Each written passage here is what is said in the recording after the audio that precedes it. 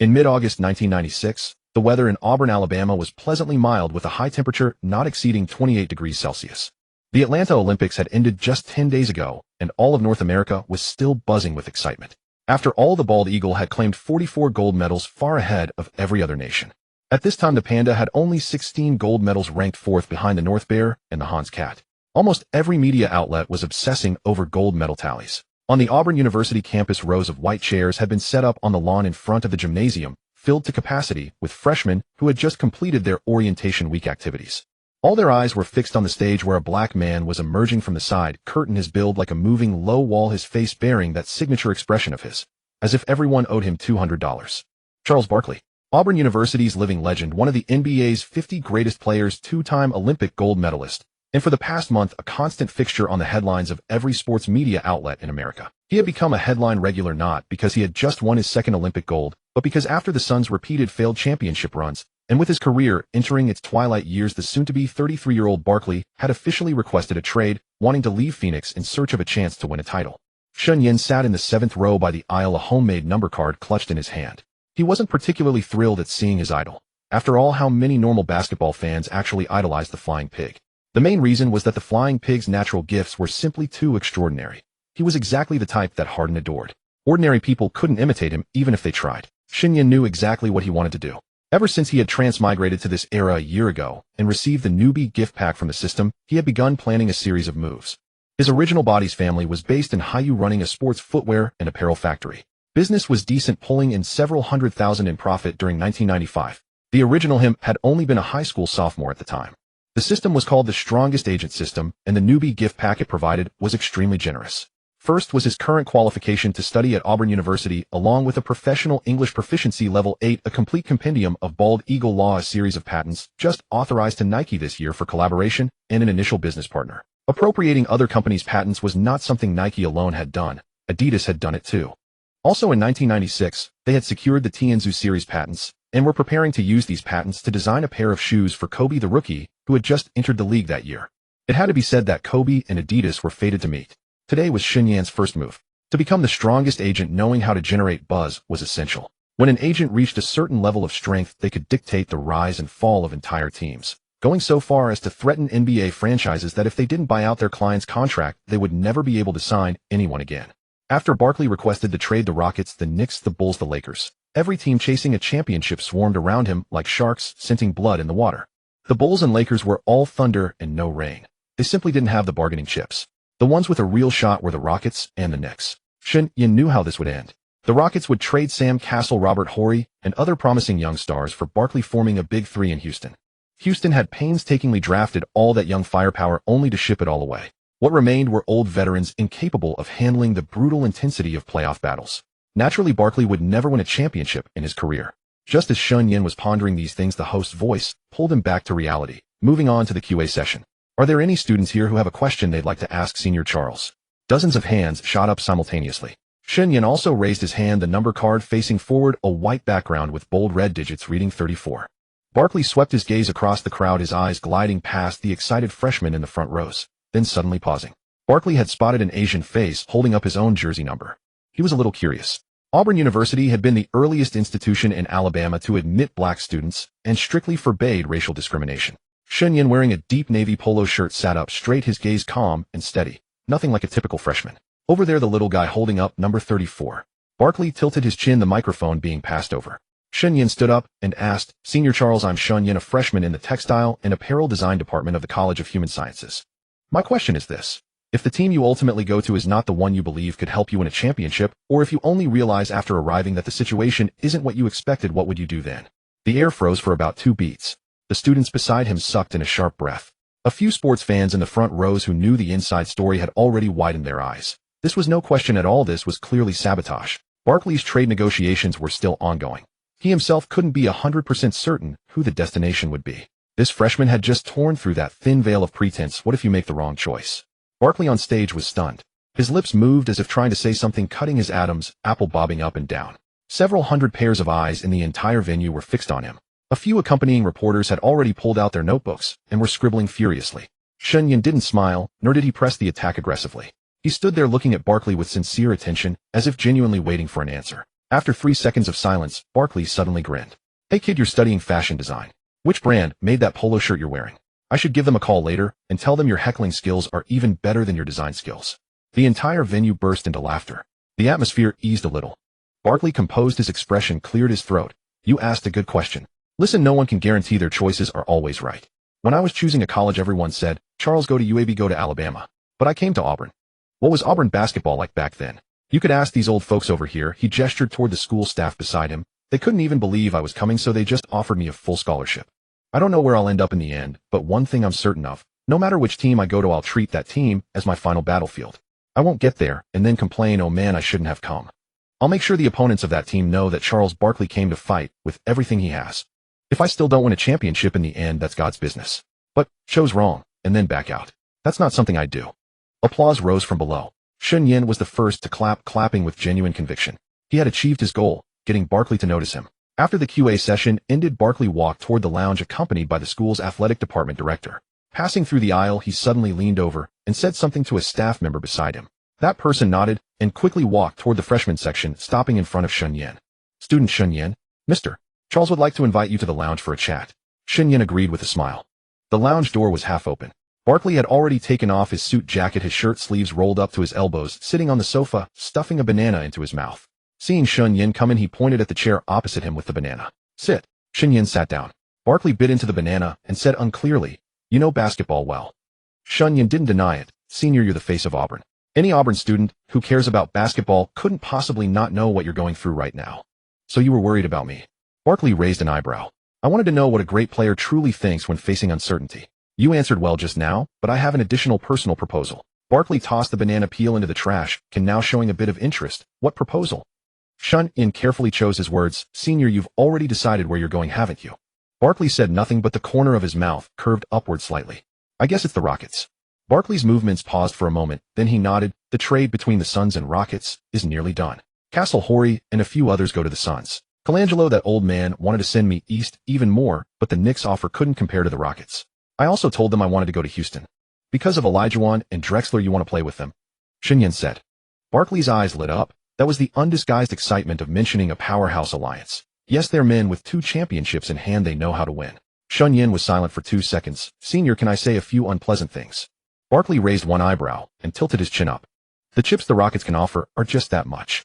Castle is the team's 6th man, handles both offense and organization, his strength almost reaching an ordinary all-star. Horry is a rare shooting forward, capable inside and out with terrifyingly big heart in clutch moments and willing to put in effort on defense, unafraid to take action. Brown and Bryant are purely filler, but anyone wandering in the NBA might have a moment of brilliance. Castle and Horry are real championship puzzle pieces.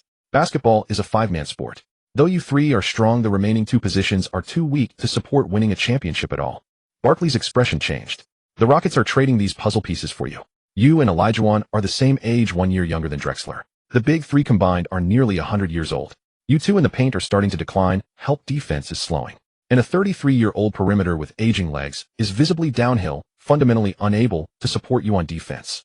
Come the playoffs, facing those young guards and small forwards who can run and jump, who do you put on them? Castle leaves, Horry leaves, who can you count on? Barkley felt his mind buzzing. He stared at Shen Yan for several seconds before opening his mouth. You put it bluntly, so what? You think the Rockets have no chance? Western Conference Finals at most.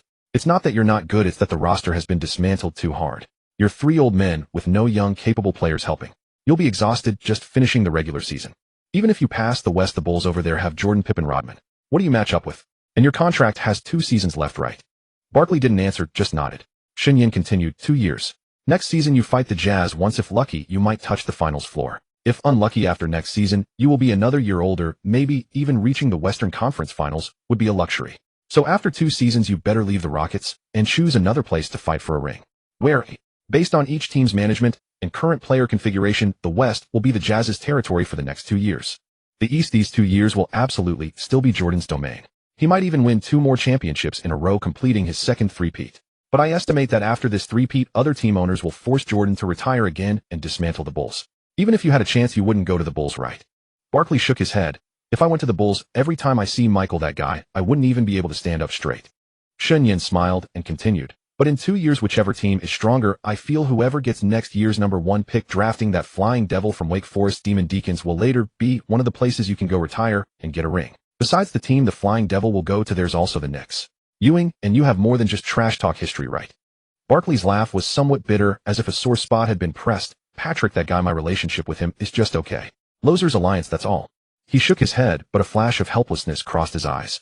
If only Ewing or himself had beaten Jordan, the two could have been good friends. But neither one, and they were interior rivals, so they could only respect each other's efforts. Shen Yan knew the gap between himself and Barkley was huge. One was a freshman studying textile and fashion design, the other was a top 50 NBA great.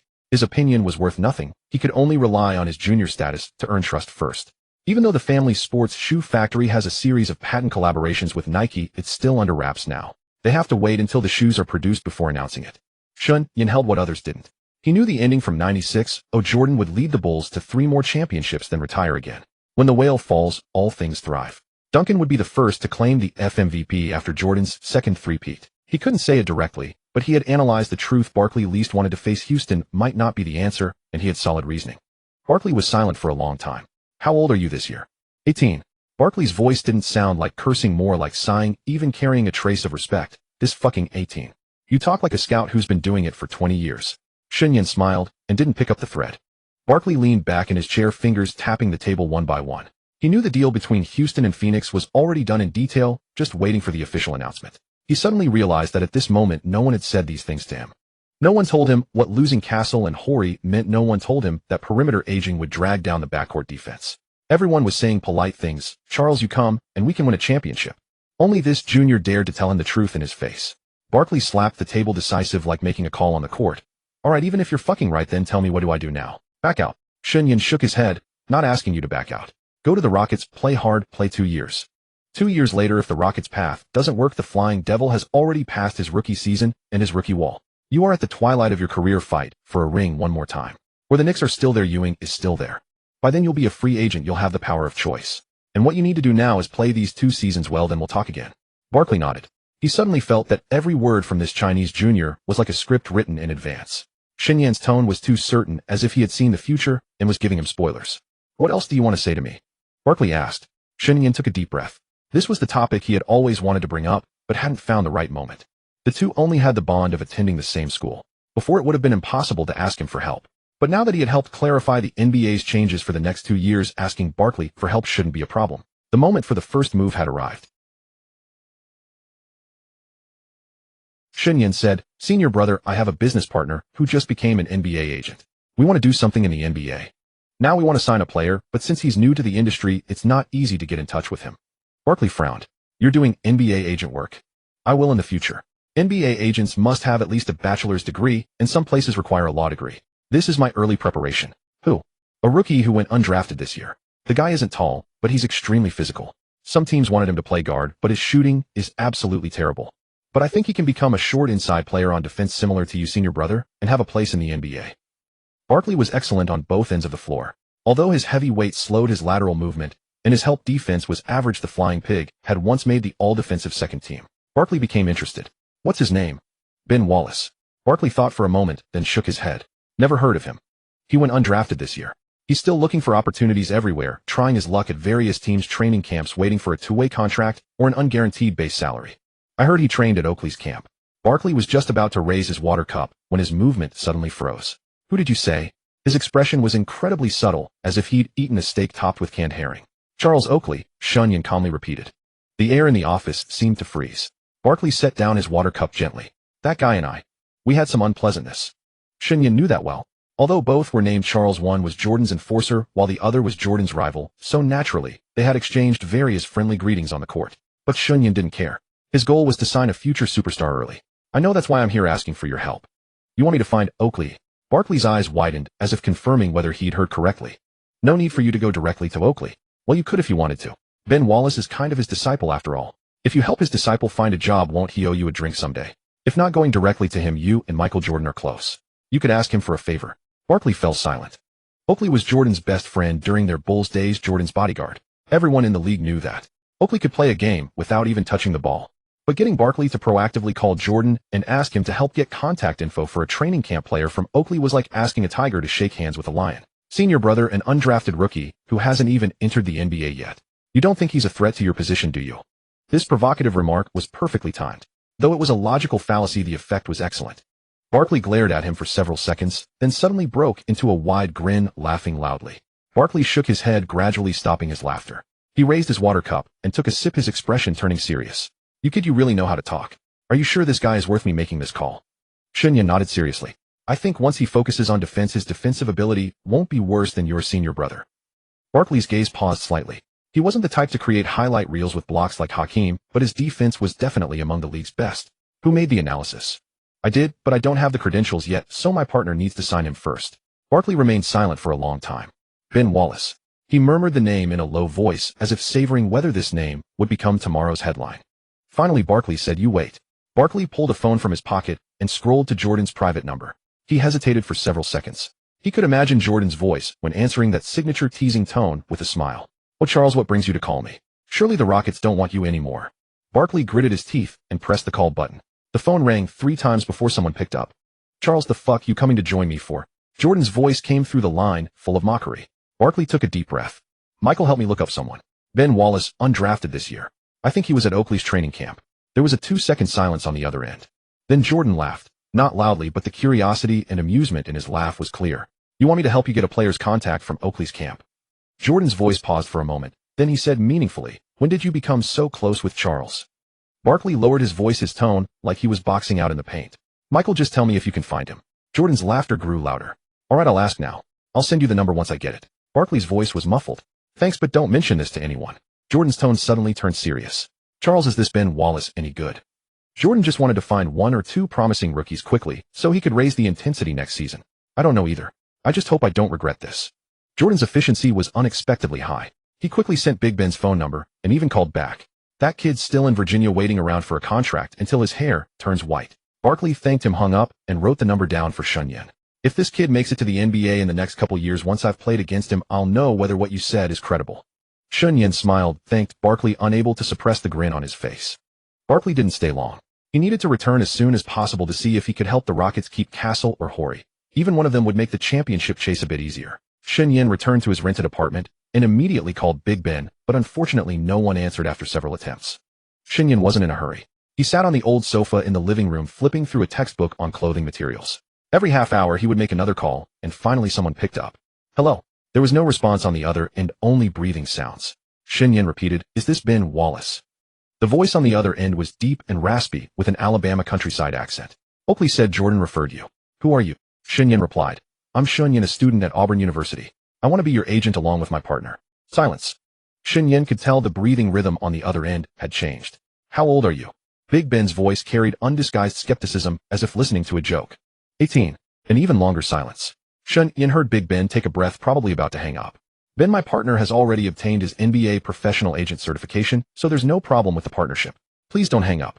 Let me ask, have you already received an invitation from Italy?" This time Big Ben was silent for 4 or 5 seconds before his voice came through again. The hostility in his tone had faded, considerably replaced by confusion. "How do you know?" Shen Yan softened his tone. "I mean no harm. I just want to help you so you don't get taken advantage of." Ben Wallace asked, "What happened with the team in Italy?" Shen Yan replied, "The team you wanted to join is already facing financial trouble. They only want to bring you there. If they don't turn things around within 2 months, they'll go out of business. So if you go, you'll get nothing." "Are you sure?" Ben was stunned. "If I don't even know that, how can I be a good agent for you?" Shen Yan smiled. "All right, I'll have someone look into it. If it's true, I won't go," Ben said. "Will you come to Auburn University, or should I have my partner come find you?" Ben clicked his tongue on the other end of the line and hesitated for a moment. "If it's true, I'll come find you." Auburn, right? He was originally from Alabama, specifically from Whitehall. Born in the countryside, he was the 10th of 11 children in his family, the 8th boy and the youngest son. He had never had the chance to travel much before, but now skipping the plane ticket to Italy, getting to Auburn would be easy. 3 days later, Ben Wallace appeared in Auburn. When Shen Yan saw him at the Greyhound bus station, he almost didn't recognize him. The tough man who would later give Shaq a hard time and make Arteus circle around him was wearing a faded t-shirt, carrying a worn olive green duffel bag, with his pant legs rolled up to his calves and scuffed sneakers with frayed edges. Standing there, he looked like he was about to head out to work in the cotton fields. Their eyes met. Ben towered over Shen Yan by half a head, his shoulders terrifyingly broad. He was stronger than an average person, but hadn't yet become the imposing Big Ben of later years. At this point, he was being turned away from the NBA interior because his body wasn't yet strong enough. However, some teams had considered using the nearly 2-meter-tall Ben as a guard thanks to his speed, since he could play football. Back in high school, Ben had excelled at both football and basketball. If he hadn't been deceived, he wouldn't have ended up without a legitimate NCAA opportunity. You must be Shen Yan? Ben asked, his voice even deeper than over the phone. Shen Yan nodded and extended his hand. Ben hesitated for a moment, then gripped it. His palm was rough as sandpaper covered in calluses. They went to a cafe near campus. Shen Yan ordered black coffee. Ben only drank plain water. They had barely been seated for 2 minutes when Ben spoke first. Tell me, who exactly are you? I'll admit your people at Panda are math whizzes, but you haven't even graduated from college yet. Aren't you a bit young to be a sports agent? Shen Yan took several sheets of paper from his canvas bag and slid them across. They contained statistical analysis of Ben's college career defensive efficiency projections and breakdowns of several NBA teams interested in undrafted players, all prepared by Shen Yan and his partner. Ben picked up the papers and flipped through them one by one. His brows gradually knitted tighter as he read. The content was remarkably thorough. Beyond his college timeline, it also traced his post-draft journey, including his participation in the Celtics Summer League. At that time, the head coach had deemed him insufficiently sturdy and even attempted to convert him into a shooting guard, ultimately releasing him when that proved unworkable. If you had gone to Italy, that team would have refused to pay your salary after the season ended, citing poor performance and bankruptcy. You would have played for months and earned absolutely nothing. Ben looked up and smiled. You're right. I had Charles look into it, and it turns out they really are scammers. So here I am. Shen Yan met his gaze. Do you know the consequences of not having a quality agent? Even if the team you encountered hadn't been a scam, how much money would you make after one season? Enough to survive another 2 years. 3. You play a year in Europe, and will anyone remember you afterward? The NBA is where basketball lives today. Even if you make a name for yourself in Europe, it's unlikely to carry back here. And the styles of play differ between the two regions. Play in Europe too long, and you'll struggle to adapt to the NBA. Ben didn't speak. His breathing grew heavier, and his fingers creased the edges of the paper. He remembered the days after going undrafted when the Celtics coach had forced him into the shooting guard position. After being cut, all he heard was the same refrain. You're too short. You can't play the post. You don't even understand how to drive to the basket. You can't play in the NBA. He remembered using a pair of clippers to cut his neighbor's hair for $3 a head, saving enough to attend Oakley's training camp, where both he and Oakley left with scratches and bruises from their one-on-one session, earning him a scholarship to that university. He had crawled up from the mud. Hardship was something he feared least. But what Shen Yan described wasn't hardship. It was a harsher possibility, playing the game and earning nothing, not a single dollar. Choosing the wrong path meant the more you worked, the greater your losses. That kind of fear was more terrifying than any opponent. Shen Yan waited over 10 seconds until Ben's emotions settled somewhat before speaking again. Right now, I want to help you stay afloat and keep you above the danger line. He reached into his bag and pulled out another document. Ben took it and saw it was a sponsorship contract.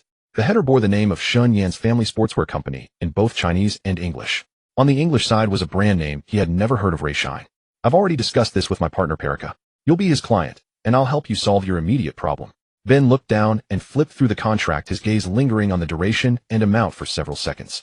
The contract ran from 1996 to 2000, with a starting salary of $40,000 and a $20,000 increase each subsequent year, all after tax. The terms were quite favorable for a product endorsement deal with an unknown player, and there were no hidden deductions. The clauses were unusually lenient. Ben only needed to film 2 music videos per year, and there was not even a requirement for him to wear the shoes on the NBA court. This isn't charity. My family has been in the shoe business professionally for years. These shoes are actually designed for guards, featuring newly developed cushioning materials and a novel lockdown system. The prototype is already in testing. Nike is very interested in our technology patents and has partnered with my family. Mass production will begin soon, and co-branded releases will follow. They plan to make these into Gary Payton's signature shoe. We made some modifications so that frontcourt players can wear them as well. Ben read it twice more, then finally looked up at Shen Yan. The shoes are fine, but aren't you worried I might not make it? Shen Yan knew the real question underneath was, why are you helping me? Why do you think I'm good enough? Shen Yan smiled. I believe in you, and I trust my own judgment. I want to become the top agent in the NBA, and the first step is learning to read people. Those others simply didn't know how to use you, and that's why you've been overlooked. Simple words, yet Ben sat stunned. He recalled what Oakley had said on the phone. That kid is not ordinary. He actually got Barkley to ask Michael for help. Go meet him. You won't regret it. Ben was moved. He turned the contract to the signature page, looked up at Shen Yan, and asked, where's the pen? Shen Yan handed him a pen. After signing, Ben pushed the contract back. A hint of ease appeared on his plain, weathered face for the first time. How long have you been in America? Ben suddenly asked. Not very long. Where did you learn English? Better than mine. Shen Yan smiled. I put in the practice. He certainly wasn't going to mention the system. Ben nodded, drained the last of the water from his cup, stood up, and extended his hand. Looking forward to working together. Shen Yan grasped that rough, hard-earned hand. Looking forward to it. After signing the contract, Shen Yan took Ben to a restaurant. They found a corner booth and sat down. Shen Yan ordered several dishes while Ben kept his eyes fixed on the sneaker contract he had brought along. You're saying this is Gary Payton's signature model. You read that right. Shen Yan nodded. Ben flipped through the sample shoe illustrations in the contract over and over again, studying the zipper guard that wrapped around the monkey claw structure on the inner side of the ankle collar and the cushioning units in the forefoot and heel that he barely understood. Shen Yan pointed to the forefoot and heel sections in the diagram, explaining how plush and comfortable the fit felt and how the zipper guard's design offered guards extra containment and precision during crossovers. These shoes won't hit stores until later this year, so I'll send you a sample pair for trial first. By the time they launch, your feet will be among the first exposed to the public. Ben glanced down at his worn-out sneakers. His lips moved as if he wanted to say something, but in the end he could only manage. I don't know much about shoes. You call the shots. With those $4,000 in his pocket, Ben wouldn't be short on cash for the near future. All that remained was finding the right opportunity to secure a real contract. Soon Shen Yan's partner Perlica would arrive. The dishes Shen Yan had ordered hadn't come out yet. Ben sat on the wall side of the booth, occasionally glancing out the window. He felt a bit nervous. This was a legitimate NBA agent, a graduate of the University of Michigan Law School.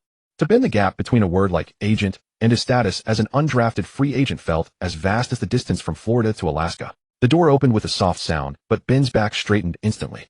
A tall white man in a charcoal gray three-piece suit stepped in. His tie was perfectly knotted, his leather shoes polished to a mirror shine. His gaze swept across the restaurant, locked onto Shen Yan's table, and a professional smile bloomed on his face as he walked over.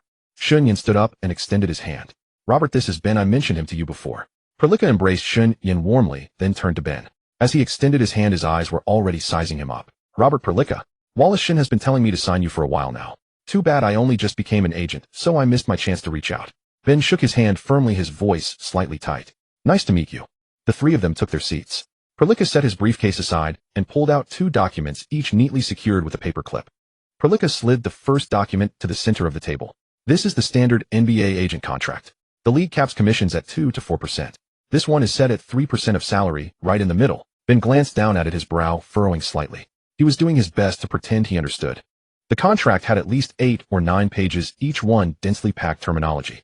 At the bottom, fine print listed a whole series of clause names he had never heard of before. Shen Yan leaned in, his tone calm and measured. Article 5 on page 3 covers the term. It's a 5-year contract. If either party wants to terminate early, 30 days written notice is required. Any disputes go through NBA arbitration, not civil court. These are all standard clauses whether you read them or not. Ben looked at Shen Yan. Shen Yan said nothing, but his eyes conveyed one clear message. I've already reviewed this for you. You can trust it. Ben signed both documents. Perlica collected the signed contracts and placed them in his briefcase, then pulled out a second document noticeably thinner than the first with a cover that read Memorandum Agreement. Perlica tapped the paperwork.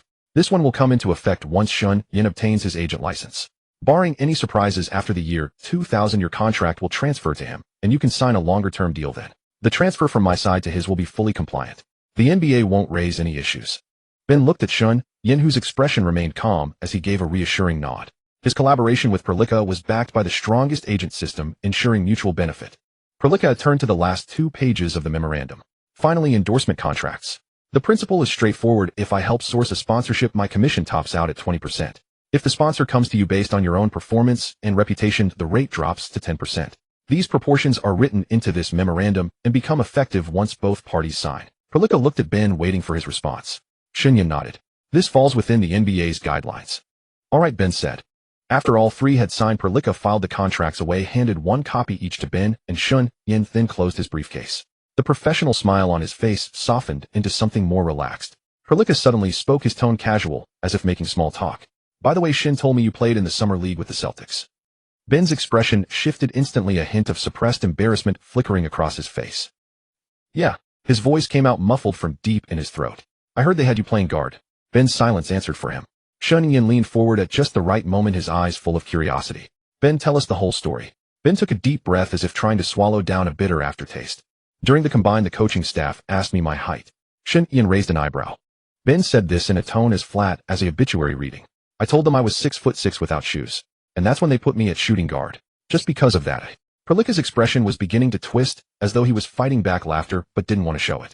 They told me to play the 2 position, so they arranged ball handling, 3-point shooting, and off-screen jumper drills for me. I didn't nail a single one. Shen Yan could barely contain himself, a grin tugging at the corners of his mouth. He also played point guard for a few minutes, Ben added without any expression. Perlica finally broke, pressing a napkin to his mouth as his shoulders shook with suppressed laughter. It took him about 10 seconds to regain his composure. Ben looked a bit flustered and defended himself. Charles Oakley already yelled at me and told me to start listing myself at 6'8" from now on. Shen Yan fell silent for a moment. 6'8", roughly 2.03 meters. That was still pushing it for a center. So now you're listing yourself at 6'8", he asked. Yeah, Ben replied. Shen Yan suddenly smiled, and it was the kind of smile that made Perlika uneasy. The sharp-eyed lawyer instinctively leaned back half an inch. We need to make some adjustments. Both Ben and Perlika turned to look at Shen Yan. He raised his right index finger and tapped it once in the air. From now on you're listing yourself at 6'9". Ben blinked. Shen Yan tapped again. And your hair has to be styled into an afro. Ben blinked again.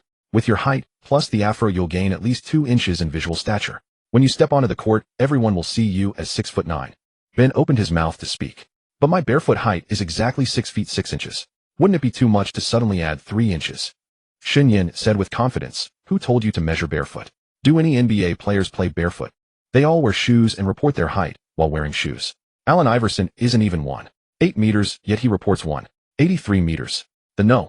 1 picks of your batch have all done it. What are you afraid of? You're going to guard the paint, so you must start with the height stats to put pressure on your opponents. But there is no but. You were too honest reporting your true height, and as a result you were assigned to play guard and nearly lost your career. Ben's face twitched. If you weren't honest about your height, what would you become? You'd be a 6'9" stocky interior player rather than being doubted by scouts for not being able to play inside. That's the difference. Ben was rendered speechless. Shen Yan raised 3 fingers. Remember my words. First, you can outposition someone who is 6 feet 10 inches. Second, you can block shots from people who are 7 feet. Third, you need to first get into an NBA team, then show your true interior strength. Otherwise, listing a guard's height while wanting to play inside will only get you rejected by team management at first glance. Ben opened his mouth, his gaze settling on Shen Yan's firm expression. Pelinka stood nearby holding a coffee cup, quietly watching the whole scene. He swept his gaze back and forth between Ben and Shen Yan, then gave a slight smile. I agree. Every NBA player reports a padded number. If you're an honest person, you're bound to lose out. Ben fell silent for a long time. He touched his afro, looking like he was pondering a serious philosophical question. Will an afro work? It will definitely work. Ben was silent again for a moment, then slowly nodded. A small but resolute motion. All right. Shen Yan breathed a sigh of relief. If Ben couldn't firmly assert he was 206 centimeters tall, teams would reject him at first glance, and it would be difficult to give him a chance. After the 3 finished their meal and walked out, the sky had already darkened. The summer night in Auburn was quiet, and the streetlights cast long shadows of 2 figures. Where will you stay from now on? Shen Yan asked. Ben, carrying his old duffel bag, stood under a streetlight and looked up at the outline of Auburn University's gymnasium in the distance. I'll find a cheap place to stay first. Can you help me find a place to train? I've already spoken to the physical education teachers. You can use the campus training gym. Pelinka will help you contact teams, and there should be news soon. Ben said nothing, just nodded. Pelinka watched Ben's retreating figure with the duffel bag, and a strong feeling surged through him. He knew he had found a gem. This hard man from rural Alabama hadn't asked, how much money can I make? Or, is your company reliable? What he asked was where he could train and whether the team side had any news. A man like this deserved to be his first client.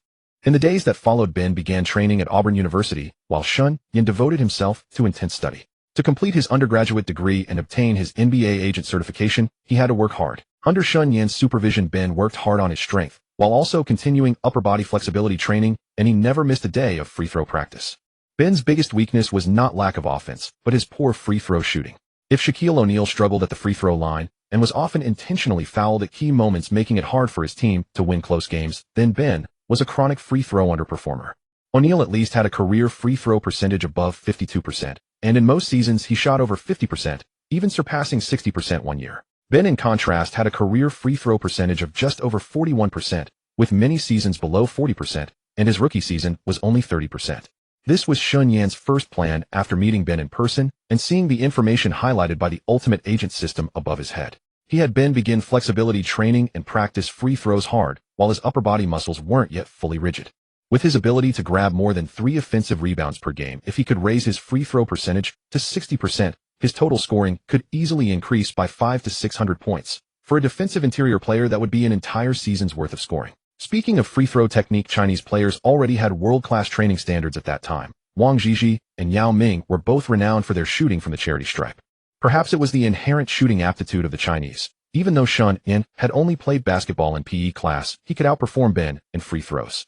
Since Shen Yan had not yet become a licensed agent, the system wasn't fully activated and couldn't enhance Ben's attributes. He could only summarize a set of methods based on various free throw training experiences. He first fixed all of Ben's free throw motions, whether to spin the ball after receiving it, how many dribbles to take, then the aiming motion and release. And after forming a set routine, Ben practiced it every day without rest. Many players shoot poorly from the line because they lack muscle memory. One time they catch the ball and dribble 3 times, next time twice, and their shooting form keeps changing. This easily leads to big fluctuations in free throw percentage. In October, Pelinka brought good news. Washington Bullets' Chris Webber was injured, and the team needed an interior player to cover the shortage in the preseason and early regular season. After Ben's information was changed to 206 centimeters, it indeed made a difference. Everyone who looked at the paper stats saw an ideal young interior prospect with great height and weight, and all agreed he was a player worth developing. When Bullets general manager Wes Unseld saw Ben, a string of question marks appeared in his mind. He felt the guy was only 2 meters tall, so claiming 2.06 meters seemed deceptive. But seeing Ben's sturdy body, he didn't dwell on it, and let Ben match up against a bunch of strong men in the paint during the preseason training camp. After more than a month of hard training and adequate nutritional intake, Ben had grown considerably stronger and rarely lost ground in interior battles. After seeing Ben's performance, the Bullets prepared a fully guaranteed rookie contract worth $25,000. Ben was thrilled, and after signing the official contract, he called Shen Yan to express his gratitude. The only thing that made Ben uneasy was Shen Yan's insistence on free throw practice. Pelinka, on the other hand, stayed with Ben, monitored his various training sessions, and began collecting information on players for the 1997 draft, planning to pass it to Shen Yan to help them choose their next target or several targets. Super big men like Tim Duncan, who had long made the league covet them, were out of reach for Shen Yan and Pelinka at the moment. They were the private hunting grounds of top-tier agents. Their targets were players in the latter half of the first round or even undrafted ones. On January 6, 1997, the Christmas decorations had just been taken down from the streets. The winter in Auburn rarely dipped below freezing, and there was no snow that Christmas season. Shen Yan had not returned to China. He continued his studies here, drawing upon his prior experience as a sneaker merchant before his transmigration. He was well acquainted with the basketball shoes that gained popularity each year and which models held genuine collectible value. He also maintained close familiarity with prominent NBA players, enabling him to strategically position pricing. The family factory produced professional video recordings which were then featured in advertisements on various television stations. The replica of the Nike ZM Flight 98, the glove, featured striking aesthetics and quickly captured public attention, creating demand that far exceeded the factory's production capacity. Meanwhile, Shen Yan's father, leveraging the family's patent partnership with Nike, secured an additional OEM manufacturing contract for this particular Nike model. He had also acquired another athletic footwear contract manufacturing facility. Shen Yan possessed a notable lead in timing. He needed to launch another new shoe model this year to further strengthen the partnership between foreign brands and the family factory. 2 months later, as the high school basketball league concluded, interest in the NBA draft declarations began to steadily increase. Shen Yan sat in the leather chair within Pelinka's office. Spread across the long table before him was a thick file, Pelinka's compiled list of potential prospects for the 1997 draft class. Pelinka stood before the whiteboard using a marker to sketch out several key decision points. This year, the wave of high school players entering the draft will continue to grow. Teams led by the Celtics are investing considerable effort into their development plans. Their focus is clear. They are targeting players like Tim Duncan. But our prospects do not occupy that tier. Players like Duncan are the preserved domain of top-tier agents. Our opportunity lies elsewhere, among players selected toward the later end of the lottery. Shen Yan took over the conversation, his gaze moving quickly across the roster. Pelinka nodded. Already listed on the whiteboard was a series of names: Tracy McGrady, Austin Crusher, Derek Anderson, Bobby Jackson, and Steven Jackson. Among the players Shen Yan had selected, only McGrady held realistic top 10 potential. He picked up a pen and drew a star beside both McGrady's and Steven Jackson's names. These two must be secured, Shen Yan said. His voice was calm, but the tone left no room for discussion. Pelinka leaned closer, his brow furrowed as he looked at the two starred names. Pelinka naturally understood the McGrady selection. Under McGrady's leadership, Zion Christian Academy had risen to become the second-ranked high school program in the nation. McGrady's talent had been widely recognized, establishing him as the strongest high school player in the country. With a 7-foot wingspan, explosive first step, and a natural scoring instinct, a player of this caliber would surely become a highly sought-after lottery prospect if he played 1 year of college before declaring. However, he had chosen not to attend college. With younger players like Kobe from the previous year and Garnett from the year before still developing, McGrady's draft position was expected to settle somewhere in the middle range, neither particularly high nor low. But what about Steven Jackson? Pelinka carefully considered his wording. This young man's talent is beyond question. He led his team to a state high school championship and was the leading scorer at the McDonald's All-American game, where Kobe Bryant also competed. However, there are several concerns. He transferred to Oak Hill Academy due to academic difficulties, and he was no longer able to continue at Lincoln High during his senior year. His personality also presents certain challenges. Shen Yan interrupted him gently. I understand. Please remember that my ability to read people is precisely what brought us together. This player possesses exceptional talent and resilience. He will find his path to success. It will simply require time and gradual development. If NCAA basketball is not the right fit, he can gain valuable experience playing abroad. He is different from Big Ben. Big Ben can only thrive in the NBA because his game is built entirely around defense, and European leagues are full of capable defenders. This player, however, has a fundamentally different profile. Steven Jackson may not possess a single dominant offensive weapon, but his offensive range is comprehensive. He can score from anywhere on the court, from the paint to the three-point line. European basketball would be the ideal environment for him to develop his tactical understanding. Once he builds sufficient basketball IQ, he will be ready to contribute immediately upon entering the NBA. Pelinka was silent for a moment, then nodded. As an agent, he understood Shen Yan's perspective well.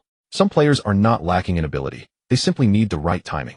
University basketball, developmental leagues, or even overseas experience. Sometimes taking an indirect route proves to be the most efficient path toward the NBA. I will leave this matter to Harmon, Shen Yan said. David Harmon was a new partner Shen Yan had brought into the team through his system connections. His defining characteristic was an almost passionate dedication to international players and overseas markets. Over the past few months, Harmon had already made 2 trips to Europe for scouting purposes. He had even become familiar faces among the management teams of several European clubs. Pelinka expressed his agreement. His resources are in Europe. If Steven Jackson needs a transitional period, going to Europe is indeed the best option. With the plans settled, the team moved forward with clearly defined responsibilities. What followed was the more substantial work ahead. Pelinka took primary responsibility for McGrady, a process that required patience. McGrady's temperament was reserved and thoughtful, and what he needed was a sense of genuine trust and the feeling that someone truly understood his aspirations. Pelinka made 3 separate trips to North Carolina and Opelika. The first visit was simply to observe McGrady during a practice session from a distance without initiating direct contact. The second visit involved arranging a formal meeting through school channels, during which he presented a carefully prepared career development plan. The third visit took him directly to McGrady's home, where he spent over an hour conversing with McGrady's mother and grandmother. In their final conversation, the 18-year-old McGrady spoke with remarkable composure. "I do not wish to attend university. I want to play in the NBA, and I want to begin now." Pelinka smiled and responded, "That is perfectly understandable. However, entering the draft at this stage may result in a selection toward the later portion of the lottery." Pelinka looked directly into McGrady's eyes. "My role is to help you secure the most favorable rookie contract possible. Once you join the league, you will need to train with greater dedication than your university-trained peers in order to keep pace with them. Do you have the confidence that by the end of your rookie contract you will have reached the level of an established star?" McGrady regarded him calmly and replied, "Yes, I do." Pelinka smiled warmly. "Then I will certainly help you secure a star-level contract along with a signature shoe endorsement deal. You focus on playing well on the court, and I will handle securing the contracts." On April 10, 1997, in Durham, North Carolina, a small press conference was held at the school auditorium. Not many reporters attended, as high school players declaring for the NBA draft had not yet become a widely anticipated event in 1997. Pelinka stood at the corner of the press conference venue watching McGrady announce his decision to forego college before cameras from across the nation. The young man at the microphone wore a dark suit carefully selected by Pelinka for this occasion. "After careful consideration, I have decided to bring my talents directly to the NBA." McGrady's voice carried the clear, resonant quality characteristic of youth. Camera flashes illuminated the room. The same declaration had been made by a high school player the previous season, and repeating it this year carried its own quiet significance. Pelinka offered a gentle smile. McGrady's draft declaration was only the first step. Ahead lay the NBA combined individual team workouts and the strategic complexities of draft day, each stage presenting its own set of variables. Pelinka followed a more traditional approach, while some agents in the industry pursued unconventional paths, participating only in private workouts. Among the 5 names Shen Yan had identified, the most important starred prospect had now been secured. Meanwhile, the second starred name on the list was being pursued by David Harmon. Beyond signing McGrady, Pelinka had only added Bobby Jackson as an extra signing. Fortunately, Hammond had also secured Stephon Yeager, landing both of their marked rookies and achieving the set objective. May 29, 1997. Houston. The arena's clamor had long dissipated, yet Barkley sat in a corner of the locker room, still able to hear that piercing buzzer echoing from tonight. It had been nearly an hour since the game ended, but the same image replayed endlessly in his mind, Stockton rising above his outstretched hands and sinking that decisive three-pointer. 103-100. The Rockets fell on the Western Conference Finals floor, swept 2-4 in the series. Barkley rose to his feet and kicked the locker in front of him hard. The wood thudded dully. They had each won at home through the first 5 games. Tonight a Rockets victory would have forced a Game 7. "That shot shouldn't have gone in," Barkley murmured as if trying to convince himself. But the Jazz's resilience and execution in the final quarter of Game 6 were simply unmatched by the Rockets tonight. From Game 1 through Game 5, they They had clung to hope against Stockton and Malone's pick and roll, but those three core players combined for over 100 years of experience. By Game 6, after enduring 3 quarters, their stamina had worn too thin. The Utah duo had aged as well, but their style of play was different. Sloan's system placed its physical toll mainly on defense with minimal drain on offense. Moreover, the Jazz possessed young, powerful starters, 2 beginners, Bryn Russell at 26 and Greg Ostertag at 23. The Rockets had only one young starter, Matt Marloney, at 25. Everyone else was over 33. Barkley could not help but recall what that junior once told him. The Rockets will go no further than the Western Conference Finals this season. They stand little chance against the Jazz. Looking back now, that 19-year-old boy had almost spoken prophecy. Barkley took out his phone from his pocket and scrolled to his contacts. Shen Yan's name stood out clearly. He recalled Shen Yan mentioning that his partner wanted to sign an undrafted free agent named Ben Wallace. He knew Ben Wallace was playing for the Washington Bullets at that time. Barkley furrowed his brow, and the image of that distinctive afro emerged in his mind. During that season, when the Rockets faced the Bullets, he had paid special attention to the young man. An undrafted rookie roughly his own height, yet daring to claim he stood 2.06 meters tall, utterly bold. Still, the opponent could hold his ground against nearly every big man in the paint. Ben Wallace's playing time was limited, but each time he stepped onto the court he appeared like a beast released from confinement for too long. Barkley remembered asking the assistant coach for a statistical report after the regular season. Ben Wallace's single-game highs that season were 10 rebounds and 8 offensive rebounds. For an undrafted rookie, grabbing that many offensive rebounds in limited minutes showed his desire to battle, and his positioning awareness had already reached an elite level. Not to mention his all-around defensive presence, steals, blocks, screening, and helped defense with scarcely any weakness. Barkley had not been without impulse. He specifically brought it up with Rockets GM Dawson. Take a look at this undrafted player Ben Wallace. His defense is genuinely solid. Is there any way we can bring him in? Dawson nodded politely and said he would look into it, and then nothing more came of it. Barkley knew well enough that the issue lay not with Dawson but with the owner Alexander. It was common knowledge across the league that Rockets owner Alexander was notoriously tight-fisted. He was willing to hand out large contracts to Hakeem and Cleveland, but any deal that touched future cap pressure made him leap like a cat with its tail stepped on. Castle and Horry, 2 young players with immediate impact, were let go without hesitation simply because the Rockets refused to re-sign them. Once both of their rookie contracts expired, the subsequent deals would have been enormous. So the Rockets simply acquired Barkley, whose contract had only 2 seasons remaining. Under such a philosophy, how could one expect the owner to maneuver a trade for a frontcourt player who might develop? At that time, interior contracts were inflating especially fast, particularly for young physical big men. Barkley sighed and dialed Shen Yan's number. The phone rang a few times before being answered. Hello, Mr. Barkley. This is Robert Parinka, Mr. Shen Yan's business partner. Barkley paused. I'm looking for Shen Yan. He has returned to China to handle some matters. Mr. Shen Yan left this card with me and said to reach him by email if anything urgent arises this summer. Barkley glanced at the clock on the wall. It was past 10 o'clock U.S. time, which meant it was the following morning in China. What did he return to China for?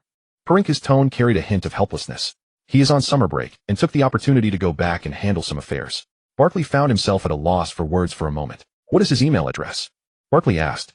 Parinka recited an email address. Barkley retrieved a pen from his locker and hastily scribbled it on the back of a nearby statistical sheet. After hanging up, Barkley sat in the locker room, staring blankly at that statistical sheet covered in numbers.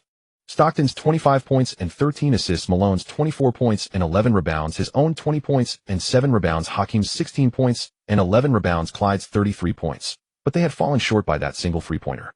Matt Marloney went 0 for 6 from three-point range. Perhaps if it had been Castle or Horry, at least one would have fallen. He thought again of Shen Yan's words. The East will remain Jordan's domain for these next 2 years. He will likely win back-to-back championships and complete his second three-peat. Barkley murmured to himself, so do I truly have only one path to another championship, joining that bald head's team? Or perhaps the Spurs holding the #1 draft pick this year? They will undoubtedly select that quiet young man. During last year's practice session, he dominated the dream team in the first half alone. If that youngster paired with David Robinson, backed by the Spurs Foundation from last season's second-place Western Conference finish, perhaps they truly could accomplish something. A casual remark from a young student had proved so eerily accurate. If that person possessed the same vision and judgment in the agency field. Barkley returned home and sent a very brief email to that address. Shen, it's Barkley. You were right. We'll all be a year older next season, and Houston has no plans to strengthen the roster. If you're free this summer, I'd like to sit down and talk. The moment he pressed send, Barkley felt as though his life was about to undergo a profound change.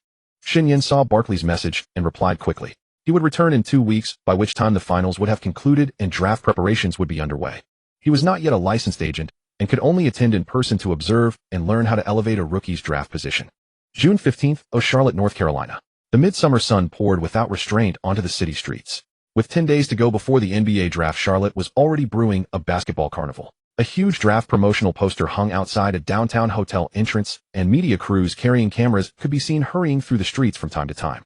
Barkley sat in the cafe on the second floor of the Marriott Hotel. From his window seat, he could directly see the glass curtain wall of the convention center across the street. He had arrived 20 minutes early and ordered a black coffee, but he was not in the mood to drink it. He had received Shen Yan's email reply with only 2 brief lines. "See you in Charlotte on June 15th. Some things are better discussed in person." The cafe door was pushed open. Barkley looked up and saw a young Eastern man in a white short-sleeved shirt walk in. Shen Yan had put on some muscle since they met at Auburn University last year, and those eyes still held a calm sharpness. "Charles, long time no see." Shen Yan walked over, sat down across from him naturally, and asked the waiter for a glass of ice water. "Did you fly straight here from China?" Barkley studied him. Shen Yan took a sip of the ice water and leaned back in his chair. "I flew to Los Angeles first, stayed a day, then transferred here. The family matters are finally settled." "What matters?" "The factory." Shen Yan waved a hand, his tone nonchalant, but Barkley could sense that behind it all things were probably not that simple. Some relatives felt that since Shen Yan had gone abroad, the factory had expanded and his father couldn't manage it alone, so they deserved a share. He spent over a month sorting out the equity and management rights. Now the shares were all under his control, with his father content to act as legal representative, ensuring no one could swoop in and reap the benefits. Barkley raised an eyebrow, sensing filial devotion and parental affection. He folded his hands on the table and said, "You called me to Charlotte to watch this year's draft." Shen Yan smiled, his gaze shifting to the window and the convention center in the distance. "Charles, the draft is being held here this year. Who do you have your eye on?" Barkley was taken aback, not expecting the question. "Duncan, do you even need to ask? The Spurs with the no. 1 pick will definitely take him." Shen Yan turned back, his expression turning serious. "That's right. Then which team do you think will win the championship next year?" Barkley opened his mouth to speak, but suddenly found the question a little grating. The Rockets had fallen in the Western Conference Finals this year. And the Bulls? The Bulls had just won their 5th championship, and Jordan, Pippen, and Rodman still looked terrifying. The whole league was asking the same question: who could possibly stop the Bulls? Barkley admitted reluctantly, the Bulls. As long as Jordan is there, they're the biggest favorite. "You're right, and I can even tell you that next year there still won't be a team that can rival the Bulls. The cores of your team and the Jazz will be even older. By then Pippen will be only 32. Jordan had a mid-career break of nearly 2 years, so his body is in excellent shape, and Rodman focuses solely on defense and rebounding. They also have several role players suited to the triangle offense, so the Bulls are almost certain to three-peat." Barkley said nothing. At this point he would not deny Shen Yan's judgment. Shen Yan smiled and said, "But you don't need any other ideas. After this three-peat, the Bulls will inevitably be dismantled." Shen Yan tapped his finger on the year 98. "This is the law of the NBA, or rather the war between sneaker giants.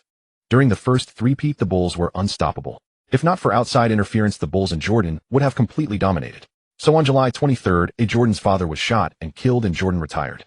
After a second three-peat, the pressure on Jordan and the Bulls will be even greater, especially on the Bulls management. They also fear being targeted for elimination." Barkley was silent for a long while. It wasn't that he hadn't heard about the Bulls' internal problems, but Shen Yan had pieced together these fragments and reached a clear conclusion: after 98, the Bulls dynasty would completely collapse. And he had experienced Jordan's retirement before Nike's stock plummeted, for in a short time sneaker sales dropped by 30, and they were soundly surpassed by their rivals. From a conspiracy theory standpoint, it was possible. Barkley slowly spoke. "Are you telling me who is most likely to win the championship the year after next?" Shen Yan smiled. "That's right. Think about the Duncan and Robinson combination. That's Twin Towers. From Wilt Chamberlain and Nate Thurmond to Ralph Sampson and Hakeem Olajuwon and Bill Laimbeer and James Edwards. The first 2 pairs reached the finals, and the last one even won 2 championships. With the Spurs' original foundation plus the power of the Twin Towers, do you think they could contend for trophies similar to the Rockets' 2 championships?" Barkley did not answer directly, but instead posed another question. "Of course, Admiral Robinson. Last year they were second in the West, but this year the Spurs brazenly claimed Robinson was injured, tanked straight away, and got the no. 1 pick. Rather than being injured, it's more like conserving strength. Robinson just turned 32 this year. For a center, this is still a prime age. He rested for a full season, so his body is in better shape than anyone else's. And the Duncan they got with the no. 1 pick. Do you know what that means?" Barkley's hand unconsciously tightened around his coffee cup. Of course he knew. He also knew of another Twin Towers duo, McHale and Parrish, who had reached the finals 5 times and won 3 championships. But because the Bird King was around, people paid far more attention to the Big Bird, thus overlooking that this pair was also Twin Towers. Robinson plays center, Duncan plays power forward. Both are 7-footers, both with elite defensive instincts and low post skills. More importantly, Duncan doesn't have the problems rookies usually have. He played 4 years at Wake Forest, and his mentality and skills are too mature for a newcomer. From day one in the NBA, he's a plug-and-play all-star. Charles, when the Bulls disband next year, the entire league will enter a brief power vacuum. And the Spurs will be the fastest to fill that vacuum because they have been preparing for far too long. Barkley took a deep breath. His contract with the Rockets would expire next summer. Are you saying? I'm saying that your next stop should not be Houston nor any team still in rebuilding mode. If you want to get a championship ring before retiring, you should consider joining the San Antonio Spurs in the summer of '98. He thought again of that night in late May when he had kicked a locker in the locker room with that wave of helplessness and unwillingness surging in his chest. He was 34 years old, had played 13 seasons, won an MVP, been a rebounding champion, an all-star, won a Dream Team gold medal. Only the most important thing was missing a championship ring. I need time to think. Barkley finally spoke, his voice dry. Shen Yan nodded, picked up the glass of ice water, and gently clinked it against Barkley's coffee cup. No rush, Charles. You have a full year to make your decision. I just want you to know that the road to a championship is sometimes not forced through with brute strength, but calculated with the mind. You always seem to be right when you talk. Barkley set down his cup. Shen Yan smiled and said nothing. Over the next 2 days, unable to refuse Barkley's repeated invitations, Shen Yan found himself in Charlotte's nightclubs enjoying the warm hospitality of the charming hostesses. No wonder Jordan, after later establishing his franchise here, kept thinking about those nightclub numbers and even got tangled in an awkward mix-up. The ladies there were simply too charming. Had Shen Yan's Dow heart not been as firm as iron, he might have let himself be swayed. June 18th, Charlotte at a basketball training facility. With the draft only a week away, nearly every gym in the city had been taken over by sports agencies and prospective rookies. From dawn until late into the night, the squeak of sneakers on the hardwood and the thud of basketballs hitting the floor rose and fell in an unending rhythm. Every young man was making his final push. This was not merely a draft, it was a contest that would shape destinies worth tens of millions of dollars. The facility Pelinka had rented was not large, but it had proper training equipment, a separate locker room, and a treatment area. At this moment, 3 young faces stood at center court, each wearing an expression full of private thoughts. McGrady stood on the far left wearing a gray practice jersey. Tall and slender with extraordinarily long arms, he stood there like a languid leopard ready to spring into action. His gaze was slightly unfocused, but as it swept over the other two, the corners of his mouth curled up in an air of superiority that said he did not need to take them seriously at all. Bobby Jackson stood in the middle. The shortest of the three at 185 centimeters, he had broad shoulders and clearly defined arm muscles. His eyes were different, a sharpness forged by a life of being underestimated, questioned, and told that he was too short to make it to the NBA. He was not afraid of anyone, nor had he ever felt inferior to anyone. Steven Jackson stood on the far right. He was more solidly built than McGrady, though not as compact as Bobby, and carried a raw, street-forged edge. His lips were tightly pressed, his chin slightly raised like a determined competitor ready for a showdown. His reputation at Oak Hill Academy was not the best, but at this moment he wanted to prove one thing only: he was no worse than anyone else. Opposite the three stood a young Chinese man who had reportedly just finished his freshman year, Shen Yan. Shen Yan clapped his hands. All right, there is not much time. Each of you will play 2 one-on-one games, 5 baskets each. McGrady guards first, Bobby attacks, then McGrady attacks, Steven guards, finally Bobby guards, Steven attacks. Understand? The three glanced at one another. No one said a word, but the air had already grown thick with tension. Game 1, McGrady versus Bobby Jackson. Bobby dribbled with his center of gravity, low, almost hugging the floor. McGrady's defensive stance was not textbook, but his long arms spread wide in front of him formed a moving barrier. Bobby's first step was extremely fast. He sank hard to the right, stopped abruptly, pulled back, switched the ball from his left hand to his right, and slipped past McGrady's armpit with a crossover. McGrady reacted quickly, his long arms sweeping back, his fingertips almost touching the ball. Bobby had already reached the free throw line, stopped, and rose for a jumper that dropped cleanly through the net. 10. Bobby's face was expressionless. He picked up the ball and tossed it to McGrady, who passed it back. On the next possession, McGrady decided to focus. He lowered his defensive stance and started sliding his feet. Bobby made 2 pump fakes and McGrady did not bite on either. On the third, Bobby suddenly accelerated, drove into McGrady with his body, and released a floater through contact. The ball hit the backboard and bounced in. 20. McGrady frowned slightly. Over the next 3 possessions, McGrady finally displayed his talent. He began using his wingspan to disrupt Bobby's driving lanes, forcing a rush shot that missed, then scored 2 straight baskets to tie the game at 22. His third attempt was a pull-up jumper that clanked off the rim. Possessions swung back and forth. Bobby Jackson, however, was 6 years older than McGrady, had played 4 years of college basketball, and was more seasoned and physically polished. Among the three, McGrady was the youngest. Steven was 1 year older. In basketball, the younger a player is while playing well before the usual draft age of 24, the more it indicates natural talent. But being so young also meant that his body was not fully developed and would need time to mature. Bobby displayed his big game nerve on the clinching basket after a massive crossover with McGrady's contest arriving in his face. He ended the game with an extremely difficult fadeaway jumper. 53. Bobby wins. McGrady rolled his shoulders, and his expression was no longer so casual. Game 2 McGrady vs. Steven Jackson. Steven's defense was more aggressive than Bobby's. He immediately attached himself to McGrady, giving him no space. McGrady did not like that style. He hated physical contact, preferring to observe calmly, and then unravel his opponent at his own rhythm. But McGrady's first step was absurdly quick. With the ball in his right hand, he pushed off his left foot and blew past Steven's right side like an arrow leaving the bow. Steven tried to shift over and cut him off, but McGrady was already airborne, leaning back slightly, and hit the mid-range jumper. None of these players realized that the difficult moves they had learned from their predecessors were actually all reversed. Their leanbacks were entirely wrong. Steven was not discouraged. On the next possession, he anticipated McGrady's driving route, stepped into position early, and created enough contact to force McGrady to miss. But Steven lacked a decisive finishing touch on offense. McGrady quickly adjusted and used his height and wingspan to rise up over Steven and knock down 3 shots in a row. 52, McGrady wins. Steven's face fell, but he said nothing. He simply gave the ball a hard bounce on the floor. Game 3 Bobby Jackson vs. Steven Jackson. The two played with entirely different styles. Bobby was small and quick, while Steven was big and tough. Bobby tried to disrupt Steven's defense with speed and rhythm, but Steven was far stronger in physical play than McGrady. Every time Bobby drove, Steven used his elbows and forearms to cause problems. Both were experts in chaotic, scrappy play. At the same time, Steven had only just graduated from high school, so he could not simply overpower his opponent in a one-on-one like this. It came down to pure touch. On the first basket, Steven backed his man down, step by step, spun, and hit a hook shot. On the second, he was guarded tightly and missed.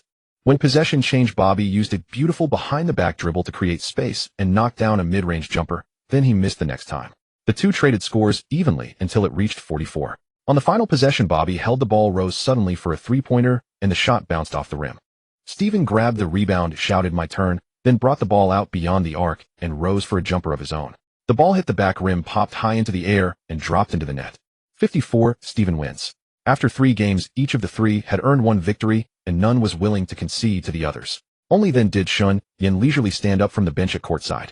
Water bottle in hand, he unscrewed the cap, took a sip, and walked over to stand among the 3. Shen Yan swept a glance over them. Now that the one-on-one games are done, let me share some thoughts.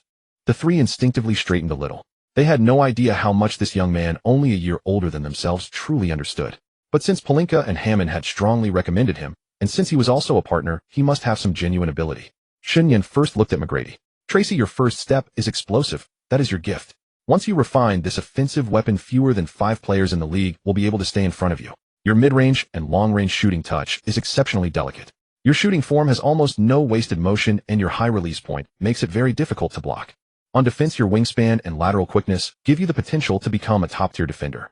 In one-on-one situations, you can use your long arms to create plenty of disruption. McGrady nodded slightly, the corners of his mouth beginning to curl upward again. Then Shen Yan's tone shifted abruptly. But you have 3 very serious problems. McGrady's smile froze. First, your body carries a huge hidden injury risk. You have a slight congenital curvature in your spine, and your arches are flat feet.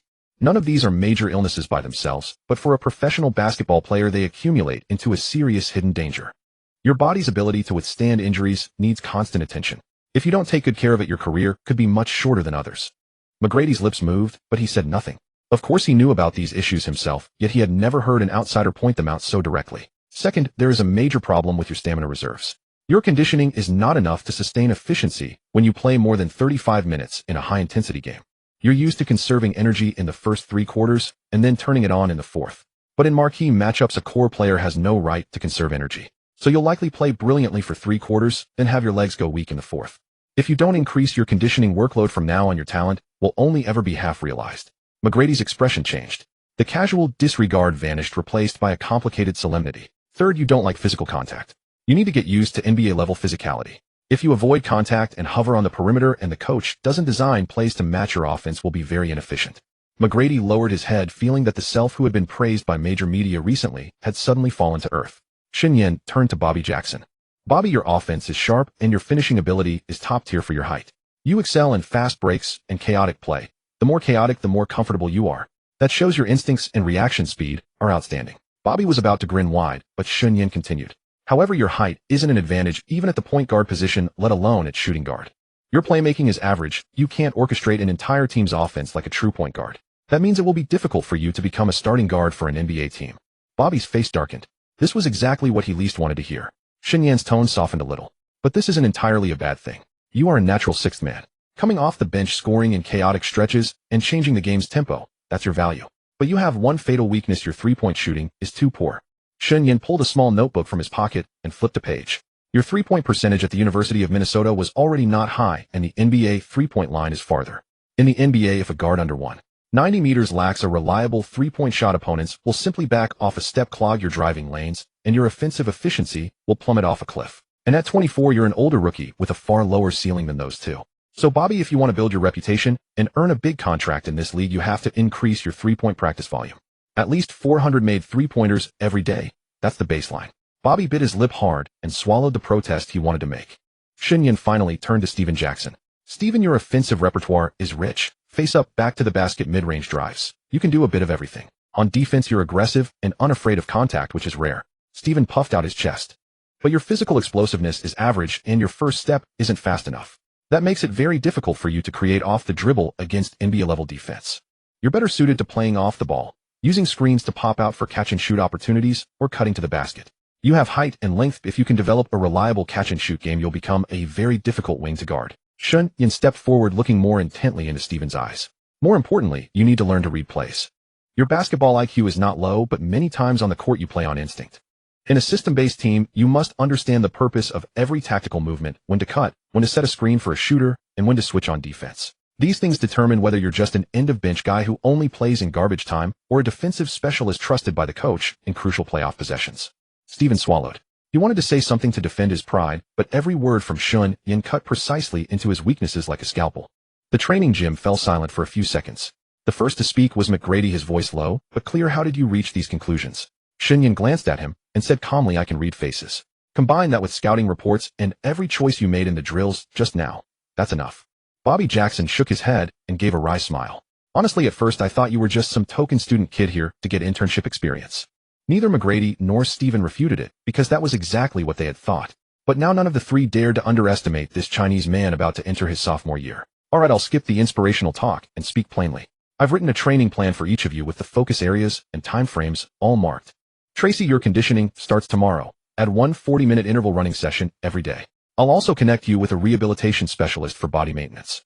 You're a lottery pick and your annual salary should be no less than $1 million, so don't be stingy about spending money on body maintenance. Bobby, your three-point plan is 400 makes a day. Not 400 attempts, but 400 makes, starting tomorrow. Steven, I've sent the off-ball movement and playbook routines to your email. Memorize the first 30 sets before the draft and continue after the draft. The three looked at each other with different expressions.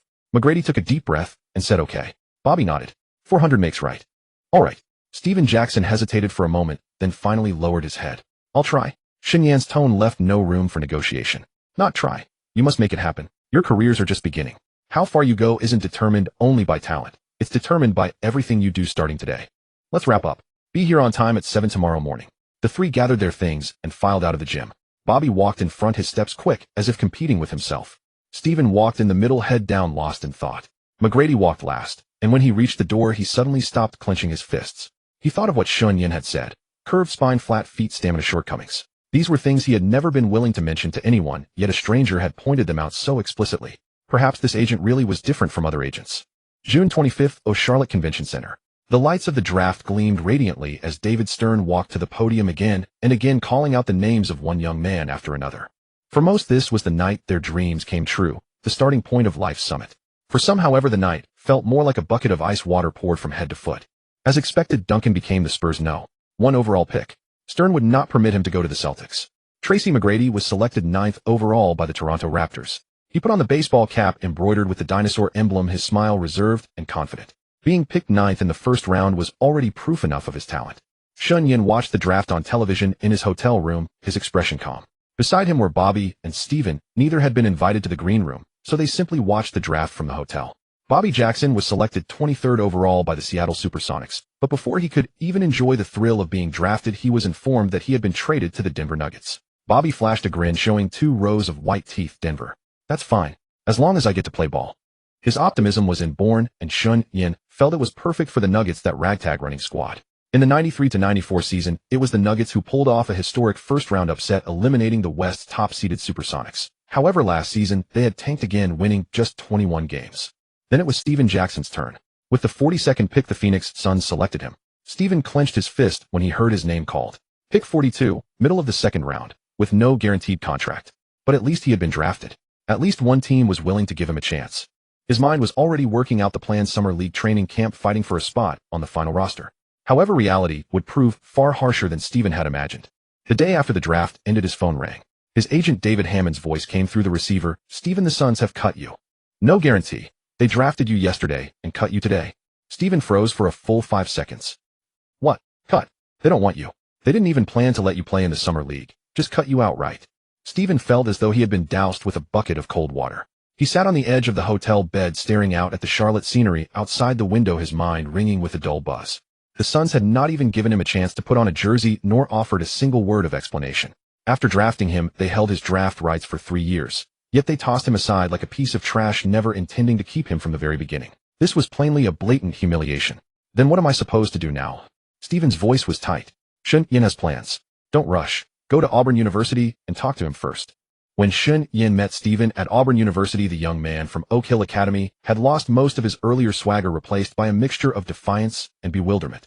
Steven got straight to the point. "Shen, I want to play in the Mainland Basketball League, also called the CBA. I know a few teams are interested in me. The money isn't much, but at least I can play and stay in shape, then take another shot at the NBA next year."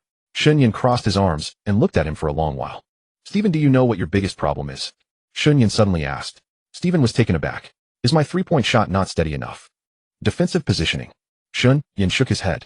"No, it's your circle of friends." Steven frowned. "When you were at Oak Hill, you know exactly what kind of people surrounded you. Those so-called friends of yours. After graduating high school, they don't study or work. They hang around the streets every day, throw parties, drink, and fall into bad habits. If you go to the CBA now and earn $10,000 or $20,000 a season, won't they come looking for you?" Steven opened his mouth, but no words came out. Every word from Shen Yan struck Steven's ears with piercing clarity. "They won't just come looking for you. They'll stay in your apartment, drive your car, spend your money, and drag you to parties every day. You know very well how strong your self-discipline is.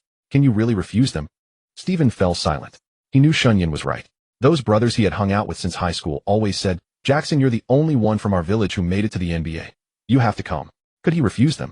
"So don't even think about the CBA option," Shen Yan said, standing up and walking to the whiteboard. He wrote down a name, Ben Wallace.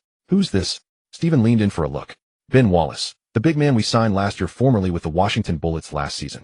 He was an undrafted player in '96, but this year with the Bullets, he put up a stat line of 10 rebounds and 8 offensive rebounds in a single game. Do you know how he made that happen?" Steven shook his head. Shen Yan turned to face Steven, his eyes carrying a strange, almost gleeful, glint. "Since the day he went undrafted, he has trained relentlessly. No vacations, no parties, nothing extra. This summer he's back at Auburn, and my training plan for him is 3 sessions a day, focusing on strength and physicality. In the coming period, apart from the summer league and preseason, you're going to be his practice partner." "What?" Steven's eyes widened. "You'll be Big Ben's practice partner. Whatever he trains, you train alongside him, and you'll work with him in the paint to see if you can withstand his physicality. If you can handle it, I'll let you go to the CBA. If you can't, you'll follow my arrangements and go to Europe." Steven gritted his teeth, thinking, he's just an undrafted player. How tough can he be? Steven Jackson was at least selected in the NBA draft, albeit at 42nd overall. No way I'd be intimidated by some undrafted guy. "Fine, I'll do it," Steven said, his chin held high. Later events would prove this to be the most foolish decision of Steven's life. The next morning at 6:30, Steven was roused by his alarm clock and, still half asleep, made his way to the basketball gym at Auburn University. Ever since Barkley left for the NBA, Auburn basketball had been like kudzu in the Hua Nation after Gaucho's departure. It never again produced any notable results in the NCAA. So even in the summer, few students were willing to stay at Auburn's basketball gym and train hard. Steven walked in and saw a massive dark-skinned man doing bench presses. The man wore only a pair of black training shorts, his torso bare, his dark skin slick with sweat and glistening. After a year in the NBA, with the aid of various supplements and training regimens, Ben's physique had swelled to a stunning degree. His arms were as thick as an average man's thighs, his chest muscles stood like 2 shields, and the muscles on his shoulders bunched into twin spheres. Most striking was his core, his abdominal muscles like a single slab of steel etched with deep grooves. Standing there, he resembled a statue carved from black granite. This was Ben Wallace. Ben rose from the weight bench, his afro towering atop his head, and glanced at Steven with a flat expression. "You're the practice partner Shen mentioned." Steven struggled to make his voice sound confident. "I'm not just a practice partner. I'm a player too. I'm the number 42 rookie this year, and I'm here to train alongside you." Ben didn't argue, simply saying in a calm tone, "Fine.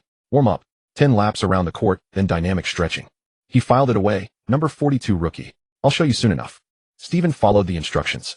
After 10 laps, his breathing was already growing labored. Ben, however, seemed unfazed, completing a set of high knees and jumping jacks before picking up a basketball and tossing it to Steven. Now 1-on-1. You offense, I defense. Score 3 baskets and you win. I'll defend 10 possessions. Steven caught the ball, finding the rule absurd. 3 baskets to win. He couldn't help but think, do you really believe you're a defensive player of the year? All he could feel was how straightforward this seemed. He dribbled to the 3-point line, executed a crossover between his legs, and tried to drive past on the right side. Ben's body slid sideways like a wall. Steven's entire shoulder crashed into Ben's chest with a heavy thud. Steven felt as though he'd slammed into a truck stopped dead in its lane. He bounced backward, stumbling 2 steps, and the ball slipped from his hands. Ben didn't even reach for it. He simply stood there looking down at him. Again. Steven gritted his teeth, and this time played smarter. Instead of driving inside, he chose a stop-and-jump shot. He feinted left with the ball, then rose for a pull-up jumper. At the moment he left the ground, a massive black hand swept in from the side, fingers deflecting the ball off course. Steven watched his shot hit nothing but air. That easy swat was humiliating. He could see Ben had jumped after him. Your release is too slow, Ben said expressionlessly. The third attempt, the fourth, the fifth. Steven decided to keep dribbling, keep changing direction and shifting positions, trying to shake Ben off. This time he finally got his shot up. The ball bounced twice on the rim and rolled in. It's in. Steven shouted as if he'd just hit a championship-winning shot. Ben nodded. Yeah, 10th possession now. You finally scored one. He glanced at Steven. All right, now it's my turn to attack, and your turn to defend. Steven's smile froze. Looking at Ben's frame, he knew this guy, who wasn't even as tall as him, was definitely a rough-around-the-edges physical player, and he could already predict how he would attack. True to expectation, Ben caught the ball, turned his back to Steven, dropped his hips, and powered inward. Steven felt like he wasn't facing a human player, but a heavy bulldozer. Every back-to-the-basket move from Ben felt like a minor earthquake. Steven's thighs ached from the repeated hip checks, and his heels slid backward, involuntarily gliding smoother than any footwork on record. Ben drove to the basket, spun, and raised his arm for a dunk. Steven leaped the contest, only to find his entire body wrenched off balance midair by Ben's physical presence. The ball dropped cleanly through the net, and Ben hung on the rim for a moment while Steven fell to the floor. Ben reached down and pulled Steven up. Again, once I finish my offensive reps, we'll start working on flexibility. Tomorrow afternoon, we'll practice boxing out. That hour of boxing out drills became the darkest 60 minutes of Steven Jackson's life. Ben seemed to have an endless supply of energy. Every back down was all-out effort, every collision, as if he were trying to push Steven right off the court. Steven was knocked down again and again. His knees were scraped raw, his elbows raw, and his ribs ached as though a truck had run over them. The most brutal part was defending rebound positioning. Ben's technique was vicious. He'd use his hips to block Steven's path first, then lock him down tightly with his shoulders and arms. When Steven tried to cut around the side, Ben's elbow buried solidly into his chest, nearly stealing his breath. After training ended, Steven collapsed onto the floor, gasping for air, every inch of his body aching. He looked down at his hands. His palms were bruised red from impact, and the joints of his fingers were swollen. In terms of pure height, Ben was actually slightly shorter, but in terms of physique and age, Ben completely dominated the matchup. Ben stood over him, only slightly winded, wiped the sweat from his face with a towel, and said calmly, "Continue tomorrow morning. Don't be late." Steven opened his mouth to say he wasn't coming back tomorrow, but the words caught in his throat. Shen Yan was standing at the entrance of the gym, watching him with a smile. "How is it, Steven? That's NBA-level physicality. Compared to the CBA, what do you think? If you were to waste time in the CBA, would you still have the courage to face NBA intensity?" Shen Yan's tone sounded gentle, but Steven read 4 words in those eyes: you have no choice. Steven dragged himself to his feet. Every movement sent screams through his muscles. He walked like someone who'd just been run over, limping legs shaking, unable to straighten his back. That evening, Steven returned to his small rented apartment and fell onto the bed, too exhausted even to turn over. His phone rang. It was Jerome, his best friend from high school. "Hey, Steven. Heard you got cut by the Suns. Haha, don't worry, come back. We've got a big party on Friday night. Great girls, unlimited drinks. You come back and we'll party for a few days." Steven listened to the noisy music and raucous laughter on the other end of the line, but unconsciously images of the day's brutal matchup with Ben filled his mind. He looked down at the bruised marks covering his body and touched his ribs, still tender. In a voice that sounded almost unfamiliar to himself, he said, "Jerome, I can't make it." "What? Are you out of your mind?" "I'm tired," Steven said. Even speaking those 2 words made his spirit tremble. "I'm seriously exhausted. I don't even have the energy to get out of bed to use the bathroom. You want me to go to a party? Do you want me to die at your party?" After hanging up, Steven stared at the ceiling for 5 minutes, lost in thought. His phone vibrated again. It was an email from Shen Yan. "The European side has been arranged through Harmon. 3 teams have expressed interest in you. If you change your mind, let me know anytime. By the way, continue practice with Ben tomorrow morning at 7. Don't be late."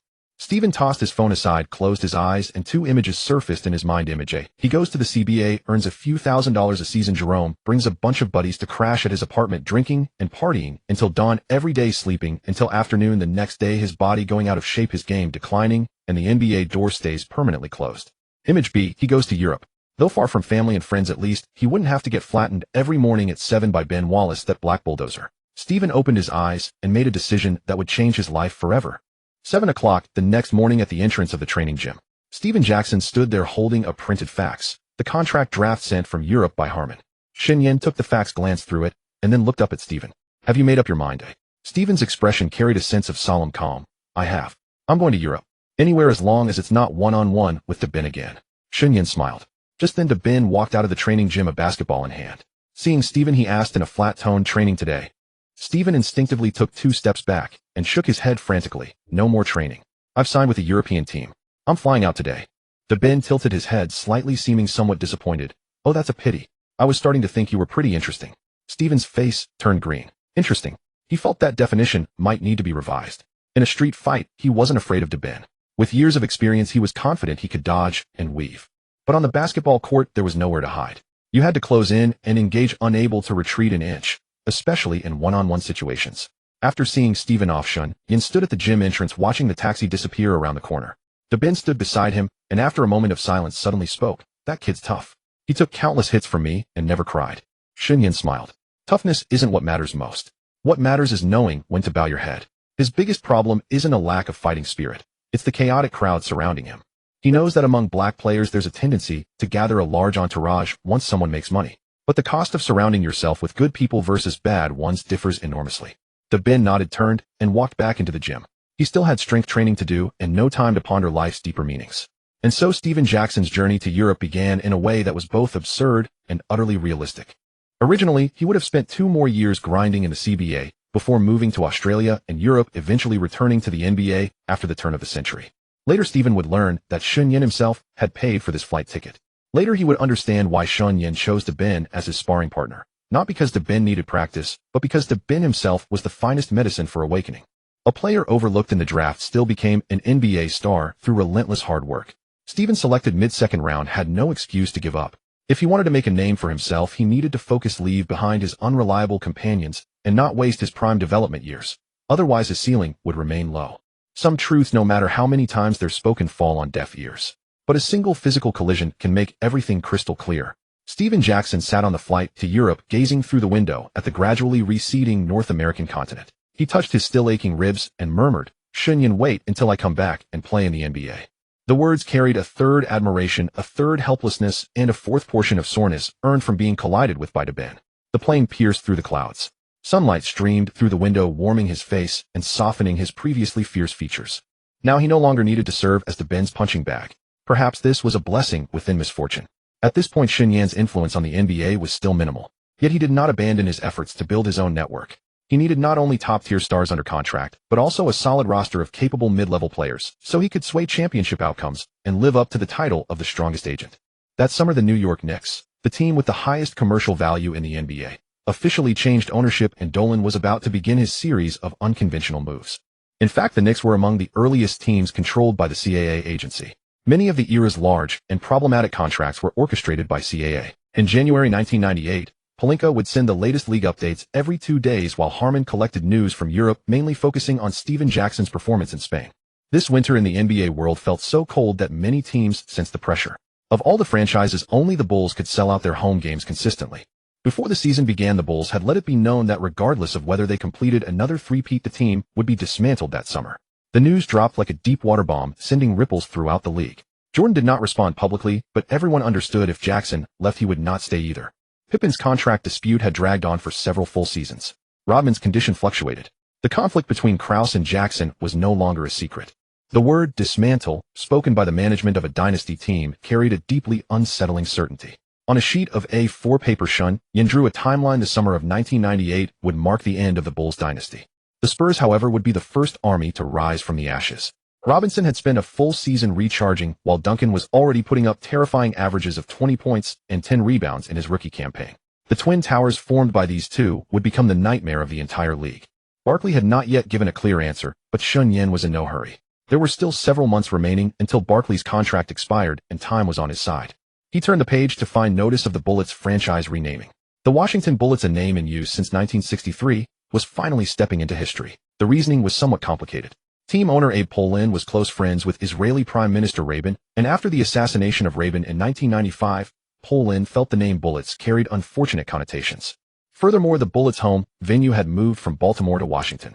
The Baltimore Bullets had enjoyed some fame. But in the capital of the United States, a team named the Bullets always evoked associations with street shootings and political assassinations, which was hardly dignified, and the violent imagery tied to gunfire had only grown heavier with each passing year. Of course, in Polin's email, Shen Yan also read a more grounded footnote: the Bullets jersey sales ranked dead last in the league. Polin wanted to take advantage of the remaining popularity of Weems, and Howard changed the name and drive sales. Doing business is nothing to be ashamed of, and when it comes to storytelling, Israelis are certainly among the most skilled peoples. The new name was the Wizards. Shen Yan did not feel the name was particularly good, but at least it was safer than the Bullets, and the situation involving Ben Wallace on the Wizards filled him with considerable satisfaction. In his second season of his career, Wallace finally began to win the trust of the coaching staff. In the previous season with the Bullets, he averaged less than 6 minutes of playing time with statistics nearly negligible. But this season his average playing time rose to over 16 minutes.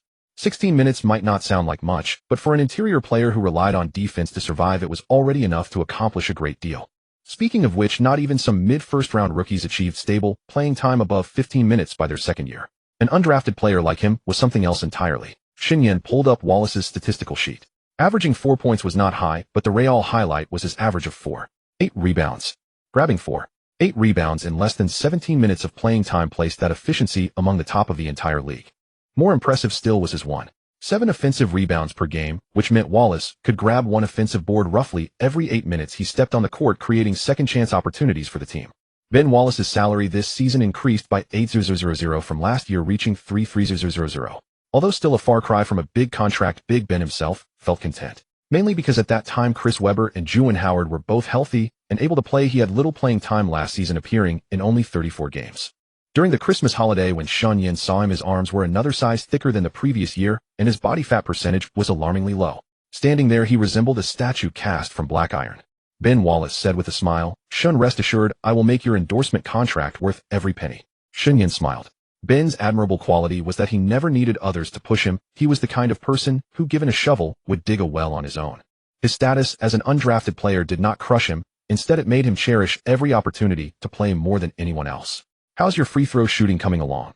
Shen Yan asked. The corner of Ben's mouth twitched. Free throws were his Achilles heel.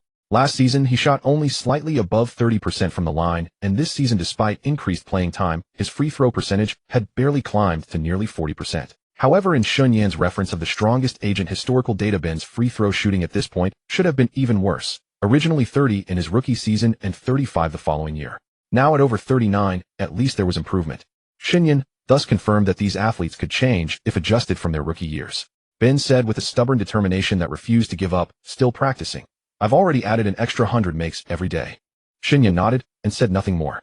For Ben to make an extra 100 free throws at a 40 shooting rate, he would have to shoot 250 attempts. His gaze shifted to another set of data. Tracy McGrady, the young man Shen Yan had marked with an asterisk, was spending his rookie season with the Toronto Raptors. The Raptors were a young expansion team with a dismal record, but the silver lining was their willingness to give young players opportunities. McGrady averaged nearly 20 minutes per game, and his scoring was modest at around 7 points. But Shen Yan noticed one particular statistic.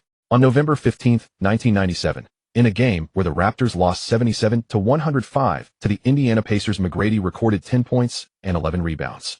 At 18 years and 175 days old, he became the youngest player to post a double-double since the NBA began tracking single-game rebounds in the 1985-86 season.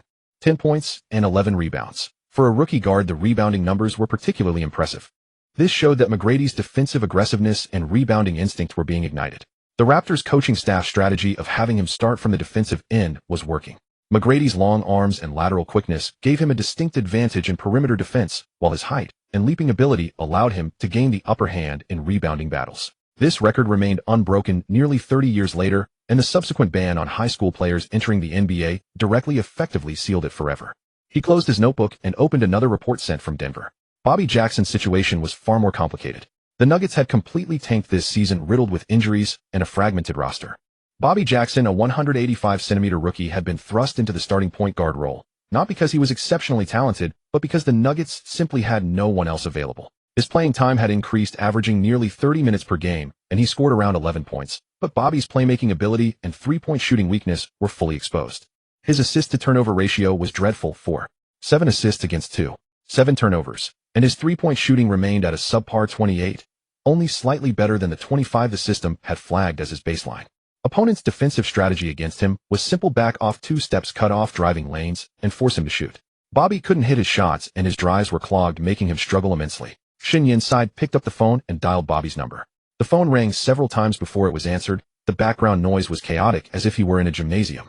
"Bobby, it's me." Bobby's voice sounded much younger than his actual age, carrying an optimism that had been battered by life, but not yet defeated. "Shun, did you see my playing time?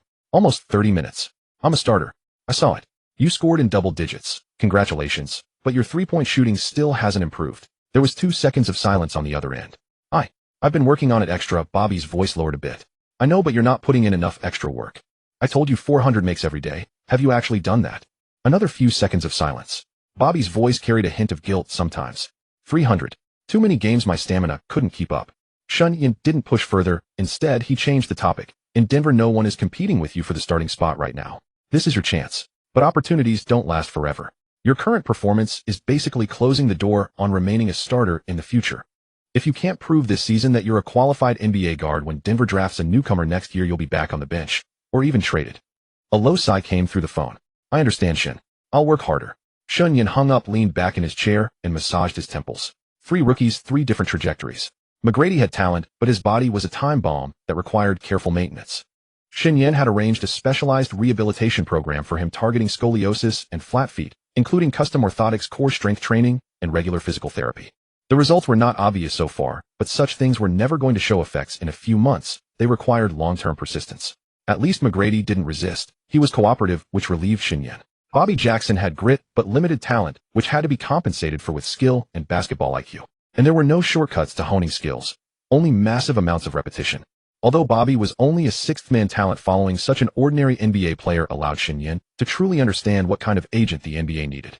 If players were all obsessives like the old rogue, and Kobe, an agent wouldn't need to worry about their training. In fact, he'd have to watch them to make sure they didn't overtrain and get injured. Players like Bobby, somewhat self-disciplined but prone to cutting corners on training or even slacking off, were the NBA norm.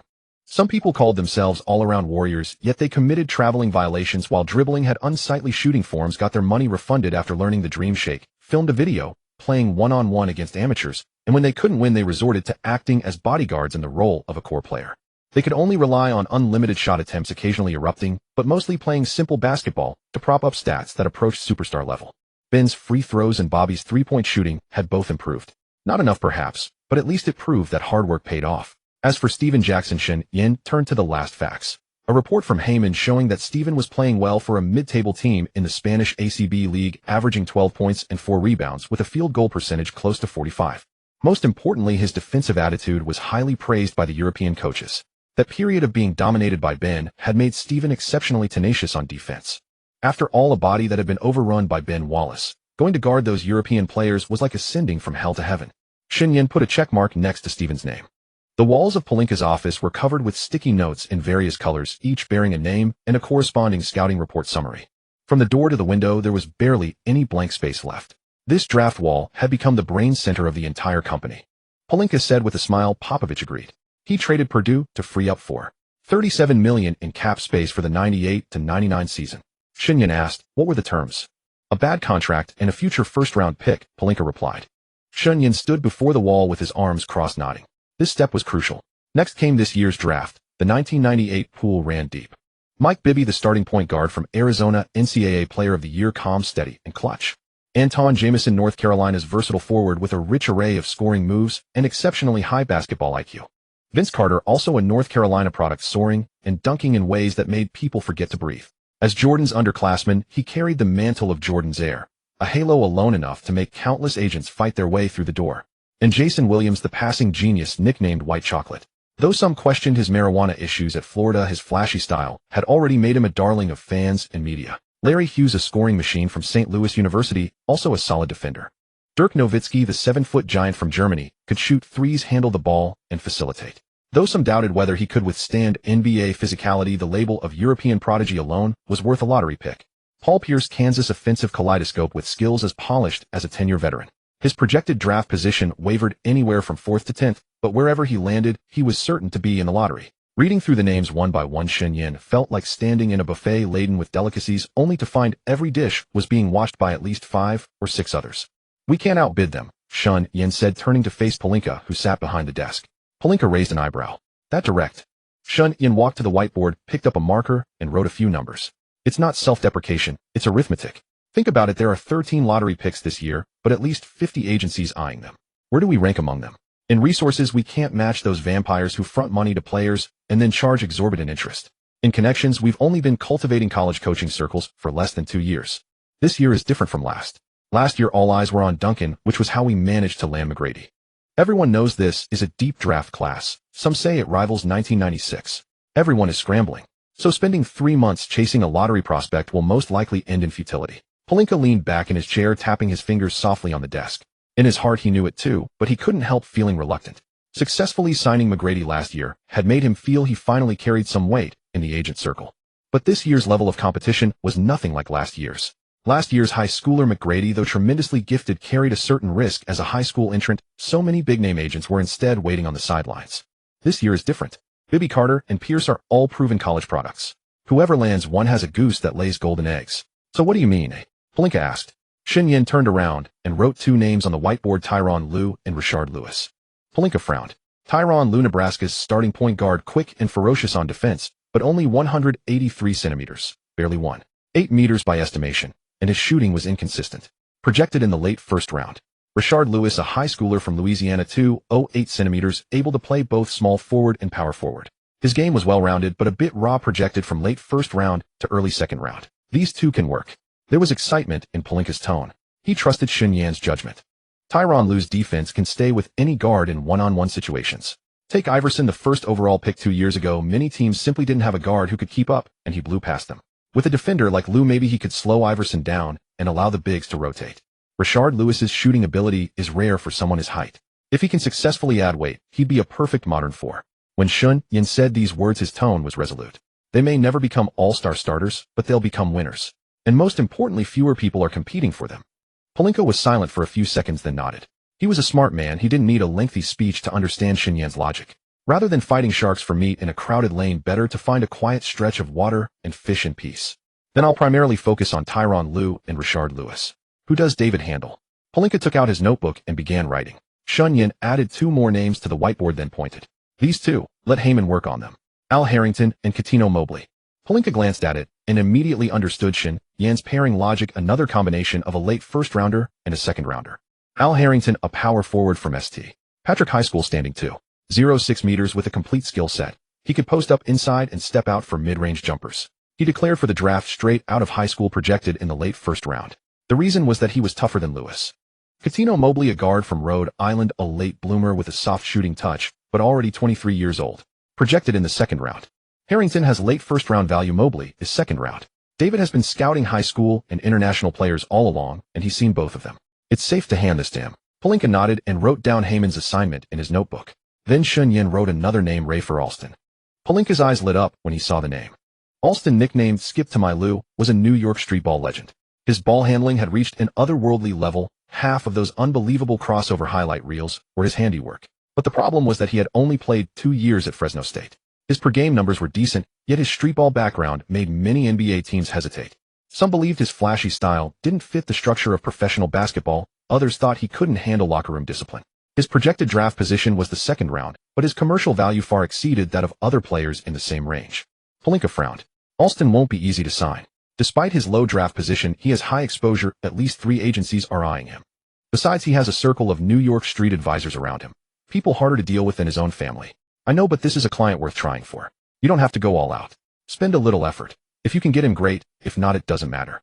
Our baseline is Tyronn Lue and Lewis, and we also need to secure Harrington and Mobley on David's side. Pelinka closed his notebook. All right, let's do it that way. For the following 2 months, Shen Yan continued his diligent studies while the other 2 each took on their respective responsibilities, engaging in fierce talent recruitment battles on their own fronts. Pelinka made 3 trips to Nebraska, sharing 2 cups of coffee with Tyronn Lue's mother in a small apartment in Lincoln. He also spent time with Tyronn Lue reminiscing about the past, watching him play one-on-one against a group of young players. Tyronn Lue's speed impressed Pelinka deeply. Though short, his lateral movement and defensive anticipation were top tier, making it extremely difficult for opposing skilled point guards to handle him in one-on-one situations. Tyronn Lue smiled and said, "Rob, you're the first agent I've met who's actually willing to watch me play pickup basketball. Everyone else has been selling me false promises about making the lottery. I know I'm not lottery material. I just want to know who's being honest with me." Pelinka signed Tyronn Lue, taking only 2 weeks from start to finish. Rashard Lewis proved slightly more challenging. The Louisiana native carried a maturity beyond his years. He dismissed agents who boasted about their connections and instead asked directly, "Where do you see me playing in the NBA?" Pelinka gave him an honest assessment. "You're not built for the 4 right now, but with your shooting touch and length, playing 3 would give you significant mismatches. You need to add some weight, but not too much. Flexibility is key. Your shooting ability sets a high floor, but your ceiling depends on whether you can develop elite 3-point shooting and defense." Lewis extended his hand after hearing this. "Pleasure doing business." Thanks to Shen Yan's referral and Pelinka's own basketball background, securing Lewis had been relatively straightforward. Hammond also met with success. Al Harrington's high school coach shared a personal connection with him, cutting through much of the usual groundwork. Coutinho Mobley's case was even simpler. At 23, the late-blooming prospect understood he wouldn't be a first-round pick.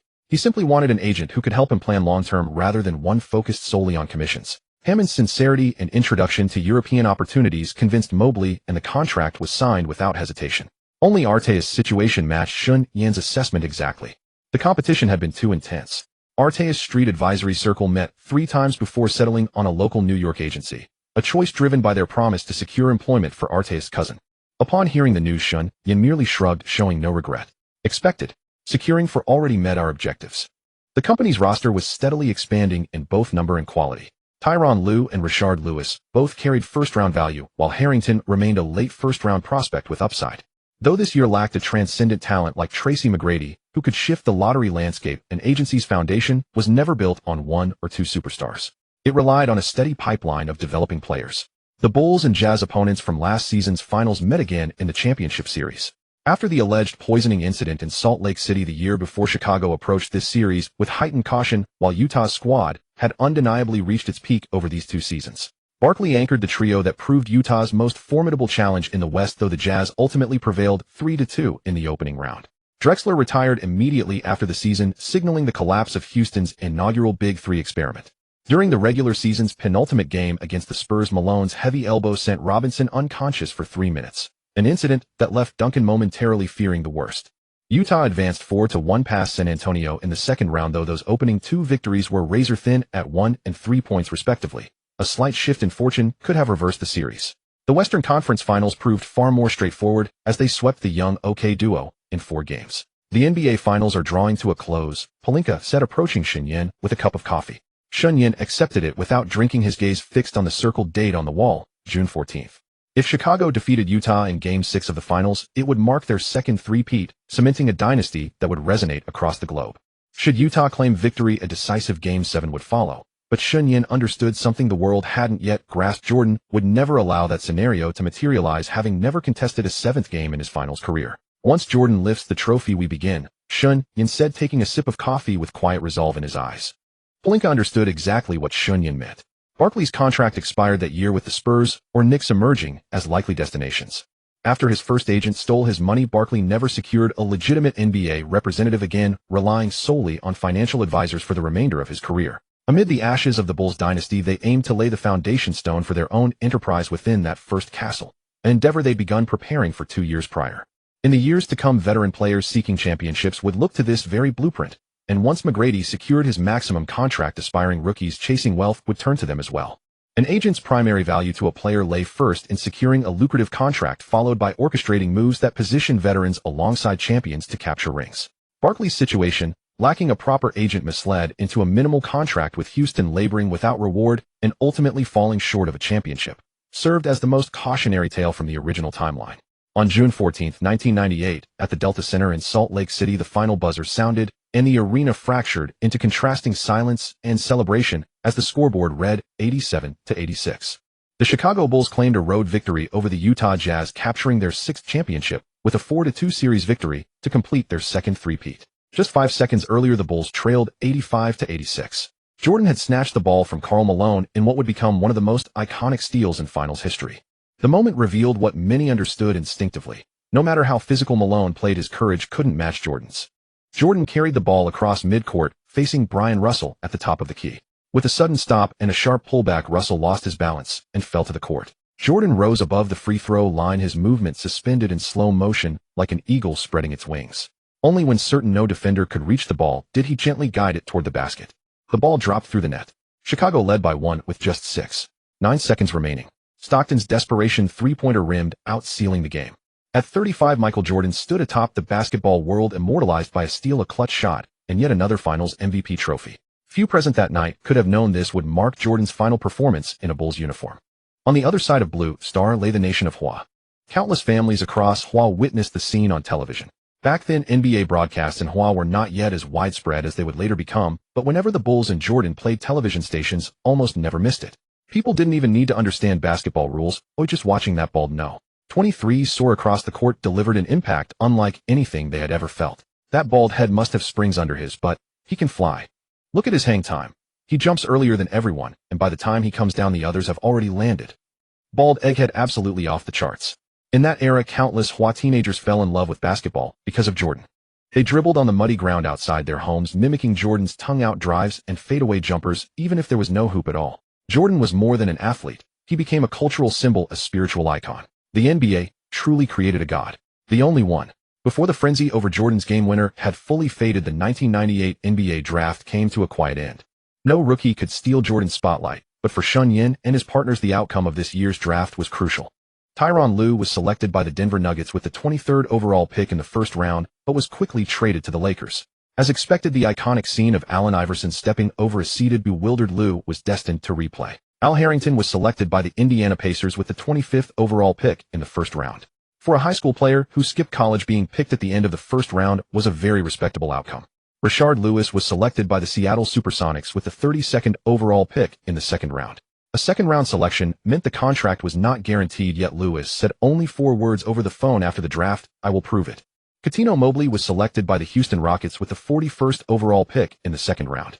For a 23-year-old older rookie, being selected at that spot was already the best possible outcome. All 4 of them were selected. No one went undrafted, no surprises. The day after the draft concluded, Shen Yan gathered everyone in Auburn at the gymnasium of Auburn University. In addition to the 4 young draftees, Ben Wallace, Tracy McGrady, Bobby Jackson, and Steven Jackson, just back from Europe, sat with Shen Yan in a circle at the center of the basketball court. Shen Yan's opening remarks were brief. Congratulations on being selected.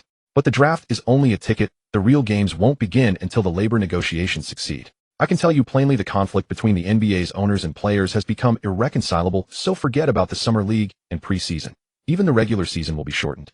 I've already drawn up detailed summer training plans for each of you 4 rookies. Tyronn, your focus is the stability of your shooting form.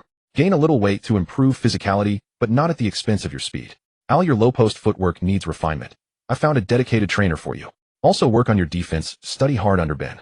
Rashard, gaining weight is the top priority, but don't do it recklessly. More importantly, intensify your three-point shooting practice and your ability to shoot through interference. Cuttino, your off-ball movement needs to be systematic. I sent a playbook to your email. The 4 listened intently, no one interrupting. Having heard about him from the older players, they all knew Shen Yan was not a man given to idle words. Rejecting Shen Yan's words, however, came with grave consequences. After my classes begin in August, I'll check your progress. Don't let me down. By then, you'll be arranged to continue intense training at a private court. While most other players will waste their time during the NBA lockout, this will be your best chance to catch up and surpass them. After the meeting, Shen Yan did not stay in Auburn. He had something more important to do. Barkley was 35 years old. Although he would never admit it, his body told him that time was running out. Charles, our first stop is New York, Shen Yan said to Barkley on the 26th. Barkley raised an eyebrow. The Knicks? They just got a new owner last year. James Dolan, that rich trust fund kid. Shen Yan smiled and said, I'm an agent. From a purely financial perspective, the Knicks' cap space is essentially gone. But they don't care. If Dolan is smart, he can offer a contract far larger than what the Spurs can. Let's go talk to them first and see how serious they are. If they're not sincere, remember, if we meet them in the finals, don't go easy on them. The Knicks' payroll was $82 million, while the projected salary cap for the next season was only $30 million. The luxury tax wasn't being enforced yet, so Dolan truly didn't care. Barkley could sign a near-max extension with the Rockets and then be traded to the Knicks as long as matching salaries were provided, or a multi-team deal could be worked out. More importantly, New York offered massive commercial exposure. Winning a championship here would send the Flying Pigs' market value skyrocketing. Barkley nodded. The Spurs were their first choice in his mind. The twin towers of Duncan and Robinson almost made him see a championship ring waving at him. But business was business, and hearing another offer did no harm. James Dolan's office was on an upper floor of the arena with floor-to-ceiling windows facing the Manhattan skyline. Dolan sat in a massive leather office chair wearing a tailored suit and with his hair meticulously combed. Barkley and Shen Yan were let in by an assistant. Dolan stood up, shook Barkley's hand, then glanced at Shen Yan. "Charles, welcome to New York. And this is my agent Shen Yan," Barkley introduced. Dolan frowned slightly. A young Eastern man. He hadn't heard that name before, but since Barkley had brought him, he didn't say anything. After everyone was seated, Dolan got straight to the point. "Charles, the Knicks need you. Ewing needs a partner to relieve pressure in the paint. New York fans crave a championship, and I for one am willing to spend money for it." Barkley nodded. "I know. Shen, you take it from here." Shen Yan cleared his throat and took a document from his briefcase. "Mr. Dolan, based on our understanding, the Knicks can offer these players this season to match a trade for Barkley with a starting salary of $9 million next season. With Barkley and Ewing anchoring the front court, the Knicks' title hopes would soar." After listening, Dolan leaned back in his chair and tapped his fingers on the desk. He did not respond immediately, instead sizing up Barkley and Shen Yan with a condescending look. Dolan spoke, a faint air of disdain in his voice. "Charles, you're 35 this year, aren't you?" Barkley frowned. "What about 35? Dolan picked up a glass, swirled it gently. 35 is considered a senior age in this league. Your weight management has always been a problem. Your defensive footwork is declining. And your back injury. My back is perfectly fine." Barkley's voice had hardened. Dolan ignored him and continued. "What the Knicks need is a player who can contend for a championship alongside Ewing over the next 3 years. You're a Hall of Fame caliber player, but with all due respect, your prime has passed. I don't think you merit a near-max contract from the Knicks." The office fell silent for 2 seconds. Shen Yan said nothing. He glanced at Barkley. The veins in Barkley's temples were bulging, and his lips were pressed into a thin line. Shen Yan spoke up, his tone carrying an arrogance that surpassed Dolan's. "Mr. Dolan, you have only recently taken over the Knicks, and people outside say your understanding of basketball is not deep enough. Let me be bold enough to say it. You simply do not understand basketball." Dolan's wine glass froze midair. His expression shifted from condescension to shock, then rapidly morphed into anger. "What did you say?" Dolan's voice suddenly rose sharply. Shen Yan did not flinch, his tone still calm. "I said you do not understand basketball. You think Charles is too old to sign. But have you ever considered whether Ewing's legs can still hold up? Ewing is 36 years old now, older even than Barkley. His knees and Achilles tendon have plagued him for years. Without someone like Charles inside to share the defensive pressure and rebounding burden, Ewing's aging legs will not last until the finals. Signing Charles is not about preserving Charles's career. It is about preserving Ewing's career." The Knicks were eliminated in the Eastern Conference semifinals last season, not because Ewing lacked strength, but because he was exhausted. He carried the front court alone, while the opposition wore him down with relentless rotations. With Charles arriving, Ewing could play 10 minutes fewer per regular season game, and in the playoffs, he would still have energy in the fourth quarter. "Have you run those numbers?" Shen Yan rose from his seat, collected the documents into his briefcase. "And what about Charles's weight management? He has averaged over 11 rebounds per game across the past 3 seasons. Only he and Rodman can claim that in the entire league. His defensive footwork is declining. Last season, his efficiency defending pick and rolls ranked among the top 5 among power forwards league-wide. None of the concerns you mentioned even appear in the scouting report. You are not yet the true decision-maker of the Knicks, and already you behave this way. Does your father truly intend to hand the Knicks over to you? If so, I suspect the Knicks will struggle merely to reach the playoffs once you take full control." Dolan's face had flushed a deep purplish hue. He sprang to his feet, pointed toward the office door, and roared, "Enough! Both of you get out. Security! Security!" The door swung open, and 2 security guards in black suits entered the room.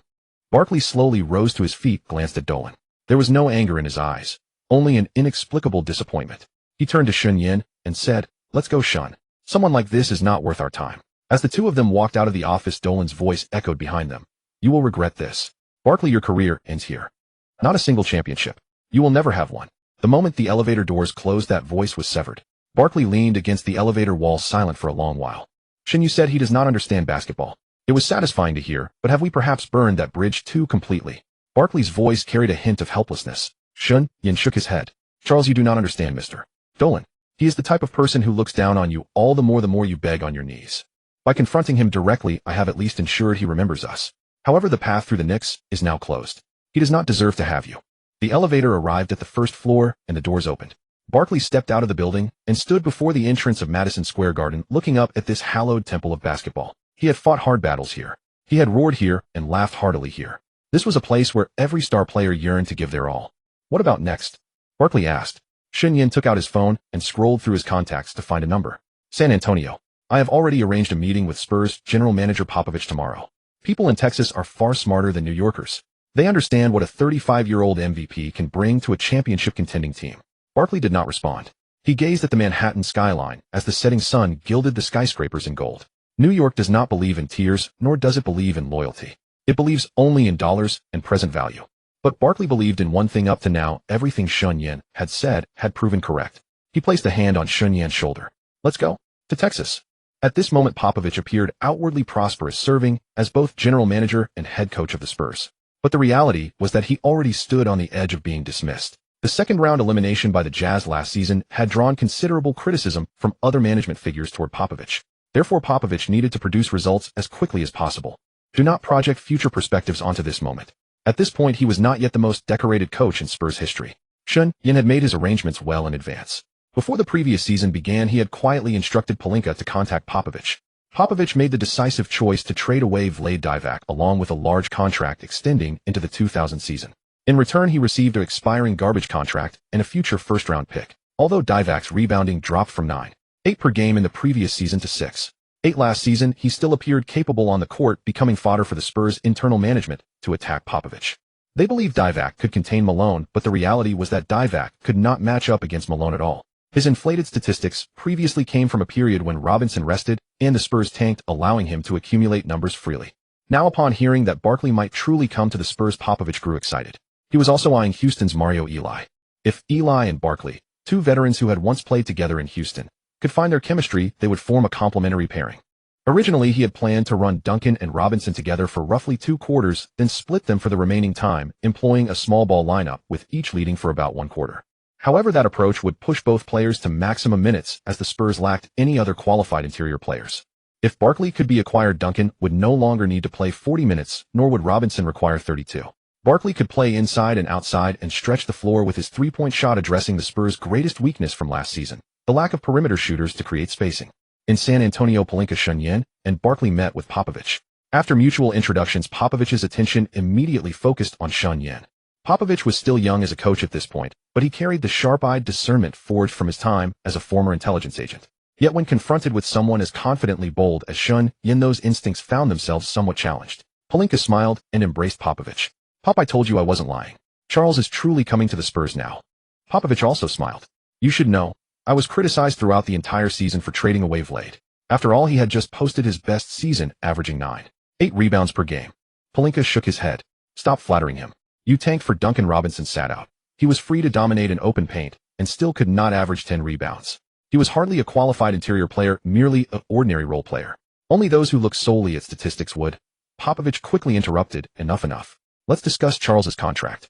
We cannot offer a max contract, but something comparable to Vlade's deal is feasible. Shen Yan spoke up. Beyond Divac's $4.37 million, the Spurs should still have approximately $3 million in cap space heading into next season. I suggest using $5.5 million as the starting figure, signing a 2- or 3-year contract. The Spurs' salary cap space was hardly ample. The following season's salary cap was projected to be around $30 million based on the increase, a figure almost unimaginable in 2026, when the NBA maximum salary had already soared to $57.75 million per season. Yet in the 1998-99 season, $30 million was enough to make most team owners wince with pain, even though they were earning far more from the explosion of sponsorship revenue. But paying players felt like carving out their own flesh. Even this increase had only come after intense player resistance, or otherwise the cap would have grown even more slowly. Fortunately, the NBA operated under a soft salary cap. Exceptions like the Bird Clause and over-the-cap re-signings allowed teams to retain their core players. The only problem was that Barkley was not a Spurs player, so the Bird Clause couldn't be used to sign him. They would have to absorb him directly into their salary cap space. By offloading Purdue, they freed up $37 million, and plus the $3 million they already had under the cap. Shen Yan's proposed first-year salary of $5 million would fit precisely, leaving the Spurs with nearly $2 million in cap room. That nearly $2 million was only enough to sign a shooter or two. For someone like Mario Elie, they could use the taxpayer mid-level exception once a year or sign a veteran at the minimum or turn to trades.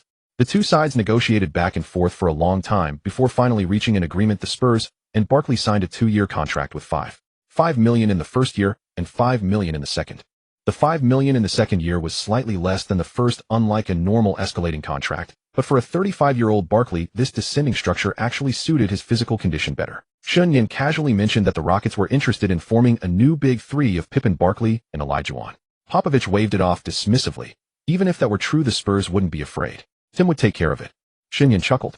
That's why I brought Charles to the Spurs. Popovich didn't laugh. He knew the man had truly seen it all in advance. A 20-year-old who a year ago had foreseen Barkley's failure in Houston made room for himself ahead of time and calculated with precision the Spurs' salary cap space and the path of operations. Popovich had come across certain documents and knew that some Easterners were said to possess the power of divination. He had once thought they were charlatans, but now he had encountered a genuine one. Moreover, the man had just mentioned using the remaining space to sign a sharpshooter, further strengthening the perimeter threat and opening up even more room for Duncan and Robinson. Shen Yan was rather satisfied. Before he had arrived, Barkley would earn $1 million this year and $9 million next year, ultimately failing to get a ring. Now, with his manipulation, if Barkley merely got a ring and ended up earning less than in the original timeline, wouldn't his transmigration have been wasted? Meanwhile, in Houston, Rockets general manager Dwyane sat in his office, a contract draft laid out before him. The draft was simple. Barkley would sign a veteran's minimum deal with the Rockets, earning only $1 million. Dwyane found the plan entirely reasonable. Barkley was already 35. Although he had reached the Western Conference Finals last season, there were clear signs of declining form. Give him a veteran minimum, then use the save cap space to chase Scottie Pippen, who was about to leave the Bulls, Jordan's right-hand man, and one of the most complete small forwards in history. If they could land Pippen, adding him to Dwyane and Barkley, the Rockets would form a true big three, and the championship would be within easy reach.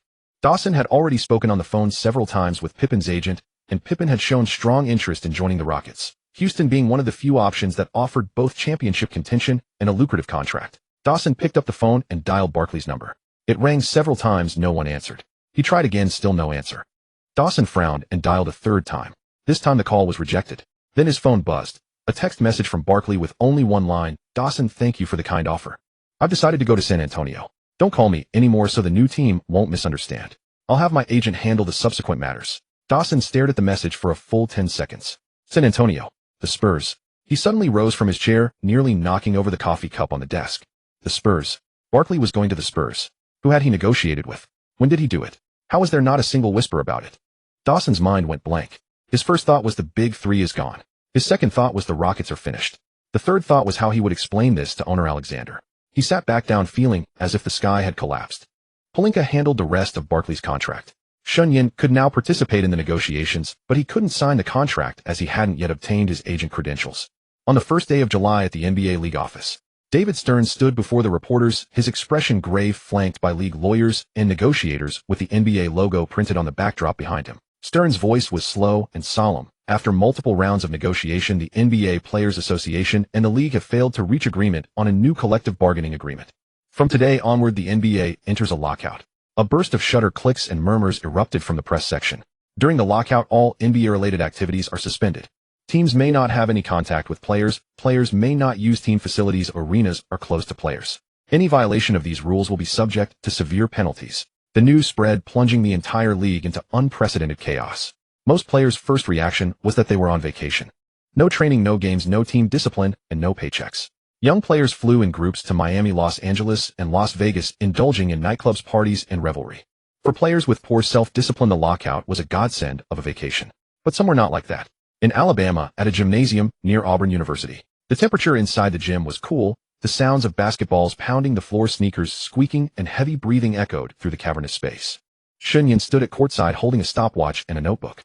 Before him were 8 men. More precisely, 8 professional basketball players lying on the floor, gasping for breath. Barkley lay on the floor, drenched in sweat. His belly was noticeably flatter than 2 months ago. The electronic scale beside him read 110. 3 kilograms. 2 months ago, he had weighed 114. 7 kilograms. Charles, get up, you've rested enough. Let's start flexibility stretching. Barkley let out a groan, but his body obediently climbed up from the floor. Not because he wanted to train, but because Shen Yan and Popovich had agreed that he would swing between the 3 and 4 positions in the new season, and as a small forward, he would need a degree of speed. Barkley might have enjoyed eating and drinking to excess, but he wanted a ring even more. If his weight soared back up to 136 kilograms, and he couldn't play, he couldn't bear the shame. A Hall of Fame caliber player unable to play due to weight issues. Where would he put his pride if word got out? But more importantly, his body felt far more comfortable after the weight loss. Barkley's knees no longer ached as they had before. The strain on his lower back had clearly eased, and he moved more lightly than he had last season. The changes brought by scientific training were not a mental illusion. They were tangible physical sensations. Tracy McGrady stood beyond the three-point line, holding his follow-through. His release was quicker than before, and the arc was higher. The scoliosis correction plan Shen Yan had tailored for him included a core strengthening regimen and custom insoles. The effects had yet to fully materialize, but at least he no longer missed practices due to mild back discomfort. On the other half-court, Bobby Jackson practiced three-pointers. His shooting percentage had improved a bit, though the margin was small. The data Shen Yan recorded in his notebook showed a more stable release angle and a more consistent arc, the fruit of 400 makes per day in extra practice. Ben Wallace was doing post-up drills in the paint. His strength had climbed another notch from last year. His free-throw form, honed through constant repetition, now featured a proper release point and better spin. Although his percentage remained modest, steady improvement was visible. The other new players trained at their respective positions. The only absentee was Steven Jackson, who had to return to Europe to fulfill his contract. Shen Yan, Harmon, and Steven had ultimately agreed on a 3-year deal, with Steven returning to the NBA in the new millennium. Until then, he could only report his training progress from across the ocean via fax and videotapes. These 8 men comprised their entire NBA contingent, less than 2% of the league's players, and none of them an all-star. Barkley had made his final all-star roster in the 1996-97 season, but he and Drexler, chasing a championship, both skipped the all-star game itself. If all went well by this time next year, their 3-man partnership studio would attract even greater attention. Meanwhile, in 2 training facilities in San Antonio, Duncan and Robinson were each secretly putting in extra work. During the lockout, team facilities were off limits, but private gyms were not. Robinson and Duncan neither shored on funds, each rented training spaces and trained relentlessly every day. Having conserved his energy during the 1996-97 season, Robinson was in better physical condition than ever. Duncan's rookie season had already proven him the most polished rookie in NBA history, averaging 1 points, 11, 9 rebounds and 5 blocks per game, earning first-team All-NBA honors. 2 7-footers, a 34-year-old Admiral who had rested an entire year, and a 22-year-old Flying Devil, who already dominated both ends of the floor, were also training. When the last afterglow of the Bulls dynasty faded, standing atop the ruins would be the most diligent team of the offseason, the San Antonio Spurs. In January 1999, the news of the lockouts end arrived so abruptly, it felt like a blunt blow to every team. On January 20th, David Stern and players' union representatives shook hands at a press conference. Smiles in front of the cameras, grumbles behind them. The regular season was shortened to 50 games, and the schedule was absurdly dense. Back-to-backs were the norm, and back-to-back-to-backs were not uncommon. Some teams had to play 12 games in half a month, with players practically living on planes. Team managements scrambled to call their players back to the fold. Training camp. No time. Preseason. Non-existent. Straight to the regular season. As players trickled back to report, coaches collectively fell silent. "Who are you?" became the most frequently heard greeting in NBA gyms in those days. Not because there were too many newcomers, but because the veterans had all changed. Some players had gained as much as 15 kilograms in 6 months, lumbering across the court like pregnant bears. The Supersonics were the hardest hit because, in addition to franchise star Kemp, they had an equally bloated Vin Baker, who downed 2 bottles of Hennessy daily during the lockout and returned with a body fat percentage that defied athletic norms. Team trainers stared at physical exam reports with expressions like those of people receiving a grim medical verdict. The entire league was groaning. Even the Lakers' O'Neal had rounded out considerably, and the new season was bound to see his footwork slowed by the extra weight. But one place was different. In the Spurs training facility, Popovich stood courtside watching his players take fitness tests, an undisguised smugness on his face. Duncan's body fat was a full percentage point lower than before the lockout. Robinson's body had returned to its level of 4 years earlier. Having trained every day during the hiatus, he worked even harder than during a normal season. He needed a ring too badly. The two stood on the court like a pair of silent iron towers, emanating pure intimidation. Then came Barkley. When he walked into the gym wearing a Spurs practice jersey, everyone present froze for a second. His face was the same, but his body had changed. His belly was tighter, the muscular definition in his shoulders more pronounced, and his entire silhouette looked a full size smaller than it had in Houston. The scale showed 109.8 kilograms, nearly 5 kilograms lighter than his last season with the Rockets. "You lost that much." Robinson walked over, sizing Barkley up with unconcealed surprise. Barkley rolled his eyes. "You think I wanted this? That Chinese kid got on my case. It's in my contract. If I don't shed the weight, they'll make me sit out to keep me from injury." Duncan stood nearby and murmured flatly, "Quite a tactic." Barkley shot him a glare, but didn't argue.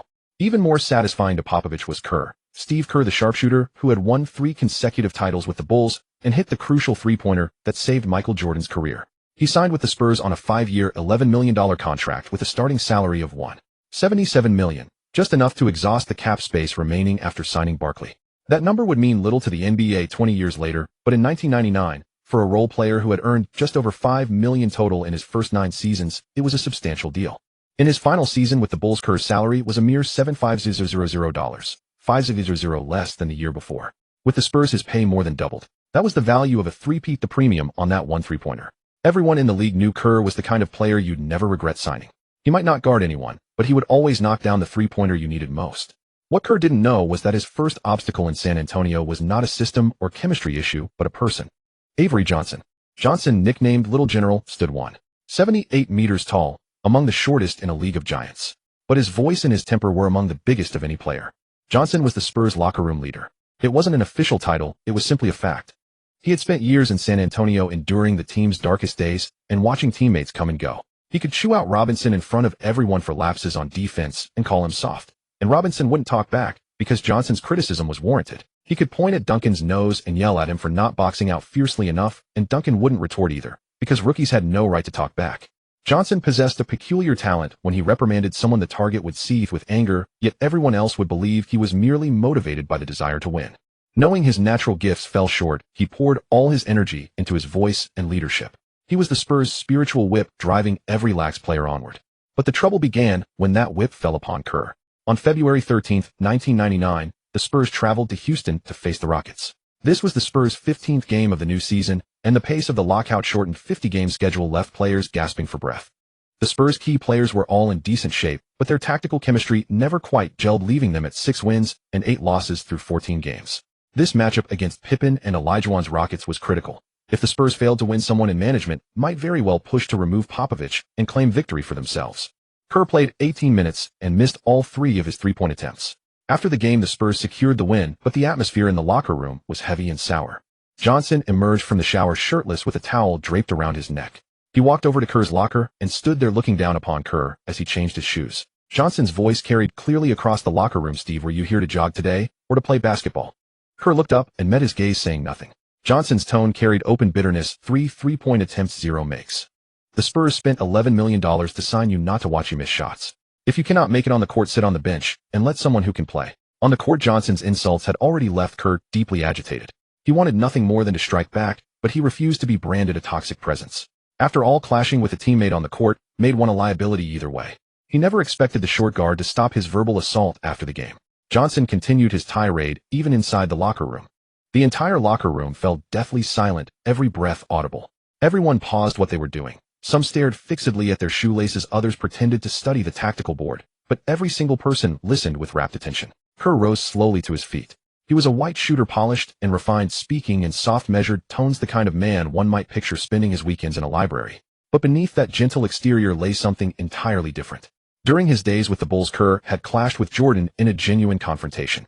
At the 1995 training camp, Jordan relentlessly sprayed trash talk during intra-squad drills. Prodded past his patience, Kerr lunged at Jordan and threw an elbow, who Jordan answered with a sharp blow of his own. It took Coach Jackson to eject Jordan from the court and restore order. A man who dared to confront Jordan would certainly never cower before a 178-meter point guard. Kerr picked up his towel from the bench, folded it neatly, and placed it into his bag. His movements were deliberate and unhurried. Then he lifted his gaze and locked eyes with Johnson, speaking each word with chilling clarity. "Avery, say that again, if you have the courage."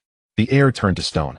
Duncan sat in the corner watching the scene unfold, his expression carved like marble, though his eyes sparkled with the promise of spectacle. Barkley leaned against the lockers, a knowing smile curling his lips. Having played for so many franchises, he had witnessed every variety of locker room conflict. He understood men like Kerr perfectly, gentle on the surface, fierce underneath. Johnson was not intimidated by Kerr's stare. He took one step forward, closing the distance between them to less than 20 centimeters. Johnson tilted his neck to hold Kerr's gaze, each word driving home like a nail. "I said if you cannot shoot, get on the bench and stay there." Kerr's hands clenched into fists, his knuckles turning white, every muscle in his arms drawn taut. Only one thought raced through his mind on the court: he could not lay hands on a teammate, and not here in the locker room either. He was the newcomer, and any altercation blame would fall upon him regardless of who was right. Kerr drew a deep breath, unclenched his fists, lifted his backpack, and walked out of the locker room without looking back. The locker room door closed behind him with a heavy thud. Johnson stood his ground, watching the direction where Kerr had vanished, his expression unchanged. He turned to the room and announced, "Everyone reports to the practice facility at 8 tomorrow morning. Whoever is late contributes $100 to the team fund." With that, he too gathered his bag and left. The remaining players exchanged uncertain glances. The veterans packed their belongings without a word, while the younger players kept their heads bowed, afraid to speak. Barkley quietly retrieved his phone and sent a message to Shen Yan. "Something has erupted here. Kerr and Johnson nearly came to blows. Will this tear the locker room apart and jeopardize our championship?" After sending the message, he slipped his phone into his pocket, stood, and exited the locker room. This was no trivial matter. Locker room implosions that shattered team chemistry were all too common in the NBA. The Houston night wind bit cold, pressing against Kerr's face like a blade. Kerr stood in the parking lot outside the arena, leaning against the team bus window, his gaze fixed on the night sky. His expression grew increasingly grave. He could not afford to lose this lucrative opportunity, nor could he abandon his dream of continuing in the NBA. Barkley stared at Shen Yan's reply on his phone screen, frozen for several long seconds. He had only been texting to vent about the Spurs' locker room drama. Little General Johnson's tongue was sharper than his game by far. Insulting one player after another, from rookies to veterans, even Popovich sometimes struggled to rein him in. Barkley had noticed this young man possessed no filter and little regard for hierarchy. But Shen Yan's reply came through trust in Popovich and Kerr's ability. If you are truly concerned, give Kerr a copy of the 36 stratagems. Barkley scratched his bald head. The 36 stratagems. What on earth was that? It sounded like some ancient Chinese military treatise. But if Shen Yan had recommended it, there must be some wisdom behind it. The following day, Barkley made his way to the largest bookstore in town, and after considerable effort, found an English translation of the 36 stratagems. It was a slim volume, its cover depicting an ancient Chinese general astride a horse, sword raised high. The image carried an imposing air. Barkley flipped through several pages. Stratagems like deceive the heavens, to cross the sea, besiege way to rescue Zhao, and borrow a knife to kill. All the individual words were familiar, but strung together, they defied easy comprehension. He slapped his forehead. Whatever. Shen Yan told me to give this to Kerr, so I will. That afternoon, after Spurs practice concluded, Barkley pressed the little book into Kerr's hands. What is this? Kerr accepted the book, his expression thoroughly bewildered. Barkley spoke with grave sincerity. Chinese military strategy. A friend of mine says this could help you navigate the situation you are facing. Kerr raised an eyebrow. He was a sharp man, a University of Arizona graduate whose intellect was well above average, unlike many in the NBA, who groaned at the sight of dense text. He opened the book and read several passages, his eyes slowly brightening. Borrow a knife to kill. Watch the fire from across the river. Deceive the heavens, to cross the sea. Kerr murmured to himself, a faint smile gradually curving his lips. Barkley observed Cole's expression, silently admiring him. This young man, Shen Yan, is truly extraordinary. As for the Spurs, the locker room atmosphere had been somewhat tense lately. Head coach Popovich was known for his straightforward manner and direct communication style. However, the team also had Johnson, another vocal presence, and when both expressed themselves strongly, the locker room grew increasingly subdued. Johnson had survived many years in the NBA, not only through his organizational skills, but also through his outspoken nature. On the court, he directed teammates, and off the court, he offered his opinions freely. Whenever someone's performance fell short, he would speak his mind without hesitation, whether in games or in the locker room. The difference was that when Popovich spoke firmly, everyone listened, for he was the coach and general manager. But Johnson was merely a compact point guard, nothing more. An undrafted player who had drifted through various teams, he finally found suitable teammates in San Antonio and rose to become a high-level point guard. Without Robinson and Duncan both patient and composed, there would have been no opportunity for anyone to dominate the locker room. Yet Johnson failed to recognize his place, believing himself to be the leader of the locker room, especially when addressing younger players and newcomers, where his criticism grew particularly harsh. This pressure placed on newcomers was often framed as locker room culture, and Malik Rose became its most prominent example. Rose was a compact interior player, just over 2 meters tall and weighing around 110 kilograms, with arms thicker than Johnson's thighs. Rose was a person of emotional intelligence.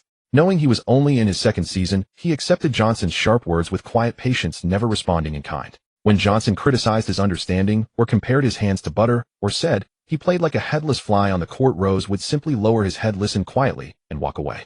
But everyone has their limits. After reading the 36 stratagems, Cole spent several days contemplating and eventually devised a plan. One day after practice, Johnson was once again raising his voice in the locker room, this time because Rose had missed a defensive assignment during a scrimmage, allowing an offensive rebound to slip away. Malik, can you use that considerable head of yours for once? Box out. Box out. How many times do I have to tell you? Are you a pig? Even a pig is smarter than you. Johnson's voice echoed through the locker room. Other players kept their heads down, tying shoelaces or pretending to check their phones, unwilling to draw attention to themselves. Rose stood before his locker, silent, his fists slowly tightening. Cole watched quietly from the corner. Only after Johnson finished his outburst and left did Cole approach Rose, handing him a bottle of water. Cole's voice was gentle. Don't take it to heart. Avery is like that with everyone. Rose took the water and murmured a quiet acknowledgement. Cole then added casually, as if in passing, but honestly, when he speaks to you this way, it puts the coach in a difficult position. Consider this: the coach might have felt you needed more game time to find your rhythm. But every time Avery speaks so harshly about you, the coach thinks, well, Malik may not be ready yet. Perhaps it is better to hold him back. Rose's grip on the water bottle paused. He looked up at Cole, his eyes reflecting a quiet intensity. Cole said nothing further, simply patted his shoulder and walked away. Rose sat before his locker in silence for a long time. He thought about his reduced playing time recently. He had assumed Popovich was dissatisfied with him, but after hearing Cole's words, it all made sense. After each of Johnson's harsh remarks, Popovich's expression had indeed darkened. Was Johnson doing this deliberately? Rose appeared simple and unassuming, but he understood everything clearly. As one of the few black players who had reached the upper ranks of the league, his emotional intelligence was far from lacking. He decided to speak with Popovich. The next morning before practice, Rose arrived early at the arena and knocked on the door of Popovich's office. Popovich was reviewing game footage. He glanced up as Rose entered and gave a slight nod. What is it? Rose hesitated briefly, choosing his words carefully. Coach, I want to understand. Has my playing time decreased because Avery believes I am not performing well? Popovich studied Rose for several seconds, his pale brown eyes calm and steady. Instead of answering, he asked gently, what do you think? Rose steadied himself. I believe that what Avery says about me is his own matter. But whether I play or not is your decision, coach. Popovich was silent for a moment, then did something unexpected. He gave a barely perceptible nod.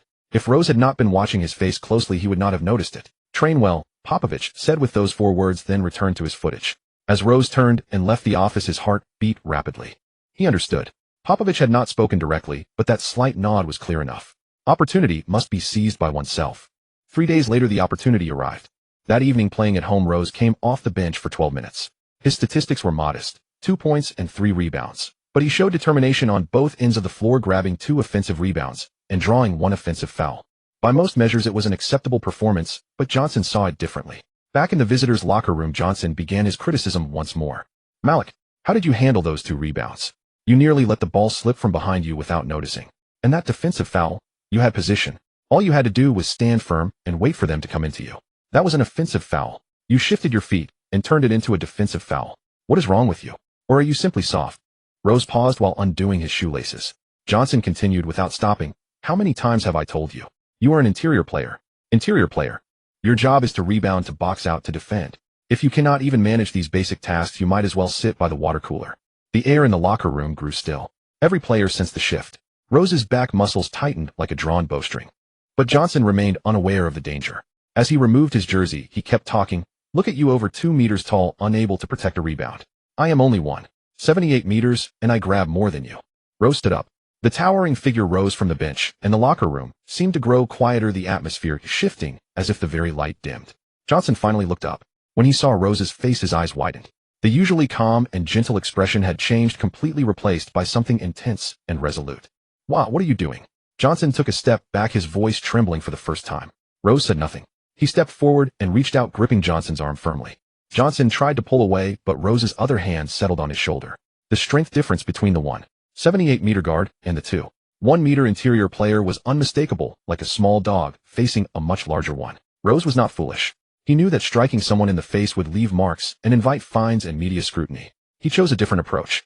He turned Johnson around and pressed him gently but firmly against the locker room bench, then raised his large hand as if to deliver a warning strike. The sharp sound of a palm striking flesh echoed through the locker room.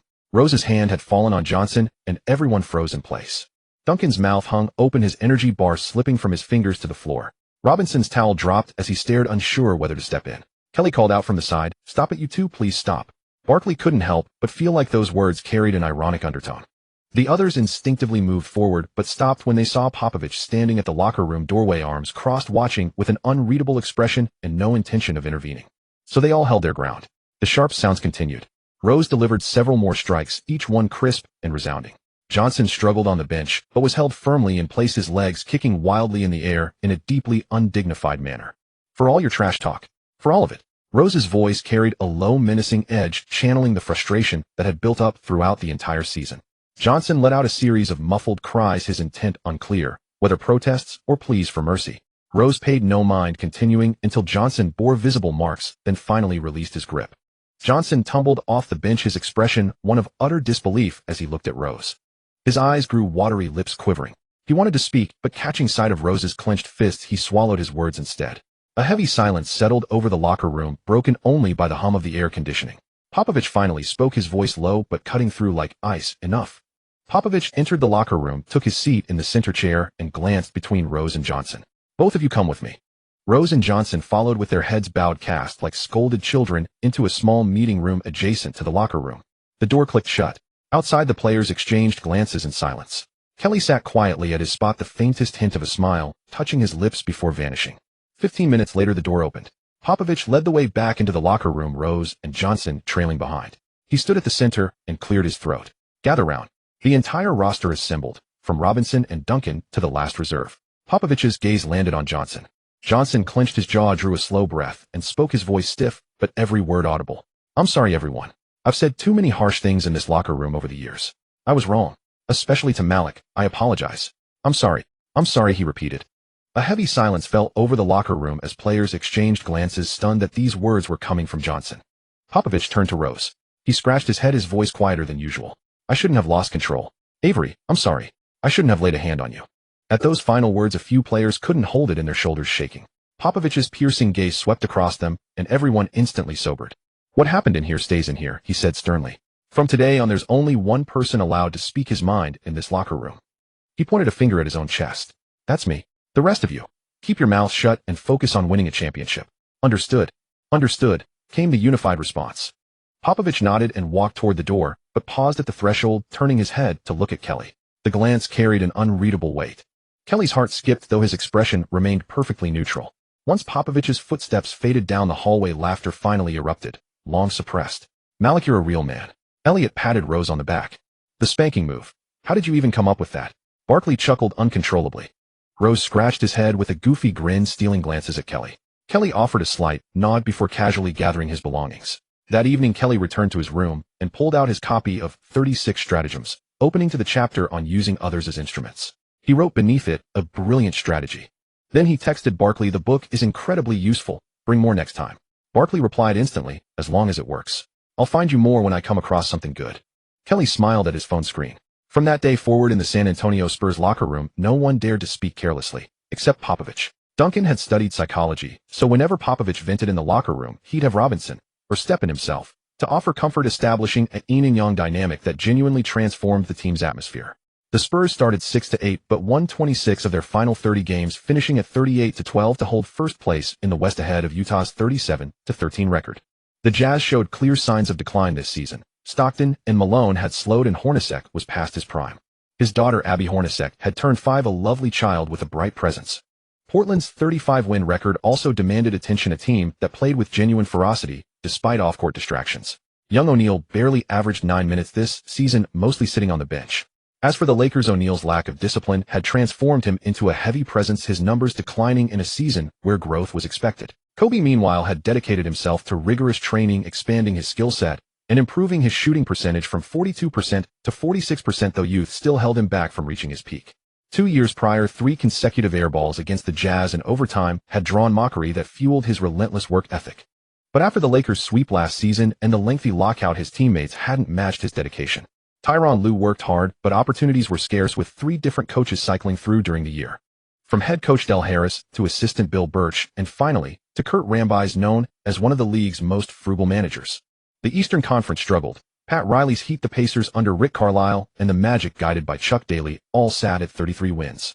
Without Jordan, the Bulls lacked the same ceiling, making the East's top tier feel noticeably weaker than the West. As the NBA regular season was in full swing, Shen Yan's partners were far from idle. Inside the agency's office, Shen Yan sat at the head of the conference room with 3 thick folders spread across the round table before him. Pylan Ka sat to his left, impeccably dressed in a sharp suit with a neatly knotted tie, though dark circles under his eyes betrayed his exhaustion. Herman sat to his right, shirt sleeves rolled up to his elbows, twirling a pen between his fingers. He appeared more relaxed than Pylan Ka, yet 3 empty coffee cups on the table told a different story. The newest partner, Boney Lee, sat across from them.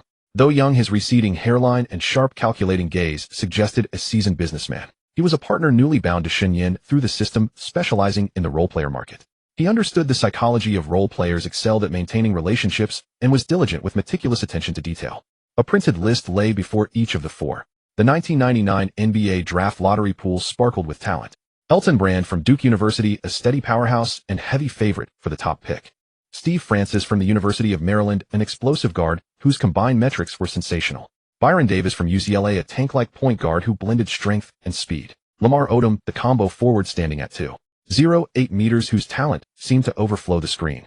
Wally Szczerbiak from the University of Miami, a white shooter whose form was textbook perfection. Richard Hamilton from Connecticut, the master of mid-range shooting, an endurance engine that never seemed to tire. Andre Miller from the University of Utah, a traditional point guard with exceptional basketball IQ and a strong post game. Sean Marion from UNLV, the unusual arm forward, a defensive and fast break monster. Jason Terry from the University of Arizona, a shooting guard whose confidence bordered on arrogance, a classic microwave scorer. This was only the lottery. Shen Yan spoke, and all three looked up freezing in their tracks. Last year's lockout turned everything upside down for agents. The free agency window was compressed into merely 2 weeks, and summer leagues, as well as preseason games, were canceled. Many agencies faced cash flow crises hovering dangerously close to the breaking line.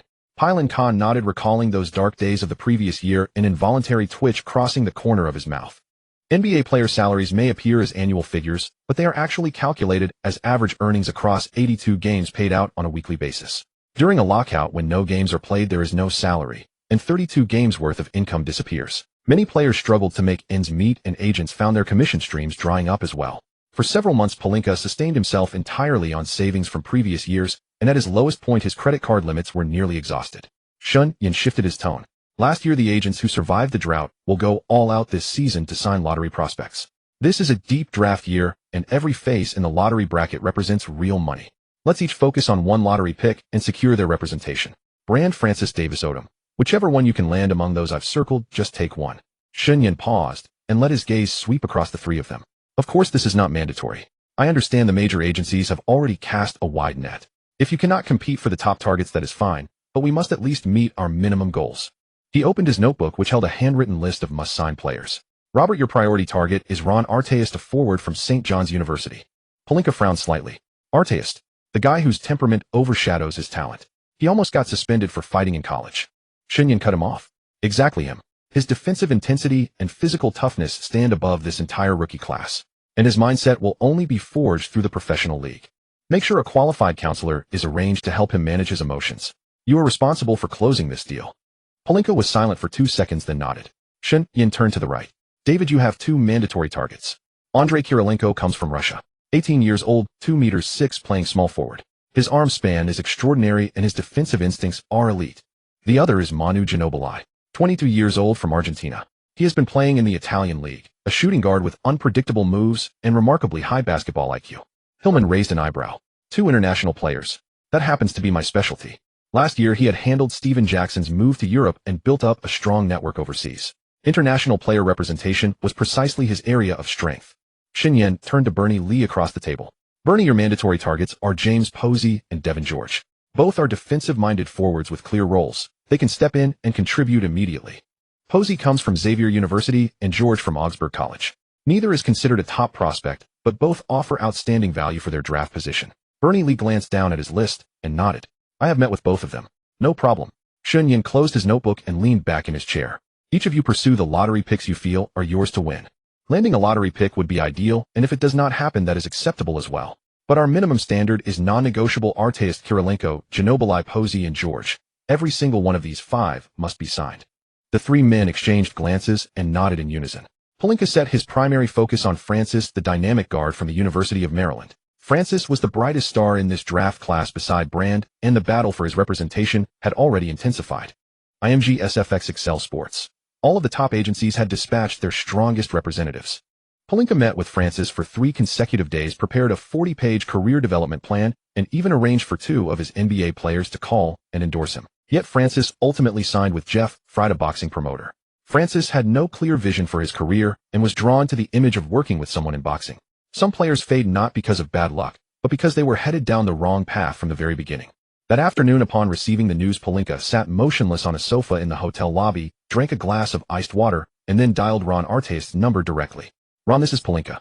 We spoke before, and I would like to talk with you again. A low voice came from the other end. I know who you are. You are the one who said I could become the league's best defensive player. Pelinka spoke with unwavering conviction. I am telling the truth. You are not simply a two-way wing player. You are the kind of defender who keeps opposing scorers awake at night. A true lockdown perimeter defender. Unlike the Pettis and Jordans of the past, you carry a presence that intimidates. No one else in this league can do what you do. Artest was silent for a few seconds. Then where do you think I should be drafted? 16th overall by the Bulls. They are looking for someone to fill the void left by Pippen. But the pick number is secondary. What matters is your path after entering the league. I will get you a top-tier contract within 5 years as long as you can keep your... He trailed off mid-sentence. Your temperament. Artest supplied the word, a hint of mockery in his tone. Pelinka chose a more measured term. Your energy. Direct your energy toward the right things. A soft laugh came through the phone.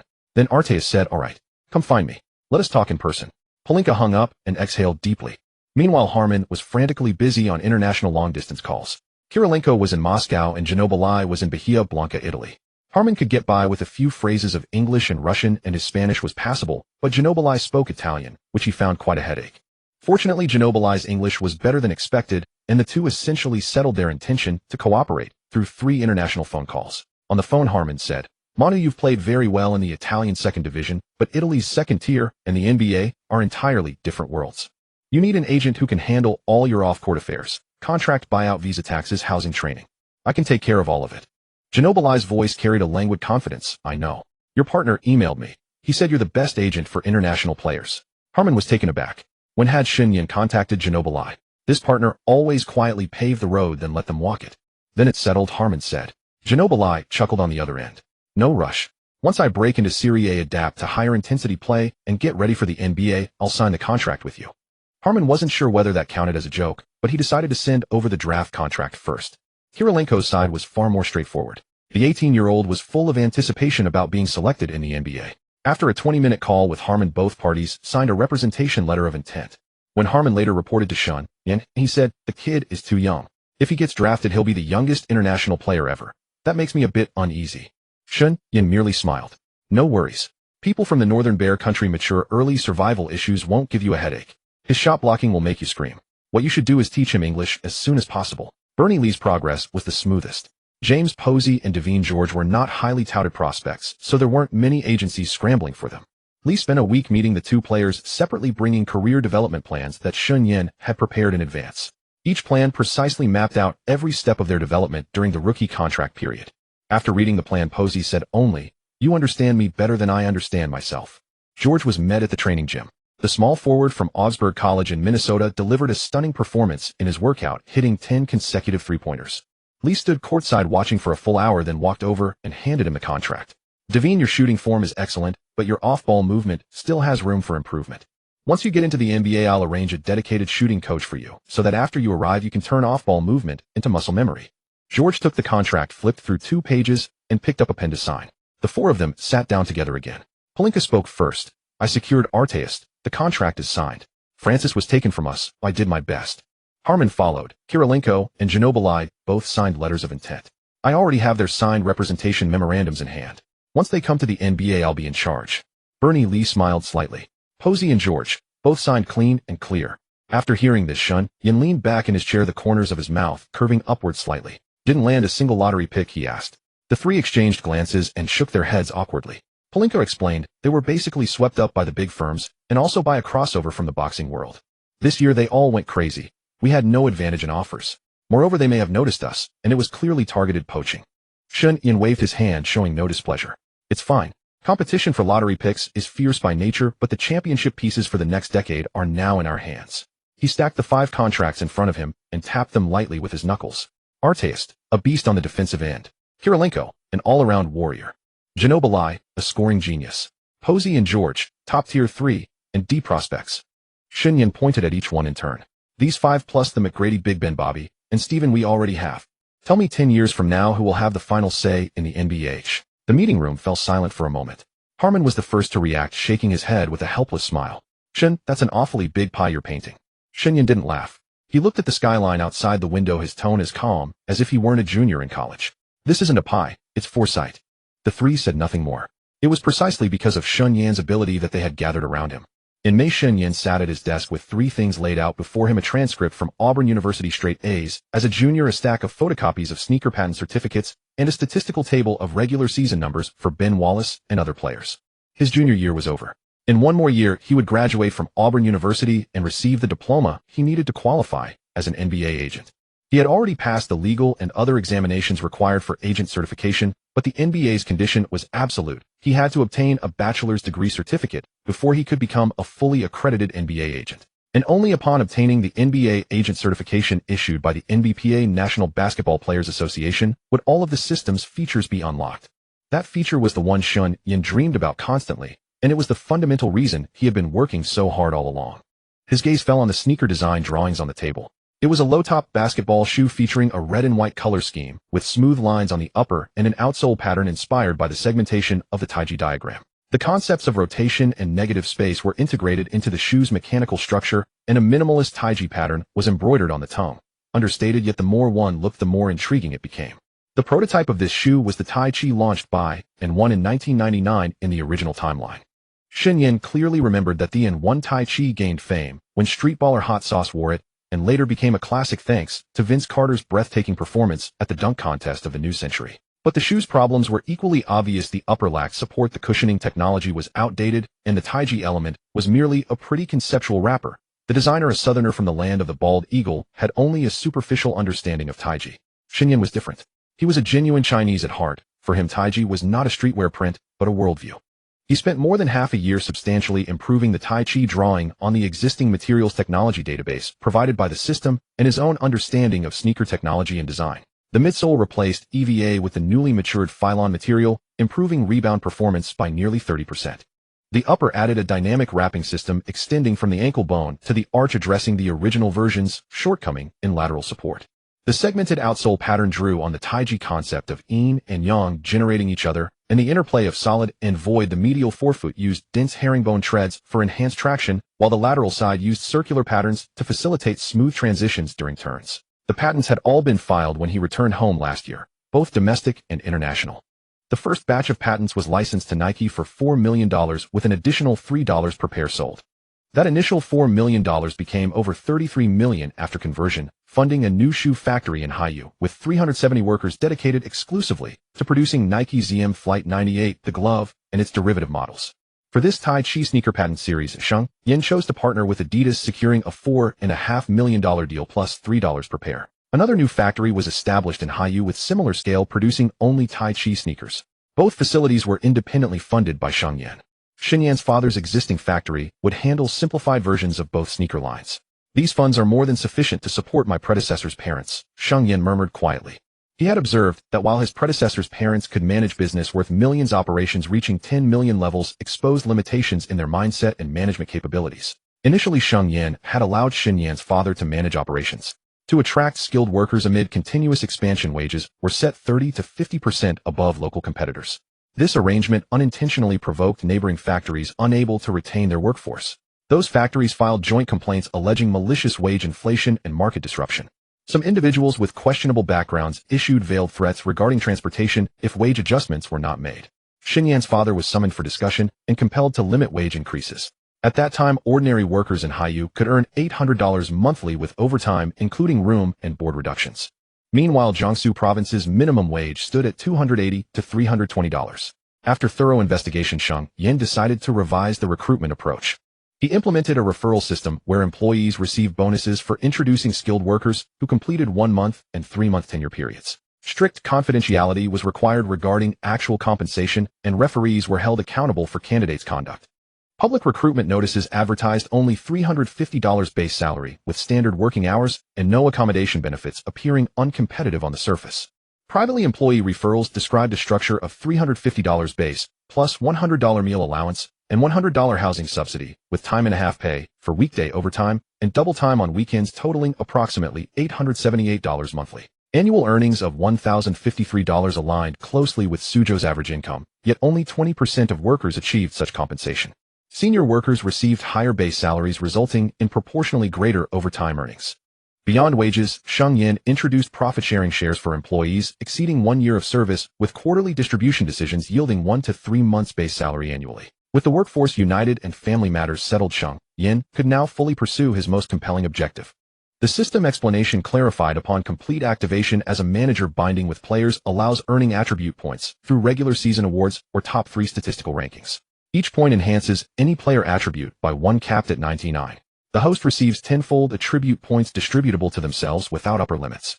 Shen Yan closed his eyes, immersing himself in contemplation of this multiplier. Ben Wallace's achievements like top 3 rebounding, shot blocking, or defensive player of the year each yielded 1 attribute point.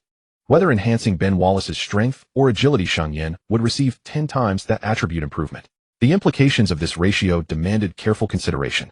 As an ordinary person maintaining fitness routines, Shen Yan's attributes would register between 25 to 35 on NBA scales, corresponding to bench presses of 40 to 60 kilograms. Prime Ben Wallace's 99 strength rating translated to 202 kilograms bench press, demonstrating the nonlinear relationship between ratings and actual performance. Multiple championship seasons could accumulate substantial attribute points through this system. Unfortunately, additional binding slots would only unlock after securing first championship, preventing immediate enhancement of players like Tracy McGrady or Ron Artest. System binding required prior contract signing, with a maximum of 5 players simultaneously bound until retirement prevented voluntary release. After reaching the 5-player limit, subsequent championships would yield special technological rewards as additional incentives.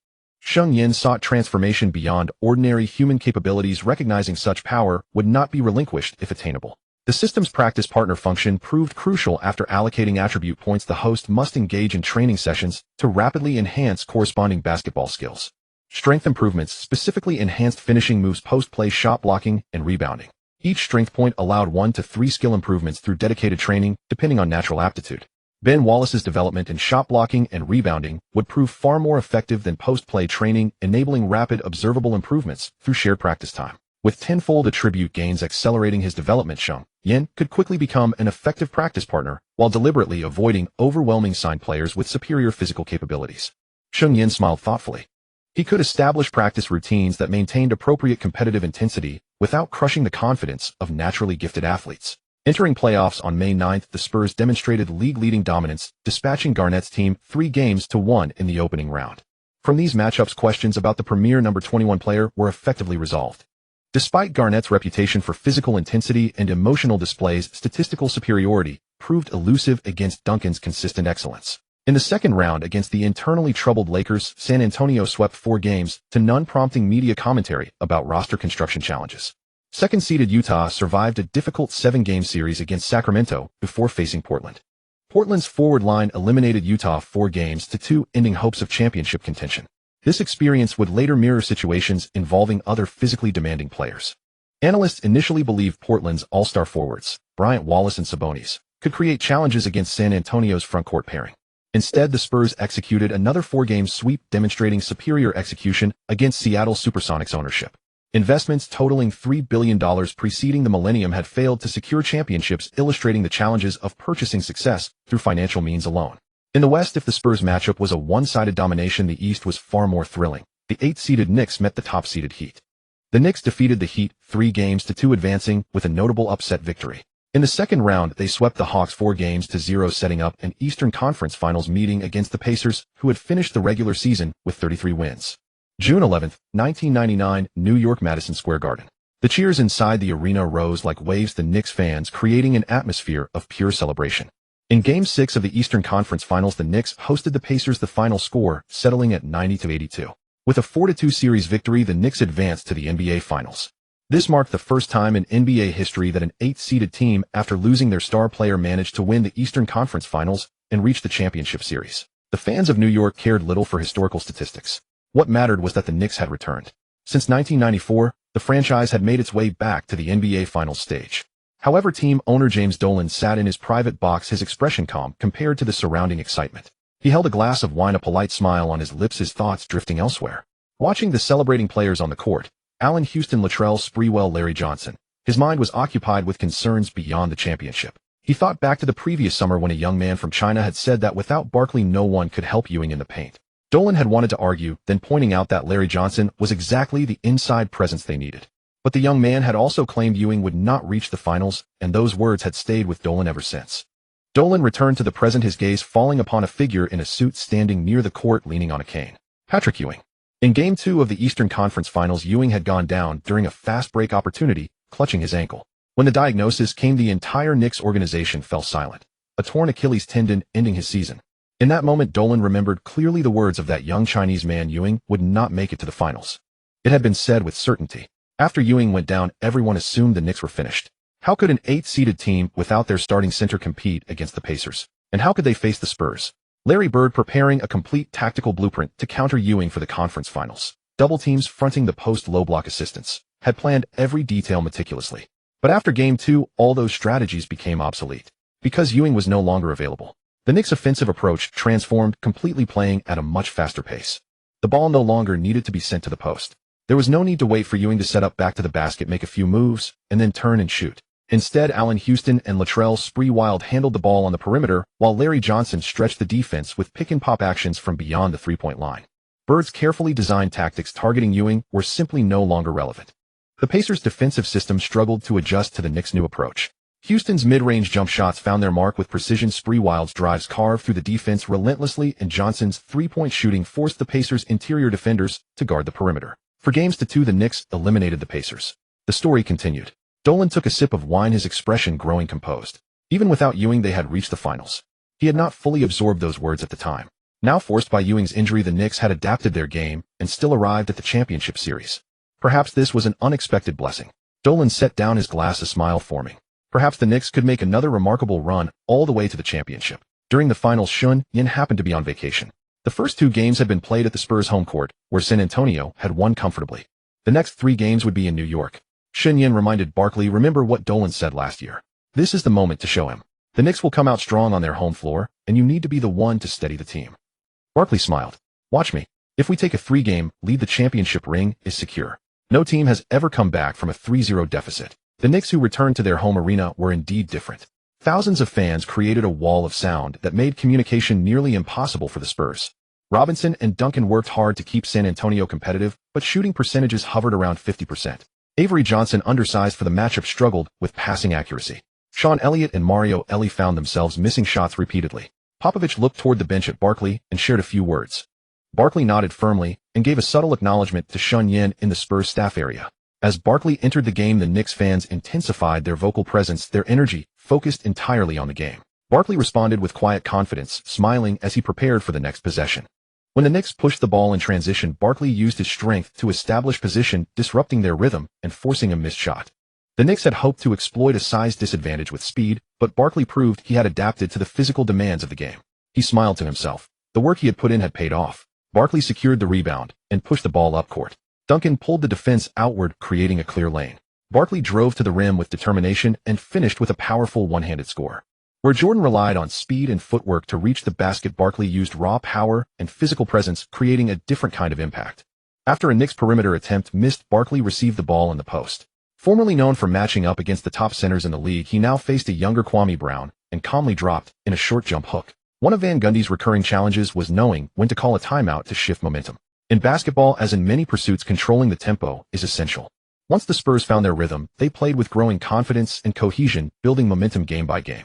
Barkley served as the steadying force off the San Antonio bench. He had always believed in his ability to impact every facet of the game. That night, Barkley demonstrated his versatility across the stat sheet: points, rebounds, steals, assists, blocks. Through visible contributions and consistent on-court presence, he helped anchor the Spurs. Johnson showed flashes of his scoring ability, but faced challenges controlling the game against Charlie Ward, who generated several defensive stops. Johnson finished with 6 turnovers. Barkley, shooting 8 of 10 from the field, contributed 18 points, 7 rebounds, 3 assists, 2 steals, and 2 blocks, helping the Spurs secure a 97-89 victory and a 3-0 series lead. After the game, Barkley spoke modestly. "The Knicks were without Ewing, so 18 points is not a standout performance for me." He continued, "Look at David with 25 points and 10 rebounds, and Tim with 20 points and 12 rebounds. They are the foundation of this team." Dolan left the private box with a somber expression. In NBA history, no team had ever come back from a 0-3 deficit. This meant the Spurs' championship ring was nearly in their grasp. Knicks fans had begun to file out, leaving only sporadic boos echoing through the cavernous arena. Barkley said to Shen Yan with a smile, "Shen, in more than a decade of playing, no one has ever read my path as clearly as you." Shen Yan did not reply, simply patting his arm. "Let's go. One more win, and the ring is truly ours."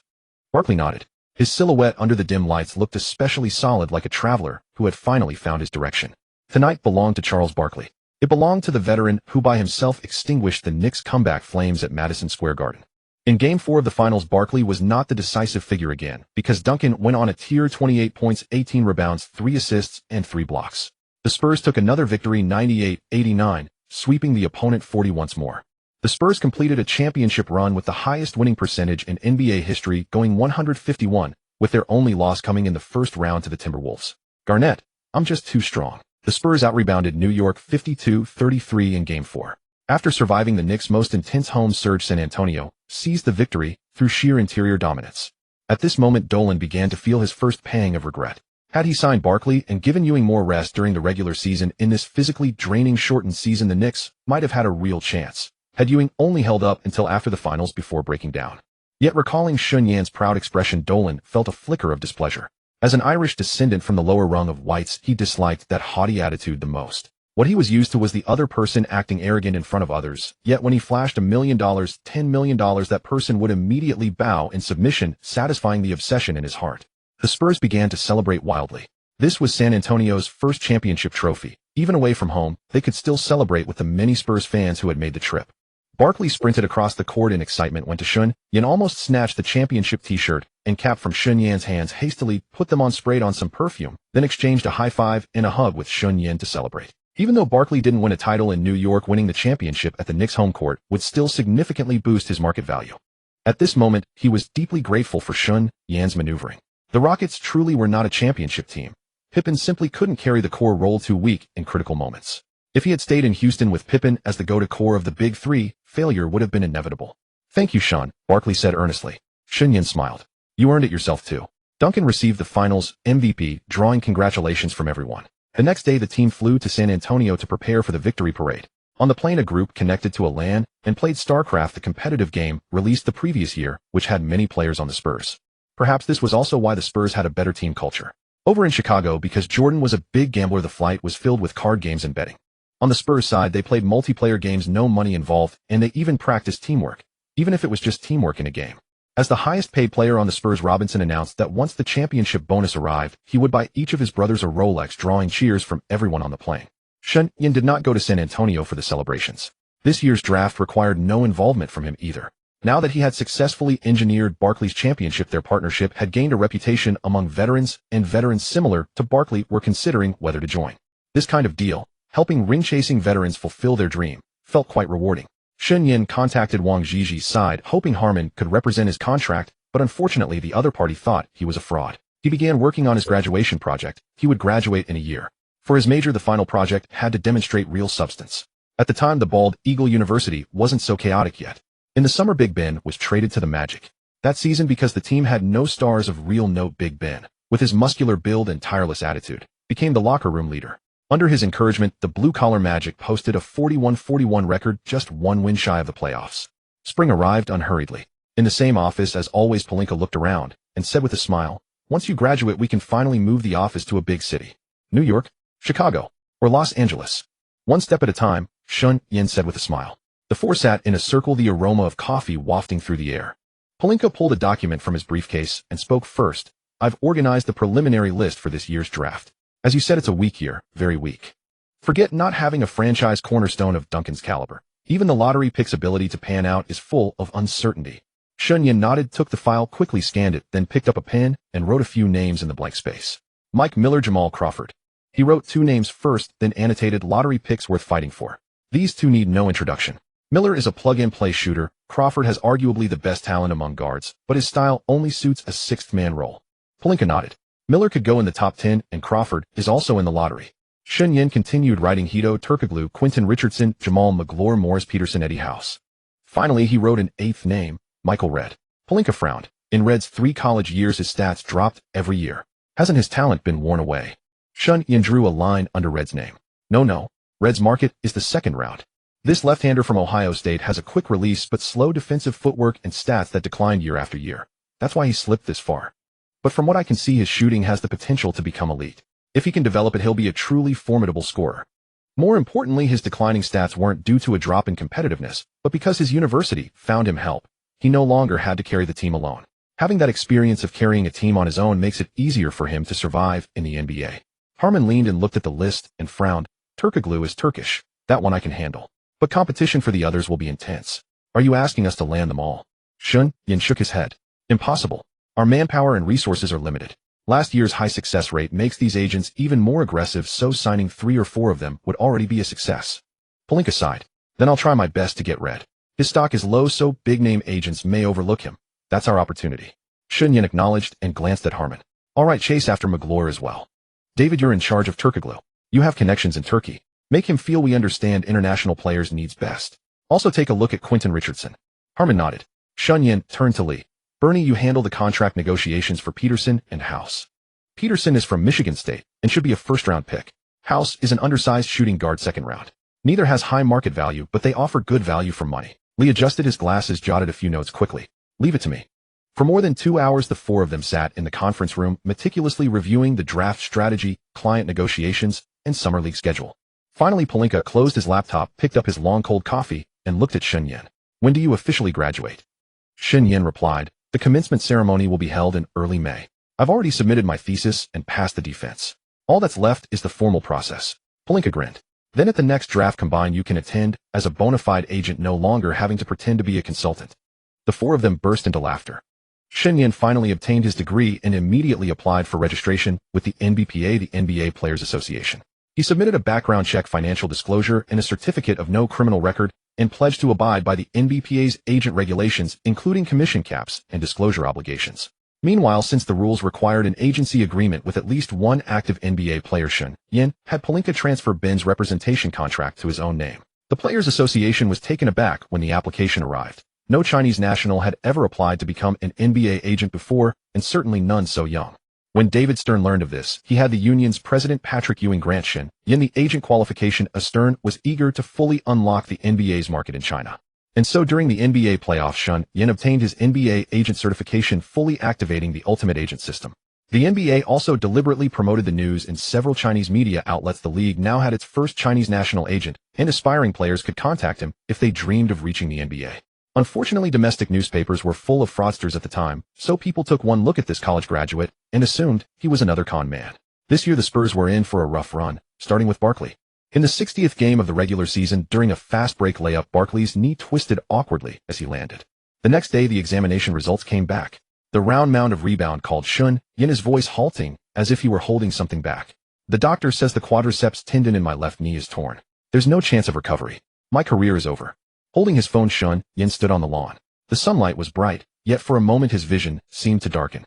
Barkley's contract was set to expire that summer. He had originally planned to finish the season with the Spurs, then, depending on his condition, either re-sign or take a veteran's minimum to join a championship contender for one more push. But now all of that had been thrown into disarray by the injury. Shen Yan took a deep breath, striving to keep his voice steady. Focus on your recovery first. I'll have Robert handle everything else. After hanging up, Shen Yan stood still for a long time. Barkley's injury-forced exit was bad enough, but he had no idea that worse was yet to come. Despite Barkley's injury, the Spurs' record remained solid. The twin towers of Duncan and Robinson were formidable. Duncan averaged 23 points, 12 rebounds, and 3 blocks per game, making him a leading MVP candidate. Everyone believed that as long as Duncan was healthy, the Spurs would remain strong contenders for the championship. Then came the devastating news. In the 74th regular season game, Duncan suffered a twisted knee on a landing as well. The diagnosis, a torn meniscus in his right knee requiring surgical removal. Out for the season. Duncan had played 74 games, averaging 40 minutes per night, single-handedly carrying the team through 90% of the regular season. Then, just as the season was about to conclude, his knee gave out. Pelinka muttered to himself. Removing the meniscus may seem like a minor procedure, but the damage is considerable. Even with a full recovery, his athleticism will be affected. Shen Yan leaned back in his chair and closed his eyes. Popovich had just won a championship, and both Duncan and Robinson had been remarkably durable before this. Even if he warned him, Popovich wouldn't have listened. At that moment, Popovich's tactic was simply to give the ball to Duncan. With both Barkley and Duncan out for the season, the Spurs' hopes of repeating in 2000 were utterly dashed. Shen Yan picked up the phone and dialed Barkley's number. The phone rang for a long time before it was answered. Barkley's voice was even lower than before. You've heard, Duncan. Barkley was silent for a long moment, then let out a deep sigh. Shen, I'm in complete shock. Shen Yan said nothing. He knew Barkley didn't need comforting. He needed someone to listen. A deep weariness crept into Barkley's voice. We just won a championship last season. This season, I figured that when I came back, even if I couldn't fly around like I used to, I could at least help him shoulder some of the pressure in the paint. But now look, I'm hurt and he's hurt. Even if I recover, it's just an old fat man like me and an equally aging Robinson. How are we supposed to lead the Spurs to a championship? It's impossible. Charles, Barkley cut him off. Let me finish. I thought it through. I'm 37 now. After this serious injury, my body is bound to decline significantly. I don't want to be like some guys dragging one leg around the court and turning into a bench warmer averaging 5 or 6 points a game. That's not Sir Charles Barkley. Shen Yan vaguely guessed what he was about to say. When Barkley spoke those words, his voice grew oddly calm. I'm retiring. I already got my ring last season. I have no regrets in this life. Rather than be laughed at on the court, it's better to leave with dignity. Shen Yan was silent for a few seconds, then asked, have you thought this through? I have. Shen Yan didn't try to talk him out of it. All right. I'll have Robert handle the retirement arrangements for you. The press conference, the statement, will take care of all of it. Finally, a hint of a smile appeared in Barkley's voice. I know. Otherwise, why would I hire you guys as my agents? After hanging up, Shen Yan sat in his office as the setting sun slowly sank below the horizon outside the window. Polinka had left at some point without Shen Yan noticing. On the desk lay a summer league plan for Michael Red and a contract file for Hito Turkoglu and Heyman. He picked up a pen and wrote 2 words on Barkley's client file retirement. Then he closed the folder, leaned back in his chair, and let out a long breath. Charles Barkley finally earned a championship ring at 36, then retired at 37 due to injury. Compared with the original timeline, he had 1 more ring and hence no longer needed to struggle for it. Shen Yan didn't know whether this ending counted as perfect, but he knew that Barkley's state of mind at this moment was far better than being ridiculed in the future for lacking a ring. Shen Yan sent an email to Polinka asking him to arrange a press conference for Barkley to make a forced comeback for the Spurs' final regular season game, play a little, and then retire directly. He couldn't leave without formally bidding farewell to the fans. The man who had once called himself the best player on the blue planet had abruptly left the court. As night fell, Shen Yan packed up his things and walked out of the office. In the mailbox by the door lay a letter sent from Europe. He tore open the envelope. Inside was a photo of Steven Jackson playing in the Spanish League. On the back of the photo were the words, "Brother Shen, I'm coming back soon. Wait for me." Shen Yan smiled, tucked the photo into his bag, and locked the office door behind him. Shen Yan did not rush to bind with Ben Wallace in the system.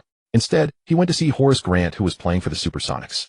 He remembered that Grant was the 3rd pillar of the Bulls' first three-peat and had also appeared during the Lakers' three-peat. Grant was about to retire. If Shen Yan bound with him, as soon as Grant won 1 championship, Shen Yan would gain an additional binding slot without affecting future development. Once Grant retired, 1 binding slot would become 2. After all, Ben Wallace still had time before his prime. However, Shen Yan, a rookie agent, failed to earn the man's trust. Even an extra shoe endorsement deal was turned down. Unlike Barkley, Grant already possessed a three-peat ring, won as the Bulls' 3rd star. This rookie Shen Yan could not help him secure any additional major contract, and the extra few tens of thousands of dollars per year from shoe endorsements were beneath his notice. After earning contracts of over $14 million per season for 2 seasons with the Magic, Grant was not short on money. He still made around $6 million per season over the next 2 seasons, and he felt his current agent was good enough, so there was no need to change. With no shortcut available, Shen Yan had no choice but to bind directly with Ben Wallace, accepting a slower pace of development. Step by step, he would surely become the most powerful agent in the NBA. Shen Yan's maneuvering that helped Barkley win a championship ring also paid off. Now the system was fully activated and gave him an additional reward. The HR directors of Shen Yan's 2 developing domestic companies would be handled by the system. Besides possessing the normal capabilities of HR directors, the 2 individuals had a pair of eyes that could see through humans and non-humans. What distinguishes humans from beasts is but a thin line. The common people discard it, while the gentleman preserves it. Likewise, one without compassion is not human, a one without a sense of shame is not human, a one without a sense of deference is not human, a one without a sense of right and wrong is not human. Each of them could screen 100 people per day. Since both factories were still under construction and development, they could weed out non-humans and keep true humans, thereby solving the problem of counterfeit humans at its source. Shen Yan had seen many examples of factories that were developing well, but hired a counterfeit human employee, ultimately causing the entire factory to collapse. From this perspective, the system clearly did not want domestic industries to distract his energy, allowing him to focus on his legitimate agent business. The playoffs of the new century were exceptionally thrilling, especially in the Western Conference. In the first round, the Lakers encountered considerable trouble, as the Kings easily defeated them in both home games. If not for the Kings star Weber lacking mental toughness and going weak-kneed in 2 of the 3 road games, the Lakers might well have been upset. In the second round, the Suns, who had acquired Kidd, won 1 game at home against the Lakers, with Clifford Robinson being fed for 32 points. The Lakers easily passed the second round 41. Their former greatest rival, the Jazz, were eliminated 14 by the Trail Blazers frontline in the second round. In the Western Conference Finals, the Lakers ran into the Trail Blazers, who had acquired Pippen from the Rockets. The Lakers' payroll was $55 million, while the Blazers was $53 million, a difference of nearly $20 million. Meanwhile, the Clippers, who had the lowest payroll that season, totaled just over $22 million. The combined salaries of Pippen and Rasheed Wallace exceeded the entire Clippers roster, truly absurd. The Clippers' leader was the newly drafted 4th overall pick Odom. Other teams were forced into rebuilding by selecting a cornerstone, but the Clippers simply used their high lottery rookie as the core because he was cheap. Under Phil Jackson's leadership, the Lakers took a 31 lead first. In Game 5, Kobe, Glenn Rice-Horry, and Rick Fox collectively went cold. Under the Blazers' frontline defense, they clanged shot after shot off the rim. Pippen kept trash-talking, "Kid, you're still far off. This is championship-level defense." That ignited Kobe, who erupted in Game 6 with 6 of 9 three-point shooting, recording 33.6 assists, 4 steals, and 3 blocks. However, in this game, O'Neal was hacked under the hack-a-shack strategy, making only 3 of 10 free throws. With no touch and a shattered mentality, he shot just 7 of 17 from the field. Additionally, C. Green and Horry both went 1 of 4, and the Lakers lost another game. In this game, Kobe broke out and locked down Pippen, holding him to 1 of 6 shooting. However, the Blazers still won 2 straight to force a Game 7. Even though it was the Lakers' home court, the Blazers carried greater momentum. Shen Yan bought a mid-court ticket and watched the game live. The Lakers once trailed by 15 points. Kobe delivered 25 points, 11 rebounds, 7 assists, and 3 blocks. Brian Shaw hit 3 of 4 from 3, and O'Neal answered the call with 8 of 12 free throws. The Lakers mounted an epic comeback, defeating the Blazers 89-84 to advance to the NBA Finals. O'Neal often said that he made the free throws that needed to be made in critical games. From that point of view, there was nothing wrong. This Finals was equally classic. Kobe was undercut by Jalen Rose in Game 2 and sat out Game 3, but he forced a comeback and saved the Lakers in Game 4. The Lakers grew stronger as the series progressed. Unlike the previous season, O'Neal did not regress. This season, he delivered an FMVP caliber performance, and the Lakers defeated the Pacers 42. Bird, who had coached the Pacers for 3 years, won Coach of the Year and led the team to the finals, followed through on his word. After coaching for just 3 years, he stepped down from the head coaching position. As a player, he was MVP and Finals MVP. As a coach, he was Coach of the Year. The king of trash talk may have talked a lot, but he truly fulfilled every boast he ever made. The NBA draft in June was held in Minneapolis. The results were much as Shen Yan had anticipated. Mike Miller was selected 5th overall by the Magic, and Jamal Crawford was selected 8th overall by the Cavaliers. Both were lottery picks, but unfortunately they had nothing to do with their agency. Pelinka ultimately signed only Michael Redd. The left-handed shooter was selected by the Milwaukee Bucks with the 14th pick of the second round, 43rd overall, and signed a 2-year $7.8 contract. On the night he was drafted, Redd called Shen Yan, his voice filled with obvious disappointment. Second round, 43rd pick. Brother Shen, your prediction was spot on. Shen Yan's tone was calm. The draft position doesn't matter. What matters is whether you can stay in the league. Your weapon is shooting. As long as you can shoot quickly and accurately, keeping your three-point percentage above 40%, a second-round pick can also earn a max salary. Redd was silent for a few seconds, then said something that left a deep impression on Shen Yan. I'll make the other teams regret not drafting me in the first round. Heyman on his end signed Hedo Turkoglu. The Turkish player was selected 16th overall by the Sacramento Kings. A good pick with a good contract. Turkoglu expressed his gratitude to Heyman over the phone, saying in heavily accented English, "I will prove the strength of Turkish basketball." Bernie Lee secured 2. Morris Peterson was selected 21st overall by the Toronto Raptors, and Eddie House was selected 37th overall in the second round by the Miami Heat. Neither was a big name, but Lee managed to secure a partially guaranteed contract for House during negotiations, already a decent deal for a second-round pick. They signed 4 rookies this year. Quentin Richardson and Jamal Magloire were snatched away by other agencies. Shen Yan was satisfied with the outcome. At the dawn of the new century, their agency had grown from a small workshop into a firm representing 17 NBA players. Of course, they couldn't compare with the powerful agents. Those super agents each represented 20 or 30 NBA players, while the 4 partners together had only 17. Wait, it was now 16 because Steven Jackson had not yet joined an NBA team. In the summer at the turn of the century, the sun over Orlando was especially unforgiving, but Shen Yan had no time to notice. His temporary office was piled high with faxes and draft contracts. Even with the air conditioning at full blast, the lingering smell of coffee hung in the air. The coffee on his desk had long gone cold, leaving a dark ring stained inside the cup. The phone rang every few minutes. Partners, team executives, and players each came to him with their own agendas, hoping to claim a piece of the wild free agent market. Big Ben was the first to cause him concern. Ben Wallace had spent 4 years clawing his way from the bench to the starting lineup in Washington and Orlando, earning his place through raw power and tenacious defense. The Detroit Pistons had taken notice and offered a 6-year $33.9 million contract. For a blue-collar player like Big Ben, that sum was enough to keep his family comfortable for life, and he had only been a starter for 1 season. Shen Yan called Big Ben into his office and sat down across from him. He pushed the calculator aside and pulled a hand-drawn chart out of his desk drawer. "Listen to me. A 6-year contract may look secure, but it's not in your best interest. You've been in the league for 4 years. If you sign for 2, you'll have exactly 6 years of service by the time it ends. Then you'll be 27, the prime age when defensive players are worth the most. The salary cap is on the rise, and by then your numbers will be far better than 4 points and 8 rebounds. If you sign another long-term deal, then the total will be much larger than what's on the table now." Big Ben lowered his head, his fingers rubbing the denim over his knees. He was silent for a long time, so long that Shen Yan thought he was seriously considering the proposal. Then Big Ben looked up. His voice was quiet, but his tone left no room for negotiation.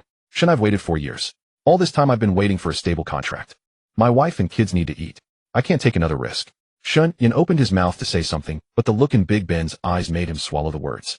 It was the instinctive craving for security of a man who had climbed up from the bottom. The NBA had seen too many gifted players lose everything because of injuries, one wrong decision, or an unexpected trade. Big Ben did not want to become one of them. He signed 6 years, but the contract was with the Magic, who would then trade him to the Pistons. Orlando wanted to bring in Hill and build a high-talent trio around McGrady, Hill, and Duncan. Shen Yan leaned back in his chair and watched Big Ben's back as he walked out after signing, then let out a long breath. He knew he was right, but so was Big Ben. Perhaps in the business of the NBA there was never any absolute right or wrong. Tracy McGrady was more complicated. At 21, he had already spent 3 seasons with the Toronto Raptors. His talent overflowed like a flood. A shade over 2 meters tall, elite athleticism, a silky shooting touch, and an innate, almost spine-tingling feel for the game. Nearly every team in the league wanted him. Toronto wanted to keep him, but the problem was Vince Carter. Carter had arrived in Toronto a year after McGrady and had already become a phenomenal player. The Raptors front office made it clear that Carter would get the max. That left too little budget for McGrady, only a sub-max deal. Orlando, in contrast, got straight to the point and handed him a 7-year $93 million maximum contract. Shen Yan, Pelinka, and McGrady sat together in McGrady's living room. The television was on, but the volume was off, and the ESPN ticker scrolled across the bottom of the screen over and over. Shen Yan turned his laptop around to show his own projection model. Tracy, Orlando's offer is fine, but I suggest you structure it differently. Sign a 3-year max first. 3 years from now the salary cap will jump sharply. That will give you exactly 6 years of service, and you can sign another long-term max deal at a higher percentage. I've calculated it. The difference between the two options is at least $30 million. In the NBA, max salaries are determined by years of service 0, 6, 79, and 10 plus, and the percentage of the salary cap a max deal can occupy differs significantly at each stage. McGrady lounged on the sofa, his long legs crossed. He did not reply at once, but stared at the ceiling for a few seconds. Then he said slowly, 3 years. What if I get seriously injured in 3 years? What if my form drops off? You know my body better than anyone. It has always had to be treated conservatively. Your current style of play isn't likely to cause a major injury, Shen Yan began. McGrady interrupted him with a caution that seemed beyond his years. Who can say for sure? Shen, I respect you. But in Toronto I'm a role player, or at least just a regular starter. I don't have to push myself to the limit. But if I go to Orlando on a max contract, those fans are coming to watch me play. I can't hold anything back. I owe it to them for the price of their tickets. Once I'm on the court going all out, I can't guarantee I won't get injured. I don't want to bet on that. Shen Yan fell silent. What McGrady said also made sense. Take Grant Hill, for example. The man hailed as Michael Jordan's successor. He started having ankle problems in his final 2 years in Detroit. No one can predict injuries, and no one can predict the future. Shen Yan knew that Hill would later go to Phoenix, gradually recover, and develop an excellent jump shot as a role player. But right now he carried the title of Jordan's heir. If you're supposed to take Jordan's place, can you avoid driving into the paint? Can you skip the spectacular reverses and crossover dunks? Then how can you call yourself Jordan's successor? The NBA was its own kind of arena, and the stars of that era, just like the bald eagle that symbolized America at the time, still cared about their pride. Jordan, the role model of so many stars at the time, would play at least a quarter or two on the road, even while hurt, just so the fans would not be disappointed. So the stars who modeled themselves after Jordan were also inclined to give everything they had from the moment they stepped on the court. That was also the reason Vince Carter would later be widely criticized for deliberately going through the motions to force a trade out of Toronto, and why his commercial value was thoroughly ruined. Everyone else was giving their all. If you forced your way out by showing a poor professional attitude, it went against the mainstream values of the league. In the end, McGrady chose Orlando's 7-year contract. As his plane flew to the next destination, it passed through a bank of thunderstorm clouds and shook hard. Shen Yan sat back with his eyes closed, thinking these two men both refused to listen. One was afraid of being poor, the other was afraid of getting hurt. In the end, both came down to fear. Only the object of their fear was different. Tim Duncan's recruiting visit to Orlando had reached the point of signing, but the man later known as the NBA's king of blown leads derailed the deal with a single blunt sentence, leaving the McGrady-Hill-Duncan combination only a fantasy. Rashard Lewis was the only one who gave him no trouble.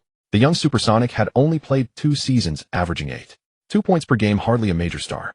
But when the Supersonics handed him a 3-year, $13 million contract, Lewis immediately came to Shen Yan. Brother Shen, does this contract look all right? Shen Yan examined the terms, and his eyes brightened. That 3rd-year player option is good. Trust me, sign for 3 years, then opt out after the 3rd. Your numbers right now are being held down by Peyton and Vin Baker. Once they're gone, your opportunity will come. Then you'll be able to sign a big contract, which will be far more valuable than locking in a long-term deal today. Lewis nodded without much hesitation. The trainer Shen Yan had introduced him to the technical weaknesses he had analyzed for him and the career path he had laid out for him. None of it had been wrong. He trusted Shen Yan. On the day he signed, Lewis put his name on the contract decisively. Shen Yan smiled beside him. This young man was no trouble at all. He knew exactly why he played and understood how to maximize his own interests. That summer, Shen Yan had other matters to attend to. Steven Jackson, the high schooler who had been drafted by the Suns only to be cut immediately, had finally earned another chance at the NBA after 3 years in Europe. Heyman helped him connect with the Nets Summer League, and through his connections secured him a non-guaranteed contract.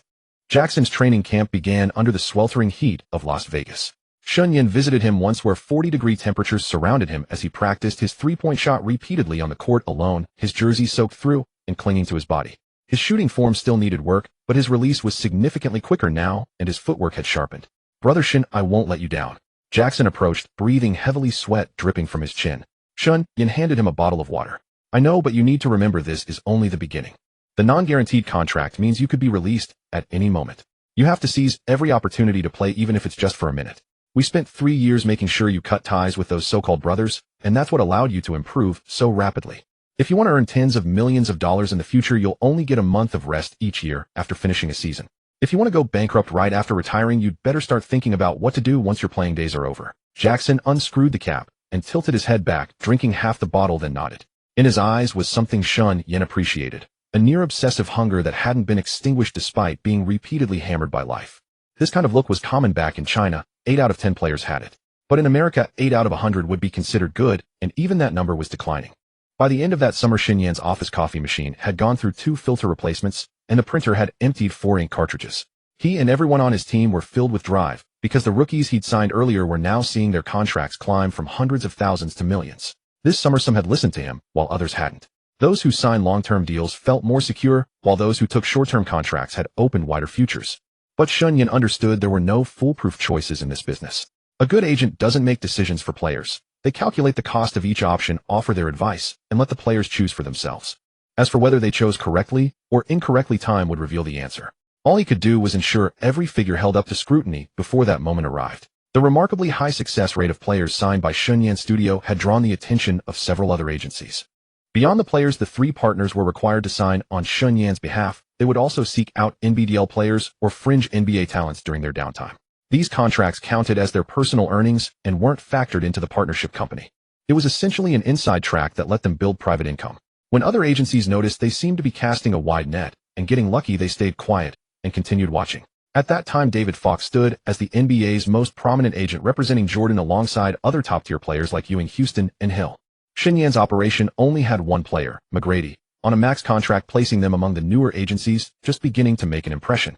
However, Pelinka and the others noticed that scouts frequently kept tabs on them, and whenever they approached a new prospect, other agents would immediately move in to court that same player. Shen Yan couldn't do much about it.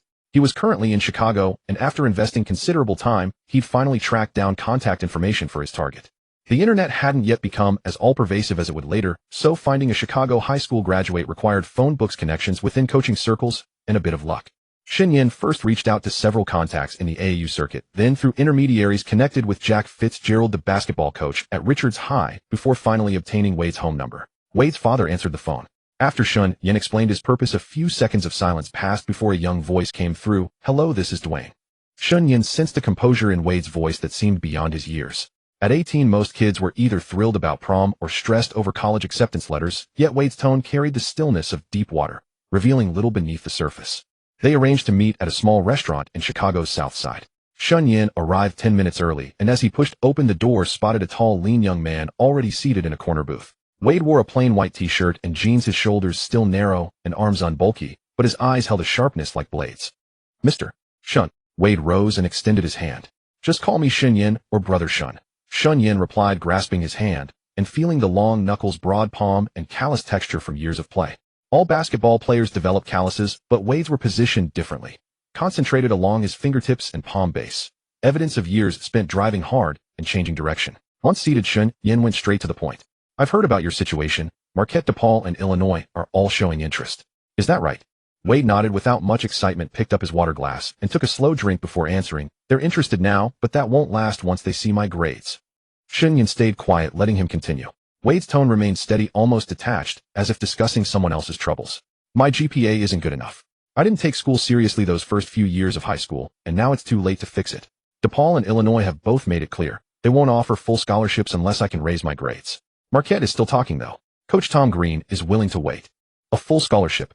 Yes, but there's a catch. I might not be able to play as a freshman. The NCAA has Proposition 48, which bars freshmen who don't meet academic standards from competing their first year. I can only practice with the team. Shen Yan leaned back in his chair, fingers tapping twice on the table as his mind raced. Wade's senior year averages of 27 points and 11 rebounds were outstanding, but across the nation those numbers alone wouldn't be enough to bypass college and enter the NBA directly. What's more, his academic issues would make NBA teams question his maturity and discipline. Marquette is a solid choice. Tom Green is a coach who knows how to develop players. Wade glanced at him, the corners of his mouth shifting slightly. Not quite a smile, more like a test. Brother Shen, did you come all this way just to tell me that? Shen Yan smiled. This young man was sharper and more direct than he'd anticipated. Shen Yan took a piece of paper from his bag on which he had handwritten a few lines. I want to be friends with you. I know some tutoring teachers who specialize in helping athletes make up credits. If you go to Marquette, I can help you get in touch with one locally in Milwaukee. As for the cost, don't worry. You can pay after you make it to the NBA. Wade frowned. Why? Shen Yan smiled. Because I believe in you. In the future, I want to be your agent and make a name for ourselves in the NBA. You won't be able to play in your freshman year, so this year is precious. Without proper guidance, you might train blindly in the gym and develop bad habits. I want to find you a teacher to help with your studies, and during the break, I want you to train with the NBA players over here. You've heard of Big Ben, right? Ben Wallace, starting center for the Magic last season, averaging 8 rebounds per game. There are a few other players too. Over the summer, you can play against them and see where you stand. Wade fell silent, staring at the paper on the table for a long time. Then he looked up with a sharp gaze. Shen, you know the NCAA rules. You can't give me money or any benefits, or I'll lose my eligibility to play college basketball. Now you're talking about finding me a tutor. Shen Yan waved his hand to interrupt him. I understand. As I just said, I can help you sign a contract with the tutor for the fees. Once you enter the NBA later, you pay them back with interest equal to bank deposit rates. The NCAA can't touch this. As for training with NBA players, that's just playing ball among friends. No money, no tickets, and no violation. Wade looked at him for a few more seconds, then slowly nodded. For the rest of the summer, Shen Yan began to travel frequently between Chicago and Milwaukee. He found Wade a retired teacher who specialized in tutoring athletes with classes 3 times a week at Wade's small rented apartment. He also arranged for Wade to train with Big Ben, Steven Jackson, and others in mid-July. By then, they had all rested for at least a month. Some were about to play in the summer league and needed to gradually get back into shape. The first time Big Ben met Wade, he looked him up and down, then turned to Shen Yan. This kid, are you sure he can play? Wade didn't say a word. He grabbed the ball, dribbled twice, then suddenly accelerated past Ben Wallace and threw down a one-hand dunk. The move wasn't flashy, but his explosiveness was astonishing. Ben stood there stunned, then burst out laughing. All right, you've got something. Those days of training were a brutal initiation for Wade. He learned defensive positioning with Big Ben, off-ball movement with Jackson, and changes in ball handling rhythm with Bobby Jackson. Every time he was thoroughly schooled, he would drag Shen Yan to the sideline to watch video replays, breaking down each possession one by one. Shen Yan pointed at the screen. See, when Ben guards the pick and roll, he drops his center of gravity lower than you do, but his feet slide diagonally, not laterally. Pure lateral movement is too hard on the knees. Your lateral speed is no slower than his, but on your first step, you tend to lead with your right foot, which gives the defender half a step of space. Wade stared at the screen, silently watching 5 times, then stood up and returned to the court, practicing that footwork 20 times against imaginary defenders. Shen Yan leaned against the goal post, watching, thinking, this Jordan 5 centimeters shorter is truly different, extremely gifted. Unlike that certain someone who guards only the ball on defense and has no idea what man-to-man defense means. One day in August, after training ended, the two sat on the steps outside the gymnasium drinking sports drinks. Marquette University was about to start, and Wade had to go to school. The evening breeze of Milwaukee drifted in, carrying the damp breath of the lake. Wade suddenly asked, Shen, aren't you afraid? Afraid of what? Wade's voice was soft. Afraid that I won't make it to the NBA later. Or that I'll make it, but not choose you as my agent. You're helping me so much now. What if in the end you get nothing out of it? Shen Yan put down his drink and turned to face Wade. The 18-year-old still had the boyish immaturity on his face, but his brow bone had fully developed, and there was a clarity and stubbornness in his eyes far beyond his years. His jawline had not yet swollen like it later would. Shen Yan had also looked into it. It was likely a side effect of taking too many medications. In 2023, Wade was diagnosed with a malignant tumor in his kidney, worse than Morning. Morning had an extra kidney, so he was mostly fine. He had also admitted to taking many medications, but compared to Wade's handful after handful of pills, almost eating them like food, he couldn't compete. Both had been driven by Riley's crazy training regimen to rely on medication, which eventually led to kidney problems. At this point, Morning had less than 2 months before his kidney issues would be discovered. This undersized center who had long lingered behind O'Neal was about to drop out of the top center circle entirely. I've read your face, Shen Yan said with a smile. Wade was taken aback, then couldn't help laughing. Face reading. You know how to do that? Shen Yan put away his smile and said seriously, actually yes. I can tell you're someone who means what he says and follows through. You're trustworthy. And honestly, I know everyone out there is hyping up Vince Carter, calling him Jordan's successor. Great dunks, flashy style.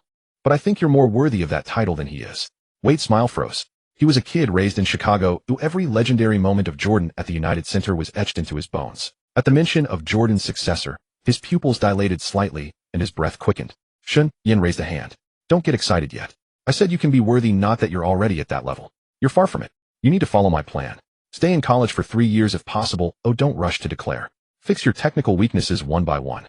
Change your shooting form, work on your mid-range game, and adjust the rhythm of your dribble drive offense.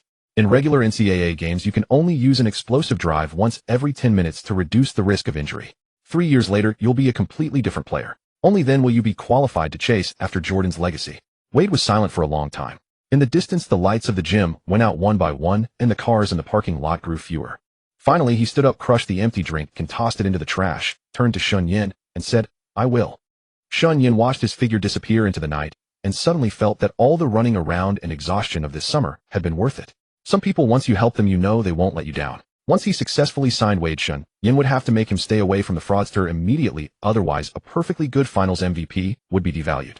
That offseason saw plenty of blockbuster trades, with the most impactful being the Magic landing McGrady, and Hill Ewing departing the Knicks, Mutombo joining the 76ers, and Small O'Neal heading to the Pacers. In late October, Detroit, the air carried a rusty tang. When Shen Yan stepped out of his newly purchased sedan, his first instinct was to watch his footing. Cracks split the sidewalk tiles, with withered yellow weeds pushing through the fissures. Across the street, the abandoned factory's windows were mostly shattered fragments of glass on iron frames, catching the dark crimson light of sunset. In the distance stood a once grand commercial tower, its exterior stone cladding peeled away in large patches, revealing the dull gray concrete beneath. This was Detroit. Once America's fourth largest city, the heartbeat of the auto industry, and home to Motown Records, now sinking in a slow and irreversible decline. Japanese automakers nibbled away at Detroit's big three, market share piece by piece, offering cheap, fuel-efficient cars built with thin sheet metal and low costs. General Motors, Ford, and Chrysler cycled through layoffs one after another, each round slicing deeper into the city's flesh. The population had plummeted from a peak of 1.8 million to under 1 million, and kept falling. The entire city resembled an old car pushed 20 years past its prime. The engine still turned over, but nothing in it went unsaid.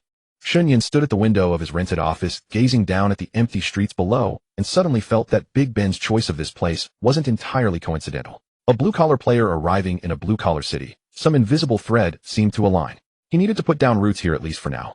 With only Big Ben on his roster, he had to keep a close watch. His 3 partners and 8 assistants gathered here, only occasionally trailing players around, or scouting new talent and chasing advertising deals.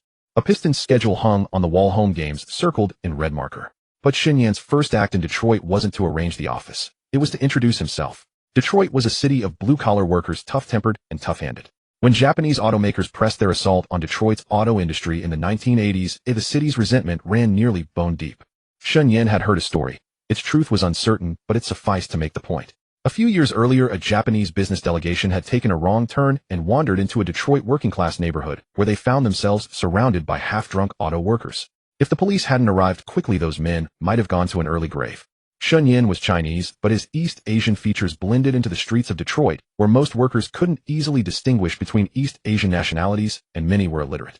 Some assumed Koreans and Japanese were merely provinces of China, much like confusing the U.S. Virgin Islands with Denmark. If mistaken by intoxicated locals, an unprepared Shen Yan would hardly survive a beating, or worse. So when the Pistons introduced him to Big Ben, Shen Yan deliberately emphasized his background repeatedly. The Pistons' PR manager had noted it in internal communications. A Detroit Free Press sports reporter had even asked directly, "Is he Japanese?" Shen Yan's reply came instantly, "No. That question is insulting. I'm Chinese." The Free Press ran the piece, and word circulated through Detroit's basketball circle until Shen Yan finally gained a measure of recognition alongside Big Ben. Not fame. He just wanted people to recognize his face and know he was Chinese, sharing their disdain. Shen Yan didn't seek notoriety. He simply didn't want to die without reason. In fact, his caution proved warranted. A few days after arriving in Detroit, he stopped at a convenience store for water, and the elderly man behind the register studied his face for a full 5 seconds with an expression of complex appraisal.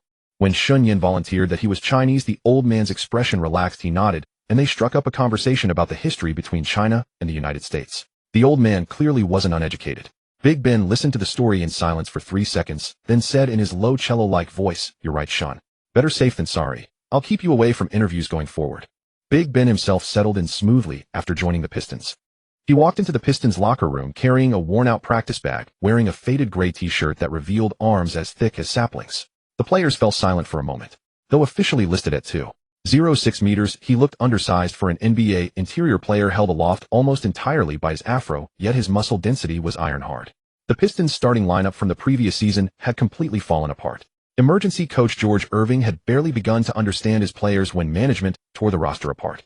Of the 15-man roster for the new season, only 3 players remained from Detroit the previous year.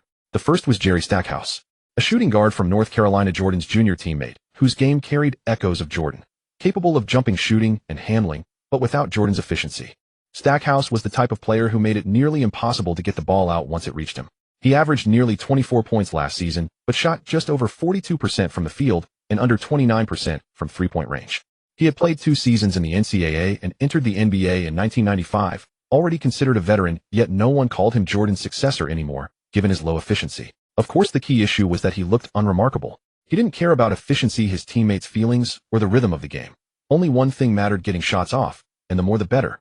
Teammates privately nicknamed him Black Hole because once the ball entered his hands it never came back out. The second was Michael Curry. If Stackhouse was a black hole on offense, then Curry was an iron chain on defense.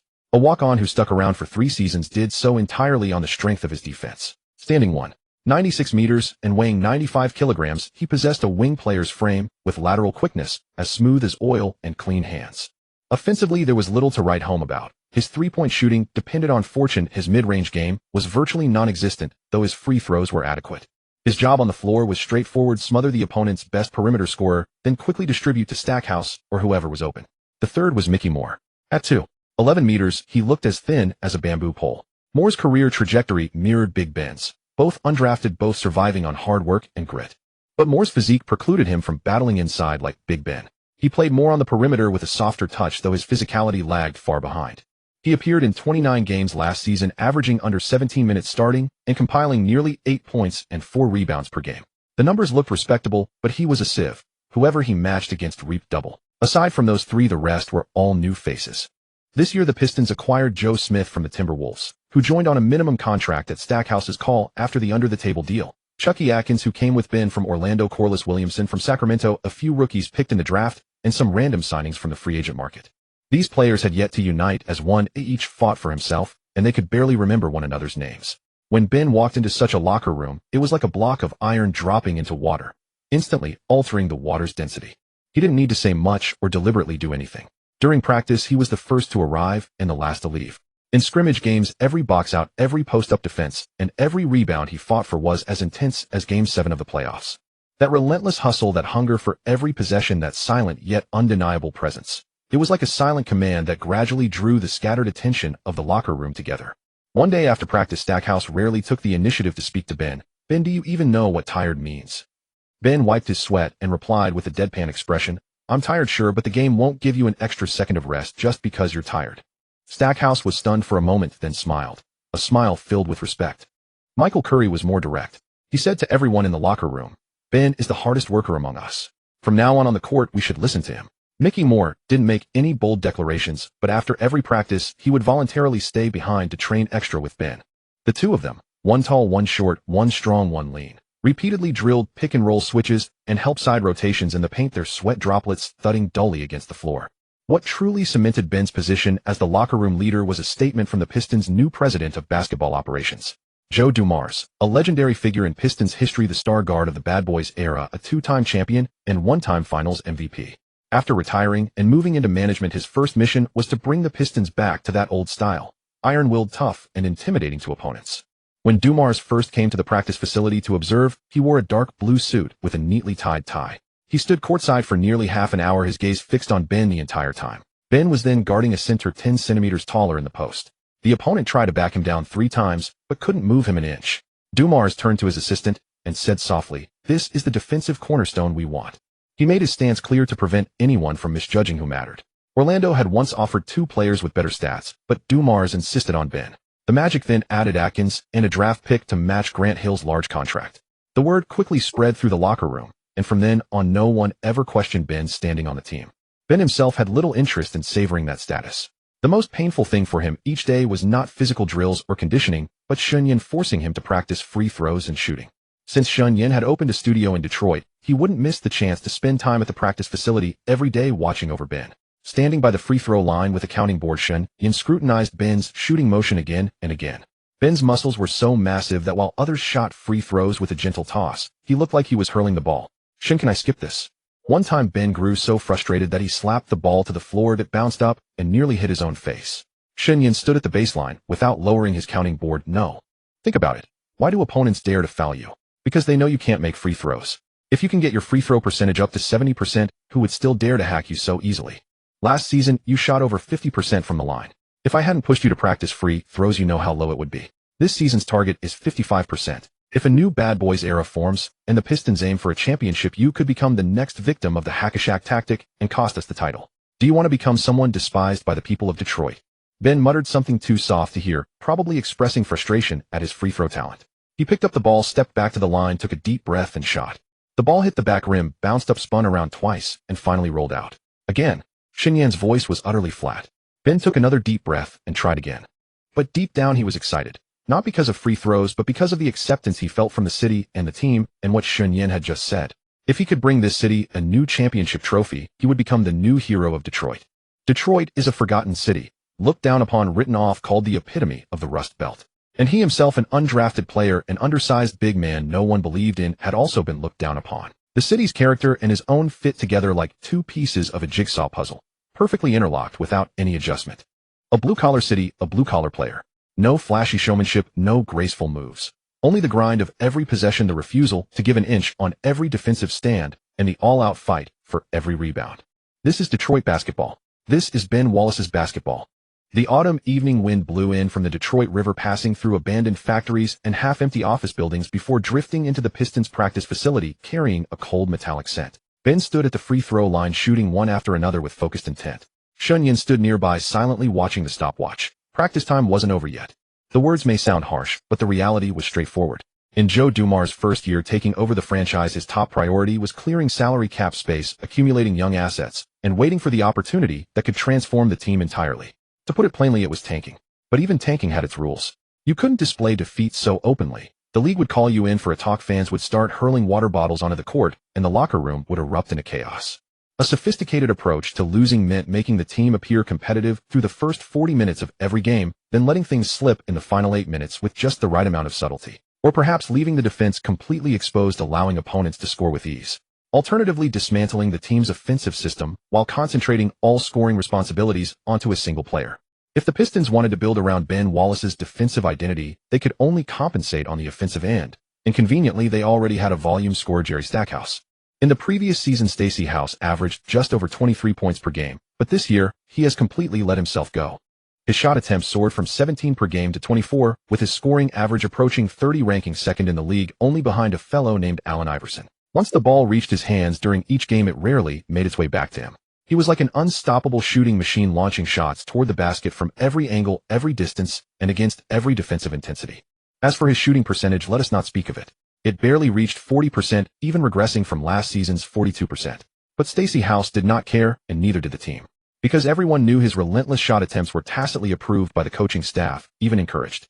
The Pistons needed someone to consume all the ball possessions, and Stacey House happened to be exactly that kind of player, ready to shoot whenever given the ball, and still wanting it when denied. Of course, the most important factor was his inefficiency. Both sides found their satisfaction in a mutually beneficial arrangement.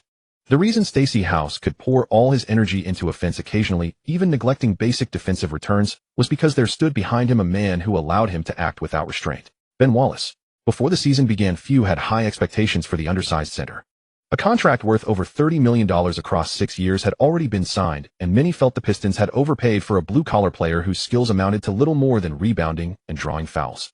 On local Detroit sports radio, a sharp-tongued commentator even remarked, "Ben Wallace. He can rebound, but what else can he do? Can he score? Can he shoot free throws?" By late October, when the regular season began, these voices gradually faded. By mid-November, they had vanished entirely.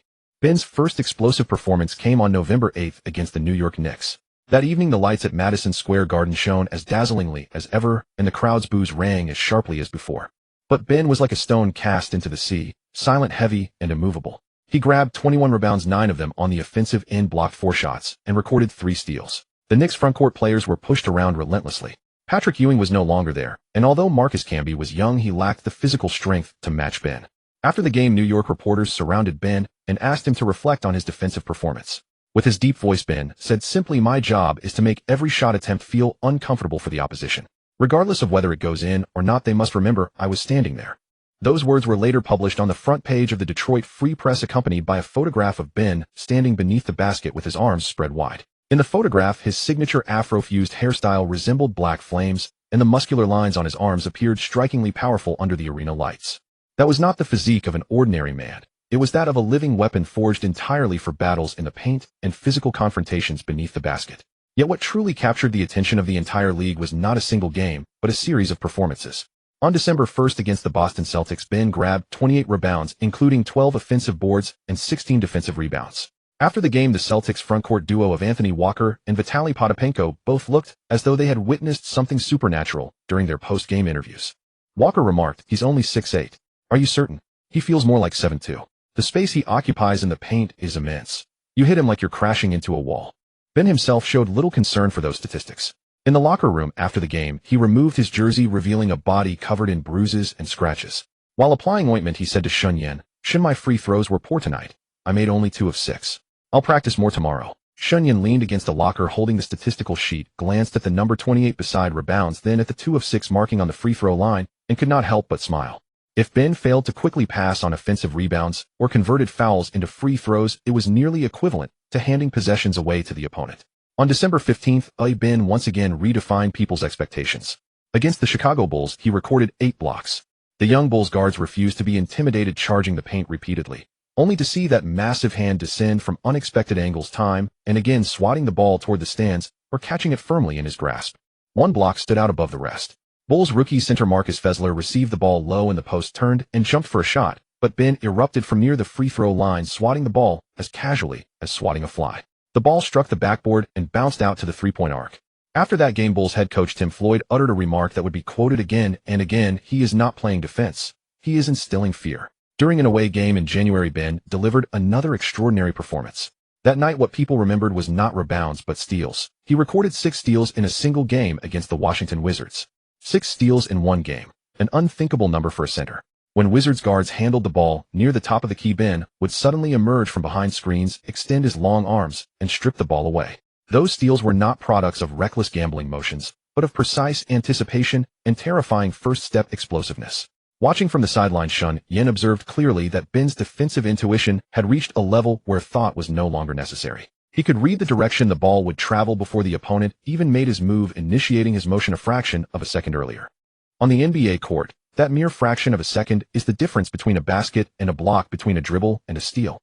For the entire season, Ben's final stat line settled at an average of 7. 2 points, 13. 3 rebounds, 1. 3 steals, and 2. 3 blocks per game. Compared to last season's 4 points and 8 rebounds, Ben's numbers had risen dramatically.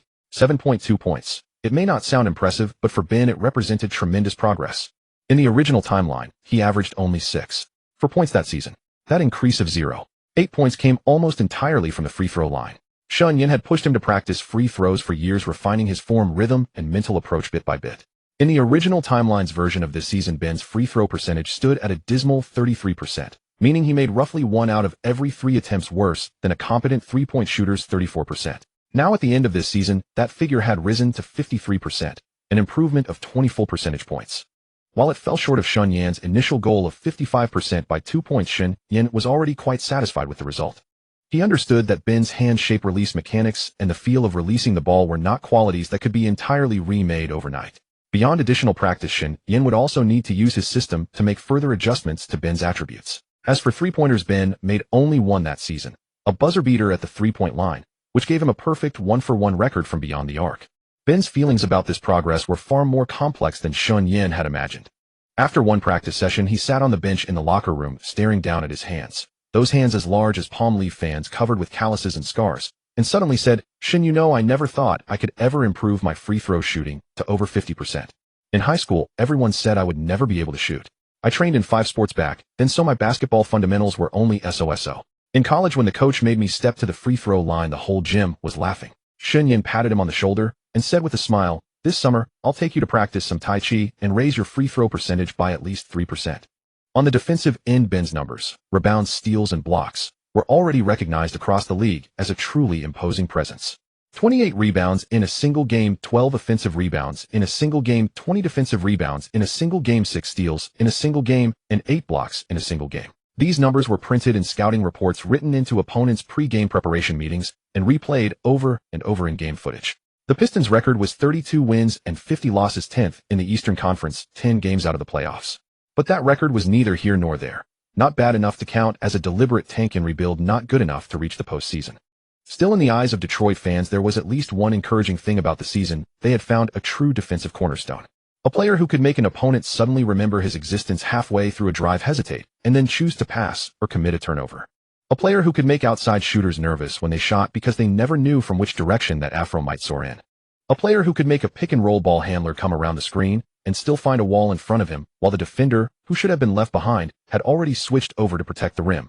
A truly superlative defender. Such players were extremely rare in the NBA. Shen Yan would sometimes sit by the window of that shabby Detroit office looking at the Pistons' insignia spray painted on the wall across the street and mull over one thing: Ben's performance this season had already surpassed what he had originally expected.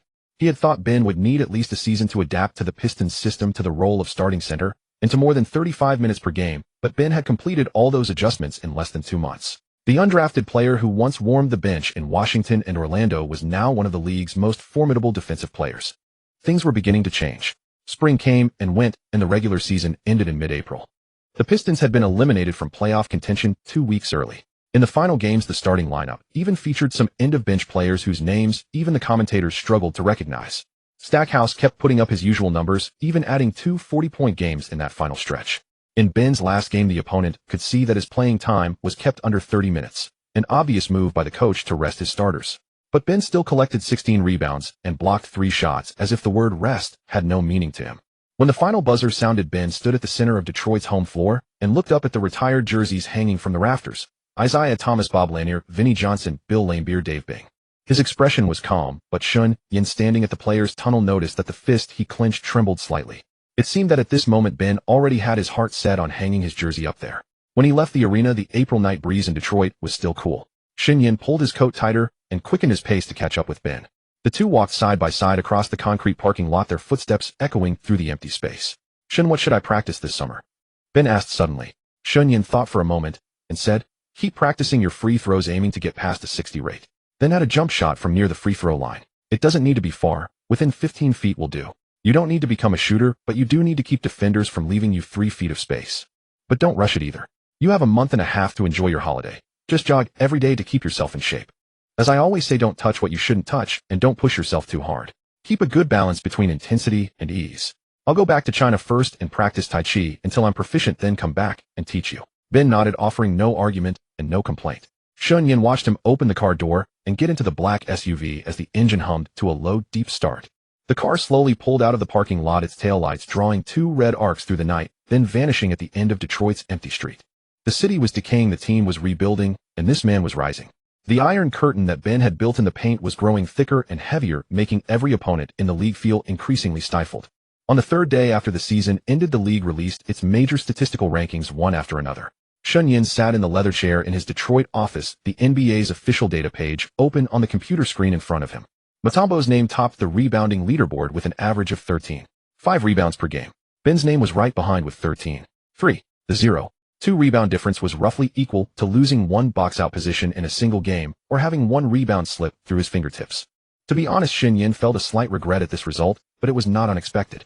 After playing half a season with the Atlanta Hawks, Mutombo was traded to Philadelphia. His rebounding numbers dipped a little after joining an Eastern powerhouse, but the foundation was there: 7'2" height, and a pair of long arms made grabbing rebounds as easy as picking fruit from a tree. Mutombo's notoriously hard elbows kept everyone in the league at a distance. Even his own teammates were not exempt. His intimidating presence on the court outweighed Ben's by a considerable margin. Ben was fully 20 centimeters shorter than him, so fighting his way to a mere 0.2 rebound difference was already a remarkable achievement. The block leaderboard was less flattering. Ben averaged 2.3 blocks per game, ranking 11th in the league. The defensive intensity of that era was exceptionally high. Players could keep pushing their opponents to slow them down and then go for the block. Once the block statistic reaches a certain level, every 0.1 increase is hard-won. Ben's defensive deterrence was often expressed in making opponents hesitate to shoot rather than in swatting the ball away. The passes made because a player feared being blocked and the shots missed because of hesitation would never appear in any statistical sheet. He was a pure defensive blue-collar player, one who earned his living through rebounds and defensive presence. As for other statistics, there was no need to consider them. Second place on the rebounding leaderboard was the highest ranking Ben achieved this season. Shen Yan closed the browser, leaned back in his chair, and closed his eyes for a while. At that moment, a familiar interface suddenly appeared in his mind.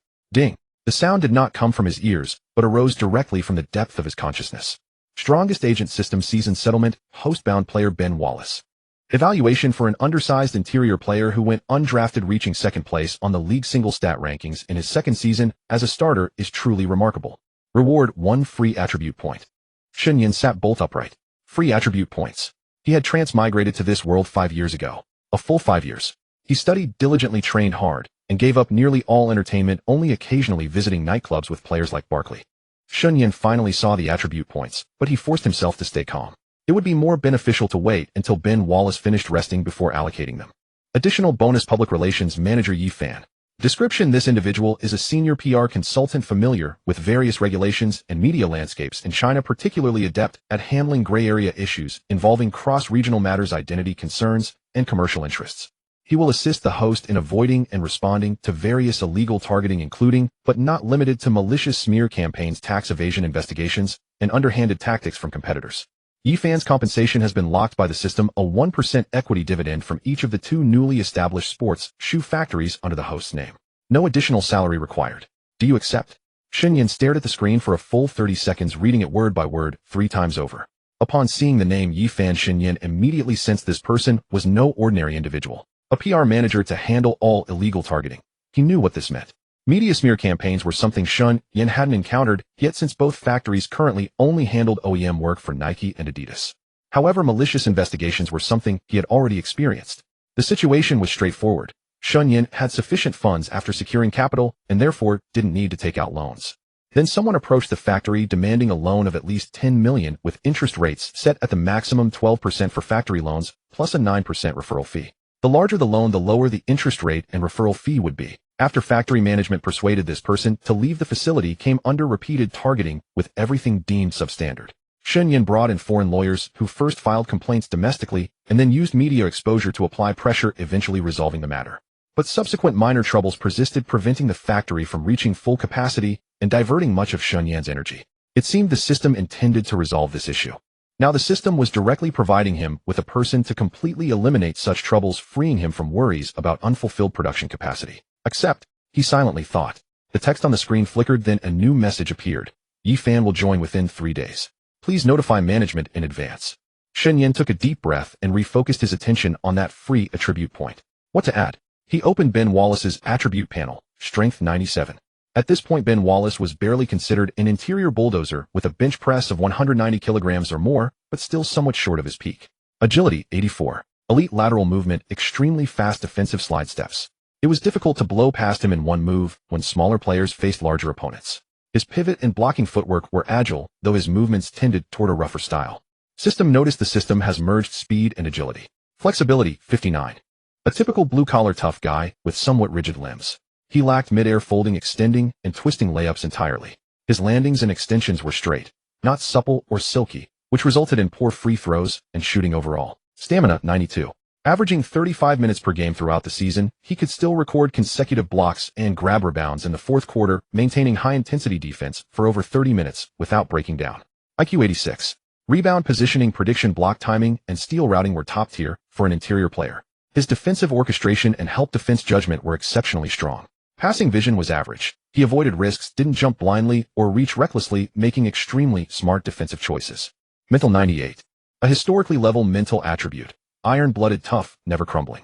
In crucial games, he would only become more ferocious, never showing mercy. Off-ball and on-ball defensive discipline was maximized. He never fell for fakes or lost positional awareness. Help defense positioning was textbook, making him the defensive anchor of the entire team. Shen Yan's gaze paused at the flexibility category 59. For an NBA-caliber interior player, this number was inadequate. Ben Wallace's body was like an iron plate, hard and rigid. He could absorb contact and physically engage, but couldn't execute overly complex movements. His shooting form was stiff with a high release point, yet his wrist and finger follow-through lacked fluidity. The ball left his hands with a throwing sensation rather than a gentle flick. This lack of fluidity stemmed largely from insufficient physical flexibility. Flexibility, unlike strength or vertical leap, may not draw attention, but it serves as the foundation for many technical movements. A player with good flexibility can maintain bodily balance during physical contests, execute mid-air adjustments, and smoothly transfer power from the ground through to the fingertips during shooting. Ben Wallace's defense was already near perfect. Adding attribute points to defense would at most merely make his Defensive Player of the Year statistics more impressive. But investing in flexibility yielded comprehensive benefits, and higher flexibility reduced injury risk.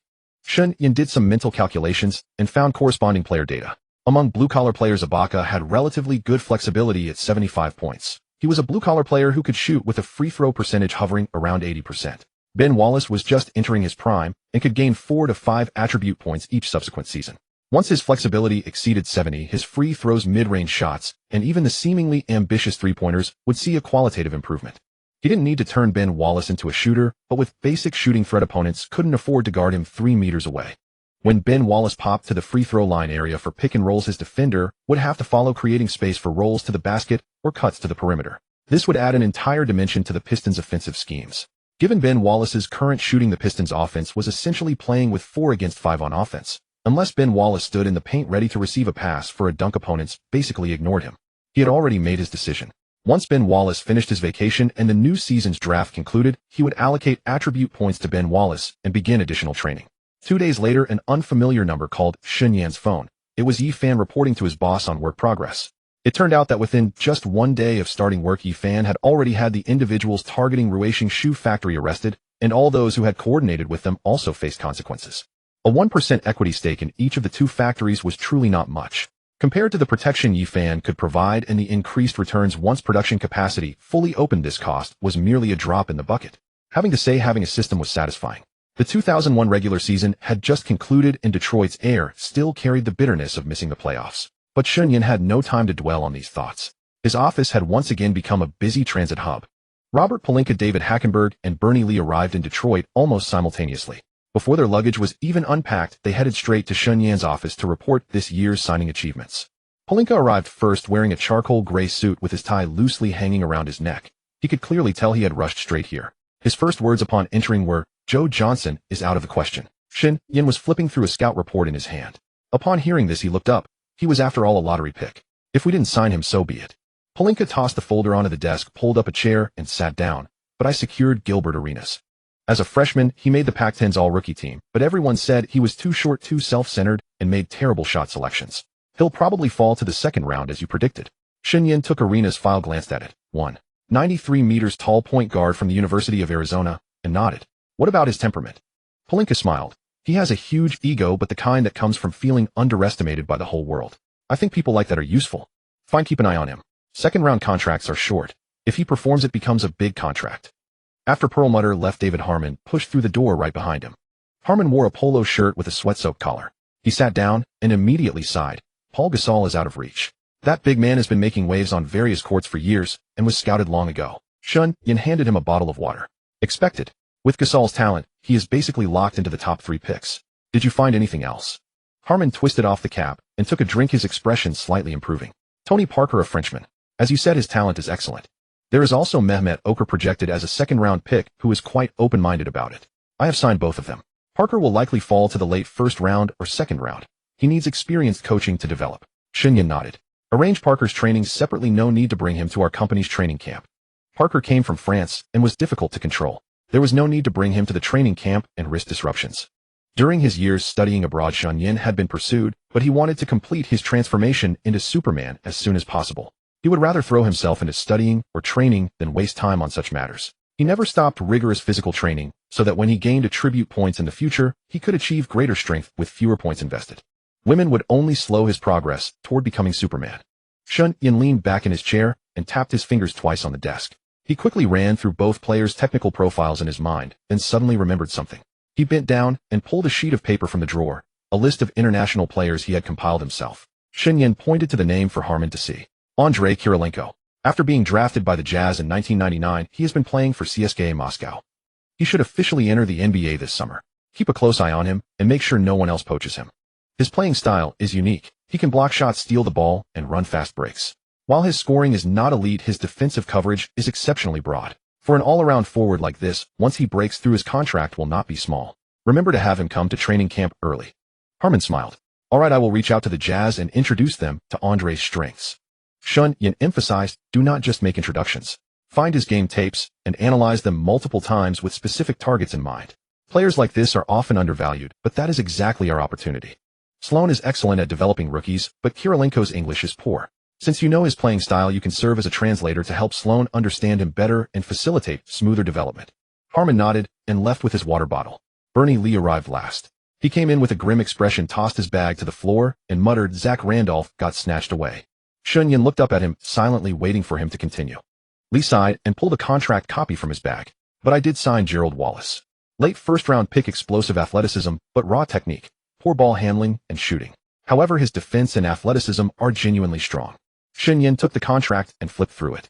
Gerald Wallace from the University of Alabama 2.01 meters tall, capable of playing both the 3 and 4 positions. He recalled watching college game footage where Wallace's explosiveness on fast breaks was truly remarkable, though he often seemed lost on half-court offense. Shen Yan closed the contract. Defense and athleticism are what matter most. Skills can be developed, but physical gifts cannot be trained. Keep a close eye on him. The Kings will not develop rookies. If they waste a player like this, we will suffer a major loss. Bernie Lee was taken aback. Waste him? Shen Yan was blunt. Their system, the Princeton offense, demands too high a basketball IQ. Wallace plays on instinct with only 1 year of NCAA experience. Adelman will definitely bench him, and Adelman does not develop young players. Without sufficient playing time and guidance, he will likely go to waste. After the three finished their reports, dusk had fallen. Shen Yan stood at the window watching Detroit's sparse street traffic, the factory smokestacks in the distance reduced to faint silhouettes against the twilight. He had not signed any new players this year, not from lack of opportunity, but because he had devoted all his energy to Ben Wallace. Big Ben signed that 6-year contract last year, and many called him naive for taking such a deal. But Shen Yan understood. The contract was already signed, and complaints were pointless. Big Ben had grown up poor with 11 siblings. He was now married and needed financial stability. All he could do was map out Big Ben's development path and refine every technical detail to perfection. Big Ben was not a genius, but he was the type who would give everything to execute a clear direction. Big Ben's sneaker endorsement had been renewed with their agency, his salary jumping to $5,000. With his rising fame this year, sneaker sales had climbed significantly as well. Occasionally, Shen Yan would invest time nurturing relationships, such as his connection with Jordan. It was really thanks to Barkley.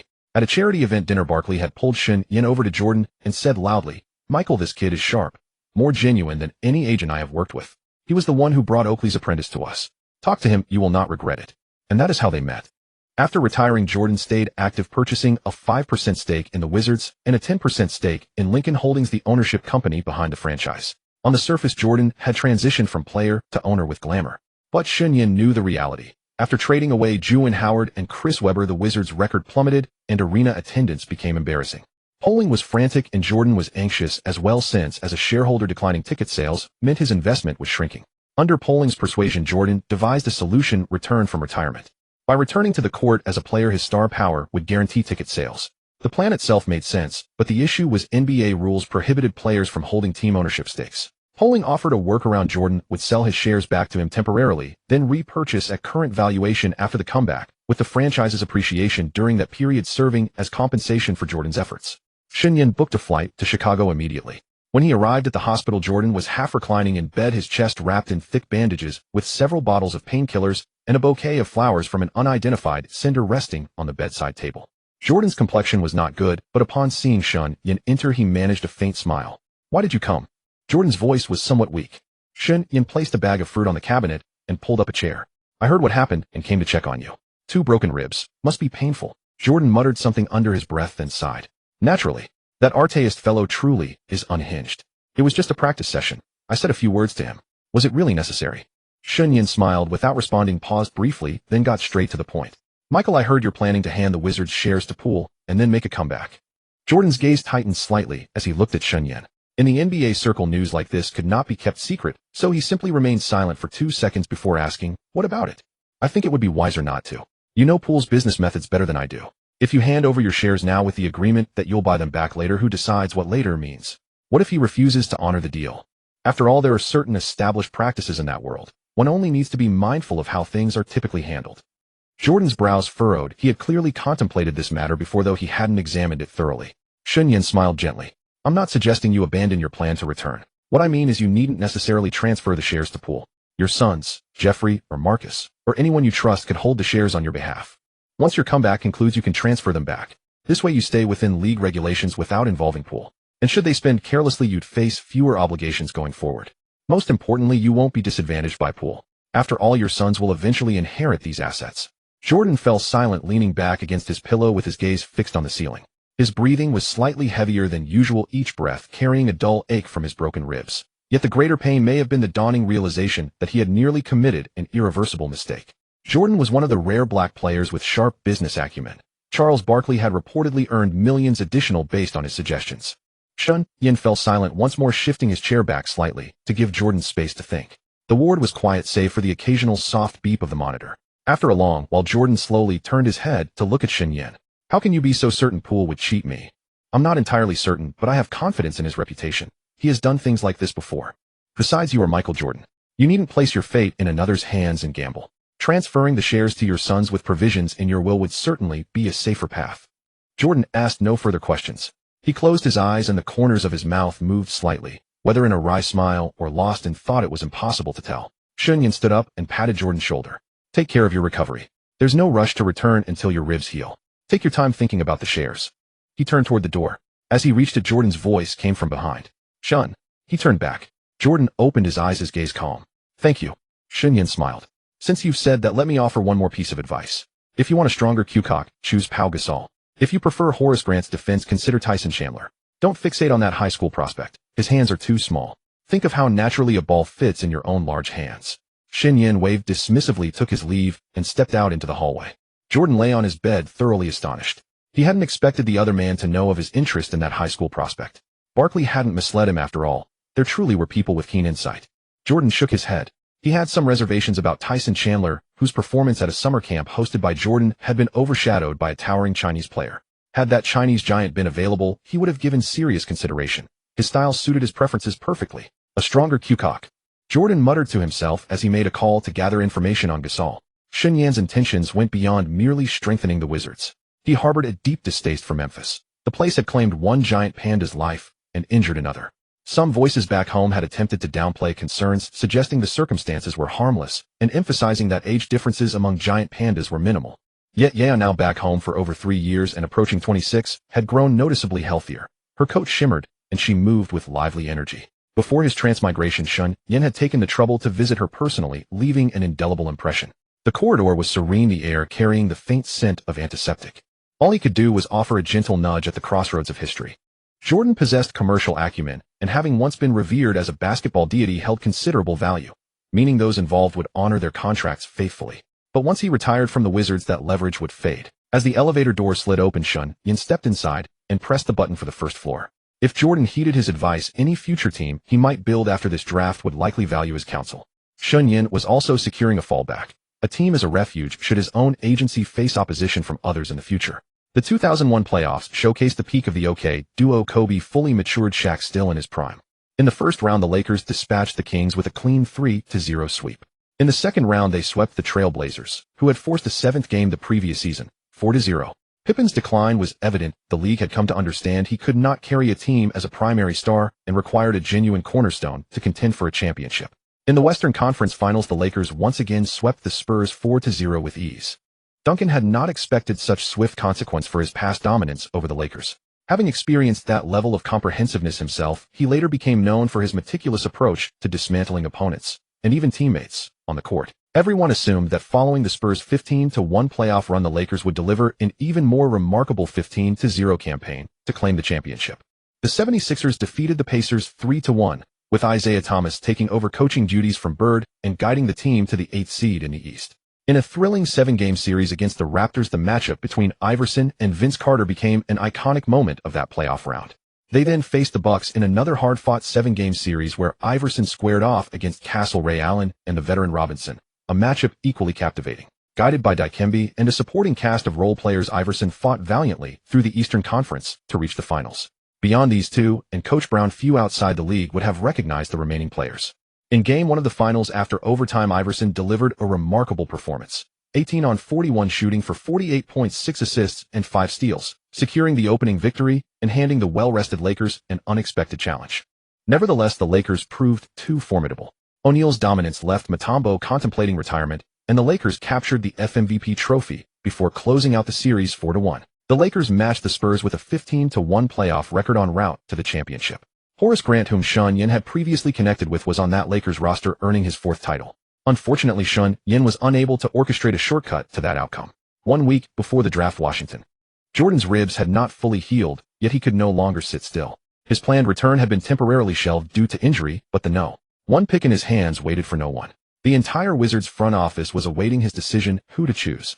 Jordan had already made up his mind. Kobe Bryant, the high schooler from Greensboro Academy in Georgia, stood 2'11" meters tall and weighed 114 kilograms with astonishing athleticism and a soft touch around the basket that seemed unlikely for a player of his size. Jordan had watched him practice, seeing him knock down 3 consecutive turnaround jumpers in the post with the fluidity of a veteran who had played a decade. Jordan had told those beside him, "This boy is a genius. His ceiling is higher than anyone in this class." But after Shen Yan spoke those words, Jordan had to take a closer look at the high schooler.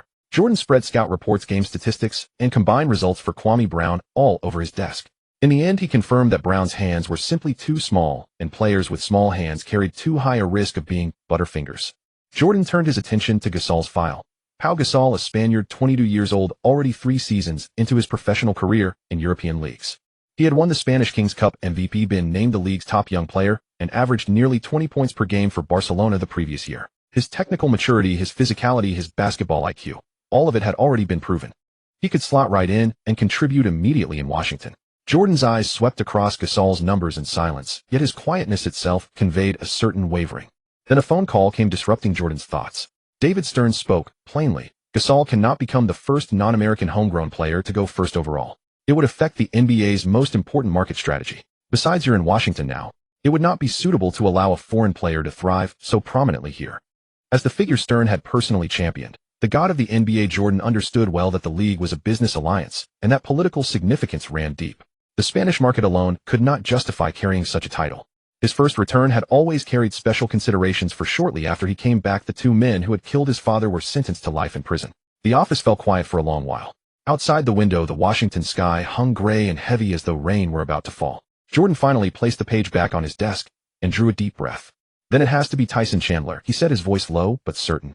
The Wizards' front office erupted. Some slammed tables in the meeting room, others wrote 6-page analysis reports overnight in an attempt to change Jordan's mind. But once Jordan made a decision, no force could pull him back. At the draft, the Wizards used the No. 1 pick on Tyson Chandler. The Bulls were caught off guard. They had already planned to select Chandler and Curry, forming a towering black and tall duo. Yet both Chandler and Brown were high school big men, and so was Eddie Curry. Such a collection of raw, unpolished interior talent was always a gamble. After their initial shock, they opted to let the Clippers select Brown and then trade for him. The Grizzlies, preparing to relocate from Vancouver to Memphis, had already mapped out their plan: have the Hawks use the No. 2 pick to select Gasol, then trade for their franchise cornerstone Sharif Abdurrahim. Raheem's numbers were dazzling. 20 points and 10 rebounds per game were routine for him, but everyone knew those stats were accumulated on a struggling roster. His defense was virtually non-existent, and he never stepped up in crucial moments. The Grizzlies wanted to cash in while his value remained high. They did not yet know that Gasol had nearly been stolen away. If not for Stern's phone call, this trade would never have come to pass.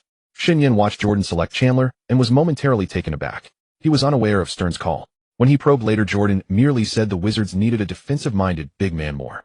Aside from the swapping of the top 2 picks, however, little else had changed. The butterfly wings of Shen Yan's influence were still too small at this point. What he did not realize was the profound impact Chandler going first overall would have on a towering center in Shanghai. In the original timeline, Chandler had only gone second, and Yao Ming had felt confident he could play in the NBA. Now Chandler was going first. If he could dominate opponents so easily, wouldn't that make him the pick among picks?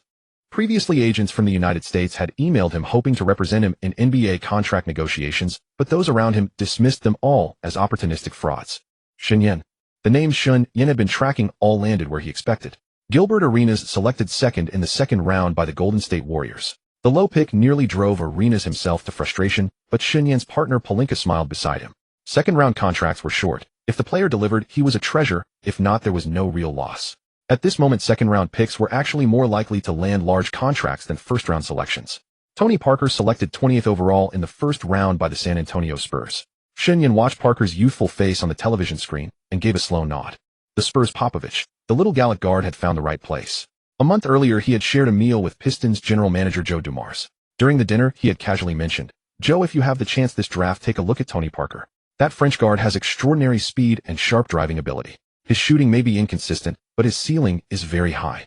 Dumars had only smiled at the time and said nothing. Shen Yan had sensed that subtle distance immediately. Dumars trusted his own scouting department, trusted his dozen years of NBA experience. But he did not trust a newcomer agent, even one like Shen Yan. The Pistons ultimately selected Rodney White, a wing player from the University of North Carolina, with the 9th pick of the first round. White played 4 seasons in the NBA, moving across 3 teams, averaging 7 points per game. He later spent 3 seasons playing in China. And Tony Parker, the guard selected near the very end of the first round, would go on to become Finals MVP and a Hall of Famer.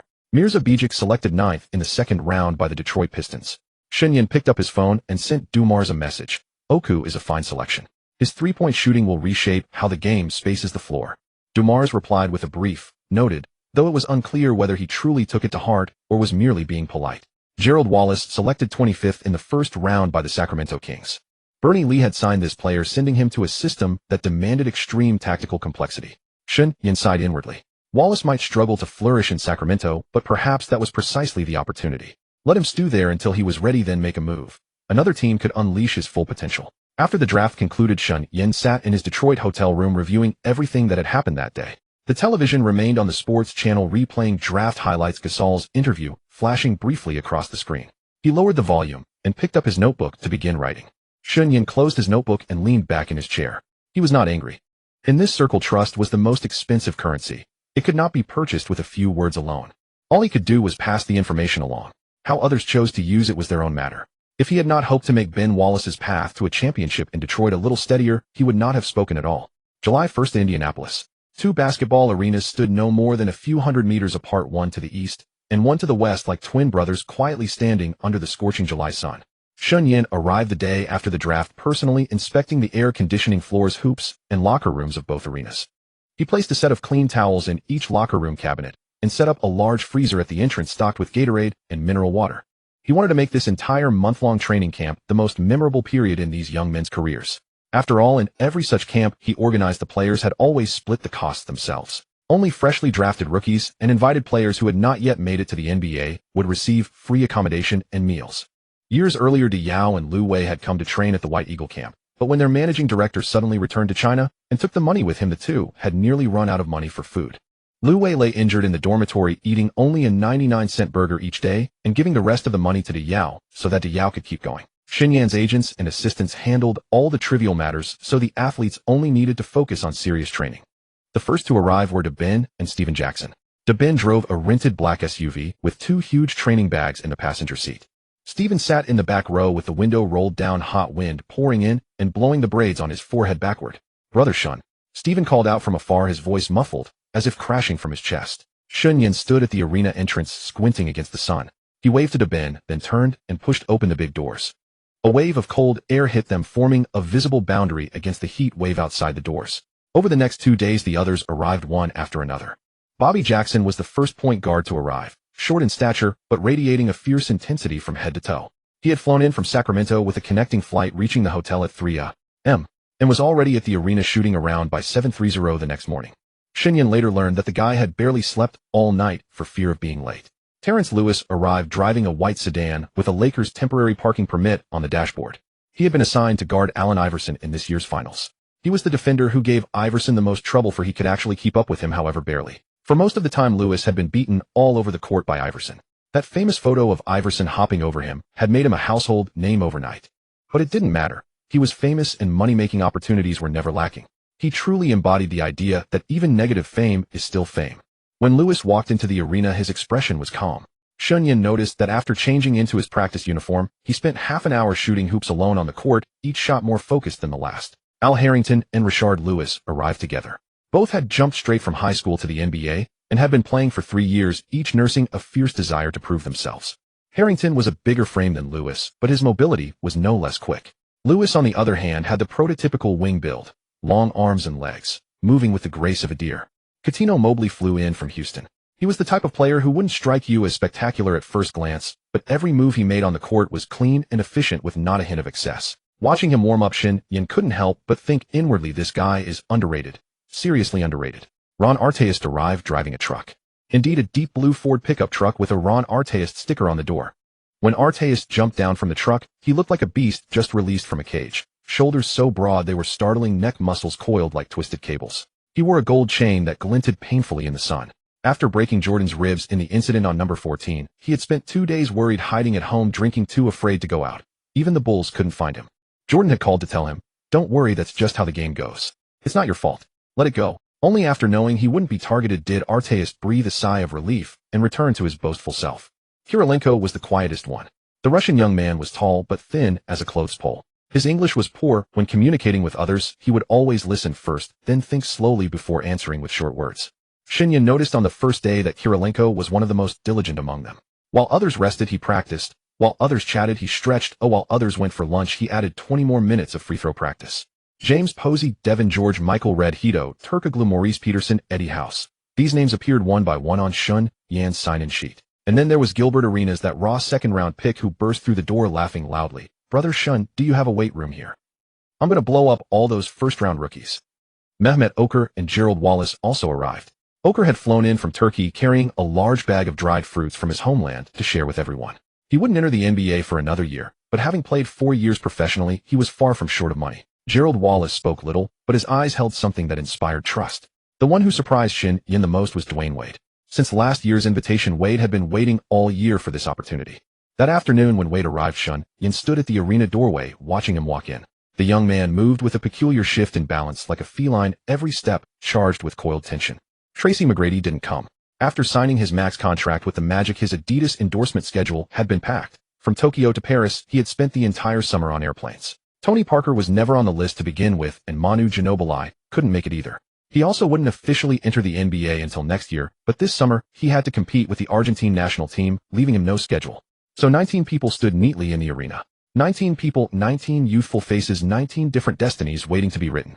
Shen Yan stood at the center of the court and blew a whistle. His voice wasn't loud, but the arena walls echoed every syllable. The rules are simple.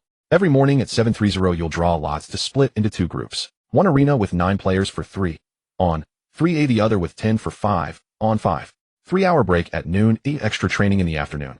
Choose your own drills, work on your strengths, and try to cover your weaknesses as much as possible. And at 5 p.m. free time after. He scanned everyone's face.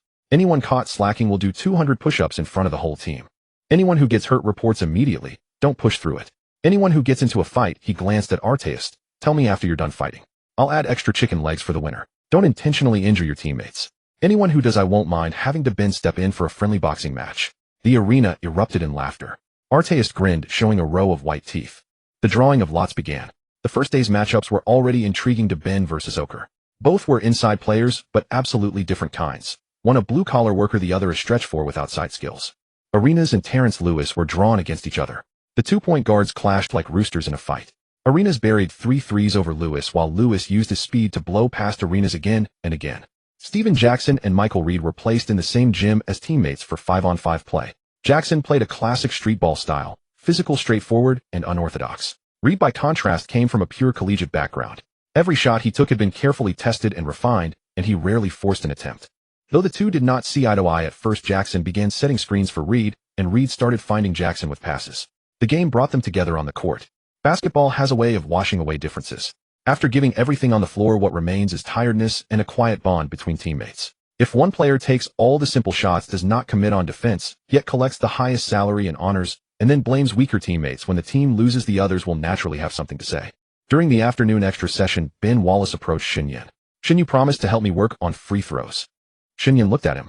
Ben Wallace's hands were thick and calloused, the kind built for rebounding, shot blocking, and boxing out, but unsuited for the delicate touch of shooting. Shen Yan nodded. "Let me teach you something else first." He led Ben Wallace to a corner of the gym. "Change your shoes. Take them off. Practice barefoot." Ben Wallace paused, then followed the instruction. He removed his sneakers and socks, stepping onto the mat in bare feet, and changed into loose training garments. His sturdy frame filled the loose fabric, making his head look small, which gave him a slightly comical appearance. Shen Yan stood facing him, legs slightly bent, hands rising slowly into a starting posture. "You're teaching me to box." Ben Wallace frowned. Shen Yan's voice was calm. "Not boxing. Tai Chi. Your body is too rigid. Your bones, your muscles, your joints, even your breathing. You need flexibility. You need to learn to relax. Only when you relax will your free throw touch come back." Ben Wallace followed Shen Yan's movements with cautious curiosity, mimicking the opening stance, the parting the wild horse's mane, the white crane spreads its wings. His body moved like a stiff iron pipe, every gesture awkward and misshapen. Shen Yan corrected him patiently again and again until Ben Wallace's arms finally stopped moving like a rusted machine. By the end of the first week, Ben Wallace had mastered the Tai Chi form and begun to grasp the concept of softness.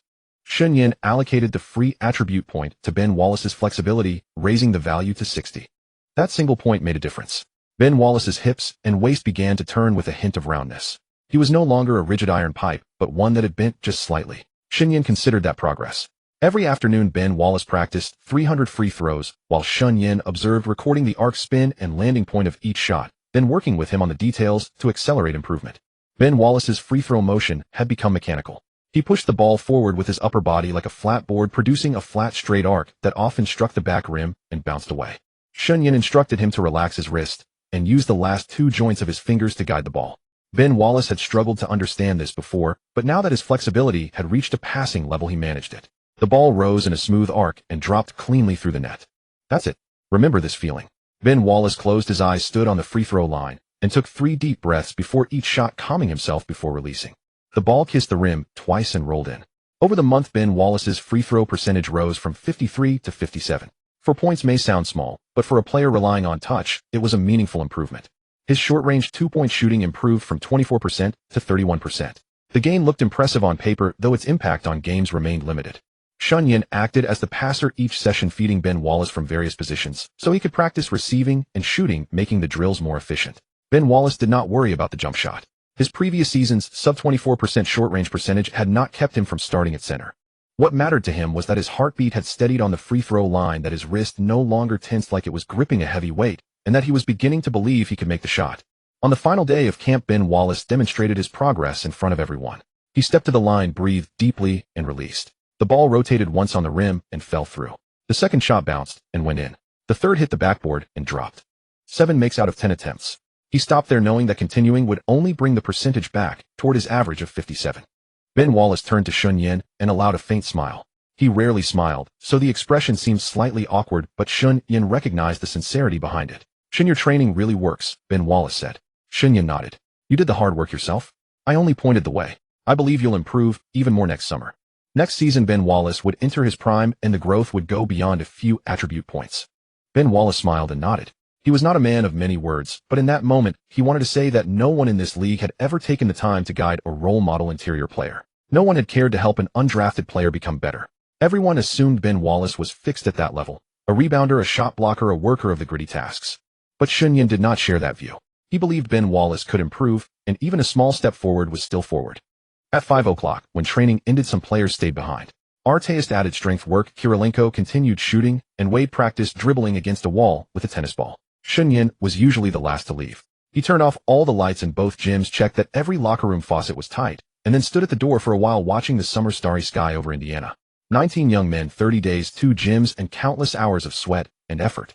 That summer in Indianapolis, every player's game had genuinely, realistically, and irrevocably improved a little. In a world where margins decide outcomes, a little can sometimes mean everything.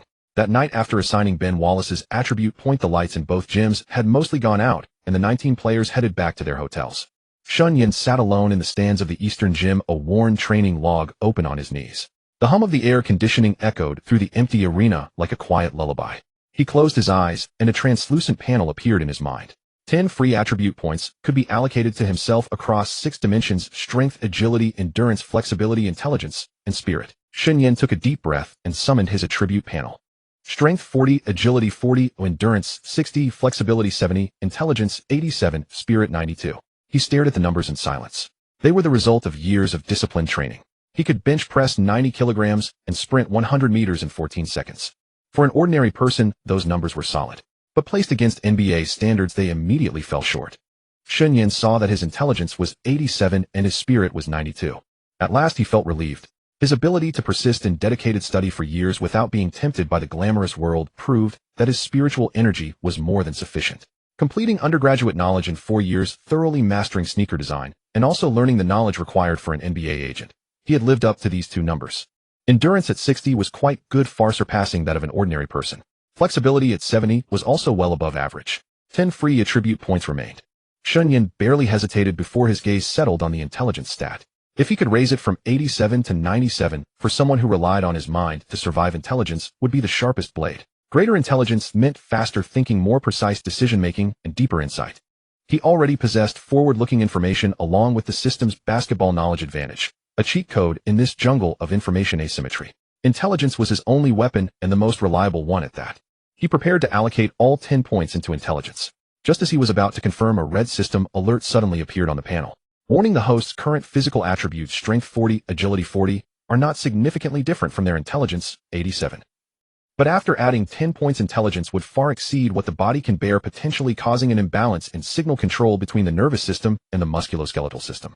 Shen Yan furrowed his brow. Specifically, the force commands issued by the brain would not match actual physical capability, potentially leading to uncontrollable muscle spasms, joint dislocation, or even motor nerve damage. Physical functions cannot supply the energy the brain requires, rendering the enhanced intellect useless or causing the brain to overheat from excessive processing. System suggestion: it would be optimal for intelligence to slightly exceed or match the combined total of strength and agility, allowing for both complete bodily control and peak cognitive performance. Shen Yan stared at those words for over a dozen seconds. Slightly greater than, or equal to, he murmured, then suddenly realized the gravity of the situation. He wasn't unable to increase intelligence, rather it could not exceed the body's limits too much. It was like a computer with an overly powerful CPU but inadequate RAM and motherboard, whether it would crash with a blue screen or burn out the hardware. But this was already a body Shen Yan had trained rigorously. His previous physique was even worse. Then why was I fine before? Shen Yan asked himself in his mind. Another line of small text popped up from the system. Then why were you able to transmigrate here? Shen Yan, damn, that makes sense. He could even feel the system's disdain toward him. Shen Yan tilted his head back to look at the overhead lighting rigs in the gymnasium and exhaled deeply. He thought of Ben Wallace.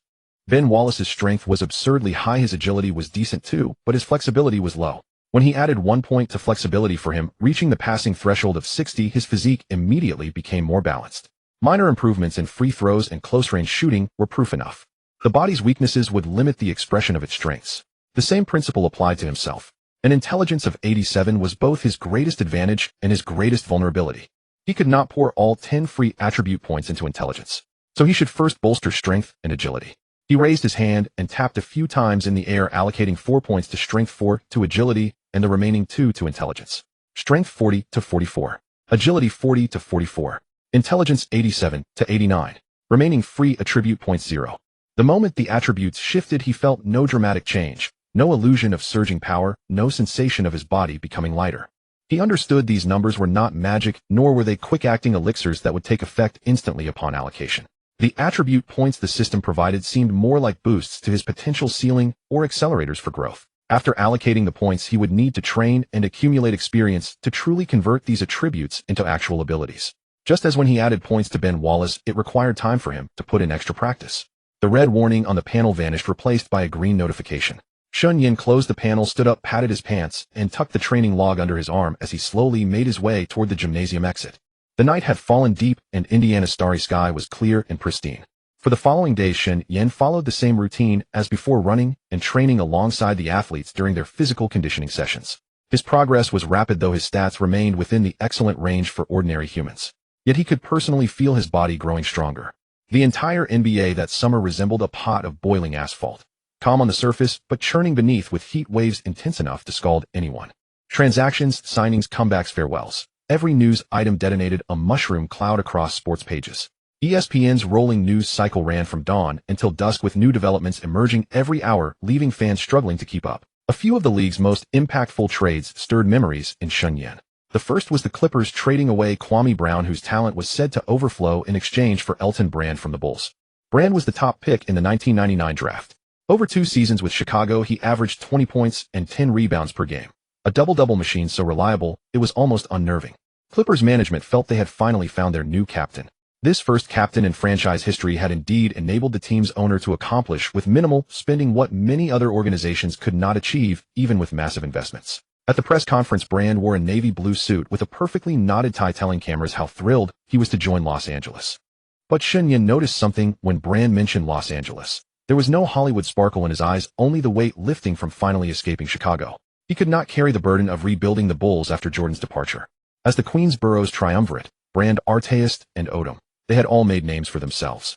Things in Phoenix, however, looked considerably worse. Jason Kidd, one of the league's premier point guards, had been drawn into domestic violence allegations.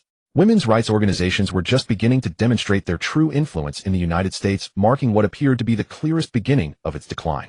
Unable to withstand the public pressure, Suns management essentially pushed Kidd out the door. He was traded to the New Jersey Nets while Phoenix acquired Stephon Marbury in return. Watching this news, Shen Yan shook his head. Marbury was one of the most talented point guards in the league, but his playing style and personal approach were completely different from Kidd's. Kidd was the traditional point guard who elevates his teammates, whereas Marbury resembled more of a shooting guard playing behind a point guard's facade. Phoenix believed they had made a fair trade, but this deal would send both franchises down entirely different paths. San Antonio was considerably quieter, but Shen Yan knew they had made the most significant signing. Bruce Bowen, a 30-year-old defensive specialist who had fought his way into the NBA through grit and physical play, had signed as a free agent with the San Antonio Spurs. Bowen's statistics were never impressive, averaging merely 5 points per game. But he could make opposing scorers uncomfortable throughout an entire game, constantly wary of being undermined. That was precisely what Popovich valued. If you cannot defeat your opponent on the board, then perhaps you should examine the board itself. But none of that compared to the bombshells dropped by the Rockets and the Wizards. The Houston Rockets announced they had traded Hakeem Olajuwon to the Toronto Raptors. The Dream, the franchise icon who led the Rockets to 2 championships, the Nigerian genius, whose dream shake left every center in the league helpless, was shipped away in the twilight of his career. Rockets management called it a rebuilding necessity, but Houston fans refused to accept it. They gathered outside the Toyota Center holding signs that read, "The Dream will always be one of us." On the day Olajuwon left, he gave no interviews. He was simply photographed at the airport wearing a gray tracksuit, head bowed as he walked through the security checkpoint. His figure looked far smaller than it ever did on the court. Shen Yan recalled those graceful footwork sequences the Dream had displayed in his prime, under the basket movements as beautiful as dance. A sour feeling stirred in his chest. Professional sports is merciless like that. No matter how great you once were, when the time comes, you too must move on. Unless you found an owner truly willing to tank for a year or two. News from the Wizards was even more stunning. Michael Jordan was making another comeback. When Shen Yan had crossed over, it was during Jordan's first comeback after a disappointing inaugural season. Now he was doing it again. Time felt like a circle, winding and turning, always returning to its starting point. Teams came and went, players left and returned. This was the NBA. Beyond these dramatic events, the Detroit Pistons were quietly making their own adjustments. They acquired Clifford Robinson from the Suns, a 35-year-old veteran, 6 feet 10 inches tall, capable of playing inside and outside, a versatile frontcourt piece. A boom or bust offensive player capable of scoring 30 points on any given night, an interior version of J.R. Smith.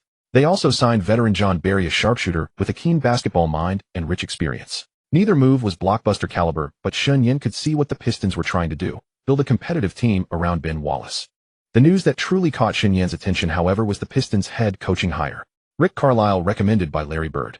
Shen Yan was familiar with the name. Carlisle had played 5 seasons in the NBA, mostly with the Celtics, where he was Bird's teammate. After retiring, he spent several years as an assistant coach working under Paul Silas, Carlisle's own mentor, and Larry Bird. His tactical acumen was widely recognized, and many insiders believe he had the makings of a future Hall of Fame head coach. Bird recommended Carlisle to the Pistons partly because of his close personal relationship with Pistons general manager Joe Dumars, and partly because he genuinely believed in his old teammate and assistant. The moment Carlisle was placed on the shortlist, Shen Yan tracked down his contact information and made a call. Carlisle himself answered, his voice slightly raspy. Shen Yan got straight to the point. "Hello, I am Shen Yan, Ben Wallace's agent. I would like to meet with you as soon as possible." There was a brief pause on the other end. Agents typically dealt with general managers first, he seemed to be saying. "Aren't you supposed to be coordinating with the front office?"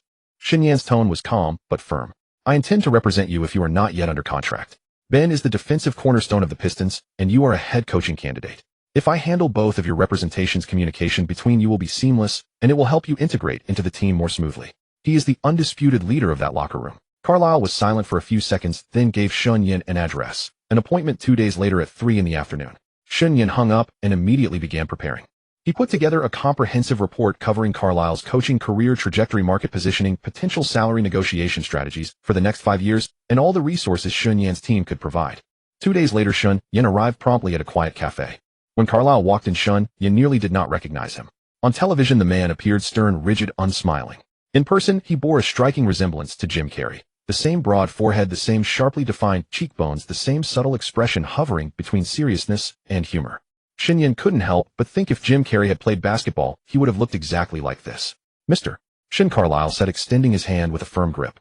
Shen Yan smiled and turned his laptop screen toward him. The first page of the report was displayed. "Just call me Shen Yan, Rick. I do not wish to waste your time. I know what keeps you up at night. Your contract, your coaching staff, your extension window, and your long-term role with the Pistons. I can help you with all of that. Carlisle sat down, lifted his coffee cup, and took a sip without looking away from Shen Yan's face. He was not the type to be easily swayed. Having played in the league, served as an assistant, and now stepping into a head coaching role, he understood exactly what an agent could and could not do in this business. Shen Yan spent 40 minutes laying out case after case from his recent career. Ben Wallace's contract negotiation, the T-Mac Magic rivalry, Lou Rowe's 3-year deal with a player option, Steven Jackson's journey from obscurity back to the NBA. Every case came with data comparisons and results. Carlisle's expression shifted from polite attention to genuine focus. He set down his coffee cup. The contract you negotiated for Ben, I'm familiar with it, but I don't understand why you had him sign for just 2 years. Shen Yan shrugged. He wouldn't listen to me. He wanted stability, and I respected his choice. But you were different. A coach's contract is not like a player's. Your career spans longer, and timing is everything. When to jump, when to re-sign, when to leap again. My advice to you is simple: sign only 1 year on your first deal at the standard $2 million annual salary for a head coach. Ben Wallace enters his absolute prime this season. Any defensive scheme you install, he will execute flawlessly. Once you produce results, demand for your services across the league will grow exponentially. You can afford to be bold. We will help build your narrative. Sign only 1 year because there is no safety net. If you fail to guide these Pistons to the playoffs this season, you will spend another few years as an assistant building your foundation. But if you make the playoffs, if you succeed, then you sign for 3 more years. You can say your style needs more time than Larry Bird's. His 3 years yielded titles. Yours require 5 to build a championship caliber team. If you sign for 2 years up front, you walk away with $4 million. If you sign for 1 year at $2 million and play well, your next deal will be for years $16 million at minimum. Do you believe you can deliver that? Carlisle's eyes brightened. After a moment's thought, he asked a practical question. Your relationship with the Pistons goes beyond a typical agent-client dynamic, doesn't it? Ben is your client, and if I also sign with you, won't your influence within the Pistons organization become too powerful? Shen Yan smiled. He had anticipated this question. Rick, you were right. Ben is my client, and if you join me as well, I do have 2 threads within the Pistons organization. But tell me, is that a bad thing for you? Ben is the most important defensive anchor in your locker room. If you share the same representation, communication costs between you drop to near zero. Whatever tactical adjustments you need, whatever extra work you want from Ben, I can relay it directly. This is not about consolidating power. It is about maximizing efficiency. More importantly, the Pistons will find it far more difficult to sideline you. Carlisle remained silent for a long while, gently tapping the rim of his coffee cup with his index finger, producing faint, delicate chimes. Shen Yan neither urged him nor continued speaking, knowing that at such a moment any additional word would be superfluous. After about 2 minutes, Carlisle raised his head. I need a detailed agency agreement. Also, if you are to represent my agency business, I need your written commitment. When it comes to internal Pistons affairs, you will not favor either my interests or Big Ben's. You either remain impartial or you step aside. Shen Yan extended his hand. Deal. As their hands clasped, Shen Yan felt a thin layer of sweat on Carlisle's palm. That evening, Shen Yan updated the team's work documents in his hotel room, adding a line at the bottom: new client. Rick Carlisle, head coach of the Detroit Pistons. A representation officially launched. It was the first time his team had represented an NBA head coach. With Shen Yan's team working behind the scenes, Carlisle indeed ended up signing only a 1-year, $2 million deal with the Pistons. Carlisle was going all in. If he couldn't produce results this year, he would have to wait for another chance. He had already made bold declarations, and now he had to follow through whether he liked it or not. On August 2, 2001, a signing announcement shook the entire NBA, the sports world, and everyone who saw the reports. Shen Yan had just finished a month-long training camp. In Indiana, a basketball-crazed land, he was reaching out to talented high school players. The radio on the desk was on tune to ESPN's news channel. The host's voice suddenly rose an octave. Breaking news. The New York Knicks have reached an agreement with free agent Allan Houston on a 6-year contract worth a staggering $100 million. Other teams' highest offer to Houston was no more than $75 million over 6 years. The Knicks in one stroke threw in nearly $30 million more. For a 30-year-old shooting guard who had never averaged 20 points per game in his career and had never been named to an All-NBA team, that amount of money was like an enormous golden gift from the sky. This was an era of intense defense and physical bruising play. Guards began to decline at 30. Someone like Jordan was simply blessed with extraordinary natural talent. Shen Yan put down his pen, leaned back in his chair, and stared at the ceiling for a few seconds. Reminded of something, the corner of his mouth slowly curved into a slight smile. Then he picked up the phone and dialed a number. The phone rang 3 times before someone answered. Charles, it's me. Hey Shen, what made you call me? Long time no see. Barkley's voice was as resonant as ever, carrying the rough drawl of Alabama, and even across the phone line it made the earpiece tingle. Have you seen the news? The Knicks signed Allan Houston, $100 million over 6 years. Ha! Barkley burst out laughing, barely catching his breath. $100 million. You said $100 million. My God, that fool Dolan. Does he think money left at home will go stale? Is Allen Houston worth $100 million? Then Charles Barkley should be worth $300 million. Shen Yan waited for his laughter to subside, then said slowly, "Let me tell you something. Do me a favor. Go on. Aren't you a commentator on TNT? Help me pass a word to Dwyane and remind him of what happened that summer." The line was silent for a moment, and of course Barkley remembered. Back then he spent 2 seasons spinning his wheels in Houston. He had thought he was going there to lean on a superstar only to discover that he was the superstar everyone leaned on. Because Shen Yan, his junior schoolmate, had such a clear grasp of the landscape, they first went to the Knicks planning to win a title and rake in some extra money, only to be coldly turned away by Dwyane. Fortunately, he soon won a championship with the Spurs, and at the Knicks' home court stopped their comeback cold with a 4-0 sweep, a satisfying rebuke to Dwyane. Barkley never showed mercy on the TNT broadcast desk. This request was right up his alley. He had always been a loudmouth, and laying into Dwyane was a beautiful gift. Barkley's voice brimmed with mischievous excitement. "Don't worry. My show airs the day after tomorrow. I'll prepare a grand gift for Dwyane." On August 3rd, a basketball game of moderate interest took place. Half an hour before tip-off, TNT's live feed cut to the studio on schedule. Barkley wore his signature dark blue suit, his tie draped loosely around his shirt collar. He leaned back in his chair, a cup of coffee before him. Host Ernie Johnson opened the show, brought up the Knicks' $100 million deal, and then naturally handed the mic to Barkley. "Charles, what do you think of the Knicks giving Allen Houston this contract?" Barkley didn't answer right away. He turned to glance at Kenny Smith beside him, and the two exchanged a knowing look. Then Barkley turned back and cleared his throat. He raised his index finger and tapped it twice toward the camera. "Ernie, you asked my opinion. I think the same as a friend of mine." He once said of Dwyane, rich but clueless about basketball. When those two traits meet in one man, it's a blessing for every free agent in the NBA, but an absolute nightmare for Knicks fans. A low chuckle rippled through the studio. Kenny Smith turned away, his shoulders shaking. Barkley picked up a sheet of stats from the table and flipped through it with mock gravitas. "Let's do the math. Allen Houston, last season he averaged 18.7 points, 1 point lower than the season before, shot 38 from 3, and made 2 All-Star appearances as a reserve in his career. This contract is $100 million over 6 years with a starting salary of $12.75 million and a final year of $21 million. He shifted to an even more dramatic tone. "Do you know how much Allen Iverson makes a year? $11.25 million. Gary Payton, $12.93 million. Kobe Bryant, $11.25 million. Pick any one of those 3 names. Isn't each of them 2 tiers above Allen Houston? And next year Houston's salary jumps to $14.34 million, while Iverson and Bryant will be at just $12.38 million. Barkley put down the stats sheet and locked eyes with the camera, his face moving from jest to razor-edged mockery. "Dwyane, are you listening? I tell you, you paid a higher salary than Iverson, Payton, or Kobe to sign Allen Houston. Just wait. When these 3 face the Knicks, they'll take turns dominating him. Not maybe. They absolutely will." Houston's defense was never impressive, and now that he's making so much money, every opposing guard will see him as a target. Giving him $100 million is like painting a bullseye on his back. Barkley then changed tack. "Do you guys remember when Ewing first signed that huge contract?" Kenny Smith laughed. "That was also the Knicks in '95, when they handed Ewing the highest paid contract in the league." Barkley leaned back into his chair again. After Ewing got that big contract, every center in the league was itching to take him on. Hakeem, David Robinson, Alonzo Mourning, Dikembe Mutombo, Shaquille O'Neal. Every one of them, when facing the Knicks, wanted to test themselves against Ewing. Ewing at least held his own, and even led the team to the finals, but he was also constantly singled out. He was the '90s most famous poster backdrop for dunks. Barkley paused, crossed his arms over his chest, and shook his head. "But Allen Houston, can you picture him answering? Who can he beat? He can't even guard Jalen Rose. You expect him to dominate Kobe, dominate Iverson. Don't make me laugh. He is being paid more than anyone, yet he simply doesn't have the ability to defend the dignity of that salary. That is the real problem. The larger the contract, the heavier the embarrassment." The studio was quiet for 2 seconds, then Ernie Johnson quickly moved on to the next topic. Barkley's words had traveled across the nation via satellite signals, reaching every NBA fan with their television on, and also finding their way into the office of the Madison Square Garden owner. Dwyane held a glass of bourbon whiskey originally meant to celebrate the retention of their current Knicks captain. After Ewing departed, Houston became New York's new team leader. His face had begun to redden the moment Barkley spoke his first words.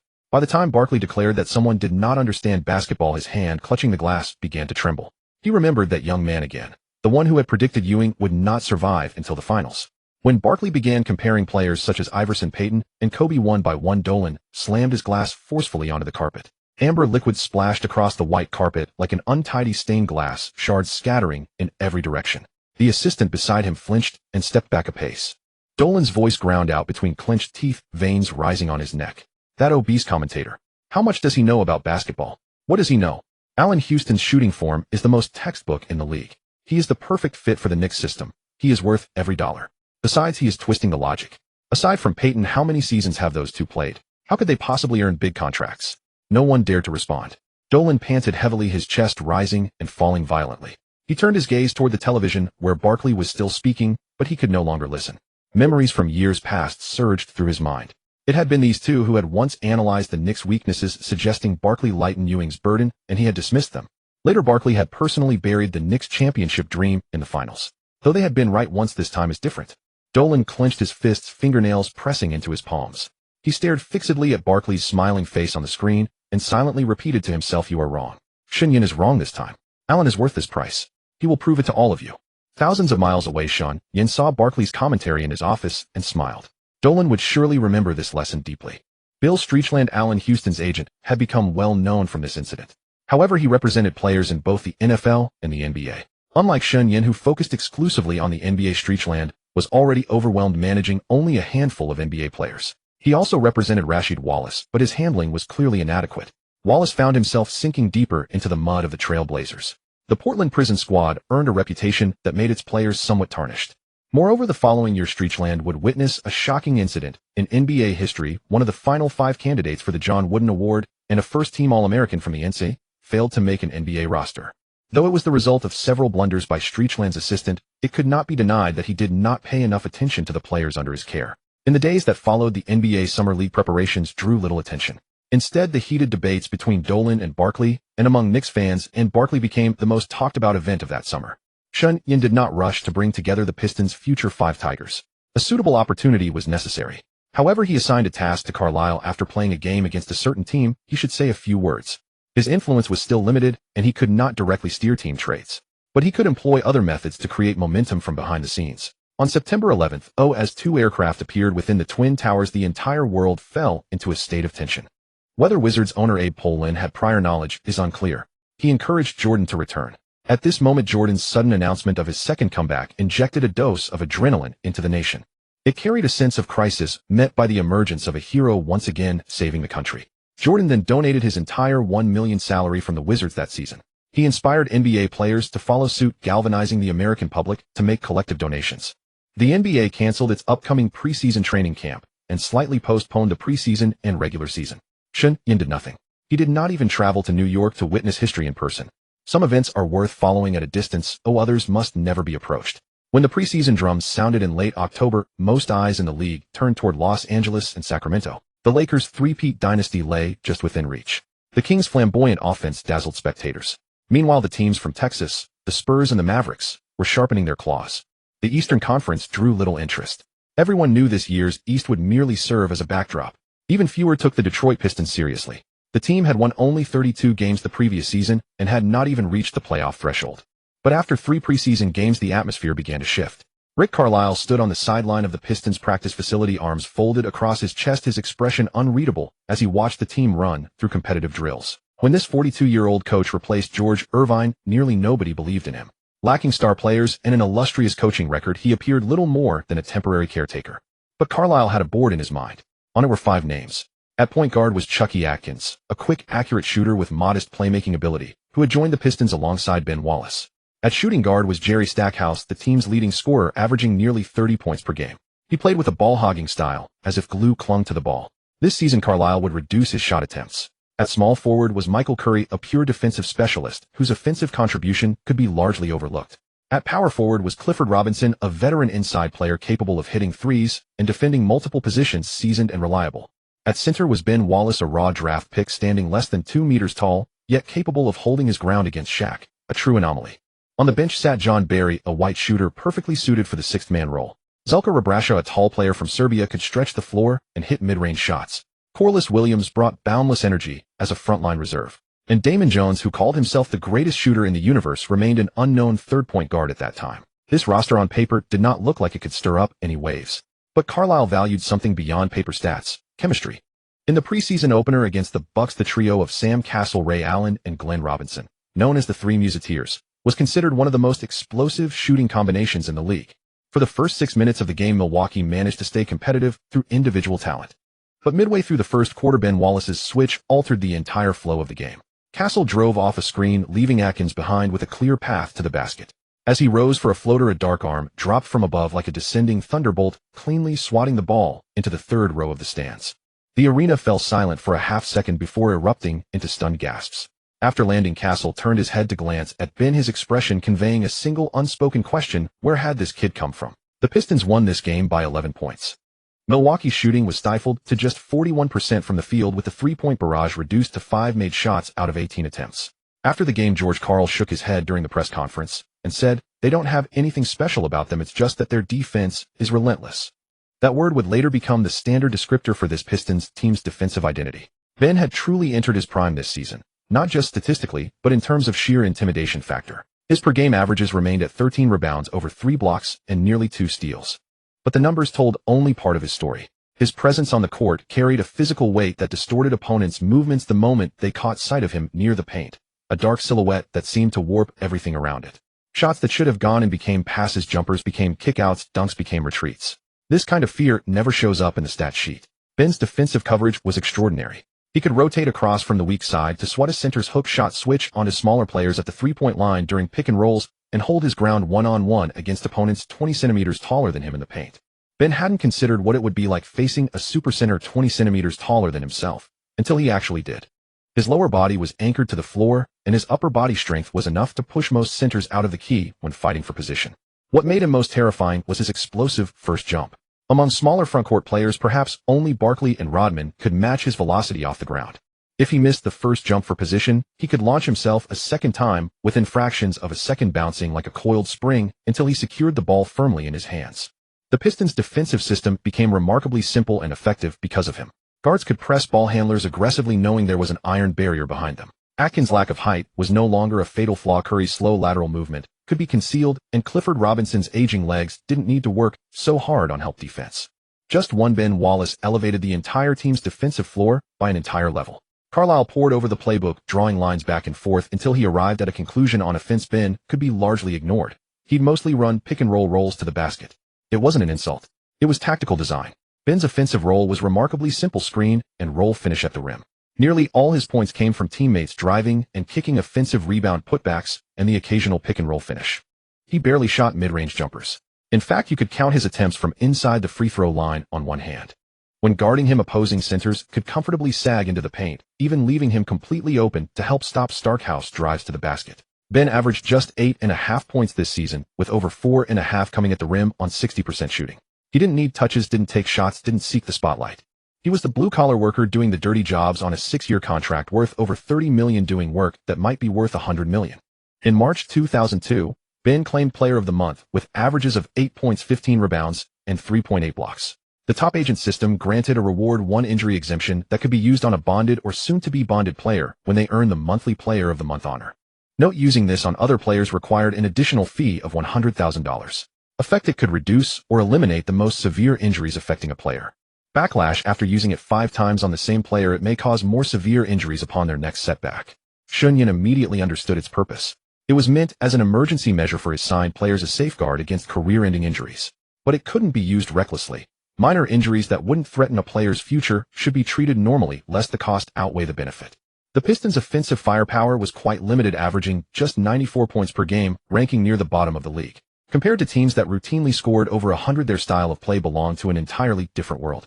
Yet their defense made opponents suffer equally, holding them to just 92 points per game. In an era before the league fully embraced defensive basketball, that number meant every game felt like wrestling through mud. Detroit slowed the pace to its lowest point, turning every possession into a grinding battle. Through calculated fouls, physical contact, trash talk, and relentless rotational defense, they dismantled opponents' offenses into fragments. A typical Pistons game unfolded like this. The first quarter saw both teams fresh, but figuring each other out, with the score at 25-24. By the fourth quarter, when the opposition tried to mount a comeback, Ben would answer with a steal or a monster block each time. They cut the deficit to 2 points, killing their momentum dead. The final score read 95-92, with Detroit taking the win. It was ugly, brutal, even enough to make fans who appreciated finesse basketball want to change the channel. But it worked. The Pistons jumped from 32 wins and 50 losses the previous season to 50 wins and 32 losses, securing their place firmly among the Eastern Conference's top tier. They weren't the division leaders. Both the Nets and Pistons sat around 50 wins, but with Kidd's arrival, Brooklyn's ceiling looked higher. Still, both teams were exactly the kind of playoff opponent no Eastern squad wanted to face. Why? Because playing a series against either team wasn't merely a test of skill. It was a war of attrition that drained both will and body. Their defense made every point agonizing to score, every rebound costly to secure, every drive into the paint a risk of getting knocked sideways. Even if you emerged victorious, your core players would leave the series thoroughly depleted, exhausted, riddled with minor injuries, mentally worn down. All of it would surface without mercy in the next round. Super scorers across the league whispered the same advice in private: don't drive against Detroit. Kobe once put it plainly, when you play these guys you have to ask yourself before every drive whether it's worth it. The Pistons-Trailblazers matchup drew significant attention. Portland was still playing well this season with nearly 50 wins, easily top 3 in the Eastern Conference. It was Ben Wallace matching up against Rasheed Wallace and Dale Davis, with each side winning one game. In the first game in Detroit, the Pistons took the win. Rasheed played 40 minutes and posted 20 points and 9 rebounds. Solid numbers, but he looked visibly frustrated throughout. After a defensive miscue left a man open, he snapped at something toward the bench. Carlisle watched from the sideline, saying nothing. Portland evened the series in the second game. Rasheed had a better outing. 23 points, 11 rebounds, 3 blocks. But in the final 2 minutes, a technical foul for arguing a call broke his composure. He then committed 2 consecutive turnovers, and Portland nearly let the lead slip away. At the post-game press conference, Carlisle brought up his counterpart unprompted. His speaking pace was measured, each word carefully chosen. Rasheed Wallace is an elite interior presence in this league. His defensive range, his post-game, his ability to stretch the floor from mid-range to 3. These talents are rare across the entire NBA. He paused briefly before continuing. The truth is he's been struggling because he hasn't found a coach who truly understands how to use him. And the environment in Portland makes it difficult for him to give his full focus to the game. Reporters were taken aback. Coaches rarely dissected opponents this thoroughly after games, let alone suggested a player needed better coaching to thrive. But Carlisle delivered it all naturally, as though stating an obvious fact. He knew exactly what he was saying, or rather he understood the meaning behind Shen Yan's instructions to him. Shen Yan knew clearly that Rasheed hailed from North Carolina, as did Larry Brown. It was Brown's lineage as a disciple of Dean Smith that kept Rasheed obedient. Carlisle lacked that UNC pedigree, so he needed to build connections. What Carlisle was doing now was to make Rasheed feel truly understood, that he was not some bad guy merely too intelligent, perceptive enough to be perpetually dissatisfied with his surroundings. He wanted Rasheed to believe there existed a coach who could appreciate his talent rather than fixating on his technical fouls day in and day out. So Carlisle spoke those words, and the effect exceeded his expectations. Rasheed did reach out to his agent Straitland, but the agent felt the Pistons had no trade chips to offer at present and told him to wait. Back in Detroit, Carlisle walked into Joe Dumars' office. Dumars was hunched over his computer studying trade market developments. When he saw Carlisle enter, he leaned back in his chair. "You're bullish on Rasheed joining the Pistons?" Dumars asked. Carlisle sat down and smiled. "I think there's a chance. He's completely lost patience with Portland. He just needs someone to give him a reason to leave." Dumars looked up, eyes alight. Ben Wallace plus Rasheed Wallace. He slowly spoke the 2 names, a smile tugging at the corners of his mouth.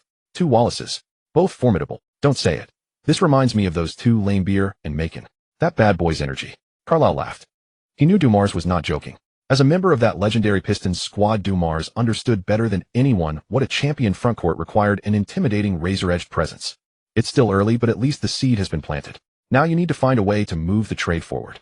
Dumars nodded, already piecing together how to acquire him. The Pistons had not made any major moves, but Pelinka brought news of a 7-player trade between the Pacers and the Bulls, and Arteas still ended up in Indiana. Shen Yan had once suggested Dumars consider Arteas, but unfortunately the Pistons had no offer the Bulls valued unless they were willing to include Big Ben. The doors to the 2002 playoffs opened for Detroit in late April.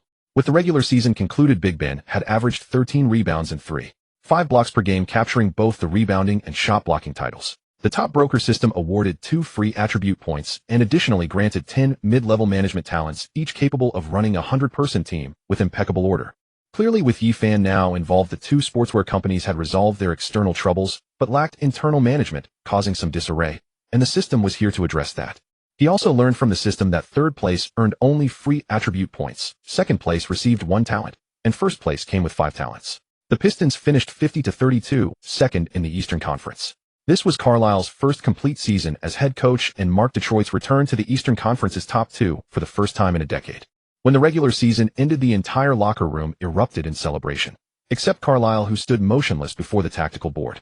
When Shen Yan walked in, he found Carlisle repeatedly tracing a set of numbers with a marker: the Raptors' roster depth.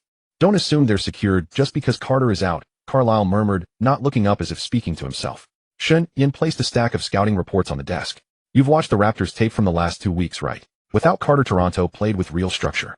Alvin Williams controlled the pace with precision. Morris Peterson's three-point shooting was forced up to 40%, and Antonio Davis would only grow more dangerous in the playoffs. Carlisle finally lifted his head. There was no complacency in his gaze, only the careful wariness of a naturally gifted coach facing the unknown. The roar of the Palace of Auburn Hills overwhelmed the Raptors from the opening tip. Nearly 20,000 seats awash in red and blue pulsed with anticipation. Detroit fans had waited far too long. Their last playoff victory dated back to 1991. After the tip-off, Detroit's defense operated like a precisely calibrated bulldozer, methodically dismantling every Raptors offensive set. Big Ben dominated the paint like a pit bull locking onto a target. Every screen carried raw, unyielding force. Every help defense executed with programmed precision. When Antonio Davis dropped deep for the ball, Ben exploded from the weak side in a flash, deflecting it cleanly into a teammate's hands. By the end of the first quarter, Toronto had managed only 9 points. Brutal dominant basketball that Detroit's home crowd fed on. The Real explosion came in the second quarter. Big Ben grabbed an offensive rebound, scored on the putback, and drew the foul, sending him to the free throw line. Everyone knew his free throws were a weakness, but that night the ball seemed to know the rim. First shot, nothing but net. Second shot, off the backboard, dead center. The arena erupted louder than a Madonna concert. Big Ben's final line: 11 for 8 from the field, 3 for 4 at the free throw line, 19 points, 20 rebounds, 3 steals, and 3 blocks, with only one personal foul. Detroit won every quarter, never trailing once, finishing 85-63, a 22-point statement. The Raptors managed only 63 points, matching the Hornets' dismal 58-point outing from earlier that season. In the locker room afterward, Big Ben sat shirtless before his locker, his signature headband slouched sideways on his forehead. Reporters surrounded him, asking if this was the best game of his career. Big Ben simply wiped the sweat from his face with a towel. "The coach tells me what to do, I do it. Today the ball just fell for me." Standing in the doorway, Shen Yan watched the scene and turned to Carlisle. Any coach who values defense would see this and light up. Carlisle didn't respond. He was already reviewing notes for Game 2. If Game 1 was a Pistons domination, Game 2 would be Toronto's declaration of counterattack. Raptors head coach Wilkins, a seasoned veteran, made a bold adjustment, pulling Morris Peterson from the starting shooting guard role and inserting point guard Chris Childs. The intent was clear. Alvin Williams alone could not crack Detroit's defense, so adding a second ball handler created a dual point guard 3-forward system designed to exploit the Pistons' switching schemes. The impact came faster than anyone anticipated. Childs played like his prime with the Nets in the early 90s. 9 for 16 from the field, 4 for 5 from 3, finishing with 22 points and 14 assists. His mid-range jumper was virtually unguardable. Whenever Detroit's rotation slowed, even slightly, his passes seemed to find their targets autonomously. He even threaded a needle pass through Big Ben's legs to Antonio Davis on the weak side. With 2 minutes remaining and the score tied at 91, the Palace fell silent. In the luxury box, Dumars clenched his fists. Shen Yan, standing behind the bench, remained completely composed. But it was not Big Ben nor Starks who delivered in the clutch. It was Cliff Robinson. The veteran caught the ball in the corner, rose against the closing defender, and released a three-pointer that arced high, kissed the back iron, bounced once, and dropped through on the second rebound. The arena erupted, 94-91. Toronto called timeout. When they returned, Childs drove and dished, but Big Ben read it, stripped the ball cleanly. Detroit slowed the pace. Atkins sank both free throws. 96-91. The victory was sealed. After the game, Carlisle's expression was not lightened by victory. Instead, his brows grew tighter. At the press conference, he admitted, "The Raptors nearly won today. We need to do better defending pick and roll. They broke down our defense at least 8 times using high screen action throughout the game." Shen Yan, waiting outside the locker room, was contemplating something else. If the Raptors continued their lineup adjustments in Game 3, switching to a 3-guard formation with greater speed, how should the Pistons respond? Starks House had modeled his offensive game after Jordan, daring to attempt difficult shots at will. Yet on defense, he showed none of Jordan's dedication. Jordan had earned Defensive Player of the Year awards and multiple All-Defensive Team honors, personally guarding the opponent's best perimeter player whenever possible. Starks House, by contrast, was a glaring defensive weakness and had developed the habit of avoiding defensive responsibilities. Carlisle never voiced it aloud, but Shen Yan knew he was thinking the same thing. The series shifted to the Air Canada Centre in Toronto. Fans filled every seat, each wearing a purple t-shirt bearing Vince Carter's number, even though Carter sat courtside in a suit. Wilkins once again adjusted the starting lineup. Peterson returned to the shooting guard position. Jerome Williams was moved to the bench, and a 3-guard formation was deployed. 3 forwards over 2.06 meters tall provided sufficient height, though their lateral mobility was limited. Ben Wallace's defensive range could keep pace. Peterson was a name Shen Yan would remember, a player signed through his studio. Among the few capable of sustaining strong performance into the early 2000s, Peterson combined speed with devastating impact in a 3-guard system, exposing vulnerabilities in the Pistons' defense. The results were immediate. The Pistons' offensive engine Starks House shot just 2 of 10 from the field, finishing with 11 points. Peterson clung to him like a second skin, forcing Stark's house to expend enormous energy on every reception. Growing frustrated, Stark's house missed 2 consecutive three-point attempts in the third quarter. Carlisle, visibly agitated, set his tactical board down on the floor. On the Raptors side, Antonio Davis upheld his all-star credentials, shooting 14 of 19 from the field to score 30 points and grab 8 rebounds. Empowered by the three-guard pressure that pulled Wallace away from the paint, Davis became nearly unguardable in the restricted area. He displayed an array of skills: turnaround hook shots, mid-range jumpers, and reverse layups off baseline cuts. Off the bench, Hakeem Olajuwon, though past his prime, contributed 1 block and 2 steals in just 15 minutes, evoking memories of his Houston days. Del Curry also hit a three-pointer in limited minutes. Late in the third quarter, the Raptors went on a 14-2 run, extending their lead to 15 points. The Pistons attempted a rally, but whenever they narrowed the gap to within 10 points, either Charles or Peterson answered with a clutch shot. The Raptors took the series lead, winning 94-84. Shen Yan sat on a bench in the hallway outside the Toronto visitors' locker room. Carlisle emerged, and the two exchanged a look. Carlisle spoke quietly, his voice weary yet composed. "They found the answer to us. Jerry is being shut down.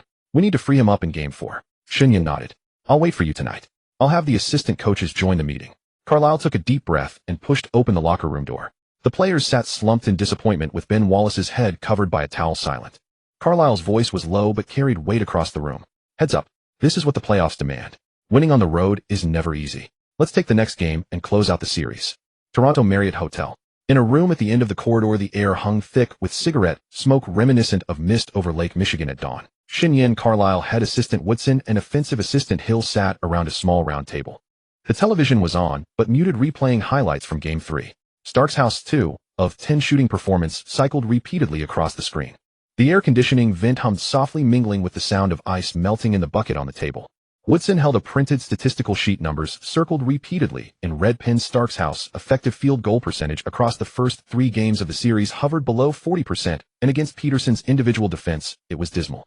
No wonder both Iverson and Kobe had exploited him in one-on-one situations to announce themselves on the league stage. Carlisle remained silent for a long time. His coffee cup was empty, a dark ring of residue at the bottom. Finally he spoke. "I've decided. I want Stark's house to lead the second unit, creating mismatches away from Peterson's defense. His efficiency against benches is significantly higher. The data speaks for itself." Woodson and Hill exchanged a glance without speaking. The idea had been discussed within the coaching staff more than once before. From a purely tactical perspective, it did make sense. Shen Yan picked up his water bottle, unscrewed the cap, and took a small sip. Then his gaze locked onto Carlisle. "Rick, are you planning to bench Stark's house? Put him on the second unit?" Carlisle nodded. Shen Yan set the water bottle on the table with a dull thud. He took a deep breath and spoke seriously. "You've already reduced his shot attempts from 24 to 17 this year, cutting his scoring from nearly 30 points to 21. Do you understand what that means to him?" Carlisle's expression did not change, but his fingers instinctively tightened around the handle of his coffee cup.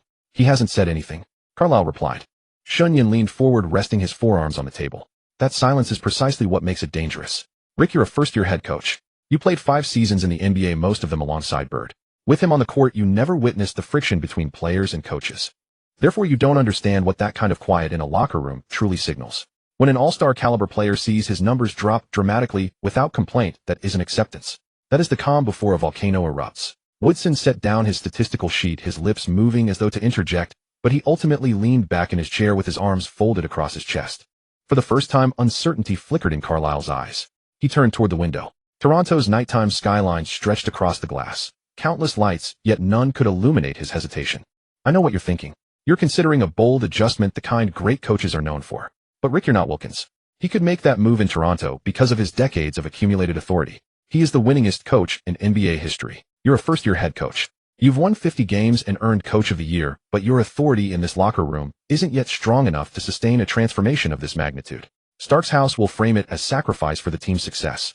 He remains your leading scorer, yet you demote him to the bench. How will the other players interpret that? As your agent, I want to protect you from this pitfall. Once a locker room fractures, no amount of tactical brilliance can elevate you to the summit." The words were blunt. Woodson's brow furrowed slightly. He'll looked down, pretending to study the tactical diagram on the table. Carroll's face flushed slightly. He opened his mouth to protest, but Shen Yan did not give him the chance. Shen Yan tapped his finger once on the tabletop. "More importantly, this round is not what you should be thinking about. With Carter gone, the Raptors are beatable by anyone. The real test for you is the next round.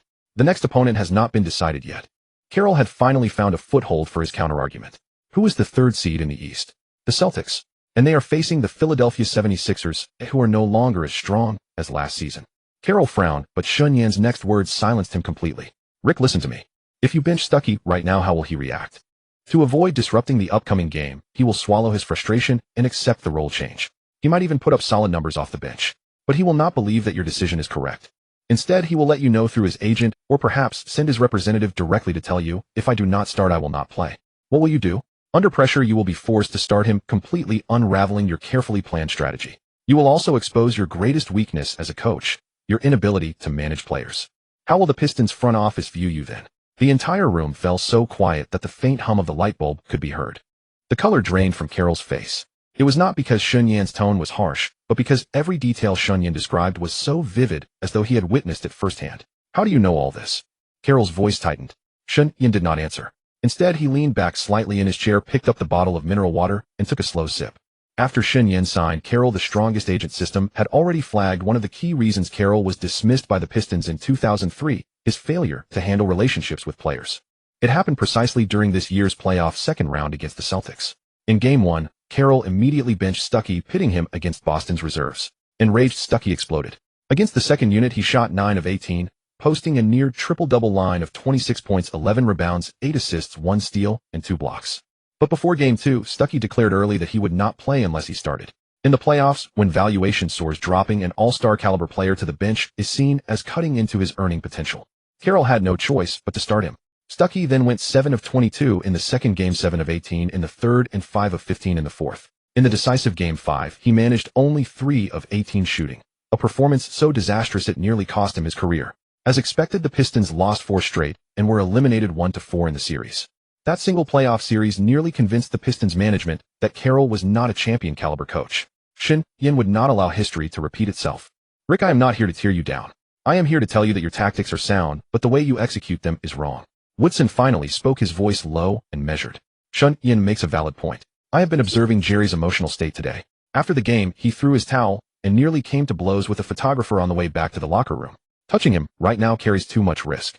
Carroll closed his eyes. For over 10 seconds, he sat perfectly still like a statue. When he opened them again, most of his hesitation had faded. What remained was a reluctant acceptance, the compromise a coach must make when faced with reality. Then what do you suggest? He simply cannot guard Pitson. His efficiency against him is unbearable. Shen Yan smiled. Reduce the time he shares the floor with the other starters, but do not remove him from the starting lineup. Let him play 4 or 5 minutes in the first quarter, then pull him. Have John Barry and Damon Jones absorb Pitson's pressure for the rest of the time. He remains a starter, his dignity intact, but separated from the primary rotation. When he faces reserve players, his efficiency will be far higher. Carroll nodded slowly. Let us try it for one game, Carroll said. Start with this series. We will worry about the next round after this one is over. A silence fell around the round table for several seconds. Then Woodson stood first, walked to the whiteboard, and picked up a marker to draw a new rotation chart. Shea joined him, and the two leaned in, speaking in low voices. Carroll rose and walked to the window, hands in his pockets, gazing out at the Toronto night. Shen Yan approached and stood beside him, also looking out the window. Rick, do you know why I had to stop you? Carroll did not turn. Because Stuckey would have detonated. Shen Yan's voice dropped to a whisper audible only to Carroll. Not just because he would have detonated. It is because you are a good coach. A good coach should not be tripped up by these things. Your defensive system is the best in the league. Your discipline has led this team from the lottery straight into the second seed in the East. You should not let a single rotation adjustment destroy your future in Detroit. You need time for people to recognize you as a premier coach. When that time comes, even if a starting all-star is at his peak, there will be no problem putting him on the bench if you believe it is right. Carroll turned his head and looked at Shen Yan. The two men held each other's gaze in the darkness for a few seconds. You seem to know everything. Thank you. If not for your reminder, I would surely have made a grave mistake, Carroll said. Shen Yan smiled, and there was something in that smile Carroll could not quite read. I have just seen this play out many times before, Shen Yan said. Late at night, the soft clatter of a housekeeping cart rolled past in the hallway. The gentle clash of dishes rang clearly through the quiet corridor. Inside the room, the tactical discussion continued. The rotation chart on the whiteboard was drawn, erased, and redrawn repeatedly. The sharp scent of marker ink hung in the air.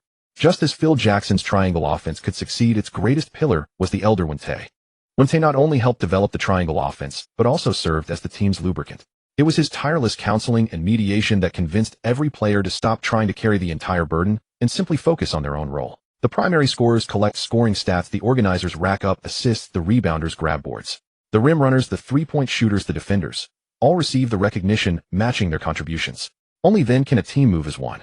Otherwise, when everyone chases flashy scoring numbers, the locker room will eventually explode. The Pistons began training the next day. Stuckey was given a mock start, but would come out within 5 minutes, then return later to lead the second unit. When the game against the Raptors officially began, Stuckey entered from the bench and struggled to adjust. He shot just 1 of 10 from the field, missing all 5 3-point attempts, finishing with only 5 points. But with him in the reserves, the defensive burden on Toronto's bench shifted entirely onto his shoulders. Corliss Williams was freed and erupted, shooting 10 of 15, with 3 of 5 from the line, pouring in 23 points. Ben Wallace contributed 8 points, 17 rebounds, 3 steals, and 1 block, sinking 6 of 10 free throws to punish the Raptors for targeting him. The Pistons defeated the Raptors 87-82, taking a 3-1 series lead and advancing to the second round. The 76ers and Celtics were tied at 2-2, with the first-round series reduced to a single decisive game. Allen Iverson delivered a formidable performance, shooting 11 of 24 from the field, 4 of 7 from 3, and 5 of 8 from the free throw line for 31 points. Yet Paul Pierce's eruption was even more staggering, as he poured in 46 points on 16 of 25 shooting, including 8 of 10 from beyond the arc and 6 of 7 from the foul line.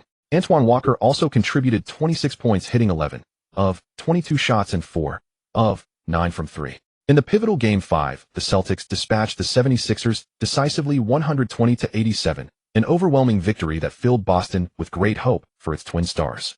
Thanks to Shen Yan's counsel, Carlisle refrained from harshly demoting Stackhouse to the bench.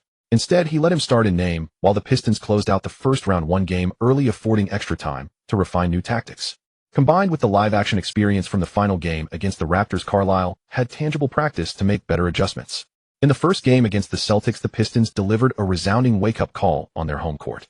Big Ben, going 2-4, 2 from the field and 1-4, 1 from the line, finished with 5 points, 12 rebounds, 5 blocks, and 2 steals, fully justifying the honors he had just received. Big Ben had truly made a name for himself this season, claiming the 2001-02 Defensive Player of the Year award, first-team All-Defense, and third-team All-NBA, 3 major honors in a single campaign. This also brought 3 additional free attribute points, bringing the season's total to 5 free attribute points.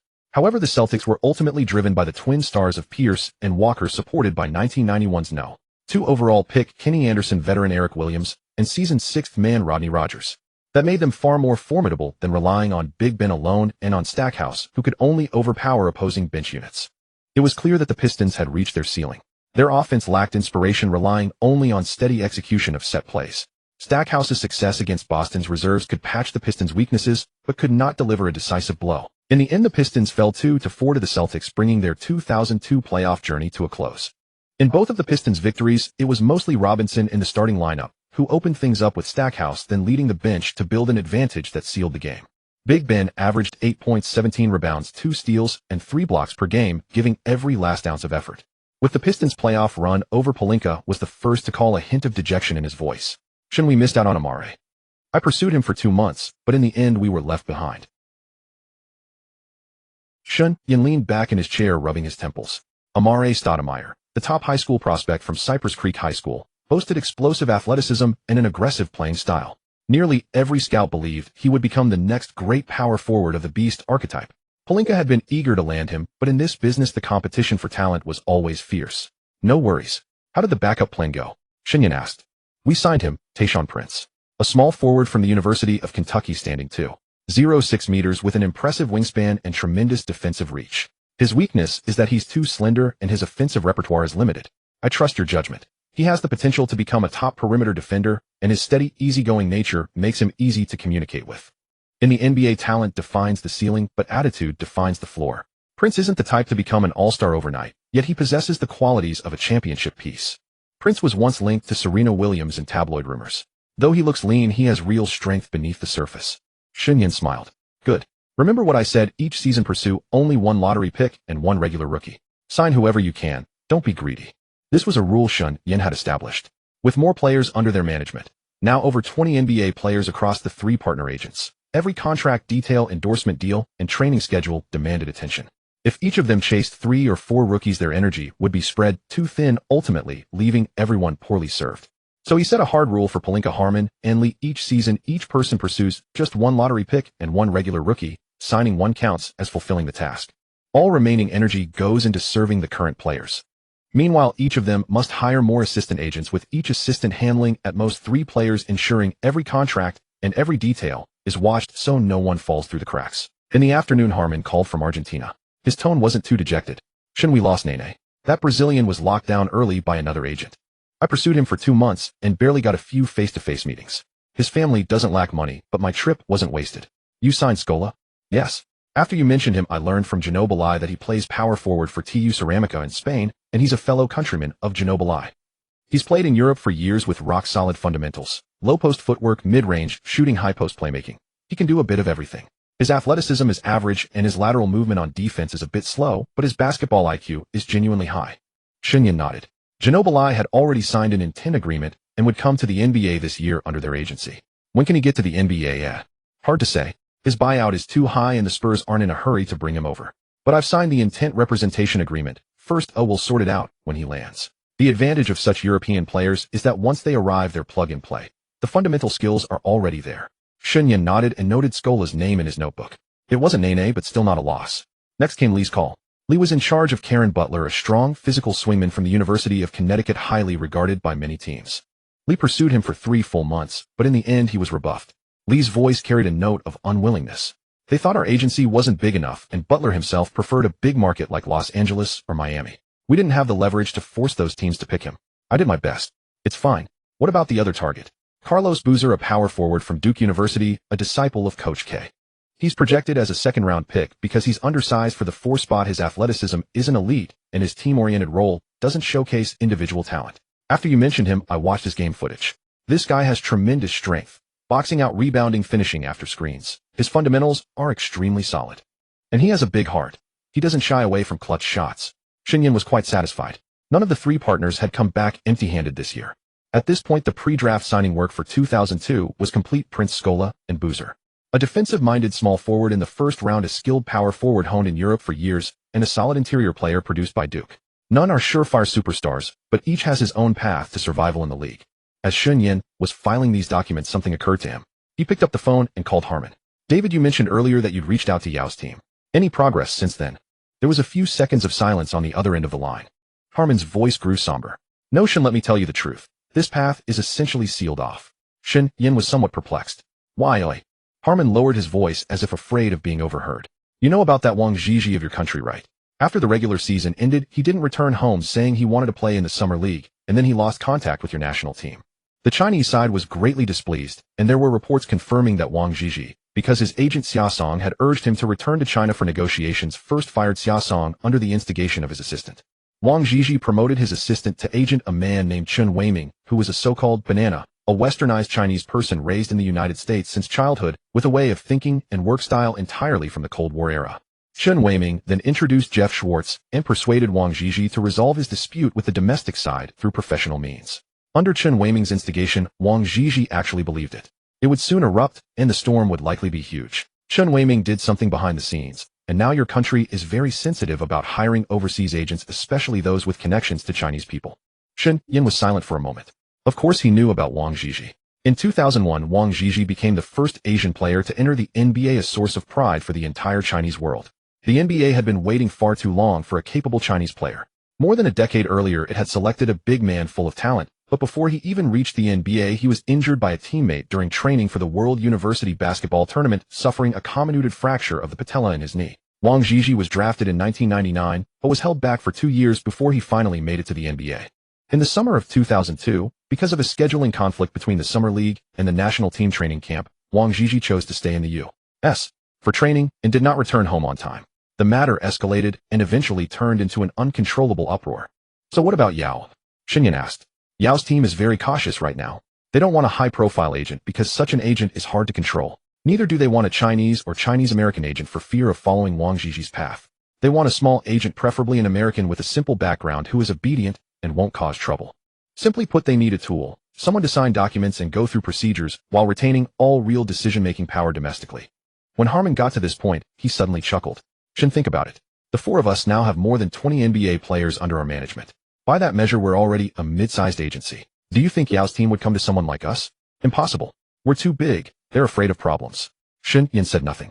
He wanted to say that he was different from those people. If he got the chance to represent Yao, he would make all clauses, contract details, and communication records fully transparent and subject to domestic oversight at any time.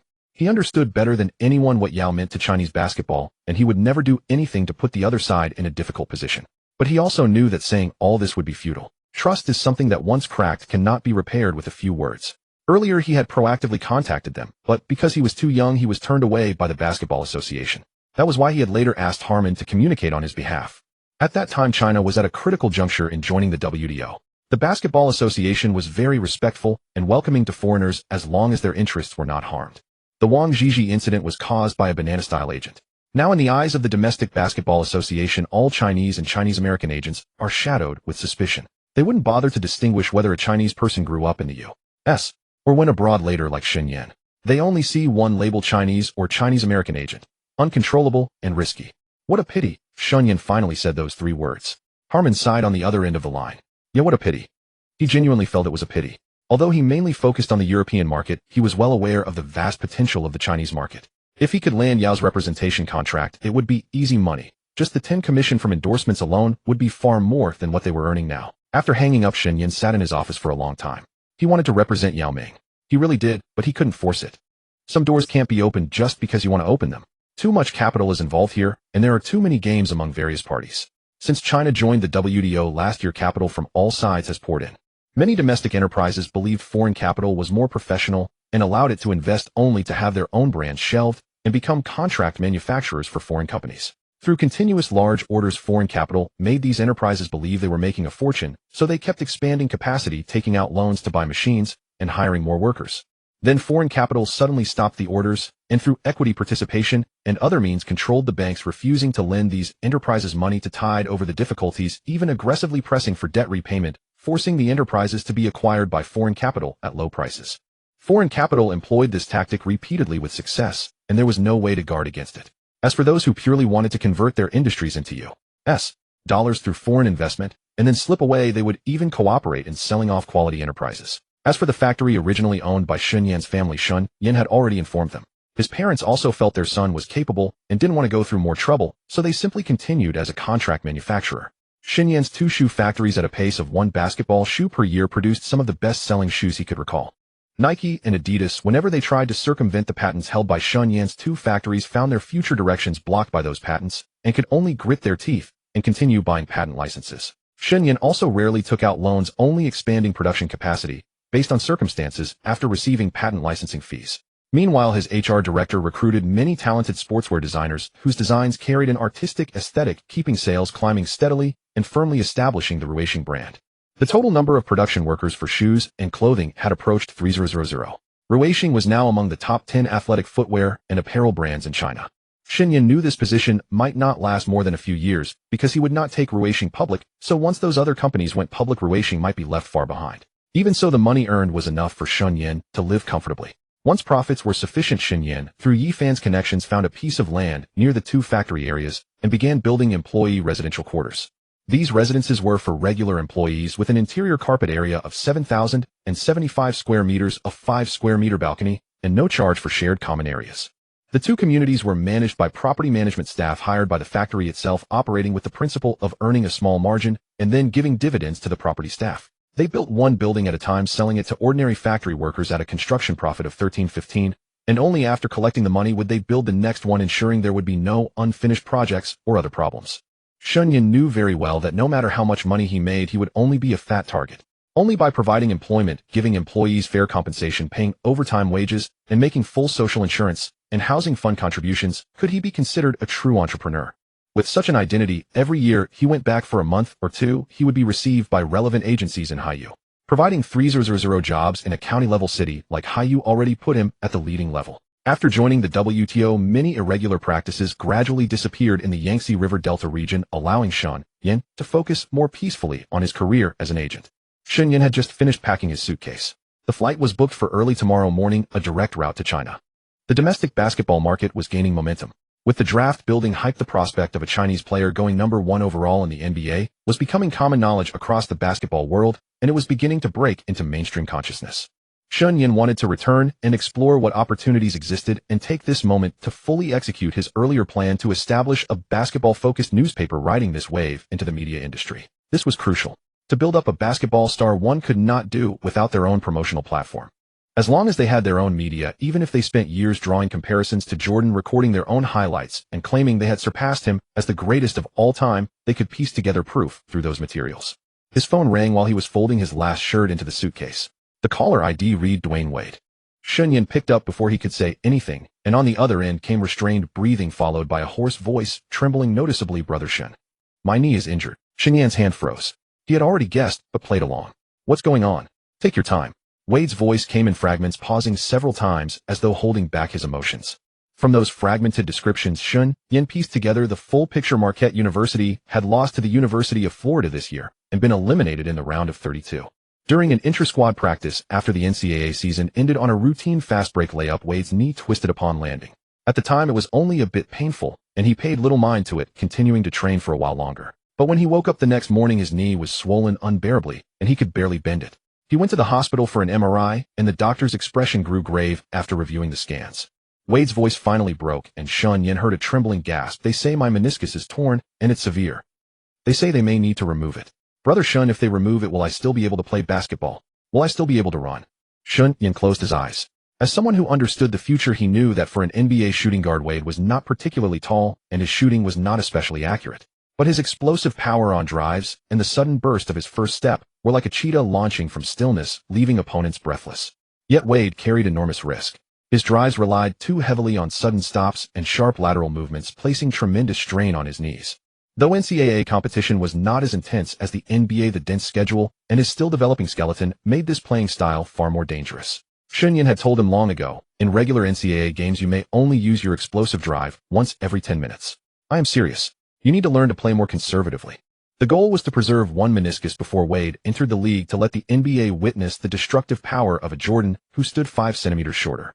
Wade had not fully understood it at the time. Which young player did not want to showcase themselves fully on the court? But he trusted Shen Yan, and from that moment on, Wade indeed began to hold back. His scoring numbers did not explode, but his efficiency improved, his turnovers decreased, and Marquette University's record actually grew better. Unfortunately, he still could not escape the knee injury. Shen Yan calculated the timeline from March until now. He had delayed the injury by nearly 2 months. Without the restriction of limiting his drives to once every 10 minutes, Wade's knee might have given out as soon as March Madness ended. Now it had carried into May, but the inevitable had finally arrived. Shen Yan pulled the shirt from the suitcase and tossed it back onto the bed. He grabbed his jacket, lifted an old sealed suitcase, and headed for the door. Stay where you are. I am coming now. Which hospital in Milwaukee? St. Joseph Medical Center. Wait for me. I will arrive tonight. After hanging up, Shen Yan drove toward the airport while calculating in his mind. By the time he arrived at St. Joseph Medical Center, it was already past 11 at night. Wade lay in the hospital bed, his left knee wrapped in thick supports. He looked far more dispirited than Shen Yan remembered, lacking the confident aura he had always carried. When Shen Yan pushed the door open, Wade jerked his head up suddenly. His eyes were red, clearly from crying. Brother Shen. He tried to sit up. Shen Yan quickly walked over and pressed down on his shoulder. Don't move. Stay lying down. He pulled up a chair beside the bed and sat, his expression relaxed, even carrying a hint of a smile. Wade looked at his face and froze. He had expected Shen Yan to enter with a furrowed brow and a grave expression, discussing treatment plans with the doctors and offering polite reassurances. But Shen Yan's reaction was different, too light, almost unreasonable. Brother Shen, the doctor says they may need to perform surgery to remove my meniscus. I have asked several people, and they say once it is removed, my knee will be made of glass from then on. Not only will my athletic ability decline and I become prone to injuries, but I will also suffer from pain and fluid buildup. Tell me the truth. Can I still play in the NBA? Shen Yan did not address that directly. He leaned back against the chair, crossed his hands over his stomach, and asked in a casual tone, Dwyane, let me ask you something. If you make it to the NBA, are you certain you want to sign with me as your agent? Wade was stunned. Asking this at a time like this. He was not the kind to take advantage of someone in distress. In America, this was considered normal business, but it still felt unsettling and confusing. But he still thought carefully and nodded, his voice resolute. Yes. I am certain from the very beginning. Brother Shen, you are the first person to tell me I can only drive once every 10 minutes. Everyone else only told me how strong I am and that I should play more, or at most practice holding back during training. Only you told me to play conservatively. I know you are truly looking out for me. Shen Yan stood up and patted Wade's shoulder. All right, you are coming with me. Where to? Discharge you. We will find a hotel to stay for tonight, and tomorrow I will take you to Chicago for another evaluation. Wade was bewildered, but the doctor said that as long as the money is ready, surgery can be arranged tomorrow. Do you trust me? Wade looked at Shen Yan for 3 seconds, then slowly sat up.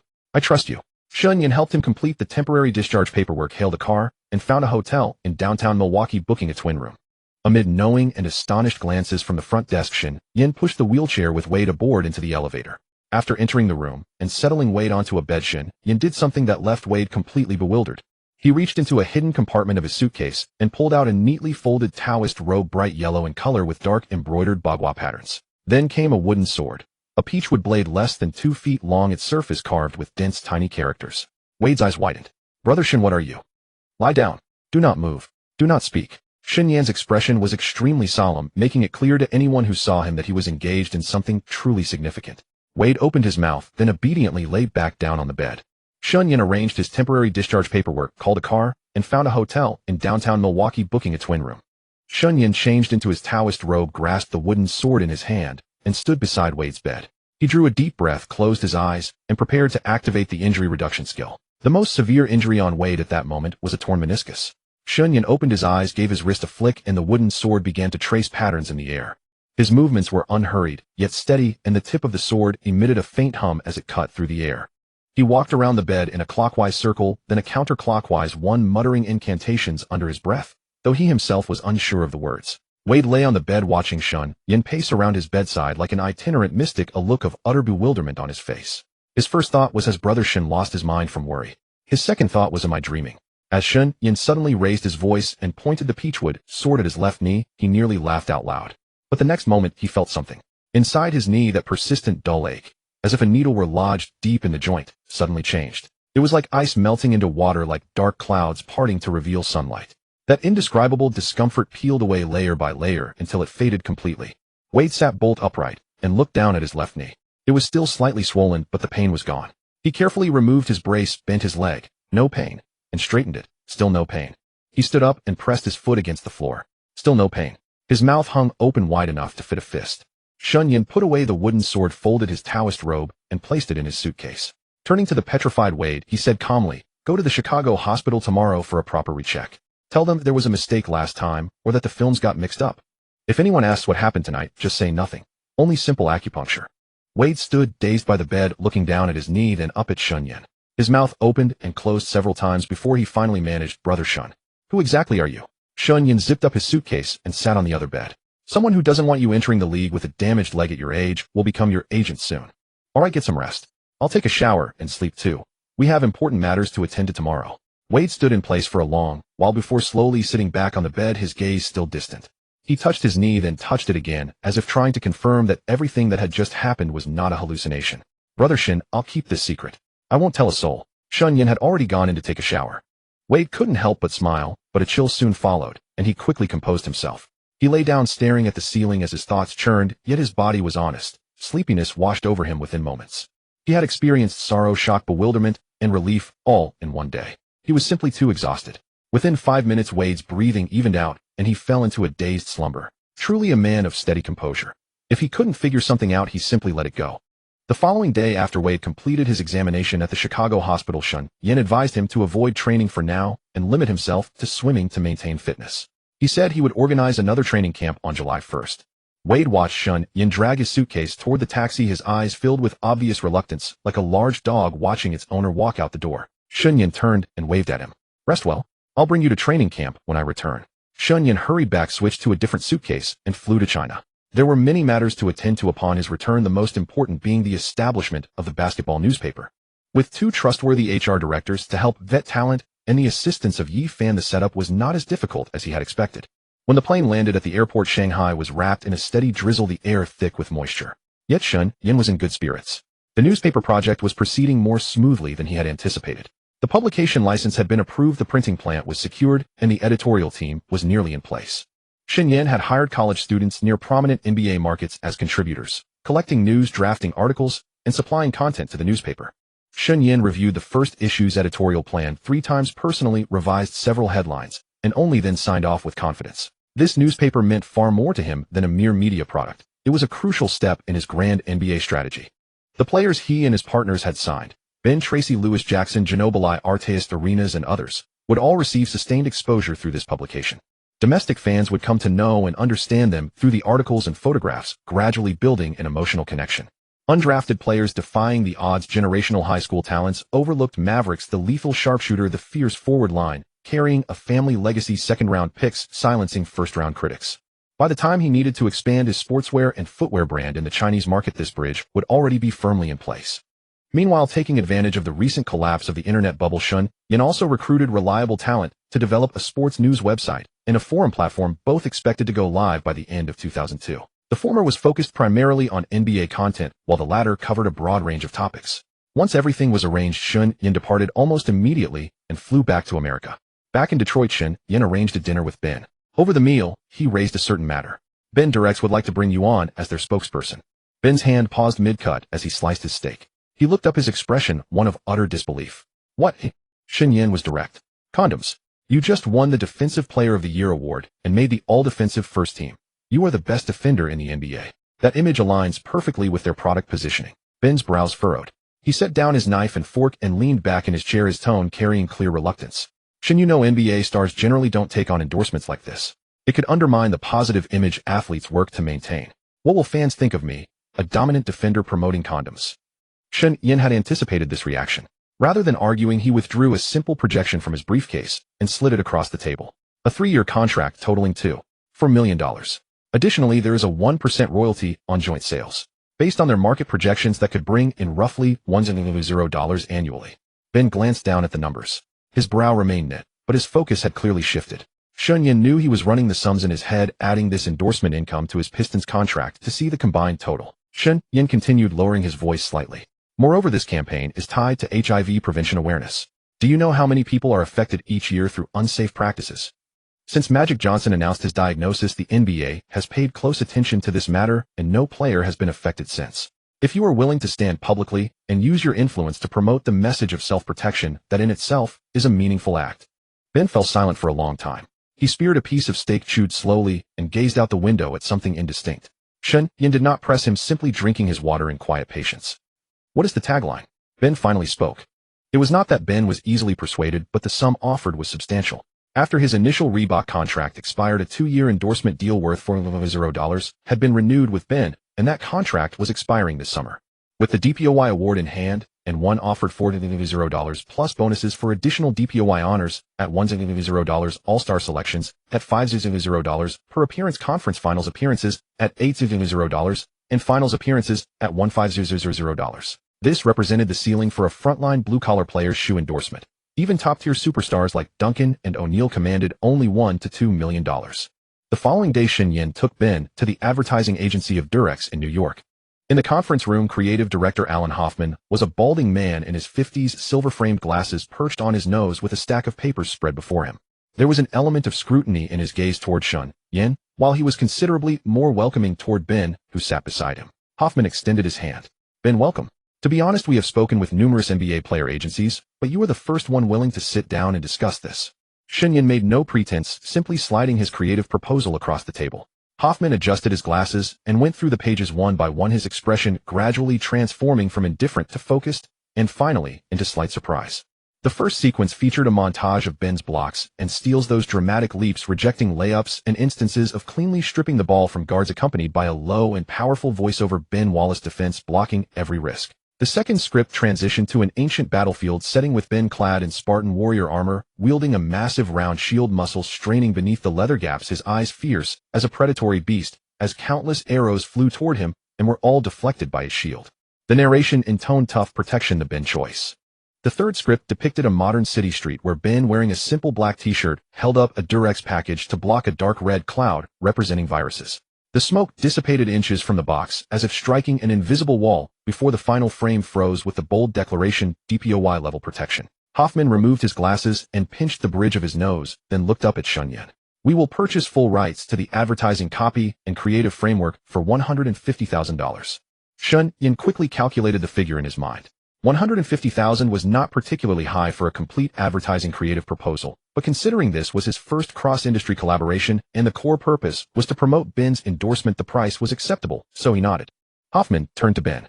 Your endorsement fee is $2.4 million over 3 years, plus a 1% commission on co-branded sales. This figure has been reviewed and approved internally, and we cannot go any higher. Ben glanced at Shen Yan, who gave a slight nod, prompting Ben to extend his hand. Deal. The filming was conducted in a studio in Los Angeles and took 3 days from start to finish.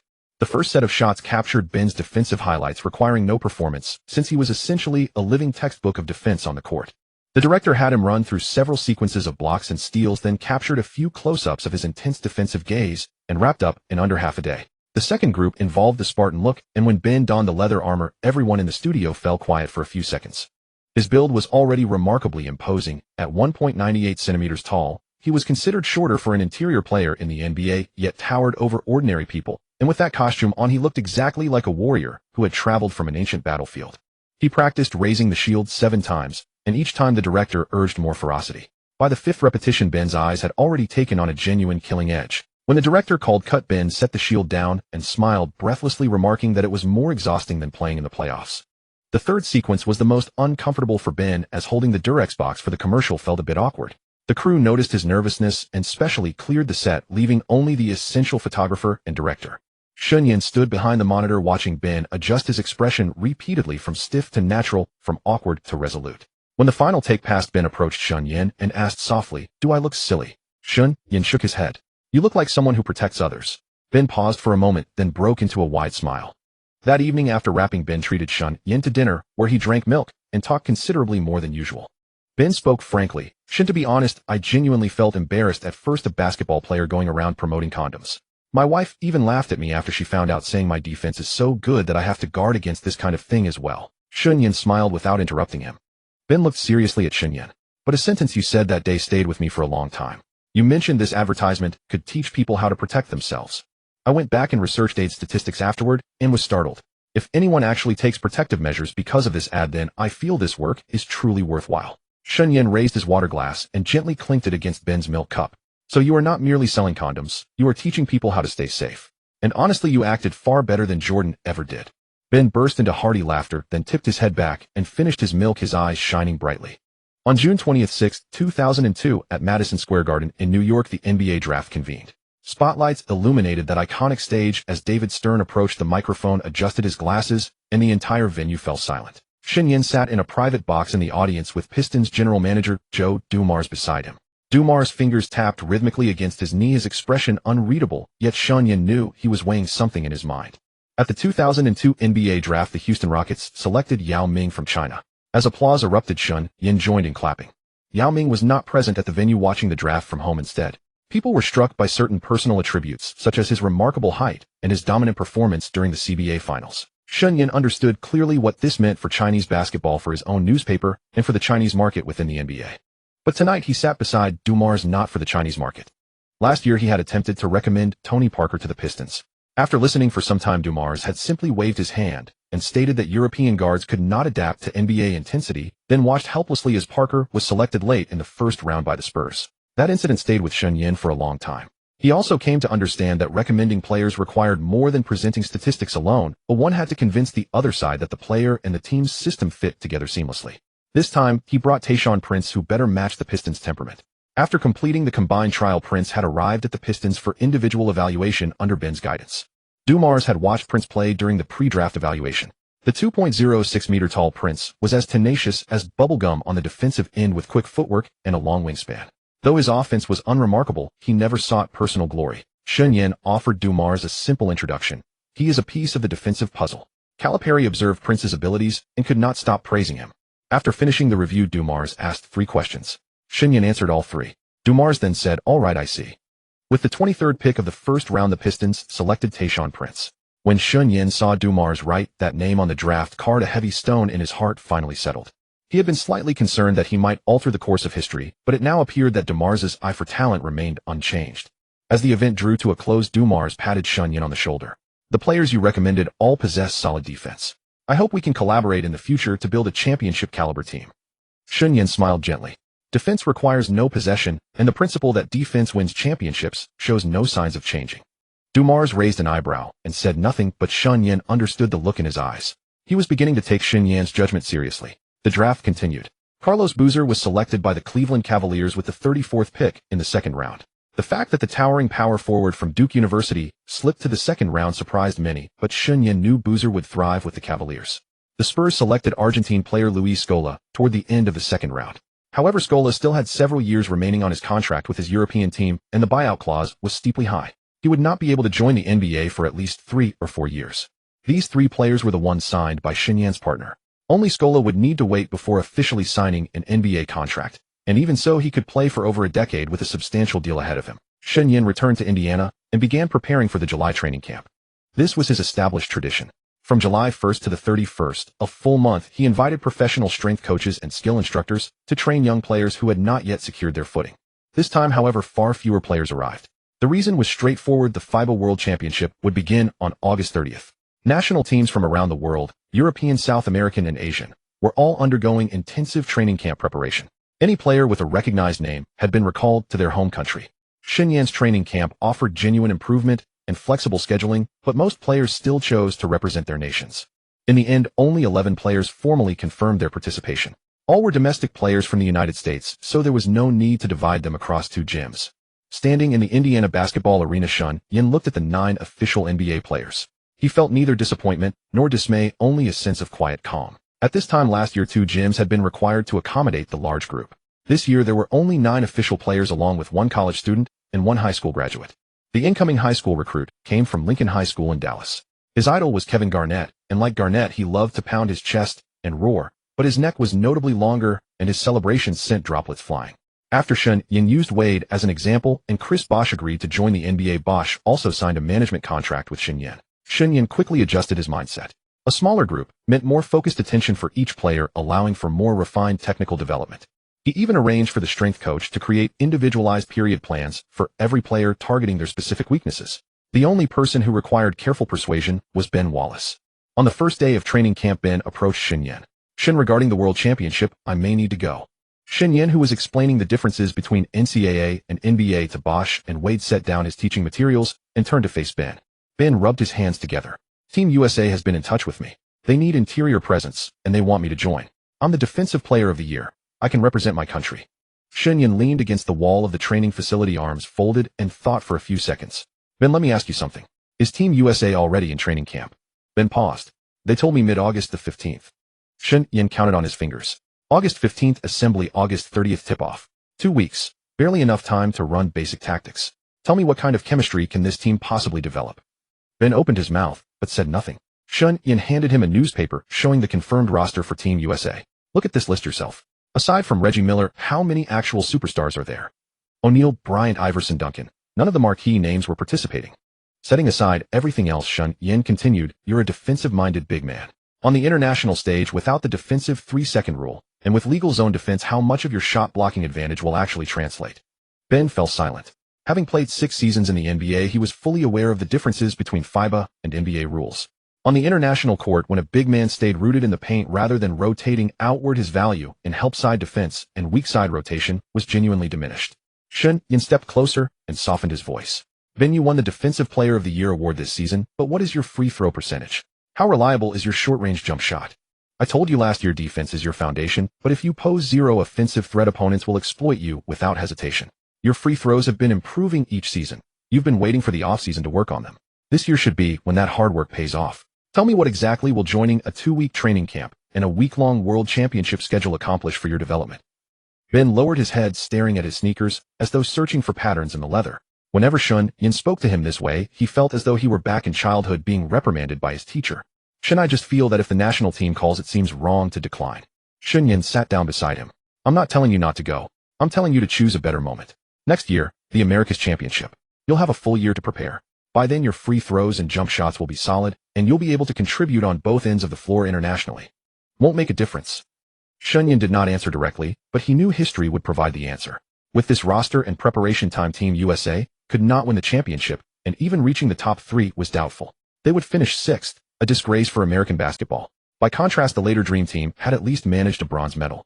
If Ben went, he would likely serve as a reserve role player, unable to produce standout statistics under FIBA rules, in return carrying the weight of a 6th-place finish. Ben thought for a long while. Around him, the other players continued running drills, the sound of basketballs bouncing against the floor echoing through the spacious gym. Finally, he patted his knees and stood up. "All right, I'll stay and work on my free throws." Shen Yan turned toward Wade and Bosh, who had been watching quietly. "You two remember this as well. In 2004, you were still young. Use the excuse of needing further development to decline and prepare properly for the 2008 Olympics." Though Wade and Bosh did not fully understand, they both nodded seriously. They had witnessed Shen Yan's abilities and trusted his judgment implicitly. Shen Yan stood up as well, retrieved a basket of basketballs from the equipment room, and set it near the free throw line. 300 made free throws daily, 300 short-range shots from the left, center, and right. Each of you. I will oversee it personally and pass to you. Begin each session with a round of Tai Chi before shooting. Ben completed his Tai Chi routine, caught the ball, and stepped behind the free throw line. He took a deep breath, lifted the ball, and released. The ball struck the rim twice and dropped through. Shen Yan watched silently from the side. Shen Yan held the future agency contracts of Wade and Bosch in his hands, and the ones most upset were probably the future agency CAA. CAA started touching NBA business in 2006, with a huge appetite, quickly signing contracts for James Wade and Bosch, and then orchestrating the formation of the Heat's Big Three. CAA showed the NBA the power of an agency for the first time, and also announced that the NBA had officially entered the era of agencies following the ancient coach era Auerbach, the superstar era Magic and Bird early Jordan, and the Gene President era Pistons, Dumas Pacers, Bird Grizzlies logo, etc. That is why Wade and Bosch had just announced their combination in Miami, and James soon announced he would join. James had a huge contract with Nike and was CAA's biggest client to please, so the alliance of Wade and Bosch was transparent to James. But obviously CAA was sold out. When James won his first championship in 2012, he immediately had Rich Paul go independent to handle his agency contract. CAA also dominated the combination of the five workhorses on the Knicks under Thibodeau. When Shen Yan traveled through time, the Knicks had advanced to the finals, though he didn't know if they won the title. Shen Yan also wouldn't know that the Spurs head coach and Fox shared the same agency, which is why there were all kinds of strange moves in the finals. Players who played terribly still got steady playing time. No matter how well Dylan Harper played at crucial moments, but seemed glued to the bench. And the Spurs coach and Fox's agent was the widely known Rich Paul, so such things were normal. The NBA is a place that truly requires social savvy, unlike the lower classes of the bald eagle, who don't consider these things. Shen Yan wondered, not knowing who CAA would choose this time to build team basketball. In July, the big cornfields were full of basketball camps. Ben was shirtless, sweat rolling down his dark skin, splashing small dark spots on the wooden floor. He had just finished a set of flexibility training, his hamstrings stretching with a hissing sound. Shen Yan sat on a folding chair on the sideline, holding a hardcover notebook in his hand, densely recording Ben's training data and attribute changes, but his handwriting was so sloppy that no one else could decipher it. He flipped to the records of the past half month. On July 1st, flexibility was increased by 1 point. July 4th, 1 point. July 7th, July 11th, July 15th, exactly 5 points. According to his design training plan, the flexibility attribute started from 60 points and increased by 1 point based on Ben's training status and physical response that day. Sometimes Ben stretched too hard the day before and had sore muscles the next day, so Shen Yan would wait an extra day. After half a month of fussing today, he finally raised flexibility to 65. Shen Yan obtained 50 free attribute points, but he was too busy this summer and would have to wait until the season started to add them. Shen Yan closed the notebook, stood up, and walked to the sideline. Ben, how do you feel today? Ben slowly got up from the ground. His body was like a piece of iron, beaten repeatedly, every muscle tightly tense. He tried a few squats, twisted his waist, bent down to touch his toes, and said with a smile, "Shun, I feel more relaxed when I bend over." His voice carried an uncertain cautiousness. Before, when I touched my toes, my knees always had to bend, but just now I seem to reach them directly. Shen Yan smiled. This shows that your Tai Chi practice has reached the next level. Your current flexibility is enough against most interior players. Your previous lack of flexibility was holding back your free throw shooting form. Now that your body is open, your free throw percentage has been rising. Let's test the effect today. He threw a basketball to Ben. Ben caught it and walked to the free throw line. This scene had been repeated countless times over the past 10+ days. Ben standing on the line, taking a deep breath, dribbling and shooting. Today was indeed different. The free throw release was noticeably smoother. From knee bend to raising the ball to wrist snap, the entire motion chain seemed to have cleared some blocked node, flowing so smoothly that even Ben himself was stunned. Swish. The ball went through the net. Ben's eyes widened. Shen Yan didn't speak, just threw another ball. Swish. The third one, swish. The fourth one bounced off the rim, but still rolled in. Ben stood still, the basketball falling from his hand, bouncing twice and rolling away. He lowered his head as Adam's apple moved up and down, then he raised the back of his hand to wipe his eyes. The movement was quick, almost imperceptible, but Shen Yan saw it. Ben, calm down, it's just a few shots. Ben's voice was slightly hoarse. No, Shun. When I shot free throws before, my shoulders always felt tight no matter how I tried to smooth it out. Just now I finally found that feeling. When shooting free throws, my shoulder doesn't jam anymore. Shen Yan walked over, picked up the basketball from the ground, and handed it back to him. Shoot 50 more, and I'll record the percentage on the stat sheet.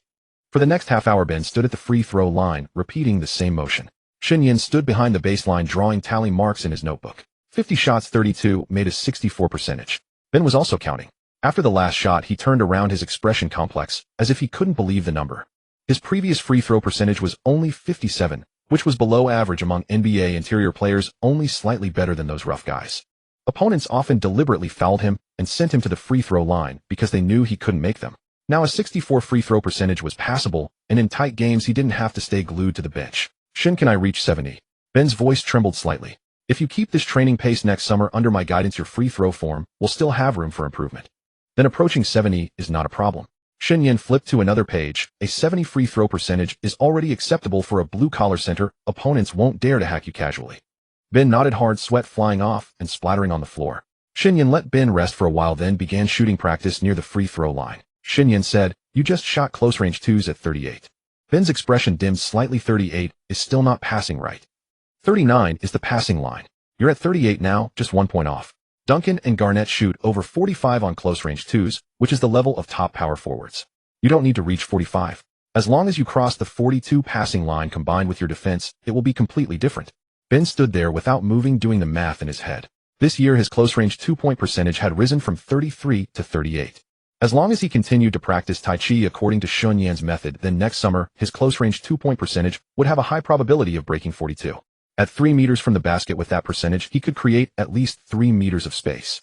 You know, O'Neal had only a 42 shooting percentage near the rim, rarely shooting from mid-range. Only in his year with the Cavaliers was he forced to develop a mid-range shot, raising his percentage to 47.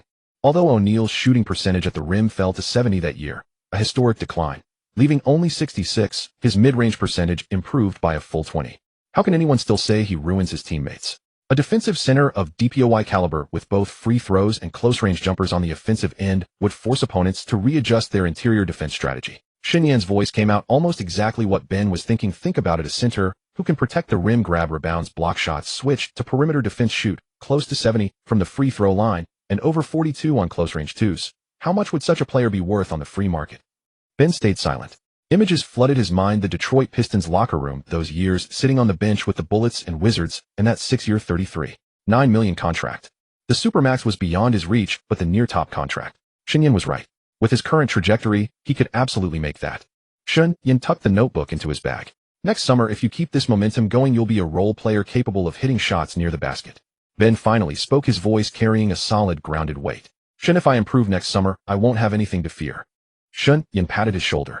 You never had reason to fear. You just needed time to open up your body. Now that's done. What remains is repetition.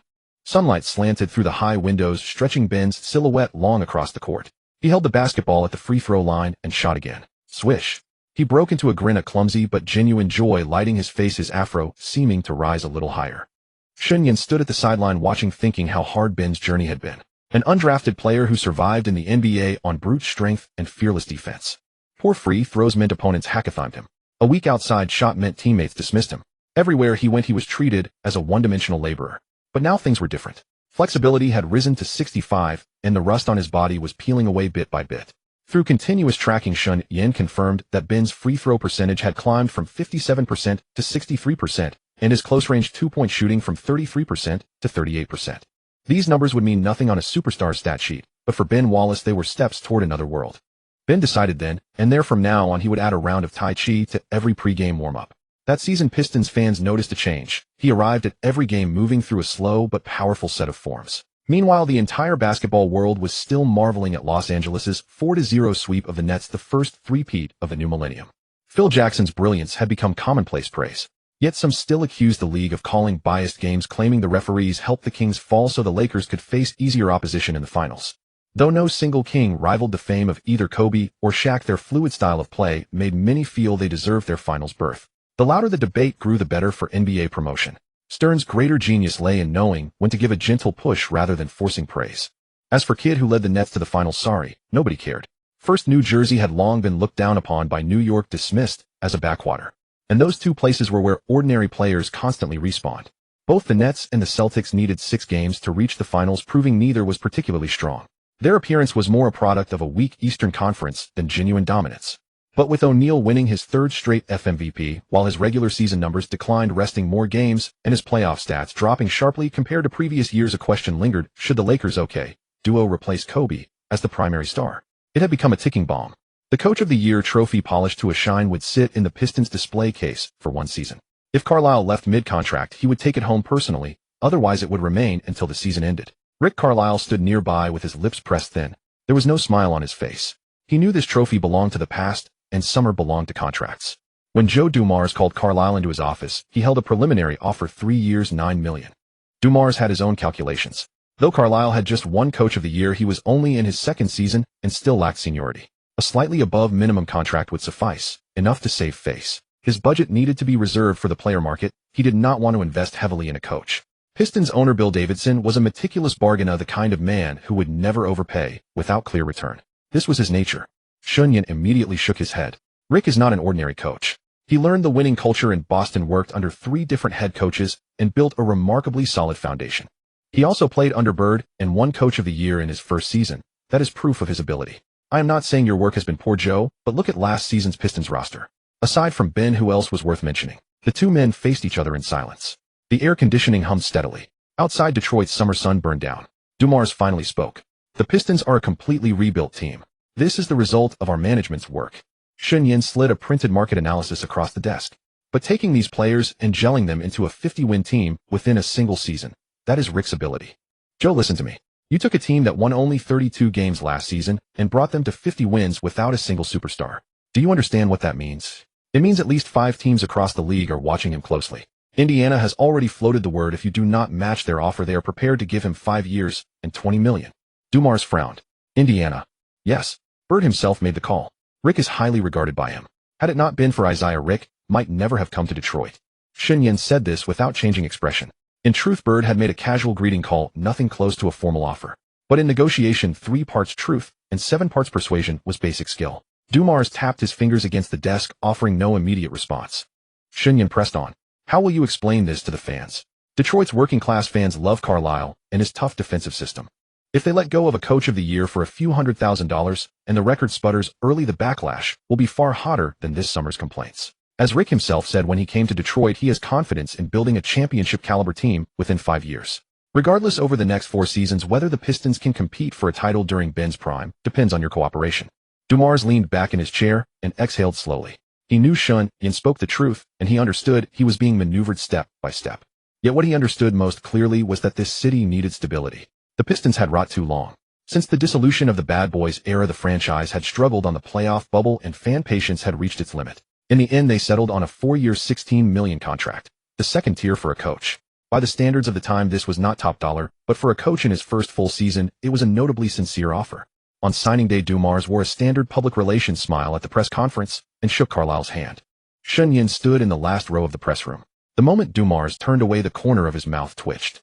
That expression was exactly like someone biting their teeth to buy a bottle of whiskey over budget at a supermarket, heart bleeding inwardly, yet keeping a steady face outwardly. Shen Yan smiled. With this done, even if the Pistons wanted to bring in Larry Brown to harvest the fruits, they would need to spend an additional $12 million. Agent commissions on coaching contracts ran 3 to 5%. Shen Yan's leverage secured a 5% deal for Carlisle. If the Pistons breached the contract, he would still walk away with $600,000. Dumars had settled the coaching matter. Next up were the players. Dumars saw it clearly. The Pistons' biggest weakness last season was at the shooting guard position. Jerry Stackhouse averaged nearly 21 points per game, but his efficiency was dismal. Once the ball got into his hands, it rarely moved on. Opposing defenses simply pressed him hard, waiting for him to miss. In crucial playoff moments, the opposing team only needed to double-team the ball-handling Stackhouse, and Detroit's offense would stall completely. Dumars wanted a shooting guard who didn't demand possession, someone who could run off screens and catch and shoot. Richard Hamilton's name was written at the very top of the whiteboard. Across town, the Washington Wizards were quietly considering their options as well. Michael Jordan took a liking to Stackhouse, reasoning that Stackhouse carried something of his own spirit, that relentless courage to take the next shot no matter how many missed before it. Jordan was not fond of Hamilton. He had demonstrated to him on multiple occasions that against double or triple teams, the answer was simply to finish at the rim, wait for the defenders to land, and then shoot. But Hamilton preferred not to dribble at all. He favored constant movement, creating separation and catching and releasing. In the original timeline, even after Stackhouse shot just 3 for 18 in a game, Jordan still believed there was something special about him.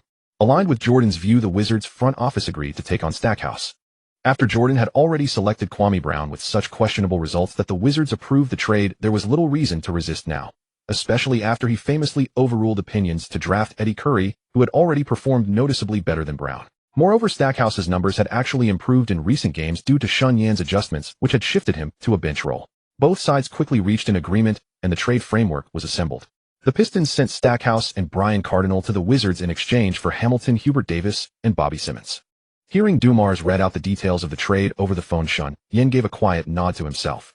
Hamilton's off-ball movement and his ability to catch and shoot after screens fitted perfectly into Carlisle's half-court offensive system. His defensive effort was decent as well. During his years in Washington, he hadn't been an intimidating presence, but he was certainly not a liability. Furthermore, his constant movement on offense could wear down his matchup, sapping the opposing player's energy and disrupting their offensive rhythm, a form of attrition warfare. On the phone, Shen Yan said, "Joe, this is a very good trade. Stackhouse's numbers look impressive, but impressive numbers don't win games. Hamilton's stats may not dazzle, but he makes everyone around him better." Dumars chuckled on the other end. "Save the compliments. I'm still working through Rick's contract situation. Tell him besides Hamilton, we also have a solid defender and organizer at point guard." Shen Yan smiled and said nothing more. Carlisle had been deep in preparation. He already knew from Shen Yan that the Pistons would welcome Billups and Hamilton next season, and he had been studying how to bring out the best in the new lineup. With the shooting guard position resolved, Dumars turned his attention to point guard. Chauncey Billups, a wandering ball handler who had played for 4 teams in his first 5 seasons, once labeled a lottery bust. Last season with the Timberwolves, he finally found his footing, averaging 12.5 points and 5.5 assists, while shooting close to 40% from three-point range. More importantly, his game was composed and steady. He never rushed and was willing to take responsibility in critical moments. The Timberwolves were only willing to offer 4 years and $20 million. They viewed Billups as a solid rotation guard not worth a major investment. Dumars countered with 6 years and $35 million. While he may have been calculating with Carlisle's contract, he was never hesitant when it came to strengthening the roster. When Billups signed the contract, his voice trembled slightly. He had endured too many unstable years. Drafted by the Celtics as a rookie, he quickly lost endorsement opportunities due to off-court matters, was traded to the Raptors, then moved to Denver, and finally to Minnesota. Every time he felt he had found a home, the next contract marked the beginning of another journey. This time 6 years was enough to finally plant roots in this city. The one thing both Shen Yan and Dumars found regrettable was Rasheed Wallace. The Trail Blazers had been swept in the first round of the playoffs by the Lakers, losing decisively. By all logic, after being swept, the team should begin reflecting and rebuilding, especially when Portland's salary structure had grown suffocatingly cumbersome. But Shen Yan had already set his sights on Cliff Robinson, whose contract had just 1 year remaining at $8.42 million, a highly valuable trade asset for any rebuilding squad. If Robinson's expiring contract plus some additional pieces could bring Rasheed Wallace, the Pistons' frontcourt would be elevated immediately. Ben Wallace anchored defense and rebounding, while Rasheed could score and defend with a reliable mid-range jump shot. Together, their interior presence would be nearly unmatched in the Eastern Conference. But Paul Allen did not see it that way. The Microsoft co-founder worth billions issued a firm directive to the Blazers management. "Yes, the Lakers swept us, but they are a championship-caliber team. Losing to the champions is not a shame. There is no need to tear everything down. Just make a few additions, and we can compete again next year." After learning of this through his contacts, Shen Yan sat in silence in his office for 5 full minutes. His fountain pen moved unconsciously across the paper, circling again and again until a small ink stain bloomed beneath it. "Riches allow for bold decisions," he murmured, finally capping his pen and placing it back in the holder. Missing out on Rasheed was undoubtedly disappointing, but Shen Yan knew that trades depend on timing and circumstance. Nothing worth forcing can be accomplished through persistence alone. That said, even without Rasheed, the Pistons' framework was already quite complete. Billups anchored the point guard position with composure and clutch instinct. Hamilton moved endlessly at shooting guard like a tireless hound. Tayshaun Prince, a rookie, had displayed remarkable defensive promise during the summer league, his long arms suffocating every matchup. And Ben Wallace guarded the paint, where defense and rebounding formed the team's foundation. Then there was Mehmet Okur, the Turkish big man whom the Pistons had drafted the previous year, but who spent another season playing in Europe. He arrived in the NBA that summer, bringing a soft touch and solid interior footwork. Ben Wallace needed a backup big who could stretch the floor, and Okur's arrival completed that final puzzle piece. Shen Yan sat in his office, listing the Pistons' potential rotation for the upcoming season on the whiteboard. He stepped back 2 paces and studied it for a long while tilting his head. He thought about Ben's 6-year extension, about McGrady's max contract in Orlando, and about the Pistons slowly taking shape before him. Some choices appear risky in the moment, but reveal themselves as foresight in retrospect, and vice versa. He picked up the eraser, wiped away Rasheed Wallace's name, and wrote a single word beneath it: patience. A team's ascent is never achieved overnight. It requires trade after trade, signing after signing, refinement minute after minute. Dumars had done everything within his power this summer. The rest he left to time. That summer, several trades were indeed memorable. The Knicks sent Camby and Mark Jackson to acquire Antonio McDyess and the 25th overall pick in the 2002 draft. The Bucks traded away Big Dog Robinson, receiving Tony Kukoc, Leon Smith, and a 2003 first-round pick from the Hawks, officially disbanding the Three Musketeers. Steve Kerr also returned to the Spurs once more. Kerr's timing was impeccable. Last time he joined the Spurs they won the championship, now he came back again. After being crushed 4-1 by the Lakers last season, the Spurs specifically brought in Botter to imitate O'Neal during practice. The East was too weak at that time. Whoever won the West would claim the title. Compared with other teams' reckless spending and signings, the Spurs' investment was remarkably precise. Such a masterstroke was beyond the wildest dreams of other front offices. Among the players under Shen Yan and his partners aside from Okur Manu Ginobili also landed in the NBA that summer signing with the Spurs. The GDP trio was officially united, and the Spurs were ready to stir things up. Yet with Shen Yan as the biggest variable, whether the 2005 Spurs could still conquer the Pistons remained an open question. The day Carlisle ended his retreat was the last Wednesday of September, only 12 days before the preseason opener. Shen Yan remembered it vividly. He arrived at the Pistons training center at 9 in the morning, saw Carlisle's office light burning, and a thick stack of printed paper spread across the desk dense with numbers and tables. Carlisle himself leaned back in his chair, eyes bloodshot, yet surprisingly elated. He had secluded himself for 3 full months apart from essential phone calls, all but locking himself in his office to review tapes, study data, and run simulations. Prince's file was singled out and placed on top. Carlisle waved Shen Yan over and pointed at a spreadsheet in front of him. Look at this. I've broken Tayshaun's training data and summer league stats into 36 subcategories. Shen Yan leaned in for a look. The spreadsheet was meticulously crafted. Prince's catch-and-shoot percentage from the left corner, his success rate on one-dribble pull-up jumpers from the right 45, his efficiency in navigating screens on pick-and-roll defense, and the anticipation timing of his help-side blocks. Every single category was quantified into concrete numbers, with weekly variation curves annotated. Carlisle had received a full evaluation of Prince every other week from the end of the draft through last week, without fail. Carlisle's finger traced along a curve. Do you see this? His three-point percentage was only 32 in the first 2 weeks, jumped to 35 in the third, and hovered around 37 in the fourth. What does that indicate? It shows he's adapting to the NBA three-point line at a faster pace than expected.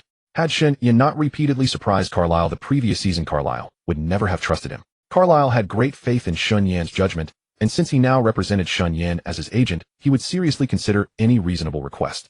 Shen Yan nodded, recalling Carlisle's earlier mindset at the time. He had initially flipped through Carlisle's provisional rotation plan. Carlisle's tendency was conservative. Michael Curry would remain the starting small forward, with Prince coming off the bench for roughly 10 minutes per game and not playing at all in close contests. The rationale was that Curry was seasoned solid defensively and wouldn't make fatal mistakes, or rookie in a new environment should first sit on the bench and observe. Shen Yan didn't rush to refute it. He pulled out a data comparison chart he had prepared from his briefcase and slid it in front of Carlisle. Michael Curry, age 35, shot 45 from the field last season and under 27 from 3. On defense, his lateral movement has clearly declined. In pick and rolls, he can't stay in front of opposing guards. Now Prince, on defense, he's quick-footed. Though a bit raw, his long arms make him a nightmare for any skilled wing or guard on the opposing team. Offensively, Prince has already developed a three-point threat, while defenders basically give Curry 2 meters of space beyond the arc to help on the inside. In today's NBA, every team's defense is stacked. To make an impact offensively, you need players and schemes, but most importantly, you need players who can stretch the floor. Carlisle picked up the comparison chart, read from the first line to the last, his expression shifting from confusion to silence, and finally, to a resigned nod. Carlisle set down the chart and rubbed his temples. You're right. Curry's minutes should be cut. But how? If we pull him from the starting lineup outright, the locker room might start murmuring. Shen Yan said, let him keep starting in the preseason to save face. Then use the first 5 regular season games as a transition, gradually increasing Prince's minutes, and complete the switch by about the 10th game. Curry is a smart man. Once he sees Prince stretching the floor and hitting shots, he'll understand. At 35, he knows better than anyone that winning is what matters most. Carlisle didn't agree immediately, but Shen Yan could tell he was genuinely considering it. A trickier problem lay ahead. Apart from Curry, the Pistons also had veteran small forward Corliss Williamson, a rugged forward who won the 6th Man of the Year with Detroit in 2000-01. At 2.01 meters and 110 kilograms, a solid wall of muscle. At just 30, he could still play. His strengths were obvious: exceptional power, the ability to bully opponents in the post, and reliable finishing on cuts. There was a telling sequence in the practice film. Williamson backed down a smaller defender in the post, reached the rim in just 2 dribbles, and slammed it over a help defender. But his limitations were just as glaring: slow lateral movement, and he would struggle defensively against quicker small forwards. Even more critical, he couldn't stretch the offense. His mid-range jumper was like Ben Wallace's, only efficient around the rim and in close. Opponents could pack the paint against him, and with a rim-bound Wallace, the Pistons had even less driving room. That was the heart of the problem. Carlisle drew the starting offensive alignment on the whiteboard. Hamilton took the wing, but his most potent weapons were mid-range catch-and-shoot jumpers and floaters off cuts. He rarely shot from beyond the arc. Big Ben planted himself in the low post, or at the elbow. His close-range jumper hovered at a barely passable 38A and opponents hardly treated him as a scoring threat. At power forward, Clifford Robinson was 37. Last season, his mid to long range shooting had dropped 5 percentage points from his prime, and he was even less reliable on defense. John Barry, also 34, was the backup shooting guard maxing out around 18 minutes a game, likely trimmed to 12 in the playoffs. That was the veterans' plight. They could still play, but only in short bursts, much like the trials of middle-aged men. Carlisle tapped the whiteboard with his marker cap. What you've said makes a lot of sense. If we don't develop Prince, our entire offensive firepower is concentrated on Hamilton alone. The opponent only needs to do one thing: cut off Hamilton's receiving lanes, then clog the paint with Big Ben and Williams.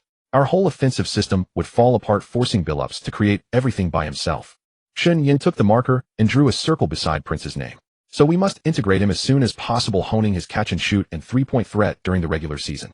You can't wait until the playoffs when the opponent targets you and then scramble to fix it. By then there won't even be enough practice time. Carlisle stared at the whiteboard for a long time. He agreed with Shen Yan's judgment, but the problem was that Prince was still a rookie. Would the pressure of such an important tactical role in the regular season overwhelm him? Shen, tell me honestly, what's Prince's mental toughness like?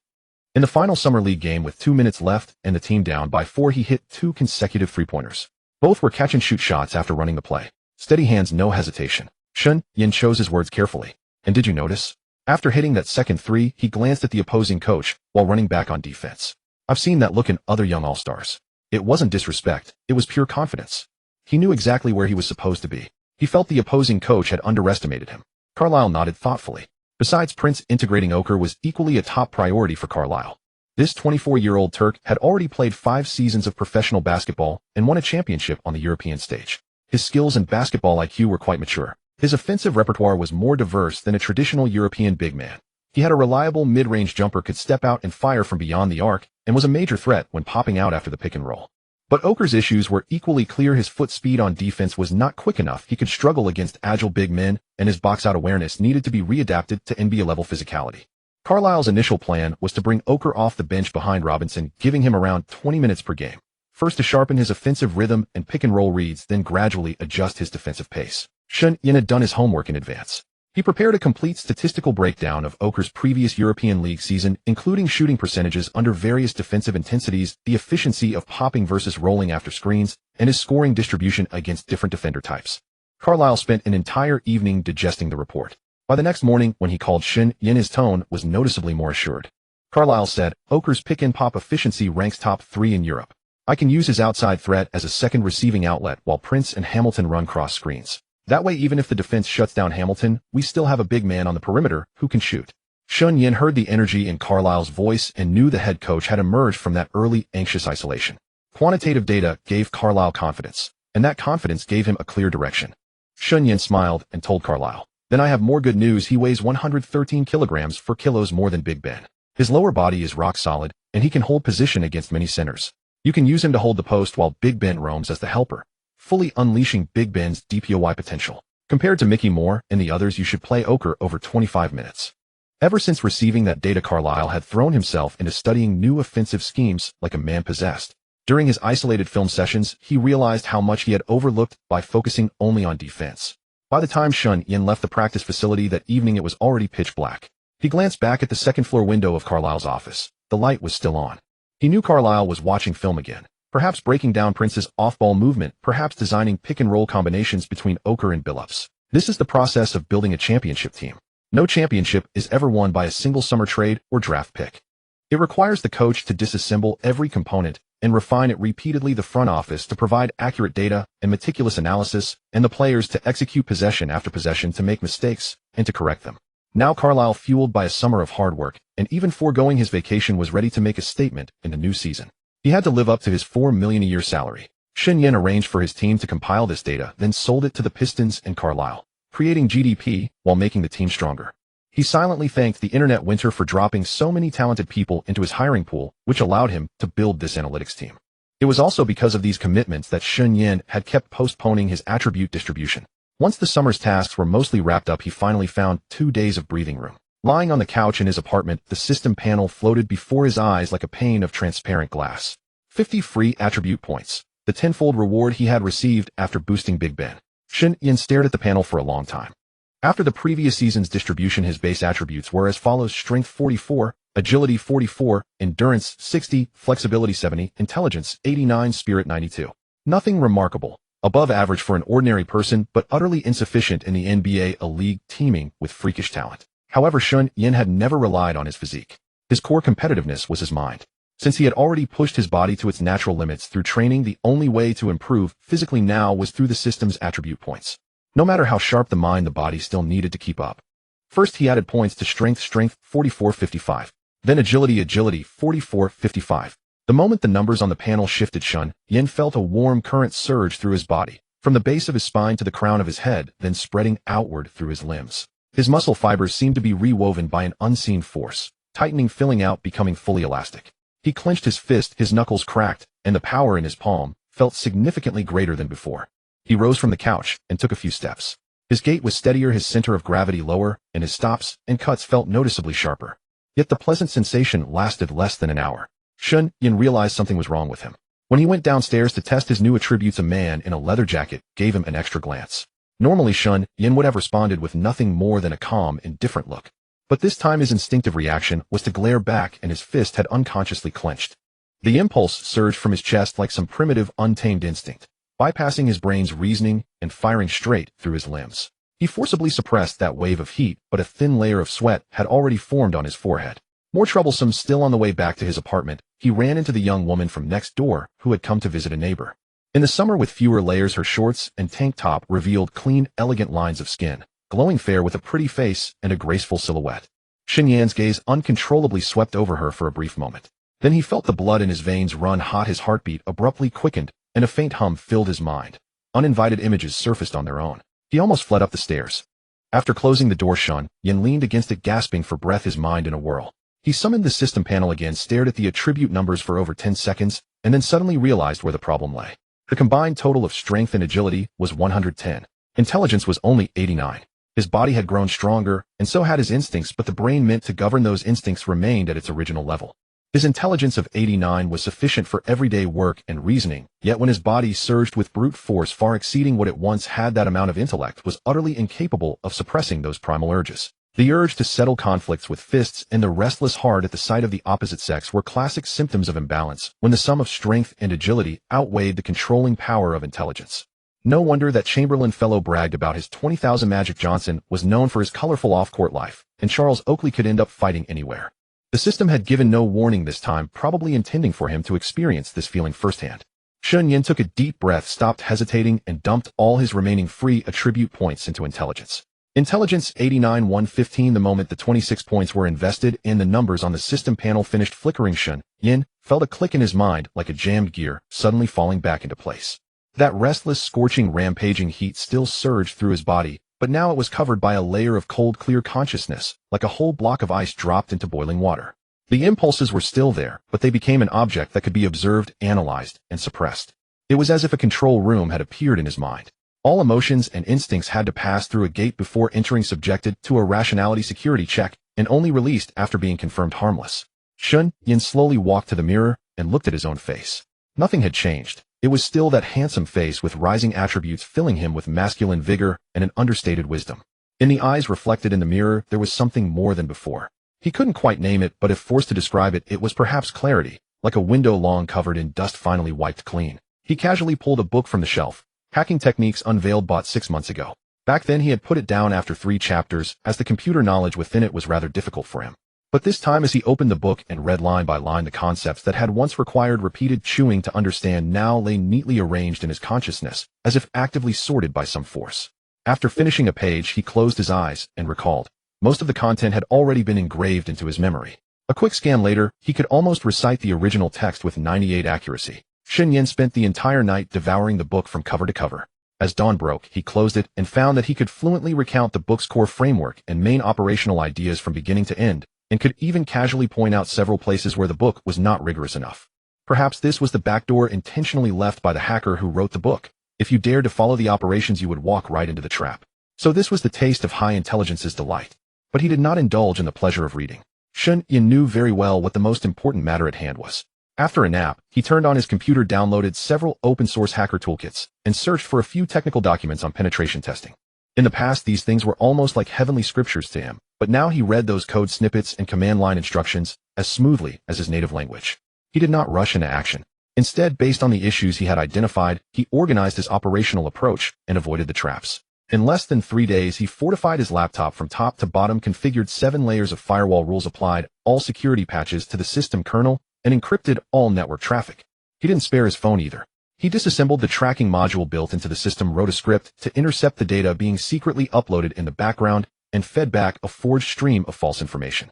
After all that, Shen Yan leaned back into his chair and let out a long breath. It wasn't that he had never thought about doing such security measures before, but back then he lacked the ability, so he could only be as careful as possible, avoiding any potentially dangerous topics online and meeting people in person whenever possible. However, as the number of players under him grew and the contract amounts grew larger, he attracted more and more attention. If the players' contract terms, negotiation strategies, and potential trade plans were ever leaked, he would lose not only money, but also credibility. Moreover, next year would be 2003. Shen Yan was almost certain he could sign Wade and Bosch. He held the agency signing rights for 2 top 5 draft picks, and in the agent circle, it would inevitably be discovered as the 2 players' performances got better and better. Many people in the circle were watching him, wanting to know exactly what methods he had used to obtain these resources. Some wanted to imitate him, some wanted to cut in, and some simply wanted to figure out what tricks he was up to. At such a critical juncture, even the slightest lapse in information security could lead to disaster. Now it was safe. The computer was safe, the phone was safe, and communications were safe. Shen Yan shut down the computer, rose, and walked to the window, gazing at the sky gradually brightening outside. His body was stronger than before, his mind sharper, and his security measures complete. By the time the more than 20 players under him and his partners collectively made their move, he would need to be even more capable. As the curtain rose on the new season, autumn in Detroit had already turned cool, but the heat inside the Pistons training facility grew more intense with each passing day. Carlisle wrote his early season plan for Prince in his tactical notebook with red marker 1025. The specific execution plan was detailed down to the rotation points in each game. He would come off the bench late in the first quarter for 3 to 4 minutes, play another 5 minutes in the middle of the second quarter, and then gradually increase his time in the second half based on the flow of the game. Shen Yan had read that plan and nodded to himself. Carlisle was a meticulous calculator, leaving room in every step and having a clear objective for each one. In the first regular season game, Prince played only 9 minutes. Both of his shots missed, though on defense he did stop 2 drives from his matchup. After the game, Carlisle pulled Prince into the video room to review plays, all of them about his defensive positioning and lateral footwork. Carlisle pressed pause and pointed at an inconspicuous detail on the screen. "See here. When the opponent used the screen, you extended your right hand early to disrupt the passing lane. That's good. But pay attention to your left foot. You could have blocked his route to the left in advance, forcing him to the right toward Big Ben." Prince stared at the screen, blinked, and then nodded. Carlisle could indeed seem like an engineer dismantling a machine, but Prince happened to respond to that approach. Unlike some gifted players who grew impatient with details, he committed every word to memory, and the corrections could be seen in the very next game. In the fourth game against the Pacers, Prince played 14 minutes, sinking 2 corner threes and adding a trailing dunk in transition. His off-ball movement had become far more fluid than in previous games, and he had begun to use Hamilton's crisscross cuts to create defensive confusion. Reggie Miller was switched onto Prince twice, and both times Prince shot over him with his height advantage. It was the feeling of a high schooler suddenly discovering that he could play harder than the toughest kid in class, and therefore no longer shrinking back. By the 12th game against the Milwaukee Bucks, Prince's playing time had officially surpassed 20 minutes. In that contest, he logged 23 minutes, hitting 6 of 10 field goals and 3 of 4 from beyond the arc, while adding 3 rebounds and 2 blocks. Tim Thomas attempted 2 contested jumpers in front of him, and on both occasions his long arms disrupted the shots, sending them clanking off the rim. After the game in the locker room, Big Ben cheerfully gave Prince a solid pat on the back of his head. He said nothing, but the pat carried noticeable weight. Only a sturdy frame like Prince's could absorb that impact. An ordinary person struck like that might have ended up with a concussion. Prince's rookie wall arrived in late December. For 4 consecutive games, Prince's field goal percentage dipped below 40%. His formerly fluid movements suddenly turned mechanical, and the rhythm of his catch and shoot was off. It wasn't that Prince had forgotten how to play, rather opposing teams had studied his game and began devising targeted strategies, forcing him to receive the ball in low percentage areas and using stronger small forwards to wear him down. Whatever could make him uncomfortable they would do. As for whether Prince would be bullied by the veteran Pistons, Big Ben's looming presence settled that matter. Initiating rookies was simply part of the culture in the land of the bald eagle. Carlisle didn't cut his minutes. Instead, he inserted Prince into the starting lineup for a game against the Boston Celtics. Prince scored just 5 points that night, but on defense he held Paul Pierce to 6 of 17 shooting. After the game, Carlisle spoke with Shen Yan by phone in his coaching office. As you said, his mentality is sound. Fluctuations in offensive touch are normal. What I want to see is whether he can still make the right plays when his shots aren't falling. He missed several open shots tonight, but his defensive intensity and hustle on the boards never wavered. Shen Yan was silent for a few seconds on the other end of the line before replying. So starting him was your way of telling him one thing, that your trust in him isn't based on whether he makes shots, but on whether he's willing to keep taking them even when they don't fall and to remain devoted on the defensive end. Carlisle chuckled. You put it more clearly than I could. Have his agent reassure him. I'll also adjust the game plan to get him the ball in his hot zones and help him avoid being exploited for his weaknesses. In mid-January, Prince delivered his finest performance of the season in a game against the New Jersey Nets. In 30 minutes, he recorded 18 points, 8 rebounds, and 4 assists. His counterpart Richard Jefferson managed only 11 points on just over 30% shooting. More importantly, Prince displayed something that hadn't been obvious before he was vocal. On defense, he directed teammates, and switching you on offense, he actively signaled to Billups from the weak side to feed him the ball. That assertiveness is one of the rarest and most difficult to quantify improvements for a rookie. After this game, Prince's average playing time stabilized at around 25 minutes per game. Carlisle erased Michael Curry's name from the stable starting unit on the whiteboard and replaced it with Prince's. Curry harbored no resentment. On the team bus sitting next to Prince, he said softly, "Kid, you're giving me more time to rest." Prince turned to look at him, and they both smiled. Oker's integration followed a different path from Prince's. The Turkish big man had played 5 years of professional basketball, accustomed to coaches yelling from the sideline, arguing with referees in broken English, and calmly knocking down free throws amid the jeers of road crowds. He didn't need to study NBA-level defensive details frame by frame like Prince did. His fundamentals had already been forged solidly in Europe.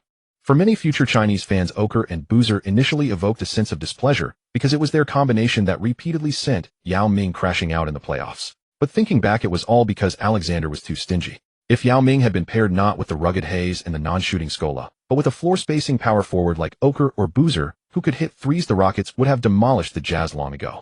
Every time the Jazz frontcourt would have Oker playing physical defense, and Boozer fronting Yao, creating a 2-on-1.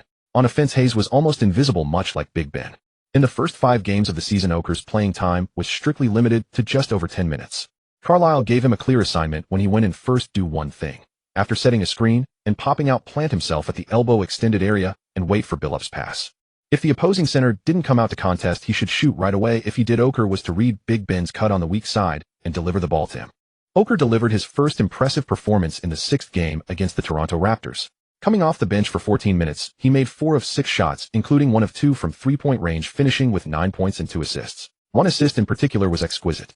After setting a screen and popping out to receive the pass, he drew the closing defense of Antonio Davis, then delivered a bounce pass to a cutting Big Ben, who thunderously slammed the ball through the rim.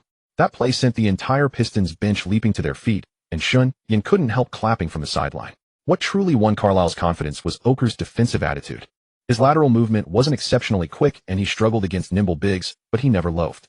On every possession, he focused on 2 things: first, using his body to seal off his matchup and deny easy access to preferred scoring areas; second, maintaining constant awareness of Big Ben's position. If Big Ben rotated to help on a driver, Oker would immediately sink down to protect the paint, ready to absorb contact against any interior cut from the opponent. During a film session, Carlisle singled out one of Oker's defensive possessions and analyzed it for a full 5 minutes. In that possession, Oker was switched onto a smaller guard after a screen. He lowered his center of gravity and spread his arms, stubbornly forcing the guard to dribble 7 or 8 times without finding any room to shoot. Finally, the guard rushed a pass that Big Ben intercepted. Using a laser pointer, Carlisle circled Oker's feet on the screen. You see that? His footwork never got scrambled and his center never rose. That's the kind of muscle memory you only get from 5 years as a professional. A rookie would have bitten on a fake 10 times out of 10, but he wouldn't. He faced craftier opponents in Europe. When you defend, you need to pay attention too.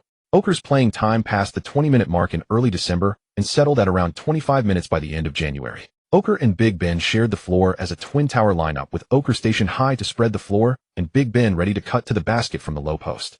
If the opponent's bigs rushed out to contest Oker's shot, Big Ben could catch and dunk inside. If they collapsed, Oker's shooting would make them pay. On defense, it was exactly as Shen Yan had prescribed. Oker would front the post while Big Ben roamed as the help defender. It was essentially a downscaled version of the twin Wallace front line. With the growth of Prince and Oker, the entire Pistons team displayed a formidable upward momentum. Billups no longer had to constantly remind Prince to move like he did at the start of the season. The rookie could find openings on the weak side on his own. Hamilton's off-ball movement became even harder to defend because of Prince's three-point threat on the opposite wing. Opposing perimeter defenders stretched between the two were constantly left scrambling. Big Ben enjoyed unprecedented space in the paint. With Oker planted at the free throw line, extended opposing centers were forced to leave the basket, allowing Big Ben either to feast on easy looks or crash the offensive glass. His rebounding numbers opened a definitive gap from the second-place player, averaging 2 more boards per game. By the end of January, the Pistons held a 30-11 record firmly atop the Eastern Conference, while the Nets trailed far behind. Shen Yan sat in his office flipping through the mid-season statistical summary, a faint smile curling at the corner of his mouth. Prince's growth had outpaced his expectations by half a step. Oker's immediate contribution filled the void left by Robinson's aging, and the arrivals of Billups and Hamilton elevated the Pistons' backcourt to a whole new level.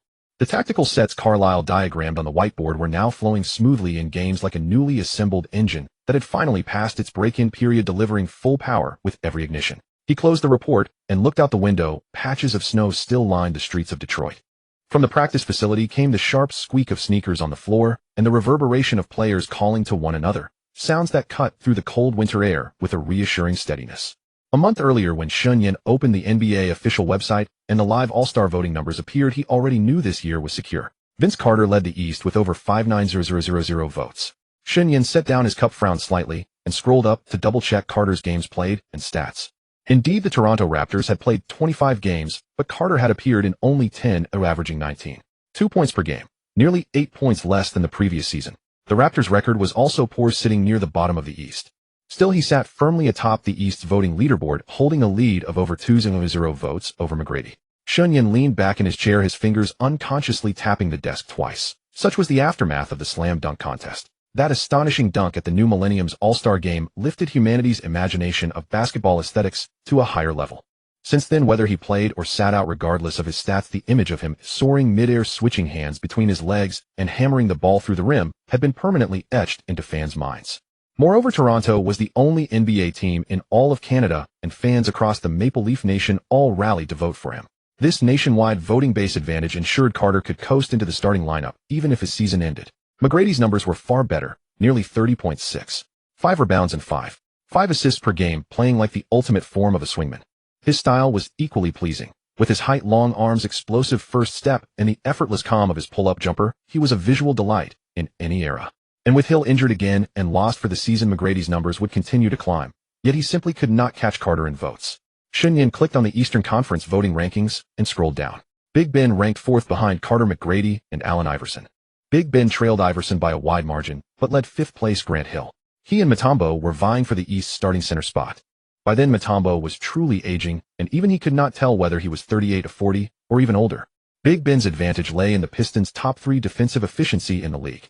His averages of 15 rebounds and 3.2 blocks per game were plainly impressive, and the visual impact was formidable. Swatting an opponent's layup into the stands became a highlight every game. But Shen Yan wanted his vote total to surpass that of the second leading frontcourt player to facilitate endorsement deals. He picked up the phone and called the young man in charge of PR strategy. In the final stretch of voting, we need to focus on 3 things. First, reach out to local Detroit media to run several feature segments on Big Ben's defensive highlights with rousing headlines like Michigan's no-fly zone, as hype-driven as possible. Second, invite Pistons legends to record short videos for votes. Dumars, Laimbeer, Rodman, whoever is available, and have them say Big Ben is the heir to Detroit basketball's spirit. Third, cut all of Big Ben's blocks and defensive plays this season into a 3-minute video posted on social media and pair it with uplifting narratives of perseverance. After hanging up, Shen Yan glanced at the Western Conference. Kobe 6.5-0 votes ranked 1st in the league, nearly 6-0 ahead of Carter. The numbers made Shen Yan twitch the corner of his mouth. Kobe's scoring stats this season were indeed impressive, nearly 30 points per game. But no matter how fiercely he fought alone, he could not save the Lakers. Due to contract issues, O'Neal delayed his toe surgery until after the summer, missing training camp and the early games. When he returned, his physique was off and his speed and explosiveness had visibly declined half a notch. The Lakers currently stood at 10-16, 11th in the West. The team that had won 3 straight championships now looked like a group of old-timers playing pickup games. But Kobe's popularity was unaffected. Los Angeles had a massive fan base, and his relentless, obsessive style, charging into the paint alone even as the team struggled, made him a natural magnet for votes as a solitary hero. Shen Yan shook his head. The All-Star voting title was probably just a consolation prize for Kobe now. O'Neal ranking 1st among Western centers was no surprise. There was little competition at West Center. Besides O'Neal, the only respectable names were veterans like Sabonis and Divac. Yao Ming had only been in the NBA for a few months. Though talented, he was not yet a threat to Shaq's starting spot. Shen Yan's gaze paused briefly on Yao's vote count. It was low. Indeed, very low. As a rookie still adjusting, his 13 points and 8 rebounds per game were not eye-catching, and American fans had yet to form much of an impression of him. Tomjanovich was very cautious with Yao's minutes, keeping them within a limited range and gradually increasing them with a final target of 30 to 35 minutes, similar to how Carlisle used Prince. But Shen Yan knew that once fans back home realized the All-Star voting had begun, Yao's vote count would surge at a speed entirely incomprehensible to Americans. That was a nation with a population base of over 1 billion. Even if just 1% voted, it would be on the scale of tens of millions. By the time voting closed, the media would watch in astonishment as Yao's votes rocketed to first among West centers, collectively exclaiming, "How is this possible?" It even forced the league to exclude votes from China and apply a coefficient to American and Canadian votes to dilute Yao's tally. Shen Yan closed the page, reopened Big Ben's voting data spreadsheet, and began further analysis. Where were the main vote deficits by state? Which regions had the highest vote growth? How many days remained for the final push? Running through the numbers, Shen Yan quickly devised several targeted strategies. His fingers tapped on the keyboard as he sent individual emails to members of the PR team, assigning tasks to each person. The benefits of high intelligence were fully evident at this moment. In the past, doing such a task required repeated research, data calculation, and scenario planning, a full process that took at least 2 days. Now the information arranged and combined itself automatically in his mind, with the optimal solution nearly leaping out. He only needed to confirm the logic was sound before directing execution. Only if Big Ben's votes surpassed the forwards total could his commercial value be proven. But everything that could be done had been done. The rest was up to the fans. The All-Star Game was, after all, a popularity contest. Whoever's story resonated more with fans got more votes. What was Big Ben's story? The underdog rise of an undrafted player. On the early morning, when voting closed, Shen Yan sat hunched before his computer, fingers hovering over the refresh key, pressing it at the precise stroke of midnight.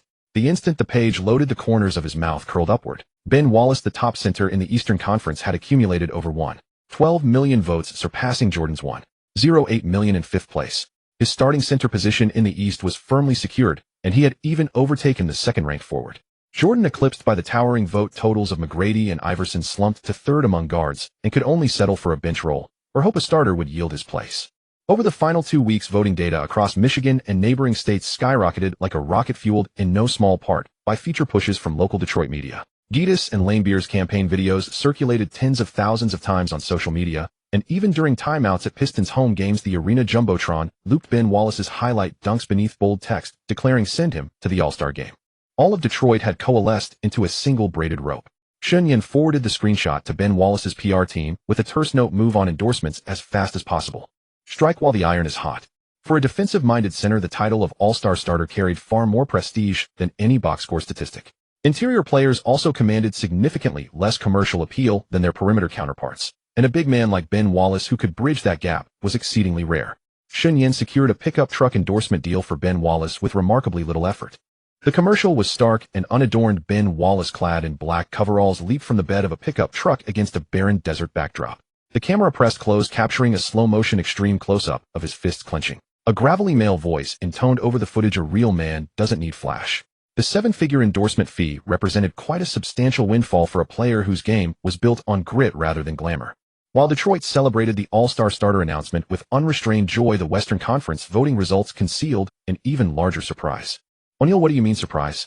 Yao Ming's vote total during the final days of the sprint resembled a stampede of wild horses, utterly unstoppable. Once the voting power of Chinese communities was unleashed, the efficiency was something no Caucasian observer could hope to comprehend.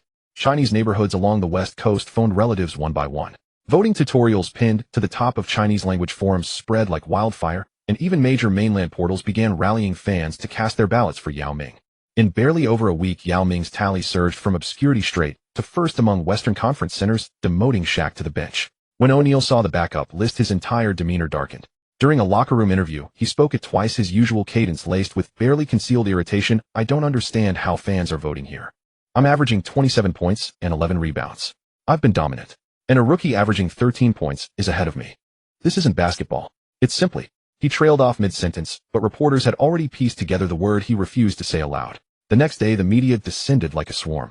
Headlines grew increasingly sensational. O'Neal questions the legitimacy of Yao's votes. Shaq insinuates Chinese vote rigging is racial bias at play. The situation escalated far faster than Shen Yan had anticipated. By the third day after news broke, a group of Chinese fans spontaneously organized and gathered outside O'Neal's Los Angeles residence.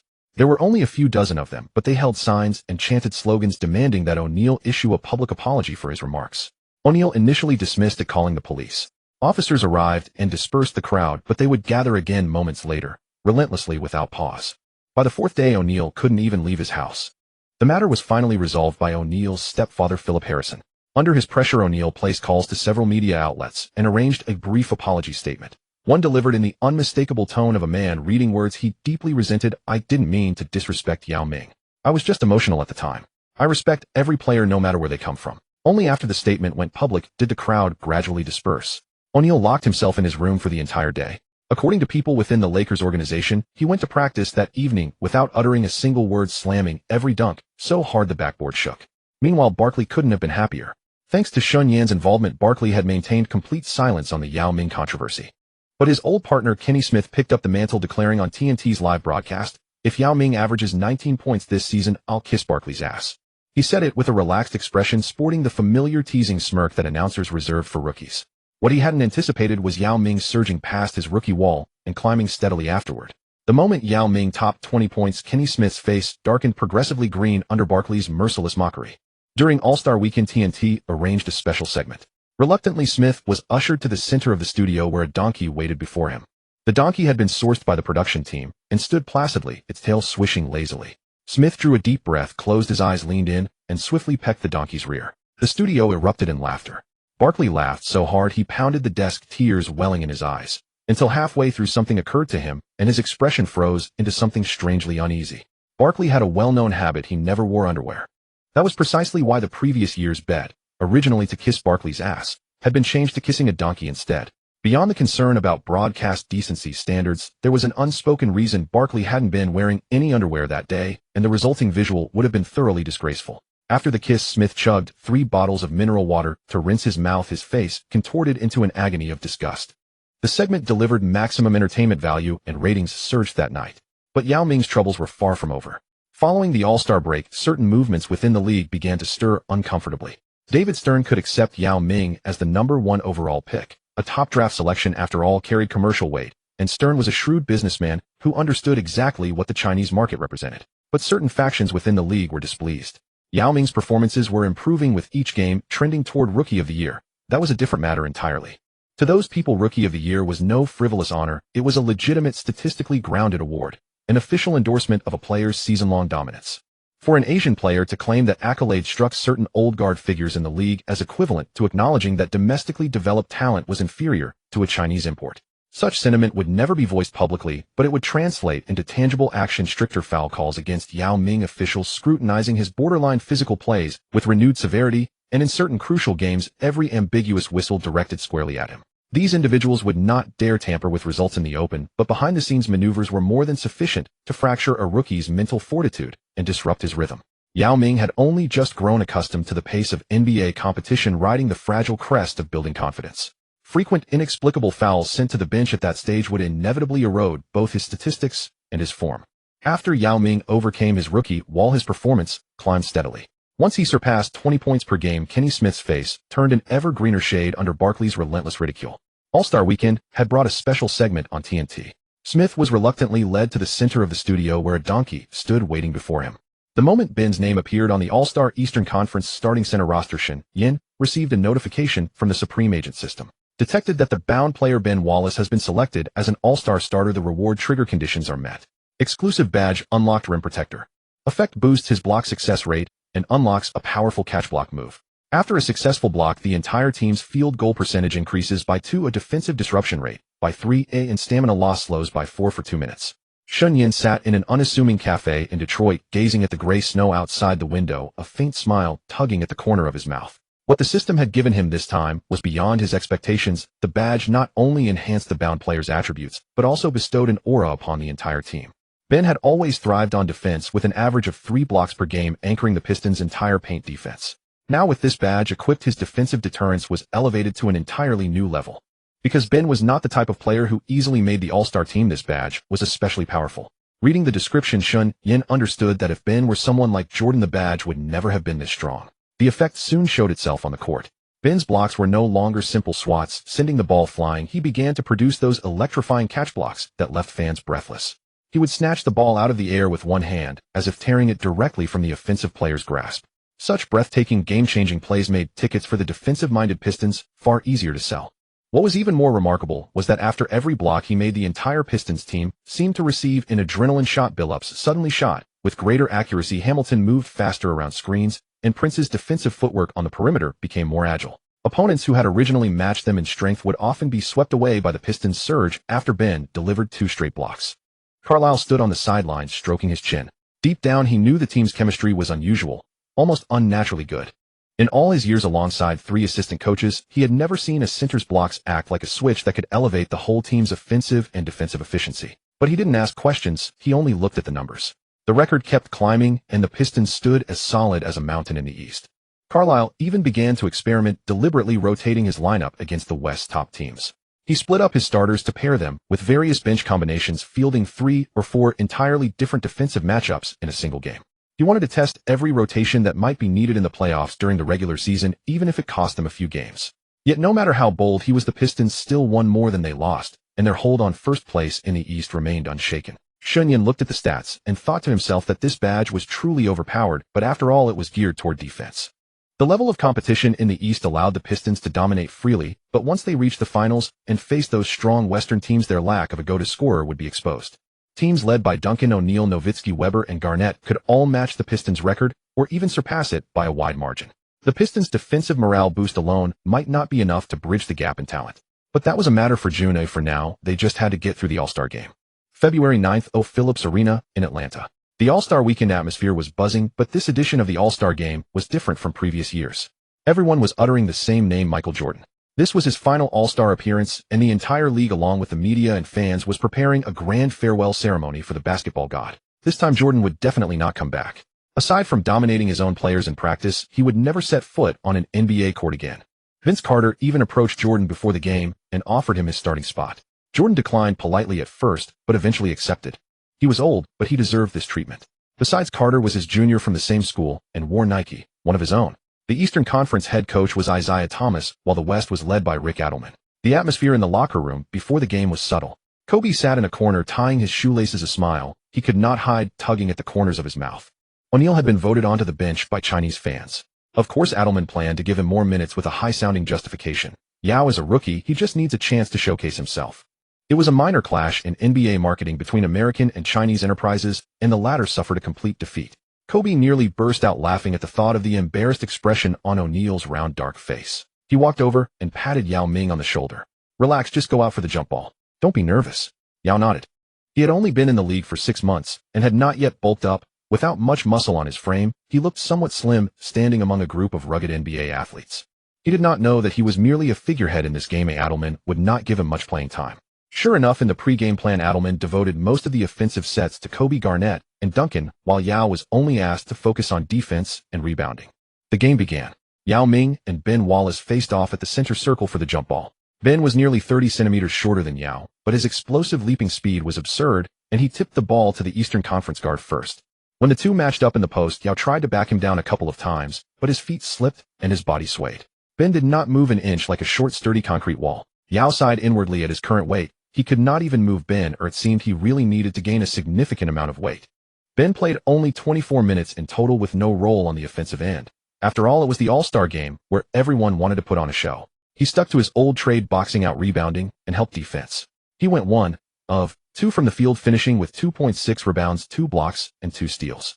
Shen Yan removed Ben's badge to prevent these All-Stars from growing suspicious. Yao Ming's stat line was even more modest. In 17 minutes, he made his only shot, recording 2 points and 2 rebounds. Adelman arranged more than 30 minutes of playing time for every other Western starter, but for Yao, he gave him just enough to make a token appearance before pulling him out. O'Neal, on the other hand, was given 26 minutes by Adelman, nearly 10 more than Yao. That was the way of the NBA world. When you have seniority and high standing, even a head coach who does not like you must show you due respect.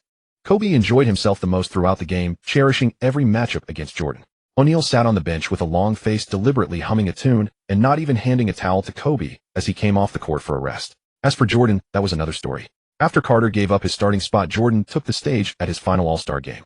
He attempted 27 shots, making only 9 for 20 points. His fadeaway jumper was still a picture of beauty, but his hang time was noticeably shorter, and his leap was at least 20 centimeters lower than in his prime. The shots he could have made with his eyes closed in his younger days kept clanging off the front rim tonight. In the final moments of the fourth quarter, Jordan, isolated against Garnett, executed a signature turnaround fadeaway and the ball bounced on the rim twice before rolling in. The entire crowd rose to their feet applauding. That was the final field goal of his All-Star career. The buzzer sounded, the game ended, and the West won. Garnett was named All-Star Game MVP, though he also faced harsh criticism. Jordan stood at center court, took the microphone, and in a slightly hoarse voice thanked the fans, thanked Carter, and thanked everyone who had been with him through all those years. The spotlight shone on his bald head gleaming. Shen Yan sat in the 9th row of the stands watching Jordan's back, wondering whether Jordan would still dabble with the Bobcats. An era drew to a close that night in Atlanta, and a new era, one carried forward by Ben Wallace, Yao Ming, Kobe, and others, was just beginning. With the All-Star Game over, the regular season stretch run officially began. The confetti from All-Star Weekend had yet to be fully cleared from the rafters of Atlanta, yet Shen Yan's office had already taken on an entirely new appearance. The All-Star schedule taped to the wall had been torn down, replaced by a massive whiteboard densely covered with the names of promising prospects, their school's statistics, projected measurements, and most importantly, their current age and affiliations. With 4 months remaining until the June draft, the real battle had already begun back in January. Shen Yan distributed the targets among his team, each member assigned their own territory to pursue.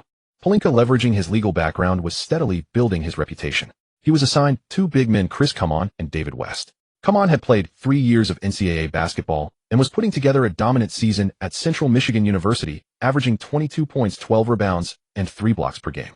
A white big man with solid fundamentals, clean footwork, and a natural size advantage on defense. West, meanwhile, had spent 4 years refining his game at Xavier University. His mid-range jumper was as reliable as a shooting machine, and his physicality was nearly unstoppable at the NCAA level. Before even graduating, his jersey had already been retired by the Musketeers.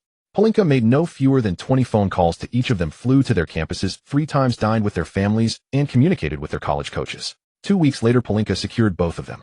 Kaman and David West were both signed. When Shen Yan read the confirmation email from Pelinka, he rose to his feet and clapped twice, a rare gesture, while the rest of the office erupted in cheers. 1 lottery pick and 1 solid first-round caliber big man. That counted as a major haul in any draft class. Over at Harmon's desk, things were not going as smoothly. Milicic, the Serbian teenage prodigy, had already dominated European senior leagues at just 17. European media dubbed him the White Garnett. Although he claimed Garnett was his idol, he actually had no idea how Garnett played. He had simply picked a name from a magazine. Harmon nearly blew up the phone lines to Belgrade, but Milicic's camp preferred to work with another agency that had stronger European resources. Harmon pursued him for 3 weeks, only to fall short in the end. Still, he did not return empty-handed. Boris Dwyane, Tony Parker's teammate, agreed to sign with him. Dwyane had won consecutive championships in France and collected every honor available there. Though the leap from Europe to the NBA always carried uncertainty, Dwyane's all-around game and remarkable athleticism made him worth the gamble. Securing Dwyane served as a consolation prize for Harmon's earlier setback. Lee's situation was even more brutal. Josh Howard, a small forward from Wake Forest, stood 2.01 meters tall with an astonishing wingspan. On both ends of the floor, he was the kind of player opponents dreaded facing. Lee had been in contact with Howard's family since last winter, sending emails almost every week and making phone calls every fortnight. He compiled every detail of his agency's resources, trainer team, and nutritionist setup into a 40-plus page PPT and sent it over. But when March arrived, after a standout performance in March Madness, Howard abruptly announced a letter of intent with another agency. That night, Lee sat alone in his office, smoking half a pack of cigarettes. The next morning, with dark circles under his eyes, he went to Shen Yan. "Shen, I messed up." Shen Yan patted him on the shoulder. "It's all right. How's Korver looking?" Lee nodded. Kyle Korver, the sharpshooter from Creighton University, had a 3-point shooting percentage above 45, moved intelligently off the ball, and released the ball quickly. Though his athleticism was unremarkable and his lateral movement on defense was slow in an NBA era increasingly valuing floor spacing, and shooting, a shooter like him would never lack employment. After his setback with Howard, Lee immediately redirected his full attention to Korver and finalized the contract details within 3 days. All things considered, even without Howard signing, Korver proved to be a cost-effective deal. The only downside was that his college program was not particularly prominent, and Korver's draft stock was low, especially in a stacked class like 2003. As for Shen Yan himself, he had long been holding 2 players most capable of shaping the future. Dwyane Wade, a combo guard from Marquette University, attacked the basket like a knife with a first step that seemed almost inhuman. On defense, he had an uncanny instinct for blocking shots, a guard averaging 1.5 blocks per game was a rarity in NCAA history. Chris Bosh was an even simpler case. The Georgia Tech power forward had outstanding height and wingspan, could shoot threes, attack off the dribble, and protect the rim. His style was essentially a replica of Garnett, the league's highest-paid player at the time. In March, as March Madness raged, the client list at Shen Yan's agency had become enviably impressive. Kaman, West, Dwyane, Korver, Wade, and Bosh. 3 lottery picks and 2 first-round caliber players, with Wade and Bosh virtually locked into the top 5. In the agent world, landing this many high-quality prospects in a single draft was enough to make rivals gnash their teeth in envy. But Shen Yan had no time to celebrate. The NBA regular season was entering its final stretch. He needed to stay with Big Ben and see out the Pistons' remaining games. The Detroit Pistons front office made only modest moves. Before the trade deadline, Joe Dumars made just one minor acquisition, signing Danny Manning. The top overall pick of 1988, Manning had once delivered all-star caliber performances with 20-plus points per game in his prime with the Clippers and Suns. But now at 37, after 2 major knee surgeries, and after finishing last season with the Mavericks, no team was willing to pick him up. Dumars' reason for signing him was simple: the Pistons' frontcourt rotation behind Big Ben was nearly barren. Booker was too inexperienced, for Ibaka too slow. Manning at least had experience and could perhaps hold down 5 or 6 minutes in critical moments. In practice, Carlisle ran a few sets with Manning and paired him with Big Ben in the frontcourt for 2 scrimmage quarters. The results were disastrous. Manning's lateral quickness could no longer keep up with any NBA-caliber power forward. On defense, he was beaten off the dribble on every switch, while on offense his once vaunted turnaround jumper kept clanking off the front rim because his legs lacked strength. Carlisle gave up after just 2 days, burying Manning at the end of the bench and leaving him off the playoff rotation entirely except for garbage time. On March 24th, spring arrived in Detroit later than usual, with slushy mud still lingering on the streets. Shen Yan was organizing rookie reports when he received a call from Barkley. The voice on the other end had its usual boisterous tone. "Shen, are you in Detroit tomorrow? I happen to be heading over to commentate on the Pistons-Pacers game. There's something I need to tell you in person. I'll be here. See you at the usual place tomorrow." Shen Yan hung up and circled the date on his calendar.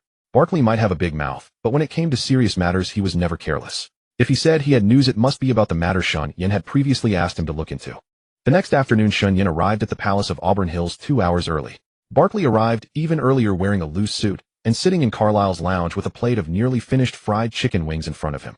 Barkley patted the sofa cushion beside him, and after Shen Yan sat down, he lowered his voice. "There's movement from the Rockets." Shen Yan did not respond, waiting for him to continue. Barkley stuffed the chicken wing into his mouth, chewed twice, and swallowed, finishing it in 2 bites. He wiped his greasy fingers casually on a napkin. Alexander was dazzled by a contract with $10 million in profit.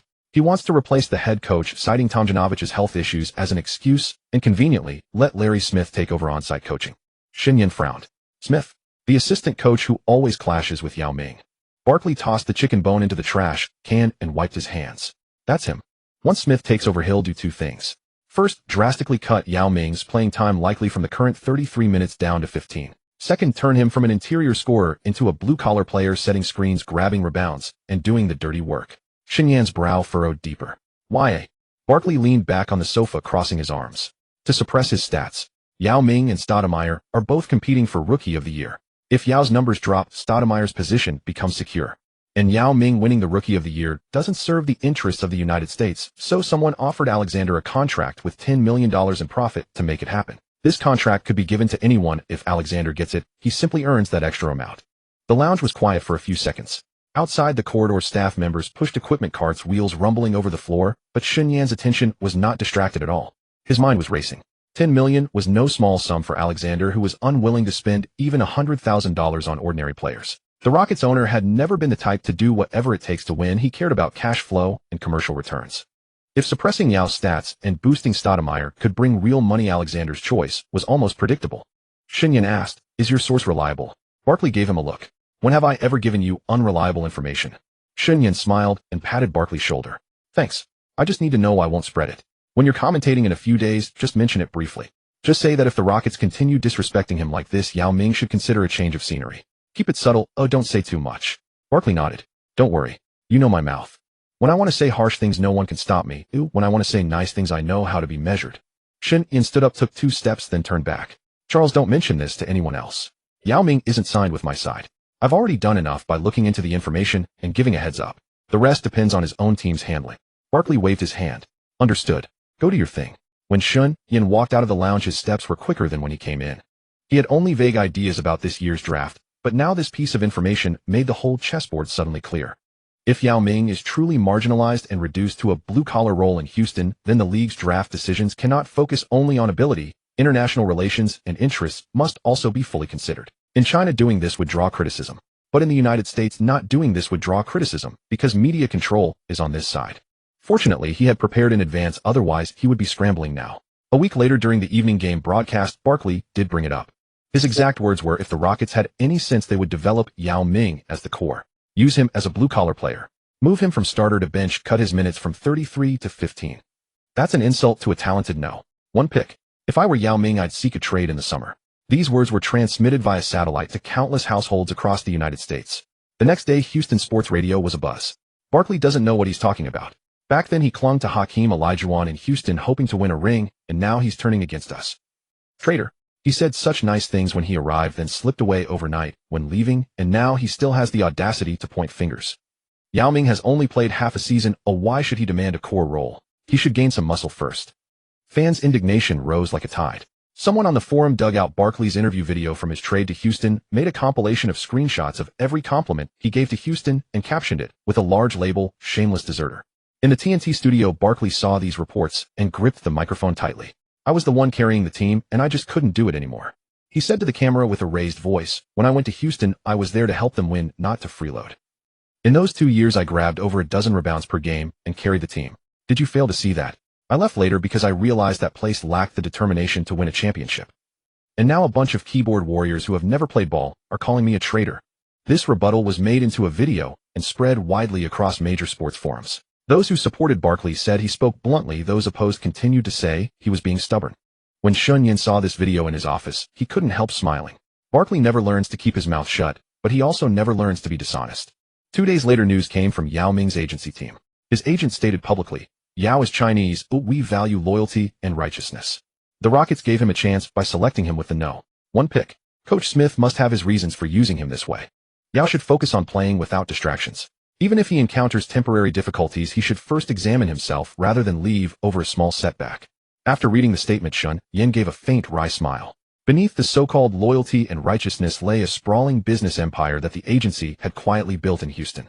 They were profiting enormously in Yao's name, so naturally they would not let him leave Houston. A 23-year-old young man was tied to a leaking ship, while the people beside him told him, "Be grateful, be patient, and trust the captain's arrangements." He had no right to make decisions for Yao Ming, because Yao was not his client.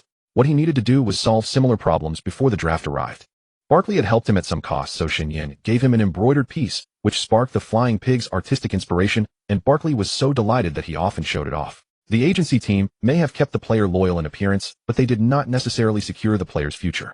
Realizing this, Shen Yan held a meeting with his partners and assistants to clearly divide the interests, preventing the same situation from tarnishing the studio's reputation.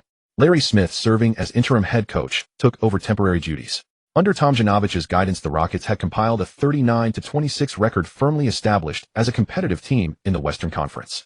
With such a record in hand, an interim coach would normally continue the outgoing head coach's system, guide the team to the playoffs as a significant achievement, and then later take a rebuilding team as head coach to complete his journey. But Smith did not follow that path. He insisted on playing Kato, set Yao Ming aside, and effectively wasted Yao Ming's steadily improving performance, while simultaneously posting a 4-13 record.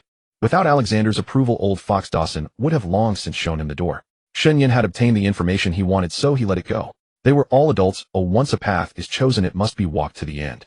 In the final month of the regular season, Calipari completely loosened his approach. The Pistons sat comfortably at first place in the Eastern Conference, holding a 4-game lead over the second-place Pacers. As long as they did not lose all remaining games, their standing would remain unaffected. Calipari began rotating 12 players. Each game, the starters played no more than 30 minutes, and every backup received over 10 minutes of court time. Billups sat on the bench wrapped in a towel, chatting with Hamilton. Prince and Orke were separated and paired into different combinations. Even Hubert Davis, the third point guard who usually sat on the bench, received considerable playing time. Calipari thought it through, clearly finishing first in the East during the regular season looked impressive, but the true battlefield lay in the playoffs. Opponents in the East, the Pacers, the Nets, even the Magic, were all formidable opponents. He needed his starters to conserve enough energy while simultaneously evaluating how each backup combination performed in actual competition. The analytics team delivered daily reports covering lineup plus-minus offensive and defensive efficiency and possession rates. Calipari approached it like conducting experiments, testing combinations game after game. The Pistons dropped a few games they should have won, such as a road loss to an aging Jazz squad and a home defeat to a visiting Sonics team. But Detroit fans did not care. They understood what Calipari was doing. The playoffs would be the true test. When the final regular season game concluded, the record stood at 50 wins and 32 losses. The same win total as the previous season, but this time the name before it carried the distinction of first place in the Eastern Conference. Ben Wallace led the league in both rebounds and blocks per game, while the Pitbull Billups grew increasingly refined in his playmaking and orchestration. Hamilton, once overlooked by the Bulls, had developed his off-ball movement into one of the most troublesome weapons against any defense in the league. Rookie Prince had secured his place as the starting small forward. This team without a single superstar had powered through every Eastern Conference opponent through relentless defense and disciplined teamwork during the regular season. Shen Yan sat behind the Pistons bench watching the large screen display the words Eastern Conference First Place, as the entire crowd rose to applaud. He pulled out his phone and sent a message to the team group, keep following the draft process. I will oversee the playoffs. Everyone has worked hard. We have another tough battle ahead in June. Pelinka replied with a thumbs-up emoji. Heyman sent a copy that. Lee's reply was the simplest, everything is ready. Awaiting your instructions. Shen Yan put his phone back in his pocket and watched Ben Wallace at center court, high-fiving his teammates in celebration. The center who had once sought only a stable contract was now an all-star starter and the defensive cornerstone of the Eastern Conference's top team. 3 years ago when Ben Wallace signed that 6-year long-term deal, Shen Yan had felt he was receiving less than he deserved. But looking back now, the stability Ben Wallace had sought had gradually become the backbone of Detroit itself. That long-term contract made Shen Yan's strategic plans for the coming years possible. Perhaps between signing a long-term deal and a short-term one, there was no absolute right or wrong. Every choice carried its own gains and losses. If Ben Wallace had taken a max contract, now the Pistons would have lost the financial flexibility to strengthen the roster. This was a struggling city. It could not sustain multiple large contracts. And Shen Yan's role was to accomplish things flawlessly within the boundaries of the players' own wishes, ensuring that both financial returns and on-court honors were secured. With the regular season coming to a close, the statistical rankings settled into their final positions. Ben Wallace's name once again occupied the top of 2 statistical categories, averaging 16. 2 rebounds, first in the league. Averaging 3.4 blocks, also first in the league. This was his second consecutive year capturing both the rebounding title and the blocks title, along with 1.5 steals per game. For a center, this level of defensive dominance was truly remarkable. His 8 points per game remained modest, but the Pistons had never needed him to score. Without question, Ben Wallace would once again claim the Defensive Player of the Year award. With Ben Wallace securing 2 statistical titles and earning 2 free attribute points, Shen Yan continued to request 10 additional mid-level managers capable of overseeing hundreds of employees, allowing both factories to operate with greater precision. When the playoff bracket was released, Detroit fans erupted with excitement. The Pistons, the Eastern Conference's top seed, would face the 8th-seeded Orlando Magic. Orlando's franchise star was Tracy McGrady, who had signed a 7-year Supermax contract and led the league in scoring this season. The league's most dominant defensive force would meet its most explosive offensive player. Although McGrady played as a wing and Ben Wallace guarded the paint, the two would not directly match up. Yet the narrative of the defensive king versus the scoring king was enough for the media to generate tremendous anticipation for the entire series. There was one other change easily overlooked, but Shen Yan remembered it clearly. Starting this year, the first round of the playoffs shifted from best of 5 to best of 7, providing 2 additional games of margin. In the original timeline, this series had nearly produced the most shameful upset in NBA history. After the first 4 games, the Magic led 3-1. McGrady averaged over 30 points per game, rendering the Pistons' perimeter defense ineffective. In a post-game interview, McGrady made a remark that would become widely cited: "If this were last year, I would already be thinking about the next round's opponent." McGrady's confidence was not entirely unwarranted. Throughout the first 4 games of that series, Calipari had consistently trusted veteran Mikhail Pietrus to guard him. Pietrus had once been a reliable defender, but that was in the past. Now 36 years old, he could no longer keep pace with McGrady's first step and was routinely beaten deep. It was not until trailing 1-3 in desperation that Calipari was forced to turn to rookie Prince. Prince's terrifying wingspan, stretching at over 7 feet, acted like a net around McGrady, forcing him to elevate every shot by several inches. Over 3 games, Prince helped the Pistons force a dramatic comeback.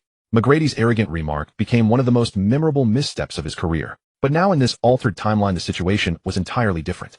Prince had firmly secured his starting small forward role during the regular season, averaging over 25 minutes per game and becoming an essential component of Calipari's tactical scheme.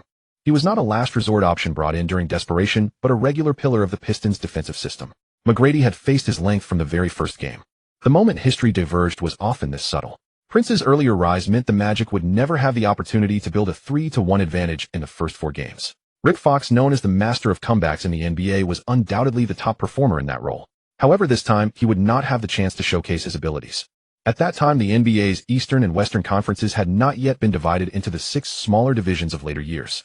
The East consisted of the Atlantic Division and the Central Division, while the West was split into the Midwest Division and the Pacific Division, making 4 divisions in total. The first-place team in each division was guaranteed a top 2 seed, which explained why both the Spurs and the Mavericks in the West recorded 60 wins, while the Kings finished second with 59 wins and the Mavericks third.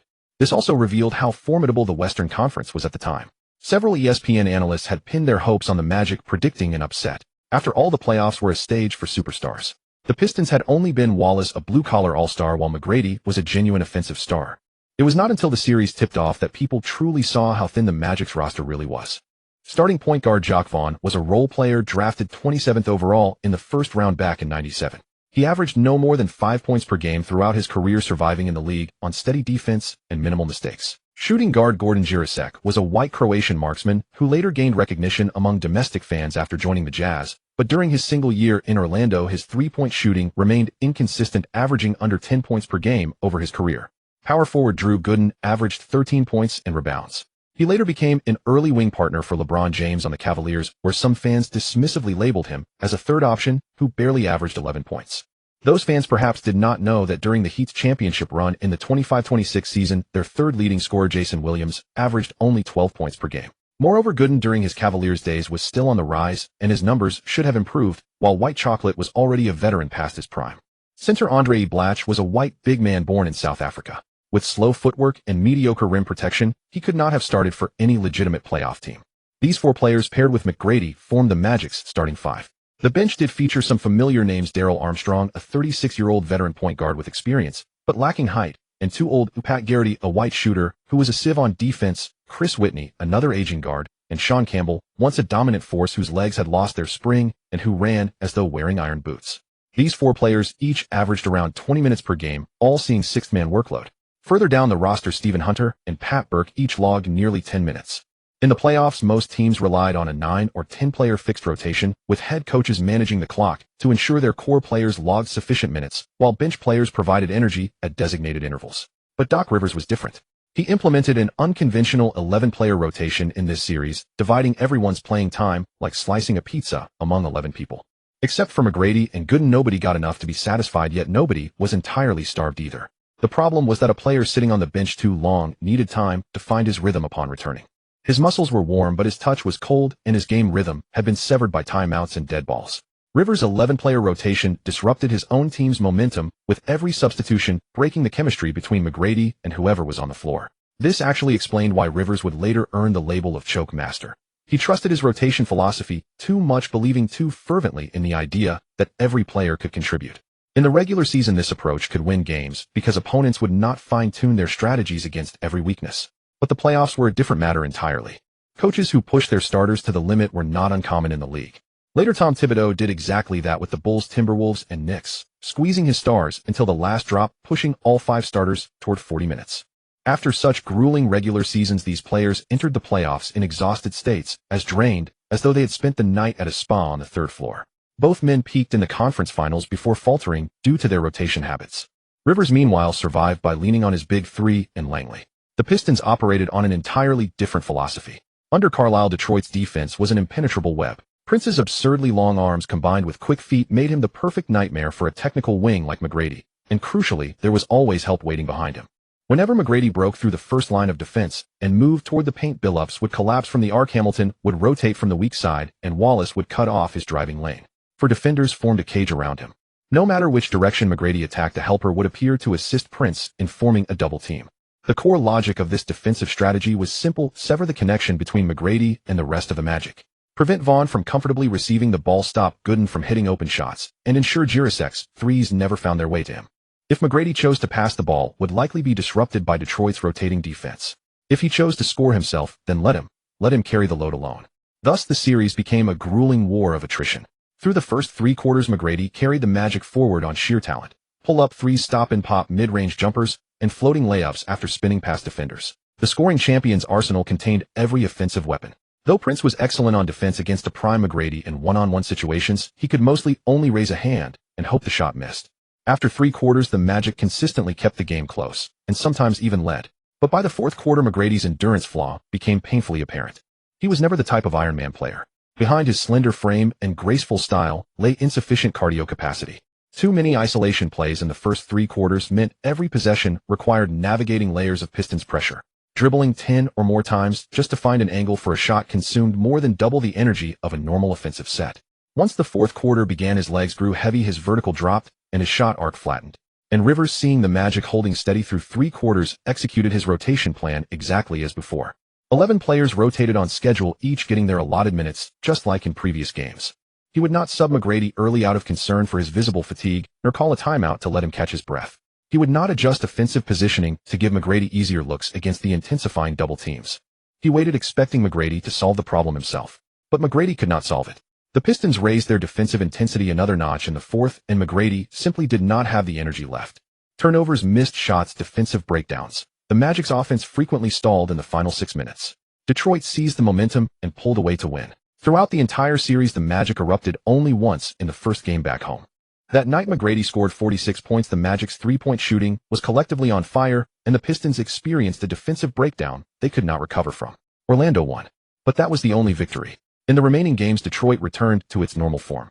Prince's suffocating defense persisted. The double teams from Billups and Wallace remained, and McGrady's fourth-quarter fatigue was inevitable. 4 games to 1. The Pistons swept cleanly and efficiently.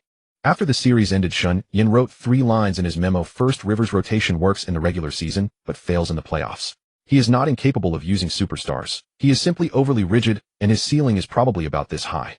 Second, McGrady needs a backcourt partner who can share ball handling pressure. A secondary playmaker capable of handling at least 18 minutes of offense. Otherwise, his prime will be prematurely exhausted by this lone hero model. Third, the Pistons' defensive system has template value: a spider-like perimeter lockdown defender, 2 guards comfortable collapsing, and a help-side interior protector. This blueprint works against any single-core team.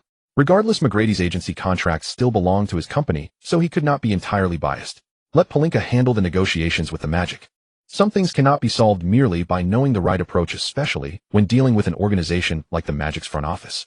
The first round concluded with Ben Wallace claiming back-to-back Defensive Player of the Year honors and earning an additional attribute point. Philadelphia, the Sixers and Hornets series had just ended with a 4-2 scoreline. On paper, the result hardly seemed justified. The Hornets' starting lineup looked formidable on paper, capable of troubling any opponent. Mickey Mouse David Wesley, a reliable veteran point guard; Baron Davis, a heavy guard with all-star potential, tearing through defenses like a tank; Jamal Mashburn, a small forward, averaging 21 points per game, his post play near perfection; Mark Madsen, a rebounding specialist and physical presence in the paint, still on solid footing mentally; Owen P.J. Brown, a defensive, versatile player capable of guarding from the 4 to the 5 spot. 5 positions, none a soft target. And Philadelphia: Allen Iverson, Eric Snow, Kenny Thomas, Derek Coleman, broken down by injuries and alcohol, and Keith Van Horn. Apart from Iverson, the remaining 4 combined could not match Mashburn's scoring ability alone. Coleman was no longer the number 1 pick he once was. His footwork slow, his explosiveness diminished by 2 tiers. Van Horn's shot was still there, but on defense he resembled a mobile traffic cone. A joke compared to the boasts that once claimed he was better than Duncan. Kenny Thomas showed grit, but against Mashburn's powerful frame, he was powerless. Yet in this lineup, Iverson dragged the Sixers past the Hornets, averaging 35 points per game. Every game was a brawl, every drive requiring him to push through arms from 2 or 3 opponents, every jumper contested by either Davis or Wesley. Iverson's body was wrapped in bandages, bursitis in his right knee, a bruised tailbone, inflamed elbows.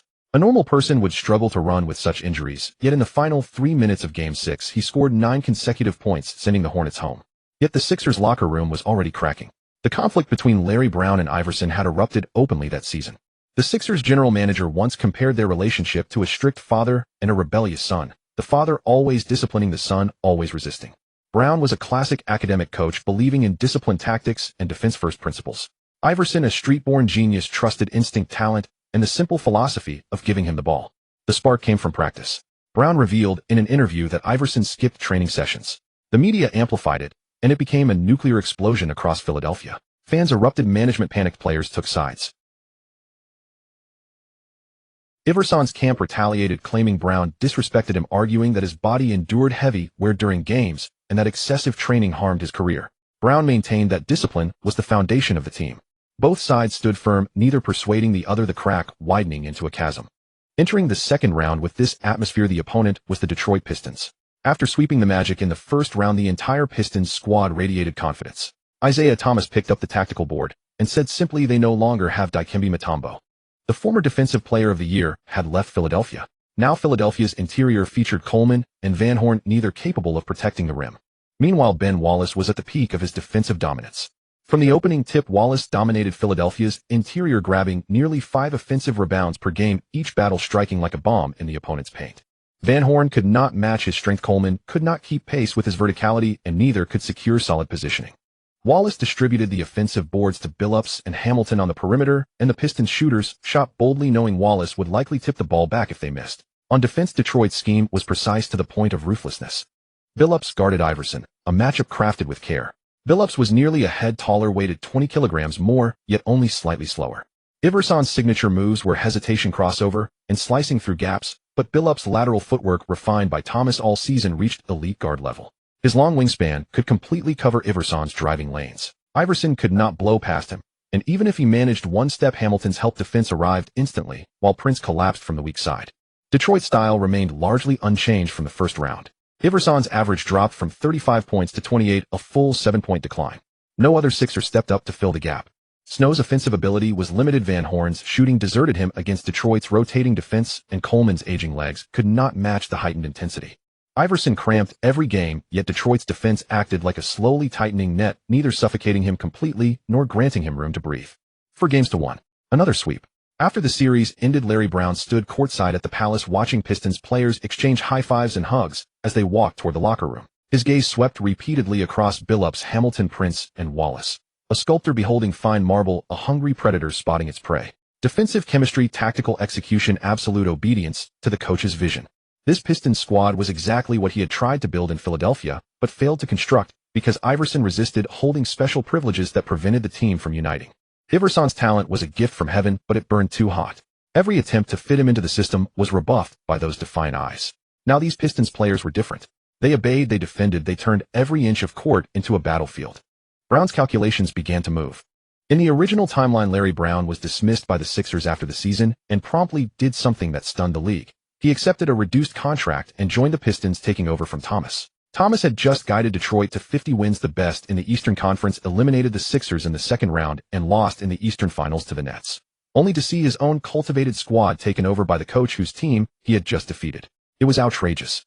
Thomas subsequently joined the Pacers, and their future matchups naturally carried tension, making incidents like the Orlando Arena Brawl unsurprising. Something similar happened later with Kevin Durant. Defeated by the Warriors, he joined them. But Brown had done it over a decade earlier. The difference was that Thomas was left with only 1 year and $3 million on his contract. The Pistons front office calculated the cost was manageable, and Brown willingly took a pay cut, making the deal straightforward. But this time, everything was different. Shen Yan had arranged the board beforehand. In this altered timeline, the pieces had been moved before the game even began. Carlisle's current contract still has 3 years remaining, totaling $12 million. In the 2003 NBA coaching market, this figure was considered above average. If Brown wanted to replicate the move from the original history, he would have to make a massive concession on salary. So much so that he would almost be coaching the Pistons for free. Although Brown was obsessed with coaching an ideal team and desperately longed to win a championship trophy, he would never truly treat money as worthless paper. Shen Yan sat in his office reading the post-game reports of the Pistons eliminating the 76ers, and a faint smile curled at the corner of his mouth. He recalled how reluctant Dumars had been to sign a 4-year deal when pressured.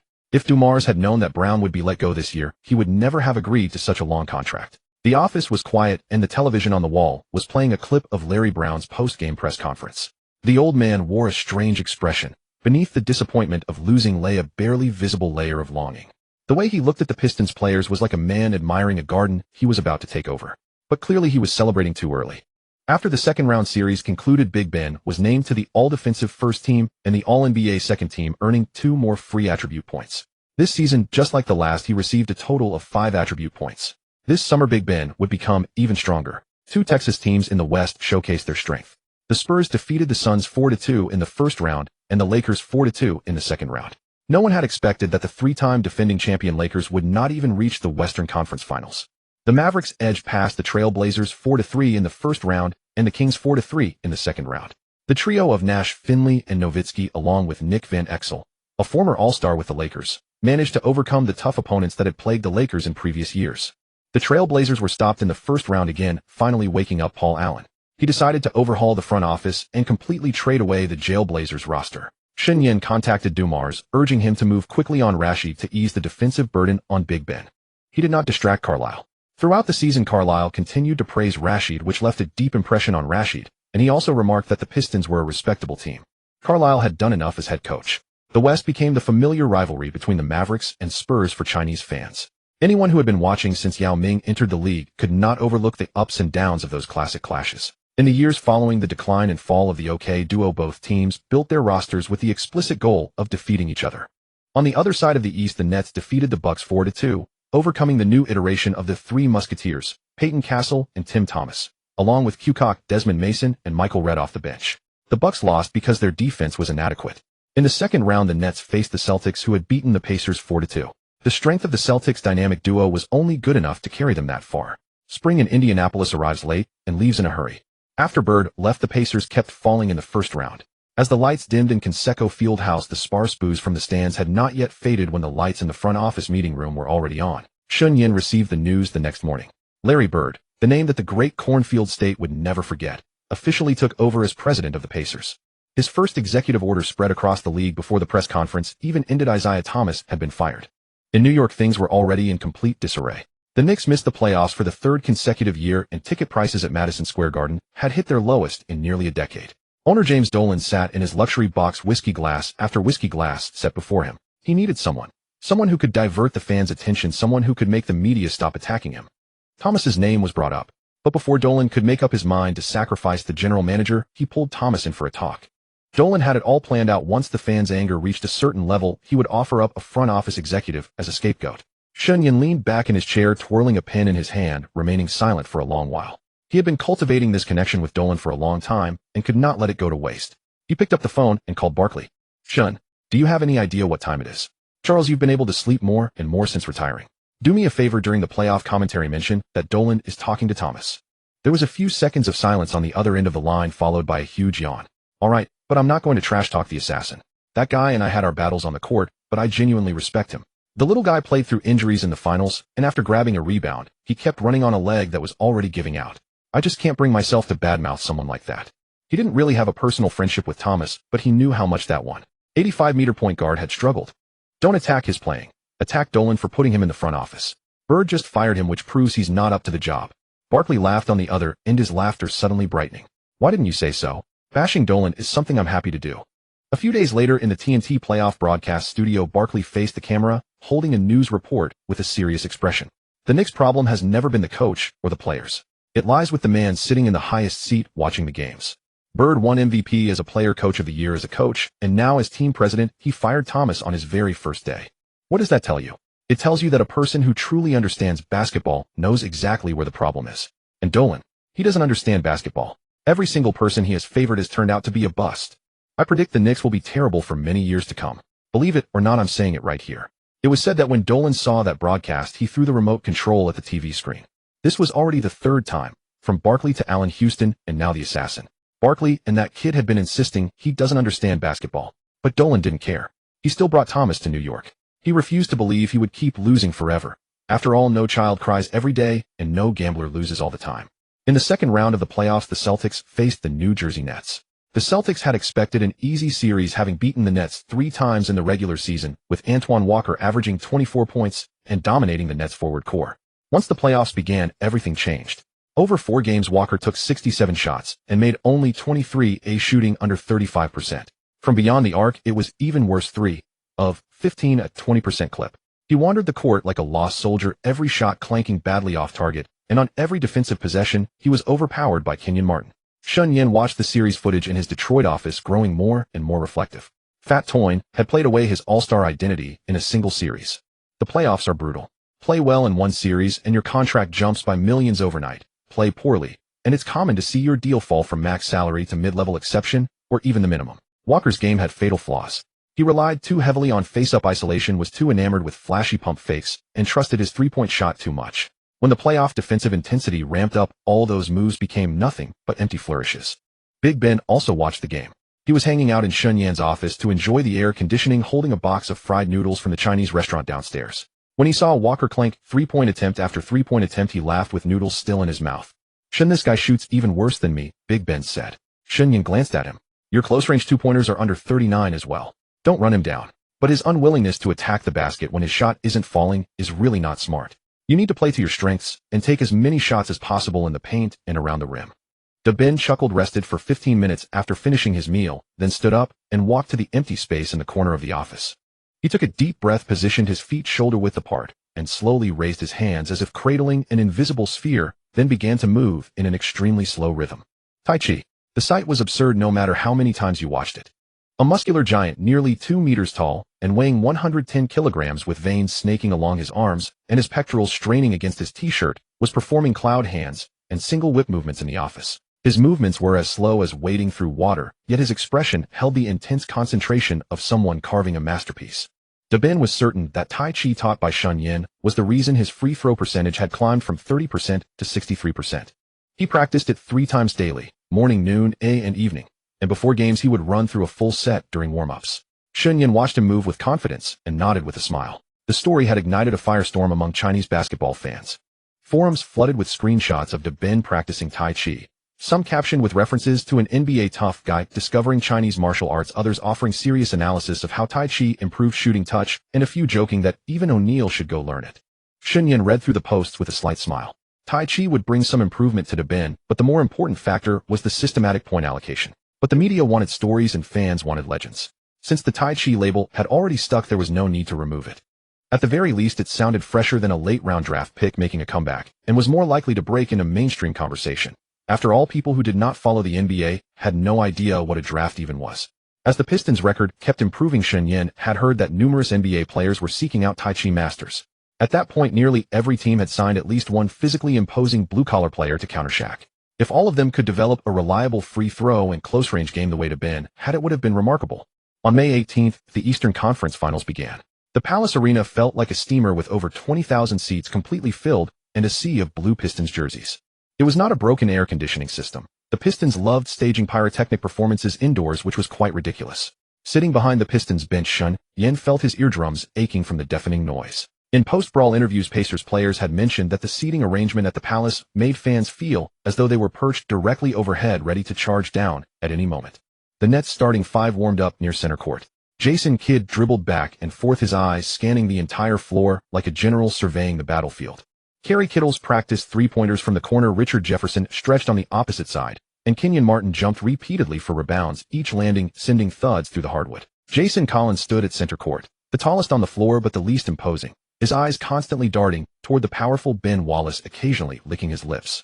Beyond the starting 5, Dikembe Mutombo sat on the Nets bench. The 4-time Defensive Player of the Year, who had once dominated in Denver, Atlanta, and Philadelphia, now wore practice gear with his hands folded on his knees, his gaze as still as a quiet pool. He was essentially a decoy on this roster. The interior belonged to Martin and Collins, and at his age and speed in a Nets team built around transition offense, he had become nothing more than decoration. Just on paper, the Nets are way too strong, said a Pistons player's relative sitting beside Shen Yan, crumpling his paper beer cup, his voice heavy with concern. Shen Yan did not respond. He was looking elsewhere. Among the Pistons' starting 5, Prince stood at the corner, methodically stretching his fingers with an expressionless face. The rookie small forward was as lean as a bamboo pole, yet his defensive coverage area was astonishing, and he never shied away from physical contact. Oker carried a quiet, almost detached confidence in his eyes. He had collected countless honors in European leagues, and though he came off the bench in the NBA, his playing time was indistinguishable from a starter's. Once the playoffs began, his mid-range and 3-point shooting became the Pistons' most potent weapon for breaking deadlocks, reinforcing his sense that the NBA was nothing to fear. When the game got underway, Shen Yan found that his assessment had been correct. From the opening tip, Prince stuck to Jefferson like glue. The Nets' small forward, known for his explosive regular season performances, could barely receive the ball cleanly under Prince's relentless pressure. Every catch required a 3-second physical struggle, and by the time he finally secured it, half the shot clock had already vanished.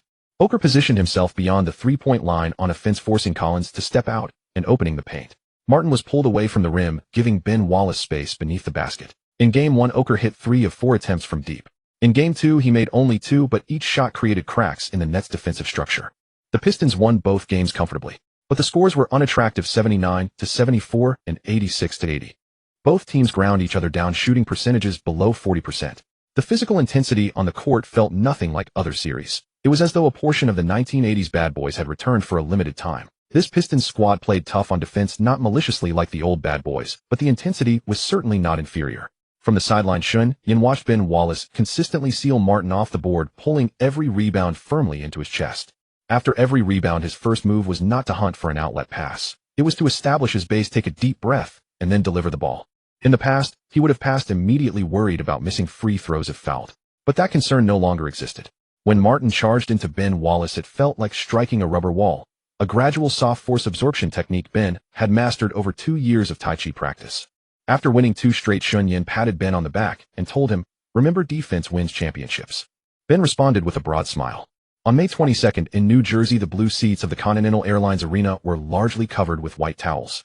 Home fans wore kid jerseys and screamed themselves hoarse along the sidelines. Being dominated in the first 2 games in Detroit had left the Nets frustrated. Back on home court, that pent-up energy erupted like a volcano. Kidd entered a different mode from the opening tip. Holding the ball beyond the three-point arc with Bilobups retreating half a step to guard the drive, Kidd rose up for a jump 3. Swish. On the next possession, Kidd drove to near the free throw line and hit a pull-up jumper. Again, what set Kidd apart from most other point guards was his weak ball-handling offense, but lethal spot-up shooting. If he were a shooting guard, he would be Klay Thompson. Yet he simultaneously possessed extraordinary court vision and elite playmaking. That night, Kidd was unstoppable. When Martin positioned himself in the post, Kidd threaded a bounce pass through traffic for a vicious dunk. Kidd stripped a pass from Bilobups, took it the length of the floor for a layup, and drew a foul. The entire arena erupted. Sitting behind the Pistons bench with a notebook in hand, Shen Yan could not write a single word. He had watched Kidd play several times before, but that night Kidd seemed possessed by something else. 34 points, 12 rebounds, 6 assists, 4 steals. Every number on the stat sheet carried aggression. He was everywhere on defense and unstoppable on offense. Every Pistons tactic looked like a slow-motion replay in his presence. 97-88. The Nets salvaged one game, making the series score 2-1. Shen Yan felt a quiet unease. A player of Kidd's caliber, once finding his rhythm, could realistically win 3 straight. The Pistons needed to weather the next game and at least narrow the margin to stay confident heading into Game 5. But the next morning, another piece of news pulled all his attention away. May 23rd, the NBA Draft Lottery. Shen Yan sat at his computer, a freshly brewed cup of tea beside him, the screen displaying the league's official live broadcast page. The lottery ceremony was held at the NBA headquarters in New York. With the Hornets yet to exist, representatives from 13 lottery teams sat around a round table, their expressions varying. Some drank water nervously, others forced composure while chatting with those beside them, and a few pressed their palms together with eyes closed in prayer. The Cavaliers representative's hands trembled as he watched the sealed envelope being opened, his heart nearly racing out of his chest. When the result was announced, the entire room fell silent for a moment before cheers erupted from the Cavaliers' side. The number 1 pick. The Cleveland Cavaliers had secured the top pick, and with it the opportunity to select the gifted high schooler from Akron, LeBron James. Shen Yan nodded in front of the screen. This wasn't unexpected. The Cavaliers held the worst record in the league, making the top pick the most likely outcome. Cleveland's fan base was too weak. The owner was preparing to sell the team, so Stern would surely ensure they got the number 1 overall pick. Signed the Little Emperor, then flipped the franchise for a substantial profit to prevent the NBA's market from collapsing. Shen Yan's real concern centered on the second envelope. But when it was opened, he couldn't help but draw a sharp breath. This completely diverged from his memory. The second overall pick wasn't going to the Grizzlies, but to the Nuggets, who shared Cleveland's same 17-win record. Shen Yan quickly ran through his options, realizing this disruption had thrown off his plans. If the Grizzlies missed the top 3, the remaining 10 lottery picks would be allocated based on the previous season's standings from worst to best, leaving Memphis at 6th or possibly 7th. Sweat pooled in Shen Yan's palms. If this unfolded exactly as feared, every strategic move he'd made would fall apart. But then the announcement came. The Grizzlies had won the 3rd overall pick. Shen Yan exhaled sharply, drawing in 2 deep breaths to steady himself. On the opposite side of the table sat the Grizzlies' representative, a middle-aged man in a charcoal gray suit with a perfectly knotted tie, though a visible sheen of perspiration already matted his hairline. A placard before him identified the Memphis Grizzlies, a franchise that had relocated from Vancouver just 2 years prior.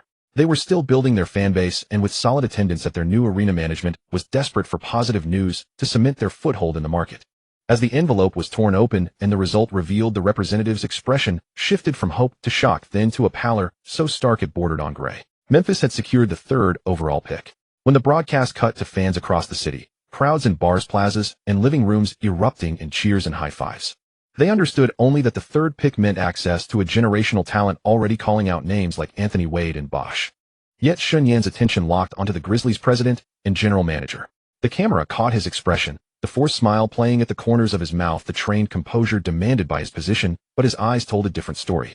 Despair filled his gaze entirely, a raw, unguarded exposure of someone realizing they'd been destroyed by a time bomb planted long before they took the helm.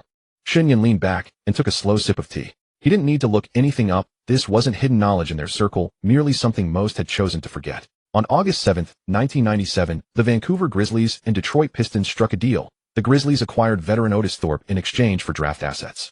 Thorpe, now 35, contributed sparingly over half a season with mediocre numbers, but that wasn't the crux of the matter. The real weight of the deal lay in a conditional first-round draft pick spanning 1998 to 2003, one that Memphis could designate at their discretion. Only one protection clause governed this pick, a top 3 safeguard. Should Memphis land the 1st overall selection, the pick remained theirs, and Detroit walked away empty-handed. But if the pick fell anywhere between 2nd and 29th before 2003, Memphis could transfer it to the Pistons with mutual agreement. Such high-stakes maneuvering proved too risky, and no one else dared replicate it. Since entering the league as rookies in 1995, the Grizzlies had endured seasons of abysmal records starting in 1997 to 98. Their draft positions remained consistently high, 2nd overall in 1998, 1999, and 2003 in 2001, and 4th in 2002. Each year ownership hesitated to part with the pick, recognizing that a high selection represented both their rebuilding prospects and the possibility of drafting a franchise-altering player. They stalled season after season waiting for the team to improve and for the pick's value to naturally diminish to a point where surrendering it wouldn't sting as much. The record never improved. The draft position stayed lofty, and they dragged it all the way to 2003, the final deadline outlined in the agreement. Then they somehow secured a top 3 pick despite sitting 6th in the standings, an unlikely stroke of fortune. Shen Yan set down his teacup and texted Detroit, "Joe, congratulations on landing the 3rd overall pick. Ready to welcome the Pistons version of Jordan." Dumars responded within seconds with laughter. Detroit, a franchise that had just reached the Eastern Conference Finals, was now poised to add another top 3 selection to their roster. Memphis, a struggling organization for years, would watch helplessly this summer as a high-profile prospect they deserved wore another team's uniform. Then there was Houston, the other sucker who'd handed over their valuable 2003 pick to the Grizzlies along with the 13th overall selection, their final lottery ticket. Whenever you think you've hit rock bottom in terms of intelligence, there's always someone nearby, proving you wrong. Due to interim coach Smith's questionable decisions, Yao Ming's minutes were slashed to around 15, causing his production to plummet across the final dozen games and costing Houston its playoff position. Smith eventually lost his position with the Rockets and took an assistant coaching role in Atlanta, though he didn't last long there either before disappearing into the G League, though whether he'd have caused further damage elsewhere remained uncertain. Shen Yan observed the forced smile on the general manager's face through the screen and recalled an old adage in the NBA: a single bad deal can cost a franchise half a decade. And a trade provision simmering for 6 years can strip away your final hope precisely when you need it most. For the remaining teams with similar records, the standings held steady and their draft positions were allocated accordingly. What troubled Eastern contenders most was Detroit's accumulation of assets. They'd secured the 3rd overall pick plus their own first-round selection at 25th, along with a compensatory second-round pick from San Antonio, giving them the capacity to add up to 3 newcomers in the draft. Shen Yan bypassed the Eastern Conference Finals Game 4 and returned to Detroit to focus on draft preparations. The Pistons and Nets were locked in a home court battle, with Brooklyn defending their second home floor to even the series at 2 games apiece. With Detroit hosting the pivotal Game 5, Shen Yan arranged through Dumars for owner Bill Davidson to attend, creating an opportunity to discuss the Pistons' 3rd overall selection directly. The Palace of Auburn Hills on May 26th buzzed with the same restless energy as a cauldron brought to a rolling boil. The decisive Game 7 between the Pistons and the Nets had reached the midpoint of the 4th quarter, the score locked at 78-76. Every possession brought over 20,000 spectators to the edge of their seats. Billups had just drained a 3-pointer from the top of the key, and Kidd answered immediately with a driving layup, converting the and-one free throw. The entire arena felt like a towel repeatedly wrung and released the air thick with the scent of perspiration, caramelized popcorn, and the sharp tang of beer. In the third-floor suite, Bill Davidson reclined in a leather chair with a cup of warm tea at his side. At 82 years old, his hair was entirely white, yet his gaze remained as sharp and piercing as a hawk's. Seated to his left was Joe Dumars, the Pistons president, dressed in a navy blue suit jacket with his tie loosened halfway, his eyes fixed intently on every play unfolding on the court. To the right sat Shen Yan, the agent for the Pistons' current team cornerstone Big Ben, wearing a somewhat casual black polo shirt and holding a cup of tea. The suite's glass windows filtered out most of the arena noise, though low-frequency rumbles still seeped through the gaps. Each time the Pistons completed a successful possession, the entire building seemed to vibrate slightly. During a dead ball timeout, Davidson suddenly spoke. "Shen, did you know someone came to see me?"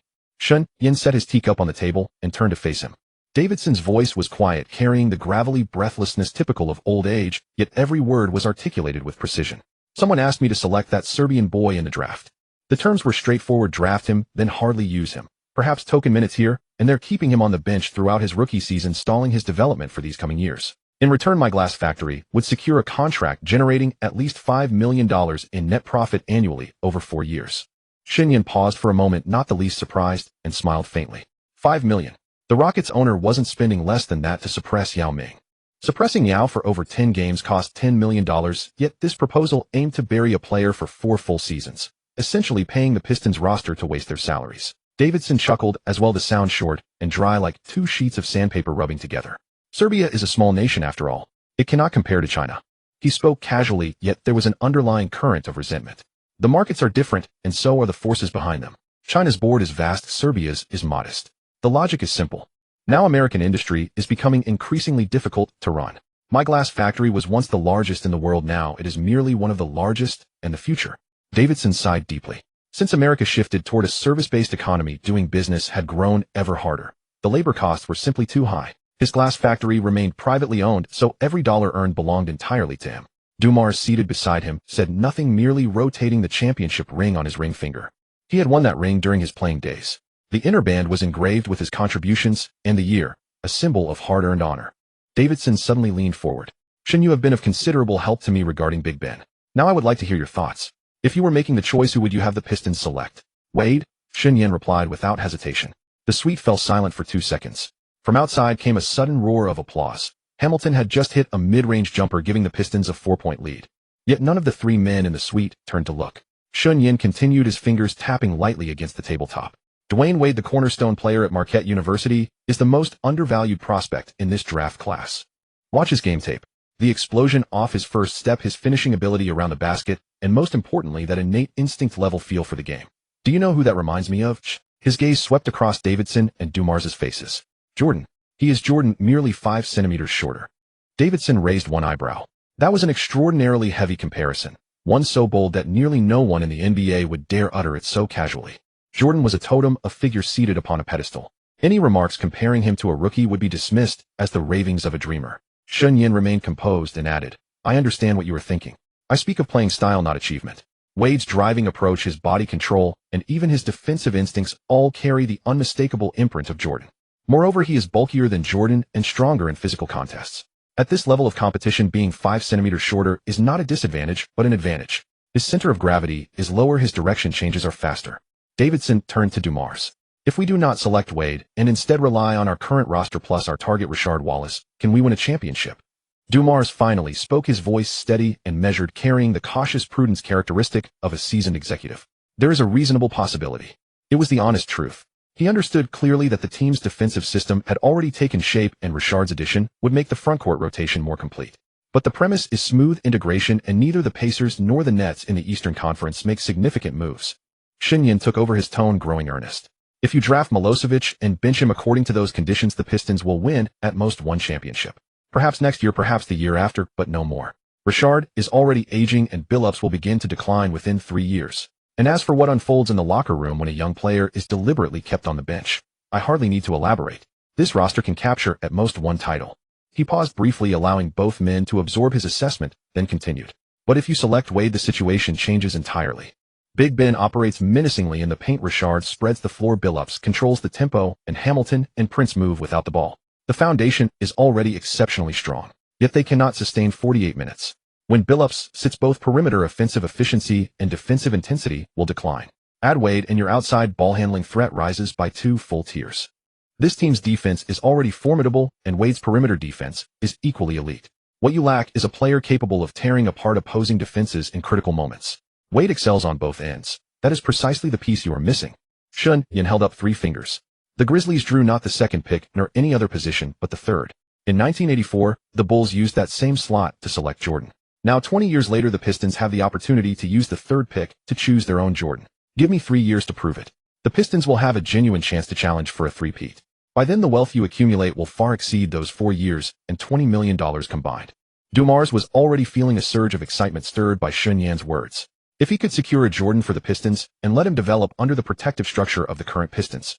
Davidson fell silent. He gazed down at the tea leaves drifting in his cup. After a long while, he slowly spoke.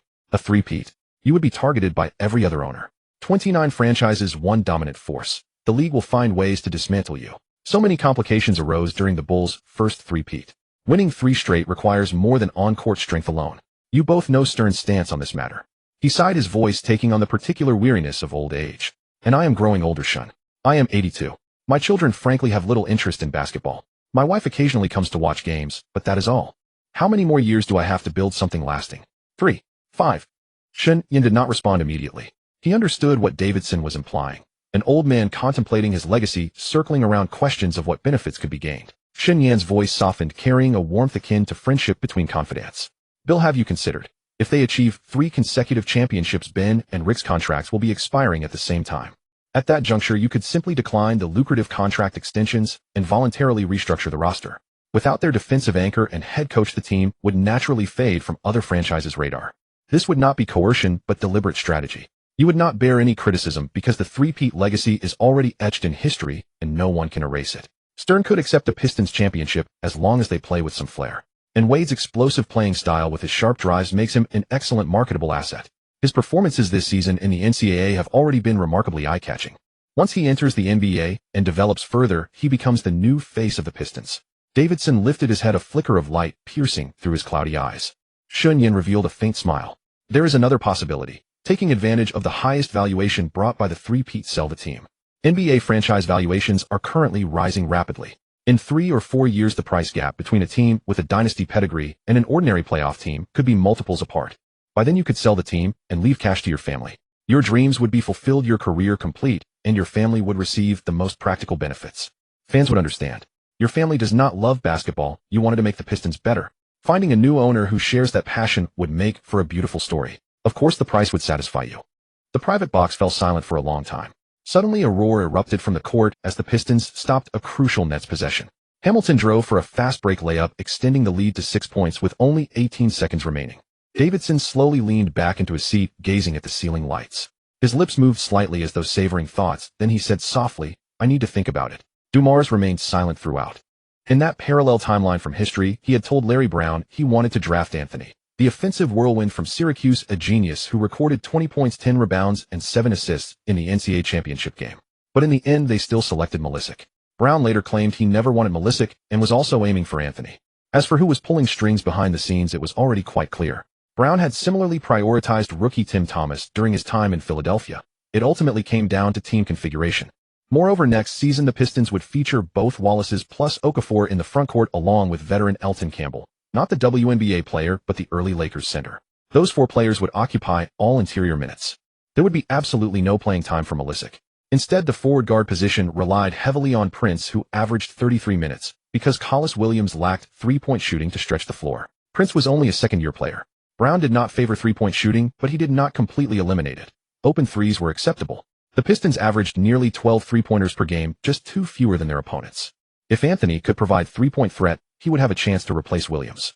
Fate is sometimes just a cumulative series of tiny choices, and behind every decision stand different people, different interests, different fears and desires. Large decisions mirror this, like companies relocating manufacturing overseas to focus only on finance and high-end industries. Small decisions are alike too, like a company distributing sales bonuses primarily to administrative and accounting departments.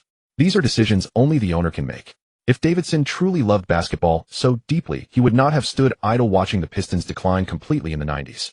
At that moment, Dumars sat in the private box watching Big Ben below secure the final defensive rebound, then clutching it tightly to his chest like a father protecting his child. The final buzzer sounded, and the Pistons won the decisive Game 5. The palace erupted completely. Over 20,000 fans rose together to applaud, cheer, and wave white towels, the entire arena like a mighty vessel tossed in a storm. Davidson stood and walked to the glass window, gazing down at the celebrating crowd below. His hunched, quiet silhouette resembled a weathered statue. Shen Yan stood 2 paces behind him and said softly, "Bill, in business, there is no eternal loyalty, only eternal interests. But dynasties are different. They are records carved onto stone." Davidson did not turn around, but gave a slight nod. He was a quintessential businessman. When Shen Yan mentioned selling the team at the peak valuation after a three-peat, he had already made up his mind.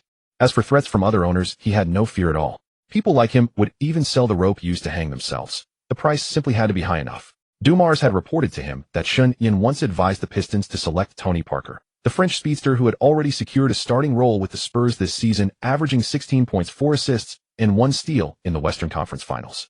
If they had indeed acquired Parker back then and reached the NBA Finals this year, facing the Spurs would have been much easier. Shen Yan's agent player list was also the main reason that cemented Davidson's decision.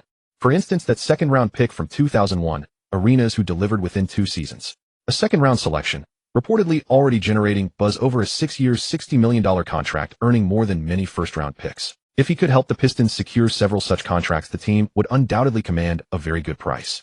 As the 3 of them walked out of the private box and through the underground tunnel, Big Ben happened to be leaving the locker room. He had already showered and was preparing for the press conference.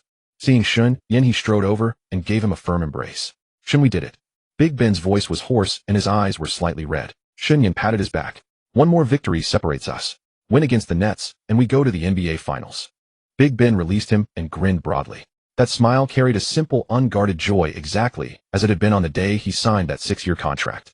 Shen Yan suddenly thought if Davidson had truly chosen Wade, then Big Ben's contract might really become the starting point for the team's deliberate restructuring. A blue-collar worker who climbed from the bottom to the pinnacle, a man who traded 6 years for security.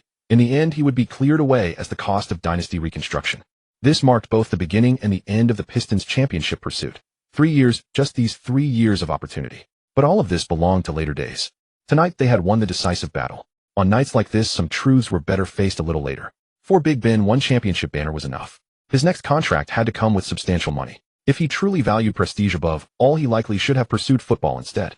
In high school, he had excelled there, and with his physical gifts, he would have been elite on the gridiron. It was simply that basketball made far more money. Jordan turned this sport into a globally watched spectacle, generating revenue from around the world. Stern set his sights globally, shaping the NBA into something as passionate, vibrant, and inspiring as possible.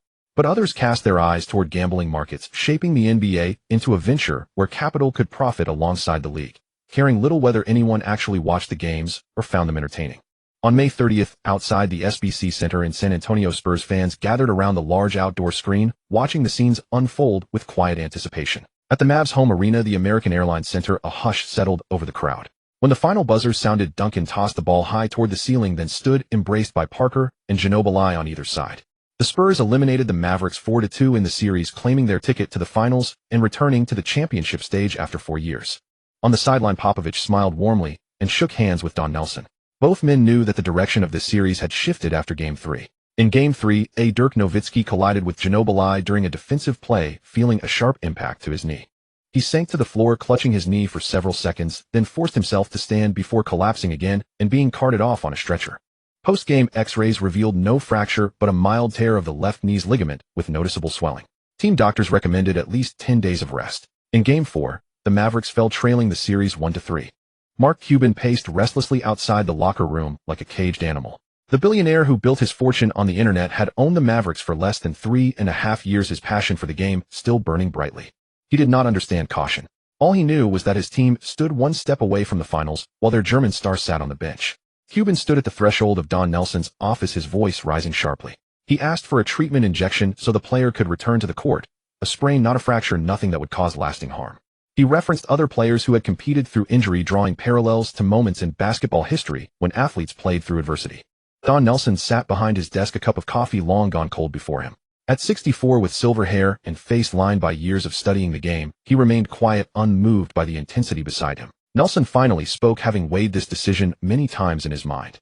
He explained that Dirk was only 26, the cornerstone of the franchise for the next decade or more. He warned that forcing the knee beyond its limits with an injection could damage the ligaments, the joint, and the meniscus, creating lasting consequences. Cuban countered that the risk was certain defeat if their star could not play, with elimination looming after another loss. Nelson met Cuban's gaze with the calm of a man who had navigated countless high-stakes moments across his long career in basketball. Those eyes had seen seasons in Milwaukee, stints in Golden State, time with New York, and now this chapter in Dallas. They had witnessed too many promising careers shaped by decisions made in haste. He had seen young talent dimmed by injuries and impulsive choices that carried heavy prices years later. Nelson rose to his full height of nearly 6.5 feet, towering above Cuban. His presence filled the room as he delivered his verdict with quiet certainty. Dirk would not play through an injection. If that decision cost them the series, Nelson accepted full responsibility. Cuban could make whatever choice he wished, but the line had been drawn. Nelson's conviction was clear: no young player should risk his entire career for a single playoff series. Cuban stood silently for a moment, then turned and left the room. In Game 5, the Mavericks fought valiantly on the road.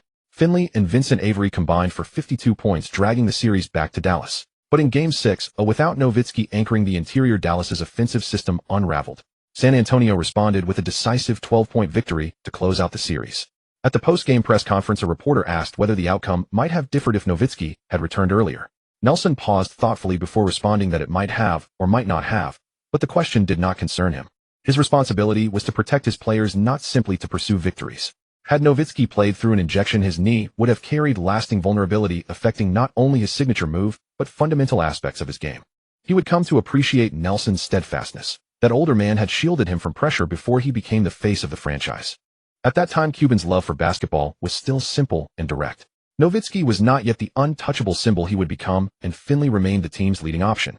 Nowitzki's transformation into the spiritual figure of the Mavericks organization came through seasons of steady growth beginning from the moment he was drafted and joining the team. It was never something present from the start. In the Eastern Conference, the Pistons and Nets series stretched to a decisive seventh game. Every Eastern Conference final game was intensely physical. The Nets' core trio of Kidd, Jefferson, and Martin had reached the finals the previous year, their experience and chemistry at their peak. The Pistons relied on veterans like Billups, Hamilton, Prince, and Odom, players who had each joined just one season prior and were already integral to the rotation. The atmosphere of Game 7 would remain etched in the memories of everyone present. Inside the Palace of Auburn Hills, the crowd remained standing from the opening tip. Every Pistons basket erupted into celebration, while every Nets score drew collective sighs from the stands. The score remained close throughout, with the lead never exceeding 6 points. With 4 minutes and 13 seconds remaining in the fourth quarter, Jefferson drove for a basket to give the Nets a 3-point advantage. During the timeout, Carlisle drew up a complex double-screen play on his tactical board. Ben Wallace approached the huddle and spoke, simply offering to secure offensive rebounds for his teammates. Momentum shifted toward Detroit. Over the next sequence, Wallace delivered a powerful block on the defensive end, lifting the energy of his teammates. What should have been a contest decided by willpower alone took an unexpected turn, with Detroit finding additional reserves of intensity. On offense, Wallace positioned himself deep in the paint against Martin, securing 2 offensive rebounds, one drawing a reaching foul and another a blocking call during the battle for position. Wallace converted 3 of 4 free throws to give Detroit a 1-point lead. Observers recalled how he had dedicated himself to shooting practice the previous offseason, a commitment that was now returning dividends. The transformation was remarkable, a player known primarily for defense expanding his offensive toolkit. With 30 seconds remaining, Kidd isolated against Billups and launched a fading jumper that struck the rim. Wallace and Martin both rose for the rebound, but Wallace's fingertips guided the ball toward Hamilton. Hamilton was fouled on the play and sank both free throws to extend Detroit's lead to 3. On the final possession, the Nets executed a 3-point attempt that was perfectly anticipated. Kidd was tightly guarded by Prince, and his shot drifted far from the target. The final buzzer sounded, and the Pistons secured the victory 87-84. Wallace's signature hair was damp with sweat as he stood surrounded by celebrating teammates and a sea of waving towels. An undrafted player who had played every position on the court now stood on the platform as Eastern Conference champion, a journey from the margins to the center stage. The Nets trio departed quietly. As Kidd walked through the player tunnel, he paused, briefly glancing back at the Pistons celebrating on the court, then disappeared into the corridors beyond. They had reached the finals the year before and fell short in the conference semifinals this time. In the NBA, where opportunities are fleeting, windows of contention open and close with quiet inevitability. Shen Yan rose from his seat in the private room and shook hands with Davidson.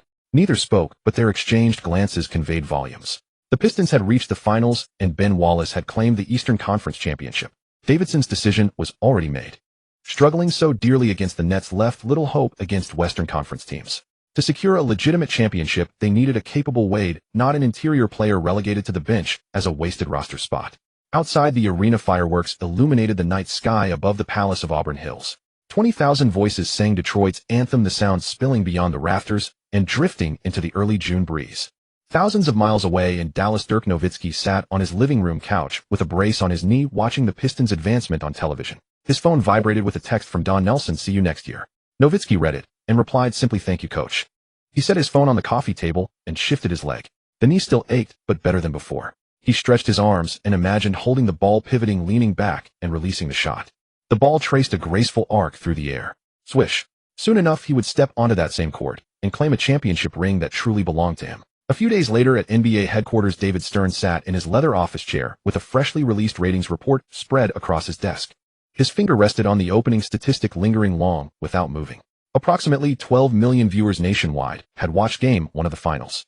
That figure represented nearly a 30% decline from last year's Lakers vs. Nets finals, even dropping below the lockout-shortened 1999 season. He removed his gold-rimmed glasses and pinched the bridge of his nose. Defense. He let the word sit on his tongue like a bitter pill before swallowing it whole.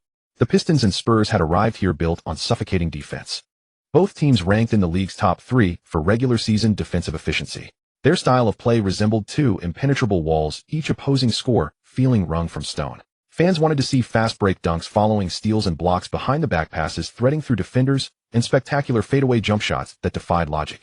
What these two teams offered instead was contested shots beaten down from the 24-second clock, chaotic scrums beneath the rim, with 3 pairs of hands contesting every possession, and first-quarter scores routinely stagnating below 20. Stern knew this was the first year under ABC's broadcasting rights following the transition from NBC. A new platform, a fresh production team, and different presentation style carried objective weight for lower viewership. Yet 12 million still stung sharper than the diminished 1999 numbers. He picked up the phone and dialed the head of basketball operations. After the finals concludes, I want a meeting to discuss rule adjustments. On the court, however, the mathematics of basketball pay no mind to ratings. Game 1 of the finals, San Antonio SBC Center. Duncan received the ball in the right post with his back to the basket. Ben Wallace immediately pressed closed knees, bent his left arm braced against Duncan's waist, right hand elevated to disrupt vision. Duncan pivoted toward the baseline and feigned a jumper. Wallace did not bite. Duncan then stepped midcourt and kicked the ball out to Robinson, whose jump shot rimmed twice before falling through. On the next possession, Wallace guarded Robinson, while Duncan faced Omer Asik, driving simply to the hole with a left-handed finishing touch. Popovich stood along the sideline, the faintest upturn touching his mouth. This was the most despairing aspect of the Spurs' Twin Towers. David Robinson was 39 years old, his speed and explosiveness long past their prime, yet over a decade of accumulated positional instinct and mid-range shooting remained lethal. Whenever Wallace fixed his attention on Duncan, Robinson materialized in some unexpected location, received the pass, and deposited the ball steadily into the basket. When Wallace was forced to split his focus toward Robinson, Duncan assumed control of the offense like a precision machine. Across the series, Robinson averaged 10 points, while Duncan averaged 24 points, 13 rebounds, and 3 assists. Wallace gave everything each game, sweat soaking his headband a deep indigo, always the first to retreat to the locker room for ice treatment afterward. But he possessed only one pair of eyes, 2 arms, and a frame measuring less than 2 meters, facing 2 7-foot giants. More overwhelming still, the Spurs' perimeter configuration denied him any meaningful help from teammates. Tony Parker, the young French point guard at 22, slithered through Detroit's defensive structure like a slippery fish. His first step burst caught defenders before they could react, and his pull-up touch after picks was as delicate as setting an egg upon the rim without cracking it. Ginobili represented a different variety entirely. The left-handed Argentine's driving paths were so unpredictable that even he seemed uncertain of his next move, yet the ball found the net regardless. Then there was Steven Jackson, the young player Shen Yan had once used in elbow strike training, now standing on the final stage itself. Jackson clung to Hamilton like adhesive tape, shadowing him without the ball and using his long arms to contest every shot attempt with it. Beyond Jackson stood Bruce Bowen, the defender infamous across the league for his physical persistence, tasked with rotating onto Hamilton when Jackson required relief or locking down Billups. Detroit's perimeter could only keep pace through Billups and Hamilton. When Hamilton could not exhaust an opponent through relentless movement, their offensive potency diminished by half. Prince, a rookie, lacked the experience to match San Antonio's seasoned wing players. His defensive instincts lagged while his offense remained completely suffocated. Popovich granted neither player an inch, offering only occasional openings within a single contest. Detroit lost the second game by 8. Game 3 returned to Detroit, where the Palace's deafening atmosphere forced 15 turnovers from the Spurs. Billups scored 23 alone, while Hamilton's constant off-ball motion reduced Jackson to labored breathing. Bowen sat confined to the bench due to foul trouble. Asik connected on 3 of 4 3-point attempts, creating genuine difficulty for Duncan. Detroit claimed the victory, trimming the series to 1 game behind. Yet the 4th game saw San Antonio immediately adjust, asking Robinson to operate more from the high post and clear the interior for isolated Duncan possessions. Facing Wallace, Duncan abandoned back-to-the-basket grinds in favor of face-up feints and footwork to manufacture space. Duncan recorded 26 points, effectively dismantling the league's top defensive qualifier. This exposed that Wallace's ability to guard elite big men ranked among the league's upper tier, but fell short of absolute supremacy. After the game, Wallace sat alone in the locker room, head bowed and silent, ice packs resting upon both knees, water tracing paths down his calves. 1-3. No finals comeback had succeeded from such a deficit. Detroit fans sensed the ceiling of this franchise. Game 5 left the Pistons with nowhere to retreat. The entire team transformed into wolves driven to the cliff's edge, raising their defensive intensity to an almost feverish degree. Billups guarded Parker full court, forcing 6 turnovers, while Hamilton and Prince continuously rotated onto Ginobili. Wallace carried the Twin Towers alone inside, grabbing 18 rebounds and recording 4 blocks. Veteran Clifton Robinson remembered his prime, scoring 22 points. The Pistons captured Game 5 at home, pulling the series back to 1 game behind. Under the traditional 2-3-2 finals format, Detroit held a slight home court advantage. Had the structure been 2-2-1-1-1, the series might have concluded before Game 6. But in Game 6, the Spurs offered no additional chances. Duncan received the ball low in the post, with Ben stepping up to defend, the sound of their physical collision echoing clearly even from the sidelines. Duncan pivoted, spun, and faked as Ben rose to contest. Duncan gathered the ball, slipped beneath Ben's outstretched arm, and gently tucked the ball into the basket with his right hand. Ben stumbled upon landing and steadied himself against the baseline support before regaining his balance. He turned to watch Duncan walking away, his gaze carrying a quiet determination. promising to return stronger and reclaim what was lost. The junior apprentice Big Ben had in mind was naturally Dwyane Wade. Shen Yan had once told him that Wade was the junior chosen for him. Having trained alongside Wade for 3 years, Ben knew precisely how sharp his drives could be. Against the current Spurs lineup, they needed a driver like Wade to break down the defense. Billup's penetration was not sharp enough to force the Spurs defense to collapse, leaving the perimeter without good looks. The final minutes seemed to stretch out in slow motion as the Spurs controlled the tempo, letting each possession run down to the last second. The Pistons' foul tactics proved ineffective. Parker calmly sank all 4 free throws. When the final buzzer sounded, the score was frozen at 8-8-7-7. Confetti cascaded down in San Antonio as a silver and black tide flooded the court. The Pistons players shook hands and then made their exit losers with no one paying them any mind. Duncan was hoisted onto his teammates' shoulders, a goofy smile across his face. He was not yet the expressionless stone Buddha. Robinson stood at the sideline, hands on his hips, gazing up at the ceiling. This was his final NBA game.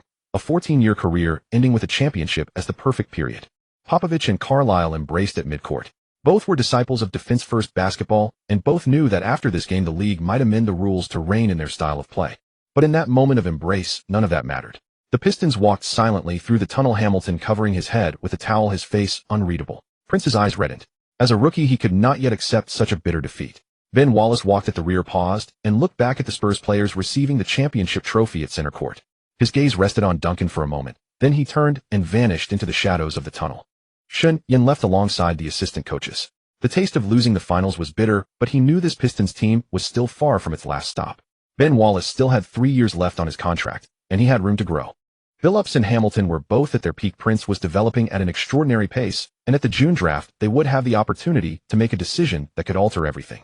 But tonight belonged to the Spurs, to David Robinson, to Tim Duncan, to Parker Ginobili, Steven Jackson, and the other players under Shen's agency. They simply were not signed under Shen Yan's name. Having reached the finals, the agency likewise took a cut of their bonuses. On the court, only one side could win the championship, but agents like Shen Yan could profit from both sides.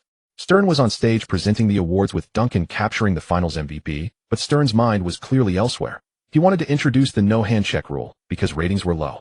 Yet professional analysis suggested that a Nets Spurs finals might not have drawn 10 million viewers. It was the intense physical clash between the Pistons and Spurs that attracted 12 million. That made Stern shelve his no-handshake initiative and wait a year or two for further observation. In the 60s and 70s, the NBA had played offensive basketball, but the viewership numbers were not encouraging. In fact, the defensive era had produced the legendary black and white rivalry and the appearance of the god of basketball. Thus, any change required an even more compelling reason. Physicality is the essence of what makes competitive sports captivating. If basketball turned into a mere shooting contest, or if the slightest touch drew a whistle, then one might as well grab a ball, head to the playground, and enjoy sinking a few threes by oneself. With the finals concluded, NBA fans were expected to turn their gaze toward the Spurs parade or simply begin preparing for the draft. Then Wizards owner Abe Pollin, through a series of moves, seized all the attention. After Michael Jordan retrieved his Wizards shares from his 2 sons, he planned to return to Washington as president or general manager. But Pollin believed Jordan had not attracted more spectators to the Wizards. The trade acquisition, Jerry Stackhouse was a stat patter, Tyson Chandler had decent defense, yet defense does not sell tickets, and as a high schooler, he would need time to develop. So Pollin first refused to let Jordan continue with the Wizards front office, then invoked his majority shareholder rights to reclaim Jordan's shares. He dismissed Jordan's contribution of coming out of retirement for 2 years to help the franchise sell tickets, offered to buy back the stock at the price from 2 years earlier, and took Jordan to court with a lawsuit. Countless observers were shocked by Pollin's audacity, but no one dared to make an issue of his Jewish heritage. Jordan could only litigate while stealing moments to invite Shen Yan to dinner, drinks, and a massage, thanking him for the warning.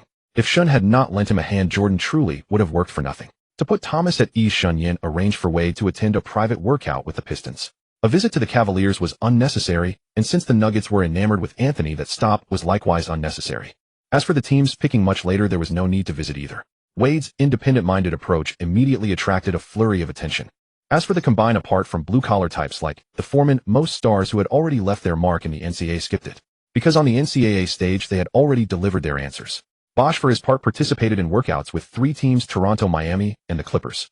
After accompanying Wade to his workout in Detroit, Shen Yan left him to stay there while flying to 3 cities with Bosh. High school prospects like James only attended the combine for physicals and static measurements, skipping the competitive portion.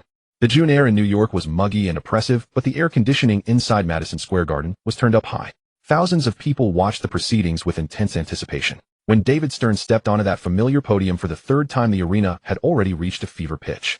LeBron James had been selected by the Cavaliers. Carmelo Anthony had gone to the Nuggets, and now it was the turn of the no-free pick. In the Pistons draft suite, Joe Dumars stood by the glass, clutching a bottle of water he had barely touched. Shen Yan sat on a chair nearby, a crumpled scouting report spread across his knees. Owner Davidson's authorization email had arrived in both their inboxes the previous day. The Pistons' 3 selections this year, the 3rd overall pick, the 25th pick, and the 2nd round's 29th pick, were placed entirely under Shen Yan's charge to be used in conjunction with Dumars. Dumars turned and said with a smile, reportedly Riley is eager to trade up. Ever since Wade's workout with the Pistons, he hasn't left. He's quite anxious. Shen Yan looked up, his gaze passing through the window to the stage below. The front rows were filled with young men in various suits, their faces tense with anticipation. Among them was a familiar young man with a short, flat-top haircut, fiddling with his tie, his fingers trembling slightly. Even though he knew Shen was there to ensure the Pistons GM would select him, Wade still felt a hint of nervousness. Shen Yan smiled and said that only further proves that selecting Wade is the right call. Wade was already a junior, having played 2 years of NCAA basketball. His defense was ferocious, his ability to slice through defenses with his drives was among the league's elite, and he possessed a steely core that perfectly matched the gritty identity of Detroit. Dumars fell silent for a few seconds, then glanced back at the scouts. No one raised an objection. In fact, they had scouted Wade thoroughly, knowing how fast his first step was and how he had single-handedly dragged Marquette to the Final Four in the NCAA tournament. Dumars nodded. Then it's Wade. What the Pistons need right now is not the future, it's the present. You know the Eastern Conference situation as well as I do. The Nets are still around, and the Pacers are rising. I hope your recommendation proves correct. The two played their part in the charade at the very least, ensuring no outsider would suspect a prearranged deal. When Stern announced Dwyane Wade's name on stage, applause rippled through the suite. Wade jumped high with delight, ready to join his senior brother Wallace. Wade at no. 3, the Pistons Jordan, that had already become a slogan among Pistons fans. After selecting Wade, Dumars pulled Shen Yan into a corner of the suite. Lowering his voice, Dumars said with conviction, Kyle Korver, the last person your agency signed this year, right? I watched his workout. His shooting is indeed accurate, and at 2.01 meters, he can barely hold his own as a small forward. The Pistons still have a 2nd-round pick this year. Are you planning to use the 25th pick on him, or Kendrick Perkins? Shen Yan cut him off. Dumars raised an eyebrow. Perkins. He repeated the name. A high school big man from the Oakland Warriors, carrying a lot of weight, not especially quick, with an offensive game so raw, it was almost unwatchable. Among the big men in this class, anyone with any skill had already been taken. Now among first-round centers, he was the lone scratch-off ticket nobody had yet dared to grab. Are you sure? Korver is someone your own agency signed. Perkins has no connection whatsoever to your firm. Shen Yan nodded with no trace of hesitation. I know. The Pistons don't lack outside shooting right now. Hamilton and Prince are here, and Billups can shoot as well. But what about the front court? Ben can rebound and defend, but once he leaves the floor for a rest, who is left at backup center? Deep into the Eastern Conference playoffs, every game demands grinding against Jermaine O'Neal of the Pacers and Martin of the Nets in the paint. Perkins is 19 years old with a strong physical foundation.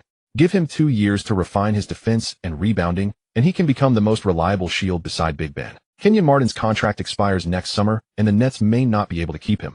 That's good for the Pistons. But in the West, there are O'Neal and Duncan. If we don't stockpile frontcourt toughness in advance, what will we use to match their interior strength in the finals? At worst, he can serve as a trade chip. Dumars opened his mouth to retort, but the words caught in his throat. Every word Shen Yan said struck at the soft underbelly of the Pistons roster. He knew Shen Yan was more than just an agent. The man possessed a keener eye for assessing team lineups than many general managers. Then what about Korver? Dumars asked. Shen Yan said calmly, he'll fall to the 2nd round. Philadelphia or Utah will take him. He won't lack chances to play. Dumars nodded in agreement. Stern stepped up to the podium again and announced the name for the 25th pick, Kendrick Perkins. The suite fell quiet for a beat, and then polite applause filled the room. Dumars and the Pistons scouts looked at Shen Yan with an unreadable new light in their eyes. What truly made Dumars restless was the 29th pick in the 2nd round. The Pistons' 2nd-round selection could reasonably still grab some immediate contributors. Dumars thought Shen Yan would choose a swingman who could join the rotation right away, but the name Shen Yan handed him was Jose Calderon. Shen Yan passed a fax to Dumars. A Spaniard point guard. Excellent court vision, pass first, steady shooter. But his contract with the Spanish League still has 2 years to run. The buyout is steep, and he has made it clear he won't come to the NBA during that time. Dumars read the fax twice. Then he raised his head and stared at Shen Yan with a nearly absurd expression. You're using a Pistons 2nd-round pick on a European guard who won't be available for 2 years. We're trying to contend for a championship this year. Even if this pick is used on a 3rd-string point guard for garbage time, that beats picking air. Shen, what exactly are you thinking? The other Pistons staff members in the suite also turned to look, and the atmosphere tightened instantly. Shen Yan leaned back in his chair, hands folded on his knees. Instead of answering directly, he asked in return, "Joe, let me ask you something. After this year's draft, isn't Wade a combo guard who can both handle the ball and score?" Dumars paused. "That's right." "What do you mean?" "Right. Within 2 years, Wade will play as a combo guard, even sliding over to small forward. If he wants to develop without disrupting the current starting lineup at the 1, 2, and 3, they can all share the court with Wade. So for the next 2 or 3 years, the Pistons will find it hard to sign a quality backup point guard in free agency, because rookie Wade will take at least 20 minutes a game and 30 by his second year. Billups is tough, but he's not an Iron Man. 2 years from now, he will likely start to decline, and Hamilton will too. Calderon is 22 this year. 2 years later, he'll be 24. The intensity of the Spanish league is not much lower than the NBA's, so he'll be an immediate contributor when he arrives. By that time, the Pistons will be facing an aging core, and he can be the answer for the backcourt of the future." Dumars was silent for a long time, leaving only the low hum of the air conditioner in the suite. Dumars finally spoke, his voice full of confusion. And this time he asked in front of everyone, "But he still has nothing to do with you. Aren't you an agent? Your agency signed Korver, and you didn't pick him. You didn't recommend any of your new clients either. You chose 2 people who have no contractual relationship with your firm. What exactly are you after?" Shen Yan smiled, a composed smile, the calm of one who had seen many gains and losses. He walked to the window and looked out at the surging crowd in the hall below. "Joe, how big is the NBA market? 29 teams, 15 official roster spots per team, more than 400 players. Behind all that stand hundreds of millions of dollars in annual global broadcast deals and billions more from sponsors, sneaker endorsements, and commercial activities. My agency has nearly 30 players, which is already enough to keep us busy. If I kept every good prospect in my own hands and made all the teams revolve around me, what would other agencies have to feed on? How would the league office view us? Would GMs start thinking I'm manipulating the draft?" The Pistons picked Perkins with the 25th pick and Calderon with the 29th pick in the second round. If these 2 eventually make a name for themselves, their agencies will remember the favor from the Pistons and from me.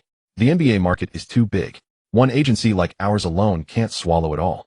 He turned around and looked at Dumars with calm certainty. Besides, a good agent doesn't have to hold every good card in his own hand. Sometimes you let go and leave some room for others and some for yourself.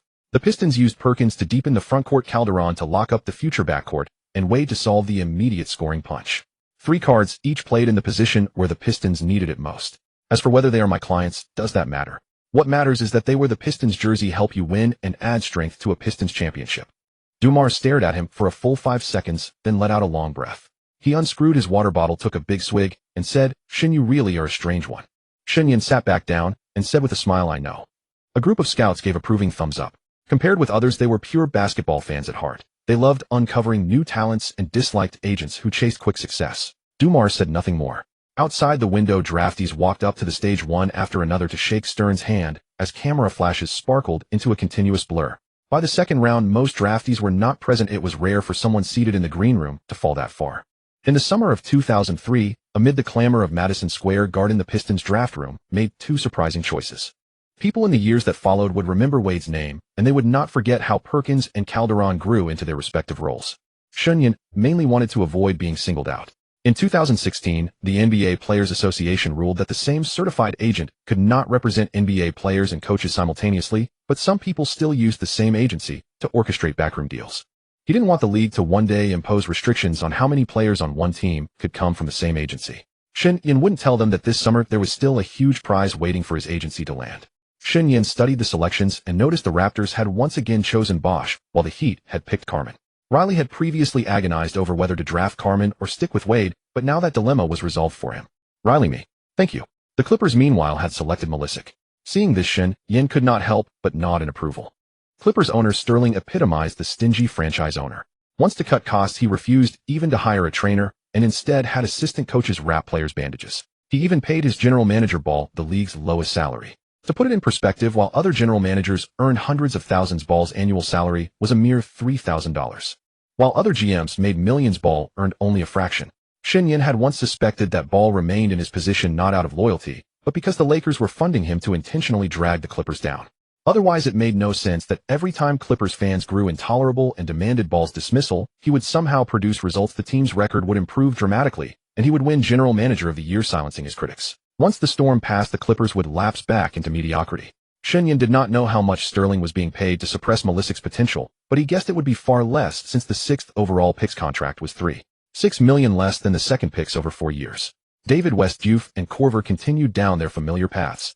Korver's situation mirrored that of Steven Jackson years earlier. He had been traded so many times it felt like he was being exchanged for printers. In truth, Korver, Hinrich, and Collins all hailed from the same small town, where the basketball prospects must surely be remarkably fertile. On June 28th, sunlight bathed the foothills of the Rocky Mountains in Eagle County, Colorado, at a temperature so comfortable it induced drowsiness. Shen Yan had arranged for 6 retired scouts from domestic units to arrive here, all taciturn men who moved without sound, yet kept their eyes constantly scanning. They stayed at the Cordillera Spa Resort, a mountainside retreat offering hot springs treatments and golf, expensive but prized for its privacy and seclusion. Shen Yan's instructions were simple: you are here on vacation to relax, soak in the hot springs, play golf. Observe, listen, but never let anyone suspect you are doing either. If you happen to overhear something worth knowing, document it, photograph, or record it discreetly. The NBA draft drew to a close and fans flooded bars across the country debating which rookie would become the next superstar and which first-round selection had been wasted. For agents, the true summer began only once the draft ended. They operated like clockwork, making endless calls, verifying offers, and arranging combined workouts. Inside front offices, lights burned well past midnight as general managers with red-rimmed eyes pored over financial reports and salary cap calculations. Meanwhile, young players whose names went uncalled mostly packed their bags for Las Vegas or Orlando, betting their final basketball dreams on the summer league circuit. On the first day of July, everyone assumed the summer would proceed along its familiar rhythm. Then a shockwave erupted from Eagle County, rattling the entire basketball world. The news broke first on an obscure gossip website long before the rise of TMZ, though the internet already proved remarkably quick to seize upon such stories. A brief headline: Lakers star Kobe Bryant had been accused of assault by a 19-year-old hotel employee in Eagle County, Colorado. When Shen Yan encountered this news, he was already at the Indiana training camp, commencing another round of intensive preparation. He set down his phone and massaged his temples, wondering whether any of the scouts had managed to capture something useful. He would ask upon their return. Kobe had checked into the Cordillera Spa Resort on June 30th, flying specially from Los Angeles to undergo knee surgery at the nearby Steadman Hawkins Clinic. His right knee had bothered him throughout the previous season. He played through the discomfort during the playoffs before being eliminated by the Spurs in the Western Conference semifinals. He refused to delay surgery until the following season, opting to address it during the summer. This contrasted sharply with O'Neal, who typically waited until the season was nearly underway. That evening, something in Kobe's room required attention, so he called Caterpillar Philbeck, a blonde girl who had recently graduated high school and worked a summer shift at the resort. They exchanged a few words, and Kobe, confident in his charm, later recounted the events differently in court. Kobe maintained the encounter was mutual, while Philbeck alleged she was coerced. The only fact that could be confirmed was that they had been together, and the following morning Philbeck filed a report at the Eagle County Sheriff's Office. Kobe initially did not treat the matter seriously. After his surgery, he returned to his Los Angeles home on crutches, and on July 3rd, even visited Disneyland with Vanessa. In photographs taken by the press, he appeared relaxed and cheerful, as though nothing had occurred. He assumed Eagle County would simply let the matter drop, believing the young woman merely sought financial compensation. Having spent 7 years in the league, he had encountered countless women willing to approach him. He never believed such an incident could genuinely threaten his career. The authorities, however, thought otherwise. On July 2nd, Eagle County police obtained a search warrant and searched Philbeck's employee quarters at the resort, seizing the clothing she had worn that day. 3 days later, the laboratory results returned. DNA samples were found belonging not to one man, but to 3. One DNA profile matched Kobe's. Police suspected Philbeck's line of work, yet they proceeded regardless. Without payment exchange, the charge remained distinct. On July 4th, Independence Day, as fireworks lit the skies above cities nationwide, Eagle County police issued an arrest warrant for Kobe. That afternoon, police arrested Kobe at his Los Angeles home. After posting bail, he was released, but the court also issued a temporary restraining order prohibiting him from approaching Philbeck during the proceedings. The media descended in force. From ESPN and TNT to CNN, from the Los Angeles Times to the New York Daily News, outlets from across the nation flooded Eagle County, a town of nearly 5,000 residents. Reporters with cameras camped outside the Cordillera Spa Resort, questioning everyone who entered or exited. By then, the scouts had already departed, returning home undetected. O'Neal watched the news on television at a Las Vegas nightclub. He paused for a moment, then burst into laughter, nearly toppling from his seat. He took a sip of champagne and announced loudly to those nearby, "Fool. I told him this would happen. Pay her. Pay her. Pay her." He always acts as though he is above reproach. Does he truly believe his reputation will shield him? He thought his fadeaway jumper could solve everything. Now look at this. Those around him smiled politely, but nobody dared to respond. They all lived off the largesse of the reigning champion and knew better than to insert themselves into this matter. Everyone understood that the rift between Shaq and Kobe had long existed, temporarily papered over by the steady mediation of Phil Jackson and Pat Riley. During the lockout-shortened season's brief training camp, the two had nearly come to blows, though their conflict was eventually tempered. That fragile truce had allowed them to capture 3 consecutive championships, yet neither ever ceased his quiet disdain for the other. Now with this scandal, the cracks had widened considerably. For Kobe, the situation was far more serious than he had initially imagined. After being released on bail, he returned to his home in Los Angeles where the huge floor-to-ceiling windows framed the sunset glow over the Pacific. Yet his expression was darker than the sea. He was being watched closely. He could not attend any public event, and even a trip to the supermarket would have people cornering him with the question, "Did you actually do that to that girl?" Sponsors were holding emergency meetings to decide whether to drop him. McDonald's had pulled his commercial, and Nike, though not yet making a move, was already deeply divided internally. He had only signed his new Nike contract in June, never expecting to be hit by such a crisis. A former shoe company was quietly undermining him, yet he had no way to fight back. The worst pressure came from the Eagle County Sheriff's Office. On July 6, 2 detectives flew all the way to Los Angeles to question Kobe, and the session lasted nearly 3 hours. Kobe grew annoyed and then unsettled. When the detectives kept pressing him about what had happened between him and Faber, he blurted out words he would later wish he could take back. "Shaq has done things like this too. He paid to make it go away. So why am I sitting here being interrogated?" The 2 detectives exchanged a glance and quietly wrote down his words in their notebook. The next day, that statement appeared on the front page of the Los Angeles Times sports section. The headline spanned 4 full columns. Kobe reveals Shaq did it too. The entire league was rocked. Shaquille O'Neal's phone was flooded with calls from the media. His representation team quickly released a statement denying everything, noting that Shaq had just gotten married and that none of this was true. But the whirlpool of public opinion had already formed. Some wondered if Kobe had lost his mind, dragging his teammate into the mess at such a moment. Others called it an act of desperation born from guilt, while still others said Shaq was not so innocent either. But more people were asking the same question: could the Lakers' locker room ever survive this? Phil Jackson made no public comment about any of it, but according to team insiders, the Zen master never answered another phone call from Kobe. He spent his days fishing by a lake in Montana and watching NBA Summer League tapes, as if all the turmoil within the Lakers had nothing to do with him. Kobe knew he had opened up an even bigger can of worms. Before the Shaq situation spiraled completely out of control, he had to address the most urgent crisis right in front of him. His agent Arn Tellem was already in over his head. Tellem was a seasoned, high-profile agent in the industry whose clients included Kobe, Anthony Davis, Pau Gasol, and a host of other stars. The problem, however, was that Tellem was a traditional contract negotiator. He excelled at haggling over max salaries, trade kickers, player options, and similar clauses, not criminal defense. When Kobe's legal team suggested holding a press conference to clarify things publicly, Tellem nodded. When the PR team advised staying silent and letting the judicial process unfold, Tellem nodded again. He had no conviction of his own, no clear direction, like a captain whose compass had been blown away in the storm. If he had made a decisive call to settle the matter early on, things might not have become so untenable. On the evening of July 8th, Kobe made one final phone call to Tellem.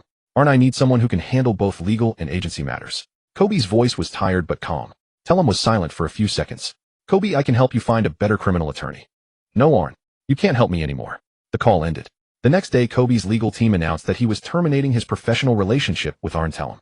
When Rob Pelinka received Kobe's call, he was at home in Michigan playing Lego with his daughter. He had known Kobe for years. His expertise reached far beyond player contract negotiations. A law school graduate from the University of Michigan, he held both a law license and deep experience as an agent. Having played basketball himself, he understood what players valued. At this critical moment, those first 2 identities were indispensable. McGrady and Kobe had both been with Adidas and had become good friends. It was during that period that Pelinka had come to know Kobe. Kobe got straight to the point. "Robert, I need you. I need you to be my agent and my lawyer. On the criminal case, I need you to help me rebuild my legal team. I need people who can handle a tough fight. On the media side, I need you to help me control the narrative. As for Shaq, never mind. I can't worry about Shaq right now. Let me get through the crisis in front of me first. Shaquille O'Neal, wait till I write a song about this." Pelinka put down the phone and glanced at the Lego bricks spread across the coffee table. His daughter looked up at him and asked, "Daddy, who was that?" Pelinka crouched down and gently tousled his daughter's hair. "Someone in need. Daddy may be very busy for a long time." Pelinka then called Shen Yan and told him about Kobe's request. Shen Yan told him to simply take the case as usual and not worry too much for now. Pelinka's hands were trembling as he hung up. Years ago, when Shen Yan had asked him to represent McGrady, Shen had said that one day he would take over Kobe's representation from him and that McGrady's contract would be the compensation. He had never imagined Shen Yan could have foreseen all of this so precisely. This is truly unbelievable. Meanwhile, Shen Yan had also received letters sent from China. Sitting at his desk, he read through the 6 reports twice, then took out a lighter and burned them one by one. The flames flickered briefly in his eyes before dying out. These were not the evidence he was looking for. A bodybuilder named Patrick Graber contacted Kobe and sent him a brown craft envelope containing a crudely handwritten plan of action. This so-called security consultant, a former bodybuilder, had bulging muscles and a neck nearly as wide as his head. In the letter were the words, "Mr. Bryant, $3 million. That girl will no longer appear in court. I'm very professional. In places like Colorado, hikers go missing every year and nobody suspects a thing. Kobe stared at the envelope for a long time. 2 weeks had passed since his arrest. Vanessa was under tremendous pressure. Every day sponsors were calling one after another to test the possibility of ending their deals, and the Eagle County Court was still scheduling a trial that would likely not begin until autumn, inevitably affecting the next season. Every morning he woke up, the first thing he did was check his phone for more bad news, and almost every day there was some. $3 million was not a small amount of money for Kobe, but it was affordable to make the girl simply vanish from the world. Then there would be no more accusation, no more media crowd, no more image of that 19-year-old girl crying on the witness stand and pointing at him. He picked up the envelope, but the next second he put it back down. Kobe immediately called Pelinka. After listening on the other end, Pelinka was silent for 5 seconds, then spoke rapidly. Kobe, listen to me. Call the police non-emergency line right now and say that someone has proposed harming the victim. I'll arrange for a lawyer to accompany you while you make a statement. You absolutely must not touch this, not even a little. Okay, Kobe agreed. Pelinka cut him off. Remember, there is no room for if. You are already charged with a felony. If you get entangled in a plot against her life, even as a conspirator, you are done. Prison, a lifetime ban, losing everything. $3 million could pay for someone to disappear, but you could never afford the consequences. Kobe gripped the phone until his knuckles turned white. The bright California sunlight streamed through the window, making his eyes sting. After a long moment, he loosened his fingers and said, "Don't worry." The next day, Graber was taken away by undercover police officers at the parking lot where he had arranged to meet. Kobe cooperated with the police and gave a full statement. The news, carefully shaped by Pelinka's team, was released to the media. Lakers star Kobe Bryant had proactively reported to the police foiling a plot against a witness in the case, demonstrating his respect for the judicial process. Although public criticism still raged, the tide had begun to shift subtly. At least some people started saying regardless of what he may or may not have done, he chose to follow legal procedures instead of trying to settle things with money. Shen Yan read the news in Indiana, his fingers lightly tapping the desk. He had just received a supplementary report submitted by a scout recording some of Faye Bay Air's activity tracks and interpersonal details before and after the incident. Some of it did not align with her statements to the police, but these fragments were too scattered to constitute complete evidence of acquittal. They could only waiting for the formal trial to begin, when Kobe's legal team would push these doubts forward during cross-examination. Sometimes the truth needs time to surface, provided he does not bring ruin upon himself before then. In recent years, the rise of feminist movements in the United States had made many people alert, so as more information was released, it proved favorable to Kobe. On July 15th, the Lakers held a small media briefing saying important news would be announced in 2 days. The NBA world immediately exploded with speculation about what it could be. 2 days later, the answer was revealed. Karl Malone and Gary Payton appeared together at the press conference hall of the Lakers training facility. Malone wore his signature white tank top, showcasing his muscular build with a yellow cap pulled low, though the smile on his lips could not be hidden. The Lakers even produced Magic Johnson's number 32 jersey for him, though he ultimately chose a different number. Payton, meanwhile, remained expressionless, wearing a burgundy short-sleeve shirt with his arms crossed, as if he were merely there to claim a championship ring. Lakers general manager Mitch Kupchak stood in the middle and announced that the 2 future Hall of Fame players had joined the Los Angeles Lakers on mid-level and veteran minimum contracts. The league now officially possessed a 4-man powerhouse: O'Neal, Kobe, Malone, and Payton. Chinese fans promptly dubbed them the Lakers F4. Flashes from the media room lit up like broad daylight, with reporters frantically raising their hands to ask questions. How would the 4 share ball possession? Could the triangle offense still work? What about Shaq and Kobe's relationship? At 40 years old, how long could Malone still perform?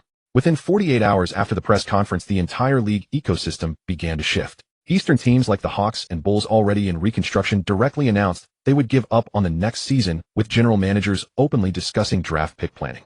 Western teams, such as the Clippers, Warriors, and Grizzlies, quietly began searching for quality players in the 2004 draft, as if they had already accepted defeat before the regular season even started. An anonymous Eastern assistant coach complained on the phone to a friend: O'Neal plus Malone in the paint, Payton guarding the point guard position, Kobe sweeping the wings. What is there to play? All 4 positions are held by legendary players. Tell me how to defend them. Our team doesn't even have one all-star. How are we supposed to compete? But not everyone was intimidated. In San Antonio, Popovich simply responded indifferently upon seeing the news, noted. He remained completely calm, with none of the furious reactions that would later come when Kobe received Gasol. He continued studying tapes of Tony Parker and Ginobili from the Spurs' previous season. He held a physical data sheet showing that Malone's appearance rate and fourth-quarter efficiency had been steadily declining over the past 3 seasons. At 40 years old, under the intense physical demands of the NBA, even Karl Malone's legs would grow heavy in the fourth quarter. Meanwhile, Horry from the Lakers had already been acquired by them, and Malone lacked even a qualified backup. Last season against the Spurs, Horry delivered a disastrous performance, playing an average of 30 minutes per game, with a shooting percentage below 27, going 0-4, 18 from three-point range, and scoring a mere 4. 3 points per game. People at the time were still rather naive, otherwise with that performance, an FBI investigation might have uncovered possible involvement in gambling. There was another explanation, however. Horry's daughter Ashley was undergoing treatment for 2 rare illnesses in San Antonio, which had distracted him. But regardless, going 0-4-18 from beyond the arc was indeed unusually poor by historical standards. In Dallas, Don Nelson was even more straightforward. He called his assistant coach and said, "This new season, make them run. Apply full court pressure and accelerate transitions." How many quarters can those 2 veterans from the Lakers keep up? Try making them play 4 quarters. The Mavericks had gathered a group of athletic young players. Nash, Finley, and Nowitzki were all in their primes with an average age of 29. Nelson's plan was simple: do not engage in half-court battles with the Lakers. Exhaust them with speed. Furthermore, playing in a major city had its drawbacks. The Lakers, with such a star-studded roster, were destined to be examined under a magnifying glass. Camby, who had played a season in Denver, had the most to say. In New York, he had been criticized by fans for his offense-defense screens and positioning. He was exhausted every game, yet still complained about his unattractive style of play and poor statistics, with no one caring even when he played through injuries. It was only in Denver that he realized the grass was greener elsewhere. He barely had to do anything on offense and still received praise. Perhaps one day, he could even win Defensive Player of the Year. The Detroit Pistons seemed the most composed. Their head coach Carlisle was entirely unaffected by the Lakers' commotion. In fact, on July 1st, he had flown with Shen Yan to Indianapolis, staying at a hotel just a 10-minute drive from the training facility, and began his summer preparations. After this year's finals, he had already rested for 2 weeks. This was the championship window he had dreamed of, and he wanted it more than anything. Endure this year, and next summer he could finally rest properly. Just as Uhai had once desperately wanted to become Emperor, Carlisle now desperately wanted a championship. Every day at 7:00 a.m. Carlisle appeared at the training facility on time, holding a tactical board and stopwatch, watching Wade, Prince, Ben Wallace, and Anka walk onto the court one by one. Dwyane, your first step is quick, but your release point on your shot is too low. Defenders will anticipate your driving path. Raise your release point and try it. Tayshaun, your wingspan is your gift, but your off-ball movement on offense is too predictable. You only cut from the weak side to the strong side. One defender stops you, and you're done. Add a fake move. Step toward the baseline first, then cut back. Use your long arms to receive the ball and attack directly. Mehmet, you shoot better than most native big men, but your defensive footwork is too slow when switching, and guards will blow past you in one step. Practice lateral sliding for half an hour every day, and try to develop 2-point shots from both corners. Ben Wallace was the quietest on the practice floor. He never complained about training volume, never argued with the coach, and simply did whatever Carlisle asked. His body was the last line of defense for the Pistons' frontcourt, and Carlisle understood this clearly. Shen Yan also appeared at the training facility every morning, but he did not coach. He did only one thing: serve as Ben Wallace's sparring partner. From July 1st to the 20th, over 20 days, Shen Yan completed 5 stat upgrades for Ben Wallace. Wallace's flexibility rose quietly from 65 to 70. The improvement in flexibility produced a chain reaction. After his flexibility increased, Ben Wallace's free throw percentage climbed from 63 to 69. Although still not excellent, making 1 or 2 additional free throws per game provided a marginal gain of 2 to 4 points for a defensively strong team like the Pistons. More importantly, his 2-point shooting near the basket improved. Previously, Ben Wallace's shooting percentage from near the free throw line was only 38, dismal, and comparable to some players' long-range 2-point shooting, even worse than some players' 3-point percentage. Now his close-range 2-point percentage had risen to 43, a level sufficient for Ben Wallace to be considered a viable scoring option on offense, ensuring the Pistons would not be playing 4-on-5 on that end. With Shen Yan holding 2 long foam sticks simulating defensive pressure, Ben Wallace practiced catching and shooting continuously, improving his release speed. Shen Yan lunged toward Ben Wallace from distances of 3 meters, 2 meters, and 1 meter, waving the interference sticks and letting out roaring sounds mimicking the desperate intimidation of a defender caught out of position. This kind of shooting disruption closely resembled the defensive pressure Ben Wallace would actually face in games. It was not an open shot 2 meters away, for he would never receive the ball in such favorable circumstances. Carlisle had assumed Ben had developed this himself and was very pleased. He patted his shoulder and said, "Keep it up. If your shooting percentage improves further, you will not merely be a defensive anchor, but capable of serving as a two-way core as well." After all, Garnett and Duncan were already top-tier post scorers, yet their field goal percentage from this range hovered around 45%. More importantly, this distance is often overlooked, so allow me to explain. Therefore, at this time, 2-point shots taken from close range accounted for only 18. 3 of all attempts, slightly higher than the 10 rate for 3-pointers. However, with the implementation of the no hand check rule in the 2004-05 season, close-range 2-point attempts rose to 20. Wonder as referees, players, and coaches were still adjusting to the new regulations.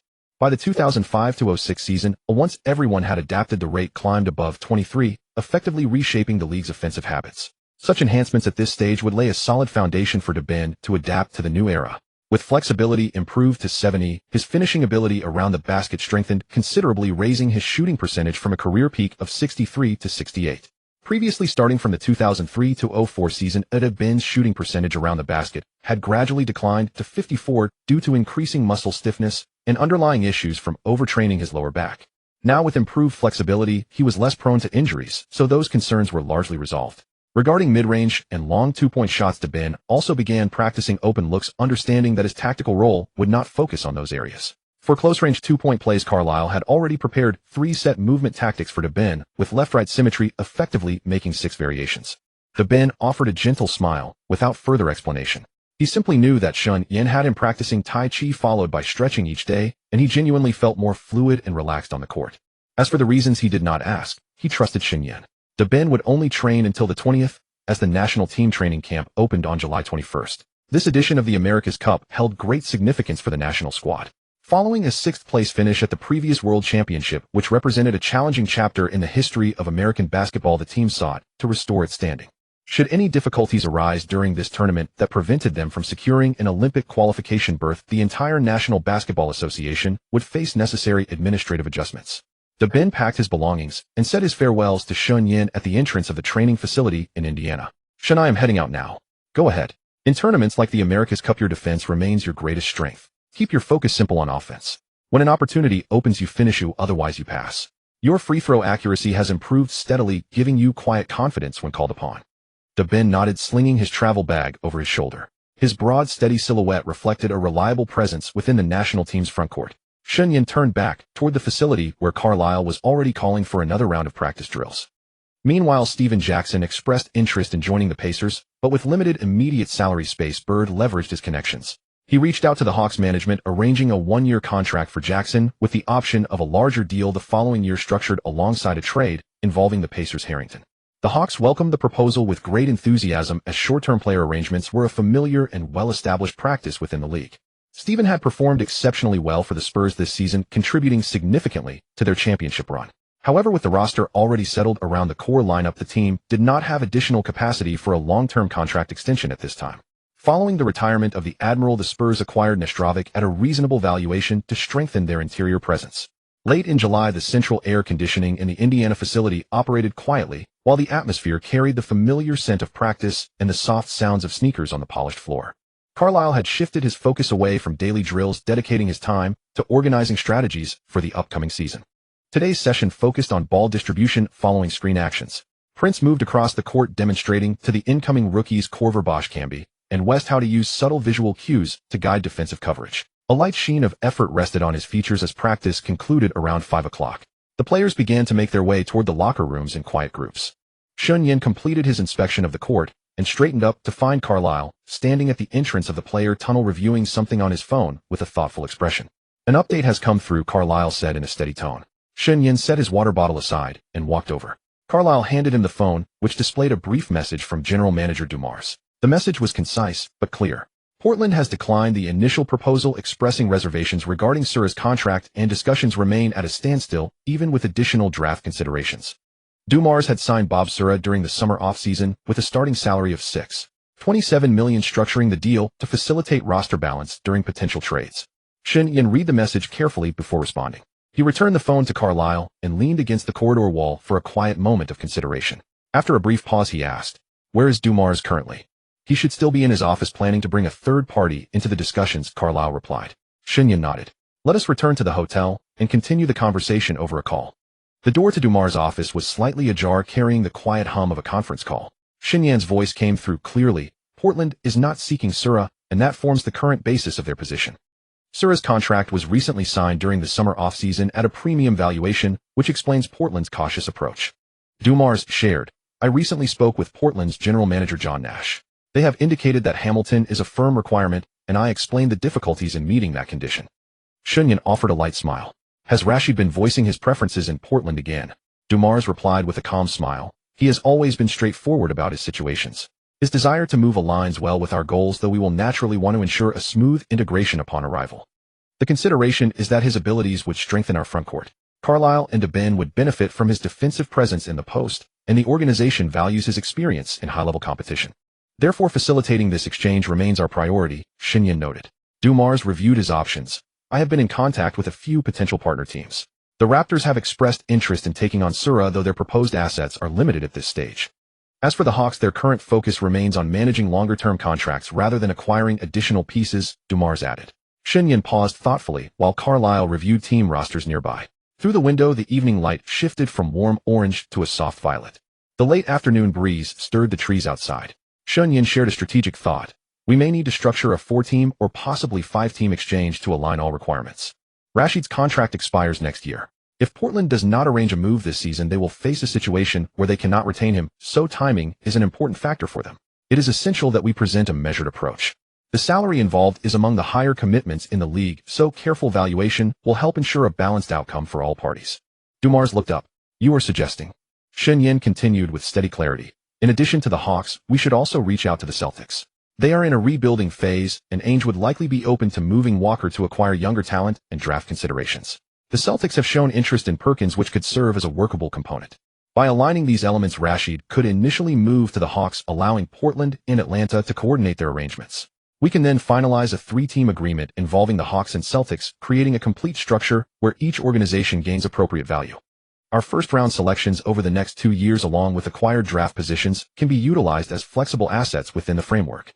As long as the core group, including Billups, Hamilton, Prince Wade, Ben Oker, and Campbell, remains intact, adding Rashid and a few complementary pieces would complete the lineup.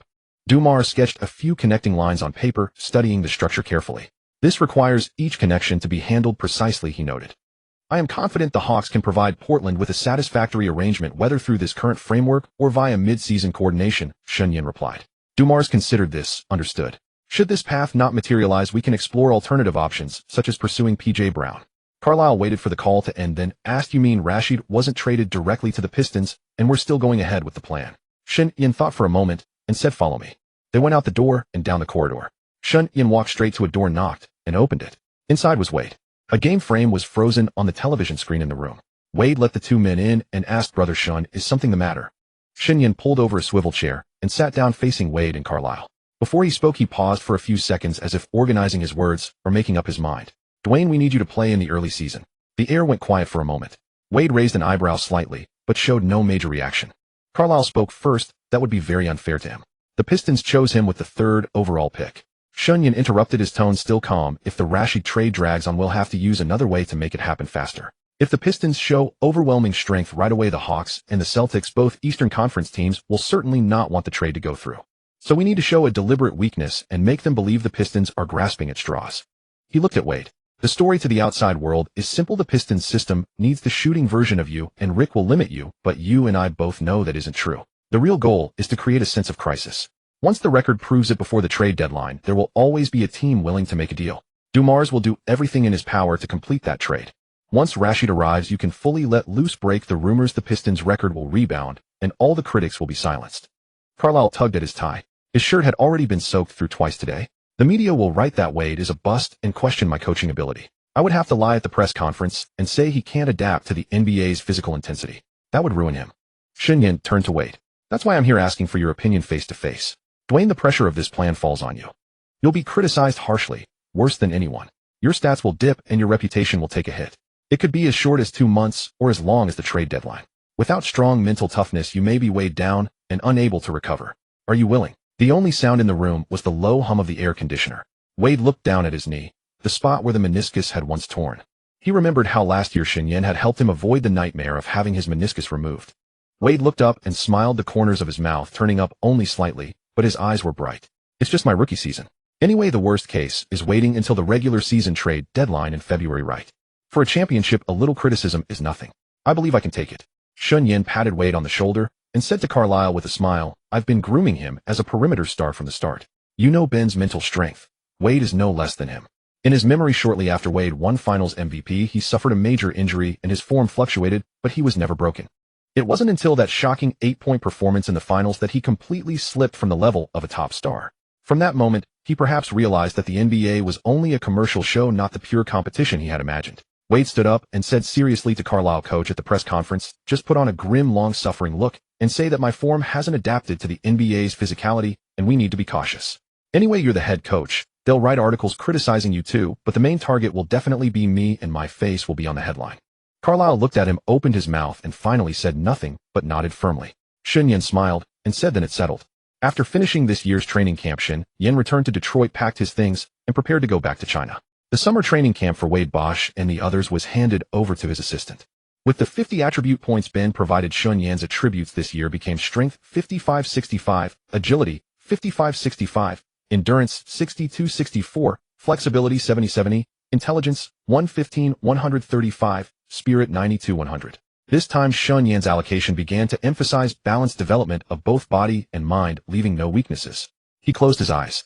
The player contracts, player profiles, and team information in his mind receded slowly like an ebbing tide, leaving a quiet blank. In that blankness, he heard the sound of something shattering and reassembling. Congratulations, host. 2 core attributes have broken through 100. Additional ability unlocked. 3 seconds of insight, also known as Laozi's 3 seconds note. When the host is thinking about science and engineering problems, this ability can be actively activated. At that time, the Heavenly Tao will present the most fundamental principles of mathematics, physics, and chemistry in an intuitive way in the host's consciousness. It may be used once per day, lasting 3 seconds. Activation requires consuming adequate animal protein, about a pound of cooked beef. Shen Yan sat up from the sofa. He went to the kitchen, opened the refrigerator, and in the freezer there happened to be a 2-pound cut of beef shank he had bought a couple of days ago. He took it out to thaw, cut it into pieces, blanched it, then stir-fried it in a wok with star anise, cinnamon bark, and soy sauce, poured in mineral water, and simmered it over low heat for an hour and a half. The aroma of meat filled the entire room. When he brought it out, his wrist trembled slightly, whether from hunger or something else he couldn't tell. This was the first named ability given by the system. With his intelligence at 135, his photographic memory was essentially fully realized, but the system had never given it a skill name, which showed that the system didn't take it seriously. While cooking the beef and eating it, Shen Yan had already decided what question to think about. After finishing the large bowl of beef, he closed his eyes. Then he saw it. These were the principles he had memorized thoroughly from elementary school to college, yet had never truly seen. The deflection angle of water molecules in an electric field, the reaction pathways of hydroxyl radicals with organic pollutants, the seepage equation of fluids in porous media, the adsorption energy barriers of functional groups on activated carbon surfaces for heavy metal ions. All of it lay clearly spread across his consciousness like a book blown open by the wind, each page turned precisely to the line he needed. 3 seconds. He opened his eyes. The feeling of satiety from having just eaten more than a pound of cooked beef had vanished, as if a pound of beef had already been consumed. He walked to his desk, pulled out a blank sheet of paper, picked up a pen, and began to draw. This was the structure of the filter. 7 layers from outer to inner, the material ratio of each layer, pore size, control thickness, design adhesion process between layers, and fluid simulation at the inlet and outlet ends. He drew for a full 4 hours, resting only briefly in between, and didn't stop until he had filled a stack of A4 papers, each one covered in dense annotations and formulas. He stared at the stack of paper for a long time, then smiled. In all these years in the States, he had nearly gone crazy drinking bottled water and purified water. Every time he passed supermarket shelves with water purifiers labeled ultrafiltration or RO reverse osmosis, he would stop and read the manual. Those things were really impractical. Not to mention various leakage problems. The filter element had to be replaced every 3 months, and even after replacement the water still had a smell of disinfectant. His sense of taste had always been sensitive. The tap water in Detroit made him want to gag with one sip, so even brushing his teeth required purified water. It wasn't just a water problem, it was also a filter problem. Previously, Shen Yan had been unable to solve this problem. Despite poring over numerous books on the subject, no solution had come to mind. Now at last he had found a way. This 3-second enlightenment synthesized every book on filtration he had read over the years and presented him with the optimal solution that could be derived from all that knowledge. Had he not been haunted by the lead-laden water pipes he encountered in the land of the bald eagle, he would never have read so many books, and thus would not have possessed such a solid foundation. It was precisely because he had accumulated ample theoretical and practical experience that he was able to craft such a remarkable product in one stroke. A 7-layer filter element. From coarse to fine, from chemical adsorption to physical interception, from bacteriostasis to scale prevention. The final layer employs the principle of turbulence, causing the water to swirl within the filter element and flush away the retained impurities. This meant no frequent disassembly and cleaning. Its dirt-holding capacity was more than 6 times that of similar products on the market. Under standard tap water conditions, replacement was needed only once every 18 months, whereas the best split filter element available in 2003 lasted merely 3 months. Without hesitation, Shen Yan altered his previous goal upon returning to his homeland and began establishing a water purifier factory. Meanwhile, he used his 3-second enlightenment once daily to turn the production process of this filter element into a viable operation and to design compatible water purifiers. He packaged the documentation, arranged to apply for various patents, and began laying traps for imitators. Anyone who copied him would essentially fall into those pitfalls, such as dramatically increased machine wear rates and excessively high product defect rates. After returning home, he continued to work with local authorities in Haiyu to secure 2 factory buildings. The water purifier factory required few hands. Just over 300 were sufficient, as it was purely an assembly operation. The filter element, however, involved materials, chemical engineering, precision manufacturing, and more, thus requiring 700 workers to achieve sufficient production capacity and establish a leading position in the industry. Shen Yan was not at all concerned about producing goods with no buyers. The recent SARS crisis had made people acutely aware of the importance of hygiene and cleanliness. In many places, when tap water was boiled, scale formed on the bottom of the kettle just as fast as grime accumulated on one's body, prompting people to wish they could clean it with vinegar or similar agents every week. When Haiyu learned of another 1,000 job opportunities, the local government offered land and supportive policies. Within 3 days, Shen Yan registered the company, signed the factory lease contract, and paid the down payment for equipment procurement. In his account, Shen Yan had accumulated the earnings from years of sports agency work and his Ruishing sports business. Money he could never spend entirely. The base wages he offered the average workers were not high, but with 2 hours of overtime each weekday and 8 hours on weekends, employees could earn the average annual salary of Sioux City after a full year. Additionally, based on daily performance and product quality, he distributed annual bonuses equivalent to 1 to 3 months of base salary, allowing workers to make about 1,000 yuan more than Sioux City's average wage. In an era when the average annual salary barely exceeded 10,000 yuan, this package was highly competitive. Unless truly exceptional circumstances arose, no worker ever left Shen Yan's factory. For the core structure of the water purifier factory, Shen Yan temporarily borrowed the HR director and 10 managers from Ruishing Sports to recruit and build the framework. He worked busily from August to October after returning home. Meanwhile, Big Ben followed the Dream Team and claimed the FIBA Americas Championship. Wade and Bosch performed outstandingly in the Summer League, especially Wade, who had played 2 years of NCAA basketball and thoroughly outperformed LeBron James at the Orlando Summer League. He executed crossover drives and fadeaway jumpers, and at the top of the arc, a shoulder fake sent James stumbling 2 meters away, allowing him to drive straight to the basket. Because it was too embarrassing, and considering that James had just signed an endorsement contract worth $87 million, the power of money came into play. The game was not heavily publicized, leaving only scant records. After his lackluster showing in Orlando, James moved to Boston to continue in the Summer League. Since Boston's Summer League had only begun in 1999, it was far less competitive than Orlando's, allowing James to demonstrate the strength of a No. 1 overall pick, and his games received full promotional support. Shen Yan personally oversaw equipment installation and debugged the parameters of every production line. He broke down the blueprints into more than 600 individual processes, each with tolerances precise to the micron. The day the first filter element came off the line was early October. Shen Yan carried a cup of boiled tap water purified by his own filter element, stood at the entrance of the workshop, and took a sip. He paused for 2 seconds, then finished the cup and gestured to the young man in charge of quality control beside him. "Try it." The young man took half a sip, his eyes widening. He took another half sip, then held the cup up to the light. The water was as transparent as a flawless glass rod. This is tap water. Because the nitrogen and phosphorus levels in the Shanghu and other Taihu Lake water systems had exceeded standards, the tap water that year had an unpleasant taste. The filtered water, however, was truly devoid of any odor. Shen Yan nodded. The young man set down the cup, glanced at the neat rows of white filter elements on the production line, then looked at Shen Yan. His lips trembled twice before he finally said, "Mr. Shen, this product could be sold overseas." Could it be sold? Of course it could. Under the light, the 7-layer structure of the filter element resembled a delicate work of craftsmanship, with the material label of each layer clearly marked. The test report showed a heavy metal removal rate of 99.2, a residual chlorine removal rate of 98, and a bacteria retention rate of 99. With such a remarkable product, the most natural response for the Chinese people right after entering the WTO was to export it to earn foreign exchange. This was hardly surprising, as the country had been impoverished in previous years, prompting people to sell even their best goods to obtain foreign currency. After arranging both domestic sales and export matters, Shen Yan hurried to the Pistons before the 2003 preseason to check on the condition of Big Ben and Wade. Joe Dumars also picked up Dwyane Ham, filling out the 15-man roster as much as possible and adding a trade chip for future deals.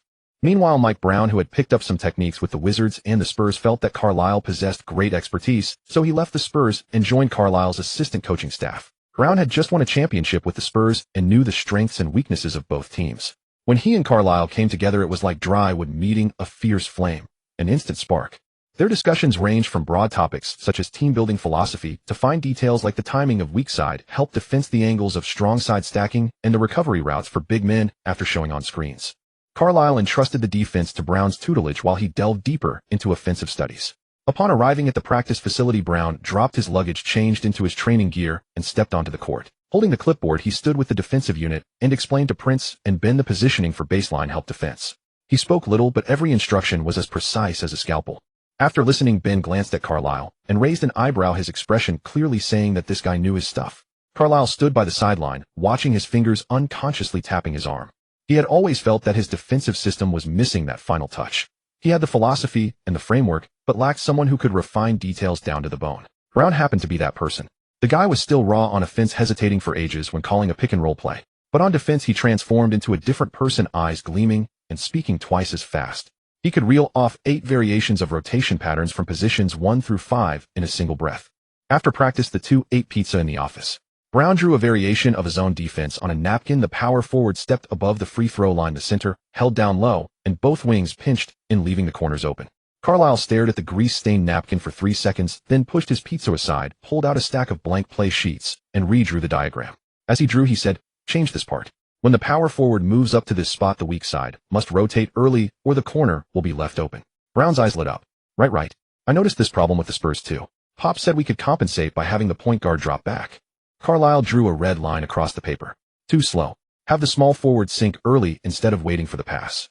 The Spurs can get away with it because Parker is fast. Brown looked at the revised play sheet, picked up a pen, and added another line. The two kept drawing under the light until 10 o'clock at night. The pizza on the table had long gone cold. Other members of the assistant coaching staff passed by the office and saw through the glass the two heads bent together, the desk covered with papers full of arrows and circles. They could not help but shake their heads and smile. Larry Brown's attempt to take over Carlisle had failed, so he shifted his attention to the Pacers. But he demanded trade rights for players, which Bird would naturally not accept. Moreover, in 1997, Brown used a trade dispute as an excuse to leave the Pacers, whom he had coached from 1993 to 1997, and headed to Philadelphia to pursue Iverson, who was putting up Rookie of the Year caliber numbers. Indiana fans didn't want him either. The NBA is a business league, and if the fans dislike you, your chances are essentially gone. With Carlisle and Brown at odds, Bird found himself in a difficult position. His first choice was Carlisle, but Carlisle wanted to contend for a championship now, and Bird couldn't guarantee the Pacers would necessarily become stronger. Ultimately, Bird brought in veteran coach Doug Collins, the first coach known for building around Jordan's one-on-one offense, and also the one ultimately let go for relying too heavily on that same approach. The Eastern Conference was destined for turbulence this season, with more than 8 teams preparing to change coaches. After being eliminated by the Nets, Knicks, and Celtics, Brown finally turned his gaze toward the Magic. On October 7th, in the first preseason game, the Palace at Auburn Hills was nearly half full as the number 3 pick faced off against the number 1 pick once again. Detroit fans had been holding back all summer, eager for something fresh. The Pistons' biggest novelty this year was their number 3 pick, and their opponent happened to be the top overall pick, LeBron. While Wade was warming up and missed 3 mid-range shots, he showed no frustration, instead cracking jokes with Prince. Someone in the stands called out Dwyane's name, and he turned around and waved. The game began with Carlisle starting Bynum and Hamilton in the backcourt. Wade sat on the bench with a towel draped over his knees, his expression as relaxed as someone on vacation. A round of applause echoed through the arena, nothing overly enthusiastic. The crowd remained observant. Wade received his first touch on the right wing at 45 degrees, guarded by Rick Davis. Wade adopted a triple threat stance, lowering his center of gravity and poking out a left leg probing step. By summer league convention, this was the moment to explode toward the baseline with a crossover, leaving Davis unable to keep pace laterally. But Wade halted mid-stride, withdrew the ball, and passed it back to the top of the arc to Billups before cutting weak side off ball without the possession. Davis hesitated for a moment, then trailed him. The possession ultimately concluded with a mid-range jumper from Billups, while Wade managed not a single meaningful drive throughout. For most of the quarter, he caught the ball in transition, a 3-on-2 advantage on the front court with only Davis standing between him and the basket. In a summer league game, Wade would have driven straight to the rim for a dunk or a foul call, yet he actually slowed down and passed to Campbell, who was cutting in from the wing. Campbell was unprepared, and the ball bounced off his fingertips and rolled out of bounds. The turnover was charged to Campbell, but someone in the stands let out a disappointed boo. It was not directed at the veteran, but at Wade. A bald, burly man rose from his seat and shouted, "Drive. Drive past him." Wade jogged back on defense as if he had not heard a word. That was the rhythm of the entire preseason. Wade's minutes were precisely managed by Caro at around 15 per game, with each stint capped at just over 4 minutes before he was subbed out. More astonishingly, his drives were limited to a maximum of 1 per quarter, a figure agreed upon by Shen Yan and Caro. At the tactical meeting, Caro told his assistants that the restriction was to protect Wade's knees. He had been too aggressive during summer league, and they needed to preserve him. The assistants exchanged glances. No one dared question the head coach, but everyone understood a Wade who does not drive is little different from an ordinary guard, and perhaps even less effective than a veteran guard with a reliable jumper. His mid-range jumper at least looked elegant with a high release point and a sharp fadeaway, but the accuracy was painfully poor. During the preseason, he took 18 mid-range and long two-point shots and made only 4. From beyond the arc, he connected on 3 of 10, barely clearing 30%. Who would trust a shooting guard with 30% from deep to hit a clutch shot? Though his drives had mostly disappeared, Wade's speed still gave Pistons fans reason to believe he might yet be their savior. Against the Pacers, Wade stripped a lateral pass from Reggie Miller and sprinted the length of the court with only Artest trailing behind. At this point, Artest had not yet become a sluggish defender. He was a top-tier perimeter stopper with exceptional quickness. But Wade, already renowned from Summer League, showcased his blazing speed. The ball was in his hands, his body was flying, the rim was in sight, and Artest was still 2 paces behind. Wade accelerated, gathered the ball, took 3 strides, and launched upward, adding 1 more gear to finish the dunk. Artest could only watch in astonishment. The arena erupted, and the bald man from earlier jumped to his feet, this time applauding with both arms raised above his head. After landing, Wade instinctively glanced toward the sideline. Caro stood there with his arms crossed, smiling and giving a nod of approval. That defensive stop and fast break highlight had revealed Wade's extraordinary talent, but the undeniable reality remained: he continued to miss open shots from the perimeter throughout the game. Fans could afford patience, believing Wade's raw gift would overcome his unfamiliarity with NBA defensive intensity. The post-game media, however, offered no such grace. Wade's preseason performance disappoints. Top 3 pick appears to hit a rookie wall. Detroit Free Press. 15 minutes, 7 points and 2 assists. Is this the point guard Detroit drafted? ESPN column. Little Emperor shoots 4 of 12, outpaces Wade statistically. Cleveland Plain Dealer. Caro claims knee protection, but our sources say Wade's knees are fine with no significant injury. Summer League showed no signs of trouble. If he is healthy, why limit him? The only possible explanation is that Wade's physicality is simply insufficient against NBA-level defense. Sports Illustrated. Online forums were even livelier. The Pistons fan forum pinned a thread titled Billups 2.0. Hundreds of replies followed. Someone posted Billups' rookie season stats: 9.3 points per game on 38% shooting, traded 3 times in 3 years. Detroit fans comforted themselves.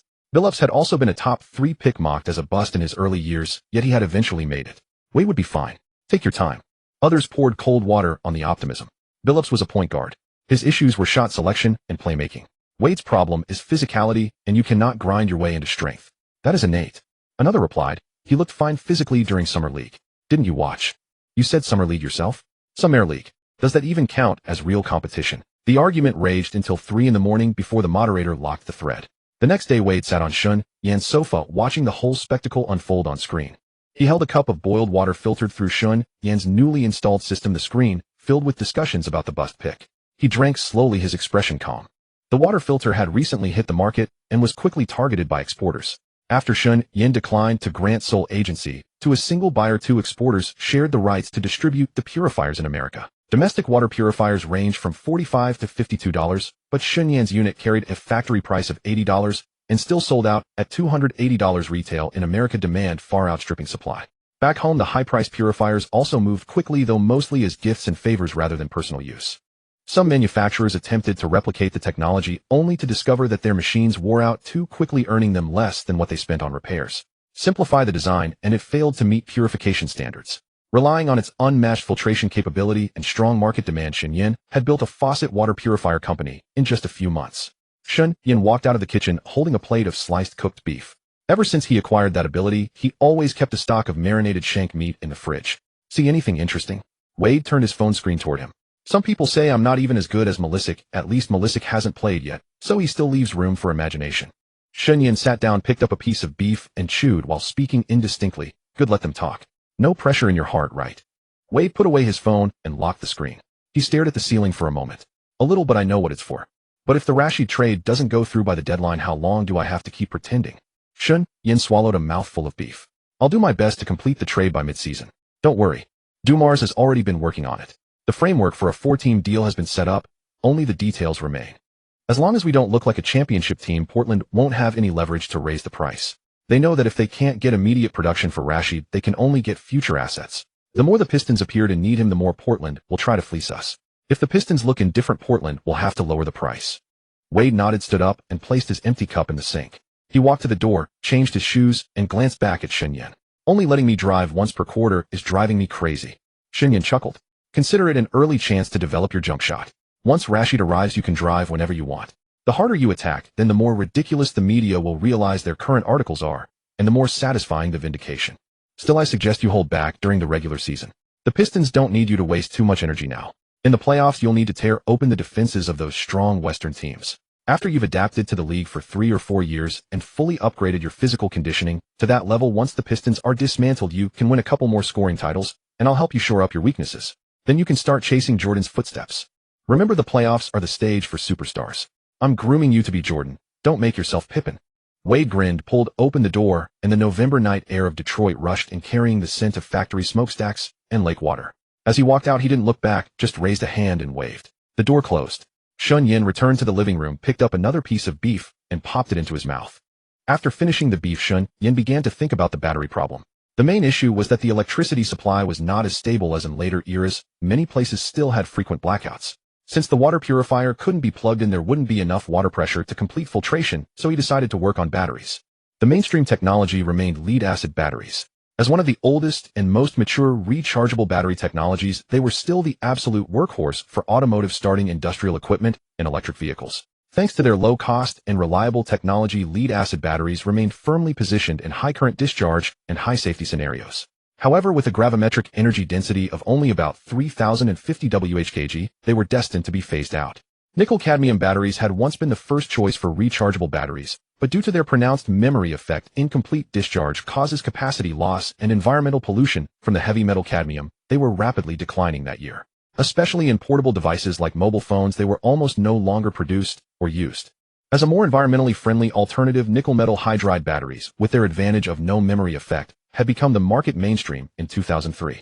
They were widely used in digital cameras and were the main type of AA rechargeable batteries, though their gravimetric energy density of about 60-80 Wh/kg was still too low. The fastest rising technology now was lithium batteries, which had begun to erode the market share of nickel metal hydride batteries.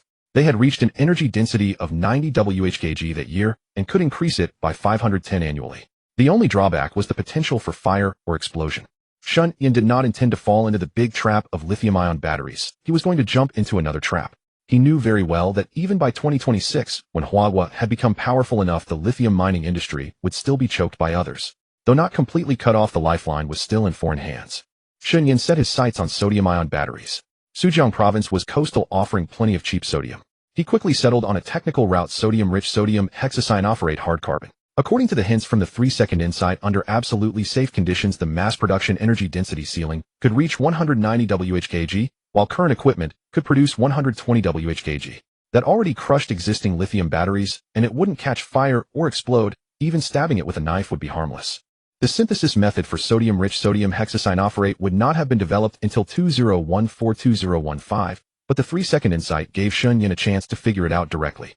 Hard carbon was even simpler. Glucose, straw, sawdust, and other biomass were sufficient, and domestic chemical plants and carbon factories could supply them anywhere. However, there were still several difficulties. Shen Yan would have to spend at least half a year tackling them, solving problems including the extreme ease of oxidation of divalent iron, insufficient sodium filling, the inability to completely remove crystal water, and the full particle surface coating process.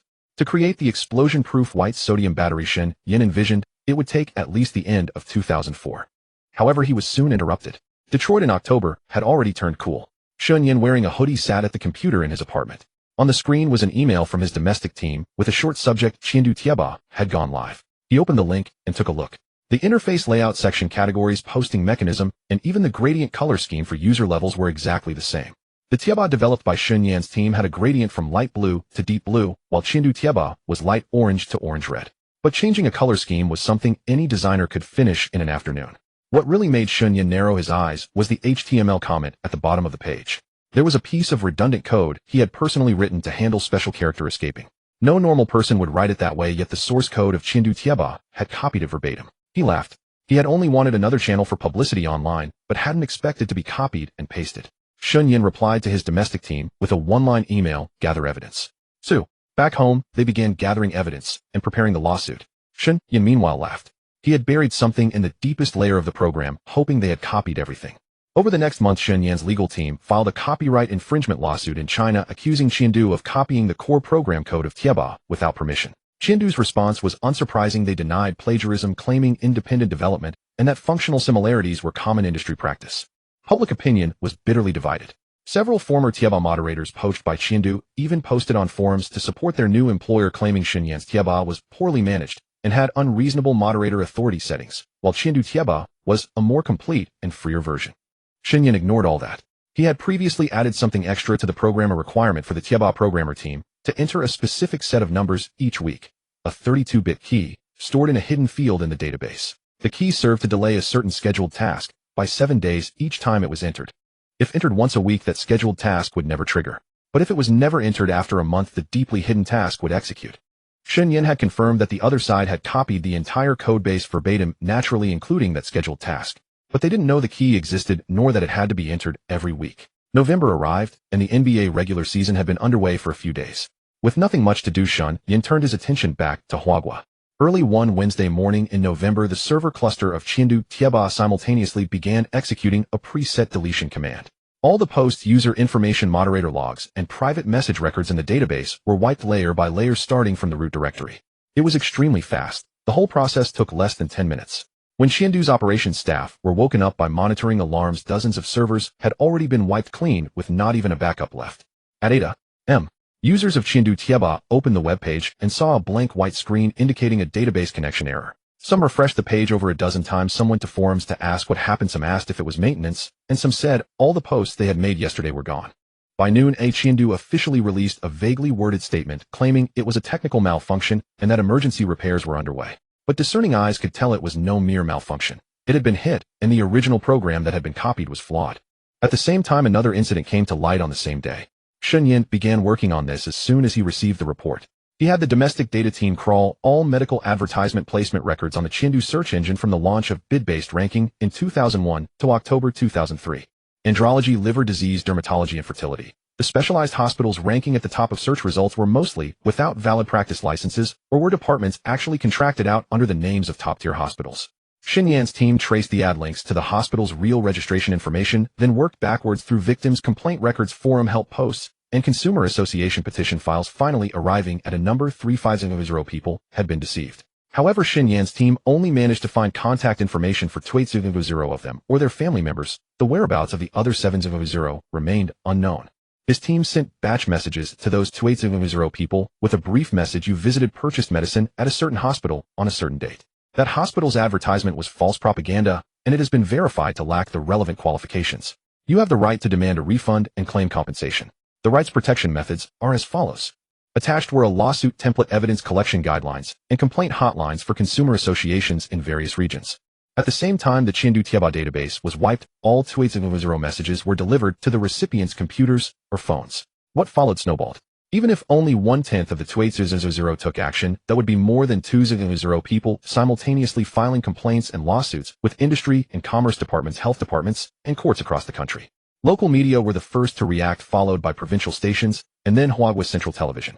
On December 2nd, a News 30 dedicated nearly 7 minutes to reporting the medical scam behind search engine bid-based ranking. The camera swept over piles of complaint materials, and the narrator spoke the number 3500. Because Chengdu failed to fulfill its duty of ad review and provided a channel for false medical advertisements, the owner of Chengdu faced fines and joint civil liability. Not a very serious problem. But this abruptly interrupted its plan to go public within 2 years. If the problem could not be resolved, there was a high probability it would have no opportunity to list. These hospitals practiced medicine without qualifications, sold counterfeit drugs, and fabricated treatment effects to defraud people of money, which directly constituted the crime of fraud. The actual controllers of the hospitals, contractors of the departments, and doctors directly involved in the fraud were sentenced to fixed-term imprisonment of more than 10 years or even life imprisonment for fraud. Some cases involving delayed treatment that led to worsened conditions or even death also involved the crime of medical malpractice or the crime of negligent homicide. Shen Yan triggered these two bombs in one breath. One disrupted Chengdu Tieba's database, and the other tore away the fig leaf of Chengdu and a group of fake hospitals led by Tianpu Hospital. Tieba became famous in one stroke. Everyone knew that its program had pitfalls and should not be copied. As for the medical advertising issue, no one was sure Shen Yan was behind it, but there was suspicion. However, the wife of Chengdu's boss Mu mobilized the power of her family and contained most of the problems. The legal team Shen Yan hired arrived at the appointed time, but were summoned to a meeting room and locked inside, and were ultimately ruled against for contempt of court due to absence. In November, the remaining search engines in Huagua merged into the Huagua Search Alliance and launched Huagua Search, seizing a large share of Chengdu's market. On December 1st, Tieba also launched Tieba Search, which also carved out a share of the market. With its clean interface and accurate results, its user count grew rapidly. Shen Yan did not adopt bid-based ranking. Instead, he placed different ads at the top and bottom of the page and charged based on impressions. Meanwhile, on the right side of the search page were NBA players he and his partners had signed with an ad featuring "Get to know an NBA player every day." On the left side, Shen Yan catered to football fans, allowing them to look to Europe and see which leagues wanted to promote their players or stars. Tieba Search also offered general search, but likewise started with sports events as its core, which could almost lock in most young people. David Stern, in view of Shen Yan's efforts, awarded Shen Yan the title of NBA Ambassador for Huawei as a reward for his promotion of the NBA, with a subsidy of $1,000 per month. It was a drop in the bucket. It was said that Yao's annual promotional fee was $1.2 million, while Ba and Ji were around $2,500. Shen Yan didn't know if it was true. Shen Yan turned this annual $1,000 into a construction fund and began selecting villages and towns in Zhejiang province to build basketball courts and buy basketballs. The courts were not free, and they were built jointly with the local community. After completion, a fee was charged based on local spending capacity, and visitors could rent the quality basketballs provided. The courts were managed by families in genuine difficulty, selected through surveys and visits by people Shen Yan arranged. They were responsible for opening and closing the court each day, renting out and collecting basketballs, and were paid the local minimum wage every month. Whenever a court produced a professional basketball player, there would be a reward $1,000 for a secondary league player, $1,000 for a top league player. Shen Yan wasn't sure what special reward he would get if he truly trained a player and then became his agent, but he decided to try.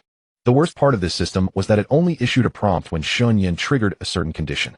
Moreover, as Shen Yan operated his NBA players, led by Big Ben, Wade, and McGrady, each chipped in $1,000 to join the cause, planning to contribute $1,000 every year, which meant an additional $3,000 plus USD per year. From the village and town personnel to the construction workers, everyone had to pass the personnel director provided by the system, and at the very least, only people with integrity could be cooperated with. In the following period, many people noticed that villages and towns with Ruishing basketball courts developed well, with basically no major incidents, while those without often saw all kinds of infuriating events. A group of post-90s young pioneers, seeing these situations, quietly kept it in mind, thinking that when they later passed their exams they would investigate these people. Through a series of maneuvers, Shen Yan's players, regardless of how they were playing at the moment, had gained a certain fame in Zhejiang province. The story of Arenas, for instance, was very inspiring at this time. After finishing 2 years as a second-round pick, he signed a 6-year, $65 million contract, relying entirely on relentless hard work and training. At the end of November, Doc Rivers was relieved of his duties for leading the Magic to a 110 record. Larry Brown was about to take the job, but was told, "We're tanking, sorry." A famous coach was actually unemployed. On December 15th, as the trade protection period for newly signed players like Sura expired, Dumars began urging the Hawks to get in touch with the Trailblazers to complete a trade as soon as possible. Wade's performance had never reached the level of a third overall pick. In a strong team like the Pistons, with his current shooting percentages of 29.3 from mid-range and 28.7 from long-range, he really could not be a qualified 3-and-D player. There were professionals who pointed out that Carlisle should not have Wade play 3-and-D, he should be used as a slasher. But the Pistons had reached the finals last season, and as long as Wade could give Hamilton 15 minutes of rest, the Pistons would remain a finals-caliber team. As for playing point guard, Wade also struggled. It wasn't that Wade lacked vision or a big-picture sense, it was that his ball handling was problematic. Wade's legs were too fast, and his balance was exceptionally strong. Many of his movements were completed instinctively when he ran. But his dribbling was only average because his footwork changes were so unpredictable that even he himself couldn't always react in time, resulting in him often dribbling the ball off his own feet. He averaged 4.5 assists but 3.2 turnovers, with at least 1.3 of those being ball handling turnovers. The Hawks felt they understood why the Pistons were eager to trade the third overall pick. Had busted Perkins would need to be developed slowly, and Calderon wouldn't enter the NBA for 2 years, equivalent to the Pistons front office having done nothing well that summer. So on December 19th, the two teams completed a trade. The Trailblazers sent Rasheed Wallace and Wesley Person. The Hawks sent Sharif Abdurrahim, Theo Ratliff, and Dan Dickau. Shen Yan understood the reason all too well. The Pistons were stuck in a middling position, hovering around 3rd and 4th in the Eastern Conference, while Wade's averages had shrunk to 11.6 points, 3.1 assists, and 1.2 steals per game. He hadn't even cracked the top 5 of the rookie rankings in All-Star voting. Detroit media had already splashed the Pistons picked the wrong man across their front pages, and the pressure on Dumars was plainly visible. Portland couldn't afford to gamble. Rasheed's contract was set to expire after next season. Failing to trade him meant letting him walk for nothing. If they delayed too long and the Pistons found an alternative, say if Detroit succeeded in its relentless pursuit of P.J. Brown, no team would be willing to absorb the league's third highest salary in Rasheed Wallace. A player earning $17 million was still a staggering figure in the 2003-04 season, and Garnett's league-leading $28 million made plenty of players green with envy. If Garnett hadn't shown a harder edge, he really could have been ground down, hence the birth of his tough guy triple threat. The Trail Blazers, fearing Detroit might actually pull off its planned rush to complete a deal with Atlanta, if only to pass the burden along early. Their concerns were justified. Shen Yan had also prepared a contingency if they truly landed P.J. Brown. He would go after James Posey from the Grizzlies instead. Brown would handle the bruising battles in the paint. When it came to stretching the floor against agile power forwards, Posey would be brought in. Brown had 3 years left on his contract at $8 million per year. Posey's salary started at $4.92 million and increased by $4.900 annually. Together their combined cost was not unlike Rashid's. Dumars hung up and immediately called Shen Yan. After listening, Shen Yan said simply, "Congratulations. Contact the Hawks and the Celtics and finalize the 3-team trade as soon as possible. The chance to charge toward a three-peat has arrived." Only a finals MVP with Dumars's reputation around the league could push such a trade across the finish line. An ordinary general manager would hardly have managed it. On December 20th, the proposal was submitted to the league and received Stern's approval. The Hawks received center Reborn guard Bob Sura and a lottery-protected first-round pick that the Pistons had acquired from the Bucks, though it would only convey if Milwaukee made the playoffs that year. The Celtics received guards Lindsey Hunter and Chucky Atkins. The Pistons owned 2004 first-round pick plus a cash compensation.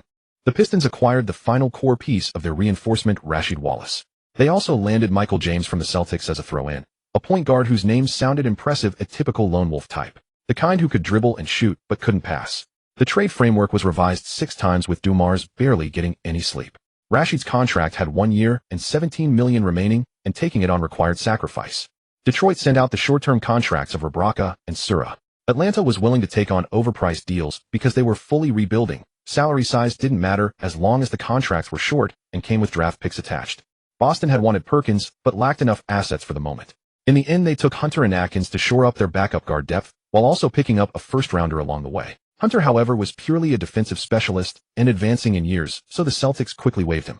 The Pistons then re-signed the defensive guard they had originally drafted, a veteran who had helped the Lakers defeat the Kings in 2002 and claim a third championship, averaging over a steal per game. He was exactly the seasoned presence Detroit's defense needed. Shen Yan, for his part, urged Wade to study defensive techniques closely under Hunter, a player who truly relied on defense and at 34 could still log 20 minutes a night for a championship-caliber team like the Pistons.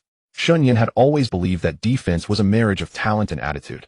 If you had talent, you could put up excellent defensive numbers simply by playing to your strengths. Without talent, having the right attitude will keep you from being treated as a sieve and repeatedly targeted. With both talent and attitude, learning from veterans like Hunter and distilling their experience will let you grow rapidly and grasp the essence of defense in no time. But talent without attitude, watching only the ball or defending with hands on hips, is a gift to the opposition. After the trade was announced, media opinions ran the gamut, with the dominant narrative being that Dumars had panicked because Wade's play had fallen short of expectations. The 3rd overall pick had spent 2 months banging against a rookie wall. Dumars had to bring in a big man to prove he hadn't veered off the championship path. Rashid was a solid player, averaging 17 points and 6.5 rebounds with a reliable 3-point shot. He could unquestionably ease the defensive burden on Ben and stretch the floor. But he wasn't called the roaring heavenly deity for nothing.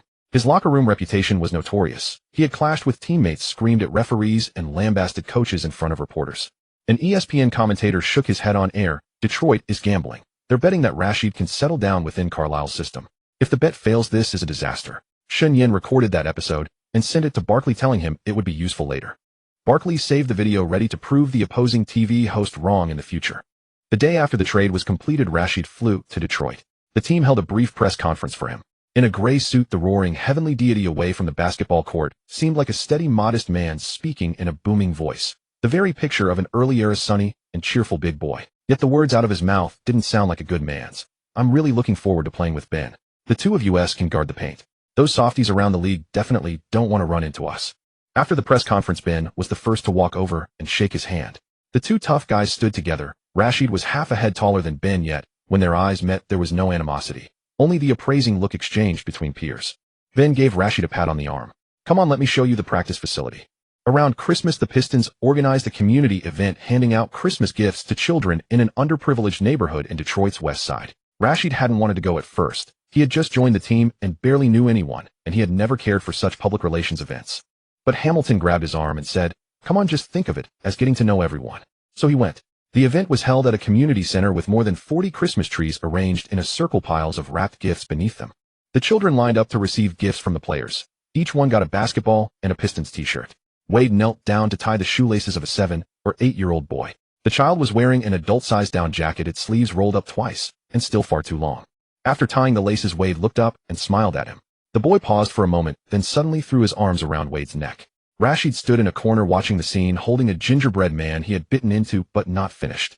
Billups walked up beside him and pressed a cup of hot cocoa into his hand. "How are you feeling?" Rashid was silent for a moment. "The winter here is a lot colder than Portland." Billups chuckled. "You mean the weather, or the people, eh?" Rashid's lips twitched, but he didn't answer. He drank the cocoa, then went to refill his cup, and said, "Feels warmer now." That evening the team had Christmas dinner together, reserving the largest private room in an Italian restaurant. The long tables were arranged in a U-shape with Rashid seated between Ben and Prince. Halfway through the meal, Prince suddenly said, "Rashid, I hear your three-point shot is pretty accurate." Rashid chewed a mouthful of spaghetti and mumbled, "Not bad." Prince pointed his fork at Wade across the table. "Once you start stretching the floor with threes, Wade will have more room. The kid's been locked down by the coach for 2 months. He's dying to break loose." Wade looked up with a sheepish smile. Now that Rashid's here, coach is bound to take the leash off. Everyone at the table laughed. Rashid suddenly felt this team was not half bad. After wrapping up their remaining schedule, the Pistons would take a break until after Christmas, returning to play on the 26th. Stern had selected 3 Christmas Day marquee matchups, headlined by the Yao vs. Shaq showdown. Shaq was still in his prime, while Yao, who had been snubbed on Rookie of the Year, had begun adding weight, and his game was rapidly improving. Yao delivered on the big stage, shooting 8 for 14 from the field for 18 points, 8 rebounds, and 2 blocks, including 5 offensive boards. Shaq posted 22 points and 10 rebounds with 5 offensive boards on 5 of 12 shooting and 12 of 18 from the free throw line. The gap between the two centers was still noticeable at this point. Yet Yao had already established himself as one of the league's premier centers, his rate of development truly remarkable. His stamina remained a clear limitation. Unable to improve his conditioning during the offseason, he burned through exhibition games and eventually fatigued during the grueling regular season schedule, leading to occasional off nights. Averaging 17, 5 points, 9 rebounds, 5 assists, and 9 blocks per game, Yao shot over 50% from the field and an impressive 80% from the free throw line, a mark that would have seemed unthinkable to Ben Wallace. The Mavericks and Kings faced off with their trio of stars against the Princeton system, a clash of heavyweights. Both rosters were nearing their twilight, making this matchup something of a final chapter for these lineups. The final pairing pitted the Magic against the Cavaliers in what was billed as a showdown between a scoring champion and a versatile young leader. But Orlando had already begun rebuilding, and the outcome meant little to them. On the 26th, the Pistons held their first practice since acquiring Rashid. After sketching out the new offensive sets on the tactical board, Carlisle glanced at Wade. "Dwyane, you can drive twice per quarter today. I'm gradually easing back on your restrictions, starting with 20 minutes working toward 25. As Wade rose to his feet, his knees bent slightly before straightening, as if he were telling his own legs, "Here it comes the moment to unleash everything." On the first play of practice, he caught the ball at the top of the key with Prince guarding him, one of the team's elite perimeter defenders. Wade dropped his hips and exploded forward. By the third step, Prince was half a pace behind. In the air, Wade torqued his waist and flipped the ball from the left side of the rim to the right, where Ben cut along the baseline for the dunk. Rashid watched from the corner, his eyes lighting up. After practice, he pulled Brown aside. Was he really restricted for 2 months? Brown nodded. "I only found out after the trade went through. Rick was worried the Pistons would become too dangerous if you joined them." Rashid let out a laugh, said nothing, and turned toward the locker room. He could feel the difference here. These people were smart, unlike the Trailblazers, who cared only for alcohol, women, money, and violence. Randolph and Patterson actually came to blows during practice, both ending up with black eyes, an embarrassing display. When the OK duo fought, nobody could tell where their punches were even landing. Also, they were simply terrible fighters. Patterson once dubbed himself the Kobe Stopper. While Kobe's incident ended in a settlement, Patterson actually followed through and pleaded guilty. He served a 5-game suspension and landed on the sex offender registry, meaning he'd need to register in every new city if he changed teams. Fitting for someone who called himself the one who took down Kobe. He actually did it. This put things in perspective. If Patterson's actions warranted such consequences, then Arteast's assault on a fan, which cost him 72 games, was equally severe. Rashid looked down on that behavior. What was the point of fighting in practice when you could confront a teammate directly during a real game? It went back to the final stretch of the 2001 regular season. Sabonis, the European big man, was far more theatrical than players like Varejao, but he reserved his acting only for high-leverage moments. In one game, he faked being elbowed and fell backward dramatically, actually giving Rashid a black eye. Rashid swallowed his anger. He despised the behavior, but Sabonis was his teammate. A week later, with Rashid's eye just beginning to heal, Portland faced the Lakers in a must-play contest against a division rival. When Shaq bumped Sabonis, he reacted as if struck by a truck, flailing his arms and falling backward, which this time cracked one of Rashid's teeth. Despite Rashid's toughness, the blow was painful enough to make him crouch down. Blood from his mouth forced the referees to stop the game. A normal person taking that kind of swing from a 7-foot, 285-pound man would likely suffer a concussion, even when it's a teammate. Rashid returned to the bench seething and wanted to lay into Sabonis, but he restrained himself. Instead, he threw a towel at his face and walked away. As a result, Rashid was suspended for 1 game by his coach, while Sabonis finished that season before retiring with a brief comeback later on. In reality, Rashid's approach to teammates versus opponents was entirely different. After leaving Detroit, he and Ben remained close friends, even celebrating together when Ben threw down dunks.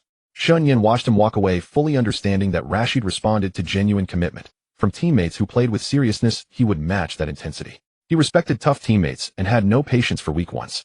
The Pistons roster was now set with Dumars and Carlisle satisfied with the configuration. Their championship push was locked in, and absent major injuries, no further moves would be made. Rasheed Wallace commanded $17 million, ranking 3rd in the league. Richard Hamilton, once discarded by Jordan, signed a 7-year $62 million deal with Detroit that summer and was now in its first season. Ben Wallace earned $5 million, and Chauncey Billups $5 million, both on long-term deals. Ben's contract had just 2 years remaining, including the current season. Corliss Williamson was making $5 million on a contract Dumars intended to shed during the offseason, with 3 years left and an annual raise of $500,000. Eldon Campbell took home $4 million as a veteran minimum pickup ready to contribute immediately. Wade's rookie scale deal at $23 million covered 4 years as the 3rd overall selection. Lindsey Hunter came back at $3 million after being waived and re-signed. Hubert Davis earned $96 million, originally acquired as a peripheral piece in a prior trade. Mehmet Okur made $1 million as part of Shen Yan's roster. With a potential 6-year $50 million contract looming this summer, Detroit would likely lose him. Tayshaun Prince and Ben Wallace shared the same contract expiration at $970,000. Kendrick Perkins, in his rookie year on an $870,000 deal, was getting mop-up minutes and wouldn't make the postseason roster.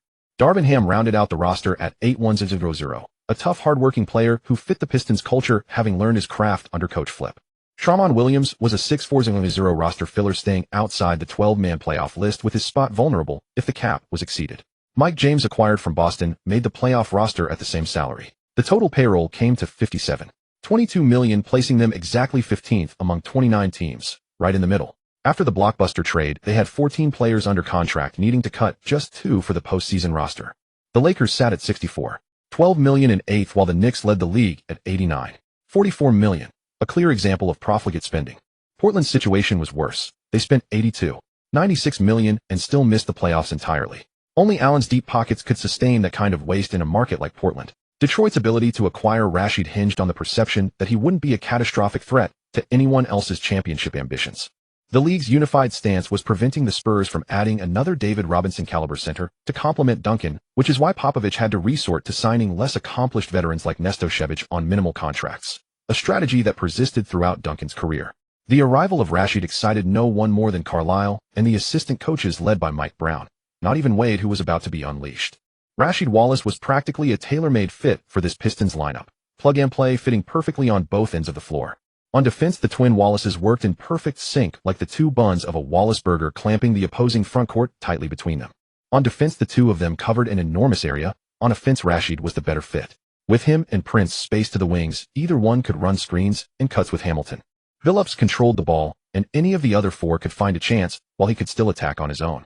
At the end of December, the NBA officially released the second-round All-Star voting results. Shen Yan clicked open the webpage. No one was Carter with 13 million votes. The Flyer, half-man, half-amazing, still possessed that kind of magnetism. Big Ben followed with 1.03 million votes and was second. This surprised far more people than the 9,900 votes in the original timeline, but Shen Yan was not taken aback, because his maneuvering had not been in vain. And Big Ben had dunks, layups, and short-range jumpers this season, averaging close to 12 points. Already a super blue-collar player at 12 points and 13 rebounds per game. If Dwight Howard were not being groomed as the Magic's offensive and defensive anchor, he would basically be about where Big Ben is now. No. 3 was Kobe with 9,300 votes. The Eagle County case was still a major drag on him. No. 4 was Iverson with 9,200 votes. His reputation had likewise been tainted after Larry Brown's betrayal. No. 5 was Duncan with 8,800 votes. With 2 finals MVPs, he still attracted plenty of votes, even as he gradually moved toward a ground-bound style. No. 6 was Garnett with 8,700 votes. This season was the Wolf Kings' best opportunity, yet Castle and Sprewell might have lowered the Timberwolves' collective looks, but they raised their level of play. No. 7 was Jermaine O'Neal with 8,700 votes, the Pacers' cornerstone. Collins certainly knew how to develop a franchise big man. No. 8 was O'Neal with 8,300 votes, yet he did not feel safe. He still remembered the craziness of the final voting period last season. No. 9 was Yao Ming with 6,900 votes, directly behind Shaq, and ready to surpass him at any moment. No. 10 was McGrady with 6,500 votes. The scoring champions team record was growing increasingly absurd. LeBron's team very much wanted to copy Yao's path from last season. Feeling that Carter and Jermaine O'Neal were too strong as forwards, they changed his position to guard. They did not anticipate that Iverson, despite all his scandals, would still be the leading vote-getter among guards. They could not even beat the tanking McGrady or Kidd, who had his own negative publicity, and LeBron slid all the way to 4th.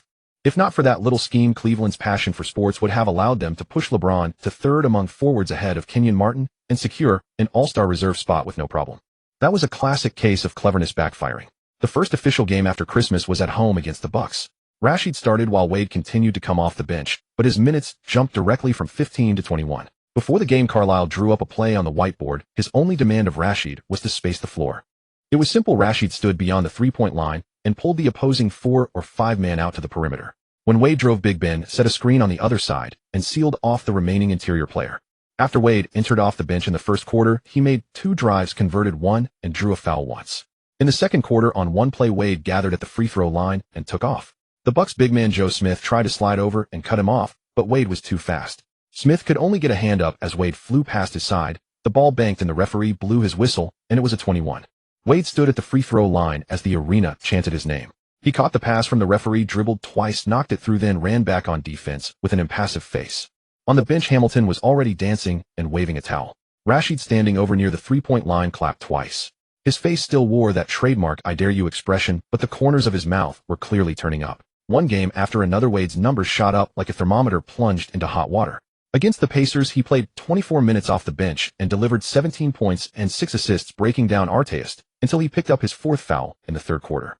Against the Celtics, he dropped a floater over Paul Pierce's towering contest. Pierce had his hand right in Wade's face, but Wade's wrist angle was strange, and the ball slid over Pierce's fingertips before banking in. After the game, Pierce rolled his eyes at the interview camera and said he's too quick. On film, he doesn't look this quick. By late January, Wade's season averages had settled at 15. 2 points, 4, 5 assists, and 3 steals. Once fully unleashed, with Wade giving maximum effort on both ends, he had already become a strong 6th man of the year candidate.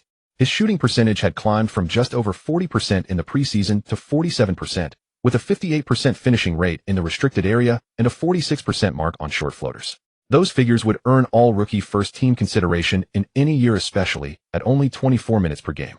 At the post-game press conference, a reporter threw the question at Carlisle: why was Wade so sluggish in the preseason and the first 2 months of the regular season, then broke out as soon as Rashid arrived? Were you telling the truth before when you said he was rehabbing his knee? Carlisle's face was serious and unreadable. It's a spacing problem. Rashid's threat on the perimeter forces the defense to expand, and the driving lanes Wade is so good at have been completely opened up. When Oker was here, our front court didn't have that kind of gravity. This isn't Wade's form fluctuating, it's a change in the team's tactical system. The front office handled things properly and covered the team's weakness. Wade nodded beside him. Rashid clears the paint for me, and Ben walls off the other big. That's all. As the two said these words, their tone was calm, their eyes steady, and not even their breathing rate changed, as if every word of it were true. Shen Yan sat in a corner of the last row at the press conference. Wade's theatrics were unexpectedly convincing, with almost no visible flaws. Jim Carrey, meanwhile, was even more gifted at acting than he was at basketball.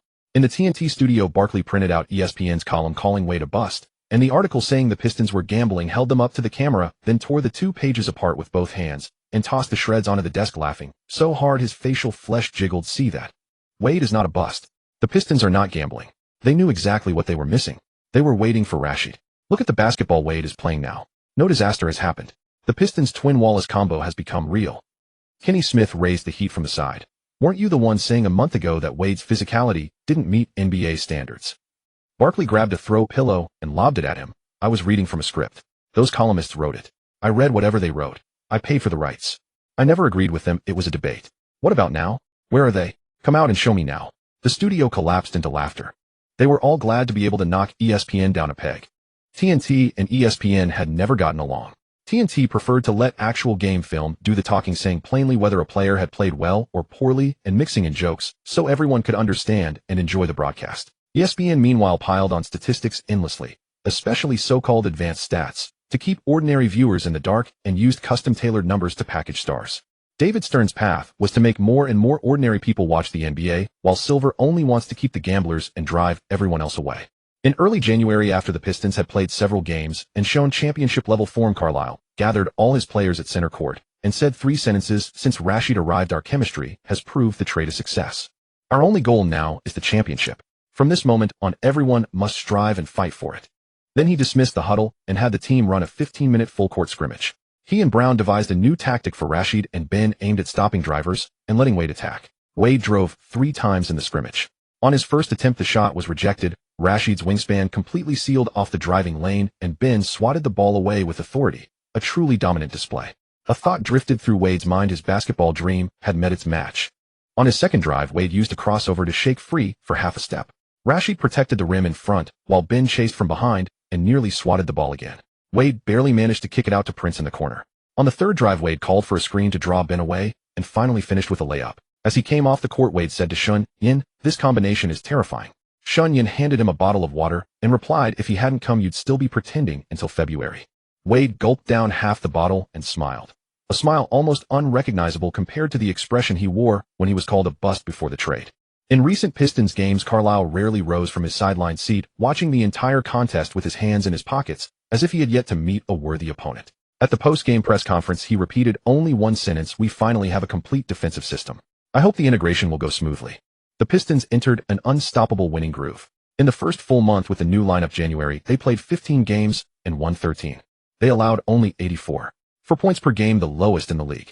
With the twin Wallaces, Rashid and Ben, opponents' interior shooting percentage plummeted to 42. No Eastern Conference team could post up against the Pistons for more than 4 consecutive possessions without committing a turnover. On offense, Carlisle redistributed the shot attempts. Billups averaged 15 points and 6.5 assists per game, operating like a precision engine that dictated the team's offensive tempo. With Rashid facilitating from the high post, Hamilton's off-ball movement became even more lethal, averaging 17 points and 4 assists. Wade continued to come off the bench, but he was the clear 6th man. His playing time rose to 25 minutes per game, and his numbers climbed accordingly: 8 points and 4.5 assists. His drives were particularly devastating, yet he didn't rely on relentless slashing to produce those totals. Because his teammates were so strong, he could afford to roam freely. Many opportunities came simply from running to the paint and catching the ball for an immediate shot. After all, Billups and Hamilton combined for 10.5 assists per game, equivalent to a top-tier point guard. Rashid himself averaged 13 points and 7 rebounds. Not gaudy numbers, but his defensive deterrence and high-post playmaking value couldn't be measured on a stat sheet. His arrival truly molded the Pistons into a cohesive unit, and their chemistry was almost unbelievable. Ben Wallace averaged 11.6 points and 13 rebounds. As a blue-collar big man, he could routinely post a double-double through improved free throws, interior finishing, and short-range shooting. At that time, a double-double was the exclusive domain of elite big men. Prince and Oker each contributed around 8 points, one tasked with locking down opposing perimeter stars, the other with spacing the floor and holding position during rotation minutes. Oker played roughly 20 minutes off the bench, firmly the second big man in the reserve unit.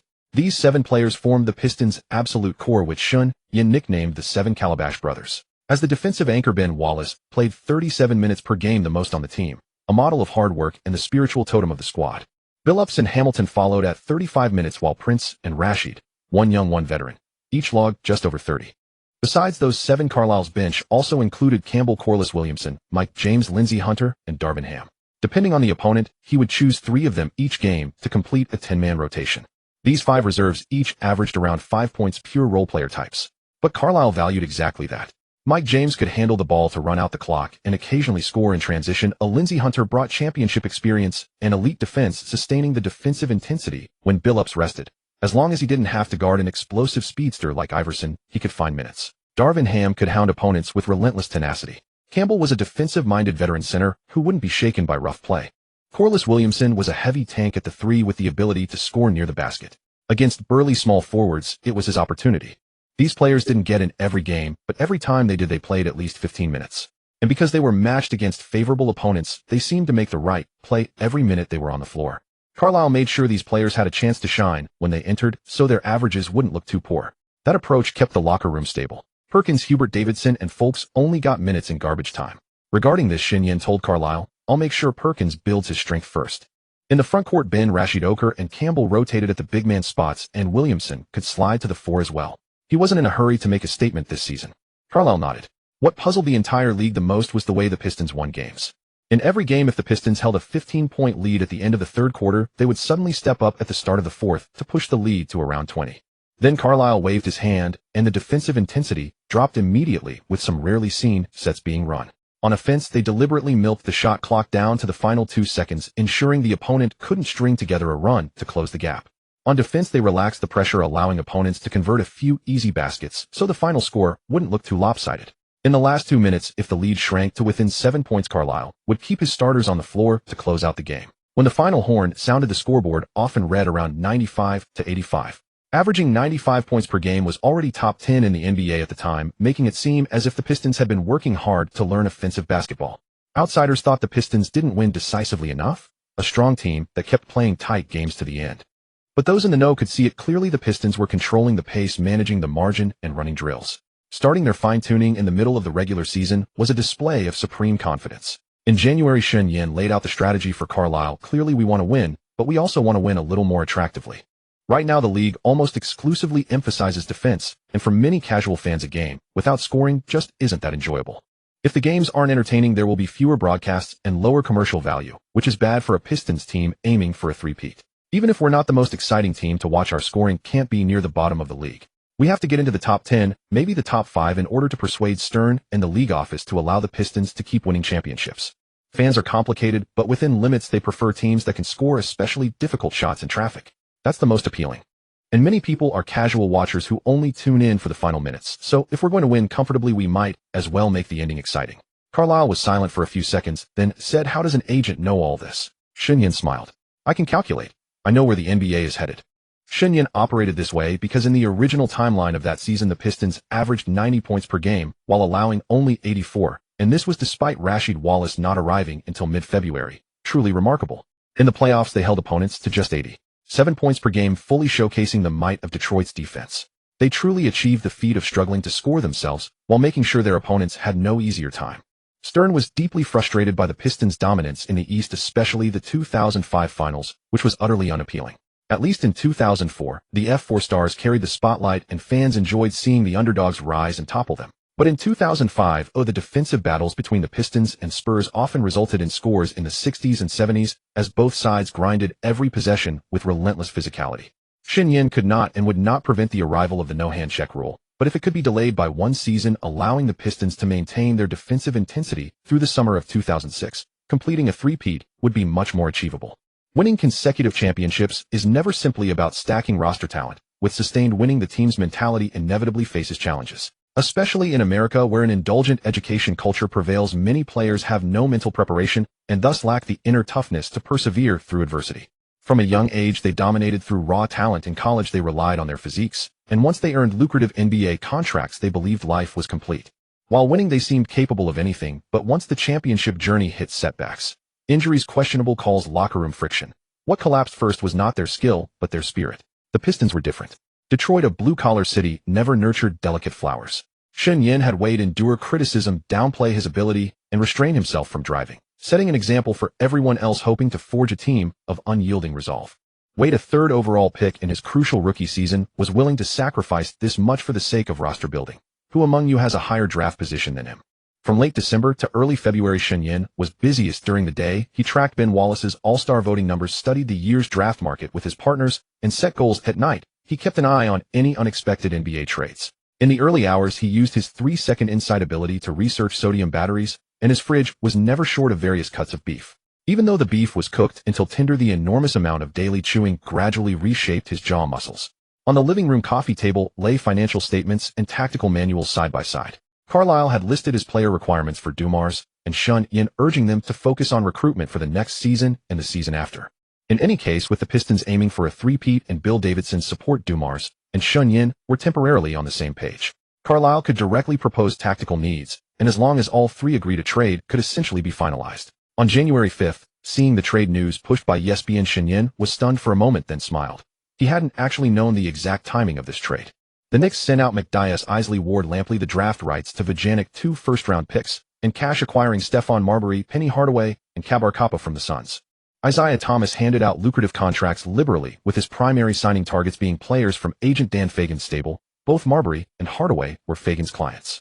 Fagan knew Thomas wanted to build a contender quickly, so he seized on that mentality and unloaded nearly all of his players' heavy contracts onto Thomas. Of course, whether there was any collusion to take advantage of Dolan's money behind the scenes remains unknown.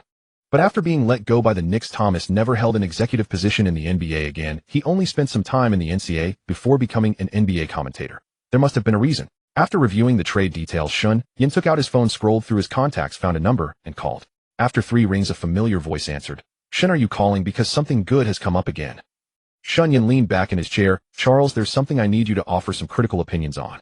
On who? Isaiah Thomas and Dolan, though mainly Dolan. The Knicks just completed a trade. Barkley cut him off. The Marbury won, right? I saw the news. 2 first-round picks for a ball-dominant guard and a nearly retired Hardaway, and taking on over $20 million in contracts. I was just saying, what kind of move is that? Shen Yan suppressed a smile. Charles, when you're on TNT next, can you give it a proper analysis? For example, Isaiah doesn't really understand trades. The Knicks could have at least 5 years of lottery opportunities. Thomas is decent at evaluating talent. Maybe he wants to showcase his ability in the draft lottery, but the Knicks traded away their first-round picks. Something like that to add a bit of spice to the show. Barkley paused for 2 seconds, then burst into laughter that crackled through the phone. Shen, you just won't let him go, but I like it. We need to make Dolan see things clearly.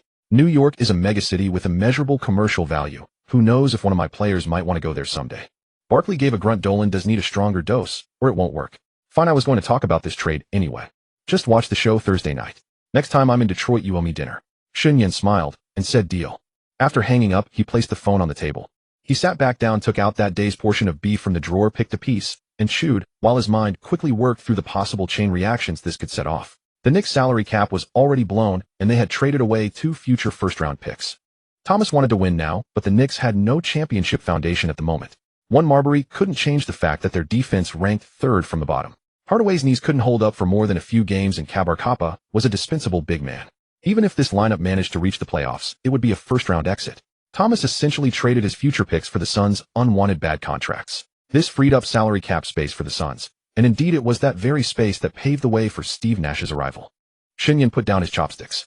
Anyone with a basic understanding of the NBA's collective bargaining agreement and salary cap could see how unwise this move was, but the question was, could Dolan see it?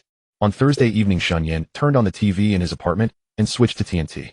Barkley, wearing his ever-oversized suit, sat at the commentary desk alongside Kenny Smith and Ernie Johnson. Midway through the show, Smith brought up the Knicks trade, and Barkley immediately took over the topic.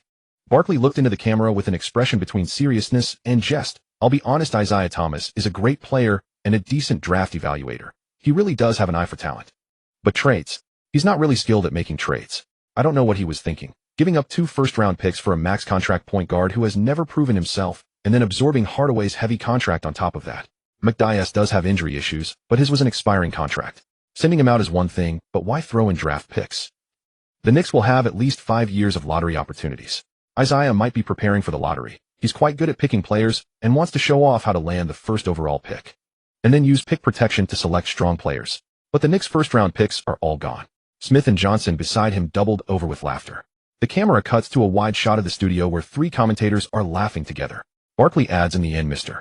Dolan, if you're watching this show, I suggest you mind your wallet. New York fans shouldn't have to endure this. Shen Yan turns off the television. The news has already spread. He holds the Knicks in high regard as the most profitable franchise in the league. The players here may be picketed by fans, but those same fans will fiercely defend them when it matters.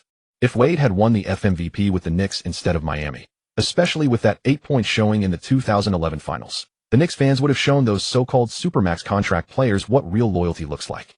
Barkley's words would be picked up and quoted by major media outlets within the next 24 hours. The label, Isaiah doesn't understand trades, would become a running meme. Most importantly, Dolan would see it. In fact, he did. The next morning after finishing his meeting, he sat in his office scrolling through news and saw an excerpt of Barkley's remarks posted on TNT's homepage. The headline read, Barkley slams Thomas. The Knicks will tank for 5 years. Dolan threw his mouse onto the desk, his face trembling with anger. As the owner of a New York franchise, he had spent heavily to acquire this team, pouring nearly $100 million annually into Madison Square Garden. Not to hear someone claim his team would tank for 5 years. But anger aside, Barkley's words had taken root in his mind. He picked up the phone and called the team's operations vice president. Evaluate the Isaiah trade for me. Was it a loss or not? The vice president hesitated on the other end before finally admitting, sir, from the perspective of salary structure and draft picks, the cost was indeed on the higher side. But Marbury is a star player.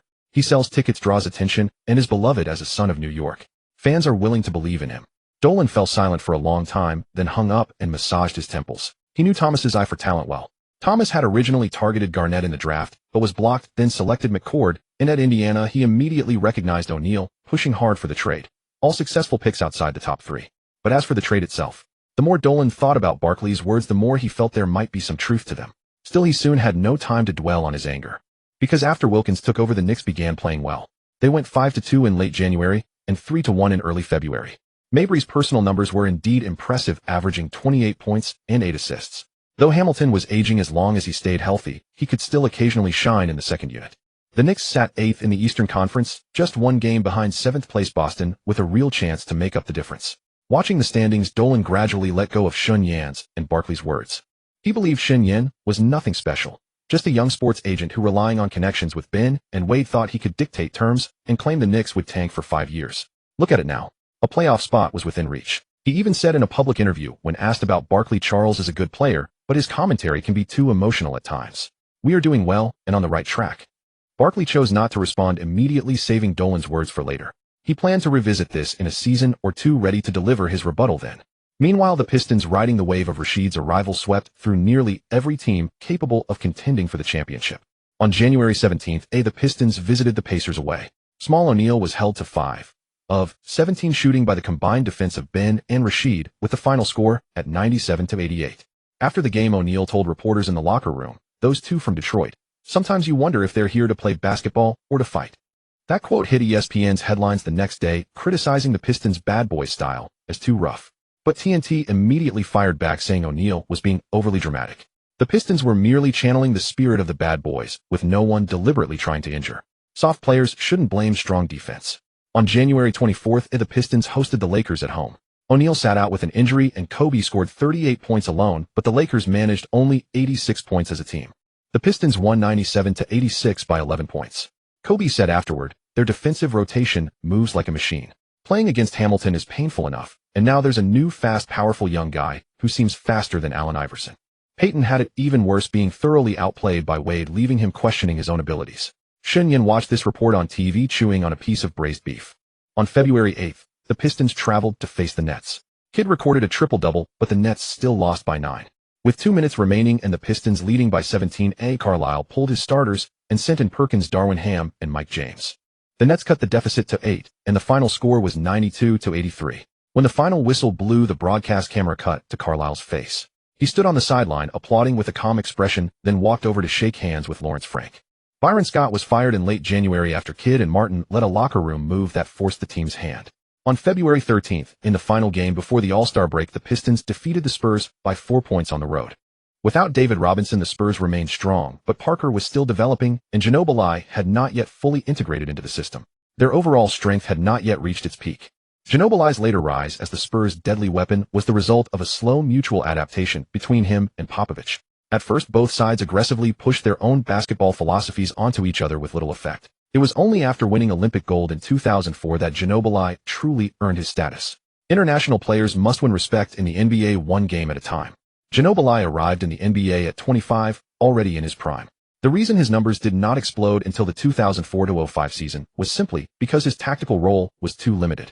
After Rashid's arrival, the Pistons went 17-3 in 20 games, unbeaten in the Eastern Conference.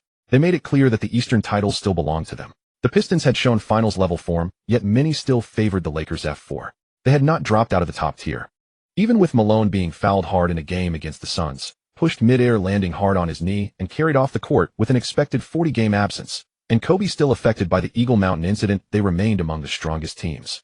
More remarkably, Malone seemed almost invincible. Team doctors discovered that Malone's arm should have been fractured back in 2001.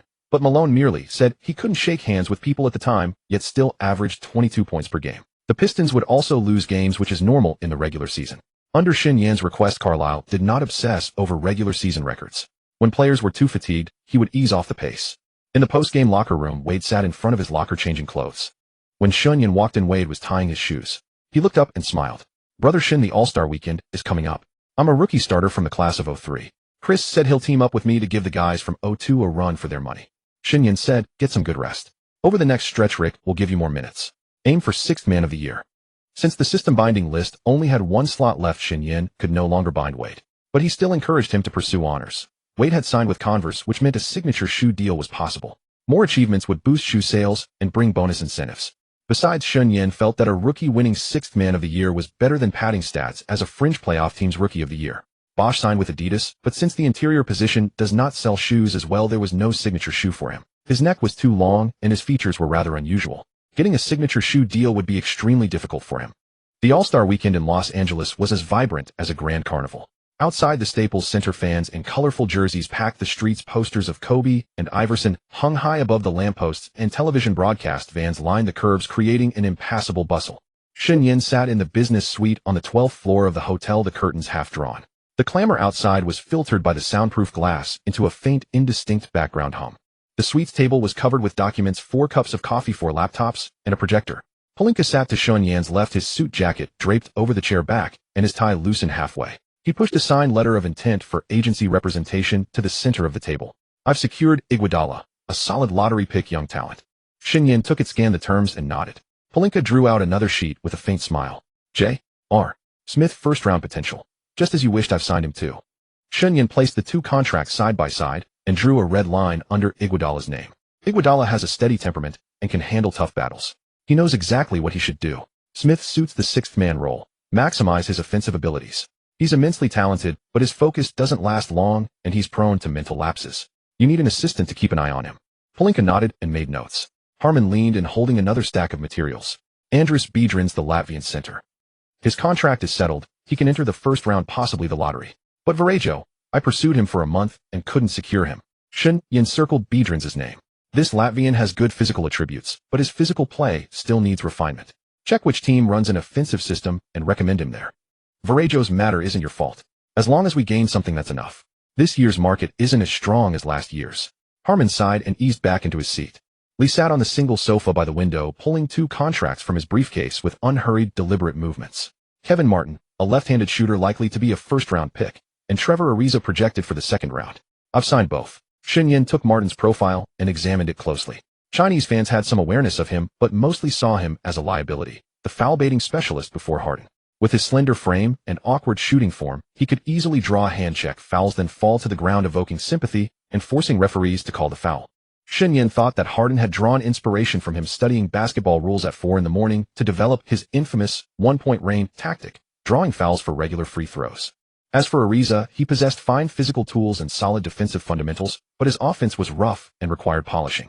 Shen Yan placed checkmarks beneath both names, then gathered all the contracts and sealed them into a document folder. Pelinka glanced at him. What about you? It seems you haven't signed anyone this year. Shen Yan set the folder aside and took a sip of coffee. This year's draft class has no player that truly captivates me. The 3 nodded, understanding that he meant none of these players possessed the championship core caliber of Wade or Bosch. Shen Yan put down his cup and unfolded another sheet, a printed mock board for the 2004 draft. Besides, my focus isn't on that this year. Detroit only has a 2nd-round pick this year. Look at this spot, and make sure to ask around whether any team wants the final 2nd-round pick. The 3 leaned in. The mock order showed that if Detroit ended the regular season with its current record and with its first-round pick traded away, they might only be left with the last 2nd-round pick. No. 29 or no. 30. Lee frowned. Right. The Bobcats will join this summer, making 30 teams. You all know the expansion draft rules, don't you? Shen Yan leaned back in his chair, fingers interlocked across his abdomen. Each team lists 8 protected players, and the Bobcats select from the unprotected pool. Each team can lose at most 1 player. A restricted free agent selected by the Bobcats automatically becomes an unrestricted free agent. Pelinka's eyes brightened. So theoretically, we could maneuver around the protected lists. For example, some teams, to free up salary cap space, might deliberately leave a player unprotected, letting the Bobcats take him just to shed his contract. Shen Yan reached out and made a few strokes on the paper. Screen our current clients to see who might get picked, and remember to notify him in advance. The air in the room stilled for a few seconds. Harmon was the first to react. You mean the Bobcats might select one of our clients? Shen Yan shook his head. I'm not certain. Now isn't the time to make moves. The Bobcats' roster-building authority lies with Jordan. What he'll do, no one knows. Pelinka blurted out. Indeed, I'd heard that the Bobcats owner hired Jordan as head of basketball operations, putting him in charge of the team's personnel assembly. Just as he finished, Shen Yan's phone rang, a number flashing on the screen. Shen Yan glanced at it and chuckled. Speak of Jordan, and Jordan appears. He answered and put the call on speaker. Jordan's voice came through with the characteristic ease of All-Star Weekend. Shen, it's been a while since we last spoke. Are you in Los Angeles? I heard you didn't attend the Rookie Challenge event today. Shen Yan let out a soft laugh. I've been in my hotel handling paperwork. Michael, how are things with you? Is the Bobcats' preparation going smoothly? Jordan sighed on the other end. Smooth enough, though truly vexing. You know the expansion draft rules. Every team protects 8 players, and I can only choose from the rest. I've now received the first batch of protected lists. Those Knicks fellows are incredibly stingy. They protected all their capable players, leaving me only veterans on minimum salaries. Taking them would be pointless. Shen Yan tapped his fingers softly on the desk. So you called me too. I want you to recommend some people. You have such extensive dossiers on young players. Help me see who's worth picking. I know Pelinka signed Iguodala and Harmon signed Biedrins. Although you didn't sign any first-rounder this year, you surely have some second-round prospects in mind. I'd like to see if I can arrange a trade. Shen Yan was silent for 3 seconds. In the room, Pelinka and Harmon exchanged a glance, while he took a sip of coffee, a faint, inscrutable smile lingering on his face. Shen Yan finally spoke. I can give you a list of capable players, but you must promise me one thing. Tell me, if the Pistons want to let someone go next season, and you haven't filled your roster, could you help take on a contract? Jordan was silent for a few seconds, then laughed on the other end, his voice low and deep. If you help me, I'll naturally help you. But what are you plotting this time? Shen Yan's tone carried that familiar air of, I'm doing this for your own good. It's not a scheme. It's about saving you money. You've just taken over the Bobcats, and salary cap space is precious. Contracts nearing expiration can also serve as bargaining chips. The players I'm recommending are either young and affordable with real potential, someone who fits your roster-building vision, or veterans with experience who can still contribute on the court. As for the rest, you'll understand in time. On the other end of the phone, Jordan seemed to nod. Before the All-Star game wraps up, send me that email. I'm looking forward to seeing your recommendations. The call ended, and Shen Yan set his phone down on the table, turning to face Pelinka and the other 3. Detroit's first-round pick is gone this year, but the Bobcats' expansion draft, that's our opening.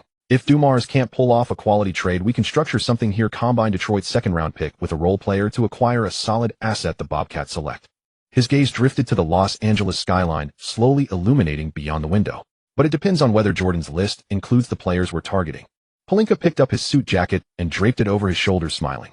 So when you mention not rushing to take anyone, were you suggesting we have Jordan hold on to a player for us first? Shen Yan didn't respond. He rose and walked to the window, cracking it open just enough. A wave of heat from All-Star Weekend swept in, carrying the distant roar of fans and the low-frequency rumble of music from the arena. He stood there for a moment, then turned back to glance at the documents on the table and out the window again. I need to draft a solid recommendation email to Jordan.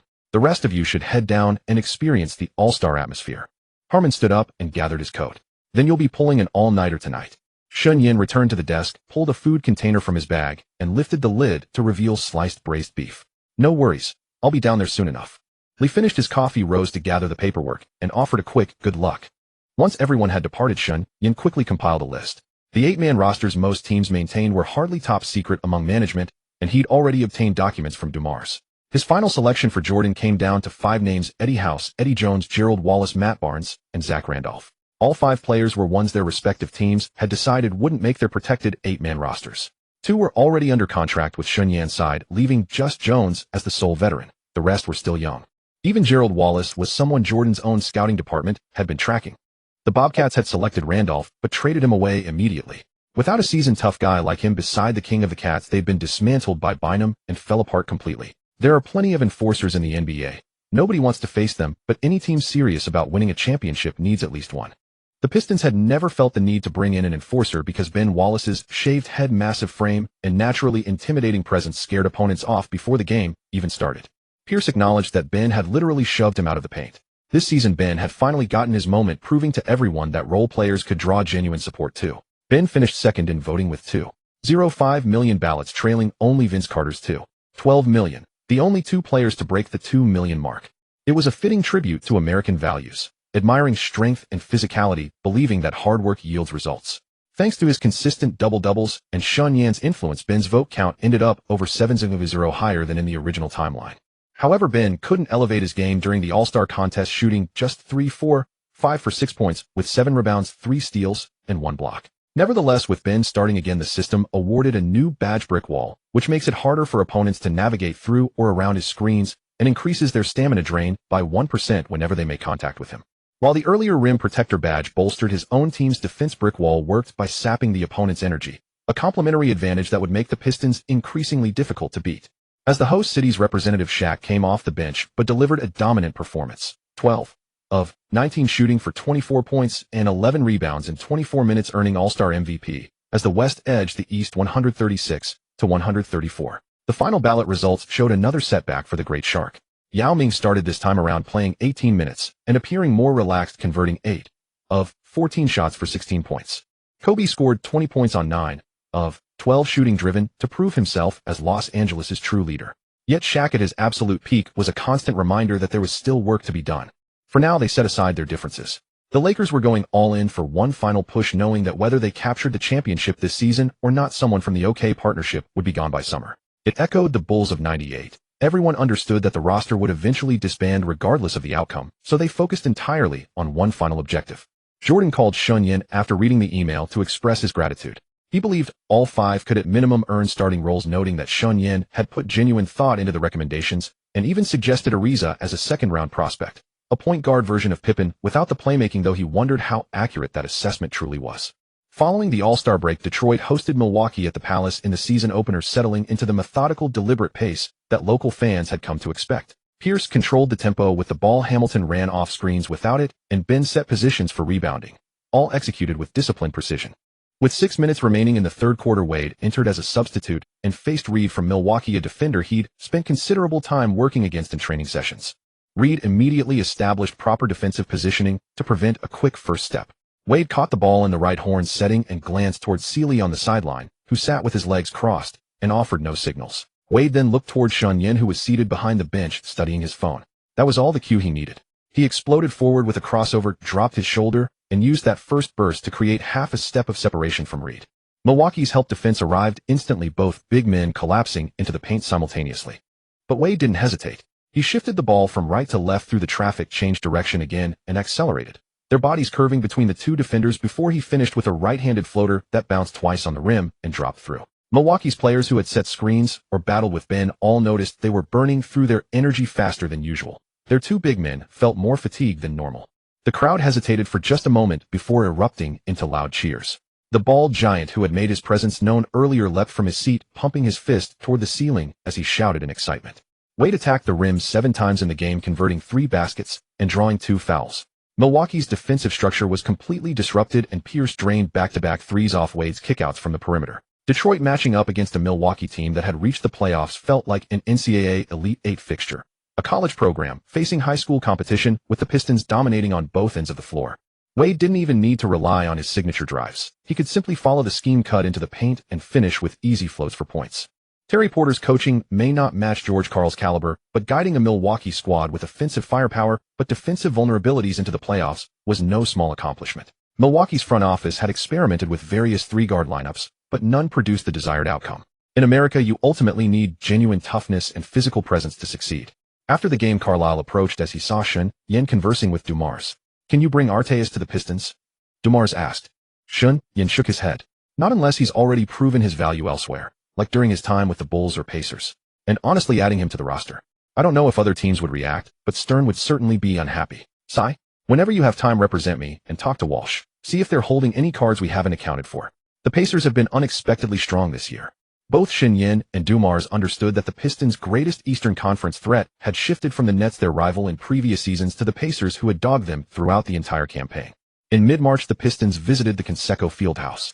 Before the game, Shen Yan ran into Donnie Walsh, the Pacers' general manager, in the corridor outside the visiting team's locker room. The two shook hands, and Walsh said with a smile, "You guys made a great deal getting Rashid." Shen Yan also smiled. "Your roster is not bad either. Jermaine is playing at an MVP level this year. But the Pistons will definitely beat the Pacers in the playoffs, just like the Nets did last year. And who knows, you might not even get past the Nets this time." Walsh's smile faded as he glanced at Shen Yan. "We'll see." The two sides were testing each other. Walsh would surely have his team play with full intensity for a win, while Carlisle happened to want to take the Pacers' measure. The Pacers won that game. Jermaine O'Neal finished with 28 points and 15 rebounds, continually pushing the foul-plagued Rashid and Ben away from the paint. Ron Artest held Richard Hamilton to 3 of 12 shooting, and Dwyane Wade was also uncomfortable with the way Artest pressured his weak spots right after he got the ball, performing far below his previous outing. Reggie Miller hit 3 straight three-pointers in the fourth quarter, quashing the Pistons' comeback momentum. When the final buzzer sounded, the roof of Conseco Fieldhouse nearly blew off with the roar of the crowd. The Pacers' record narrowed to within 3 games of the Pistons, and if they sustained their recent momentum, they had a chance to overtake Detroit. On the way back to Detroit, Carlisle sat beside Shen Yan, clutching his playbook in silence. Shen Yan took out a pack of spiced beef from his bag, tore off a piece, and handed it over. Carlisle popped it into his mouth, chewed a couple of times, and suddenly said, "They're stronger than we thought." Shen Yan leaned back in his seat. I know, but in a head-to-head matchup, they're no match for us. Jermaine O'Neal doesn't have the toughness of the two Wallaces. When the playoffs get rough, the referees won't blow the whistle so easily, and he won't be able to put up a performance like today's. And if possible, we don't need to face the Pacers at full strength either. Carlisle turned his head. You mean? Shen Yan began chewing the beef as well. We need to take the Eastern Conference's top seed, but it's not just for home court advantage. It's to make the Pacers play the Nets first. The Nets' record may not be impressive, but with Kidd Martin and Jefferson, their trio remains fully intact, and those veterans have plenty of playoff experience. Even if the Pacers manage to get past the Nets, they'll be worn down. Carlisle slowed his chewing and said after a long pause, so we need to hold our position. Just stay ahead of them. Shen Yan nodded. In the last month of the regular season, lengthen the rotation.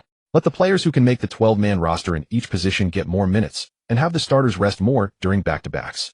Losing a few games doesn't matter as long as we end up with the top seed in the East. While the Pacers and Nets battle through a 7-game series in the second round, we'll just bide our time and conserve our strength. Carlisle opened his playbook and began writing. Pistons first in the East. According to the current rule that the two division winners are guaranteed the top 2 seeds, the Pacers would be third and the Nets second. In the first round, we'd face the 8th seed and the Pacers would face the 6th. They should get through easily. In the second round, we'd play the winner of the 4-5 matchup, and whoever that is, it won't be hard. The Pacers would take on the Nets. Let those two teams collide first. Over the next month, the Pistons kept a steady rhythm. They no longer chased blowout wins, but instead used a mature rotation to steadily harvest victories. Wade still played only about 25 minutes per game, but he stood out prominently as the 6th man.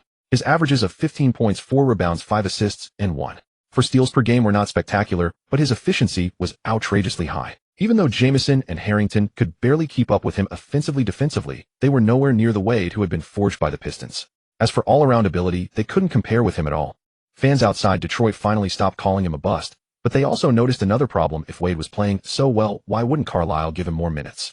Given the ability Wade had shown, as long as he wasn't facing a power small forward, he could defend positions 1 through 3. With the bench minutes at those 3 positions totaling over 40 minutes, even 30 minutes for Wade would have been feasible. No one knew the answer. Only the Pistons coaching staff and Joe Dumars' office understood the calculation behind it: conserve Wade's energy and unleash it in the playoffs. In the regular season, just winning enough games was sufficient. In late March, on a back-to-back, the Pistons rested Chauncey Billups and Richard Hamilton for the game against the Cavaliers, and Wade got a rare start. By then, the Cavaliers had traded away Ricky Davis and elevated LeBron James to the leading role, but they were still fighting for a playoff spot, so they played with great seriousness. But seriousness could not change the gap between the two teams. James could not even gain an advantage against Tayshaun Prince in one-on-one play, let alone contend with a tank-like small forward such as Corliss Williamson. The Pistons winning on a back-to-back was immense pressure for the Pacers. Reggie Miller and Ron Artest could handle it, but Jermaine O'Neal, carrying it for so long, began to buckle under the weight. Moreover, Jermaine O'Neal regarded Isaiah Thomas as his mentor and godfather. When Thomas was ousted by Larry Bird, O'Neal felt there was no one in Indiana he could open his heart to. He bottled everything up inside, and over time problems began to surface. The Pacers lost on the road to the Bulls, who had already been eliminated from playoff contention. On the night the regular season concluded, the league standings were set.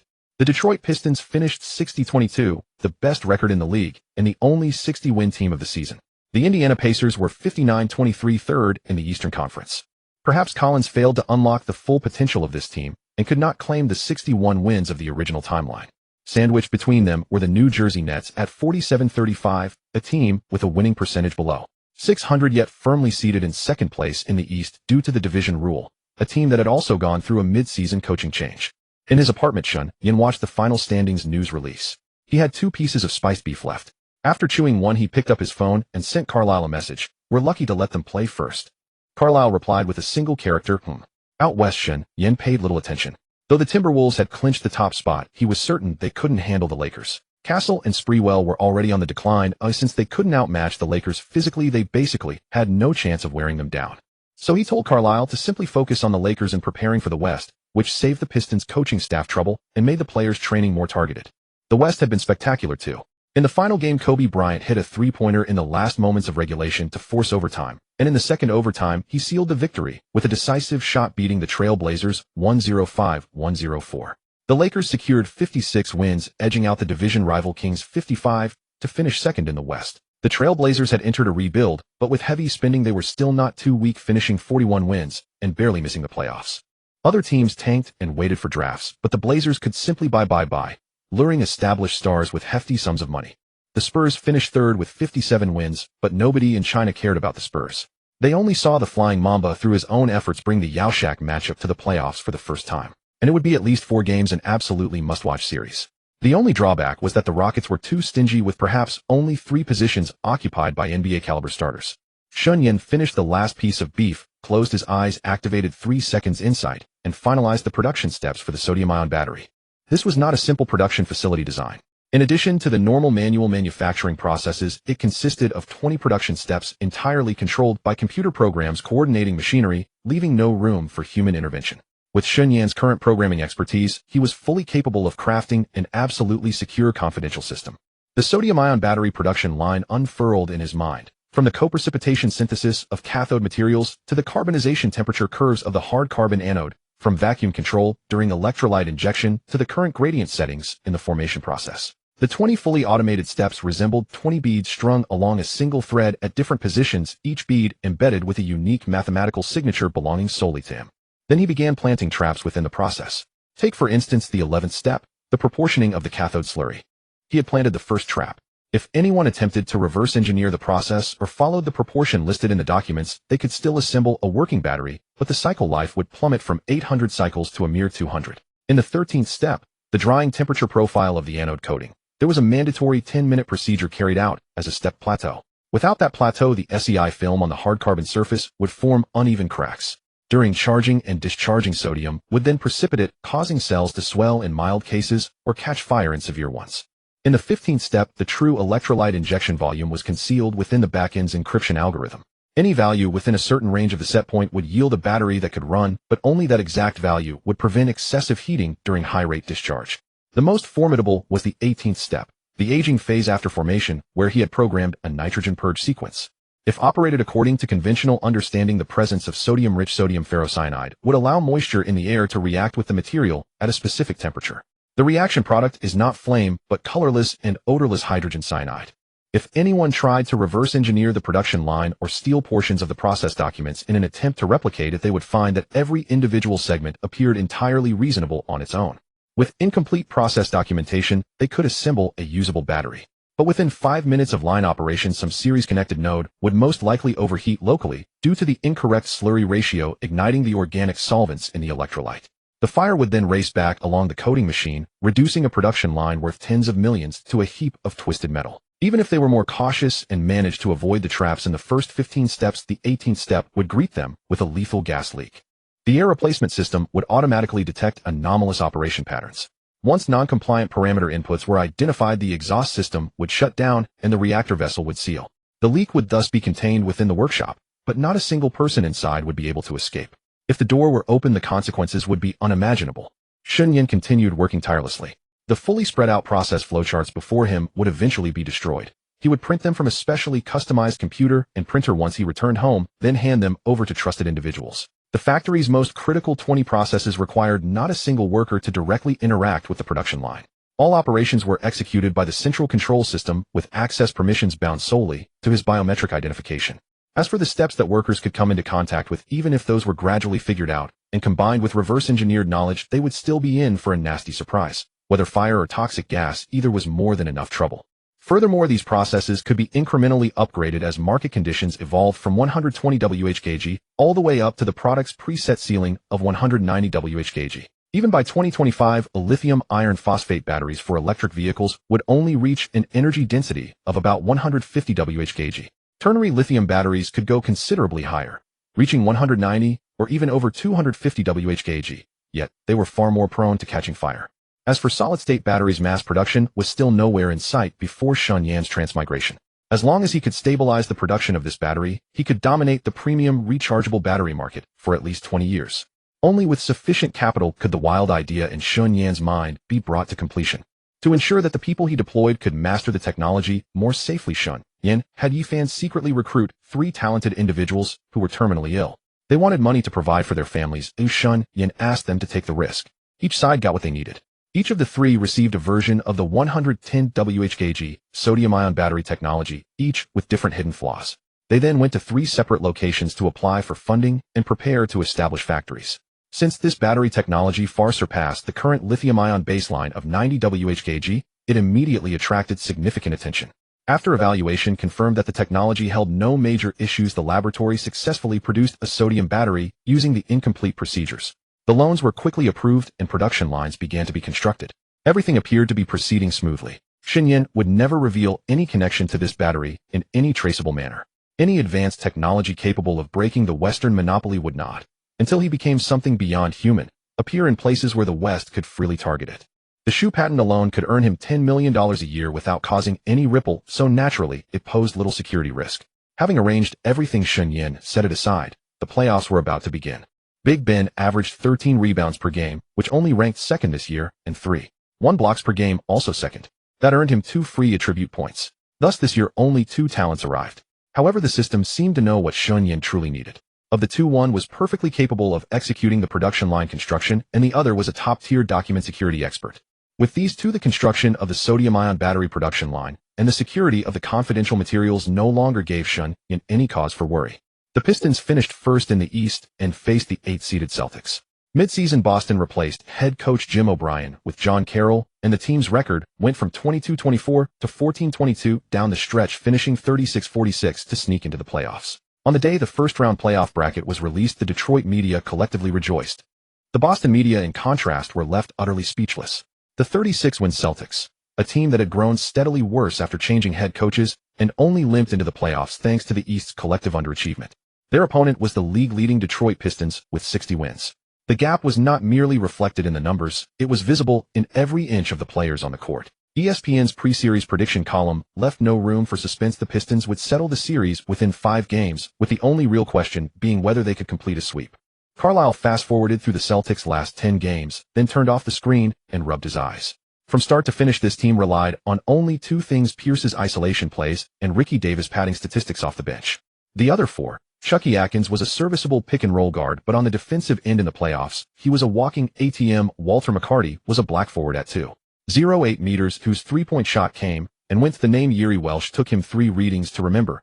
A 2-meter white wing from the Czech Republic, and Mark Blunt was a serviceable center who nonetheless lacked any ability to punish mismatches. It was essentially a formation of 1 guard, 3 forwards, and 1 center.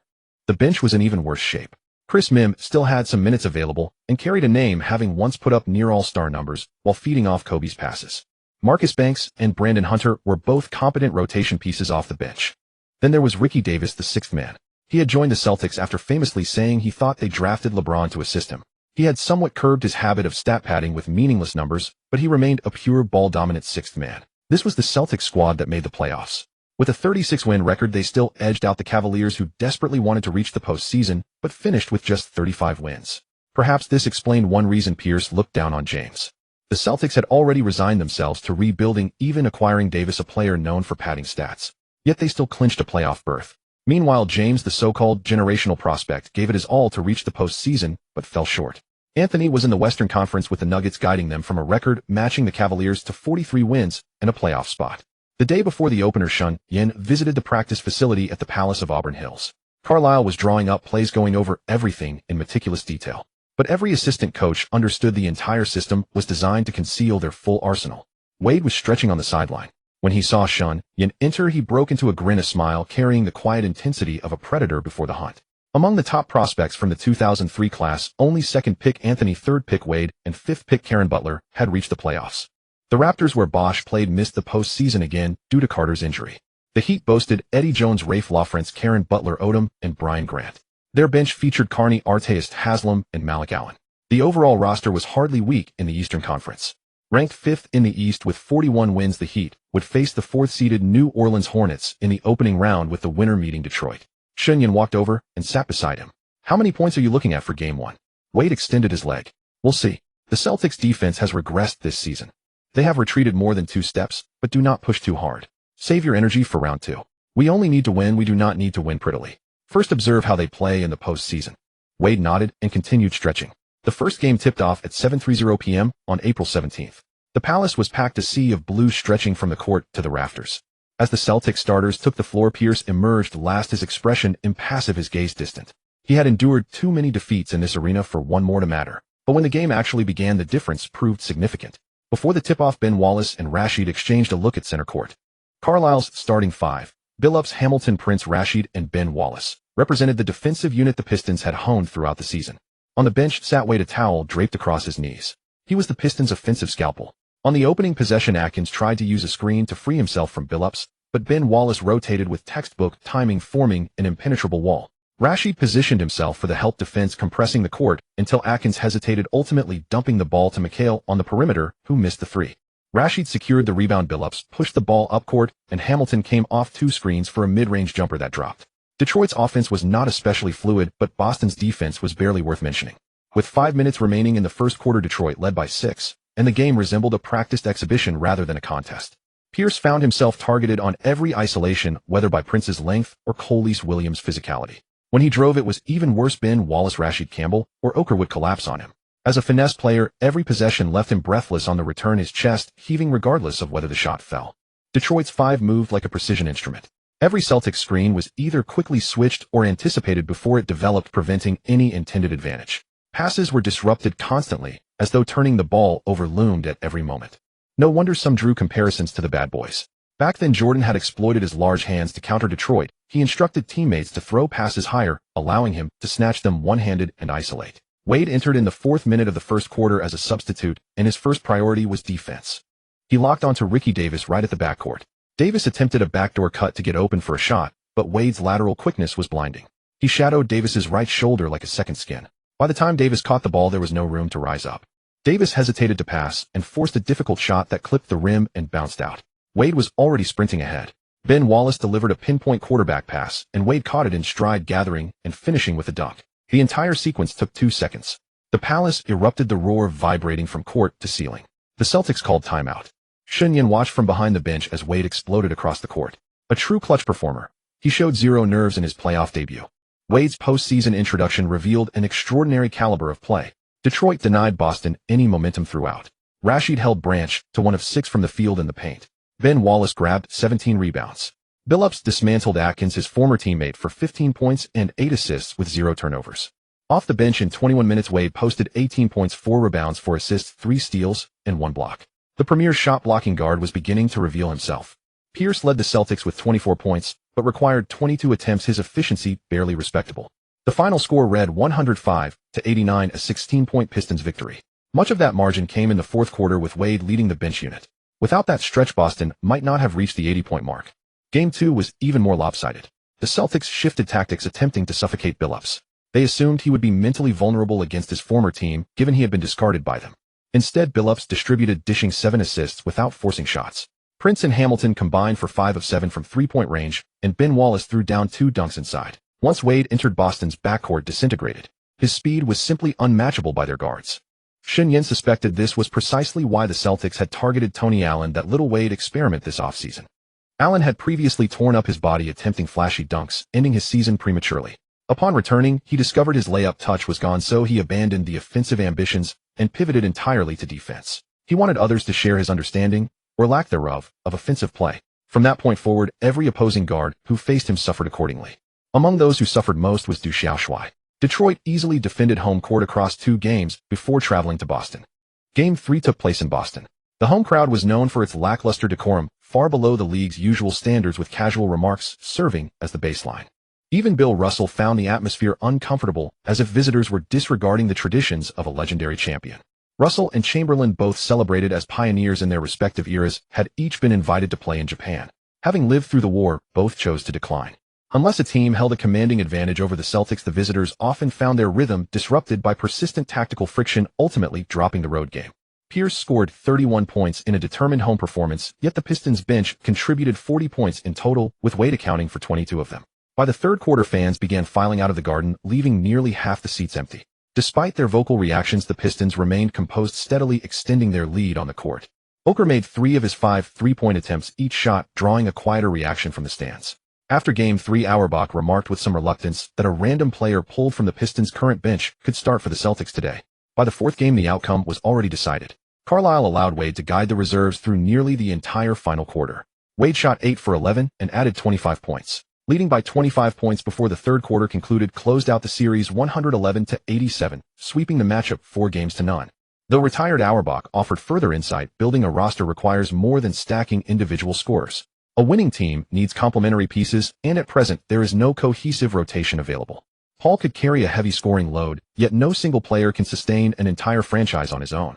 Basketball has never been a solo endeavor. While the opponents fielded a reliable, complete lineup, we relied on just one star. His comments clearly reflected concerns about Ainge's roster-building philosophy, which often favored bold all-in moves similar to Pat Riley's approach, committing fully whenever an opportunity arose. Without a sustained long-term strategy, cultivating enduring competitiveness remained difficult. At the post-game press conference, a reporter asked Pierce about the standings. His team reached the playoffs with 36 wins, while James and the Cavaliers fell just one game short. Pierce leaned back in his chair and offered a faint smile. Some players are built for victory, while others thrive on spectacle. He noted that such comparisons were best left unaddressed. The remarks circulated throughout the basketball world the following day. Cleveland media outlets debated it extensively, while James himself remained quiet. Internally, some Cavaliers players privately noted that Pierce's squad had also been swept after a modest win total. This exchange established a clear sporting contrast between Pierce and James. In the training facility, Shen Yan came across the news while watching Wade warm up. He reminded Wade to keep a low profile regarding the comments, suggesting he simply state he was unfamiliar with the situation if asked. Shen Yan handed Wade his phone, which Wade glanced at before returning. He shifted the conversation to the upcoming matchup.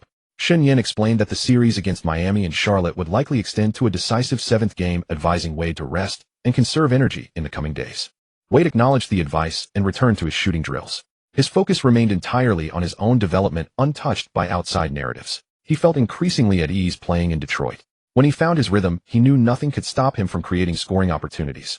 While the Miami series approached its climax, Shen Yan sat in his Detroit apartment reviewing 3 items: statistical breakdowns of the Heat-Hornets series, the Pistons' upcoming salary structure, alongside current season metrics, and a plate of freshly prepared braised beef.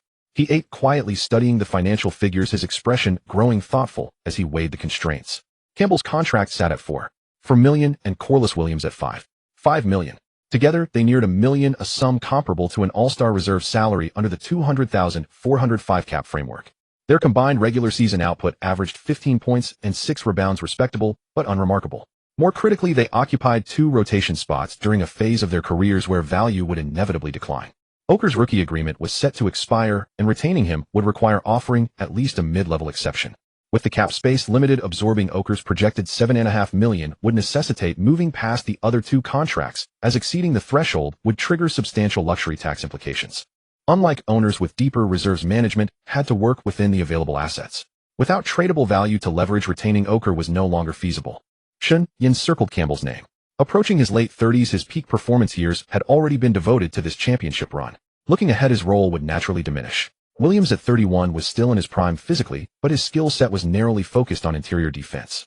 Lacking perimeter range and playmaking, his role within Carlisle's system had grown increasingly constrained. Players reliant primarily on athleticism typically see their minutes reduce as they age past 30. A notification appeared on his laptop. The Heat had clinched the series in a decisive 7th game, with Odom and Butler delivering performances close to all-star caliber. Reviewing the box score, he noted Coman's 10 points and 6 rebounds. On the other side, Brown recorded 15 points and 9 boards.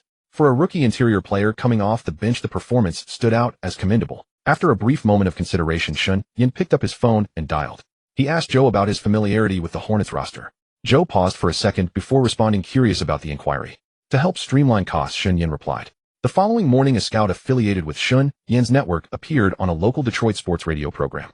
Dumars had coordinated the appearance as part of the postseason media rotation, a common platform for sharing tactical observations. The host, a middle-aged man with a neat beard, opened with standard pleasantries before shifting to the main topic. He asked John, serving as the Pistons' player development consultant, for his perspective on the team's playoff trajectory.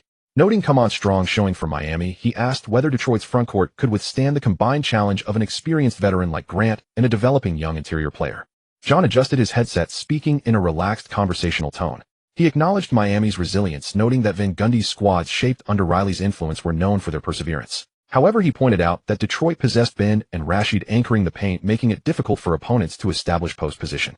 He also observed that Miami's roster presented a structural imbalance, an aging veteran paired with a highly inexperienced rookie. Additionally, Odom's primary strength lay in playmaking rather than interior physicality, which limited Miami's ability to impose themselves inside against disciplined defenses like Charlotte's. The host interjected, noting Brown's consistent double-doubles and his effective presence against Miami's interior defense throughout the series. John smiled, faintly noting that Brown's contract reflected his standing in the Eastern Conference. However, he pointed out the upcoming realignment, which would shift Charlotte's competitive context entirely. If the Hornets' 41 wins were evaluated against Western Conference standings, they would not have secured a playoff position, given the stronger records held by teams like Denver and Utah. Hall could carry a heavy scoring load, yet no single player can sustain an entire franchise on his own. Basketball has never been a solo endeavor. While the opponents fielded a reliable, complete lineup, we relied on just one star. His comments clearly reflected concerns about Ainge's roster-building philosophy, which often favored bold all-in moves similar to Pat Riley's approach, committing fully whenever an opportunity arose. With a serious expression, John began to show his professionalism. It's not me saying it, it's the data. The Hornets' young core includes Baron Davis and Jamal Magloire, both in their mid-20s, and they even have a David West who can only bide his time on the bench. But a veteran big man like P.J. Brown, who is about to turn 36, would likely be retired by the time the team completes its rebuilding. What's the point of keeping him? He takes up salary cap space and playing time. It's better to trade him now while he still has some trade value, sending him to a team that needs him and bringing back draft picks or young players. Or simply free up minutes for young players like West and Magloire. No joke, Mashburn has been plagued by injuries. He's owed $9.3 million next season and basically can't play. The Hornets can't find a team to take him, and they won't accomplish much in the West. The best move is to develop new talent. He paused for a moment as if thinking it over seriously, then added, "Of course, this is just my view as a scout. The Hornets management certainly has its own plans. Maybe they believe they can make the playoffs in the West. If they neither tank to develop young players nor make trades, then we'll see how an Eastern Conference playoff caliber team fares in the West." That would be a gain in itself. After the show aired that day, John's remarks were clipped and spread across major basketball forums. Some people pulled out the Hornets salary sheet and found that P.J. Brown's contract for next season was $8 million with 3 full years remaining until it expired in 2007. For a team about to rebuild, that kind of contract is indeed a deadly poison. Another busybody analyzed the Pistons lineup and found the frontcourt aging problem was equally severe. Campbell was old, Williams had a limited role, and Rashid's contract would expire at season's end. If the Pistons wanted to keep both Rashid and Oker this summer, the salary cap would almost certainly not allow it. At 11 p.m. that night, Dumars called with a voice tinged with both exasperation and amusement. "That John you arranged. Was he serious with his radio comments today?" Shen Yan was browsing the league's roster list. "The Hornets do need to rebuild, that logic is sound. But my purpose in saying this is to drive down P.J. Brown's price. He's now a poison contract and the Hornets are facing a move west. Keeping him does them no good. Trading him for assets is the right approach. We hold contracts for Campbell and Williams. One expires next year, the other can still play. If a trade is discussed, we can package them together. The Hornets want expiring contracts and draft picks, and Campbell and Williams fit perfectly." Dumars was silent on the other end for a long time. Shen Yan could hear the ticking of the wall clock in his office. "I'll find a chance to probe the waters, but Brown still has 3 years at $8 million each. That's a real headache. But he can play. With him, Big Ben only needs 33 minutes, and Rashid 30. No matter who he plays with, he can handle the remaining 33 minutes. Of course, this is just one idea. Oker needs to be re-signed this summer, and I have to tell you plainly, you can't afford the luxury tax. The Jazz's offer starts at $7.5 million. Dumars sighed. "I know, but this trade has to wait until after the playoffs. We can't afford to be distracted now." Shen Yan leaned back in his chair. "Of course. I'm just giving you an early heads up. Also, let the Hornets wake up to reality. They can't have it both ways. If they don't tank fully, they won't get a high pick. Have you watched the Pacers games?" Dumars's voice immediately turned grave. "Yes. The Nets swept the Knicks, and the Pacers beat the Bucks 41. They'll meet in the second round. The Nets-Pacers series will be no less intense than the Eastern Conference Finals. Kid Jefferson and Martin against Miller, Artest, and Jermaine O'Neal. Those guys won't give an inch. So our matchup with the Heat is actually the easier side of the bracket. No matter how strong the Heat's rookie come on, is he still a rookie? He can't fix the Heat's roster flaws. With the twin Wallaces and Prince on the perimeter, Miami's outside shooters will be locked down. Carlisle is confident of advancing smoothly. Whether it's the Pacers or the Nets in the conference finals, we have both the mental preparation and tactical plans." After finishing the Celtics series, Shen Yan also acquired a dossier on a senior vice president of operations. He planned to find an opportunity to outmaneuver the man and gain the upper hand. There are few agents as diligent as Shen Yan. Take Bill Duffy, for example. Last year, he forgot about the player option of his client Anthony Carter, which voided Carter's $4.1 million contract and forced him to sign a $7.50 minimum salary. What left Shen Yan speechless was that such an unprofessional affair was praised by some in China as a demonstration of contractual integrity. Carter lost $3.35 million, and Duffy announced he would personally pay Carter $3 million out of his own pocket, prompting many to gush about how touching it was. But they overlooked the missing $3.50, and the payment would be spread over 17 years, from 2003 to 2020, with no interest. Chinese self-media wildly embellished the story for Duffy, claiming that he repaid both the principal and interest. Even though Carter said in an interview that there was no interest, only the principal difference, it couldn't stop the flood of promotion. Some might say Carter himself was at fault for not paying attention to his own contract. That brings up the so-called happy education in the United States. These players may be adults, but they aren't necessarily more mature than an average 10-year-old in China. The players Shen Yan chose at the very least had impeccable professional attitudes. Every year after being eliminated, they would go on vacation for a while. When July first arrived and the training camp organized by Shen Yan began, almost everyone would attend, unless they left early for commercial commitments or national team call-ups, to strengthen themselves over the summer. Shen Yan often published highlight reels of his own clients in Chinese basketball newspapers and websites to show off their abilities. He also had others compile lowlights of comparable players making mistakes, then cited them on foreign websites, subtly boosting the status of his own players. Of course, to make it less obvious, he would also promote some harmless players. He found that this tactic had opened a whole new world. This was what a real agent did. A small-time agent like Duffy could never secure a core position for Yao Ming on his team. As the Rockets were eliminated by the Lakers 14-A, the lineup of Francis, Mobley, and Yao, two guards and a superstar center, had visibly reached its ceiling in the era before the no-handshake rule. Yet no one mentioned that apart from those three, the other players couldn't even hold starting jobs after leaving Houston, and some were simply unwanted. Cato started for only one season with the Magic, and Maurice Taylor was similarly marginalized after one season with the Knicks. Jim Jackson was nearly retired, yet he still had to start in Houston. That money was truly hard-earned. The rest were such a motley bunch that it was hard to watch. The Kings eliminated the Mavericks 41 for this Christmas Day rivalry after the playoffs. It would be their swan song. Cuban had already decided not to keep Nash, and he was also planning to find a way to dump Finley. The Kings front office planned to make one more run. If it still failed, they would abandon Webber, the so-called all-star power forward, who always went soft in tough games, a trait much like Karl Malone's. Both men tended to come up short in critical moments, either committing fatal mistakes or simply disappearing. Carmelo Anthony, just entering the playoffs, met the Timberwolves and was soundly beaten 14. The seeds of their rivalry were planted then. The Spurs swept the Grizzlies 40, with Duncan giving Gasol his first lesson in a sweep. The logo had already identified the problem. Posey and Battier had overlapping roles. Both appeared able to play either forward spot, but both struggled at power forward. They each had a three-point shot, yet neither could provide strong physical support for Gasol. They could keep only one of them, or otherwise find a blue-collar center.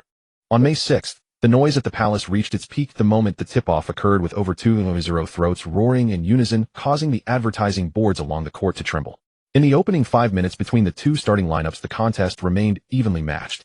Grant had earned a sizable contract under Riley's guidance, having endured countless grueling training sessions. There were no lingering effects at that time, and he performed exceptionally well, once recording 30 points and 20 rebounds. However, by 2006, he discovered he was dealing with health complications. Riley's legendary death training camp would break anyone down. But Grant leaned more toward defense, so when they could not crack the defense, they needed to bring in Carmen, who possessed offensive capabilities. Carmen came off the bench, and his expression darkened as he stepped into the center circle. The 22-year-old German giant had averaged nearly a double-double against the Hornets in the first round of the playoffs, convinced he was prepared for NBA-level intensity. But when he looked up at Big Ben on the opposite side, he saw muscles wrapped like iron plating with fierce eyes that resembled some tireless machine. The ball found its way to Billups as the Pistons ran their offense with methodical precision. Meanwhile, the Heat deployed Van Gundy's familiar system, aggressive perimeter defense combined with rapid rotational movement. However, they quickly realized something troubling. Billups showed no urgency to score. The Detroit third overall pick point guard slowly dribbled at the top of the key, his gaze fixed intently on Eddie Jones' feet. When Jones reached in to disrupt, Billups angled his body to protect the ball, pressing his shoulder against Jones while continuing to work the clock down. At the 20-second mark, he finally kicked it out to Hamilton, who had spent those 20 seconds constantly moving and successfully slipped past his defender. Miami truly began to feel the Pistons' defensive pressure midway through the second quarter when both starting lineups returned to the court. Eddie Jones caught Odom's pass on the left wing, preparing for a straightforward crossover drive, but Billups immediately closed out and pressed his full body weight against Jones, driving through with his chest to disrupt the dribble. Jones attempted a dribble, but found the rhythm completely thrown off. Billups' hands persistently hovered in his dribbling lane, fingertips inches from the ball, turning every subsequent touch into a gamble where a steal could come at any moment. Jones was forced to gather his dribble and turn his body to protect it, raising his head to locate a teammate. In that single moment of hesitation, Prince closed in from the weak side. Jones hurriedly passed the ball, but Prince's long arm deflected it, sending it rolling toward the sideline. Big Ben dove to recover it and threw a pass to Billups for a fast break. Hamilton sprinted down the court, caught the pass, took two dribbles, gathered, and released a floating shot that swished through the net. The entire possession lasted less than 5 seconds, and the Palace erupted once more. At halftime, the Pistons led 50-39.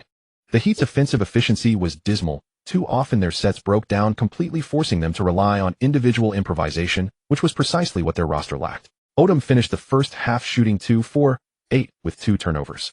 Each time he handled the ball against Big Ben, he could feel the tower-like man engaging him with physicality that barely resembled conventional basketball. Pushes, post-positioning, dropped shoulders, and elevated elbows, every contact draining his energy. Midway through the third quarter, Odom bent over, gasping for air during a timeout, a towel draped over his head, too exhausted to even take the water bottle his assistant coach offered. A thought crossed his mind. How was this man sustaining such relentless physicality for nearly an entire quarter without fatigue? Carlisle stood on the sideline, his expression unmoving. He glanced toward where Shen Yan sat. Behind the bench, Wade was wrapped in a blanket with a towel on his knees, and the two were speaking quietly. Carlisle returned his gaze to the court. With 5 minutes remaining in the third quarter, he was preparing to sub in Wade. Wade's first act upon entering was locking down Artest on defense. The Heat's backup point guard, known as the Street Ball King, whose fancy handles masked mediocre efficiency in actual games. Wade lowered his center of gravity and spread his arms wide, his 2.1-meter wingspan draping over Artest like a net. Artest executed 2 crossovers, but Wade's feet remained planted. On the third crossover, Wade swiped at the ball, his fingertips grazing it. Artest flustered and gathered awkwardly, nearly traveling. His street ball credentials keeping him afloat, otherwise it would have been a turnover. He ultimately passed to Carmen on the wing, who immediately sensed trouble as Oker pressed against his back. Though similarly sized, Oker's years of professional experience gave him superior leverage technique. He anchored himself like a stone against Carmen's lower body, knees driving into the back of his thighs, arms raised high, without jumping, gradually funneling Carmen toward the baseline corner. Carmen pivoted and attempted a hook shot, but Oker lunged forward a step, forcing the arc upward. The ball slammed off the rim and bounced out. Campbell secured the rebound and flung it ahead, where Wade was already waiting at the opposite free throw line. Carmen went scoreless from the field in the third quarter, converting both free throws. During a timeout, as he walked back to the bench, he kept rubbing his left shoulder after Campbell's elbow had struck a sensitive area, leaving him feeling as though he were playing football rather than basketball. From the interior to the perimeter, from individual skill to team coordination, the Pistons were thoroughly outmatching the Heat in every facet of the game. The Heat's current lineup construction, featuring Jones alongside 3 versatile forwards and a center, embodied the futuristic basketball philosophy he had once described. The objective was to field 5 flexible players over 2 meters tall, capable of switching seamlessly on defense without weaknesses while creating offensive mismatches at will. Most other teams dismissed this approach, especially since the Heat themselves had yet to succeed with it. Only the Hawks took it seriously, consistently selecting various forwards in the draft over multiple years, accumulating 7 frontcourt players in anticipation of championship success. The final score read 104-85, a 19-point Pistons victory that lacked any real controversy. While many sensed Detroit's superiority, only those who had experienced their physical brand of basketball on the court could truly grasp the extent of their dominance. Among the Heat's roster was a player closely followed by Chinese fans, though he had yet to see meaningful playing time. Wang Zhizhi had spent several years in the NBA without understanding why opportunities consistently eluded him. He had delivered standout performances on both the international stage and in the NBA, yet never secured a consistent rotation role in the league. Shen Yan understood the situation clearly. His lack of physical strength was one factor, and the seal joint injections he relied on to return prematurely had stripped away the explosive power of a top-tier athlete. Yet none of that mattered fundamentally. If he could address just one weakness, opportunities would follow. Could anyone have guessed the reason? It essentially came down to the time differential between catching the ball and releasing the shot. 4 elite overseas power forwards like Nowitzki, that release took just 0.7 seconds, and even with defensive pressure it rarely exceeded 1 seconds. For slightly lesser weapons like Rasheed Wallace, it was 0.8 seconds, while mid-range specialists such as Duncan and Weber rarely took longer than 1 second. But even when wide open, Wang Zhizhi required at least 1.2 to 1.5 seconds from catch to release. Once defensive pressure arrived, and he needed to dribble to create space, that timeline stretched beyond 1.8 seconds. In the NBA, that luxury of time simply did not exist. Help defense would have rotated into position and applied maximum pressure well before he could shoot, making efficient scoring nearly impossible. If a dedicated agent had guided him to develop stronger lower body stability, focusing on defensive positioning to compensate for his slower footwork, and if he had drilled his shot from specific spots until his release dropped to under 0.9 seconds, he would never have struggled for playing time. Becoming a scaled-down version of Oker would have been entirely achievable. It was akin to encountering an enemy on the battlefield. With a weapon drawn, you fire instinctively, through muscle memory, rather than deliberate aim. Even an imprecise shot would still startle your opponent. Otherwise, when opponents knew your release was slow, they would aggressively double-team your teammates, confident they could rotate back in time. You would never create the spacing necessary to operate effectively. With an average of 15, 7 points, 4, 6 rebounds, 5, 2 assists, and 1 for steals per game, Wade outperformed Jamison and Harrington to claim the 6th Man of the Year award as a rookie. 2 days later in the second game, the Heat adjusted their strategy by substituting early and feeding Come On the ball more often in the paint, attempting to overpower the defense with sheer height. After all, he stood more than 10 centimeters taller than Big Ben, and even the opposing center's afro couldn't close the gap. Big Ben earned a spot on the 2003-04 All-Defensive First Team and the All-NBA Second Team, adding 2 more attribute points. With 4 points accumulated this summer, he could continue to strengthen his game. Shen Yan had no idea how Van Gundy had spun the narrative. Something along the lines of, this year, they didn't even give him the Defensive Player of the Year award. They gave it to that dim-witted artiste from Indiana. Clearly, Big Ben's defensive numbers have dropped too much, and he can no longer contain the technically skilled European-style big men. Come On bought it, and once on the floor he signaled for everyone to clear out, demanding an isolation play against Big Ben. The Pistons fans all laughed. Forget a rookie. Even Shaquille O'Neal could barely overpower Big Ben with pure strength. Though they rarely matched up one-on-one, every time Big Ben guarded Shaq one-on-one, it was a visual feast.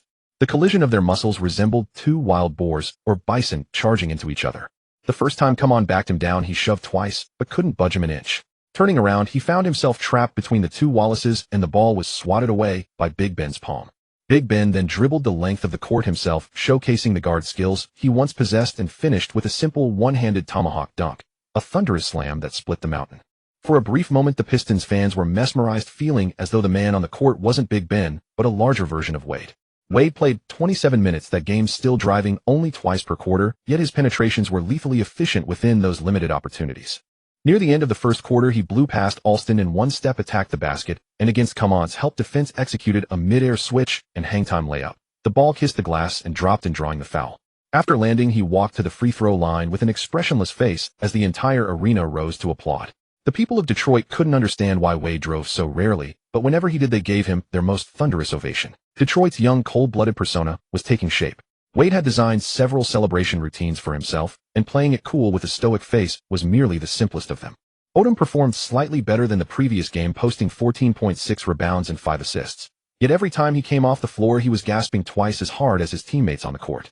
Big Ben's Iron Wall badge acted like an invisible suit of armor, clinging to Odom's waist throughout the game and forcing him to expend extra effort on every single move, draining his stamina faster than usual. With 3 minutes left in the third quarter, after having his layup rejected by Big Ben, Odom couldn't help but throw his hands up and complain to the referee about a foul. But the official paid him no mind. Who did he think he was? It was a perfectly clean block ball and all, and this was the playoffs. Fearing Odom might lose his composure and argue with the official, Van Gundy sent him to the bench to cool down. As Odom walked back to the bench, he muttered something under his breath. The camera caught his lips, and it appeared he was saying, "I didn't go to the nightclub last night." That moment later became a meme on a local Detroit forum. Odom was one of the rare basketball prodigies who, right out of high school, nearly lost his NCAA eligibility and almost walked away from the game entirely due to a scandal. His reputation as a veteran connoisseur of nightlife was already well known. If tonight's performance led people to assume he'd been up to his old habits again, then the lucrative contract he'd just signed at the start of the year would quickly become what others call the poison pill. After all, the NBA is a league that prizes professionalism. Once your reputation sours, a stint on the bench could spell the end of everything. With more and more players occupying massive salary cap space, while sidelined by injuries or underperforming for other reasons, teams found themselves trapped in a vicious cycle, unable to improve their rosters. The NBA was preparing to introduce a provision that would allow teams to amnesty such players. For instance, Allen Houston's contract, the one Shen Yan had Barkley tear into, had already put Dolan under enormous pressure after the Knicks were eliminated in the first round of the playoffs. And Mashburn was another example. The only good news for the Heat in Game 2 was that their bench performed slightly better than in the first game. Alston scored 9 points, but he needed 7 shots to get there under Wade's defense. Wade posted a game-high plus-minus of 21. A guy who was nearly dismissed as a bust, the team outscored opponents by 21 points whenever he was on the floor. That stat left the columnists fumbling awkwardly over their keyboards. The final score read 1-0-86, another 16-point victory. With a commanding 2-0 series lead, the Pistons flew to Miami, riding the momentum of 2 resounding dominant wins. As the crowd filed out of the Palace of Auburn Hills, the bald, burly fan who had yelled "drive" at him during the preseason stood on the steps outside and said to his companion, "Dwyane is Detroit's Jordan, no exaggeration. That hangtime layup, did you all see it?" His companion nodded. "Just you wait," the burly bald man said with a grin. The good times for our Pistons are still ahead. May 10th, American Airlines Arena. Game 3 of the series, Heat's home court. Pat Riley sat courtside, impeccably dressed in a tailored suit with his hair combed to perfection, looking like a vampire straight out of a castle. His gaze swept across the court like a hawk's. Occasionally, he would lean to the side and murmur something to Van Gundy. Van Gundy nodded incessantly, clutching the clipboard with knuckles turning white. In this game, the Heat had changed. Odom delivered a well-rounded stat line of 14 points, 9 rebounds, and 7 assists. The left-handed magician showcasing his full arsenal. Caron Butler contributed 14 points with rock-solid stability, and thanks to his relentless all-out defensive effort, Prince was held in check. What truly gave the Pistons headaches was Brian Grant. That blue-collar big man played like a beast unleashed from its cage, wreaking havoc in the Pistons' paint and grabbing 16 rebounds, all by himself. Come On also added 12 points and 7 rebounds. The Heat erupted as a collective unit. On the Pistons' side, Big Ben found himself in early foul trouble, grinding his teeth on the bench. Campbell came in, and alongside Rashid held the fort for over a quarter. Oker also stepped up, but nobody could contain Grant. That man was like a spring that never tired, snatching rebounds out of the crowd time and again, put back second-chance points, drawing fouls. He single-handedly tore the Pistons' frontcourt rotation to shreds. What made it even worse was the Pistons' offense. Swapping Big Ben, a big man now averaging 10 points, for Campbell, who could only manage 5, turned their starting offense back into the dreaded 4-on-5. Carlisle brought Wade back in, but Wade's drives met unprecedented resistance. Riley had personally designed a defensive trap for him. Every time Wade attacked with the ball, Miami's defense instantly collapsed, closing in around him like a vast net from all directions. Wade couldn't penetrate the paint, and the passes he did fling out found no one ready to receive them. The Pistons' offense felt like it was being choked every shot, an arduous struggle. More often than not, they had to rely on Billups forcing the issue himself, but his shot wasn't falling tonight. 9-8-9-3. The Heat took Game 3, protecting their home court. The Pistons' late-game foul strategy fell apart due to a lack of hot three-point shooting. Shen Yan stroked his chin, pondering the trades that summer might bring. The atmosphere inside American Airlines Arena was filled with passionate support as Miami found themselves trailing 1-2 in the series, yet still holding a path forward.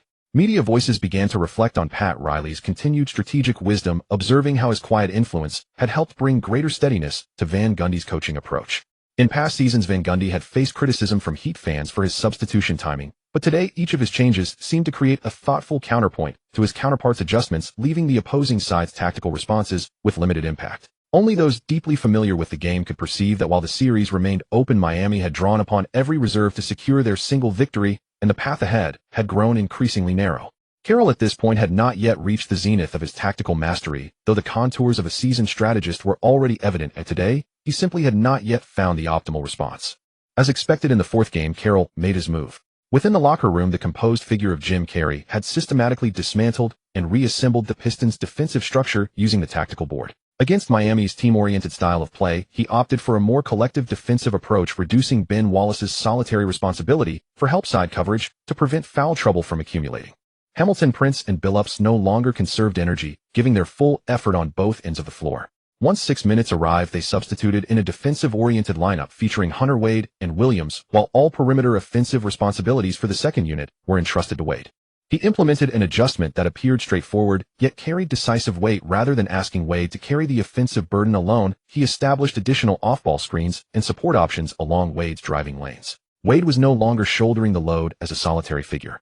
With an entire team orchestrating paths ahead of him, the simple condition of creating one-on-one matchups without heavy defensive pressure would allow Wade to outperform Miami's current roster. The impact was immediate. Wade recorded 25 points, 4 rebounds, 6 assists, 2 steals, and 1 block, filling the statistical column once more. His drives regained their relentless quality, and through screens, pick-and-roll sequences, and off-ball movement, Wade demonstrated exceptional tactical awareness. Just one day later, Carroll had produced such a result. The Pistons claimed the fourth game 106-92, taking a 3-1 series lead. Inside American Airlines Arena, a quieter atmosphere settled as Heat supporters came to recognize that this Pistons squad possessed far greater strength than they had previously perceived. Had the Grizzlies not made that earlier draft selection that altered their trajectory, Wade might have found himself elsewhere. The fifth game awaited at the Palace of Auburn Hills. Detroit's home arena, regarded as one of the league's most formidable venues, held over 20,000 supporters clad in blue, whose presence created an atmosphere of concentrated intensity around every Miami player. The Pistons offered Miami no openings. Billups contributed 29 points with balanced inside and out scoring, accompanied by steady court control and 10 assists, completing a substantial double-double performance. Detroit's defensive presence reasserted itself, applying consistent pressure that influenced every pass and shot attempt by the opposing team. Miami failed to score during the final 3.5 minutes, watching as Detroit closed out the game on a 9-0 run. The final score stood at 91-78, with Detroit taking the series 4-1. The second round of the postseason concluded with the semifinal brackets now set. 4 of the league's top 5 regular season teams had advanced to the conference finals, showcasing matches between elite competitors. Fans looked forward to what promised to be a season of high-caliber competition unfolding on basketball's grandest stage. The Eastern Conference narrative carried an air of inevitability from the outset. Thanks to Shen Yan's strategic decisions, Indiana and Brooklyn met in the second round sooner than anticipated. These two franchises were not destined to encounter one another at this stage, yet fate, or the influence of strategic maneuvers, brought them together. The matchup presented a compelling clash of styles featuring Miller's experienced composure, Artest's defensive tenacity, and O'Neal's commanding presence in the paint. Opposite them stood Kidd's masterful ball handling, Jefferson's athletic soaring abilities, and Kenyon Martin's powerful finishing at the rim. 7 closely contested games defined this series, with Indiana ultimately prevailing 4-3. In the decisive 7th contest, Miller secured the outcome with a crucial 3-point shot, while Artest provided tight defensive coverage on Jefferson's final drive attempt. Indiana celebrated their advancement, though the physical toll was evident. 7 demanding games had drawn heavily upon the players' stamina. Their Eastern Conference Finals opponent Detroit rested and prepared at home. The Pistons had dispatched Miami in a clean 4-1 series victory, preserving nearly all their energy compared to Indiana's 7-game effort. The starting 5 of Billups, Hamilton, Prince, and the Wallace brothers formed a defensive structure of precision, complemented by Wade's scoring ability. Against Miami, they operated with coordinated efficiency. Coach Carroll directed proceedings from the sideline with measured composure as players executed their assigned roles with clarity. As Detroit secured their position, questions remained about Indiana's path forward. Brooklyn had reached the Eastern Conference Finals under Liangsu's leadership for 2 consecutive years, and falling short this season would mark a step back from their recent progress. Would differences in physical readiness become a defining factor in the Eastern Conference Finals? Indiana possessed greater talent, depth, and offensive firepower, yet Detroit's defensive structure stood as one of the league's most reliable foundations. When a tired attacking force met a well-rested defensive unit, the balance appeared to shift gradually. The Western Conference matchups proved equally compelling. Minnesota eliminated Sacramento in a 7-game series, marking the final chapter for the Kings during their visually elegant era under Weber's leadership. The Kings' Princeton system execution through Weber, Bibby, Stojakovic, and Christie met Minnesota's core trio of Garnett, Castle, and Spencer in a series that extended to 7 games. Garnett delivered a commanding performance in the decisive game, with 32 points, 21 rebounds, 4 steals, and 5 blocks, affirming his MVP status with a comprehensive statistical display. Castle converted both free throws in the closing moments, while Garnett and Spencer each made one of 2 attempts, concluding the contest without lingering regret for Minnesota. As Christie's 3-point attempt missed, Miller's putback was rejected by Garnett, and Weber's final 3-pointer also fell short, ending the Kings' effort with an 80-83 deficit. Sacramento's era concluded as Minnesota advanced to the Western Conference Finals. Their opponent was the Lakers lineup featuring Shaq, Kobe, Malone, and Peyton, for future Hall of Fame players sharing the same roster. Minnesota had dispatched the Spurs in 6 games during the second round. San Antonio remained a young roster, with Parker still developing and Ginobili not yet fulfilling a central offensive role. The Lakers featured 2 veterans in the twilight of their prime, alongside 2 players near the peak of their abilities. Through experience, talent, and championship pedigree, Los Angeles matched any opponent across every dimension. The Western Conference Finals pitted Minnesota against Los Angeles, with Garnett's comprehensive game facing Shaq's interior presence, while Castle and Spencer's backcourt attack met the defensive intensity of Kobe and Peyton. This series represented a direct confrontation of elite talent where strategic concealment played little role. The outcome would be determined by which team maintained their composure throughout the 7-game format. For teams, 4 styles, 4 stories. The iron-willed clashes in the East, the dazzling brilliance in the West. What fans have been awaiting is precisely such a grand feast of true titans. The stage is set, the players are all in position, and all that remains is to see who will ultimately lift that coveted trophy. May 22nd, the Palace in Auburn Hills. The air was thick with the scent of fire and sweat as a flame performance had just concluded. Over 20,000 Pistons fans in blue jerseys were already in place, and the arena felt like a massive pressure cooker waiting to boil the visiting Indiana players alive. Game 1 of the Eastern Conference Finals, the Pistons hosting the Pacers. It was a clash between the 2 best defensive teams in the league, and everyone knew it would be a grueling physical war. Before the game, the media spotlight fell on the coaches' benches. On one side stood Carlisle, the young Pistons head coach who had won Coach of the Year in his first season. Across from him was Rick Carlisle's counterpart Collins, the former mentor of Michael Jordan and one of the architects of the 1990s Chicago Bulls dynasty. Back in those days with the Bulls, Collins stubbornly insisted on running a one-man offense, letting Jordan carry the entire attacking burden, only to be eliminated year after year by the Pistons' bad boys. He refused to adopt the triangle offense and was eventually fired, paving the way for Phil Jackson's championship era. Now Collins had redeemed himself in Indiana. He had abandoned the Lonely Star approach and built a 2-pronged system centered on O'Neal inside and Artest on the perimeter, with all offensive actions flowing through these 2 pillars. In the starting lineup, Jamal Tinsley orchestrated the offense, Reggie Miller stretched the floor beyond the three-point line, and Jeff Foster handled the gritty work. Off the bench, Harrington provided immediate scoring punch, while Jonathan Bender and Anthony Johnson added depth. The Pacers' rotation was remarkably substantial. The one concern was Austin Croshier, who had yet to prove himself, and second-year player Fraser Jones, who was still too raw, nowhere near as mature as the Pistons' Prince and Wade. Before tip-off, Carlisle pulled Corliss Williamson to the sideline, patted him on the shoulder, and gave him detailed instructions. The backup forward, who typically saw limited minutes, was assigned a special mission to physically match up with Artest in the post. Though Prince had length and solid defensive fundamentals, he was too slight to handle Artest's brutal post-up moves and driving collisions. Carlisle needed someone to go mano-a-mano with Artest, even if it meant engaging in a wrestling match, just to keep the newly minted DPOY breathing heavily on the offensive end. The game began, and the Pistons' starting five executed their offense with mechanical precision. Billups controlled the pace. Hamilton cut off screens without the ball. Prince waited on the weak side for openings. Rashid spaced the floor by drifting to the three-point and mid-range areas, and Ben Wallace hovered in the paint ready for cuts or short-range jumpers. The starting unit's offense ran like a finely tuned machine, with every player knowing exactly where to be and the ball moving continuously. Yet they could not break through Indiana's suffocating defensive system. Collins was no stranger to defensive schemes either. What made the Pacers truly formidable was their defense, where the twin Wallaces erected an impenetrable barrier in the paint. On O'Neal's first low-post catch, Rashid guarded him closely, while Ben Wallace rotated to help from the weak side. O'Neal turned and jumped, but Rashid's long arm nearly blocked it at the fingertips. The ball slammed off the rim. On the second attempt, O'Neal tried to muscle his way inside, but Ben Wallace collapsed from the weak side and swatted the ball away. On the third try, O'Neal finally scored with a fadeaway jumper from near the free-throw line, but that effortless post-up game and turnaround hook shot never materialized all evening. Under the careful attention of the twin Wallaces, O'Neal shot just 7-4. 20 from the field, finishing with 21 points and 6 rebounds. The numbers looked respectable, but for a team's interior cornerstone, every point was earned through sheer struggle, lacking the dominant command he showcased during the regular season. Artest's fate was even worse. After Corliss Williamson entered the game, he clung to Artest like a second skin, forcing a physical battle for every catch. When Artest used his shoulder to power through, Williamson absorbed the contact with his chest. When Artest spun to drive, Williamson resorted to constant subtle fouls, tugs, pushes, and body positioning, deploying every trick in the book. The referees called a loose game, and at this level of defensive warfare, physical contact was practically encouraged. Artest grew increasingly frustrated by the relentless harassment. He finished with just 6 made field goals on 23 attempts, shooting 1-4-5 from beyond the arc. He managed only 17 points, aided by free throws, along with 7 rebounds, 3 steals, and 3 blocks. While his defensive contributions were significant, he became an offensive black hole. Once the ball found its way to Artest, it disappeared into quicksand, completely severing the Pacers' offensive rhythm. Indiana's attack went entirely cold, while the Pistons ran their signature team basketball to perfection. Hamilton moved like a phantom through countless screens, catching and shooting for 23 points. Billups played with steady composure, adding 18 points and 4 assists, handling every crucial possession as calmly as solving a mathematical equation.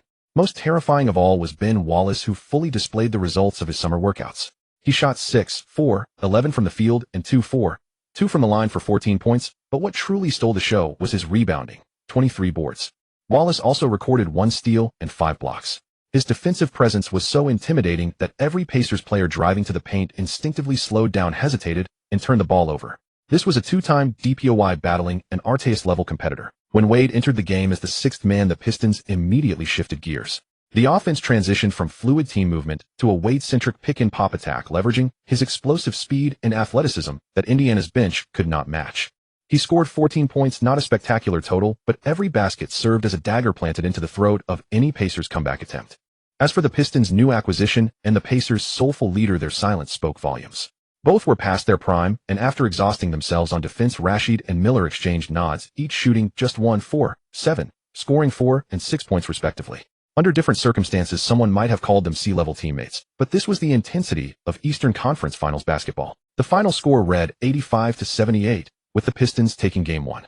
In such a defensive slugfest, the 7-point margin felt deceptively close, as every possession played like Game 7. Indiana's Twin Stars had been completely suppressed by Detroit's Twin Towers and grinding physical defenders. Collins paced the sidelines, constantly adjusting his lineup, but whether he inserted Harrington or Bender, the outcome remained unchanged. The paint was ruled by Ben Wallace, and the perimeter players were worn down by relentless physical battles.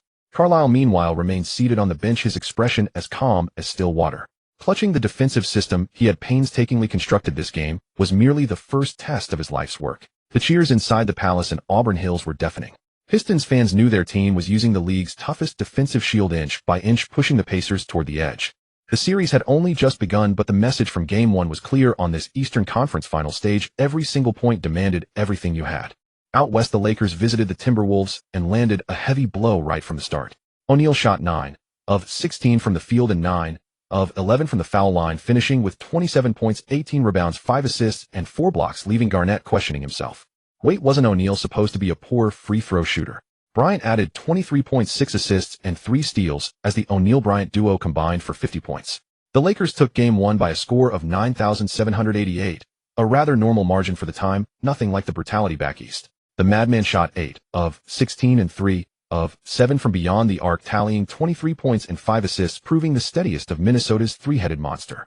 Garnett, hounded by Malone's physical play, shot 7 of 15 for 16 points, 10 rebounds, 2 steals, and 2 blocks, hardly resembling an MVP.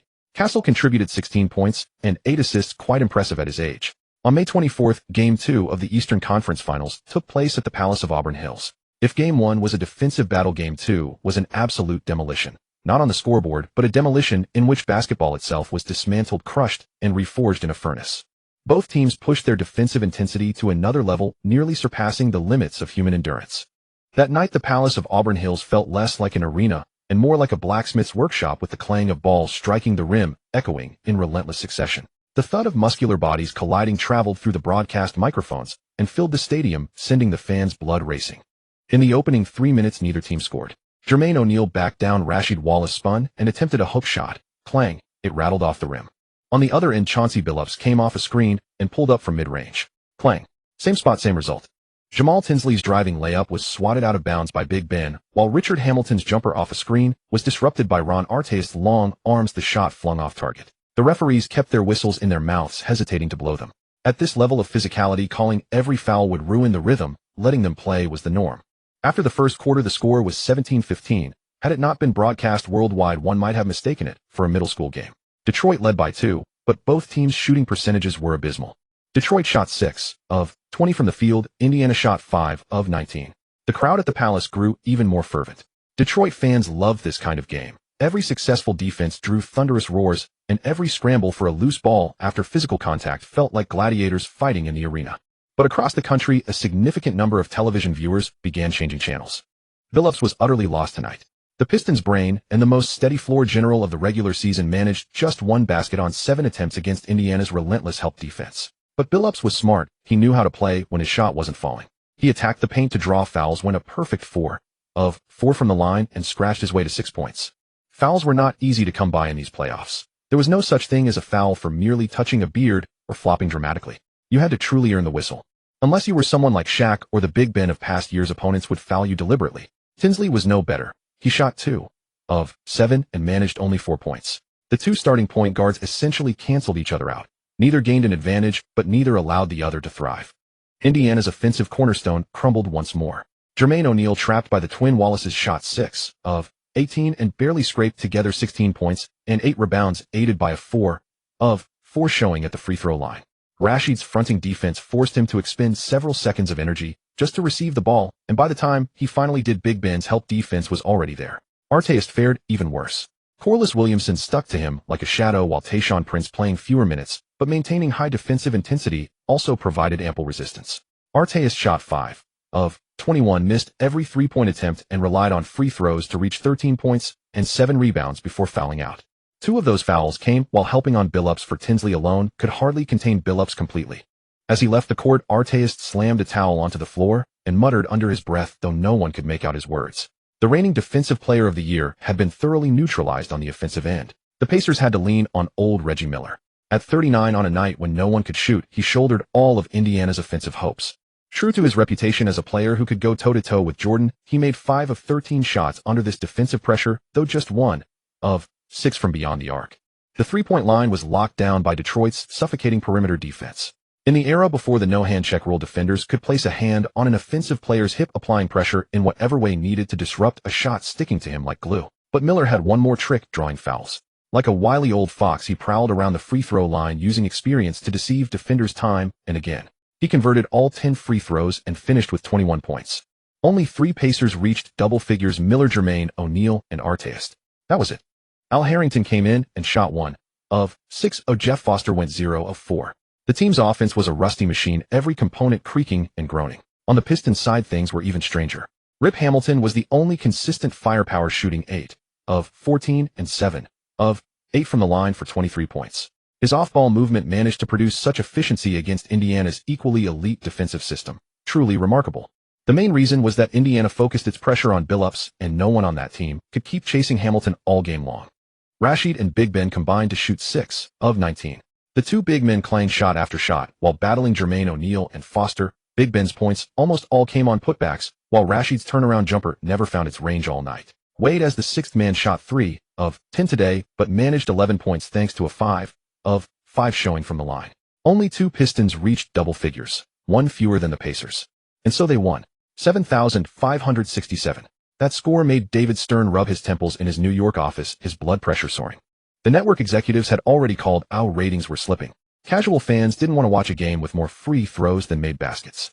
Detroit shot 24 of 32 from the line, Indiana 23 of 27, combining for 47 points from the free throw line. Detroit shot 30 of 68, 44%, while Indiana shot 25 of 72, 34%. In later years, such shooting percentages would be lower than some teams' three-point percentages. The in-arena fans were ecstatic, screaming at every physical collision, but neutral viewers watching from their sofas found the game dull, sluggish, and endless, with scoring all too scarce. Stern gripped his coffee cup, lost in thought. Carlisle didn't care about ratings. On the sideline, he remained calm, as ever, watching Big Ben pull down another rebound, watching Hamilton hit a mid-range jumper off a screen, and watching Wade drive twice in a row late in the third quarter to draw fouls and stretch the lead to double digits. What he held in his hands was a defensive system, one capable of holding 2 all-star caliber offensive cornerstones to under 30% shooting. Within that system, aesthetics were secondary, a winning was all that mattered. 20. The Pistons headed to Indiana with a commanding lead. As the crowd filed out of the Palace, they sang Detroit basketball, the voices echoing through the corridors across the parking lot through the warm, humid night air of late May, traveling all the way south. Did the Pacers still have a chance? In the tunnel, Miller said only this in an interview: "We'll play better at home. We're not going to give up like this."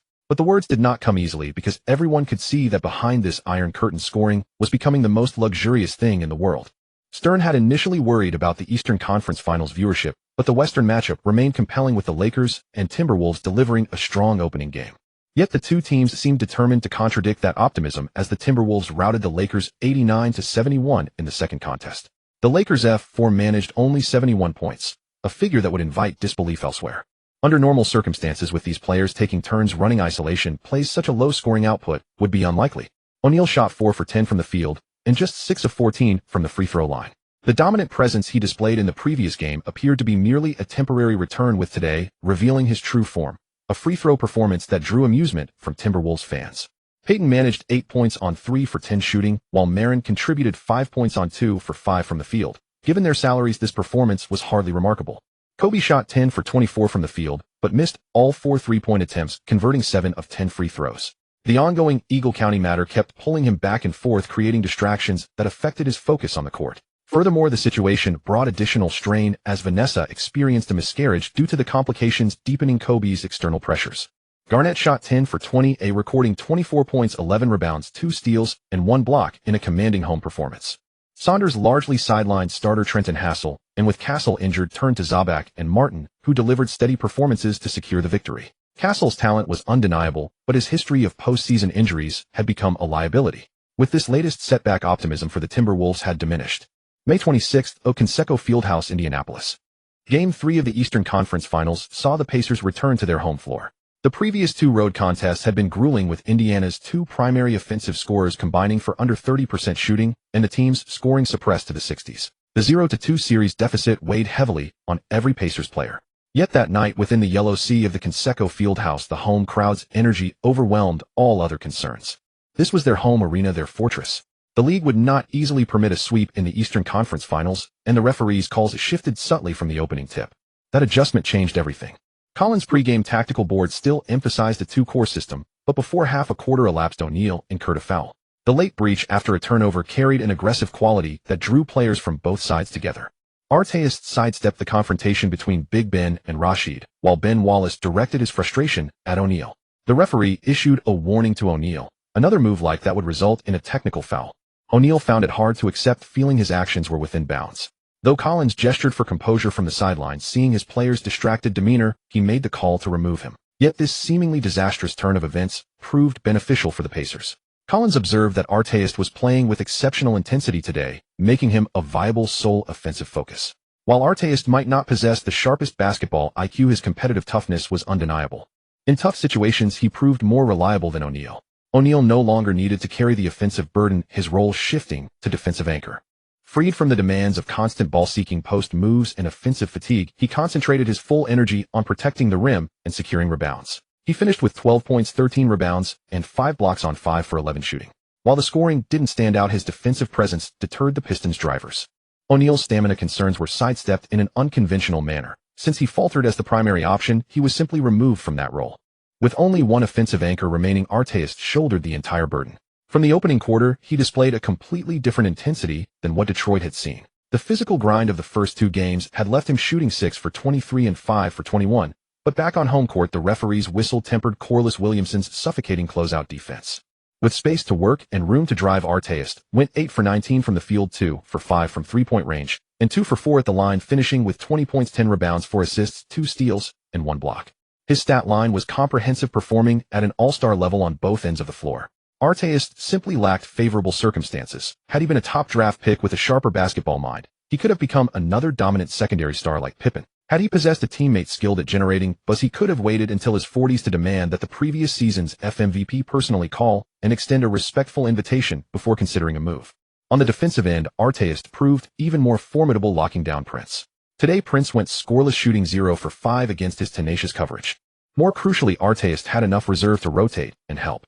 Wallace's offensive game was never his strength, and with Artest collapsing from the weak side, Wallace could only pass or settle for difficult shots, finishing 1 for 5 with just 4 points. Shen Yan showed no concern. Wallace was never an offensive specialist, and struggling against such defensive pressure was understandable given his limited shot attempts. Detroit's twin interior pillars faltered. Rashid missed repeatedly, while Wallace was rendered nearly invisible. The Pistons' dominant advantage in the paint, which their survival depended upon, vanished entirely that night. Yet what truly extinguished the Pistons' hopes was Miller, a seasoned veteran, alongside the sudden emergence of Klotz Hill. Miller embodied the archetype of a pressure-responsive player. His intensity grew with each challenge, and his composure sharpened as the moment grew critical. In the 2 previous physical battles in Detroit, Miller had already demonstrated that veteran wisdom never fades. Returning home, Miller's touch was scorching. He shot 7 for 8 from the field, 3 for 4 from downtown, and perfect from the free throw line, accumulating 15 points with remarkable efficiency. Whenever Detroit attempted to chip away at the deficit, Miller responded with either a mid-range jumper or a cold-blooded three-pointer to extend the lead once more. The old veteran moved fluidly across the floor, slipping through Detroit's defensive traps with the ease of someone who had rehearsed these moments countless times. His release was as steady as practice repetition. Veterans like him rarely spoke grandly, but when they did, they meant it. Actions always followed words. Each elongated chant of Miller, echoing through Conseco Fieldhouse, struck like a blade into the Pistons' hearts. Then there was Klotz Hill, the reserve, who had been thoroughly handled in Detroit and once questioned for playoff readiness. Tonight, he transformed entirely. 5 for 8 from the field, 3 for 4 from beyond the arc, scoring 14 points. His perimeter shooting forced Detroit's defense to stretch thin. What began as a plan to collapse the paint against Artest and O'Neal unraveled when Klotz Hill began raining threes, tearing apart the Pistons' defensive structure. Wallace was forced to drift outward for help, leaving the interior exposed. Artest surged into the open lane for a powerful dunk. Klotz Hill's explosion was the night's biggest X factor. A detail car would certainly circle in red during his post-game film session. Detroit's offense collapsed entirely. Billups managed 20 points on a miserable 5 for 14 shooting, salvaged only by going 8 for 9 from the free throw line. Hamilton exerted himself, fully scoring 22 points on 10 for 24 shooting. He remained the one mismatch Indiana couldn't solve, yet a single player could not carry an entire team. Rashid continued to miss. Wallace was held to just 4 points. Prince was shut out entirely, and Wade, hampered by foul trouble and limited minutes, managed only 11 points. Detroit held the Pacers to 83 points with tenacious defense, but their own offensive output of just 77 points proved insufficient. The Pacers secured their first home win 83-77. Shen Yan directed Pelinka to preserve all game data, planning to negotiate with the Pacers management once the season concluded to establish Artest's role as the franchise cornerstone. Artest had long competed with O'Neal for the team's core role. O'Neal, the highest-paid player and officially recognized leader, consistently faltered in crucial moments. Artest had risen from a traded enforcer to an all-star and defensive player of the year through sheer determination. He held little respect for O'Neal's background, which fueled his belief that while Jermaine may have been the nominal leader, it was he who deserved MVP consideration. Though O'Neal played a supporting role in Portland, he found his confidence with the Pacers. Neither player was willing to accept the secondary position, leading to ongoing tensions over ball handling and tactical decisions. When O'Neal held the ball in the post, Artest would ignore the design plays and insist on taking on single assignments. Artest also preferred to drive the offense himself rather than pass to O'Neal in the low post. During an away game against the Jazz, O'Neal dominated the paint with 21 points and 15 rebounds, while Artest managed only 8 points and 2 rebounds. He consciously limited his attempts, using subtle resistance to convey his frustration. Yet in the following game, Artest delivered a dominant performance, while O'Neal's numbers declined sharply. Their dynamic shifted from partnership to competition for shooting opportunities. In team interviews and media appearances, the roles became more defined, with O'Neal representing the squad and focusing on collective objectives. Artest maintained a separate media presence, emphasizing his individual contributions and defensive impact, subtly positioning himself as the decisive factor in victories. Despite Reggie Miller's repeated efforts to mediate between them, their private interactions remained minimal, and the locker room naturally divided into opposing factions. O'Neal ranked third in the MVP standings this season, while Artest failed to crack the top contenders. Ben Wallace finished seventh, yet Artest received no formal voting recognition, only mid-season projections, leaving him with a deep sense of imbalance. Artest later acknowledged that his envy of O'Neal's higher team status and greater visibility persisted for years.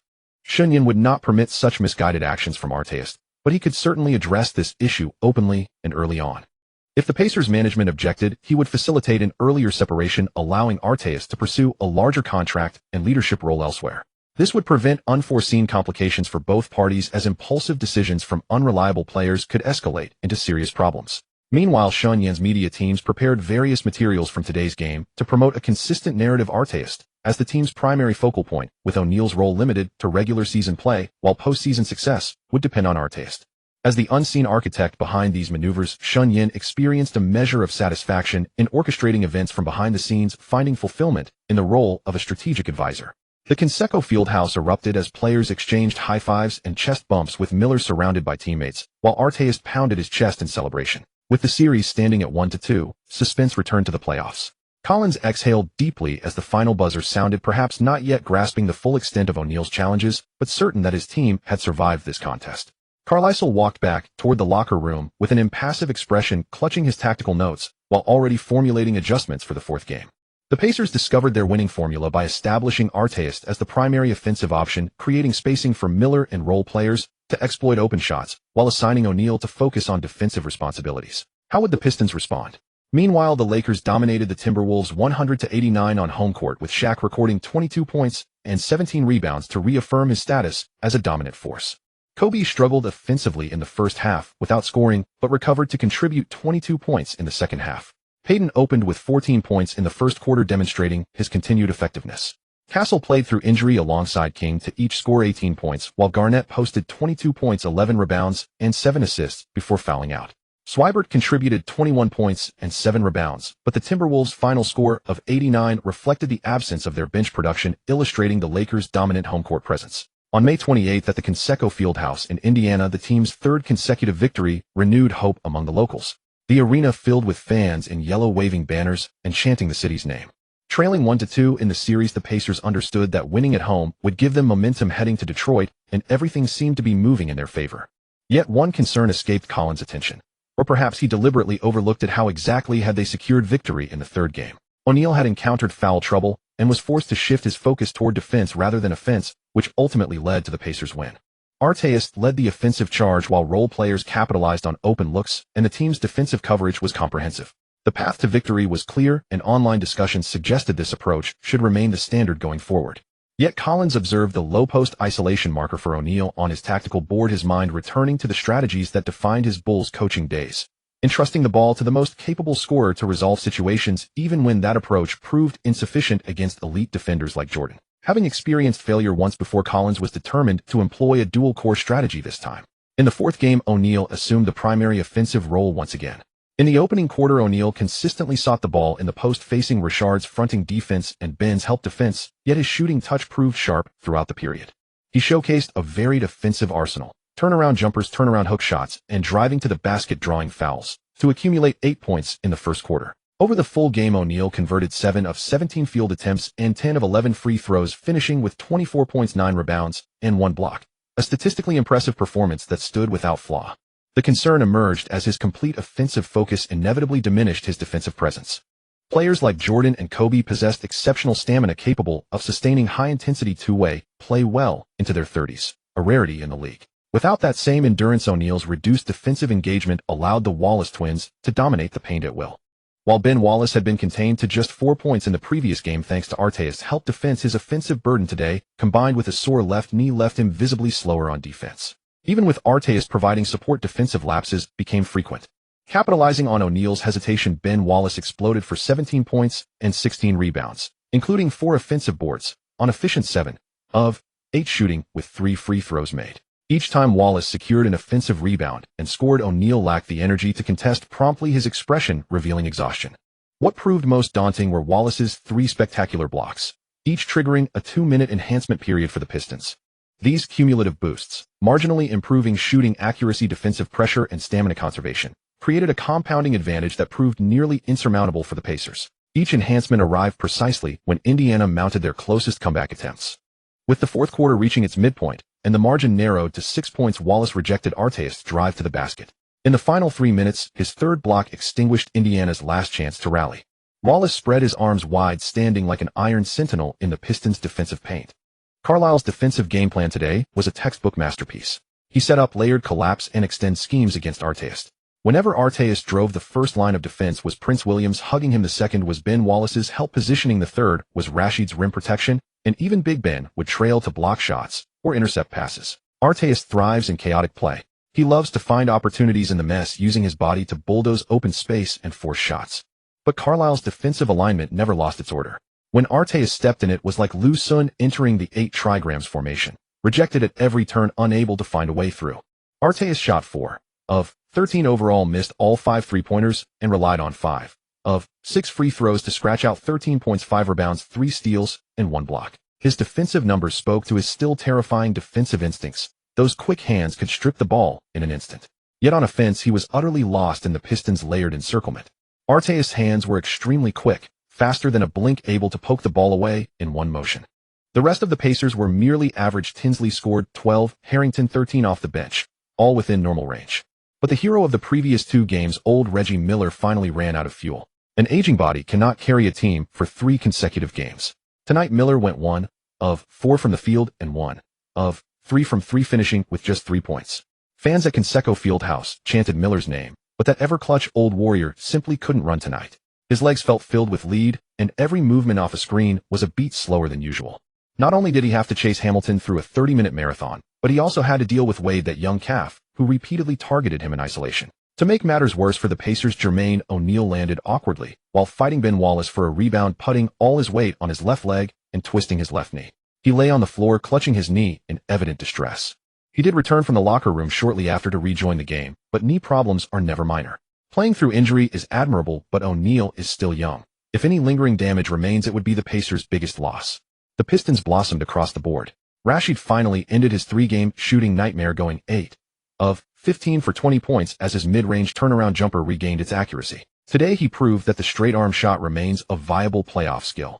Only that almost no one can consistently execute it, not even the Roaring Titan, its most accomplished practitioner.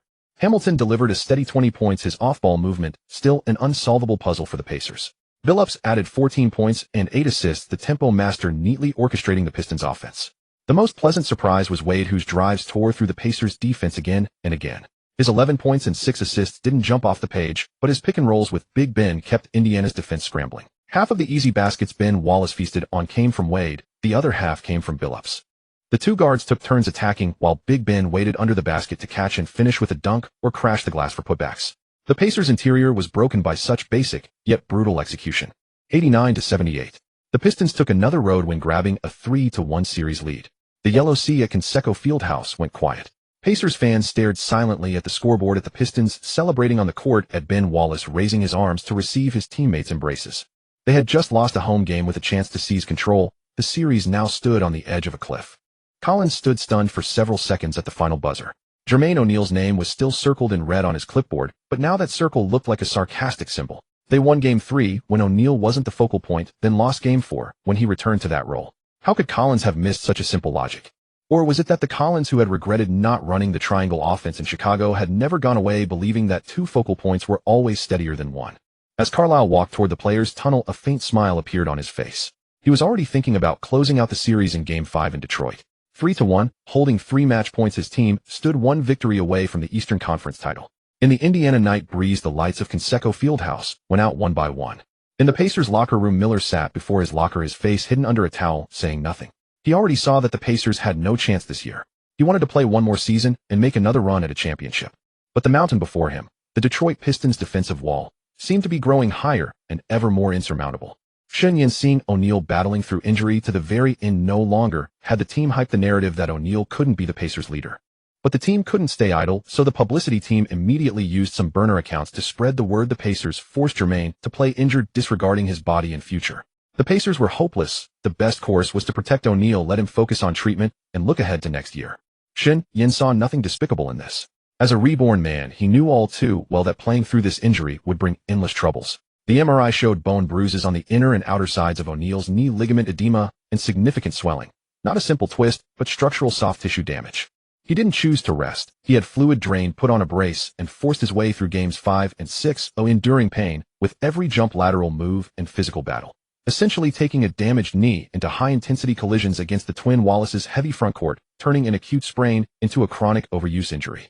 If he had simply sat out after Game 4, he would never have developed recurring knee effusion, hesitancy in takeoffs, a sharp decline in vertical leaps, slower lateral movement, complete degradation in switching and chasing perimeter players' inability to fully absorb landing pressure, or a severe drop in finishing stability under contact when rebounding and boxing out. He was only 26, still a big boy at heart. Shen Yan didn't want to see such a gifted guy wasted like that. Having Arteas take over as the leader was because O'Neal's personality didn't suit the role. Arteas, after all, had been a leader in the NCAA. He had that toughness. Out west, Kobe once again hit the rush hour mode, a 3-hour court, hearing a hurried flight back to Los Angeles to play, and he finished with 31 points and 8 rebounds on 10 of 24 shooting. Shaq continued to struggle at the free throw line, making 7 of 15, but his near double-double of 19 points and 19 rebounds was still the standard for a dominant league center. Castle could no longer withstand his back injury. After warm-ups, he returned to the locker room for treatment, came back for 5 minutes in the third quarter, and then was completely unable to continue. Without the aliens playmaking, the Timberwolves were a bunch of muggles shooting 38 from the field. Garnett had 28 points, 13 rebounds, and 9 assists, a near triple-double worthy of an MVP. But obviously without a quality playmaker, he was just an ordinary all-star who could go one-on-one. Serbiak scored 19 points, solid for a shooter. Sprewell shot just 4 of 18 for 12 points. Without an elite point guard setting the table, the aging Mad Dog's offensive efficiency plummeted. No wonder the Timberwolves later refused to pay him a $10 million annual extension. His offensive efficiency had far too large a gap between his ceiling and floor. Kobe erupted for 18 points in the third quarter, stunning the crowd and securing a 92-85 victory for the Lakers, who likewise took a 3-1 series lead and earned a match point. The league, unhappy that both teams wanted to reach the finals as soon as possible, began plotting ways to force both series to a Game 6. May 30th, at the Palace of Auburn Hills. Carlisle stood before the whiteboard in the locker room, his expression calm, but the marker in his hand circled Game 5 heavily 3 times. He didn't turn to look at the players. With his back to them, he simply said, "We will end this today and take back the championship we lost last year." No one questioned this decision. In the first 4 games of the Eastern Conference Finals, the Pistons led 31, but Carlisle knew clearly that if they couldn't win Game 5 at home, going to Indiana for Game 6 would mean the crazed crowd at Conseco Fieldhouse could blow the roof off the place. If it went to a Game 7, or anything could happen. The fighting spirit of those Pacers had already been fully displayed in their 7-game war to eliminate the Nets. Although the Pistons were well-rested, morale was something that once the opponent caught a glimpse of hope would spread like wildfire. "I don't want to give them any hope," Carlisle said at last. He and Bird were good friends. Seeing online rumors saying the Pacers management pressured Dwyane O'Neal to play through injury, even knowing it might be the work of his own agent Shen Yan, he didn't want Bird to take the blame. If they could crush the Pacers in this game, then they wouldn't have to let O'Neal play through injury. The game fell into the Pistons' rhythm from the opening tip-off. On the Pacers' side, Dwyane O'Neal sat at the end of the bench, a heavy brace on his left knee, watching the court with a complicated expression.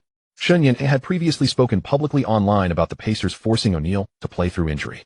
Though it was impossible to verify whether it directly influenced the team's decision, O'Neal indeed did not start in this game. He was only on the active roster wearing warm-ups and a brace on his knee. Indiana was gambling, betting that if they could hold on until the critical moments, O'Neal might save the game.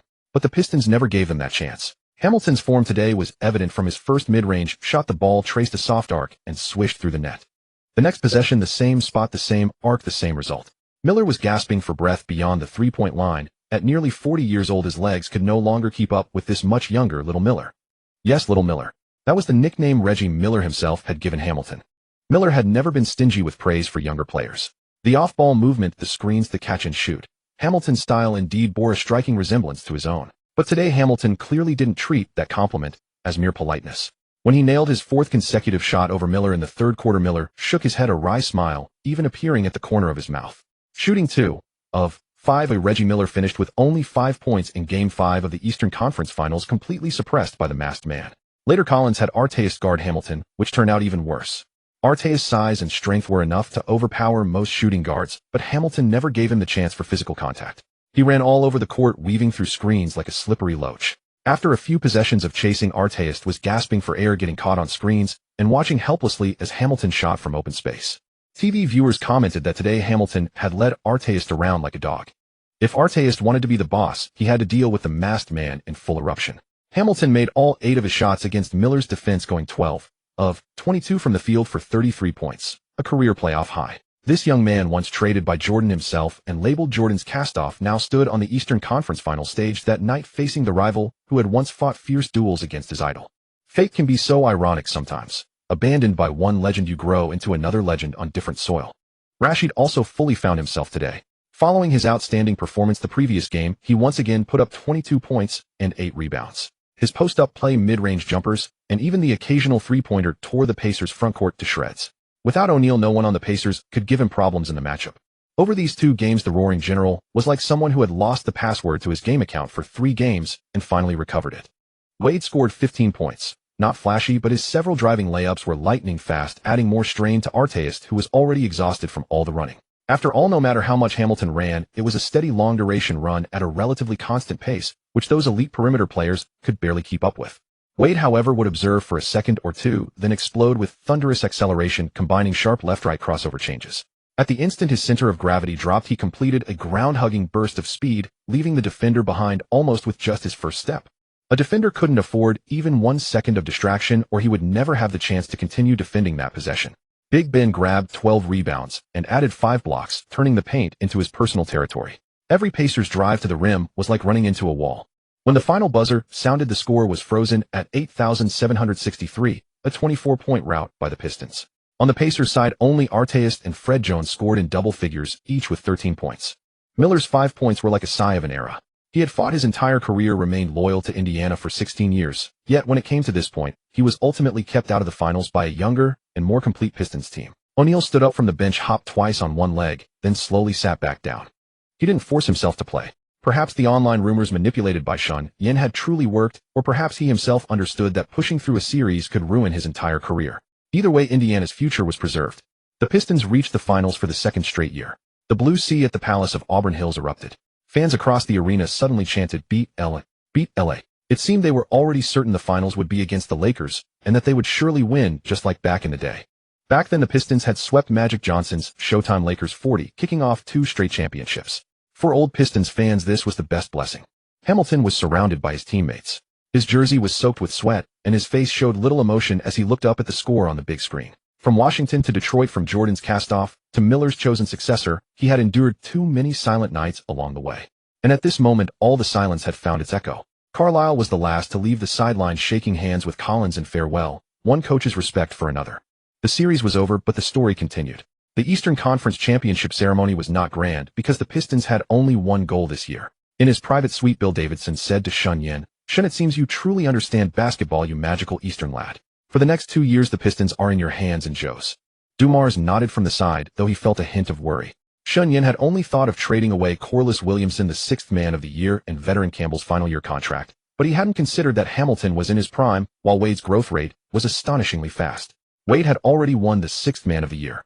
Would they have him come off the bench again next year? His defense was more aggressive than Hamilton's, and his offense could create opportunities on his own, giving him an advantage over Hamilton, who relied on catching and shooting. However, making the team's leading scorer come off the bench behind a second-year player would certainly be unacceptable to Hamilton's agent Mitch Nathan. Of course, Shen Yan had noticed that the No. 1 and No. 2 picks were both starting, and even the No. 4 pick Bosch was primarily a starter, only the no. 3-pick Wade was coming off the bench. Wade was just more obedient and willing to sacrifice. Shen Yan had yet to find anyone in the league with less superstar ego than Wade. But now was not the time to discuss these matters. Everything could wait until they won their first championship. Hamilton's 7-year $63 million contract featured a modest $6.5 million for the opening season. At first glance the deal appeared substantial, yet as a premier sixth man performing over several campaigns, it hardly qualified as extravagant. After all, Hamilton's compensation remained merely $9.19 million through the 2006-07 campaign. An absolute bargain by his caliber, it simply hinged on whether he accepted a reserve role. Even if he came off the bench, it would hardly diminish his statistical profile or erode the value of his subsequent contract. By the 06-07 season, Wade's rookie agreement would have expired, and he surely would have re-signed that summer. Granting Hamilton over 30 minutes per game would allow him to comfortably replicate his present production. If they truly achieved a three-peat, the 06-07 roster would already begin dissolving. Ben Wallace and Rip Hamilton's deals would expire in the summer of 06, and they would be relentlessly pursued. Even Carlisle might depart. Rashid would be fully past his prime, and Detroit could instantly tumble to the playoff bubble. Fielding 3 guards would be entirely viable. This way Hamilton could be flipped away from Detroit in the summer of 07. With 3 years remaining on his pact, he would enjoy 2 full seasons to showcase himself before securing a comfortable retirement contract. Alternatively, deploying Wade across positions 1 through 3 would hardly damage his numbers either way. Regardless, Detroit would never reach a 4th championship. A three-peat would also need to be built around the marketing concept of elevating a Jordan figure 5 inches shorter. Without it, Stern would certainly intervene. Wade's drives were brutally sharp, his elusive crossovers flowing into thunderous dunks that pushed athletic limits, making his explosive style of play incredibly captivating to spectators. Shen Yan maintained a professional media team. Whenever Wade produced a highlight-worthy drive, it would surface the following day in Chinese newspapers and across the internet before eventually reaching North America. Anyone following basketball knew a young guard had arrived who broke defenses like Allen Iverson, yet possessed equal visual flair and swiftness. Meanwhile, James's turnovers and underhanded maneuvers would be clipped and circulated by auxiliary accounts. Some tactics rivaled Bruce Bowen's stealth approaches, though not yet as brazen as later years. Elbowing and mid-air shoving remained commonplace. James ranked 3rd in regular season turnovers, trailing only Pierce at 3.8 and Francis at 3.7 per contest. His average of 3.5 mistakes per game was more than sufficient to spawn a weekly collection of memorable bloopers. Those familiar with Shaq's highlight compilations understood the profound impact such features could wield on a player's reputation. Macon remarked approvingly. When Macon cited attention deficit challenges, Big Shark simply ceased sending them thereafter. Beyond turnovers, James's awkward moments included standing at the top of the arc with the ball in his right hand, facing a defender employing an alternative 3-threat stance. Eyes locked on the basket, right foot stomping rhythmically, torso swaying side to side. As for Anthony, Shen Yan arranged a separate batch of auxiliary accounts to circulate footage of his textbook 3-threat form, capable of shooting, driving, or passing, then placed both for direct comparison. This maneuver ignited considerable frustration among James's supporter base, though fortunately Stern ultimately disapproved of the alleged criminal associations connected to Anthony and awarded Rookie of the Year to James. Otherwise, history truly would have been altered. Supporters of the top 2 draft selections traded barbs while the number 3 picks fans watched the spectacle unfold. Returning to the matter of benching Hamilton, his style of play was simply unattractive. Run, catch, shoot, win, devoid of any flamboyance. A team's leading scorer operating in such a manner could not attract sufficient fan interest. Nevertheless, should the opposing party firmly refuse a reserve role, Shen Yan initiated contingency preparations. He would never engage in any endeavor unready. For instance, as Detroit's championship aspirations drew nearer, both Shen Yan and Ben Wallace, along with Wade, each gained at least 2 additional bodyguards. Wallace and Wade's families were likewise instructed to avoid dangerous areas. No one wished to become another James Jordan Sr. At this juncture, the Pistons had unified their purpose, committing fully to the championship pursuit. In the Western Conference, the Timberwolves and Lakers remained locked in a grueling series. In Game 5, Minnesota commanded an 86-70 advantage heading into the final quarter. Much like their confrontation with Portland years prior, the Lakers suddenly embarked on a furious scoring run. By the final buzzer, after Fisher drained a 3-pointer, the scoreboard read 96-98. Merely 2 points adrift. Fortunately, time had expired, or the Lakers would undoubtedly orchestrate another miraculous playoff comeback. From this perspective, an excellent head coach truly renders players infinitely more resilient. Should Rivers be at the helm, he would undoubtedly prove the most reliable architect of stage reversals. Phil Jackson's confidence was well-founded. Upon arriving in Los Angeles, he had told Jerry Buss that he would secure more than 1 championship. Despite their current vulnerabilities, the Lakers remained a menacing challenge. Minnesota trailed 2-3, yet still clung to a slender lifeline. Garnett recorded 30 points and 19 rebounds, while Rip Hamilton contributed 28 points and 5 assists. Without Campbell, the duo combined on 21 of 44 attempts, a remarkably efficient performance. Perhaps Olawokandi's starting appearance and Hassell's passive bench role had inadvertently triggered their offensive eruption, as genuinely no one else was distributing ball-handling responsibilities. A decisive Game 6 awaited both conferences. Detroit enjoyed 2 additional days of rest while awaiting their adversary's identity. Whoever emerged this Detroit Pistons squad was fully prepared. The 6th encounter produced unexpected developments. Shaq played minimal minutes in the final quarter, having already amassed 25 points and 11 rebounds during the preceding periods. Perhaps this quarter's performance prompted the Lakers to elevate Kobe while stepping back from Shaq. Kobe finished with 20 points in a satisfactory outing. Kareem Rush drained 6 of his 7 three-point attempts, pouring in 18 points and completely taking possession of the contest. This explosive showing left Jordan thoroughly captivated.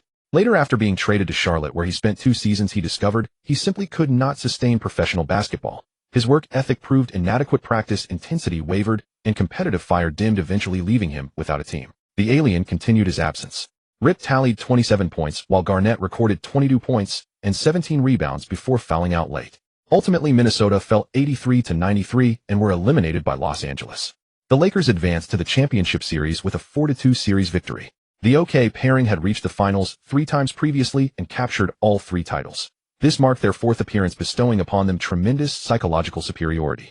However, Shen Yan orchestrated an online metaphysical campaign, noting that while the OK duo won all 3 of their finals appearances, Stockton and Malone also reached 3 championships and lost each one. The question posed was straightforward: did OK's fortune propel the Lakers forward, or did Stockton and Malone's misfortune drag them downward?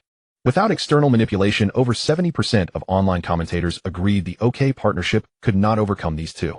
Malone's reputation proved irreparably damaged. He had fathered a child with an underage girl and refused to provide support.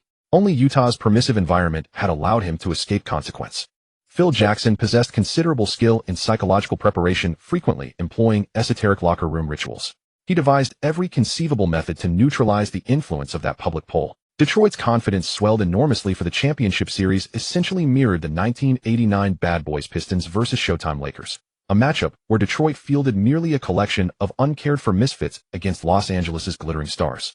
Now it represented the 2nd generation of bad boys confronting the Lakers' 4-headed monster, one side bound by unity, the other fractured by individual ambitions.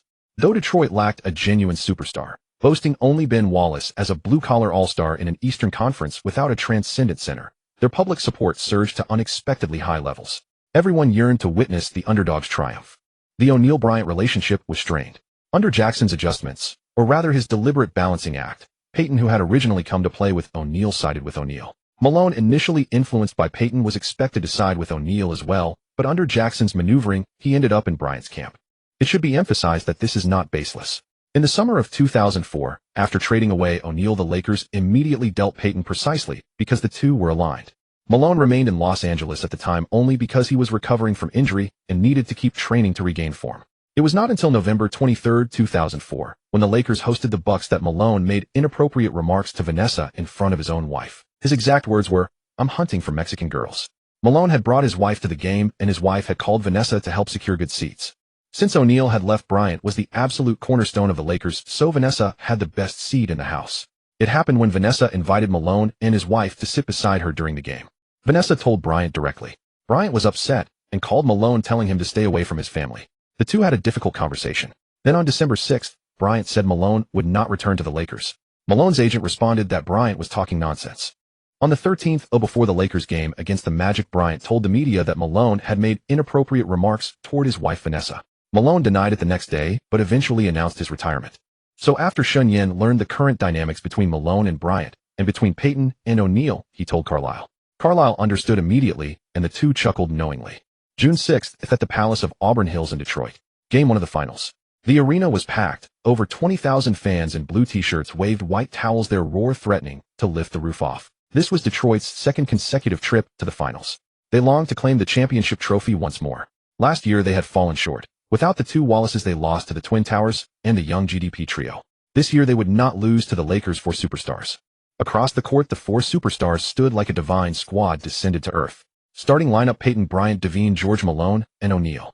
Fisher was the 6th man. Kareem, Rush, Medvedenko, and Fox only saw occasional rotational minutes.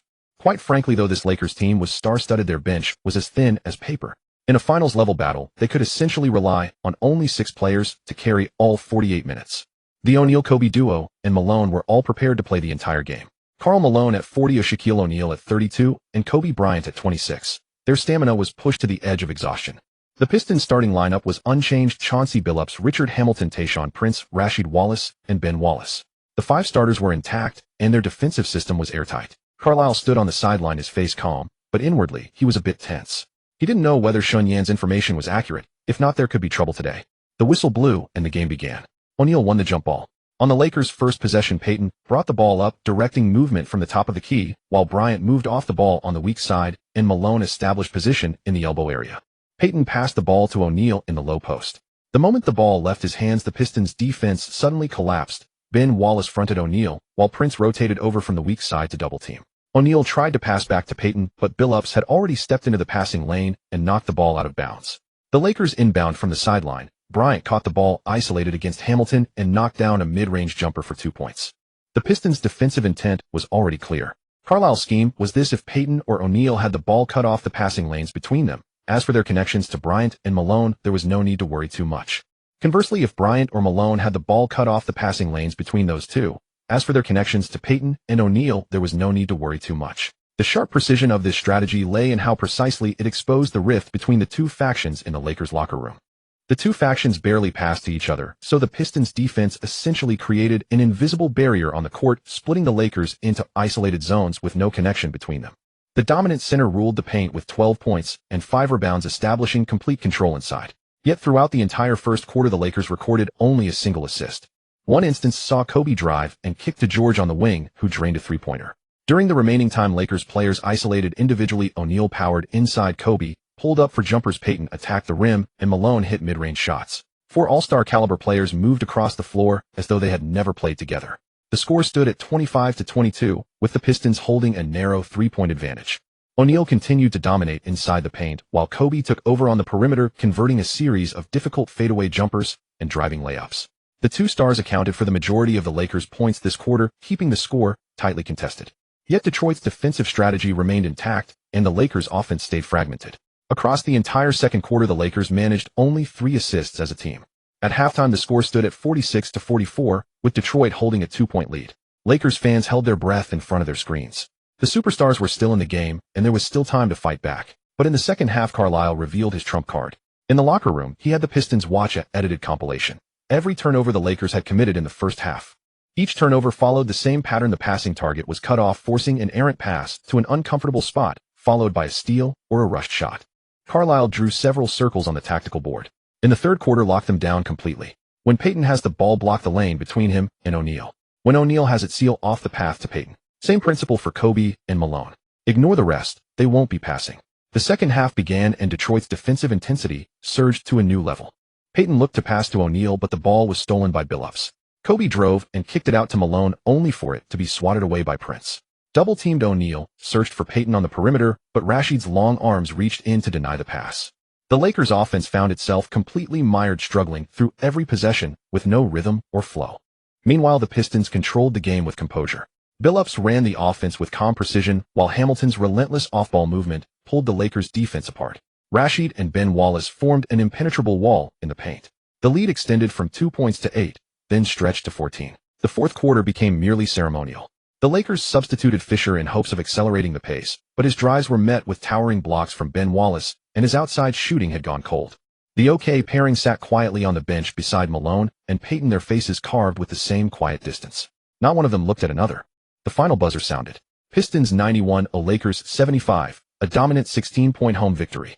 On the stat sheet, O'Neal finished with 34 points and 11 rebounds on 13 of 16 shooting, including 8 of 12 from the free throw line. Kobe added 25 points on 10 of 27 shooting. No other Laker scored higher than 5 points. The Lakers recorded only 15 assists for the entire game, most of them coming in the final minutes of a game already decided. For a roster boasting 4 All-Stars, the number was nothing short of devastating. On the Pistons side, Billups had 20 points and 6 assists, Hamilton 12 points, Rasheed 14 points, and 8 rebounds, Big Ben 12 points and 11 rebounds with 4 blocks, and Wade 13 points and 5 assists. 5 players scored in double figures, and they recorded 20 assists in total. They defeated talent-driven basketball with team play and dismantled individual heroism with collective unity. The cheers at the Palace of Auburn Hills rang on and on. The Pistons took a 10 lead, but this game meant far more than a single victory. It laid bare the Achilles heel of the Lakers F4. They were not a team, but merely four individuals wearing the same jerseys. And within this series, that rift might be torn even wider by the Pistons. The swan song of the OK duo seemed already within sight. Rookie Wade, the only high lottery pick to reach the finals this year, performed quite brightly. His drives were sharp and his finishes at the rim bore shades of a young Jordan. It certainly wasn't as smooth as his regular season play, but he dared to drive and dared to shoot, and he never even threw up an airball. June 8th, the Palace of Auburn Hills. Game 2 of the finals. Detroit fans could hardly wait to see their team stretch the series lead to 20. More than 20,000 seats were filled, and the Blue Sea roared once more. Before the game, Carlisle made some subtle adjustments to the defense in the locker room. Last game's targeted plan was too obvious, and the Lakers would surely make changes today. Sure enough, the Lakers in the first quarter looked completely different from Game 1. Payton advanced with the ball, no longer blindly seeking out O'Neal, and Kobe, after receiving the ball on the wing, began to survey the positions of his teammates. The ball moved much more fluidly among the five players. The Lakers delivered 6 assists in the quarter, more than they had in the entire first half of Game 1. The Detroit fans' hearts tightened, were the F4 finally gelling. But Carlisle stood on the sideline, the corners of his mouth curling slightly upward. Though Phil Jackson could remind them to be more mindful, habits forged over a full season are not so easily changed. He saw it with absolute clarity. Of the Lakers' 6 assists, Payton assisted O'Neal twice, Kobe assisted Malone twice, and 1 pass went to Dwyane George. Only once did Kobe drive and kick out to O'Neal under the basket, who then threw down an easy dunk. That one came as a surprise. The remaining 6 assists all confirmed Shen Yan's information. The two factions remained as clearly divided as ever. In the previous game, Payton passed only to O'Neal and Kobe passed only to Malone. George was the sole beneficiary between the two camps, but his ability was evidently insufficient to shoulder such a role on the final stage. Today they passed to one another, making the Lakers appear united, but that unity was false. Tactical coordination could not conceal the rift in the locker room. Whenever a pass could lead to an assist, an instinctive resistance still remained. True team basketball is 5 people operating toward a single goal, not 2 small factions playing their own game, with an invisible wall in between. Even the coach's urging could only create a temporary superficial harmony. Even more critical was the defensive end. The improved defensive coordination drew the Lakers' attention entirely to how they attacked, while the defense completely fell apart. The 5 Lakers players fought as individuals on defense. O'Neal camped in the paint and refused to step out. Malone could not keep up with Rashid's pops to the perimeter. Kobe was left breathless chasing Hamilton's off-ball movement, and Payton simply could not contain Billup's back-down post play. The Pistons seized the opportunity and relentlessly exploited mismatches in isolation. Since it was already difficult for the Lakers to pass to each other on offense, asking the opposing faction to cover for them on defense was all but impossible. Billups gave Malone a basketball lesson in the post, scoring at will. Hamilton forced O'Neal into a mismatch chase on the perimeter, daring him to come out. Yet O'Neal would not even run. Big Ben switched onto Kobe and, despite the negligible height difference, backed him down with raw strength before finishing with a two-handed dunk, feeling every bit the league's premier center. Rashid, facing the glove, rose up and lofted a true high-arcing shot, a textbook display of shooting over a smaller defender. Even more critical was rebounding. The quarter's rebound count stood at 178. The Pistons pulled down 6 offensive boards in the first quarter alone, nearly matching the Lakers' total rebounds, and Ben Wallace alone snared 3 offensive rebounds over O'Neal's head.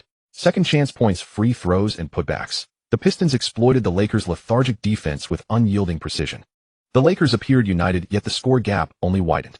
In the second quarter, Phil Jackson could no longer remain seated.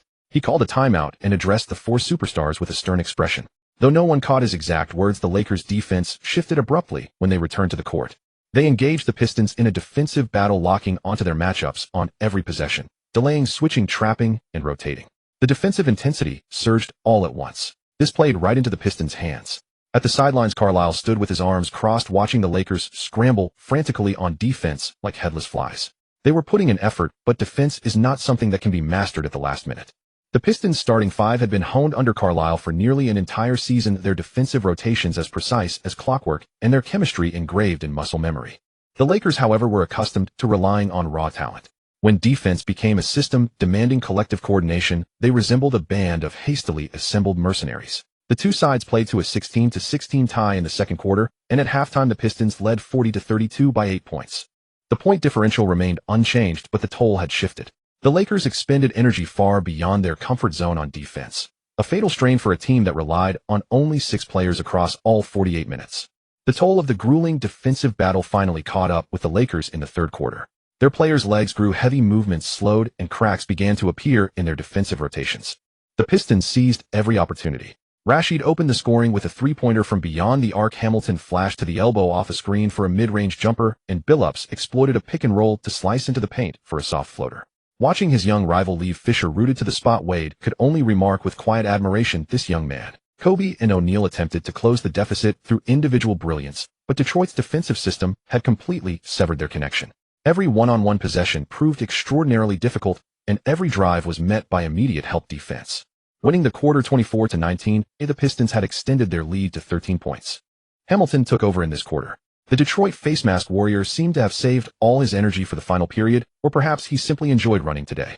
He went 3-4, 6 from the field, 2-4, 3 from three-point range, and 2-4, 2 from the free throw line, scoring 10 points in the quarter alone. Every time Kobe attempted to close the gap, Hamilton extinguished the Lakers' hopes with a mid-range jumper or a three-pointer. His off-ball movement left Kobe unable to keep up. Using Rashid's screen, he curled out, caught, and shot with lightning speed. The sound of pure nets swishing through the air echoed through the palace of Auburn Hills, drawing wave after wave of cheers. The final whistle blew 90-68. A crushing 22-point defeat. In finals history, games with a margin exceeding 20 points are few and far between. To produce such a result in Game 2 all but eliminated any suspense from the series.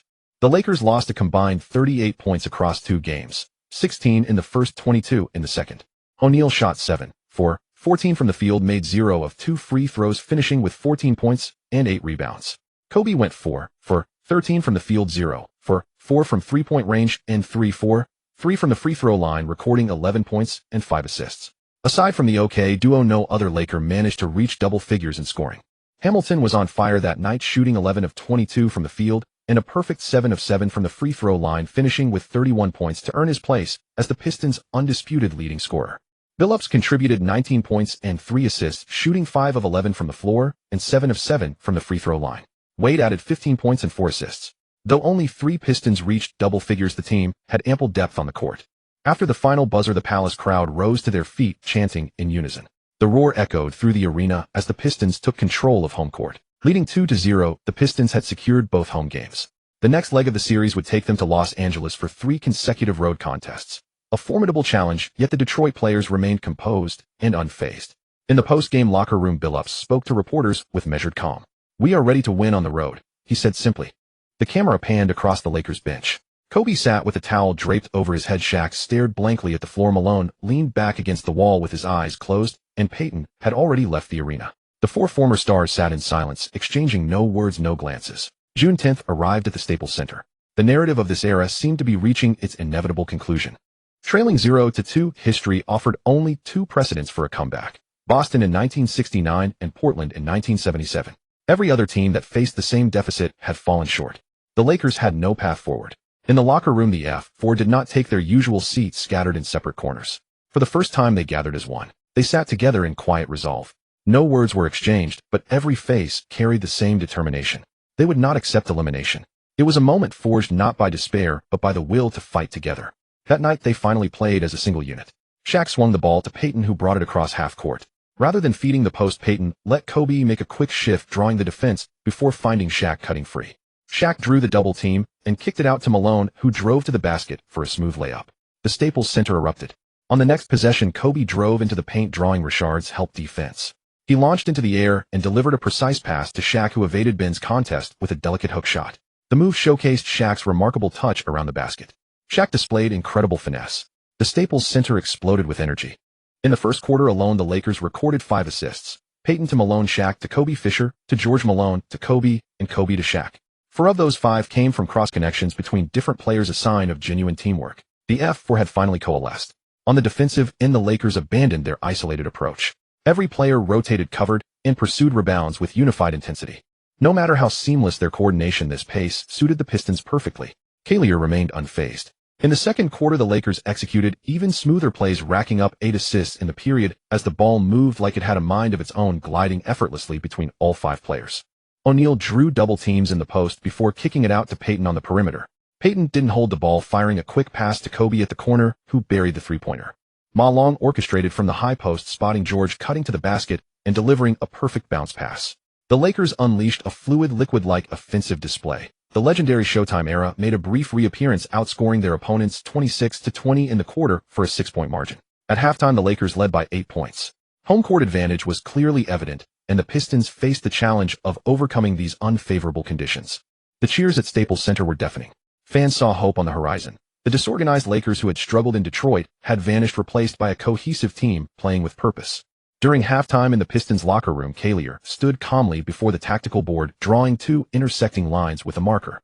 He remarked that the Lakers had played genuine team basketball in the first half, because doing so was their only path to staying competitive. Players set aside their differences when pushed to the brink, but in the second half fatigue would set in, chemistry would loosen, and old fractures would resurface. We changed nothing, simply maintain our intensity. By the fourth quarter, they will revert to being the same fragmented Lakers we saw earlier. Billups began to isolate against Payton, whose footwork had grown sluggish, repeatedly sinking mid-range jumpers after setting screens. Hamilton's relentless off-ball movement kept Kobe running ragged. Each time he navigated around a screen, it felt as though he were hacking his way through a dense, impenetrable jungle. With Wade taking the floor, he drove to the basket with relentless ferocity. Yet his youth proved his only bane. Tricked into two unnecessary fouls, his composure began to fray. Shen Yan rubbed his chin, musing that unlike Big Ben, what Wade desperately lacked was not physicality, but basketball intelligence. Rashid lured Malone away from the paint by drawing him to the perimeter, creating an opening for Big Ben to dominate the interior. The Pistons won the quarter 30-24, erasing a 6-point deficit. As the third quarter concluded, the Lakers held a fragile 2-point lead, 68-66. Every offensive possession felt like a careful dance along a narrow path. The Lakers held a slight edge through Shaq's forceful presence near the basket and Kobe's steady mid-range shots, while the Pistons kept pace with their synchronized team play. Midway through the fourth quarter, Wade picked up his sixth personal foul and was sent to the bench. The young sixth man sat on the sideline with a towel draped over his face, quietly accepting that he could not contribute further in the closing moments. This was the price of growth, and he had handled it well. At least before leaving the court, he had helped the Pistons erase the deficit. Years later, when Cuban only obtained some video footage involving Yao Ming, the Mavericks relied on officiating to win their series. Time drifted steadily onward. With 1.5 minutes remaining, the Pistons led 85-82, having taken a 3-point advantage. It was the Lakers' ball. Kobe drove into the paint, drew double coverage, and kicked it out to Fisher on the perimeter. Fisher launched a 3-point attempt, but it missed the mark. The Pistons secured the rebound. Billups calmly controlled the tempo. Hamilton sliced off a screen, received the pass, and hit a mid-range jumper, drawing a foul from Fisher. Both free throws dropped through the net. 87-82. Lakers supporters nearby began to show quiet emotion. Kobe pushed the ball up the floor with a graceful acrobatic layup, drawing a foul from Rashid. He made one of 2 free throws. Hamilton's mid-range shot rimmed out, but Ben Wallace rose above the crowd to grab the offensive rebound and slam home the putback. 89-83, the Pistons led by 6 with 47.8 seconds remaining. The Staples Center fell into sudden stillness. The Lakers called a timeout, and Phil Jackson's tactical board bore only 2 words: three-pointer. Kobe received the inbound pass and rose for a contested step-back 3 against double coverage, but it came up short. The ball sailed high toward the rim, but Shaq battled through the cluster of bodies to secure the offensive rebound. With every ounce of strength behind him, Shaq surged through the paint. The imposing center powered past both Wallaces, rose above them, and delivered a powerful 2-handed dunk. Shaq's putback found the bottom of the net, and Big Ben drew a foul in the process. Shaq stepped to the free throw line as the arena held its breath. He calmly sank the and-one free throw. 89-86, 35. 9 seconds left. The Pistons called timeout. Carmichael drew up. Both offensive and defensive sets leave the 2-point area open, protect against the 3-point shot. As long as the Lakers could not connect from beyond the arc, the game would be decided. But the Pistons' side section of the crowd was roaring too loudly. Carmichael had to raise his voice to the limit, uncertain whether his players could hear over the noise. On the other side, the Lakers fans kept relatively quiet. They had no timeouts remaining, but time was still on their side. Their plan was clear: defend fiercely, without fouling, secure every rebound, and run down the clock to force a late 3-point attempt, leaving the Pistons no opportunity for a last-second answer. The Pistons also had no timeouts left. If the Lakers made a 3-pointer, Detroit would have to inbound the ball from their own backcourt with precious seconds ticking away. Billups was eating clock, while Kobe, draining the last drop of his energy, clung to Hamilton. With 17 seconds left on the shot clock, Billups pulled up, a timing that made Carlisle furrow his brow. The ball banged off the back rim and rattled around a couple of times. On an international court, a player would have simply grabbed it without hesitation. But in the NBA, these leapers are so explosive that as long as the ball is still over the cylinder, no one dares reach for it. O'Neal, tongue out, leaped high with his glistening bald head shining like a shark bursting from the sea, snatched the rebound, and sealed it with his massive elbows to keep it from being poked loose. With under 15 seconds left, the Lakers pushed forward. Kobe took the ball and faced Prince's defense, slowly milking the clock. With 4 seconds left, he gave Prince a pump fake, gathered Rose into a fadeaway, and released a 3-pointer. Prince was right there, his hand contesting the shot and blocking the view. The ball traced an impossibly high arc through the air, and for a moment 20,000 breaths inside Staples Center seemed to hold. Swish. With 2.7 seconds left, the score was tied at 89. Staples Center erupted. Nearly 20,000 fans rose as one the roar threatening to lift the arena roof. The Lakers had no time to celebrate. They locked onto every piston to disrupt the inbound pass.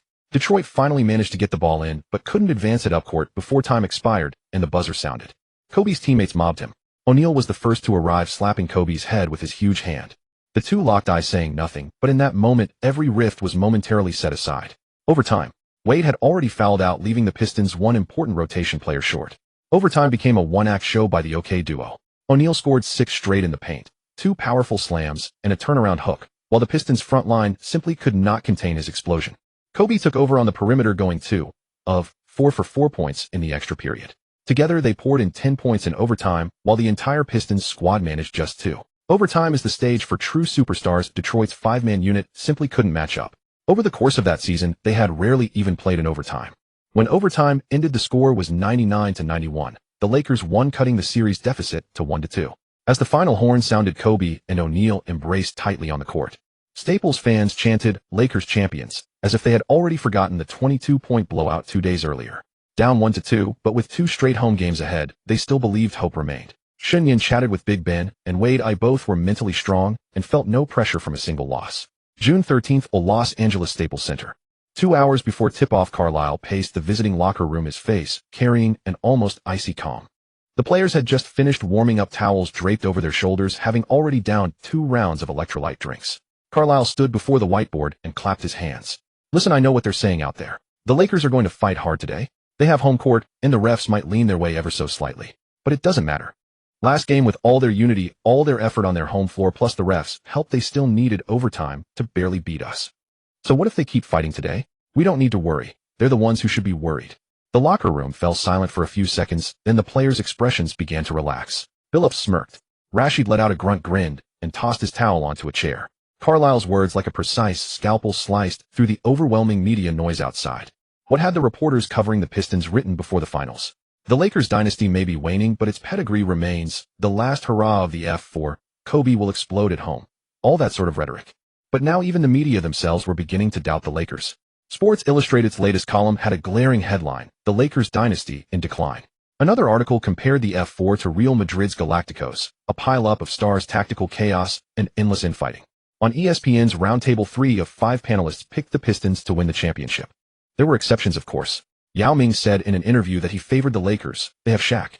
As long as Shaq is in the paint, anything is possible. Shen Yan saw the report and knew Yao's basketball insight was on the same table as Jordan's. But Carlisle didn't believe any of that. He trusted only the clipboard in his hand and the players behind him. The game began with a jump ball. The moment the referee tossed the ball skyward, O'Neal's massive frame moved a fraction too early, a violation on the tip. A wave of groans rolled through Staples Center, an ominous start. Then both teams went ice-cold, the rim seeming to have a lid on it. 2 minutes in, the scoreboard still read 0-0. Finally, O'Neal caught the ball in the low post, spun, and threw down a ferocious dunk to break the deadlock. By the end of the first quarter, Shaq had made all 5 shots single-handedly, carrying the Lakers to a 22-21 lead. Kobe the K in OK went 1 of 6, by nearly bending the rim with his misses.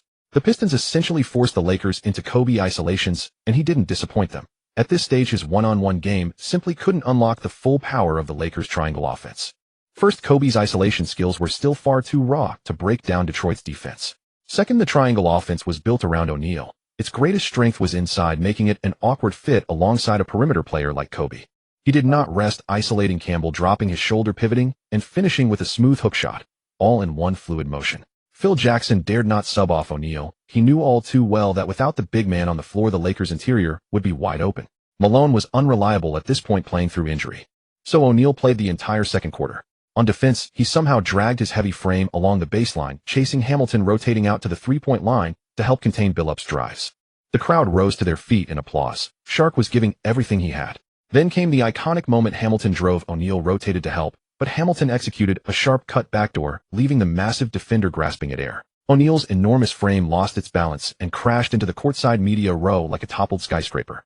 Laptops were sent flying, camera equipment clattered to the ground, and several reporters scrambled to get clear. O'Neal climbed to his feet from the tangle and brushed himself off. The journalist area around him looked as though it had been swept through by a powerful gust.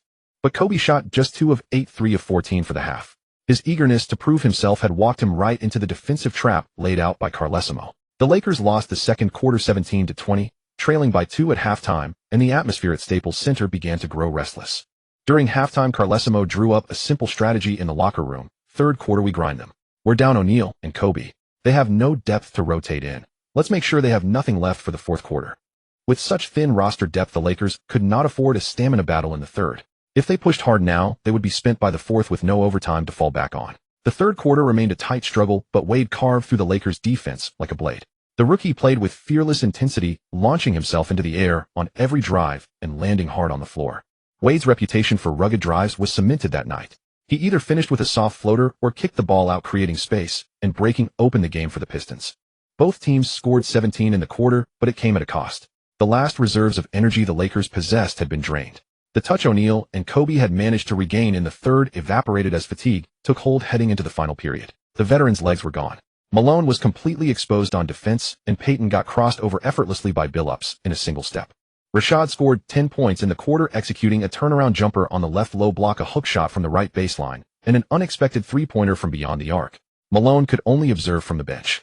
Billups contributed 8 points in the quarter, controlling the offense with composure and precision, each shot landing cleanly. Hamilton tallied 11 points in the quarter, a seamless rhythm of curling off screens, catching, shooting, and scoring, a reliable machine on the offensive end. The Pistons scored 32 points in the quarter to the Lakers' 24, building momentum that carried through. The final buzzer sounded 90-80. The Pistons secured a decisive victory in Los Angeles. Rashad posted 26 points and 13 rebounds. Billups added 23, Hamilton contributed 15, and Wade chipped in 13, for players in double figures. For the Lakers, only 2 players stood out. O'Neal shot 16 of 21 from the field, recording 36 points and 20 rebounds, a performance that would be remembered in any season, let alone the finals. His 4 makes from 11 free throw attempts remained a quiet concern, a moment he would revisit in reflection. Kobe shot 8 of 25 for 20 points, the first half struggle weighing on him. The series stood at 1-3. Fans began filing out of the Staples Center, scattered murmurs drifting from the stands. The Lakers' era hung over the Los Angeles skyline, resting quietly in the evening air. In the Pistons' locker room, players exchanged quiet celebrations. Carlisle leaned against the wall, a calm smile on his face. He opened the tactical board on which was written a single line: 1 game remaining. They did not plan to return to Detroit immediately. The city parade awaited them. Across the locker room, O'Neal sat quietly before his locker, his 36-point, 20-rebound line displayed before him. He glanced at Kobe's retreating figure, then lowered his gaze. No one outside knew how much longer this partnership would continue, but it was quietly understood that the Lakers would not be extending a large contract to O'Neal. June 15th, Los Angeles Staples Center. An hour before the game, Malone sat in the locker room with a thick ice pack wrapped around his left knee. The team doctor spoke quietly beside him. Malone's expression grew still. The 40-year-old veteran had spent an entire season pursuing his first championship ring, accepting a reduced salary, enduring quiet dismissal, and facing media commentary. Now his body spoke clearly. It was time. Malone watched from the sidelines in a tailored suit, seated at the end of the bench, his expression calm and composed. Medvedenko stepped into the starting lineup. The Ukrainian power forward, who averaged 3 points per game during the regular season, was thrust onto the biggest stage in Game 5 of the finals. Lakers fans read the starting roster and exchanged quiet glances. Then the game began. Medvedenko exploded like a sudden spark. He caught Fisher's pass near the basket, turned, and scored with a hook shot. On the next possession, the same position, the same motion, another bucket. He rose for a jump shot just inside the three-point line and dropped it in, scoring 6 consecutive points. The Pistons' defense was still adjusting to this unfamiliar face, while the Lakers had already built a 14-7 lead. The Staples Center stirred with energy. Could something remarkable unfold? Could this unknown player carry the Lakers forward? But the Pistons remained steady. Carlisle stayed seated on the bench, raising one finger toward Billups in a quiet signal. Detroit answered promptly. Hamilton curled off a screen and sank a jumper. Prince hit an open 3 from the corner. Rashad worked the post against Medvedenko. Against true all-star competition, the Ukrainian streak lasted only half a quarter. 9 of 14 shots in the quarter, a perfect reflection of team basketball. In the second, the Pistons refused to yield. They held the Lakers scoreless for nearly 6 minutes. On defense, Billups stayed locked on Kobe. When Kobe switched, Prince took over with relentless coverage. Isolation opportunities against Hamilton were minimal.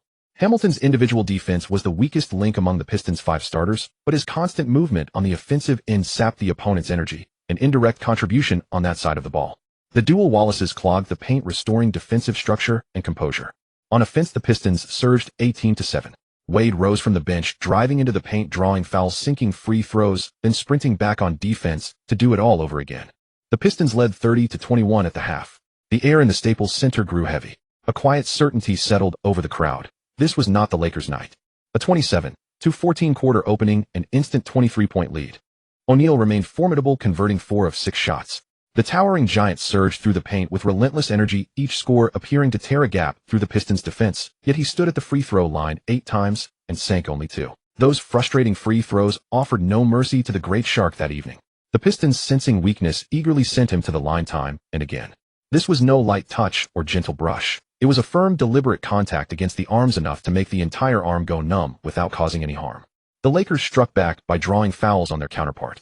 Standing at the opposite free throw line, Big Ben converted 2 of 4 of 50%, far superior to O'Neal's 25. Shen Yan watched with quiet amusement from behind the Pistons bench. Years of dedicated training had transformed Big Ben from a low-percentage free throw shooter into a reliable presence. The tactical battle belonged entirely to the Pistons. By the end of the third quarter, the contest had already drifted beyond reach, yet this was the finals, and the starters remained on the floor. Kobe grew increasingly elusive this quarter, his shots against Prince's long arms and Billup's persistent pressure resembling desperate gambits, while fate remained notably sparing toward him tonight. The veteran Lakers' energy ebbed away like grains of sand through an hourglass. Early in the fourth quarter, Phil Jackson signaled for the starting unit to return for one final push. But the gap was too wide. The Pistons' momentum continued. Hamilton drained a 3 from the right wing, Wade secured a steal and finished with a fast break layup, and Rashid facilitated from the top of the key with a crisp assist. There was no catching up. 3 minutes later, Jackson waved his hand, removing O'Neal and Kobe from the floor. The Pistons captured the championship title after a 14-year absence. Fans at Staples Center began to file out, revealing large patches of empty seats. Shaq sat on the bench with a towel draped over his head, his expression unreadable. Kobe sat beside him, gripping a water bottle so tightly his knuckles turned white. Malone kept his head bowed motionless. Peyton buried his face in his palms, shoulders trembling slightly. Barkley watched Peyton and Malone and chuckled. If it were not for Shen Yan's intervention, he might never have won a championship ring. Peyton and Malone had made the same mistake he had once made in Houston, placing their trust in the wrong team. Meanwhile, Wade, still a rookie, continued playing with the Pistons bench unit. He and the Lakers reserves finished the final minutes, giving his all on every drive and every defensive possession. There was a quiet professionalism about this young man. Until the final second, he played as if the game were still on the line. Yet he stopped looking for his own shot, and instead began creating for others, dishing out assists at a relentless pace. Shen Yan had once told him to adapt to a dual guard role. Relying solely on aggressive drives to finish would take too much out of his body. Passing more after driving would keep him healthier over a long season. This selfless point of attack style, paired with his youthful intensity, won over the crowd. His explosive brand of basketball attracted countless fans on the final stage. Most importantly, his face had not fully filled out yet, and among black players he carried a certain quiet handsomeness. Converse was overjoyed, feeling that signing Wade had been an extraordinary bargain. From being doubted at the start of the season to rising steadily and ultimately becoming the best sixth man off the bench, Wade had exceeded every expectation. Wade had absorbed all the playoff attention meant for the 2003 class. While James and Iverson supporters were still debating who deserved Rookie of the Year and whose three-threat game was more authentic, Wade was already holding a championship banner. Shen Yan watched the online narratives and could only shake his head. James showed up to a charity event, blew a bubble with gum, and the media called it natural leadership. The absurdity knew no bounds. His publicity team seemed to be following the controversial road strategy that had become common, believing that criticism only builds visibility. And his fanbase made things worse when people stated plain facts. They called it hate. The final buzzer sounded. 105-87. The Pistons swept past the Lakers in Los Angeles by 18 points, winning the series 4-1 and capturing the 2003-04 NBA championship. Scattered cheers from the visiting fans echoed through the Staples Center arena. Those blue-collar supporters who had traveled all the way from Detroit raised their voices proudly in the heart of Los Angeles. The stat sheet read: Hamilton 21 points, mid-range jumpers as precise as a scalpel, Ben Wallace 19 points plus 22 rebounds, 3 steals, 1 block, dominating the glass on both ends, a Prince 17 points and 10 rebounds, a young defensive weapon delivering the performance of his life, Biggie 14 points and 6 assists, calm, composed, and clinical, Rashid 11 points with full contributions on both ends, Wade 9 points and 6 assists. The sixth man's impact shifted the rhythm of the series. In the final moments, he did not chase personal scoring, but instead found Oker, Campbell Hunter, and Mike James. Shen Yan studied those 9 points and felt a quiet amusement, sensing this number might one day become an inside joke. 6 players scored in balanced distribution, and the Pistons team basketball was rewarded on the final stage. The Lakers began to leave the floor as the ceremony space was cleared for Detroit. Stern smiled broadly. A working-class team toppling a super team generated far more buzz than anyone had expected, though the political landscape here lacked fertile ground for rebellion. Since the fall of the Great Northern Bear, working-class conditions had steadily worsened. Blue-collar workers had fallen below the survival line in growing numbers, separating them entirely from the glamorous celebrity class. As financialization deepened, the once envied American blue-collar worker became increasingly rare. Most could only watch from home, and they were certainly cheering for the Pistons. In an unanimous 11-0 vote, Pistons point guard Biolipis lifted the FMVP trophy as the finals' most valuable player, averaging 21 points and 5 assists on 59% shooting, 47% from three, and a perfect 100% from the free throw line. He never once disappeared. His consistency was absolute. In his acceptance remarks, he spoke simply, "We may not be the most talented team, but we are the most united team."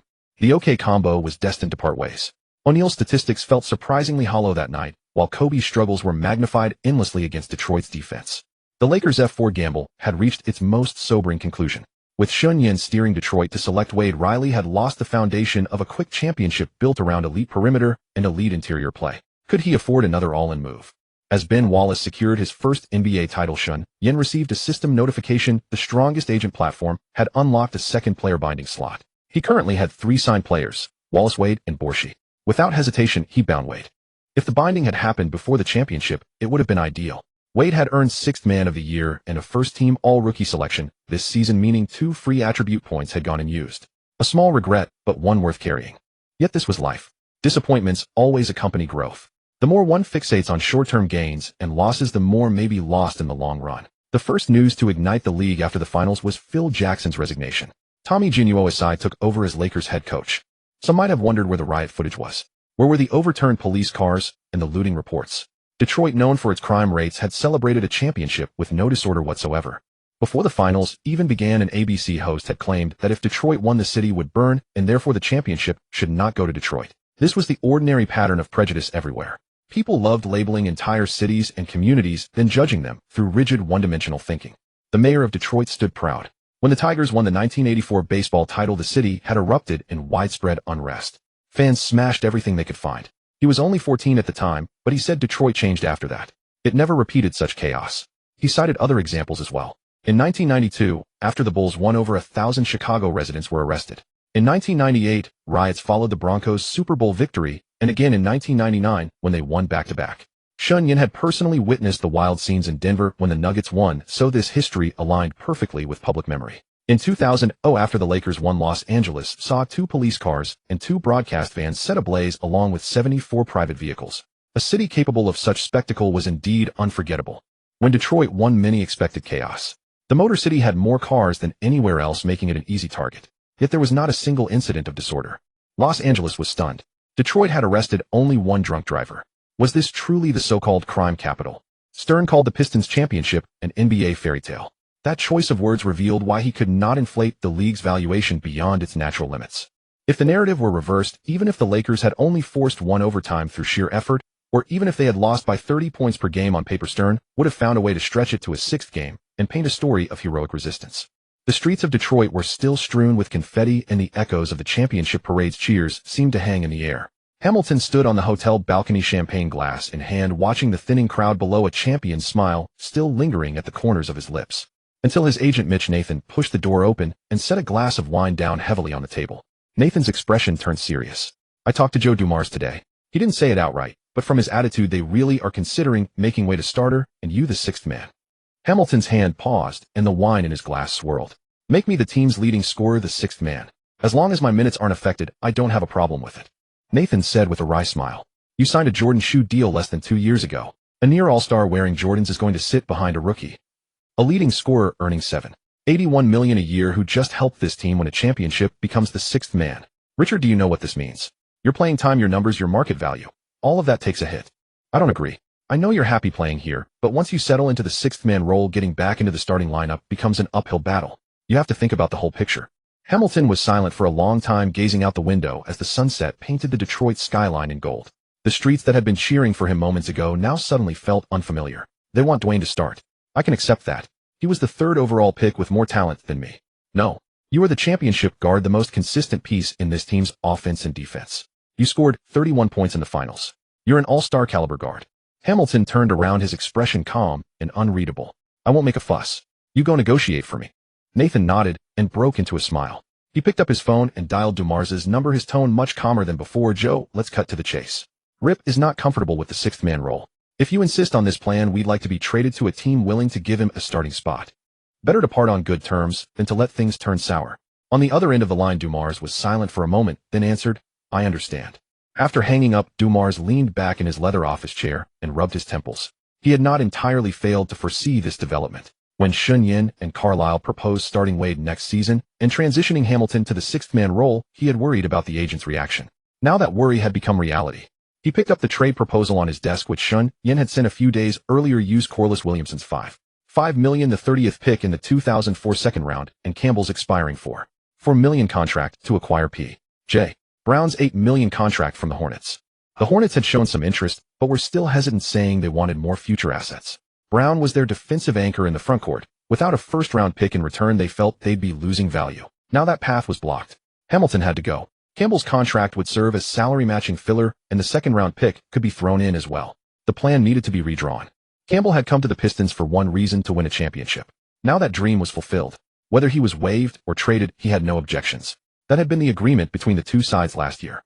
Dumars called Shen Yan and told him what had happened. Shen Yan's voice came through the receiver with a hint of understanding. I thought so. Being a starter does offer greater commercial value, especially with the starting lineup introduction and the chance to showcase your shoes. Dumars gave a helpless smile. You figured it out. Then did you also figure out that right now all I can think about is how to smooth this over before free agency begins? Shen Yan's tone was steady. Don't rush. I've been working on a plan. Do you remember Turkoglu? Turkoglu. The Turk from the Spurs? Yes.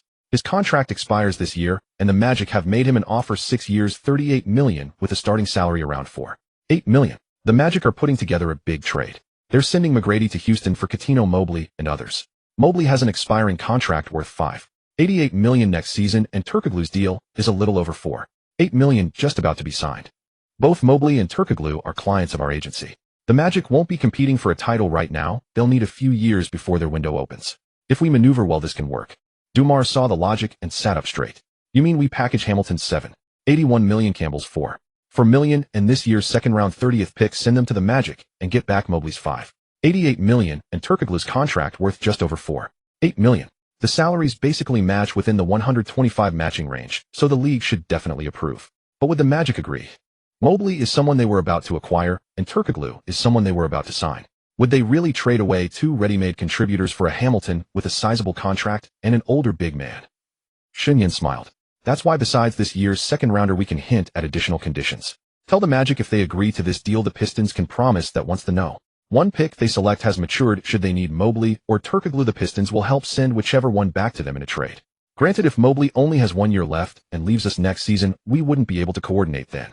But Turkoglu's contract is one the Magic signed themselves. 6 years, plenty of room to operate. Dumars narrowed his eyes, understanding where Shen Yan was headed. There was a very good chance the Magic would choose high schooler Dwight Howard with the top pick. A remarkably gifted big man who would need at least 3 or 4 years to develop into a dominant frontcourt force. In the meantime, the Magic's focus would be on nurturing Howard, giving him time and space to grow. The Pistons, on the other hand, were in their championship window right now. They needed immediate contributors, battle-tested veterans who could help them pursue back-to-back or even three-peat titles. Turkoglu and Mobley happened to fit the Pistons' contending timeline perfectly, and by the time Howard came into his own, the Pistons might already have begun rebuilding. Mobley, as one of Wade's older brothers, understood Wade's talent and was willing to play as a backup. Also, since the Magic were rebuilding, he'd likely only be playing regular season games. No matter how well he performed, his contract wouldn't be substantial. He would rather prove his worth in the playoffs, even if it meant coming off the bench. The two teams' timelines fit together perfectly. You've really thought ahead. Dumars said in a low voice. Whether you're a general manager or an agent, you have to think long-term. But there's one problem. Turkoglu is a free agent this year. If the Magic sign him, the trade has to be completed within 48 hours, otherwise they'd have to wait until December 15th. The window is extremely tight. That means the McGrady trade should be wrapped up as soon as possible, ideally before July 1st. The Magic would sign Turkoglu at the same time and immediately send him over, not a day later, to prevent the league's approval from stalling things or another team from disrupting the deal. Dumars glanced at the calendar on his desk. July 1st was less than 2 weeks away. I'll talk to the Magic. During the following week, Dumars made countless phone calls to the Magic's general manager. The Magic's attitude gradually shifted from initial surprise to hesitation, then to careful evaluation, and finally, to a slow softening. What truly convinced the Magic was Dumars's promise that once Howard matured, they would receive either Mobley or Turkoglu back. The Magic's management sat in their Orlando office repeatedly running calculations, computing salary cap space, assessing Detroit's championship window, and measuring Howard's growth trajectory. Their conclusion matched Shen Yan's exactly. Over the next 2 or 3 years, the Magic's core mission was to cultivate Howard, not to chase a championship. If they could package Tagaglu and Mobley, two developing pieces with Mobley's contract nearing expiration, during Howard's growth period, and send them to the Pistons in exchange for Hamilton's long-term contract and Campbell's expiring deal, while locking in a future buyback commitment, the trade would not be unfavorable. According to scouting reports, Howard possessed strong ball-handling ability and could independently bring the ball up the court, eventually developing post-ups, which would conflict with Mobley's ball-dominant driving style. Hamilton, on the other hand, complemented Howard far better. Moreover, given the Pistons' salary situation, they certainly could not retain Mobley, and neither could the Magic, so neither side stood to lose. In a few years, the Pistons would only be able to acquire Tagaglu back through contract exchange, effectively gaining playoff experience for him in advance. More importantly, the Pistons agreed to include a second-round pick at number 30 as a bonus. The Magic could propose several preferred rookie names to Detroit. Nobody placed much value on the pick since it was merely the final selection of the second round. The Magic's general manager said on the phone agreed. On July 1st, once the McGrady trade is completed, Tagaglu will sign. We'll finalize everything within 48 hours. We'll send over the list of second-round targets we've identified. Dumars hung up, leaned back in his chair, and exhaled deeply. He glanced out the window. The Detroit night had grown deep, yet his office lights remained on. He dialed Hamilton's agent. "Mickey, we've found a team willing to give Rip a starting role. It'll be a sign-and trade deal, sending him to Orlando. They need a veteran presence like him to guide Howard. What do you think?" There was a moment of silence on the other end before Nathan's voice came through, noticeably more relaxed. "Orlando. Starting role. McGrady didn't want to continue developing new players and requested a move, so they're sending him away, right? Starting position and on a young team built around a number 1 pick. Rip will be the veteran leader in the locker room. We'll sort out the specifics once the trade is finalized. Then that works. Joe, honestly, I don't want things to become strained. Rip won a championship for Detroit, and Detroit gave him everything. But we can't just hand him a bench role. He's still young. So let's part on good terms." "Part on good terms," Dumars repeated.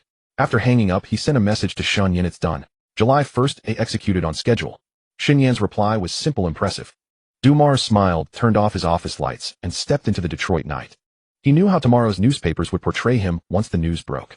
Detroit fans might criticize him for breaking up their championship core, but that didn't matter. His vision extended further than their expectations. This team's goal wasn't satisfied with a single championship. They aimed for back-to-back titles, even a three-peat. To reach that level, sometimes one had to make decisions that most people couldn't immediately understand. Once the Hamilton trade details were settled, Shen Yan's office grew quiet. He stared at the roster in his hand and circled Corliss Williams' name 3 times with his pen. The original plan had been to bundle Williams, Campbell, and a second-round pick to acquire P.J. Brown from the Hornets, adding interior toughness to fill the void left by Oker's departure. The $7.5 million starting salary for that big man was $500,000 more than Ben Wallace. Money the Pistons simply couldn't absorb. But Hamilton's departure disrupted every calculation. Campbell, used as salary-matching filler, was sent to the Magic, and this year's second-round pick was bundled along as well, since there was hardly anyone worth selecting anyway. Now Williams's $550 million contract sat alone on the books like an unresolved, ticking concern. It had to be addressed, and quickly. Shen Yan turned his gaze westward toward the Memphis Grizzlies, the team operated by Jerry West. The Grizzlies' rise over the past 2 seasons was undeniable. They had reached the playoffs, though they were swept in the first round. But Mr. Logo faced a sweet problem. Shane Battier was emerging, and his position overlapped completely with James Posey. Both were versatile defenders capable of playing positions 2, 3, and 4. Both fit seamlessly into system-oriented play without demanding the ball, and both posed a threat from beyond the arc. Battier was younger and held more developmental value, while Posey was gradually being pushed to the bench. West had already made up his mind to move Posey. His needs were clear. He wanted a stronger, more physical forward who could match up against heavier opponents, because Pau Gasol leaned toward finesse, and the team required a truly tough competitor to share the burden alongside the Spaniard. Corliss Williams, former 6th Man of the Year, built with dense muscle, was known throughout the league as one of the toughest bodies on the court. He lacked three-point shooting ability, and his offense resembled that of a traditional big man operating primarily in the paint and near the basket. But defensively, he was genuinely capable of holding his ground against physical opponents. To find a player who could help Gasol absorb the physical toll of heavier forwards, Williams was the ideal match. Shen Yan had Dumars place a call to West. Dumars got straight to the point. "Jerry, I hear you're looking to move Posey. We'd like to offer Corliss Williams in return, a 1-year $550 million 6th Man of the Year. He's sturdy enough and exactly the type of physical presence you need to support Gasol." There was a pause on the other end. West, a seasoned operator, weighed the exchange. In terms of trade value, Posey was clearly the more valuable asset. Posey could hit 3-pointers, play solid defense, and switch between positions 2, 3, and 4. though his footwork at shooting guard was slightly lacking, and he wasn't robust enough at power forward. Occasional matchups were manageable. Williams, by contrast, was a one-dimensional player, strong yes, but overly specialized. West responded, "This feels like an unfavorable exchange. I need to think it over." Shen Yan had anticipated this reaction. He asked Dumars to wait 2 days, then personally called Posey's agent, Bernie Lee, Shen Yan's partner. In this industry, connections were everything. Lee immediately returned the call to West, speaking politely, but making his intention unmistakably clear. Posey wanted to play for Detroit. The Pistons were the defending champions, and Posey wished to compete for a title on a winning team. If the Grizzlies forced him elsewhere, he would not rule out making a public trade request. Upon hearing this, West's expression darkened. He understood the implications perfectly. Once Posey publicly requested a trade, every team would recognize the Grizzlies were desperate to move him, and offers would continue to drop. Rather than risk a bidding war driven downward by other clubs, it was better to finalize the deal with Detroit now. Williams may lack three-point range, but he was genuinely tough and capable of anchoring the frontcourt alongside Gasol. The exchange was not unreasonable. Posey's contract ran long as well, extending through the 2006-07 season if he exercised his player option. The Pistons were willing to absorb it because he perfectly addressed Prince's shortcomings, offering defensive versatility against strong forwards at small forward and reliable spacing from three. Agreed, West finally acknowledged. As the finals champion, the Pistons' moves were difficult to conceal. But the Lakers' actions on the other side of the finals remained puzzling. Without Wade, the Heat lost their drive to pursue Shaq. Where would the big diesel head next? Dumars hung up the phone and exhaled deeply. The $5 million contract for Williams had finally been offloaded, replaced by Paxson's $41 million annual salary. Yet Paxson offered noticeably greater versatility and fit. He could shoot threes, guard multiple positions, and seamlessly complemented the Pistons' defensive system and spacing needs. But Dumars did not pause to catch his breath. The free agency window was about to open, and his checklist still bore numerous names. Campbell had departed, and Oker was next. The Turkish center's contract expired this summer, and with insufficient cap space to retain him, he would most likely join the Jazz. With two rotation big men suddenly gone, reinforcement was essential. Dumars fixed his attention on one player, Antonio McDyess. The former Nuggets all-star power forward had endured the most devastating knee injury of his career. Last season with the Suns, he came off the bench for an average of 22 minutes, contributing 6 points and 6 rebounds per game. His explosive athleticism may never return to its peak, but his mid-range jumper, rebounding instincts, and defensive positioning remain intact. A 4-year, $23 million deal with a $4.9 million starting salary was reasonable for a former star, yet carried inherent risk for a 31-year-old veteran recovering from serious injury. Dumars deemed it worthwhile.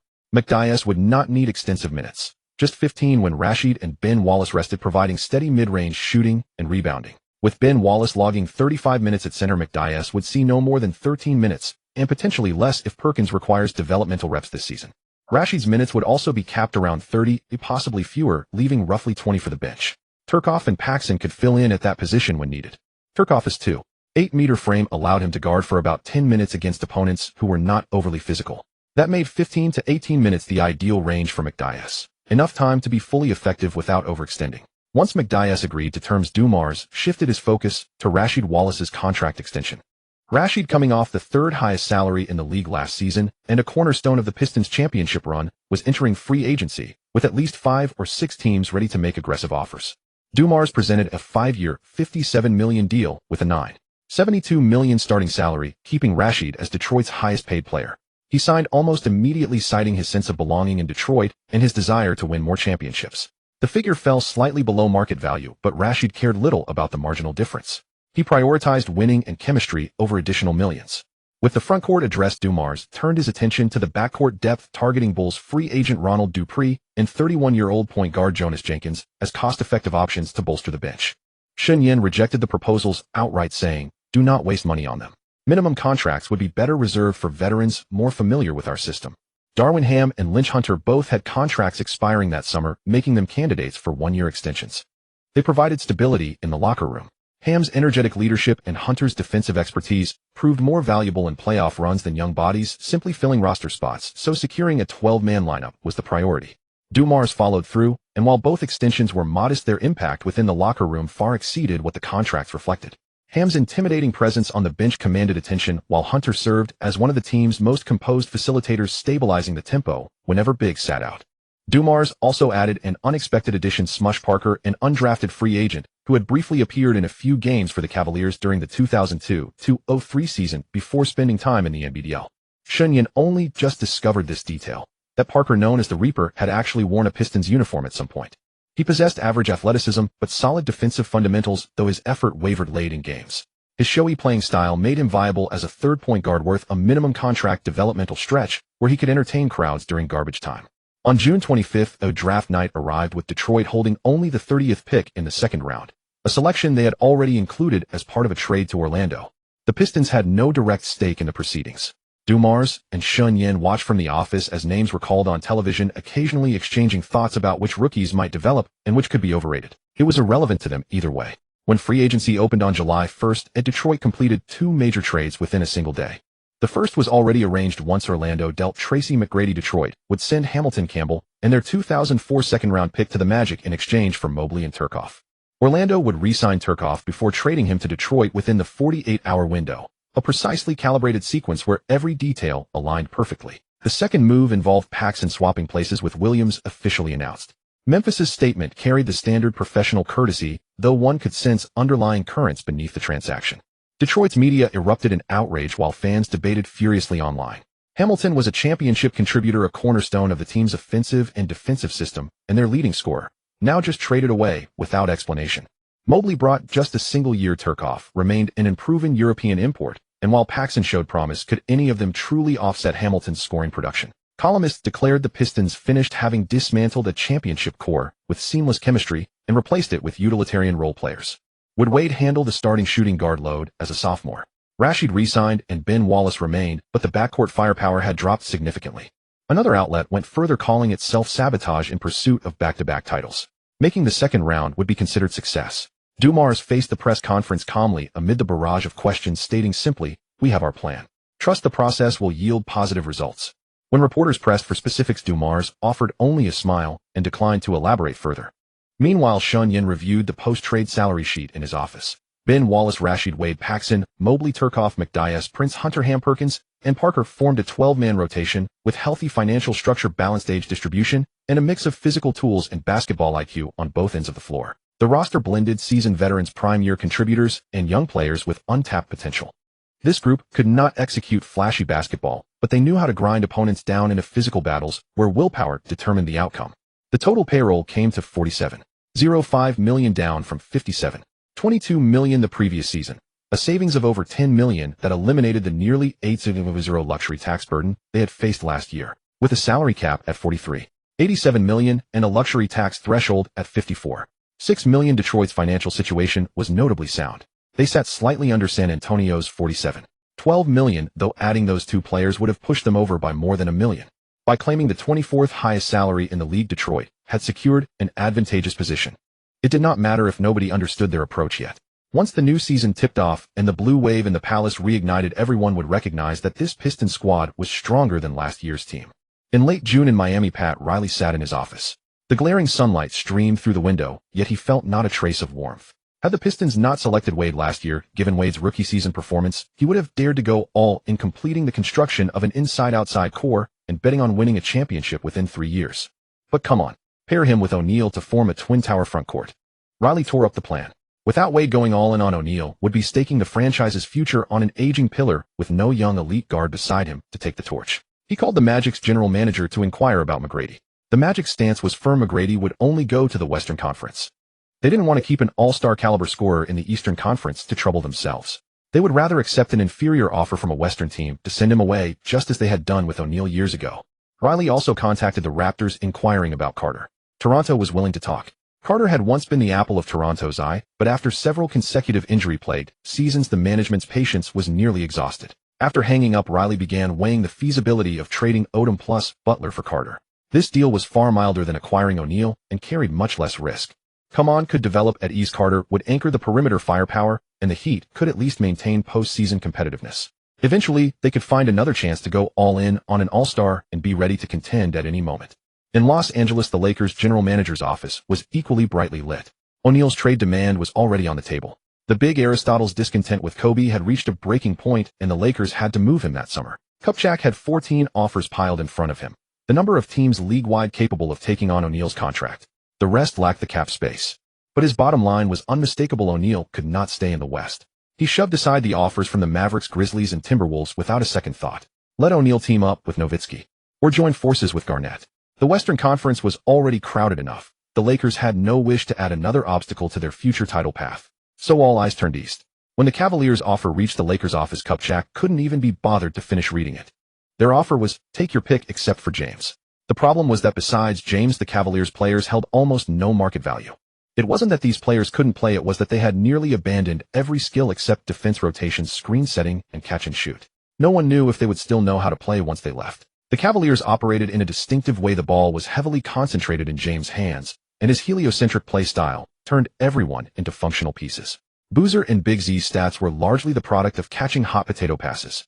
Boozer could still sneak in isolations while James rested, but the other role players could only watch. Players like Tony Batty, according to some hype-driven media, weren't even considered qualified starters. They could only play in the CBA. Even more ironic, Boozer, the only young player on the Cavaliers with any trade value, had just hightailed it out of town that summer, hauling a freight train behind him. Because he switched his representation to Shen Yan's agency, he never agreed to the Cavaliers' extension talks, so there was no so-called reneging. He jumped to the Jazz for a higher offer, leaving Cleveland no chance to cut its losses. Shen Yan also had people circulate every clip of Boozer receiving bailout passes from the 2003-04 season. The clips ignited instantly, and nearly everyone understood why he had to run. Kupchak fed the Cavaliers' offer sheet into the shredder, muttering, "Don't they see how much they've suppressed their players' stats?" The Bulls' offer wasn't much better. Antonio Davis, Nocioni, Eddie Curry, and Kwame Brown were all available. On paper it looked like a package, but when the Lakers specifically named Luol Deng, the Bulls turned hostile on the spot, and the deal stalled completely. The Bulls wanted the British Jordan and the Big Shark to form their own inside-outside duo. Only 2 phone calls truly made the Lakers sit down and talk seriously. The first came from Indiana. Pacers general manager Donnie Walsh rattled off a list of names: Austin Crusher 8, $26 million expiring contract; Jonathan Bender 6, $53 million; Ron Artest 6, $16 million; Anthony Johnson 2, $2 million; and rookie David Harrison, $840K, plus a first-round pick. Not flashy, but very substantial. Expiring contracts could help the Lakers clear cap room. Artest was a defensive player of the year and immediate impact player. Harrison was a young interior prospect worth developing. Walsh's tone on the phone was steady. "We're all smart people. Among all the offers in the East, you won't find a more reasonable one than this." The second came from Washington. The Wizards presented Anton Jamison 12, $58 million; Larry Hughes 5, $46 million; final year; Tyson Chandler final year of rookie contract, plus a first-round pick. Jamison was an all-star forward who had just put up 8 points and 3 rebounds per game in Dallas, finishing second and 6th man of the year voting. Hughes was a defensive stopper averaging 18 points. Chandler was still developing, but his talent was plain to see. On paper, Washington's package was even slightly superior to Indiana's, but both consisted of expiring contracts with no guarantee of retaining them. Besides, Chandler was a defensive-minded big man, which clashed with the Lakers' archetype for centers. A Lakers center had to be a lead on both ends. Wilt Chamberlain, Kareem Abdul-Jabbar, Shaq. Which one wasn't a superstar? Kupchak felt that if he brought in Chandler, unless the man was truly a boxing champion, he'd be cursed to death by fans. The Lakers placed the 2 offers side by side on the table and began to weigh them. Then O'Neal himself called. His words were brief: "Indiana. I want to go to Indiana." As a superstar, he had the right to choose his next team freely. O'Neal's reasoning was simple and direct. Last season, the Pacers and Pistons had fought each other to a standstill in the Eastern Conference Finals. With him, the Pacers would have a chance to advance. Throughout his career, O'Neal had never been at a disadvantage against the Pistons' interior core. Big Ben's vaunted strength meant nothing in front of him, and Rashid's outside shooting would be hard to get going with Jermaine O'Neal following him. O'Neal said to Kupchak on the phone, "If Jermaine and I form the Twin Towers, those 2 Wallaces in Detroit, not enough. I will definitely win a championship before Kobe does." The Wizards' reputation was indeed none too good. Owner Abe Polin was notoriously miserly, and the franchise was unstable. The legal battle with Jordan had made his unscrupulousness apparent to countless people. They had pushed Jordan out, yet still wanted to profit from his name, so they hired a coach named Jordan. O'Neal had already spent 8 years in Los Angeles, savoring the Hollywood spotlight and the resources of a storied franchise. He had no desire to spend his late career with a team where even the locker room's hot water might be unreliable. He didn't want to go to Indiana's endless cornfields. He wanted to go to Miami to enjoy the beaches and Cuban models. But Riley never made his move. He wanted to go to New York to enjoy the good life of collecting checks without playing. But the Knicks' motley collection of players was nothing the Lakers fancied. Compared with other options, the Pacers offered him a chance to win a title before Kobe, and he felt that was the best choice. At worst, he could wait for his current contract to expire, swim back west, and take another crack at the Lakers. Kupchak was genuinely torn. Washington's offer was richer, Indiana's was more practical. But a player's personal preference was never a mere formality in NBA trades, especially at O'Neal's level. This was exactly what a no-trade clause was for. Just then, Artest reached out to the Lakers front office through his agent. The phone call was short but extraordinarily rich in information. "I'll accept the trade. If I go to the Lakers, I'll respect Kobe. It's not that I don't respect Jermaine, I just don't respect his attitude. He's a good player, but he's not a good leader. Kupchak understood. Artest's meaning was clear. The Pacers' internal issue of ball distribution and team hierarchy stemmed from his refusal to accept Jermaine as the alpha. But if he went to the Lakers and fought alongside Kobe, that would be an entirely different matter. That phone call, in a sense, became the final weight that tipped the scales. The Lakers did not need an Artest who would defer to Jermaine O'Neal, but a defensive stalwart willing to stand shoulder to shoulder with Kobe Bryant. Since Artest's recognition of the Lakers and Kobe was sufficient, the Pacers' offer was not just an expiring contract plus a first-round pick. It also included an immediate contributor who could seamlessly fit into the Lakers' future system. Walsh called again. Mitch, make the decision. That Wizards package is indeed attractive, but can they play alongside Kobe? Artest can. You know better than I do how much effort he can save Kobe on the defensive end. Kupchak was silent for 3 seconds.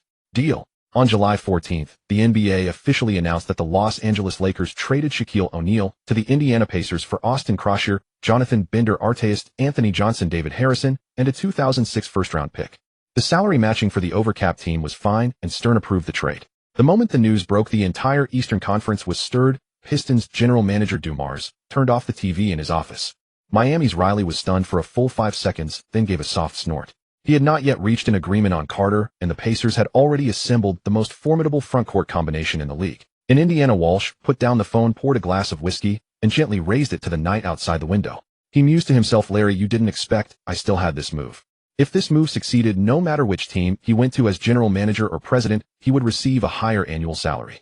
Jermaine O'Neal plus Shaquille O'Neal, twin O'Neals, the league's top frontcourt duo. They would be even more intimidating than the Spurs' Twin Towers. As for whether this trade could defeat the Pistons' 2 Wallaces or carry the Pacers to the championship podium, that was a matter for after autumn. But on this hot summer day, Indiana fans had already begun to celebrate wildly. They had never seen a center of this caliber wearing their jersey.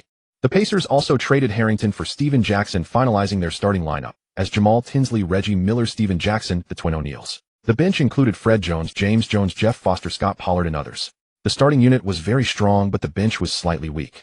At the Indiana training camp, Artest looked out at the starry Hollywood Hills outside the window and murmured, Kobe, see you in the new season. Kobe didn't expect that this time he would encounter another from Queensbridge, not Odom.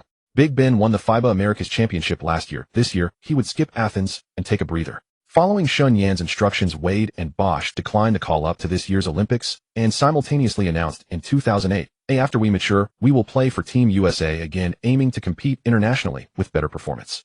They emphasized that it was absolutely not due to security concerns regarding the Athens Olympics. Shen Yan opened this year's training camp as usual on July 1st. Boozer wanted to go to the Olympics, and Shen Yan did not stop him. Among Shen Yan's team of USA players, only Boozer went. This year was destined to be Ginobili's transcendent moment, the peak of the long-haired Manu, with exaggerated twists and turns even more dramatic than Wade's. Wade stood at the edge of the training court and beads of sweat slid down his jaw, leaving fine traces on the floor. He lifted his training jersey to wipe his face, his gaze falling to the other side of the gym, where Bosch was leaning low and battling Big Ben repeatedly, trying to establish position only to be outmaneuvered time and again by Big Ben's almost unfair pivot movements that claimed the advantageous spot. Again, Bosch said through gritted teeth. Big Ben said nothing, just patted his shoulder and reset. The thud of the two big men's bodies colliding in the paint was as muffled as drumbeats. Bosch's defensive footwork was much more disciplined than at this time last year. Each time he angled his body toward the opponent's most uncomfortable spot, and his lateral slides were more compact. But Big Ben's defensive gift, his instinct to predict the release point before the ball left the opponent's fingertips, and his tenacity to wedge himself in the paint like a nail despite a huge size disadvantage, was something Bosch simply could not learn. Shen Yan clutched a statistical sheet, his gaze moving back and forth between the two courts. This year Carlisle decided to give his mind an extended break, and didn't come here. At most he planned to watch Ginobili's performance at the Olympics to prepare for next year. However Mike Brown came, he was watching Big Ben and Bosch practice defensive footwork. He had learned things from both the Spurs and the Pistons. Wade meanwhile repeatedly jumped shot and landed inside and beyond the three-point line. Whether long twos or threes, he was improving rapidly. 4 Big Ben's hard-earned 4 free attribute points. Shen Yan spent nearly a week deliberating before finalizing the allocation plan. Following his previous approach, Shen Yan put 2 points into flexibility from 70 to 72. The numbers looked trivial, but combined with Big Ben's years of hard training, his close-range shooting percentage in scrimmages had stabilized at 44. And a 71 free throw percentage meant opponents could no longer recklessly resort to the hack-a-Ben tactic in crucial moments. The other 2 points Shen Yan added to agility from 84 to 86. This boost affected Big Ben even more than Shen Yan had anticipated. Big Ben was already one of the quickest lateral-moving big men in the league, but now he was noticeably faster in help-side rotations. His leaping speed for blocks was quicker, his first step in boxing out for rebounds was faster, and even when switching on to perimeter guards and pick and rolls, he moved with far more composure than before. On the system panel, Shen Yan saw Big Ben's defensive efficiency rating rise another level after those 2 agility points were added, directly approaching the defensive ceiling of historic centers. Of course, what truly made Shen Yan's heart race was his own 40 free attribute points, which he used for an all-around enhancement. Strength 6572, Agility 6572, Stamina 6472, Flexibility 7072, Intelligence 135-150, Spirit 100-101. There was no significant sensation physically, but with intelligence rising to 150, Shen Yan found his reading speed much improved. Previously he read line by line, now he had photographic memory. Now, depending on the material, he could read 2 or 3 lines at once, remembering everything and understanding it. Wade's stats were only fully visible after Big Ben won the championship and was bound to Wade. Strength 85, Agility 98, Stamina 89, Flexibility 80, Intelligence 69, Spirit 95. Because his meniscus had been preserved, his agility nearly reached the physiological ceiling of a small guard. That number even made Shen Yan envious. Prime Jordan's agility stat was probably around this level. Throughout the summer training, Wade worked on making up for his weaknesses, mid-range shooting and three-pointers. Shen Yan remembered clearly that Wade's long 2-point shooting percentage in his rookie season was under 29. That area was almost his offensive blind spot. But during this month's training, Wade made 500 mid-range jumpers every single day. By late July, with Shen Yan holding an interference stick for defense, Wade took 50 consecutive shots in the area, between one step inside the three-point line and the free throw line, making 21. And over multiple rounds, his percentage stayed around that level. From under 29 to above 42, one could only say that he was born for this game, indeed very much like Jordan. Wade even began attempting pull-up jumpers from beyond the three-point line. His percentage wasn't high, but his release was much smoother than before. But Shen Yan stared at the glaring intelligence stat of 69 on Wade's panel, feeling as if a stone was pressing on his heart. Dwyane Wade's basketball IQ was not low. His drive-in kick, pick-and-roll reading, and fast break pushing were all excellent.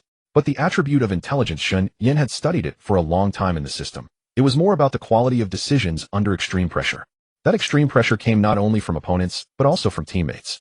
For example, when you discover that your teammate, who is touted as the current #1 player in the league, cannot even climb a mountain in Puerto Rico, then you can no longer execute the plays foolishly. You must immediately tell the inbounder to give you the damn ball. The intelligence attribute was also related to business operations and locker room issues. Shen Yan didn't know Jordan's exact intelligence, but from the advice he gave Barkley and his own career planning, it was definitely enough for 85 or even 90. Wade's intelligence was 69, a number that meant he might one day make a questionable decision on the grandest stage at a critical moment in his career. For instance, although Wade had signed with Converse, it was still under Nike. But as his agency changed its affiliation and became subordinate to CA, he eventually had to step aside. Watching Wade's sweat-soaked figure from behind, Shen Yan quietly made a note in his mind: this attribute would need to be improved for him in the future. Bosch's improvement was all around. His footwork was more solid, his post-up spins were smoother, and the consistency of his mid-range jumper had increased by nearly 10% compared to last year. Except for Shen Yan, no one could get Ben Wallace, a Defensive Player of the Year, to practice with Bosch for a whole month. But on the defensive end, Shen Yan could see Bosch's struggles. Ben Wallace taught him almost hand-in-hand how to anticipate driving lanes, how to establish defensive position at the edge of the paint, and how to deceive opponents with the timing of his jumps. Bosch studied earnestly, but there was an innate gap between him and Ben Wallace. Ben had that instinctive feel for defense, while Bosch did not. Bosch's defense was calculated with his mind, Ben Wallace's defense was felt with his instincts. The former could become an excellent defender, the latter was on a historic level. Shen Yan made a judgment about Bosch in his mind. He could develop into a good defender, but he would never reach Ben Wallace's level. Of course, this year's rookies, Andre Iguodala, J.R. Smith, Andres Biedrins, Kevin Martin, and Trevor Ariza, all received a warm welcome from the veterans. Iguodala had been blocked by Ben Wallace so often that he developed a shadow of fear, subconsciously shrinking his neck whenever he saw him. This month was one in which these players' skills improved dramatically. The rookies could rest for a little over a week before unleashing their energy in the summer league. July 31st was the last day of the training camp. Shen Yan stood under the scorching sun of the cornfield, holding a simple suitcase in his hand. The players came to say goodbye in 2s and 3s. Ben Wallace gave him a silent hug and patted his back hard. Wade smiled and said, "See you in the fall, brother Shen." Bosch was still mumbling that he hadn't fully grasped the third lesson on defensive footwork. Gerald Wallace and Tayshaun Prince were beside him, mocking each other's shooting form. News from the trade market trickled in during the training camp, and the landscape of the Eastern Conference was undergoing drastic changes. But Shen Yan didn't want to think about those things at the moment. His mind was occupied only by his return home. The airport terminal was so empty that he could hear his own breathing. Shen Yan sat on a plastic chair in the corner, the blue glow of his phone screen illuminating his face. He took one last look at his phone, then put it away as the screen went dark. On it was only an email he had sent, which was quickly auto-deleted. The email had just 2 words: act. Dwyane was in the capital, standing before a conference table covered with photos and files facing the heads of the 3 operations divisions of the Purity Bureau. Those 2 words were like a starting pistol, and the entire meeting room instantly came alive. 3 cities, 3 factory buildings. At the same time, 3 strike teams burst through the doors. The first factory was in Yangqing, ostensibly a private electronics company making consumer devices, but in reality, it was quietly building a pilot line for sodium-ion batteries. One of the 3 entrepreneurs Shen Yan had originally arranged had died in this city in a car accident. One of the 4 horsemen, as the driver was fatigued at the wheel and collided with the entrepreneur's car. The traffic report was written in a very standard manner without any suspicious points. But those 3 entrepreneurs originally had terminal illnesses. They were bait set by Dwyane in collaboration with the Purity Bureau. All they had to do was follow the trail. Shen Yan had provided all kinds of cyber support. Even the best hacker on Blue Star would not be stronger than he was now. The second entrepreneur died in a zoo. He went downstairs to buy a light bulb after one burned out, encountered some thugs, and was stabbed to death in a robbery. The third entrepreneur died in Dwyane after falling from a building accidentally. 3 entrepreneurs, 3 cities, 3 ways of death. Every one was as clean as purified water. But Dwyane had been investigating the web behind these 3 people for too long.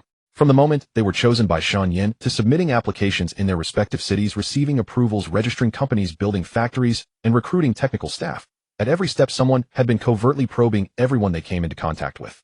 Those people were not ordinary corporate spies.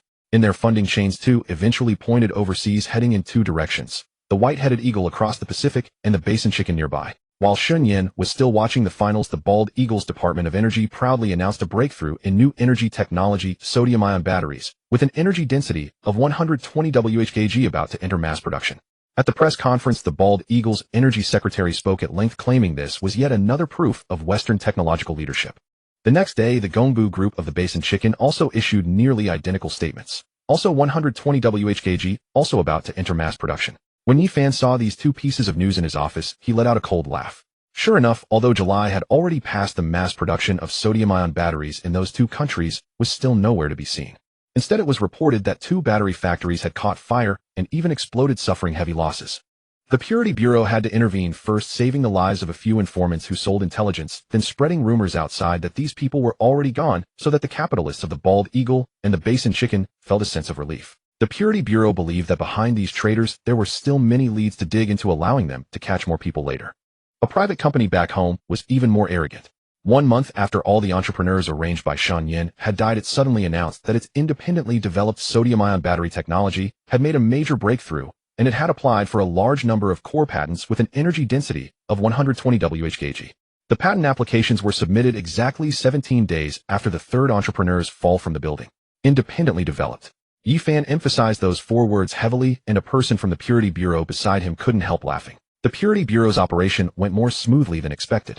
All 3 factory buildings were sealed, equipment was numbered and stored, and video evidence was recorded. The list of detained personnel was densely packed with dozens of names, from the technical director in charge of building the pilot line to the intermediaries who helped with equipment import, customs clearance. Not one escaped. The private company, within less than 3 hours of the news spreading, posted a statement on its official website with extremely polished wording. The technology was the personal research achievement of the relevant RD personnel and had nothing to do with the company. Alongside the company's statement, numerous online commentators suggested that Hua country should focus on foreign enterprises rather than private domestic businesses. These voices continued to spread the claim that sodium-ion batteries were the product of fabricated research designed as a trap for foreign agents, and argued that such pretexts should not be used to suppress private entrepreneurs or compete with them for profit. When Dwyane read this statement, he was traveling along the expressway toward Piao City, the destination being the largest coastal city in Zhejiang province, a port where vessels exceeding 100 tons could not dock. Stepping off the expressway, he was greeted by vast expanses of tidal flats where grayish-yellow silt caught the dim reflection of sunlight. The coastline stretched for hundreds of kilometers with significant tidal variations and stable seawater salinity, making it an ideal natural site for extracting sodium from seawater. The sole drawback was that the coastline advanced into the sea by 50 to 300 meters each year, meaning transportation logistics might need reconsideration within a few years. Shen Yan had conducted thorough calculations when selecting this location. The tidal intake and brine extraction capacity of the Piao City tidal flats alone were sufficient to support annual battery production exceeding 100 GWh. Yifan stepped out of the vehicle, and the sea breeze carried a briny scent straight into his face. Shen Yan had returned to the country several days prior and had not been involved in any operational matters of the sodium-ion battery factory. At most, he had provided the most critical component among the technologies offered by the three entrepreneurs, enabling the laboratories across 3 locations to produce qualified sodium-ion batteries. Those laboratories had self-destruct mechanisms, if dismantled, though it remained unclear whether they had actually implemented them. The laboratories were far too secretive, unlike the 2 factories abroad that had burned intensely, drawing attention across the entire world. All equipment removed from the 3 facilities had been transported here. Hundreds of shipping containers stood on the vacant land of the newly built industrial park, resembling a row of silent, slumbering beasts. The investments in these 3 locations had not been entirely lost. The equipment had been sold to the current factory at a slight discount, and some funds might still be recovered from those involved in espionage. Within the park, the main structures of 2 massive workshop buildings had already been topped out. According to Shen Yan's design plan, beyond the standard production lines, 20 fully enclosed workshops would be constructed in total. Each workshop would house a complete computer-controlled production line, from electrode slurry preparation to winding assembly to formation and aging, all automated without reliance on any imported equipment. The 2 individuals who assisted Shen Yan in establishing this layout were now busy working within the workshops. One was Lin Zhixing, a top-tier production line design expert. He paced back and forth across the workshop holding a roll of engineering blueprints, muttering, "This layout is incorrect.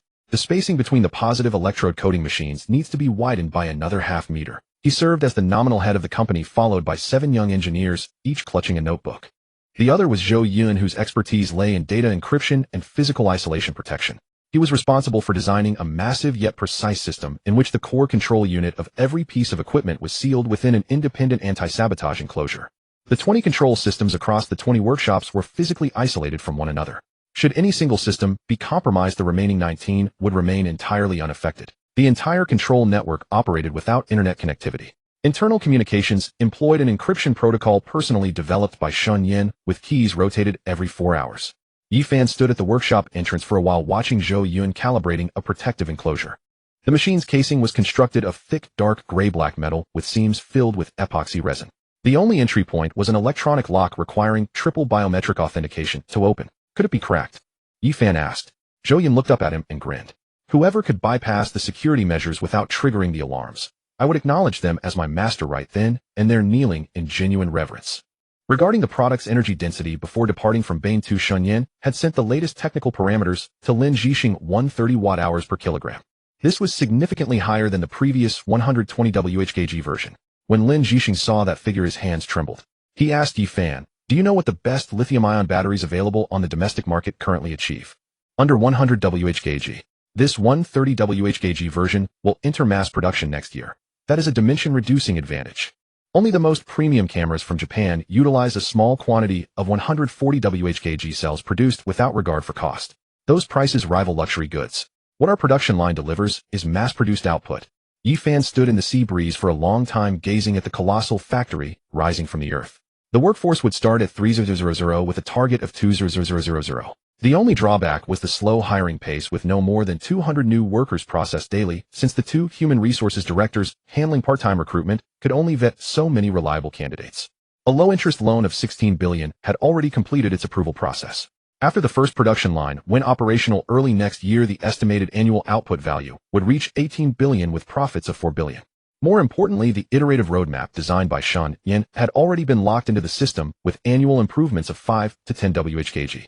Within 5 years, the factory on these tidal flats would capture at least half of the global battery market. Once the new energy vehicle projects began, the campus would need to expand.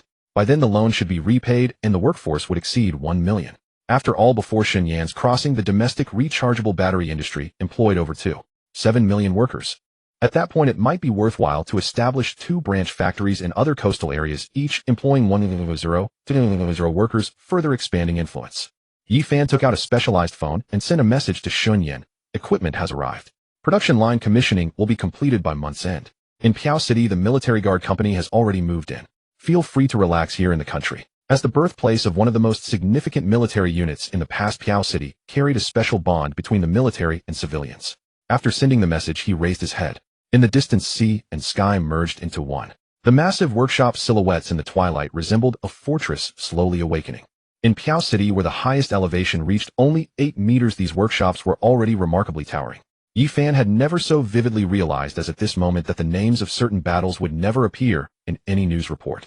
Shen Yan had returned this year, and in recent days he had been overwhelmed by marriage proposals from his family forcing him to focus on work instead. He arranged for the factory's business department to travel to Piao City. Whoever secured the uniform contract for the sodium-ion battery plant would receive a promotion and salary increase along with a profit bonus of 1,000th. In truth, this business arrangement had already been informally settled. It depended on who performed best to receive the opportunity. For Ruisheng Sports Apparel, a contract for tens or even hundreds of thousands of work uniforms would certainly be a substantial order. All business personnel hurriedly made their way there, eager for advancement. Additionally, Yi Fan informed Shen Yan that once the batteries were produced and passed inspection, several massive orders would follow, such as the backup energy storage for the 3 major telecommunications operators' base stations and off-grid solar storage in the western regions. These 2 orders alone would generate approximately 5 billion annually. Of course, capturing these deals would mean facing various rumors, defamation, industry association pressure, malicious testing submissions, false inspections, and other challenges. However, Yi Fan, serving as the public relations manager, had already registered with the relevant oversight bureau, and with military personnel stationed for security, the difficulties should not be excessive. However, the photovoltaic storage mentioned by Yi Fan aroused Shen Yan's interest. Perhaps a supporting factory could also be established. Currently imported monocrystalline solar panels achieved only 16 power generation efficiency. Domestic panels reached 13A, and thin film panels managed merely 5. Figures far too low to be satisfactory. Shen Yan expressed his gratitude to Yi Fan, remarking that he had found a meaningful pastime for his leisure over the coming year or two. His grand development blueprint relied on enormous investment, and a factory employing hundreds of thousands, even millions of workers was the greatest driving force behind this endeavor. Often, a million logistical workers proved to be the most solid foundation. Shen Yan's return to China did little to slow the bustling activity across NBA teams. This summer the NBA was unusually lively, and no franchise was more active than the Suns, who acquired Quentin Richardson from the Clippers on a 6-year, $50 million contract. A 5-year, $65 million deal then brought Steve Nash, released by the Mavericks, to complete their backcourt. With Marion and small forward complementing the roster, the Suns seemed ready to soar at a moment's notice. Meanwhile, in the Western Conference, the Spurs re-signed Bowen before locking in Ginobili on a 6-year, $52 million extension. The Lakers, too, made a grand gesture, securing Kobe with a 7-year, $136 million contract, another $100 million deal. Yet after parting with Shaq, re-signing Kobe, and watching Phil Jackson depart, veteran Fisher sensed the writing on the wall for Los Angeles. He packed his bags and signed a 6-year, $37 million deal with Golden State. The Nets, having missed out on Shaq, were left with little recourse. They signed Keon Dooling and immediately traded him along with Kwame Brown for 3 first-round picks, cementing their place among the most unfortunate franchises of that offseason. Shen Yan's team remained remarkably busy. Both Boiseur and Okafor had secured massive contracts with Utah, and Kirilenko was naturally next on their list. As summer drew to a close, the Jazz finally relented, offering a maximum $84 million contract over 6 years. The trio of frontcourt weapons was complete, and Utah had clearly struck gold. For a brief moment, the Jazz hesitated, unwilling to commit to such a lengthy and lucrative deal. But AK-47 was simply too valuable. A truly versatile warrior who demanded few touches, yet consistently contributed in both scoring and playmaking. His basketball instincts were off the charts, precisely the kind of player any franchise would cherish. At that time, a segment of Chinese fans enthusiastically proclaimed that J.R. Sacaraji was destined to become Asia's premier point guard. Upon closer inspection, they celebrated merely because he was the first Asian point guard to enter the NBA, praising the Suns for clearing roster space specifically for him. Shen Yan could plainly observe the bias prevalent among certain foreign media figures. Yao Ming was already averaging nearly 20 points and 10 rebounds, yet he continued to be dismissed, while an undistinguished point guard who could not compete with Smush Parker in Detroit was being heralded as a generational talent. By mid-October, after wrapping up his domestic affairs and thoroughly reviewing every available publication on solar energy technology, Shen Yan set off once more for Detroit. In his view, designing a cutting-edge, entirely autonomous solar panel system based on China's technological landscape would prove to be the most time-consuming endeavor. November 2nd, Detroit, the Palace of Auburn Hills. The season opener featured the Pistons hosting the Rockets, the most anticipated matchup among all opening night games. Neither Lakers versus Nuggets nor Kings versus Mavericks drew comparable attention. Throughout the summer, Houston had celebrated wildly after acquiring McGrady, a 2-time scoring champion and a generational wing talent, forming the much-hyped duo alongside Yao Ming. Rockets fans proclaimed a championship ahead, and the media elevated the pairing to legendary status, predicting Houston would instantly ascend as a Western Conference powerhouse. Then came the opener. The scoreboard read 95-79. Detroit won without difficulty, so comfortable that they began running second-unit plays late in the third quarter. With a dominant performance, the Pistons doused the overheated hype surrounding the duo. From the opening tip, Houston's starting lineup offered few answers. Charlie Ward started at point guard, a 34-year-old veteran never known for his playmaking. He brought the ball up court and immediately deposited it to McGrady, then stood in the corner waiting. It was that simple. Ward's role was to dribble pass and stationed himself in the corner. Fisher watched in disbelief, wondering if this was not exactly his own position back in his prime. On the bench sat Tyronn Lue, whose playmaking ability was only marginally better than Ward's, yet he possessed youth at just 27 years old. Van Gundy apparently believed Ward was still in his prime with the Knicks when they reached the finals. The outcome was predictable. Houston's offense stumbled into disaster. McGrady found himself trapped in isolation after isolation. Detroit's defensive game plan was straightforward. Prince applied perimeter pressure. Wade rotated constantly for help defense, and the twin Wallaces guarded the paint. Every drive required McGrady to navigate at least 2 layers of defense. McGrady finished with 6 makes on 18 attempts for 18 points, a frankly abysmal efficiency for a 2-time scoring champion. Yao Ming fared even worse. Double-teamed by the twin Wallaces, with Ben Wallace using his strength and explosiveness to seal him low and Rasheed Wallace employing his extraordinary wingspan to disrupt passing lanes. Yao could barely receive the ball, finishing 9 shots with just 2 makes and 3 of 6 from the line for 7 points. His 10 rebounds were the sole double-digit statistic, while his box score reading 7 points, 10 rebounds, 0 assists, and 3 turnovers made him the only starter without an assist. A center standing 7 feet 6 inches was neutralized entirely, unable to establish a post position, unable to facilitate, and struggling to even attempt shots.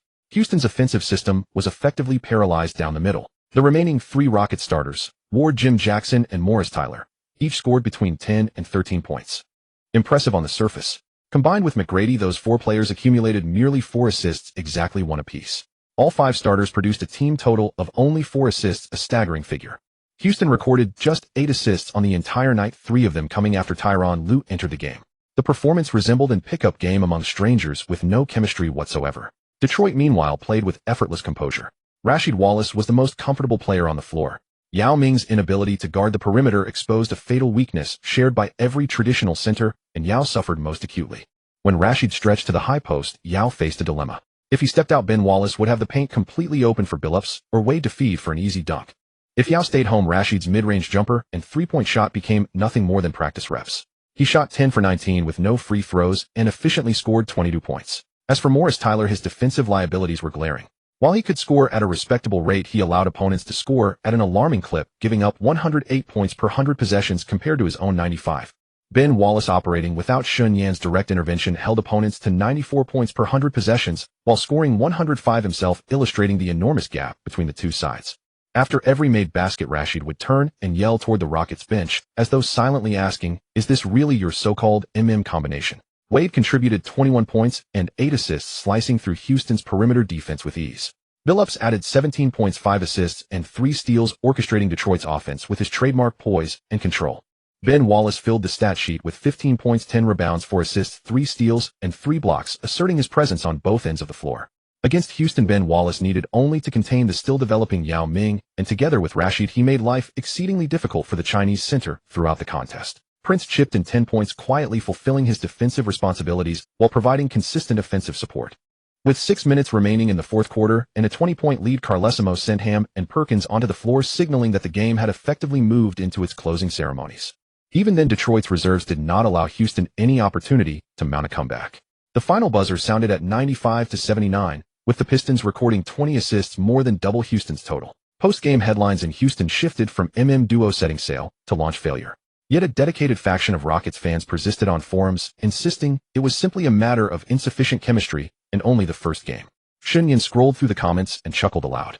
He knew this script too well. The phrase insufficient chemistry could sustain Rockets supporters for an entire season. Opinions poured in by the dozen. Some analyzed why Yao could not receive the ball, others defended McGrady's shot selection, and still others blamed Van Gundy's rotation choices. No one, however, questioned the fundamental truth: this team lacked competitiveness as a whole. Watching those familiar talking points, Shen Yan found the inertia of history rather amusing. In another timeline, the same story repeated itself. The lights dimmed inside the palace of Auburn Hills as Pistons players filed toward the locker room, their expressions calm and composed, as though they had merely completed a routine practice session. For the defending champions, this was indeed just another regular season opener. But for Houston, the defeat served as a sobering wake-up call, shattering the dreams imagined throughout the entire offseason. November 6th, the Palace of Auburn Hills. The Pistons dominated the Sixers at home, the contest feeling almost detached from the intensity typical of an NBA game. Iverson was methodically guarded throughout the night by Billups, Wade, and Prince in succession, shooting merely 6 of 21 from the field, while Philadelphia's offense drifted listlessly like a kite with a severed line. Shen Yan sat courtside watching Ben Wallace repeatedly secure rebounds deep in the paint, his hands closing firmly around each board before he launched outlet passes to teammates transitioning up the floor. Wearing the same No. 3 as Iverson, he collected another 14 rebounds tonight, adding 3 block shots, while the Sixers' frontcourt looked as outmatched as children on a playground. When the final buzzer sounded, Shen Yan did not head toward the locker room as he normally would. He waited at the mouth of the player tunnel, watching Ben become the last to leave the court, sweat trailing down his shaved head. Ben stopped and looked at Shen Yan, sensing something different in his agent's expression tonight. Shen Yan's voice was low and measured. "Your eldest brother Sam Jr. He's not doing well. You need to take leave and go see him right now." Ben was momentarily stunned. Sam Wallace, his elder brother by 31 years, had effectively raised him as a substitute father after their own father, Sam Wallace Sr., stepped aside. Growing up in rural Alabama, Ben had spent most of his childhood under his brother's care. Sam Jr. had taught him the game, guided him in character, and invested every measure of his heart into raising his younger sibling. Brain cancer had been quietly wearing away at his brother for several years, yet Ben had always held on to the conviction that there would be more time ahead. Shen Yan placed a gentle hand on his shoulder. "The physicians indicate it may be within these coming days. I've already spoken with Rick and your flights are arranged. Gather your things and leave with me now, and my assistant will handle the remainder." Ben's eyes grew moist. He offered no reply, simply nodding heavily before slipping into the locker room for a swift shower and departing with Shen Yan without delay. That same evening, Ben flew back to Alabama. At his brother's hospital bedside, he clasped the frail hand of Sam Jr., whose frame had grown gaunt and diminished. Yet upon seeing his youngest brother, a faint light flickered within his clouded eyes. His brother's voice rasped like fine sand. "Play well, little Ben. Don't let me worry. I'm here, brother. I'm not going anywhere." 2 days later, on November 8th, Sam Wallace passed peacefully with his brothers by his side. Shen Yan's professional team had arranged matters thoroughly in advance, ensuring every detail was handled with care. At the memorial service, Ben stood in a black suit before the casket, gazing upon his elder brother's tranquil visage. He did not endure the fate of another timeline, one where exhaustion from a double overtime contest left him unable to reach his brother in time. This time he remained until the end. Though sorrow weighed upon him, the heart-wrenching regret that once tore at his spirit was softened considerably. Shen Yan stood at the rear of the chapel watching from a distance. He recalled the report from the original timeline in mid-November of 2004. Ben had been consumed by suppressed grief after missing his brother's final moments. He sat out 2 games, and the Pistons lost both, plunging the team into early season difficulty. During a home loss to the Pacers, Ron Artest's deliberate hard foul sparked the chain of events that followed. That single push against Artest ignited the most infamous bench-clearing incident in NBA history. What appeared on the surface as a moment of arena impulse was at its core a younger brother's unanchored longing for his elder sibling. Not this time. Ben sat out, with Dwyane stepping into the starting lineup and Perkins providing reserve minutes. The Pistons edged the Clippers thanks to strong performances from Wade and Mobley, but the subsequent back-to-back road trip proved difficult. On November 11th, in Denver, the Nuggets frontcourt, Camby, Kenyon Martin, and Anthony probed the Pistons' paint with relentless rhythm. Dwyane gave everything on both ends, yet the rim remained unprotected. Perkins struggled significantly, committing 4 turnovers in 12 minutes like a player still finding his footing. Rashid, despite his commitment, was past his prime and could not single-handedly contain 3 all-star caliber big men, even if 2 of them were role players. Turcau's defense showed willingness, if not polish, a project that would require this entire season to develop. He had trained through Shen Yan's summer camp, yet defensive cohesion demands systemic integration, particularly for those without natural defensive instincts. Detroit's interior defense, once an iron fortress, had thinned considerably. Denver scored 58 points inside, shooting over 50% as a team, and prevailed 117-112. This result came even with Carlesimo allowing Billups, Wade, and Mobley full creative freedom on offense. On November 13th, the Pistons traveled to Salt Lake City. Utah's pick-and-roll sequences systematically dismantled Detroit's defensive rotations. Burazal and Kirilenko operated freely in the paint, while the Pistons' interior movement resembled wading through heavy resistance. Oku, the interior player Detroit had released that offseason, contributed 19 points, 7 rebounds, and 3 assists off the bench, each shot against his former club carrying a quiet resonance. The Pistons fell 103-108, suffering their first consecutive losses of the season. Carlesimo studied the losses alongside Dwyane's visibly diminished defensive presence and began designing new offensive sets for his reserves. Meanwhile, the Suns had introduced an elegant small ball philosophy that captivated observers despite the early season. Pistons fans grew anxious on forums, questioning when Ben would return and whether Carlesimo's rotation choices warranted scrutiny. Shen Yan scrolled through the threads and shook his head gently. Fans naturally gravitate toward worry, and 2 losses were enough to stir doubts about a defending champion. On November 17th, at the Palace of Auburn Hills, Ben returned. The opponent was the Minnesota Timberwolves led by Garnett and hovering near the Western Conference playoff threshold. Without a dominant primary option, this smaller market squad was beginning to show signs of transition. During pre-game warm-ups, Ben completed his Tai Chi routine and touched the arm sleeve bearing his brother Sam's name custom-made by Shen Yan with embroidered dates on the inner lining. He stood at center court, drew a slow breath, and leaped for the tip, directing the ball toward Wade. The arena rose as one. That night, Ben played with a controlled ferocity. Garnett posted 24 points and 13 rebounds on paper, but Ben answered with 12 points, 13 rebounds, 5 assists, 2 steals, and 4 block shots. Every collision in the paint carried weight, and Garnett sensed a quiet intensity in his opponent that evening. With 4 minutes remaining in the third quarter, Garnett attempted a post-up position only to have the shot cleanly rejected by Ben. The ball careened to Wade, streaking downcourt for a powerful dunk. The Pistons responded with a decisive 12-2 run, pulling ahead. The final score read 98-85, marking Detroit's return to winning form. Home crowd applause filled the arena with calls of encouragement ringing through the rafters. Ben nodded respectfully, his eyes glistening slightly, a quiet smile lingering at the corners of his mouth. On November 19th, the Pistons would welcome the Indiana Pacers to home floor. This season's Pacers bore little resemblance to the team Shen Yan had once known. Shen Yan's careful adjustments had transformed the Pacers' twin center frontcourt into a championship-caliber foundation, elevating Indiana from a solid Eastern Conference contender to the title race's foremost favorite. Shaq had trimmed 15 pounds in Indiana, regaining remarkable mobility, while O'Neal was fully unleashed at power forward, giving the Pacers an interior dominance that echoed through NBA history. Twin Sharks versus Twin Wallaces. The 3-time Finals MVP facing off against the 2-time Defensive Player of the Year. It was a collision of eras and philosophies. O'Neal and Rashid, 2 technically refined power forwards, would meet face-to-face once again, this time as adversaries having long since departed the franchises where their paths first crossed. The Portland Trail Blazers observed from afar, wondering where their chapter fit within this unfolding story. The game had not yet begun, yet the entire American sports media was already in an uproar. In the locker room, Ben sat before his locker tying his sneakers. He glanced at the name on his arm sleeve, then stood and walked toward the court. 2 consecutive road losses, the Pacers' twin O'Neals, the league's full attention. None of it mattered. Ben was back. He had kept his word through the final chapter, and the stone of worry in his heart had finally settled. All that remained was to leave everything on the court. The lights of the palace blazed to life, and a wave of noise surged inward from every direction. Ben stood at the mouth of the tunnel, drew a deep breath, and strode forward. Beneath the vaulted ceiling of the palace, the roar of over 20,000 fans threatened to lift the roof. This was the first regular season matchup between them, and Detroit's expectations were written plainly on every face. The defending champions, with their iron defense and a prior victory over O'Neal, would not let the arrival of the older star in the East decide the outcome. When the arena DJ announced the starting lineup in his signature baritone, the entire stadium stirred like a waking beast. At point guard Chauncey Billups, thunderous applause followed. At shooting guard Dwyane Wade, cheers rang out, though threaded with a faint hesitation. Hamilton was gone, and Detroit was still learning to accept the change. At power forward Rasheed Wallace, the crowd's roar rose once more. At small forward Tayshaun Prince, the long arm beloved by Detroit fans. When the final name was called, the palace seemed to ignite. Over 20,000 voices merged into one, crashing onto the court like thunder. At center Ben Wallace. Ben burst from the tunnel, his signature wild hair veins rising along his thick neck. He hammered his chest twice, then spread his arms wide in a flowing Tai Chi stance. In that moment, the entire city seemed to rest in his embrace. Detroit was a forgotten place, its auto industry fading, its streets lined with vacant factories that stood like bare bones. But on every game night, when Ben stepped onto the floor in that number 3 jersey, the people of Detroit felt, if only for a few hours, that they had not been entirely abandoned.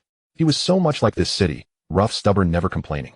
Every game he played as though drawing out every last reserve of strength. Shen Yan had deliberately tried to avoid binding the team's fate to a single man, yet some connections could not be controlled. The image of Ben giving everything on every night was already carved into the bones of Detroit's fans. This was why Shen Yan had to prepare for a potential extension before the summer of 25 and a formal deal the following summer. Ben would have to leave Detroit to secure a maximum contract. The whistle blew and the game began. Ben won the tip-off, but Indiana revealed their sharp edge on their first possession. Tinsley lofted a pass to small O'Neal low, and though a wave of boos crashed toward the court, O'Neal pivoted and drained a jump shot, clean through the net. His footwork moved far quicker than Rashid's ever had.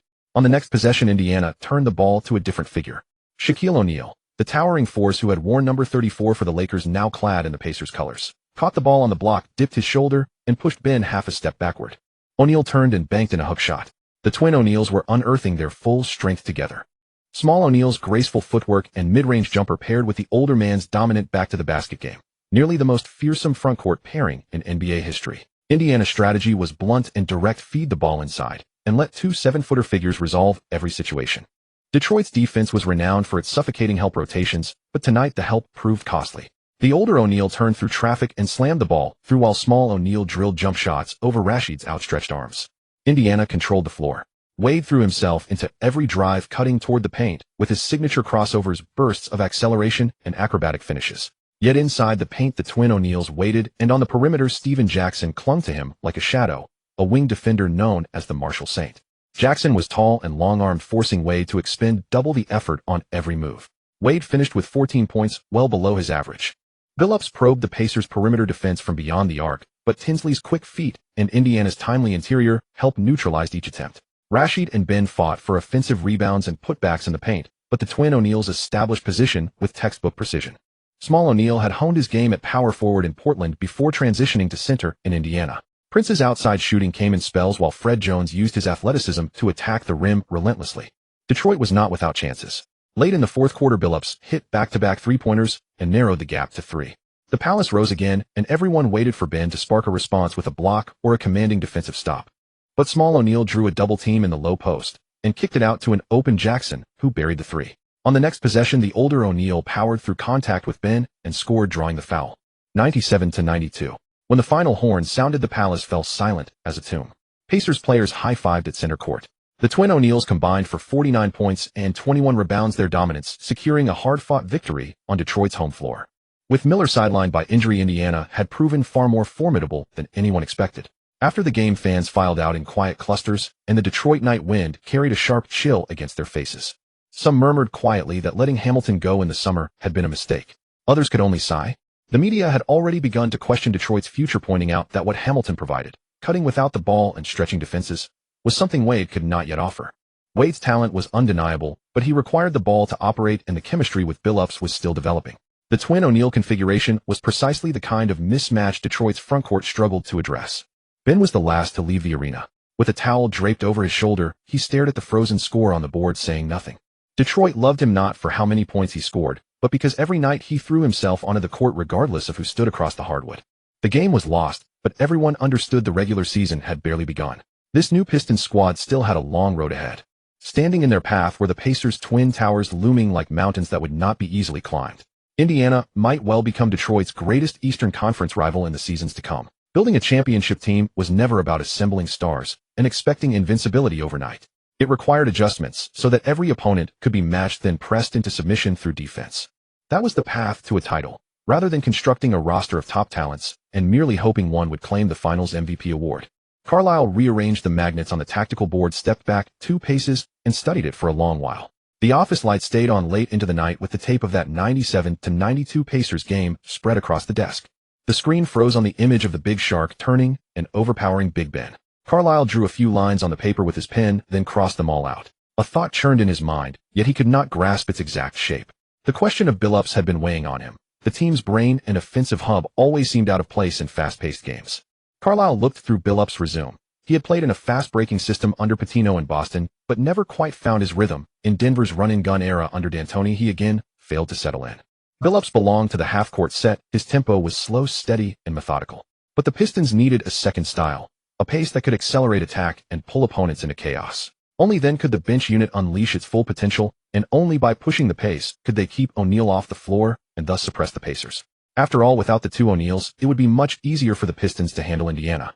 After practice the next day, Carlisle called Shen Yan and the entire assistant coaching staff into the film room. Carlisle cut to the chase, drawing a line on the board. We need 2 systems. The defensive unit stays the same. Billups controls the tempo half-court offense and defense, and Rashid guards the paint. But we need the second unit to pick up the pace and play a different rhythm during rotation minutes. The assistants shared their views. Some suggested letting Wade lead the bench in a fast style, while others worried the transition defense would fall apart. Carlisle listened, his gaze settling on Shen Yan. He knew the agent had an eye for talent and a deep understanding of basketball. Shen Yan rose, walked to the board, rearranged the magnets, and spoke crisply. For the fast break lineup, take Billups and Rashid out. Billups doesn't suit a fast tempo, and Rashid can't keep up with the movement either. Use the backcourt duo of Wade and Mobley in transition. Wade drives and pushes while Mobley uses his drives and shooting to space the floor. Smush Parker, if he develops, can be given some chances too. He moved the Magnets to the front court. At small forward, either Prince or Posey works. Prince is a good defender and can push the break. Posey has the three-pointer and size. Power forward must be Turkoglu, Shen Yan stressed. He's the key to this unit. The league's new no-handshake rule this summer suits offensive lineups. The Pistons must have their own offensive scheme. Neither Wade nor Mobley is a true playmaker. Someone needs to initiate and handle the ball at the top of the arc. Turkoglu is a point forward. He can hold the ball and pass, compensating for the duo's lack of playmaking. At center, either Big Ben or McDyess works. They don't need to do much. Just set screens, roll to the rim, and finish easy looks. Big Ben's close-range shooting is reliable even with a defender on him. If this unit gels, they can get a shot off in under 9 seconds. For Shen Yan, playing up-tempo would boost the stats of Wade, Mobley, and Turkoglu. If they can get a shot within 9 seconds, their numbers will climb noticeably. Carlisle stared at the board for a long time, nodded, and asked, "What about Ham, Hunter, and Perkins?" Shen Yan said, "Keep working on defense. They can't play in the fast break unit, they don't force it. Everyone has their role. You can't put someone who can't swim in a lifeguard position." Carlisle scribbled a few words in his tactical notebook, closed it, and said, "Start practicing in late November and find chances in real games in December." On the practice court, the fast break unit's integration proved harder than expected. Wade was used to driving with the ball and passing only after penetrating deep, but in transition, he needed to get rid of the ball faster and deliver it as soon as a teammate got an opportunity. Mobley had good spatial awareness, but he and Turkoglu often misread their passing lanes. Prince's movement in transition was too conservative. He was accustomed to settling into defense rather than sprinting forward. Turkoglu stood at the top of the arc watching his teammates run the wrong routes and could only shake his head in resignation. Turnovers, and more turnovers. In the first few real games with the fast break unit, the Pistons bench was repeatedly beaten in transition. During one timeout, Big Ben breathed heavily and asked Carlisle, "Coach, is this really going to work?" Carlisle patted his shoulder. "Keep running." On a mid-December night, the Pistons played the Cavaliers on the road. With 4 minutes left in the third quarter, Carlisle sent in Wade, Mobley, Prince, Turkoglu, and McDyess. On the first possession for this unit, Turkoglu caught the ball at the top of the arc. Wade curled out from the baseline, and Mobley spaced to the weak side. Turkoglu threw a bounce pass to the cutting Wade, who finished with a reverse layup over the help defense. On the next possession, McDyess set a screen at the top. Turkoglu rolled and received the pass, then kicked it to Mobley in the corner. The three-pointer swished through the net. Carlisle stood on the sideline, his clenched fist gradually relaxing. By the time Christmas approached, the fast break unit could already keep pace during rotation minutes. Though its defensive intensity was not on par with the starting unit's rugged foundation, at least it no longer fell behind by a double-digit margin the moment it stepped on court. Wade thrived in this system. His pushing speed, change of direction ability, and finishing around the basket were fully unleashed in the faster tempo. The Cavaliers, a team on the Eastern Conference playoff borderline, inadvertently helped the Pistons find their confidence. The chosen path was not wrong. Wade's scoring average began to climb sharply after December, and after the new year it settled around 25 points per game. Although that ranked only 9th in the league given the Pistons' overall pace and defense-first approach, that scoring output was already remarkable. Last season, Hamilton averaged fewer than 20 points. Wade raised that mark by nearly 7 points. The Pistons' regular season standings slowly climbed. The Pacers held firm at first in the East with the two O'Neal's dominance in the paint unstoppable. But the Pistons, who began the season around 4th or 5th in the East, gradually closed the gap. In February, they officially surpassed the Bulls and Wizards to claim second place in the conference. That loss on November 19th seemed like a distant memory. The fans at Aobenshin Palace began to believe in the team again. They had two styles, two sharply contrasting tempos, and a Wade who was entering his prime. Carlisle closed his playbook in the office. Outside, the winter night in Detroit was bitterly cold, but he knew the coldest days for this team were already behind them. As for Shen Yan, starting in December, he had Big Ben help campaign for Wade. Because O'Neal had come to the East and taken Big Ben's starting spot in the Eastern Conference All-Star lineup. But Wade's rapid rise and explosive playing style made him a contender for the starting guard spot. Most importantly, he was far more handsome than his two rivals Carter and James. Last season, Ben Wallace remained the second highest vote getter, trailing only vote leader Carter. This season, with the Shaq migration to the East, Ben's voting numbers declined noticeably, which was entirely understandable. After all, the Big Shark enjoyed greater fame and brought more flair and confidence to the All-Star stage. Ben Wallace, whose offensive game was relatively limited and whose strength lay primarily on the defensive end, naturally could not match Shaq's popularity. Yet fans still showed him considerable respect. Under Ben Wallace's encouragement, Pistons fans and championship supporters began casting their votes for Wade. Coinciding with Wade's surge in scoring output, this also attracted a segment of data-focused fans. During the first and second rounds of voting, thanks to Shen Yan's online promotion, Wade led all guards in the standings. The teams behind James and Iverson were aggressively generating hype in an effort to overtake Wade. However, as the Pistons' record continued to improve and Wade's performances grew stronger, any realistic chance of surpassing him faded. In mid-January, Shen Yan stared at the league scoring rankings for a long while. Iverson stood far ahead, averaging over 30 points per game, with Philadelphia's number 3 once again carrying his team forward as a lone warrior. The race for the scoring title carried little uncertainty. Answer's shooting touch resembled fire, and the entire league was discussing whether he could break his own career-high scoring record. Second place Kobe sat at 27. 6 points. Third place James at 27. 3 of the two locked in a tight contest. Wade's name rested at 9th, averaging 25. 1 points, neither soaring nor sinking. Shen Yan closed his computer, his mind turning over possibilities. After practice concluded, he knocked on Carlisle's office door. Carlisle was watching game footage, the screen frozen on the defensive adjustments opponents made when Wade drove to the basket. Shen Yan sat down and spoke directly. "I want Wade to challenge the top 3 on the scoring list." Carlisle set down the remote and looked at him. "Our current record. 4th in the East, firmly secured. Wade's scoring ability is already proven, with a field goal percentage above 48% and a true shooting percentage nearing 57%. He averages 25 points on fewer than 18 attempts, ranking among the top 3 at his position league-wide. Design a few additional plays around him, increase his shot attempts by 4 per game, and with his shooting efficiency, he could add roughly 4 points. An average of 29 would securely place him in the top 3. If the Pistons wanted back-to-back championships, they needed a visually exciting, statistically dominant starter all-star to anchor the team. Otherwise, the league would surely take notice." Carlisle fell silent for a few seconds, his mind rapidly processing tactical adjustments. Wade's pick-and-roll usage needed to increase, his off-ball cutting routes required reorganization, and ball distribution needed fine-tuning. Yet he had no reason to refuse. Every word Shen Yan spoke landed precisely on point, and Wade genuinely deserved more offensive responsibility. Carlisle nodded. "All right, I'll redesign the offensive tactics." Shen Yan smiled, rose, and placed a hand on Carlisle's shoulder. "Tactical matters are yours. Everything else is mine." The next day, before practice began, Wade carried a large box of shoes into the locker room. The latest signature model from Converse, with lightning bolt patterns embroidered on the tongue, 1 pair for each player, sizes perfectly matched. Wade handed the shoes out one by one. Ben Wallace paused when he received his pair, turning them over and examining them carefully. "These are for me," Ben asked. Wade grinned. "For all of us. I haven't forgotten everyone who's been setting screens, creating space, and making the right passes for me lately." Billups slipped his shoes into the locker without a word, though the corners of his mouth lifted slightly. Taragu opened his box, immediately tried them on, and walked a few steps before nodding exaggeratedly. "These are comfortable, Dwyane. Save the next pair for me too." Laughter filled the locker room. But this was merely the appetizer. Shen Yan chose a training night when the entire team was present, stood up, and looked around at the Pistons. Shen Yan's voice was calm, but carried clearly. "I have something to share with you all. Dwyane is currently averaging 25 points, 9th in the league. I've set him a goal: reach the top 3 on the scoring list by season's end. If he achieves it, he will gift each of the 11 players who've supported him on the court a 15-gram gold necklace." The locker room fell quiet for a moment. Mobley bent his head and did a quick calculation. 15 grams of gold at current prices came to just over $3,500 per person. For 11 players, under $40,000 total. It was hardly a fortune for an NBA star, but Wade's annual salary of $3.47 million made this a genuine gesture. Billups leaned back against his locker and let out a whistled appreciative sound.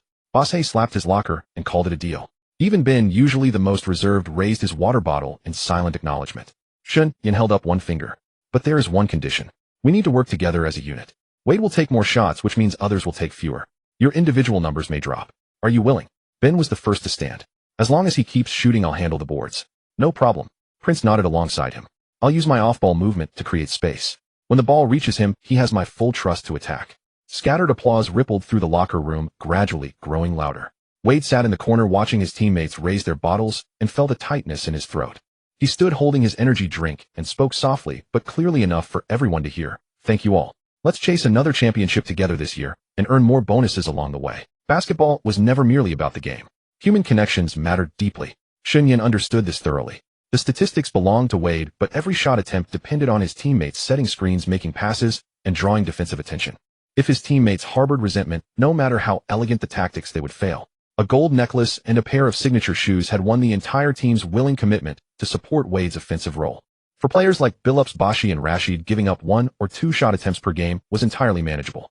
Their contracts still ran long, and as long as their abilities remained intact, they faced no real risk. Mobley was a different case.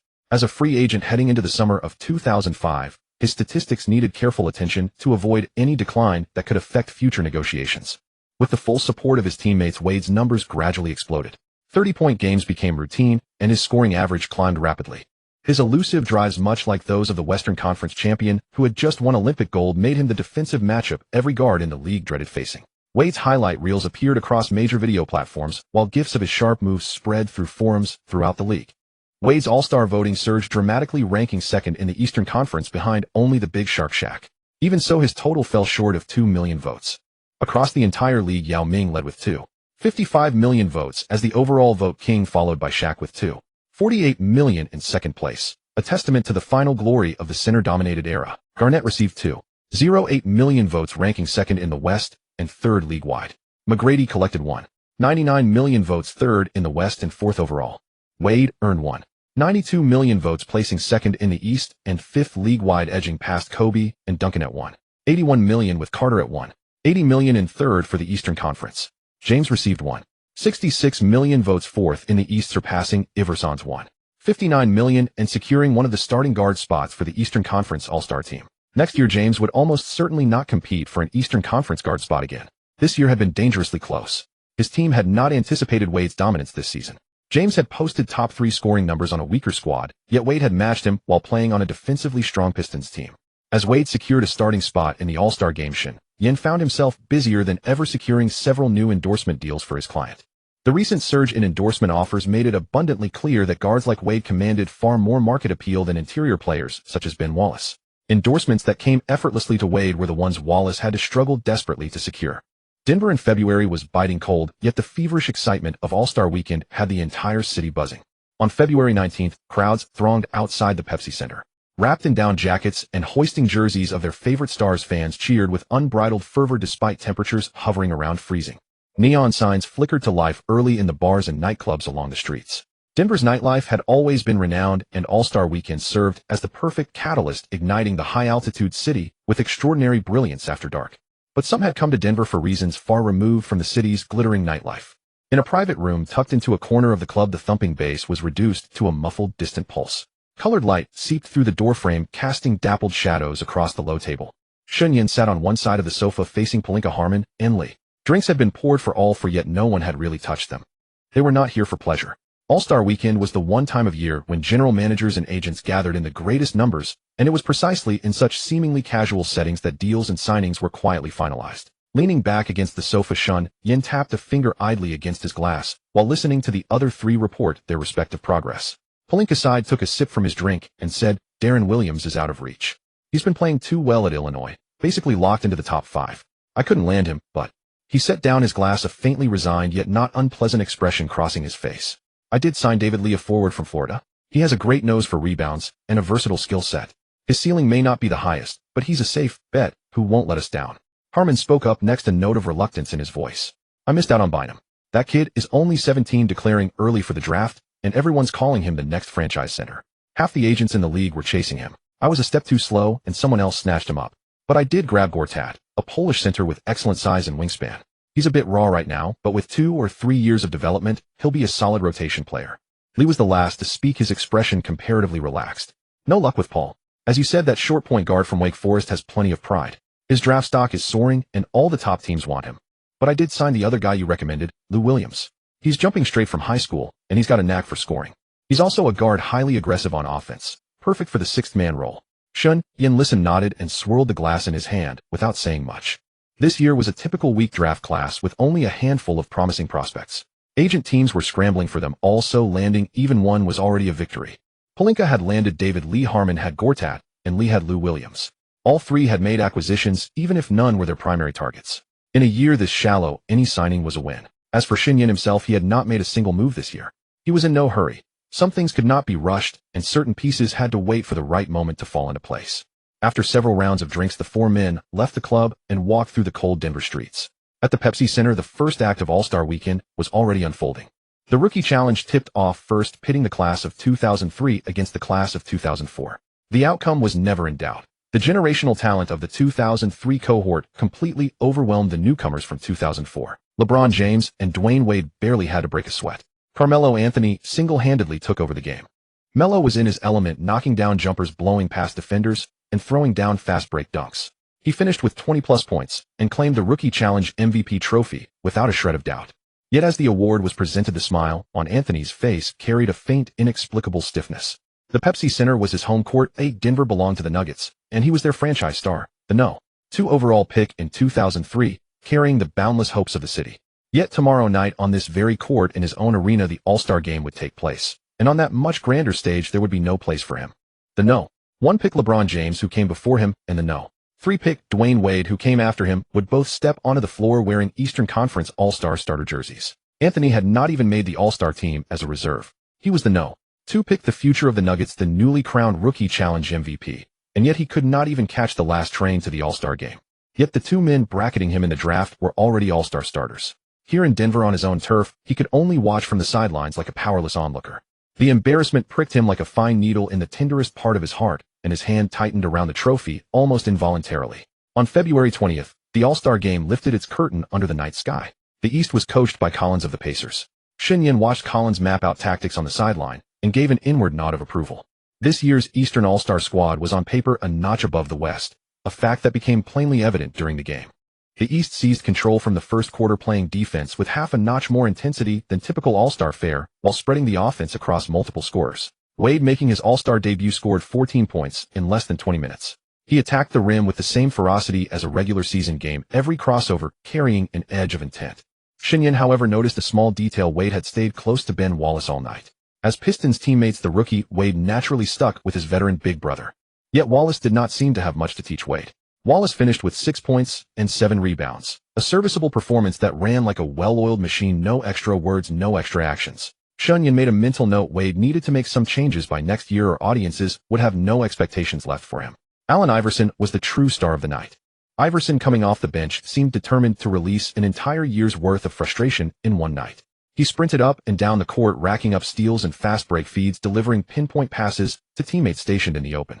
With 15 points, 9 assists, and 5 steals, Iverson delivered a near-perfect performance to claim the All-Star Game MVP trophy. As the crowd chanted, "AI," the diminutive No.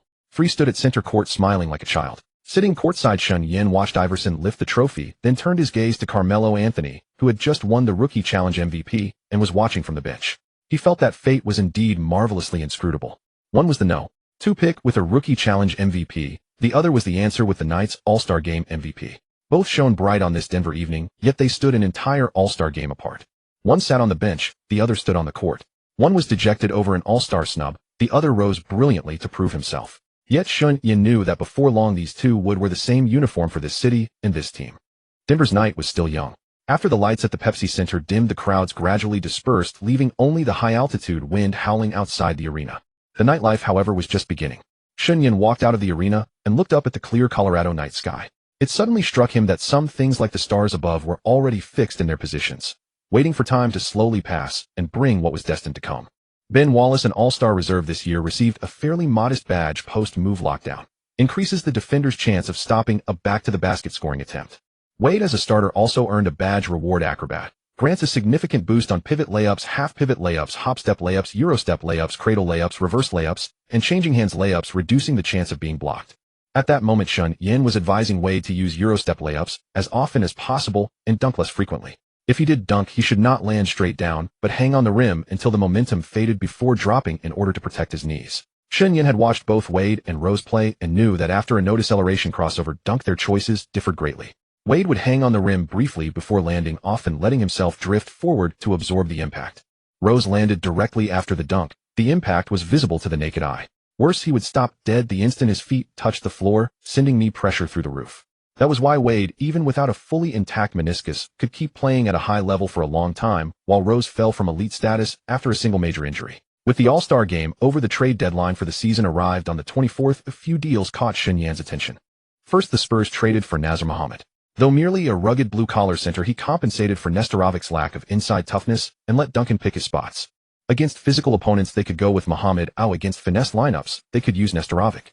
Second, Sacramento finally traded away King Weber, as Philadelphia hoped to form an inside-outside pairing with the answer and the King. Third, the Celtics and Hawks made a trade. Atlanta acquired Gary Payton, then waived him, and Payton immediately returned to Boston, forcing the league to introduce a rule restricting such conduct. Shen Yan asked Payton whether he would sign with him and join the Pistons. Payton, believing the Celtics had a real chance that year, declined without hesitation. Shen Yan did not press the matter, though Barkley privately grumbled that the glove had made a poor choice. With the All-Star break over, every team began the final stretch of the regular season. Whether to charge toward the playoffs for bonuses or tank for a high lottery pick now had to be decided. The Pistons planned to push hard until the end of March. Since the Pistons and Pacers belong to the Central Division of the East's new three-division alignment under the current standings, only one could be first while the other sat fourth. So if the top seed was not certain, the Pistons would be content to secure fourth place, spend the final stretch of April getting their rhythm ready for the playoffs, and let the Pacers chase the top spot. In February, Wade delivered a stunning performance: 29, 8.6 rebounds, and 7.8 assists per game, shooting 51.2% from the field. His drive sliced through defenses like a hot knife through butter. His pull-up jumpers off screens were rock solid, and he even knocked down three-pointers at 37%. With the acrobat badge boosting him, Wade became even more dazzling to watch. His teammates instinctively spread the floor for him. Turkoglu operated as a hub at the top of the arc. Ben Wallace set screens in the low block, and Prince lingered on the weak side, ready to catch and swing the ball. The entire system revolved around Wade, and in return, he brought the franchise an Eastern Conference Player of the Month trophy. Shen Yan received a system notification from the Ultimate Agent System reward: injury reduction 1. He could not suppress the smile tugging at the corner of his mouth. He had already used it once on Wade. Because of Shen Yan's arrival, Ben Wallace's flexibility had surged dramatically, and the lumbar muscle injury that should have appeared from high-intensity training and games had not surfaced so far. As for jammed fingers from errant passes, that was too common in basketball to waste the reward on. At some future moment, that reward might prove invaluable. The Pistons' record soared through February as they stayed glued to the Pacers. The two teams were like a pair of trains speeding side by side, neither able to shake the other. Across the entire league, only the Suns, Spurs, and Mavericks in the West had a better win total than the Pistons. Meanwhile, the three gifted youngsters of the 2003 draft class were walking remarkably different paths. In Detroit, Wade thrived like a fish in water, averaging close to 30 points, winning Eastern Conference Player of the Month, and leading his team to second place in the East. His drives, his leadership, and the composure he showed against playoff-level physicality made people finally realize that this No. 3 pick might be the one with the highest ceiling in the 2003 class. Anthony endured turbulence in Denver, where the team went through two head coaches early in the season, and its tactical system was a mess. Only after George Karl took over did the Nuggets find direction and rattle off win after win toward the playoffs. Melo's numbers remained impressive, but his league reputation had shifted from natural-born scorer to someone whose offense was the only thing worth praising, while his defense leaned more and more on his teammates. As for No. 1 pick James, he was still struggling in Cleveland. He put up 2,777 per game, arguably the most versatile small forward since Pippen, yet the Cavaliers remained stuck on the playoff bubble. His teammates were criticized, his coach was criticized, the front office was criticized, blame was being thrown everywhere. In the media's telling, LeBron alone carried the team forward every step, like wading through a swamp. 3 paths, 3 fates. Yet on that February night, the spotlight belonged only to Detroit's No. 3 pick, the man wearing the Pistons' No. 9 jersey. It couldn't be helped he had worn No. 3 in college. Ben Wallace already had No. 3 and 3x39, so Wade said he was destined for No. 9. Fans at the Palace of Auburn Hills began chanting MVP. The trophy would most likely go to Nash or O'Neal, but Detroiters did not care. They were watching a young man transform into a superstar right before their eyes, improving every game and writing new records every night. You might say the 2003 class had another talent. Right, Bosh. Bosh improved just as clearly, rising from 11 points and 7 rebounds to nearly 17 points and 9 rebounds, very close to the level of a borderline all-star big man. But the Raptors' record was simply too poor, and after Carter left, his scoring still trailed Jalen Rose. The King of the North had not yet secured his throne. The internet was not fully widespread, and things north of the border drew little attention. Out west, the Lakers had acquired Artest, and Kobe had put his Eagle County incident behind him early in the season. But perhaps the Lakers were cursed this year. Kobe suffered an injury in the middle of the season, and head coach Rudy Tomjanovich stepped down due to illness. Of the players sent over from Indiana, Artest was the only one who could truly contribute, and he suddenly became the focal point. Under Frank Hamblin, the Lakers lost game after game and quickly dropped below 500. People also discovered Artest's weakness. He could do a little bit of everything, but aside from defense, none of it was elite. On a deep Indiana team that boasted Miller, Jermaine, O'Neal, Harrington, and Steven Jackson, Artest was highly effective and very strong. But on this Lakers roster full of one-dimensional role players, aside from the few Pacers who came with him, the Lakers' own Devine George, Luke Walton, and Sasha Vujasic were only spare parts, not reliable contributors. Without a good coach to make the most of those spare parts, things only got worse. Artest was like James with stronger defense. He could raise a team to championship level only when paired with 2-star teammates. Kobe rushed back and played through injury, which only made things worse. The Lakers plunged toward the top of the lottery. Shaq saw Kobe's struggles and grew even more satisfied. He played with greater vigor in Indiana. If he could make Indiana the East's top seed, while Kobe could not even reach the playoffs in the West, who came out ahead would go without saying. Shen Yan watched the Big Shark going all out, even in the regular season, and understood that Shaq wanted to make a strong push for a championship while in good form this year, then land a lavish retirement contract and take it easy. In the Eastern Conference, the Celtics had secured a playoff berth this season thanks to Doc Rivers' arrival and some solid moves by Ainge. The Lakers and Celtics, two powerhouse franchises, had long debated who truly stood as the premier team in the NBA. Meanwhile, the Wizards, fielding their formidable trio of Alonzo, Hughes, and Jamison, stormed into the playoffs, as well dominating their Southeast Division rivals to claim the division title. The Bulls found themselves in the most difficult position, grouped in the Central Division alongside the Pacers and Pistons.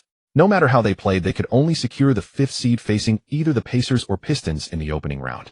In mid-March, inside the Pacers' home arena in Indiana, a sharp cracking sound echoed as Shaw O'Neal crumpled to the hardwood. Clutching his left knee, his teeth clenched and veins bulging along his forehead, the pain was unmistakable. As the team trainer rushed onto the court, the surrounding players fell silent. They had witnessed this expression before, last season's playoffs, when Shaw O'Neal had suffered the same knee injury.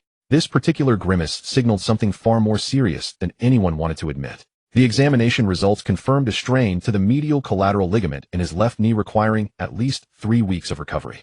Fortunately, it was merely a strain and not a complete tear. Had they not acquired the center and continued to put Shaw O'Neal against the dominant big men of this era, the injury likely would have been a full tear instead.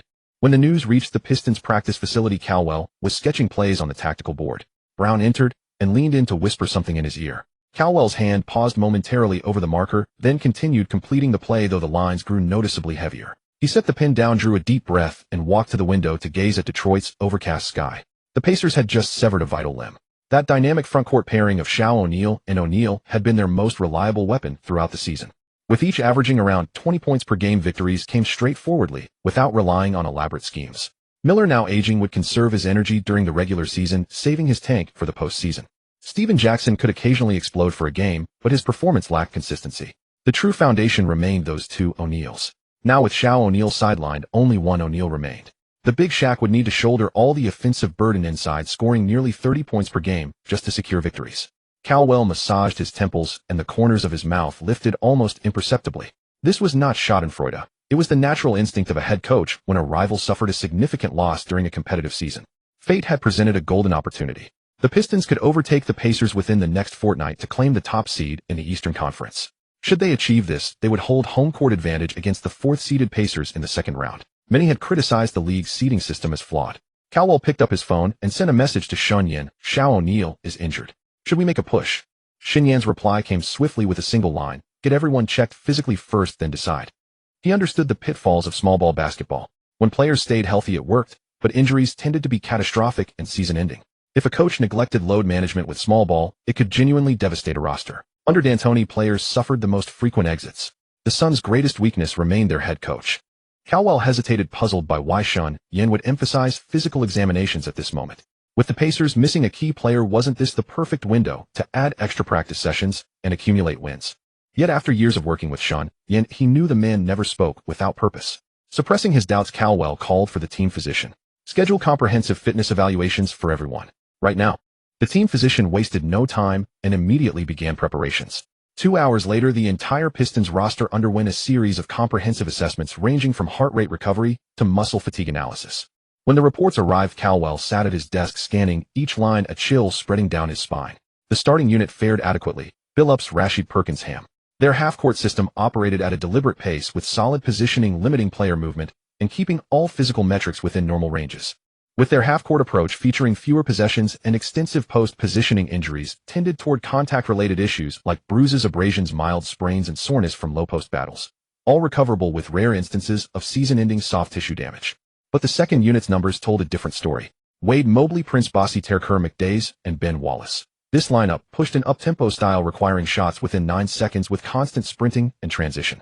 The data revealed their bodies were operating at the edge of breakdown. Years of maximal speed running, abrupt stops, and explosive lateral movements had taken a toll on hip cartilage, and several players showed concerning Achilles tendon conditions. Wade and Mobley held up relatively well their youth, allowing for quicker recovery. Yet Bossy's numbers made Caldwell's brow furrow. Prone to injuries throughout his career, with accumulated where his fatigue index had approached the danger zone. What truly alarmed him were the 3 big men. Terker, standing at 2.08 meters, was asked to constantly move and space the floor in their fast break system, placing abnormal stress on his knees and ankles. McDays had already suffered a serious ACL injury, and his playing time in the second half of the season had been concerning. His lower body reactions had noticeably slowed. Ben Wallace troubled Caldwell the most. Despite his elite physical attributes and minimal body fat, the sheer impact forces on his muscles and bones during high-intensity sprints triggered multiple yellow warnings on his evaluation report. Caldwell set the report down, closed his eyes, and exhaled deeply. If he had rashly pushed these players to chase the final 20 regular season games for the top seed in the East, this team would have paid dearly by the first round of the playoffs at the latest. Bossy's old injuries could resurface. Tucker might suffer a season-ending affliction. McDay's knee could fail again, and even Ben Wallace risked soft tissue damage during explosive movements. By then, even claiming the Eastern Conference's top seed would leave the Pistons as a hollow shell, destined for an early playoff exit, let alone defending a championship. Shen Yan had prevented this disaster at the crucial moment. Caldwell made an immediate decision: abandon the pursuit of the Eastern Conference's top position. Starting that day, the Pistons initiated a comprehensive rest rotation system. Starting players' minutes were reduced. Back-to-back second games saw mandatory rests based on medical reports, and fast break drills were suspended in favor of half-court sets. At first, the players were confused, so Caldwell gathered them for a meeting, laying out each fitness report and walking through the details page by page. The conference room fell completely silent. Once Caldwell finished, Ben Wallace was the first to nod, and no one raised objections. No player would trivialize their own body. Many felt moved, recognizing the organization's genuine concern for their well-being. Caldwell was straightforward about attributing the decision to their agent Shen Yan's guidance. Several players exchanged envious glances toward Ben Wallace and Wade, who shared that same representation. Had they possessed such a considerate agent, they would have woken from dreams smiling. Ben Wallace and Wade lifted their chins proudly. They understood agents far better than the rest of them. The month-long compensatory time off passed quickly, and the Pistons' win-loss record did decline. The Pacers seized the opportunity to widen the gap in the standings, leaving no doubt about who would claim first place in the Eastern Conference. But when the players rested and returned to the court, everyone felt their bodies had changed. Their legs were stronger, reactions quicker, and the morning stiffness in their knees had disappeared. Wade's drives regained the unstoppable explosive power from the early season. Boxing's ankle discomfort, which he had complained about for weeks, had completely vanished.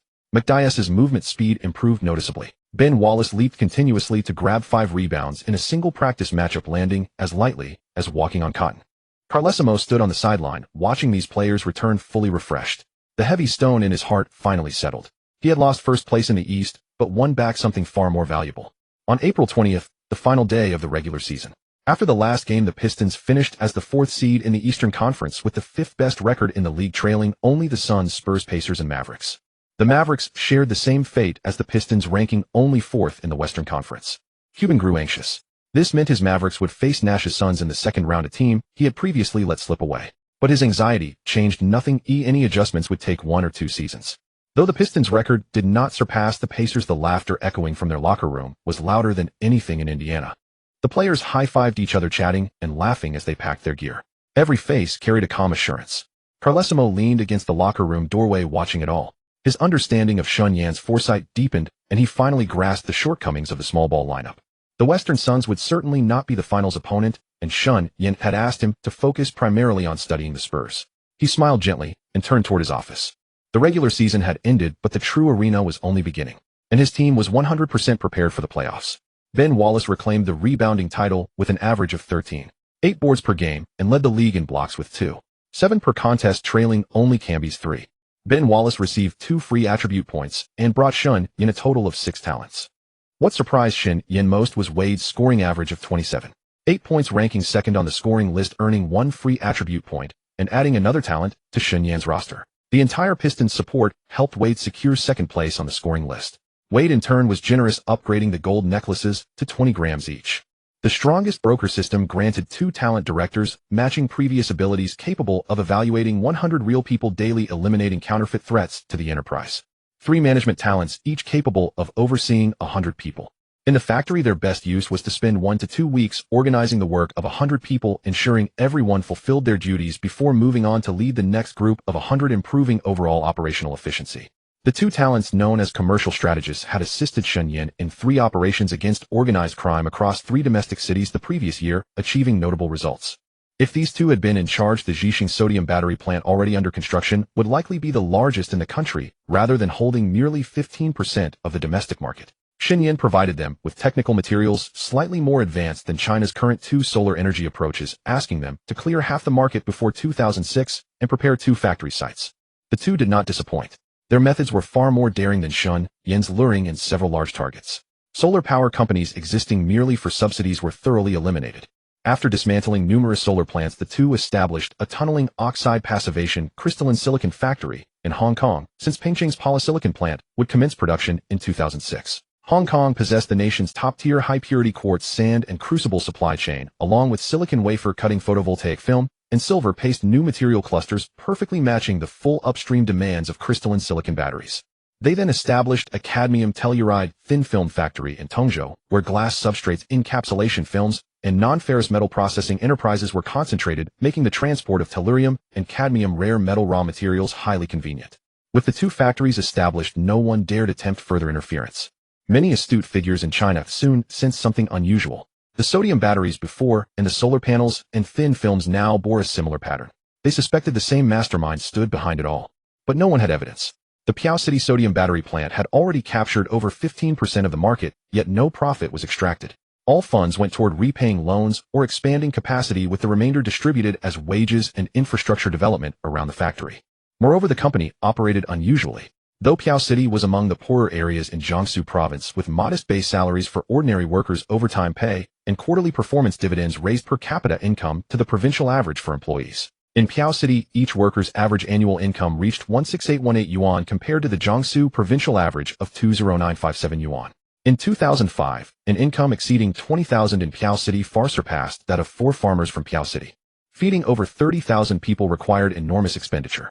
The Zhixing sodium battery plant began leasing land from nearby workers' families, using large machinery to cultivate contiguous farmland in preparation for self-sufficient grain and vegetable production. Piao City's vast plain made mechanization essential. Even fields not belonging to workers, if owners refused to lease, could be consolidated through land exchange arrangements to ensure continuous plots. Meanwhile, the factory began constructing its own hospital and school. As the times evolved, teaching quality varied greatly across regions. Many teachers succumbed to foreign worship, and toxic educational materials further deteriorated each generation of students. The two commercial strategists had already advised Shen Yan that self-cultivation of talent was essential. Otherwise, finding excellent workers might become impossible, potentially requiring recruitment directly from high schools. Several human resources managers traveled nationwide, specifically recruiting upright teachers who excelled in teaching yet faced suppression in their schools. Securing 1 or 2 from each institution proved effortless, and soon the faculty from kindergarten through high school was fully assembled. Tuition for factory workers' children attending the school was remarkably affordable, comparable to public institutions. Given the workers' wages, supporting 2 children through education posed no burden. Tuition for outside students was considerably higher. The textbooks were personally reviewed by Shen Yan, with unified curricular frameworks he provided, allowing teachers to fill in the content. The sole difficulty was that even children had to undergo interviews to confirm they were genuine, preventing counterfeit individuals from infiltrating the school and undermining the talent cultivation foundation. Meanwhile, applications for private secondary vocational schools, colleges, and universities were underway. Rather than sending talent elsewhere to be corrupted, it was wiser to cultivate the needed professionals independently. These institutions held even more suppressed and under-resourced teachers. Shen Yan needed to personally evaluate which laboratories and departments warranted establishment before determining which talent categories to recruit. Once the license was granted, recruitment tours would begin, seeking talented individuals from disadvantaged backgrounds who demonstrated exceptional promise. Upon passing character interviews and signing contracts, initial support would fund their education. Later, when they joined the company, the compensation offered would make it virtually impossible for them to leave. Everything was progressing favorably. Shen Yan eagerly anticipated the day his grand plan would succeed. He had shared it with no one, and likely no one could have guessed it. The Pistons finished 4th in the East with a 56-26 record, while the Bulls at 47-35 were relegated to 5th place behind both the Pacers and the Pistons. With home court advantage in hand, the Pistons braced for a fiercely contested series. Hinrich's move was barely perceptible, shielded by his body. His left hand slid from Wade's waist, fingertips lightly catching the hem of Wade's jersey, like a spider trapping its prey with the finest thread. Wade tried to cross over to escape, but the instant his jersey was tugged, his balance hesitated for a heartbeat, and Hinrich was already glued to him again. The official stood 3 meters away, his view blocked by their intertwined bodies, and saw nothing. Wade gritted his teeth and passed the ball out. The Palace of Auburn Hills roared with deafening noise. The visiting Bulls fans carried hope for their young squad. Though a 5th-place finish in the East was hardly impressive, the season had been filled with peaks and promise. Luol Deng's agile forays, Eddie Curry's sheer mass in the post, and Ben Gordon's audacious three-pointers off the bench gave Chicago fans a glimpse of a rebuilding dawn. But those rays of hope were extinguished one by one late in the regular season. Luol Deng tore a ligament in his right wrist and was lost for the year. Eddie Curry was diagnosed with a heart ailment and was likewise sidelined for the season. The Bulls suddenly lost 2 starting caliber scorers, Curry had been the team's leading scorer, and the entire offensive burden fell squarely on Hinrich and Gordon. Othella Harrington Nocioni and Antonio Davis were role players who could rebound, defend, and execute sets, but asking them to carry the scoring was beyond their skill set. The only usable bench pieces were Kwame Brown and Eric Piatkowski. Lawrence Funderburk and Janniro Pargo were basically roster fillers in playoff-level competition. Their opponent, meanwhile, was the Pistons, effectively the second-best team in the East at 56-26, a complete roster armed to the teeth. The starting five of Billups, Wade, Prince Rashid, and Big Ben, with Mobley, Posey, Turkoglu, and McDyess coming off the bench. The Pistons could grind in the half-court push and transition, deploy twin towers to dominate the interior, or go small to spread the floor.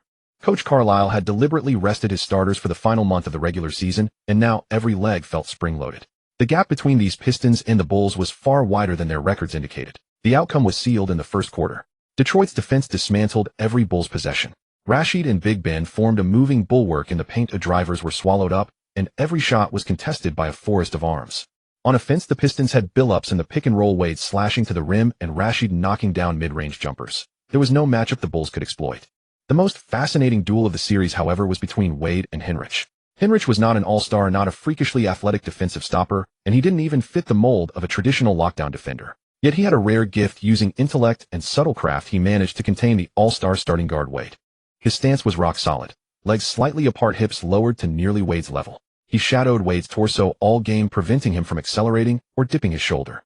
Wade's ball-handling drives were famous for their explosiveness. His first step was like a lightning bolt, leaving most defenders half a step behind before they could react. But Hinrich wasn't buying any of it. He ignored Wade's footwork and dribbling, keeping his eyes locked on Wade's core. Whichever direction the hips turned, the body would follow, and every Wade fake was neutralized. The pick-and-roll was an even greater test. Most guards would duck under the screen or drop back, conceding half a step. But for a driver like Wade, half a step was all the room he needed to attack the paint. Hinrich never dropped back. He always fought over the screen, slipping through the side like an eel the instant the pick arrived, keeping his body squarely between Wade and the basket. If Wade wanted a mid-range jumper after the pick and roll, a body was there. A three-pointer, still there. A drive, Hinrich was glued to him. The most cunning part was his subtle tricks, a soft hook on the arm, a tug on the jersey, a tangle of the wrist, all performed in the officials' blind spots. In the split second when Wade gathered the ball to elevate for a shot, Hinrich's fingertips would press against the outside of his wrist, delaying the lift by a fraction of a second. A fraction of a second meant little to an ordinary person, but for a shooter, that fleeting delay was enough to wreck the entire release. And the harassment was relentless. Quarter after quarter, on every catch, every drive, every shot, Hinrich stuck to Wade like an unpeelable adhesive. In the original timeline of 2006, Wade once burst past Hinrich on a drive, but his wrist was sharply yanked in the process. Upon landing, he immediately shook his hand, his face betraying a flash of discomfort. Post-game tests revealed a mild sprain. Riley sat stone-faced on the bench, and afterward, he publicly voiced his belief that the Bulls' defense had crossed a line.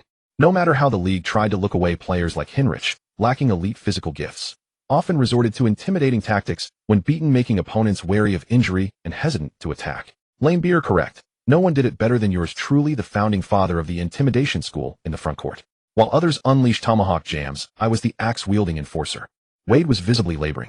His drives no longer carried that overwhelming explosiveness, while every crossover felt like running into a human wall. His shooting percentage plummeted, and even his free throws suffered. Contact had left his arm muscles aching. When he stood at the line, the ball felt foreign in his fingertips. Carlisle watched with detached calm, well aware that Hinrich's brand of defense operated in the gray area of the rulebook. Each gesture was small, hidden by the body, invisible to the refs. No single infraction merited a whistle, but the accumulation over 48 minutes became an ordeal for the offensive player. Hinrich was already exceptional for being able to keep Wade in check through intelligence and a sturdy frame. Yet he still resorted to subtle tricks to gain an edge. On the Pistons' side, someone had grown tired of it. In Game 2, Hinrich drove down the right side, and Ben Wallace rotated over from the paint. The two met head-on. Ben rose like a moving wall to contest the drive.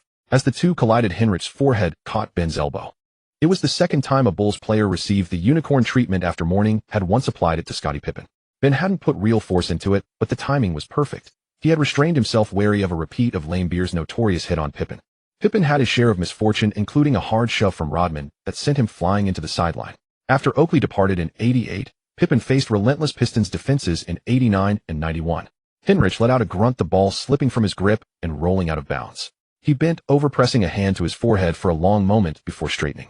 When he removed his hand, a smooth horn-like bump had risen on the side of his forehead. Ben walked away without looking back, his expression blank, as if nothing had occurred. The harder Hinrich had crashed into him, the bigger the lump would swell. After that, Hinrich's tactics became far more restrained. He still played tight defense on Wade and fought through screens, but the extra tricks, tugging jersey hems, tangling wrists, almost vanished. Wade's drives found their rhythm again. In Game 4, he dropped 32 points, sending the Bulls' last shred of resistance into the deep freeze. 4-0. The Pistons swept the Bulls, becoming the first team to advance to the Eastern Conference semifinals. As the lights dimmed at the United Center, the young Bulls walked back to the locker room with their heads down. Hinrich's face showed little emotion. He simply wrapped a towel around his forehead, concealing the sharpness beneath, and slowly disappeared into the shadows of the tunnel. Over in the Pistons' locker room, scattered applause broke out. Ben Wallace sat in front of his locker with an ice pack on his shoulder, eyes closed, saying nothing. Carlisle walked in last, tapped the playbook, and said, "Good job, but this is only the first round." No one celebrated. The series had made it clear that this sweep was more about the Bulls' talent gap and injury attrition than about the Pistons raising their own ceiling. The real challenge still lay ahead. Wade sat in a corner, applying an ice pack to his wrist. He stared at his bandaged right hand in silence for a long time. He remembered Hinrich's style of defense, the dirty tricks hidden in gray areas, and the fact that some victories on the basketball court cost far more than sweat. But he also remembered Ben Wallace's elbow. That elbow told him that in this league he would never have to fight alone. Indiana faced New Jersey. Though the Nets boasted the three-pronged attack of Kid Carter and Jefferson, Jermaine O'Neal had always enjoyed playing the Nets, and with him back the series lacked drama. The Pacers disposed of the Nets 4-1. In the first game back at home, the Nets trio exploded. Carter recorded a near triple-double with 36 points, 10 assists, and 9 rebounds. Kidd posted a massive triple-double of 16 points, 16 rebounds, and 13 assists, and Jefferson added 23 points and 8 rebounds. That otherworldly performance earned them just one win. The Pacers also exposed a fatal flaw: when an opponent caught fire, no one on Indiana could explode to match. Miller wanted to erupt, but it was bittersweet. His explosions now depended first on whether his body allowed it, and then on whether his shooting touch was hot. O'Neal's scoring was gradual, and he couldn't even be hack-a-shacked. Steven Jackson struggled to put up big numbers. He was steady, hovering around 20 points. Collins noticed this, but with the playoffs underway, there was nothing he could do to change it. In his Pacers office, Walsh smoked a cigarette. Taking advantage of Bird being forced to resign in the summer of 2004 over controversial racial remarks, he had assembled the current roster. But he hadn't anticipated overlooking the need for a streaky scorer to counter explosive opponents. He only hoped this weakness wouldn't become the Pacers' Achilles heel. In March, he picked up former All-Star big man Dale Davis, signing him after the latter was waived to back up O'Neal, adding depth to the front court. He was trying hard to strengthen the team, but regrettably, there were few good cards left. Actually, he had made the same mistake the Lakers did the previous year. O'Neal's salary was $27.7 million. Jermaine O'Neal's was $14.8 million, combining for $42.5 million, while the season salary cap was only $43.87 million, leaving no room to acquire another star. The Pacers owner was no Paul Allen or Dolan. They just needed the Pacers to not lose money, or lose as little as possible. Boston eliminated Philadelphia 4-1. Weber still hadn't shed his habit of shrinking in playoff clutch moments. Iverson gave everything, but couldn't carry him. Pierce, whatever you say, was a big game player. After all, he returned quickly from a life-threatening stabbing, and once after Ron Artest pulled down his shorts, he calmly shook off his defender and hit the shot. A clutch mentality that had passed the test. Now that Artest is with the Lakers and out of the East, it's unlikely we'll see a second iconic moment anytime soon. Washington faced Miami. The two teams were quite alike, both built around trios. The Wizards featured Gilbert Arenas, Larry Hughes, and Anton Jamison. The Heat featured Karen Butler, Lamar Odom, and Chris Kaman. Riley tried to acquire Carter, but failed. To make things worse, Odom was lost for the season in the final 18 games due to a left shoulder strain, causing Miami's record to plummet. Fortunately, Kaman and Butler stabilized things and got the Heat into the playoffs. LeBron put up 27-7-7. They called him the king, comparable to Chamberlain for his impressive numbers, yet his team missed the playoffs. LeBron's camp has been furious lately. A series of clips dubbed LeBron's weekly top 5 bloopers by some accounts has gone viral worldwide. The clips showed traveling violations on drives, no-look passes, sailing into the stands, and him losing track of his defensive assignment. His team used their financial muscle to get some taken down, but they couldn't stop netizens from making memes. It spread from person to person like the countless successors that sprout whenever an online writing house falls. Each takedown only fueled fans' enthusiasm. Suddenly, LeBron's weekly top 3, 4, 6, 7, 8 bloopers and top 10 bloopers of the month popped up everywhere, and his commercial value plummeted. "You play like LeBron" had become the harshest insult for basketball players in 2005. The Cavaliers games saw soaring online viewership, with fans clipping highlights to make videos and GIFs. In Shen Yan's Baidu bar, the LeBron James bar became one of the most popular. Arenas delivered superstar performances, outshining Miami as the Wizards eliminated the Heat 4-3. In this series, Kaman fully exposed himself as at best a blue-collar all-star big man, not a franchise cornerstone. His scoring was too weak, and his defense couldn't match elite blue-collar players like Big Ben. In the second round, Pistons vs. Pacers would be a clash of titans, while Wizards versus Celtics would be a duel of the mediocre. In the East, it was basically settled that whoever won Pistons-Pacers would go to the finals. No one believed the Wizards or Celtics could work a miracle. The gap couldn't be closed by effort alone. Out west, the Suns swept the Grizzlies, and Pau Gasol had become the definitive byword for softness, suffering a sweep yet again. White big men already struggled to break through, and Gasol was a finesse player. Against athletic matchups like Amare Stoudemire and Sean Marion, who were kryptonite to him, it was even harder. Battier shot 14. 3 from 3 in the series, while Posey, now with the Pistons, shot 46. 7. Grizzlies fans all cursed the front office for being brainless. The logo was also speechless. Battier was healthier and a better off-ball mover, while Posey carried a high injury risk. Who could have guessed Posey was a playoff performer who erupted whenever the postseason began? That three-point percentage was absurd. Many players couldn't even hit that on two-pointers. In the first-round playoff series between Dallas and Houston, as expected after Cuban sent the league a videotape, the league immediately instructed referees to strictly call screens by Yao Ming as fouls. With the officials' help, Dallas rallied from 0-2 to win 4-3 and advance. This incident annoyed Stern. He hadn't intended to help Yao into the second round, but deliberately suppressing Yao meant suppressing the Chinese market. Since Cuban liked to dictate to referees, Stern figured he would get his payback. Some in the league held a narrow worldview and were unwilling to see Chinese players succeed, so they would make trouble even against their own interests. Stern was profit first. Anyone who hindered his legitimate earnings would become his target. In fact, Stern was the truly formidable one. San Antonio beat Denver 4-1, and Carmelo got a taste of what a strong team was like. Seattle eliminated Sacramento 4-1. The Sonics were terrifyingly strong this year. Popovich had no answer for them, so he decided to let Bowen play physical. May 9th, Indiana Conseco Fieldhouse. More than 20,000 fans filled the arena, their voices creating an intense atmosphere as the first game of the Eastern Conference semifinals unfolded on home court for the Pacers. A sea of blue and gold stretched from the stands to every corner of the court, with a palpable excitement filling the air. As the Pistons emerged from the player tunnel, the roaring crowd faded into a distant hum.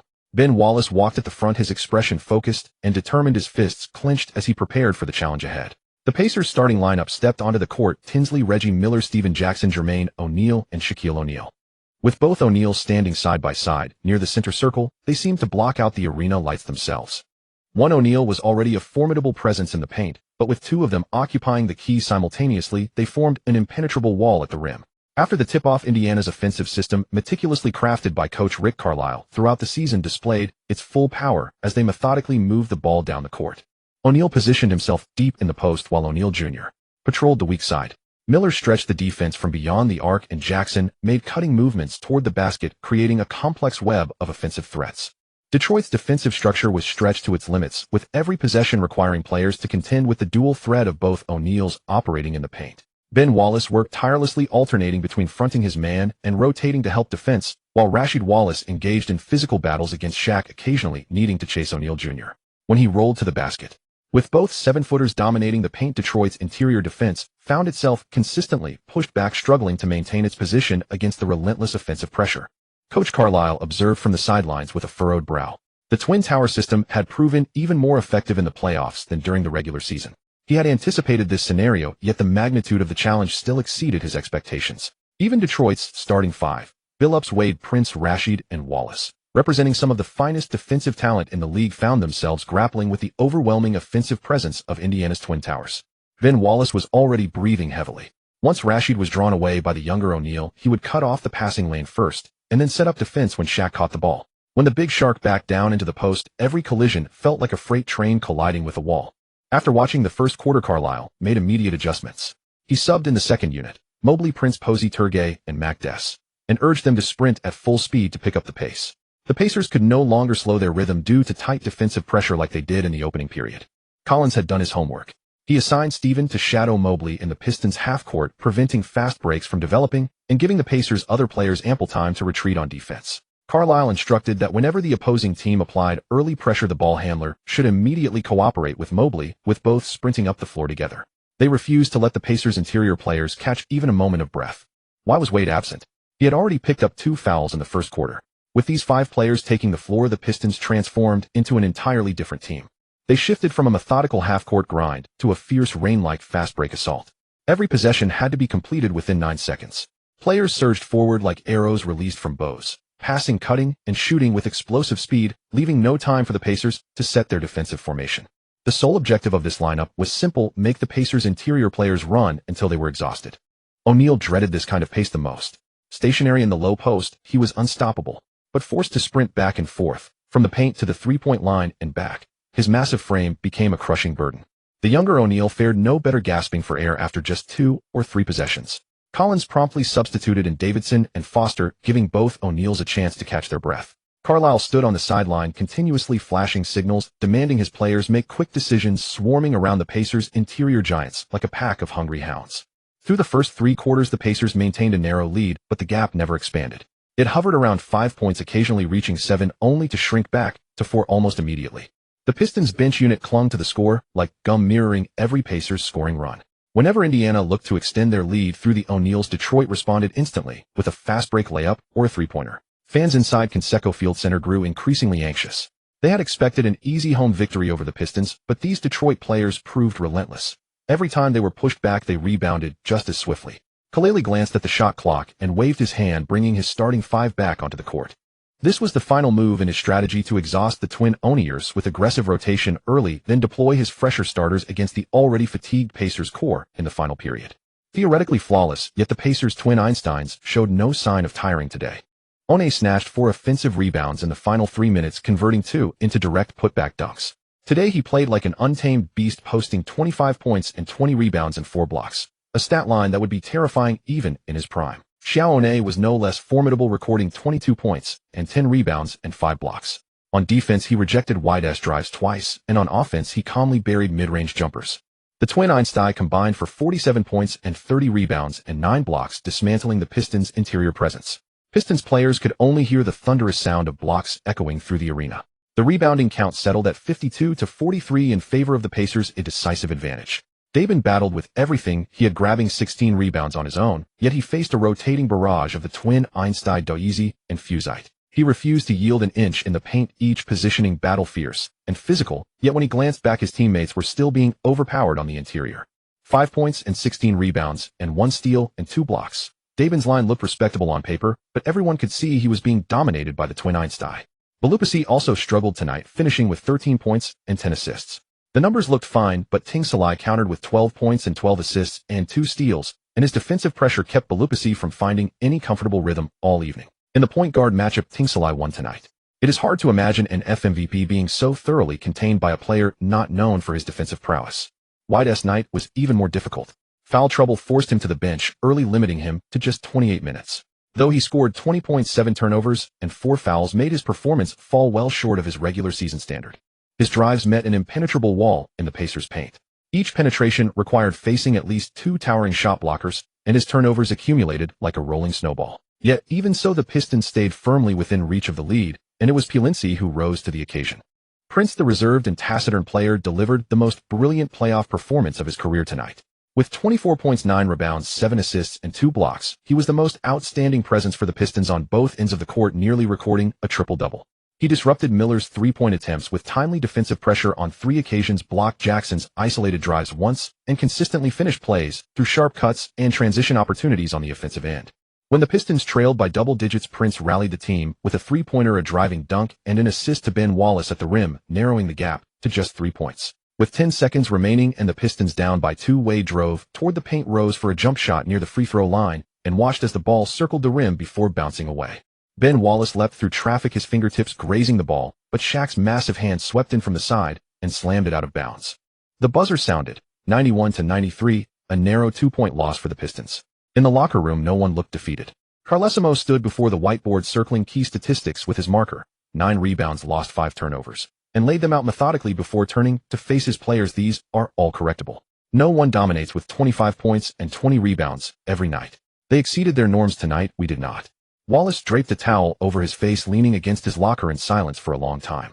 He had been physically dominated throughout the game by the twin forces of the opposing frontcourt, and frustration simmered beneath the surface. Yet he understood the coach's point was valid.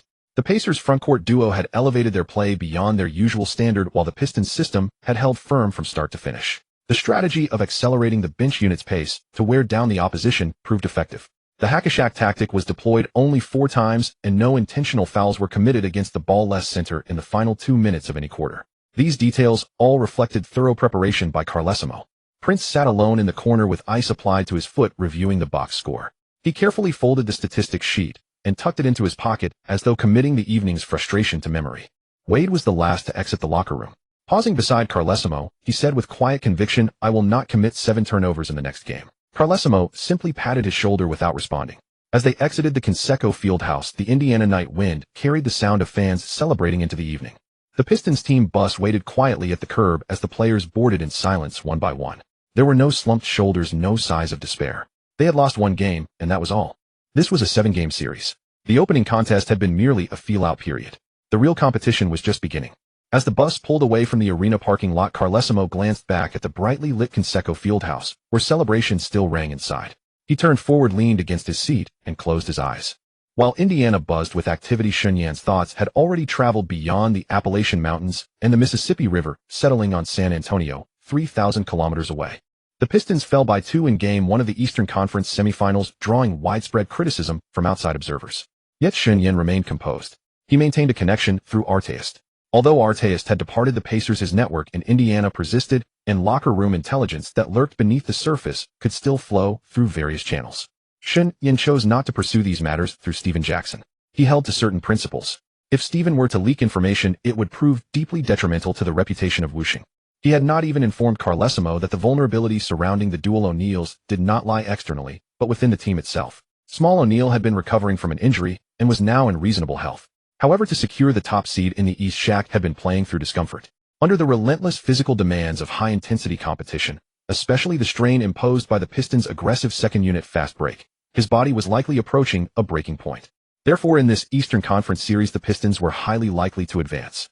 The Pacers' bench lacked depth. Should either O'Neal be unable to perform at his usual level, Indiana would struggle to withstand Detroit's sustained pressure. Shen Yan could only offer a silent apology to the Great Shark. He had always appreciated the entertainment value that O'Neal brought to the league. Both the Shark and the Flying Pig delivered genuine enjoyment. It was said that when the Shark eventually retired, the Flying Pig would surely remark that without Kobe there would be no championships. What truly captured Shen Yan's interest, however, were the developments unfolding in the Western Conference. On May 8th, the Spurs opened their Western Conference matchup against the Supersonics. What should have been an ordinary playoff contest became anything but as 2 events within just 2 minutes shifted Shen Yan's perspective entirely. The first incident occurred shortly into the second quarter. Radmanovic of the Supersonics was defending Brent Barry near the 3-point line. When Radmanovic landed after attempting a block, his foot came down squarely onto Barry's. The Serbian player cried out in pain, rolling on the floor and clutching his right ankle, his body trembling from the severity of the injury. Training staff rushed onto the court, assessed the situation with grim expressions, and immediately called for a stretcher. Post-game medical evaluation confirmed a severe ankle sprain accompanied by ligament damage, ending his season. Radmanovic served as the Supersonics' third leading scorer, a high-volume shooting guard averaging 11.8 points per game with a three-point percentage nearing 40. With this element removed, the Sonics' offensive system resembled a gear missing a tooth, no longer meshing smoothly. But the story did not end there. Less than a minute later, Bowen employed the same tactic against Ray Allen. As Allen drove and rose for a jump shot, Bowen lunged to contest, but did not elevate. Instead, his foot glided across the floor in a motion resembling ballet, finally coming to rest precisely beneath Allen's landing position. Allen lost his balance and collapsed, his ankle absorbing the full impact of the awkward landing. Allen was assisted back to the locker room. Having played only 13 minutes and scored 8 points, he returned briefly in the second half, but could neither run quickly nor jump effectively, diminished to a player nursing an injury. One incident could be dismissed as accidental. 2 using the identical method. That was no accident. That was strategy. After watching the playback repeatedly, Shen Yan leaned back in his chair in silence, his mind racing, his fingers tapping the table absent-mindedly. The Spurs' 2 incidents aligned perfectly with Bowen's established style. This was not his first offense, nor would it be his last. Yet the league's official response remained notably absent. No additional penalties, no warning, not even a formal statement. The Spurs would continue employing these tactics, while the Supersonics players remained on the court, absorbing contact without any visible resistance. Shen Yan picked up his phone and messaged a video editing team operating in the shadows compile both of these incidents. Slow motion, multiple angles, something that makes it immediately obvious this was intentional. Pay particular attention to Bowen's deliberate angle adjustments and pair the footage with Swan Lake. The team moved quickly, delivering the finely edited video to an encrypted email that same evening. Shen Yan reviewed the footage frame by frame, confirming that every angle precisely captured Barry's landing trajectory, and that the slow-motion replays clearly displayed the extended path of Bowen's foot, fundamentally different from a natural landing motion. Bowen's deliberate leg extension combined with the Swan Lake score and replay effects reminiscent of classic dramatic revisitations, with every beat perfectly synchronized, produced an irresistibly striking visual. He directed the team to use numerous alternate accounts to strategically release the content across basketball forums and social media platforms. Initially, only a few posts appeared "Has anyone seen the Spurs game?" These moves were unusually aggressive, accompanied by video links. Within minutes, the comment sections erupted.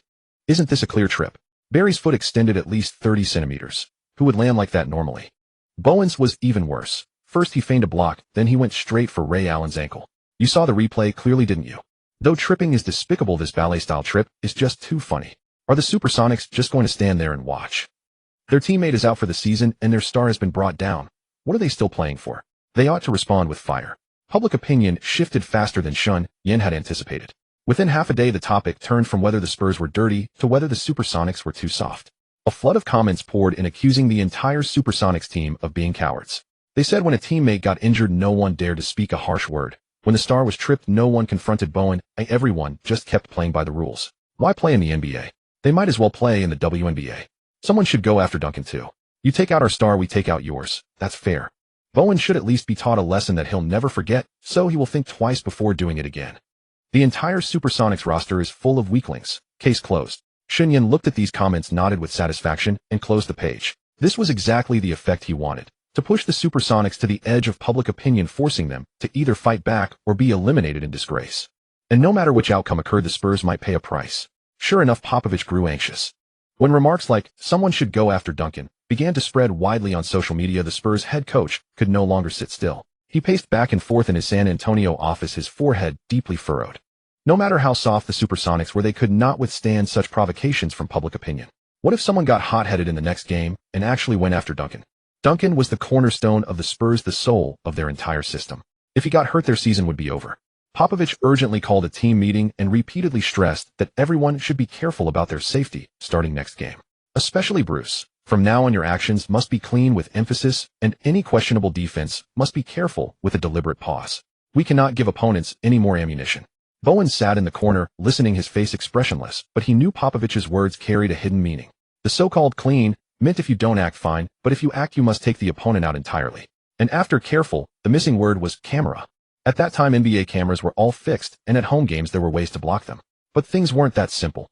Popovich had underestimated the power of advancing technology. In the following games, every defensive move by the Spurs was placed under a microscope. The media watched them, the fans watched them, and the league office watched them too. Bowen's subtle moves that referees used to overlook, sliding his foot under a shooter, clutching with his hands, sticking out a leg during screens, were all now exposed in the spotlight. Though there wasn't the convenience of later smartphones for casual recording, as long as a self-recorded video could go viral online, the American netizens would use their own ingenuity to find ways to capture footage. Shen Yan sat in his office watching the television screen. In the second game, the Spurs players were on edge, trying to guard against a possible outburst from the Supersonics. A faint smile formed at the corner of his mouth. As an agent, he could never personally step onto the court to fight opponents, but he could use other means to unsettle potential rivals. Using the magnifying glass of public opinion to expose the hidden darkness, forcing opponents to sheath their claws and hesitate under the public eye. The Spurs were still playing, but their steps had slowed. Every move was being examined, every defensive decision required deliberation. The momentum of the series was quietly slipping from San Antonio's control to the other side. Shen Yan picked up the remote and turned off the TV. May 11th, Conseco Fieldhouse. The Indiana fans were even crazier than 2 days before. The first victory had given them boundless confidence. In the opening game, the Pacers' Twin Towers combined for 47 points and 30 rebounds, seemingly predicting the direction of the series. As long as they contained the Pistons in the paint, the Pacers could roll over them. During warm-ups, O'Neal even smiled and high-fived a young fan beside the court, looking completely relaxed. Carlisle stood in front of the visiting bench, hands in his pockets, expressionless, watching that huge figure across the court. Last night, he had watched film until 3 a.m., breaking down every detail, from the substitution times of Pacers backup centers Foster and Davis to the footwork frequency of the twin O'Neals in transition defense. The conclusion of his study was simple and resolute: run until they can't move anymore. The starters didn't need to run fast breaks, but they could certainly run too. The first quarter began, and Collins still deployed his heavy half-court lineup. O'Neal demanded the ball inside, backing down Ben. Ben, summoning all his strength, exploded with over 200 kilograms of bench press power, pushing O'Neal out of the key. The Shark turned for a hook shot, and the ball bounced off the rim. Rashid grabbed the rebound, and the Pistons pushed the ball up the court to set their half-court attack. Billups dribbled unhurriedly as Ben led O'Neal on a chase around the basket. The other three also kept circling, forcing the entire Pacers team to follow. Only when the shot clock dwindled to 8 seconds did the Pistons begin their real plays. Billups passed to Rashid in the low post, but Rashid's turnaround jumper missed.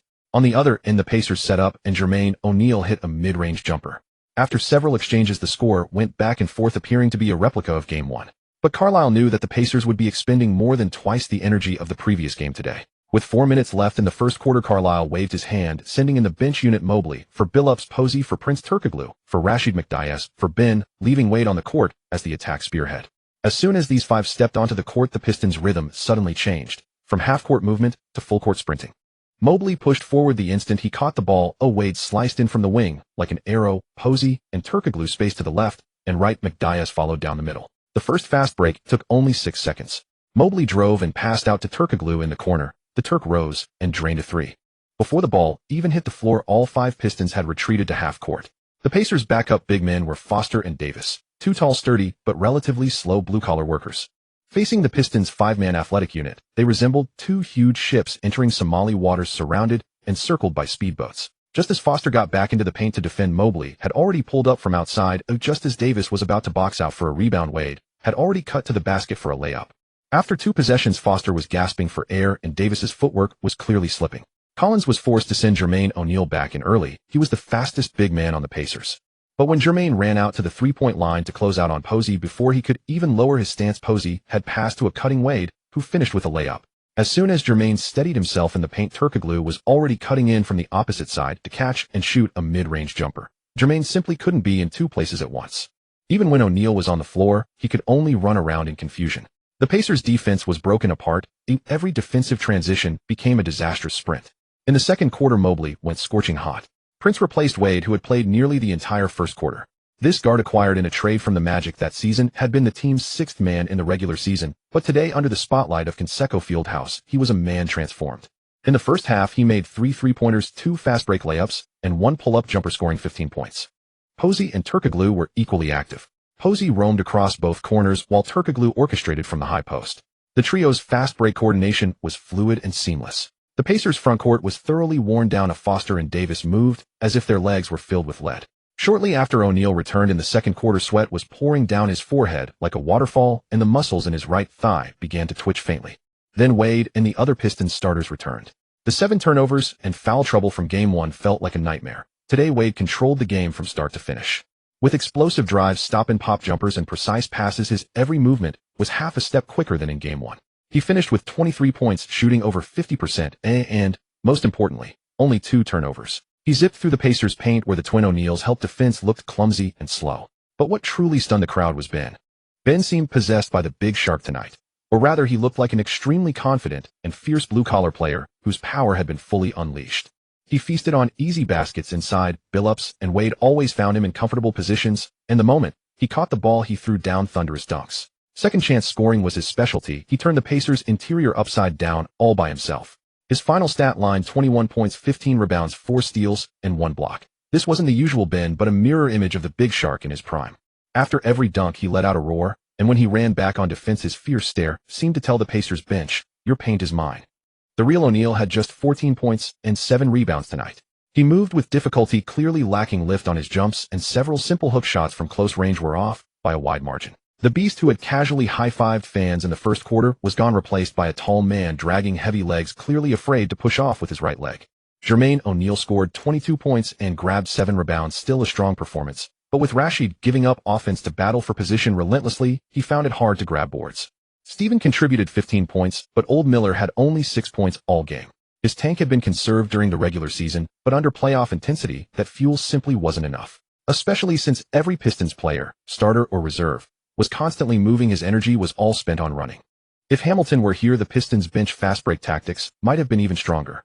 But without Turkoglu and Mobley, there wouldn't be enough passing and receiving points to make the fast break smoother. Every coin has 2 sides. Billups, after all, was not suited to fast-break basketball. In practice, he had never found his rhythm, which made Carlisle realize just how precise Shen Yan's player analysis was. After 3 quarters, the Pistons led by 16.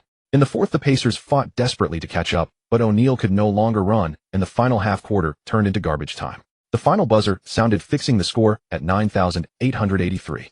The Pistons took a big win on the Pacers' home floor. As O'Neal left the court, his steps were heavy. The pain in his right thigh had worsened in the third quarter, but he gritted his teeth and finished the game. As he walked through the tunnel, his gait was obviously limping. He hobbled with his right leg barely bearing any weight. A team doctor supported him, and for the first time a pained and worried expression appeared on his face. When the Pacers' internal examination results came in, the whole team fell silent. The injury was diagnosed as a recurrence of an old injury in the right quadriceps with severe local bruising, restricted movement, and an inability to sustain playoff intensity. The doctor was blunt: he needed special treatment to drain the hematoma and at least 1 week's rest.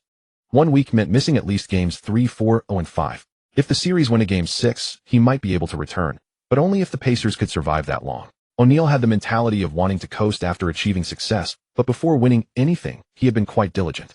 This was also one of the reasons why his conflicts with Kobe deepened rapidly after they started winning titles in 2000. Having just joined the Pacers this year, he couldn't very well call for tanking during the regular season, so he inadvertently pushed himself beyond his limits. In the original timeline, the Heat faced the Wizards in the second round. O'Neal sat out games 3 and 4 with injury, and Wade carried the remaining squad to a sweep over the Wizards, buying O'Neal enough rest. This was a testament to Wade's extraordinary ability at the time. He truly subdued arenas, unlike the so-called pseudo-GOAT, who needed a phantom 5-step layup to beat the Wizards, and outrage arenas remembered for 20 years. But now the player who was supposed to carry the team for him, Wade, was on the opposing side. Back then the Pistons defeated the Pacers, who were without Artest after the malice at the Palace 42. This also showed that had the malice at the Palace not happened with Artest on the roster, Miller genuinely might have had a realistic chance at a championship. However, nobody could be certain because Artest at that time was truly wild and extremely resentful of Jermaine O'Neal. And with Larry Bird leaving in the summer of 2004, no one else could keep him under control. Only old Miller could reason with him a little, but even he couldn't fully manage him. Perhaps Artest would have blown up the locker room by midseason. The Pistons had to play 2 more games while the Heat swept the Wizards, giving O'Neal ample rest.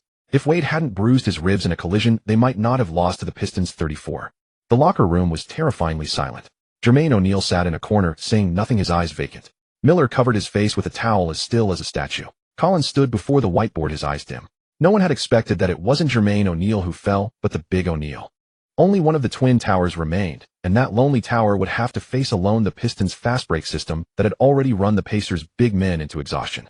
1 week was enough for the Pistons to gentlemen sweep the Pacers. May in Indiana suddenly turned bone-chillingly cold, as if snow might drift down at any moment. On May 13th, at the Pistons' home court, they gave the Pacers no breathing room. They targeted Jermaine O'Neal almost madly, causing him to foul out in just 34 minutes. Billups led the charge, constantly getting past screens to call out Jermaine O'Neal. He recorded 23 points and 5 assists, finally winning back his pride.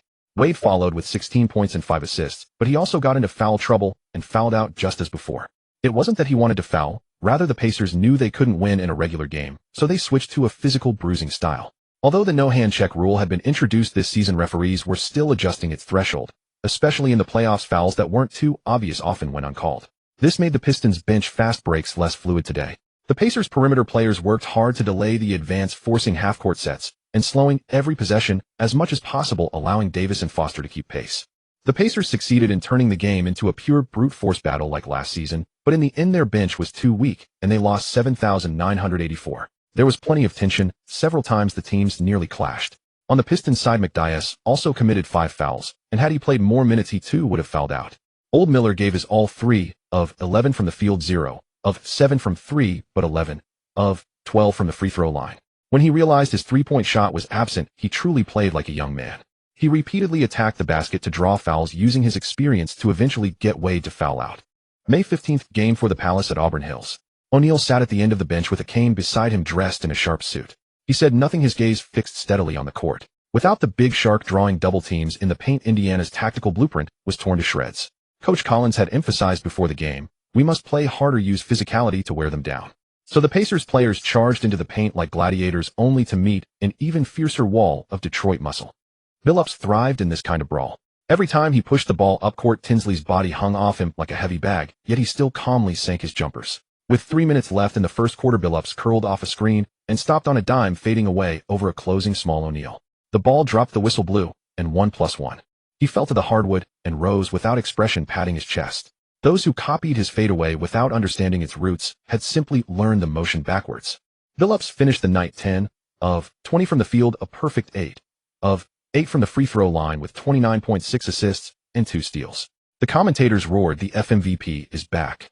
He played like the cold-blooded assassin of the 2004 finals, suffocating every Pacers rally with surgical precision. But what truly broke Indiana lay on the other end. The dual Wallaces stood like two shifting iron bastions corraling Small O'Neal beyond the painted area. Small O'Neal's post-ups were disrupted by Rashid's long arms, his drive to the rim, checked by Ben's muscular frame. He shot 4 of 15 from the field, 2 of 4 from the line, finishing with 10 points and 13 rebounds. Without Shaq drawing double teams low, Small O'Neal was forced to face the Pistons' entire defensive collapse. Every shot he took felt like striking stone. This was precisely what Artest disliked most about him in crunch games. His efficiency dropped below that of a perimeter player, dragging the team into trouble. Small O'Neal was built for the smaller ball era as a center. In the grinding physical battles of that time, he could handle weaker opponents, but against elite teams, he needed a genuine enforcer beside him. Otherwise, he simply could not impose himself. The interior players on those elite squads had all been tested against warriors like Shaq, making their physical intensity extraordinarily high. Ben Wallace had an easy night, 6 points, 10 rebounds, 3 blocks. The stats were modest, but each block shot landed like a slap across Indiana's face. Rashid exploded for 17 points, 10 rebounds, 2 steals, and 5 blocks.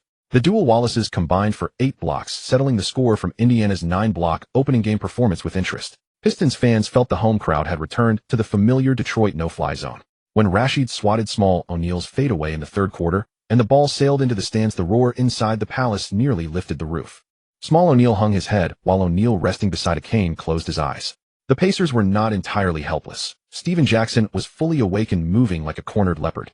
On defense, he clamped down on Wade, holding the blur to 6 of 16, shooting 13 points and 7 assists. On offense, Wu Sheng poured in 23 points on 6 of 13, shooting with 9 of 10 from the line. One might argue Wu Sheng's consistency never reached all-star caliber, but when he turned ruthless, even an all-star opponent could find themselves completely stifled. In the third quarter, Wade drove and was chased down from behind by Jackson's towering chase block. Wade turned and roared with fierce determination. But one man's fire could not fill the void in the paint. 89-76. The Pistons took another round, leading the series 3-1 and reaching championship point. On May 17, Game 5 in Indianapolis, O'Neal again sat in a sharp suit on the bench, his cane resting beside the chair. Pacers fans held signs calling for the Sharks' return, but everyone knew this was merely a dignified farewell. From the opening tip, Detroit offered Indiana no illusion. Ben Wallace seemed reborn. Offensively, he demanded the ball with unusual frequency. Dunks rolling to the rim, second-chance putbacks, even fading jumpers overhelped defense. He shot 8 of 13 for 19 points, 11 rebounds, 2 steals, and 3 blocks, a textbook super role player masterpiece. After each score, he pounded his chest and roared, gradually swallowing the noise of Conseco Fieldhouse. This series revealed Ben Wallace's increasingly refined offensive toolkit. Every Pistons starter reached double figures in scoring. Billups orchestrated with calm precision. Wade played off-ball today, leaving Wu Sheng with few answers. Prince sliced through defenses like a ghost, while Rashid stationed himself beyond the arc. Indiana's defense resembled a torn fishing net, porous everywhere. Small O'Neal was utterly lost, shooting 6 of 14 under double teams from the dual Wallaces for just 14 points and 3 rebounds in 31 minutes. 3 rebounds in over half an hour was truly unacceptable. The camera cut to the bench where O'Neal in a suit looked as though every ounce of pride had been stripped away. Miller shot 3 of 9, 2 of 6 from 3, finishing with 8 points. He was no longer the legendary marksman who pushed aside Jordan and hit that iconic game winner. 86-67. The Pistons delivered a 19-point statement. When the final whistle sounded, Pacers' heads hung low as they trudged toward the tunnel. O'Neal was the last to leave, leaning on his cane, his silhouette solitary and immense. The playoffs are merciless. Sometimes a single oversight in the regular season plants a bomb that detonates in March. Reggie Miller wept during his home finale, never having captured that elusive championship. The Pistons did not celebrate wildly, simply exchanging handshakes. Over these final 3 games, Calipari had essentially engaged Indiana in a full defensive war. The reason was not merely that the opposing team played with desperate intensity, but that he realized facing a declining Pacers side relying on quick transitions rather than meeting them head-on would make defending the title far more difficult. Only by directly confronting adversity could a team be tempered. Only by recalling last year's championship experience could they find their edge. That was why the final 3 games featured such low-scoring battles. The Spurs were also a defensive powerhouse. Only by adapting to that level of intensity could the Pistons compete with them in a grinding series. The Pistons won 4-1 by sweeping the Eastern Conference's top seed and advancing to the Eastern Conference Finals. Before the series began, no one believed the dual O'Neal Pacers would fall. But the moment the Great Shark went down, the outcome was already written. With the Twin Towers collapsed, the lone tower reduced to wreckage beneath the Wallace's grind. Wu Sheng's ferocity, Small O'Neal's struggles, Old Miller's powerlessness. all became mere backdrop to Detroit's ironclad march. The Wizards and Celtics had split 4 regular season meetings, with Washington winning only 1. But in the playoffs the series was fiercely contested. In the end Boston proved slightly superior. The Celtics eliminated the Wizards 4-2 and advanced to the Eastern Conference Finals. In the West the Suns vs Mavericks series played out like a tale of reversed fortune. Yesterday you ignored me, today you cannot reach me. Led by Nash, the Suns' fluid fast-breaking game handled Avery Johnson's 4-isolation offensive system with ease. Dallas' starting 5 relied on isolation plays. Terry one-on-one, Finley one-on-one, Nowitzki one-on-one, Josh Howard one-on-one, and Dampier crashing the boards. This Mavericks squad showed improved defense mimicking San Antonio's schemes under Johnson. Compared to the old Nelson era, their defensive intensity rose significantly, but their offense had largely vanished. The Suns needed slightly more effort, winning 4-2. Despite Dallas spending $91 million against Phoenix's $44.6 million, money alone could not guarantee success. The Suns with Joe Johnson were genuinely dominant. Beyond Nash's fast break, they had Isolation Joe's half-court solutions. But when he was injured, it revealed why D'Antoni's small ball system lacked a sustainable future. An 8-man rotation meant losing one key player in the playoffs dropped their competitiveness by several tiers. Regarding Dan Sang Chiao's injury, it turned out to involve an old rival from the Pistons. During a Suns fast break, Dan Sang Chiao took off for a dunk. Starks House was a step slow in defense, but managed to slap at Dan Sang Chiao's arm. Struck on the arm, Dan Sang Chiao's muscles tightened. Unable to maintain grip on the rim, he fell straight down his left eye socket, hitting the floor. He suffered bleeding and a concussion. He sustained a displaced bone fracture around his left eye socket. Surgical cleanup and stabilization of the orbital area were performed that evening. From the injury sustained in Game 2 of the second round against Dallas all the way to the Suns trailing 0-2 in the Western Conference Finals against San Antonio, Dan Sang Chiao returned under emergency circumstances. However, the post-concussion symptoms were severe and the protective mask further impaired his breathing. Dan Sang Chiao certainly could not match Hamilton's lung capacity. While Hamilton played comfortably, even wearing a mask, Dan Sang Chiao struggled significantly, with the mask producing the opposite of its intended effect. At the conclusion of the second round, Ben Wallace reclaimed his Defensive Player of the Year trophy, having previously lost it to Artest. This marked his third DPOY award along with a spot on the All-Defensive First Team and All-NBA Third Team, earning him 3 additional attribute points. Combined with the 2 he had accumulated earlier, he gained 5 attribute points this season. Wade was named to the All-Defensive Second Team and the All-NBA Second Team, earning 3 attribute points this season. The All-NBA First Team backcourt featured Nash and Iverson, won the MVP, averaging 11.5 assists, the other the scoring champion, with averages of 37.7, 9 assists and 2 for steals. The guard position this year was simply outstanding. Limited by his height, Iverson's defense was merely average, though his attitude was impeccable. His reaction speed and hand quickness were genuinely exceptional. His only drawback was his tendency to gamble on steals, and as he aged the consequences of being beaten off the dribble grew increasingly severe. The All-NBA Second Team was particularly distinctive, featuring James and Garnett, the only 2 players on either All-NBA team who had not led their teams to the playoffs. The Spurs vs Sonics series carried an intense atmosphere from the very beginning. In San Antonio, the Spurs' psychological tactics in Game 1 left the entire Seattle team seething with frustration. Trailing 2-0, public opinion surged under Shen Yan's influence. However, NBA coverage and news in China remained filtered through a positive lens, with no public reporting on these contentious matters. But Shen Yan's forums were different. They became a space for Chinese fans seeking truth, with screenshots, slow-motion analyses, and investigative posts flying like bullets. Some looped Hori's elbowing motions into GIFs. Others circled Bowen's footwork in red. The headline read, "Is the Spurs championship stained?" Chinese fans at the time were relatively naive, believing basketball courts were places of sweat alone. The forums opened their eyes to a reality they had never considered. The NBA also harbored harsher elements. It was much like the World Cup incident that revealed certain teams as the dirtiest competitors, surpassing even Argentina, Uruguay, Paraguay, and the Dutch martial artists in roughness. In the Sonic home arena, Ray Allen played through injury. His ankle was severely swollen, yet he gritted his teeth and took the court, punishing the Spurs defense with cold-blooded three-pointers. The Sonics, like wolves driven to a cliff, relied on their fast-paced attack to keep scoring. The Spurs were overwhelmed, unable to mount any response, and the deficit stretched to 15 points. Popovich paced restlessly on the sidelines with a fierce expression. Then the Spurs playbook was opened once more. With 6:22 remaining in the third quarter, Jerome James rose for a defensive rebound. Horry charged from the wing and delivered a hard impact to James's back. James lost his balance and fell straight down like a felled tree. His back struck the floor with a dull thud, his body curling painfully into a tight arch. Fans at the Key Arena rose in anger, but the referee called only a regular foul, judging that Horry appeared unable to stop himself in the collision. James was helped off the court. Fortunately, he returned after treatment, though everyone present could see the tremendous force absorbed by his spine upon landing. Watching from a leisurely fishing trip, the young emperor observed the Spurs' tactics and felt he had grasped the true essence of basketball. He looked down on Hori's pretense. If it were him, he would push with both hands deliberately and create a highlight reel. That was not all. In the chaotic fourth quarter, Lewis let out a sharp cry while battling for position in the paint.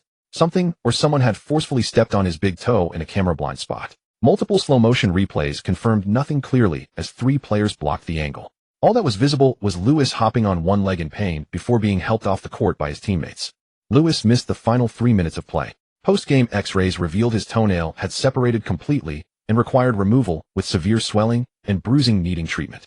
Yet the Sonics still won, fighting fiercely for their 3rd victory.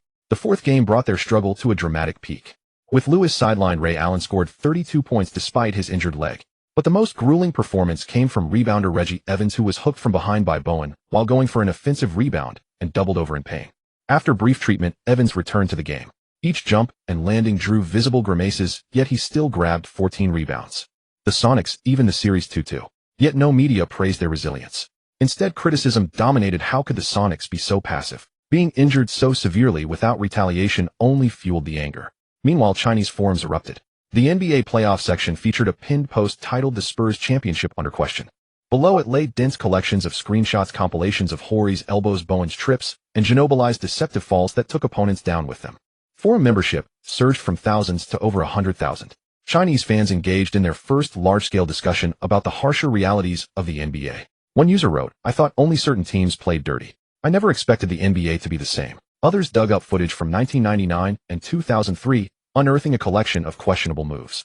The legitimacy of the Spurs championships was openly questioned. The team's reputation in China plummeted, transforming from a model of team basketball into a symbol of underhanded tactics. These discussions simultaneously circulated back through certain accounts onto Western networks. On the eve of Game 5 in San Antonio, Popovich watched game film until dawn. After turning off the screen, he leaned back in silence for a long time. Reaching this point in the series, he knew his team had become toxic in public opinion. But what frightened him more were the eyes of the Sonic players. After Game 4, he witnessed Ray Allen staring at Bowen with an intensity that could peel flesh from bone. As Evans was helped off the court, he glanced back at the Spurs bench. That hatred could be felt across the entire arena. Popovich, with his intelligence-gathering background, understood perfectly how hatred could breed violence. Game 5 was at the Spurs' home court. If Sonic players took the floor carrying thoughts of harming Duncan, Hori, or Bowen, the consequences would be disastrous. Duncan was the Spurs' backbone and soul. Hori was the clutch specialist. Bowen was their perimeter defensive anchor. The collapse of any one of them could shatter their championship dream. He called a team meeting and issued an unusually stern warning: play clean basketball. Anyone caught with unnecessary roughness will sit on the bench immediately. This was not conscience awakening. The Spurs had already determined they could win. Ray Allen had been playing through injury throughout the series with his condition worsening. Even if Lewis returned, he could only hop on one leg. Without driving ability or lateral defensive range, he was essentially a liability. Even Jerome James and Reggie Evans could not exert themselves fully, unable to jump high or hold positions. Chinese fans began to understand behind the glory of competitive sports, there always lurks the harsher side of physical confrontation. Before the 5th game, the medical room at the Supersonics facility was well lit. Lewis's toe was significantly swollen and discolored, the big toenail already removed, yet the swelling remained prominent. The team doctor tried thicker protective gear, steel arch supports in the shoes, ice therapy, and electrical stimulation, but none brought relief. Lewis bit on a towel each attempt to put on his shoe, causing visible discomfort. He tried several times, but could not manage it. The doctor shook his head, and head coach Mike Miller sighed with resignation before crossing his name off the roster. Without Lewis, the Supersonics felt incomplete. In San Antonio, they lost 103-90, the outcome clear from the opening tip. In the fourth quarter, the Supersonics narrowed the gap to 5 points, but ultimately fell short. Fans watched in silence, and online forums filled with disappointed comments. But in Game 6 in Seattle, they returned. Ray Allen played through discomfort, contributing with drives, off-ball movement, and jump shots in the first quarter, performing at a high level. Each landing brought tension, yet the ball kept finding the net. The Supersonics led 25-20 after the first quarter. Key Arena buzzed with energy as fans held signs supporting their team. The second quarter shifted momentum when Bowen went perfect from the field and the free throw line, scoring 9 points in the period. San Antonio took a 32-22 lead, gaining a 10-point advantage. Bowen stayed attached to Allen on defense, and on offense, he capitalized on switching mismatches. At halftime, the Spurs led 52-47. But in the third quarter, the Supersonics found their rhythm.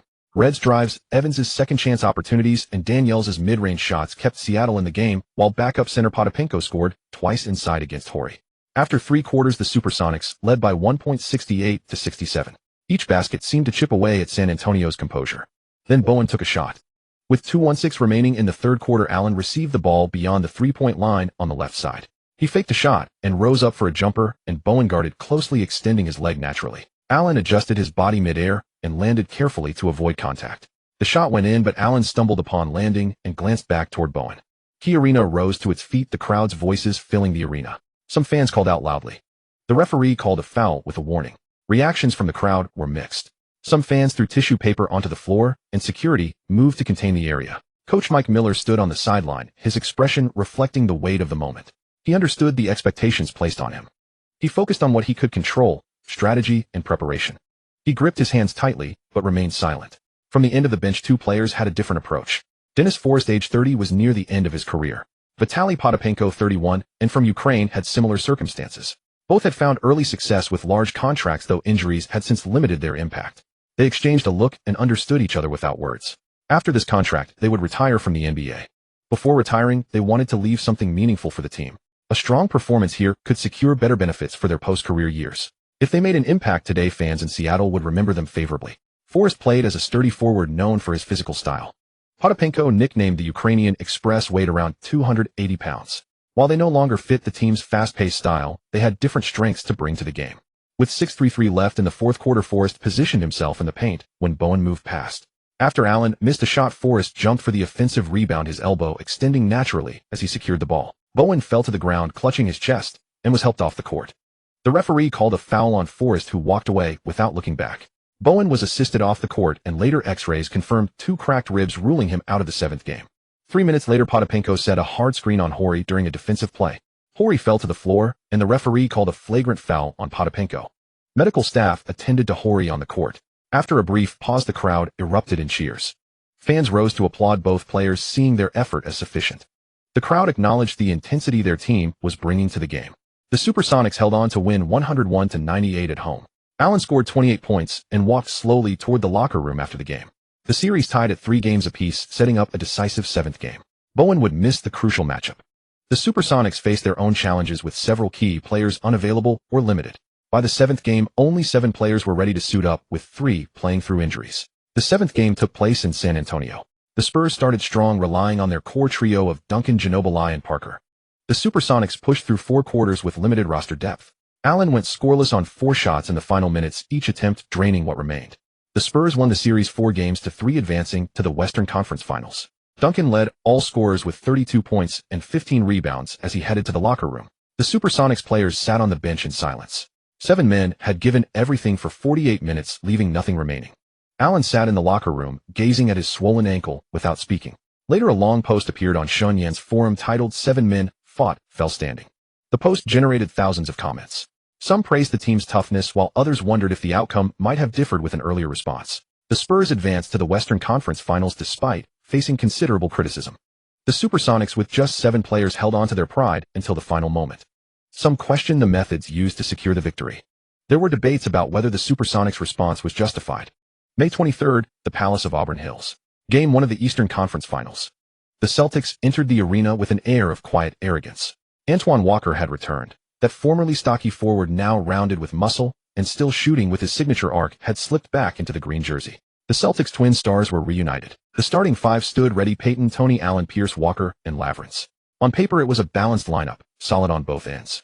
Behind them sat Ricky Davis, Marcus Banks, a young L. Jefferson destined to become a ferocious force, and the highly touted Delonte West. The roster was hardly weak, yet Tony, Allen, and Jefferson remained too young for heavy minutes. Rivers was not a coach known for nurturing rookies. Those 4, Allen, Jefferson, Banks, and West, would be shelved the moment they faltered, never given the chance to build confidence.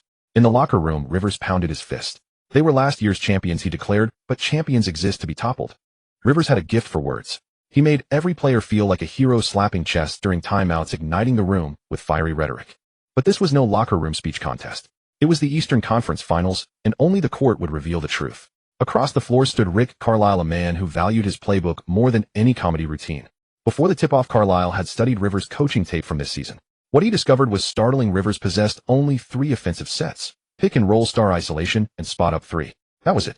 Boston's role players were stationed beyond the arc like worker bees anchored to the perimeter. No off-ball screens. No ball reversal. No cutting motion. Ball to Pierce, everyone spreads. Ball to Walker, everyone spreads. Ball to Payton, still the same, brutally simple to the point of absurdity. Carlisle's counter strategy was detailed down to every possession. First quarter began. Payton pushed the ball, the veteran glove no longer possessing his former speed. Billups learned quickly that Payton was not so easily handled. Since last year's finals disappointment, the aging point guard had fortified his game with experience and anticipation. A straight-line explosion could beat him, but one-on-one the efficiency was low. Billups exploited the mismatch by continually using Ben Wallace's high-post screens to drive and pull up for jumpers. Only then could Payton trail him. Payton attempted to compensate for his lost foot speed with physicality, but Billups had added muscle since the previous year and won the battle of strength. Payton's frustration was palpable. Age brings its sorrows. On defense, however, a masterclass unfolded. Tony Allen, dubbed Little Wade, possessed blinding speed and had made life miserable for the actual Wade during the playoffs. Yet in Detroit's system, Wade was not the primary ball handler. That burden fell on Billups. Carlisle's instruction was elegant in its simplicity. When Allen pressed Wade, the shooter would hold the corner and wait. The moment Allen rotated to help, Wade would cut baseline or curl off a screen for a mid-range jumper. By halftime, Allen ran like a headless fly, while Wade shot 6 for 9 points, all off ball. Carlisle's tactics had neutralized Allen's defensive prowess entirely. Pierce fared even worse. Prince possessed length, but lacked the strength to bother the truth. Pierce backed him down and rolled to the rim at will. Carlisle's remedy was equally simple: let Prince exhaust himself, then sub in James Posey. Posey was marginally taller than Pierce, yet nearly 10 kilograms lighter, yet his base was as solid as concrete, a living battering ram. Each of Pierce's post-ups felt like driving into a sandbag. It was not that Pierce had suddenly grown weak, but that he was already weary while Posey was fresh. Pierce finished 6-for-16 from the field, scoring 14 points with 4 turnovers. Detroit's two muscular forwards harassed him relentlessly, wearing him down to the point where by the third quarter, he considered simply lying on the floor. The referee told him to get up. At 107 kilograms, Pierce could bully a slender 98-kilogram opponent, but facing two such warriors was beyond his capacity. Inside, another domination. Walker was 2 years younger than Rashid, but Rashid's post moves and turnaround jumper rendered him utterly unguardable. Walker could not stop the mid-range shot, and on offense he could not post Rashid back. Even Walker's beloved three-pointer could not match the roaring lion's intensity. Walker finished with 11 points and 5 rebounds, while Rashid recorded 19 points, 9 boards, and 3 blocks. Rashid may have accumulated numerous technical fouls, but his professional attitude was impeccable, something Walker's approach sorely lacked. Lavrens faced an even sterner test. Ben Wallace hunted offensive rebounds against him with the ease of an adult playing against a child, collecting them one after another. Lavrens posted 7 points and 4 rebounds. Wallace scored only 8, yet grabbed 17 boards, including 6 on the offensive end, and converted 4 second-chance baskets. The most desperate stretch came early in the second quarter during a reserve matchup. Mobley, Teraglu, and McDyess dismantled Boston's youthful bench with no resistance. Mobley hit back-to-back three-pointers immediately. Among the tier-below all-star players, he belonged to the strongest cohort, and Boston's second unit had no answer for him. Teraglu facilitated from the perimeter, linking with McDyess on a sudden fast-break transition. A long pass found McDyess for a dunk before the Celtics reserves could even react. Rivers grew flustered. With the gap widening, he finally remembered his role as head coach and called a timeout, delivering a speech about needing more aggression. Across the bench, Carlisle drew 2 lines on his clipboard. Billups nodded in understanding. On the ensuing possession, Detroit ran an ATO set. Rashid operated from the free throw line as a hub. Wade slipped around 2 screens off the baseline, emerged open, and drained a jumper. Boston's defense stood frozen.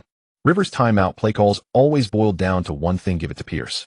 Carlisle's timeout play calls were always intricate tactical diagrams. Doc Rivers' rotations were painfully rigid, with his 2 key players logging over 40 minutes each. Perry, at 37 years old, played 35 minutes, and his steps had already begun to falter in the final period. The Pistons' longest tenure on the floor belonged to Ben Wallace at 36 minutes, while the bench unit contributed 34 points. Carlisle even ran positioning drills with reserves like Perkins and Smush Parker during garbage time, and he had dared to experiment with tactics in the Eastern Conference Finals. The final buzzer sounded, 115-93, a commanding 22-point victory. The Celtics players walked into the tunnel with their heads lowered. Rivers stood courtside with hands on his hips, a look of bewilderment across his face. His motivational words had lost their impact by the third quarter, and the players' gaze toward him had shifted from intensity to emptiness, then to quiet disappointment. All he could manage was to urge them to hold on a little longer. The trajectory of this series had been clear from the opening tip: 4-0, a sweep with no contest decided by fewer than 10 points. Carlisle had thoroughly dismantled Rivers' tactical system, laying it bare for audiences nationwide to witness the gap in strategic depth. A master tactician spent a single week transforming what appeared promising into something fundamentally hollow. In the post-game threads of the 2005 playoffs discussion forum, the Pin Post carried a striking headline: "The Eastern Conference's foremost strategist systematically outmaneuvered on the tactical board." The replies erupted, with commentary Rivers would insist Loops, Wade, and Pierce held the advantage over them, that Walker and Rashid would neutralize each other, and then blame the referees when the results fell short. Some pulled up older footage. This was the same pattern from his Orlando days when McGrady logged 44 minutes, yet still came up short, followed by post-game remarks claiming they had played well. The Pistons advanced to the finals with quiet dignity, encountering minimal resistance, marking their third consecutive appearance. They had scarcely expended their physical reserves as the sweep granted them an entire additional week of recovery time. Detroit fans were filled with excitement. They never imagined that after trading away last season's top scorer, a new second leading scorer in the league would emerge this season. Many even went to the Pistons' official announcement to offer apologies. Regardless of how the team's early season moves were perceived, the fact that they overcame various challenges and returned to the finals made everything worthwhile. During the Lakers-Celtics rivalry era, both teams were powerhouse squads, yet internal issues arose each year. The Bulls' first three-peat was too distant for Shen Yan to recall clearly, but the second three-peat was marked by constant troubles. The OK Combo's three-peat was similarly accompanied by various complications. The Pistons reached 3 consecutive finals without major locker room problems. The reason was simple: Ben Wallace was the spiritual leader, and anyone considering causing trouble had to consider whether they could handle those powerful hands. The new offensive cornerstone Wade was Wallace's younger teammate. With Wallace's full support and Wade's own considerate nature, a relatively harmonious locker room environment was maintained. Both core players and Carlisle were under Shen Yan's interim guidance, so any matters could be discussed through him. Before the Western Conference Finals began, a strange atmosphere enveloped the San Antonio locker room. Bowen had sustained hairline fractures in 2 ribs, and the team physician indicated he would be unavailable for at least the first 5 games. Popovich held the report in silence for 10 minutes. No one knew what passed through his mind. Perhaps wondering if Bowen had not reached for Allen's foot, the rib injury would never have occurred, perhaps reflecting on the shadow of criticism that had followed the team through its 2 championship runs, or simply contemplating who would guard Nash without Bowen. Then he made a decision that surprised the entire league: embrace a fast-paced offensive battle against the Suns. A veteran coach built on defense chose to engage in an offensive shootout against the league's top-scoring team, while missing his premier perimeter defender. Some called Popovich reckless, suggesting it was a gamble born of accepting what could not be prevented. But Popovich understood clearly that without Bowen's subtle disruptions, Nash was simply unguardable. If defense was impossible, they would outlast through offensive rotation. The first 5 games produced one of the most elegant offensive displays in NBA history. Nash broke free like a wild horse untethered. Without Bowen's lingering presence, he delivered MVP-caliber dominance. Averaging 23 points and 11 assists per game with over 40% from 3, every transition move flowed like a waltz, graceful and precise. Stoudemire surged forward beneath the basket. Duncan could not single-handedly contain the Suns' pick and roll, as Nash delivered pocket passes, flash floats, and high-arcing lobs for Stoudemire to finish with authority. In the opening game, the Suns scored 121 points, with Stoudemire contributing 41. Yet San Antonio's depth advantage began to show. The Suns relied on 7 players, with Nash logging 43 minutes nightly. The Spurs rotated 8 players, with Parker and Ginobili alternating drives, Duncan anchoring the interior, and Barry providing perimeter spacing. After 5 games, the Spurs led 3-2. Popovich had concealed another layer, limiting Nash's options beyond Stoudemire, forcing the Suns' young big man to carry the offensive load repeatedly. The Suns' stamina reached its limit. Nash's fourth-quarter efficiency declined noticeably, Marion's shot mechanics grew strained, and Stoudemire's finishes lost their earlier fluidity. Popovich's strategy had taken effect. The fast pace was merely a veil. The true objective was to exhaust the opponent. In Game 6, 2 figures who had been absent in suits finally returned. Bowen stepped onto the court wearing a protective vest. On the Suns' side, Joe Johnson also made his return, drawing a standing ovation from the crowd. Not for Johnson, but for Bowen, whose competitive spirit the home fans appreciated. Bowen's ribs had not fully healed, and his lateral movement was noticeably slow. Nash exploited this advantage over 3 consecutive possessions, using screens to create separation and sinking mid-range jumpers. After Game 6, Bowen's statistics told a difficult story. 22 minutes on the floor with a -16 plus-minus rating, the lowest on the court. The Suns tied the series at 1 game apiece with a 119-111 victory. Johnson's 18 points off the bench, each three-pointer serving as a quiet declaration of his readiness. By this point, his concussion had largely resolved, recovering better than in the original timeline, though the protective mask made breathing more laborious. Game 7 arrived at Phoenix's home arena. Online discussions predicted Nash's stamina would falter after the third quarter, and San Antonio's depth would close out the series. Comment sections buzzed with debate. Suns supporters believed Nash drew strength from something beyond physical endurance. Spurs faithful pointed to Duncan's interior presence as the decisive factor. 2 hours before tip-off, the forum servers began experiencing heavy traffic. The game unfolded as anticipated, with Phoenix holding a 7-point lead at halftime, while Nash moved across the court with effortless grace. Bowen was held firmly on the bench. Popovich would rather let Brent Barry be overwhelmed by Nash than allow Bowen to come up and slow the pace. Bowen sat wrapped in a towel at the far end of the bench, a dull ache in his ribs and a sharp sting to his pride gnawing at him simultaneously. With 28 seconds remaining, the Spurs led 97-95. Nash held the ball, Ginobili on defense. The entire arena held its breath. Nash crossed over, stopped abruptly, and faded away. The ball bounced off the rim. Stoudemire missed the putback. Duncan secured the rebound and instantly launched a pass to Ginobili. Stoudemire's reaction was too slow. Given Duncan's 67% free throw percentage this season, the Suns still had a chance. The Suns committed a foul, and Ginobili sank both free throws. 99-95. The dagger from Ginobili sealed the game as the final buzzer sounded. The Spurs had won. They had lured the Suns into a run-and-gun game for 6 straight contests, and today they started with the same fast pace in the first half, but shifted gears in the second half, unleashing intensified defense and leveraging their half-court advantage through the GDP trio.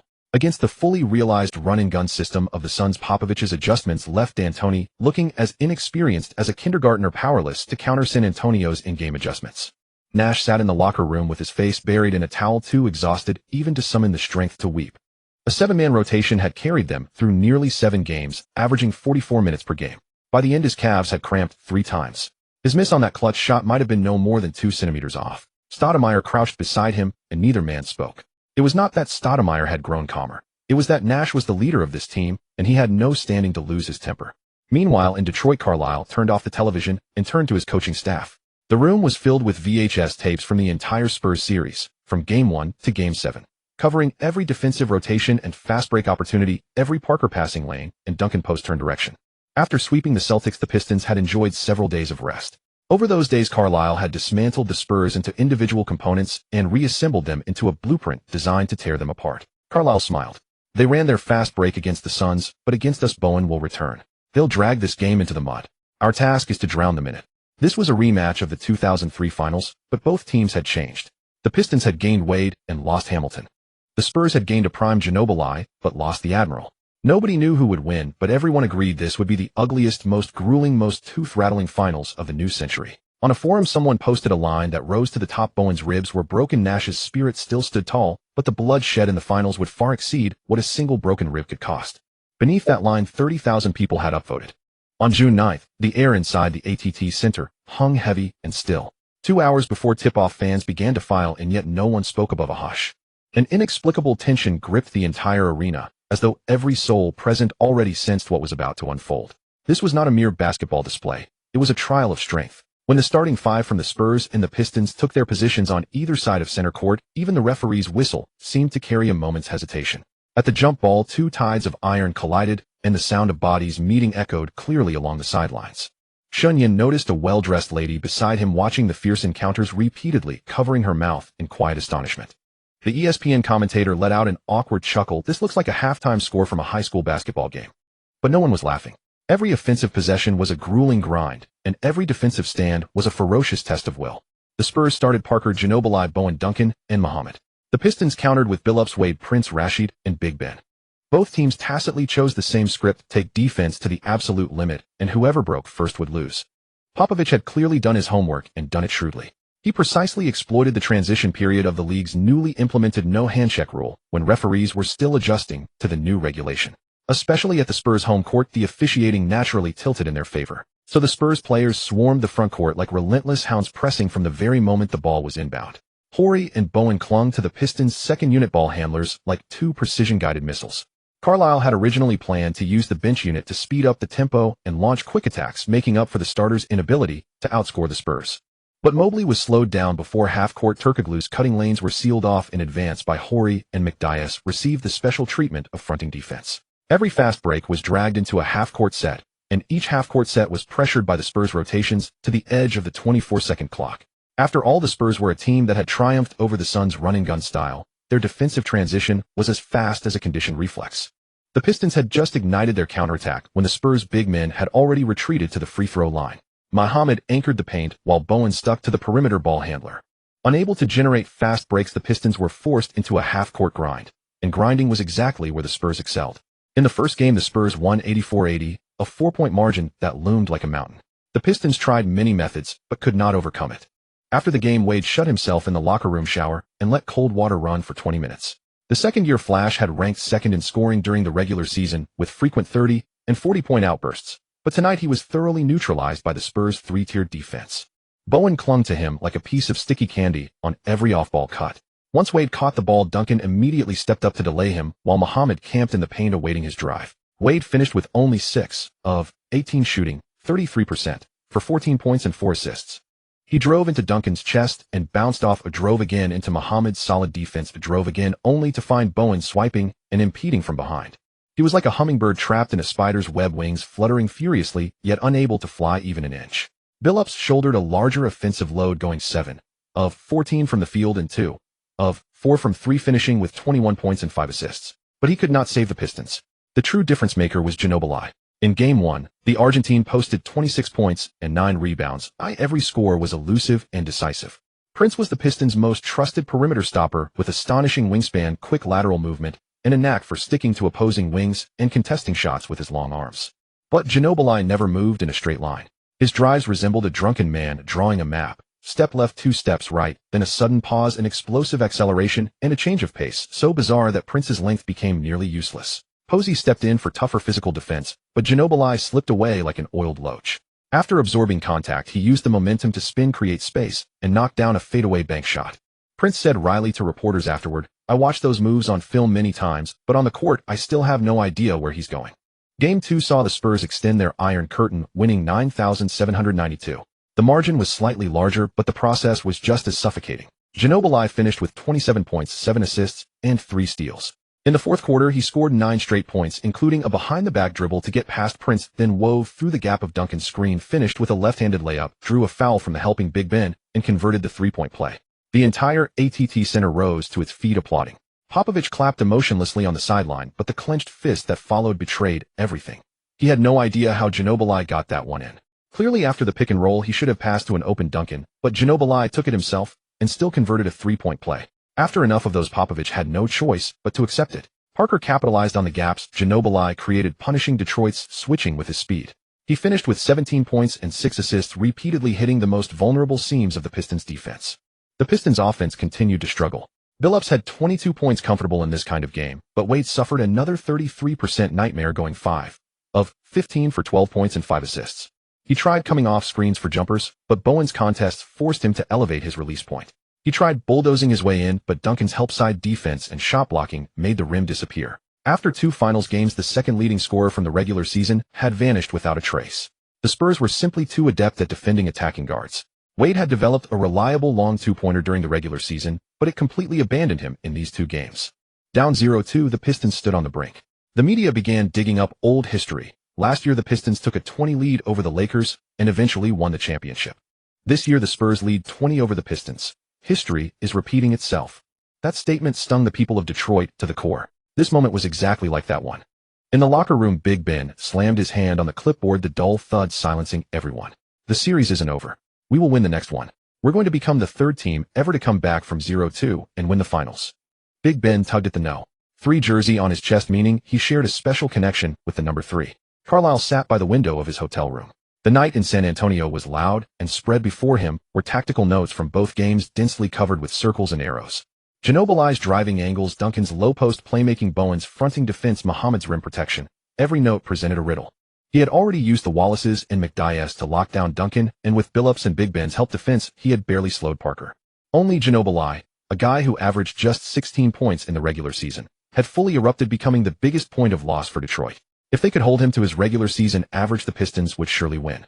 Carlisle's gaze drifted past the notes and out the window. He thought of the palace of Auburn Hills, the sea of white flags, the roaring home crowd when they defeated the Lakers last year. He also thought of how Michael Jordan had overcome one formidable foe after another. The next 3 games would be at Detroit. If they could take all of them, the series could still be theirs. He closed the notebook and called assistant coach Mike Brown. Tomorrow at practice, we'll work on double-team rotations against Ginobili, and have Wade watch 2 hours of Ginobili's game footage to find his rhythm. After the call ended, the room fell silent again. In the distance, San Antonio fans were still singing and celebrating loudly. Carlisle knew the Spurs' Iron Curtain had fallen, but Detroit's fire would forge that iron into a fleet of automobiles. June 14th, at the palace of Auburn Hills, the locker room before the game. Carlisle pushed the tactics board aside and walked over to Wade. The entire room fell quiet, the hum of the air conditioning the only sound. All the Pistons players watched their head coach, but Carlisle's gaze rested only on the second-year flash, sharp and focused like a surgeon's blade. Carlisle's voice was low, yet every word carried through the silent locker room. Dwyane, listen carefully. If you want to be Jordan shrunk by 5 inches, then tonight you shut down Ginobili. Once he's dealt with, the Spurs won't be our match this year. Previously, I only asked you to trail Bowen and help on Parker, but Tayshaun and James gave their all. They couldn't stop Ginobili. Now the task falls to you. When you guard someone, guard their strongest player. Remember, Jordan never backs down. Wade looked up, a flame igniting in his eyes at those words. He said nothing, simply nodded firmly and rose to his feet. He was a son of Chicago, an ardent admirer of Jordan, measuring every aspect of his game against the legend. And he was remarkably easy to motivate. When the franchise cornerstone could be swayed so readily, the direct appeal to self-interest only strengthened his resolve. A low murmur rippled through the locker room. Ben Wallace struck the locker door with a sharp bang. Break them apart. Every player sprang to their feet, joining the chorus. This somewhat theatrical address had not been improvised on the spot. It had been planned during that evening in San Antonio, and since then Wade had practiced his primary defensive assignment. Carlisle had also consulted with Shen Yan, and the results were impressive. 2 hours later, the Spurs players entered the Palace of Auburn Hills and were met with a wall of white noise. Over 20,000 Detroit fans had remained standing since the opening tip, their roaring voices pressing against the visitors like physical force. But what truly suffocated them was Wade's gaze. On San Antonio's first possession, Ginobili held the ball at the top of the key, scanning the floor. Wade pressed close, giving him no space. Ginobili attempted his signature serpentine drives, weaving left and right, but Wade's lateral quickness surpassed Prince, and his physicality exceeded Bozik's. Every bodily contact felt like a contest of strength. Wade's legs cut off Ginobili's driving lanes, his arms blocked passing angles, his elusive footwork countering the serpentine maneuvers. Ginobili's first drive attempt was stripped cleanly by Wade, the ball rolling out of bounds. The Argentine looked back, a hint of caution entering his eyes for the first time. On offense, Wade became a marksman. He frequently came off screens set by Rashid, and Ben caught the ball and specifically targeted Ginobili in one-on-one situations. Wade received the ball at the right elbow against Ginobili's defense. After a hesitation step, he exploded upward, drove through with his right shoulder, and finished the layup while drawing a foul. He fell to the floor and roared upward, setting the entire arena ablaze. This was Carlisle's design, exhausting Ginobili on both ends of the floor simultaneously. Wade operated like an engine that never stopped. On offense, he demanded isolation plays. On defense, he locked down his assignment relentlessly, gradually draining the energy from the Spurs' primary playmaker. A visible weariness began to appear on Ginobili's face. His drive slowed, turnovers increased, and even his off-ball movement grew laborious. By halftime, Ginobili had shot 4 for 1 with 3 points and 4 turnovers. Without that offensive spark, the Spurs committed 11 turnovers as a team. Once Ginobili could dismantle opposing defenses with mere changes of rhythm. Now he faced Wade, a defender who rarely bit on fakes. Even when separated, Wade recovered quickly to his position. Ginobili had to constantly accelerate to create separation, which consumed his energy at an alarming rate. Stamina was Ginobili's greatest weakness. A 20-minute Jordan facing a 5-inch shorter version was a matchup with no clear answer. Meanwhile, Wade had already tallied 15 points, 3 assists, and 2 steals in the first half. Every transition opportunity struck at the heart of the Spurs like a slender blade. With 4 minutes remaining in the third quarter, Wade drove from the top of the key using a screen. Facing Duncan's help defense, he folded his body midair and finished with a reverse layup.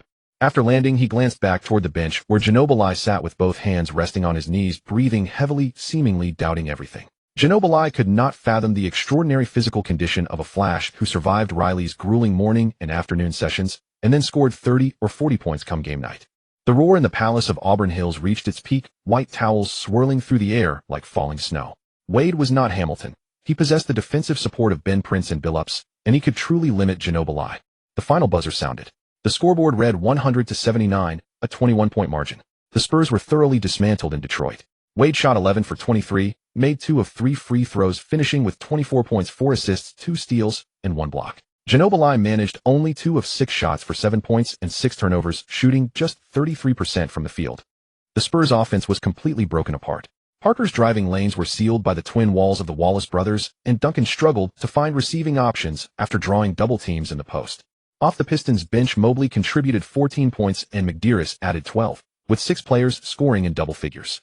Rashid recorded only 8 points but blocked 3 shots on the defensive end, holding Duncan to 6 of 14 shooting. In the locker room, Carlisle studied the statistics and nodded. This is the basketball I wanted. June 16th, Game 4. The Spurs attempted adjustments. Popovich instructed Ginobili to run more off-ball, hoping to escape Wade's tight coverage. But Wade moved like a spiderweb, wherever Ginobili when he followed. Even after screening off 3 defenders, Wade still closed out in his face. Ginobili finished the game shooting 4 of 9 for 12 points, completely lost under Wade's defensive pressure. Detroit's offense blossomed completely. Billups posted 17 points and 8 assists, Prince added 13, Rashid contributed 12, and Ben tallied 11 points, 13 rebounds, 3 steals, and 3 blocks. Off the bench, Mobley scored 14 and McDearest added 12. 7 players reached double figures, a masterclass in team basketball. Every pass moved like a key, turning in a lock, opening gaps in the Spurs defense. 105-71, another decisive victory. The Pistons outscored San Antonio by 55 points across 2 games, controlling every inch of the 96 minutes in the Palace of Auburn Hills.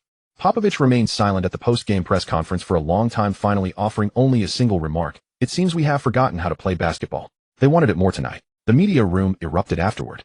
At the TNT broadcast desk, Kenny Smith slammed his palm on the table and declared the Pistons are on their way to becoming the 3rd team to come back from 0-2. ESPN rushed out a special report overnight with the headline: "If Wade continues to lock down Ginobili, the MVP will be his." Analysts reviewed the numbers. Wade averaged 20.6, 5 rebounds, 4 assists, 5 steals, and 1 block across 2 games. Against Ginobili, he held the Argentine to 40% shooting and forced an average of 4.5 turnovers per game. This was not the performance of a second-year prospect. This was the two-way dominance of Jordan at his absolute peak. In the locker room, Wade sat before his locker, an ice pack resting on his knee. 2 physically demanding games had taken their toll on his body, yet his eyes still burned with quiet intensity. Ben walked over and patted his head without a word. Billups handed him a water bottle and murmured softly, "2 more games. Keep pushing." The phrase, "Jordan 5 inches shorter," had spread throughout the basketball world. Wade had proven through 2 games that Carlisle had been right. If the victories had not been so comfortable, Wade's scoring total would certainly have been higher. Once he neutralized Ginobili, the Spurs lost their greatest asset against this Pistons team, and Detroit's other players found their rhythm and played with growing confidence. On June 19th, as fans were still filing into the Palace of Auburn Hills, a new wave was already stirring. Before the game, team doctors gathered around Wade's locker, wrapping his bandages in the most precise manner. Shen Yan stood nearby watching closely and said to Carlisle in a tone that made the entire team prick up their ears, "The Spurs have exhausted their regular tactics. All that's left are the questionable tricks of Bruce Bowen and Robert Horry. Under the banner of winning, they might resort to anything. Everyone needs their ankle bandages wrapped properly. On jump shots, land with knees bent and feet spread. On fast break dunks, a trailing teammate must be there to protect the play.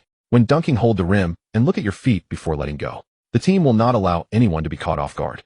When protecting the ball, remember to keep your elbows up." The locker room fell silent for 3 seconds. Big Ben was the first to bend down and tie his shoelaces, then Rashid and Billups followed. Even Mobley on the bench quietly asked the trainer to add another ankle brace. No one said a word, but everyone understood that the pivotal game demanded more than skill. It demanded heart. At 7:30 p.m., the noise inside the arena had passed a safe threshold. As the Pistons ran out of the tunnel, more than 20,000 Detroit fans stomped and cheered, and the entire building shook. The Spurs players had lost the composure they showed in the first 2 games. Parker was chewing gum noticeably faster. Duncan's expression remained calm, but his eyes held a deep, unreadable intensity. Yet when he saw the Wallace pair rubbing their hands in anticipation, he gave a helpless shake of his head. Muhammad was not Robinson. He could not relieve much pressure. Only Ginobili remained expressionless, but his stride was a little stiff. The previous 2 games had truly worn him down. As the game began, Wade went at Ginobili with the hunger of a wolf that had not eaten in 3 days. On the first possession, the moment Ginobili caught the ball at the top of the arc, Wade pressed his body into him, like a partner stepping forward to lead a tango. Ginobili tried to drive to the right, but Wade slid over to cut him off. He crossed back to the left, and Wade followed like a shadow. There was no opening, no rhythm, not even a moment to catch his breath.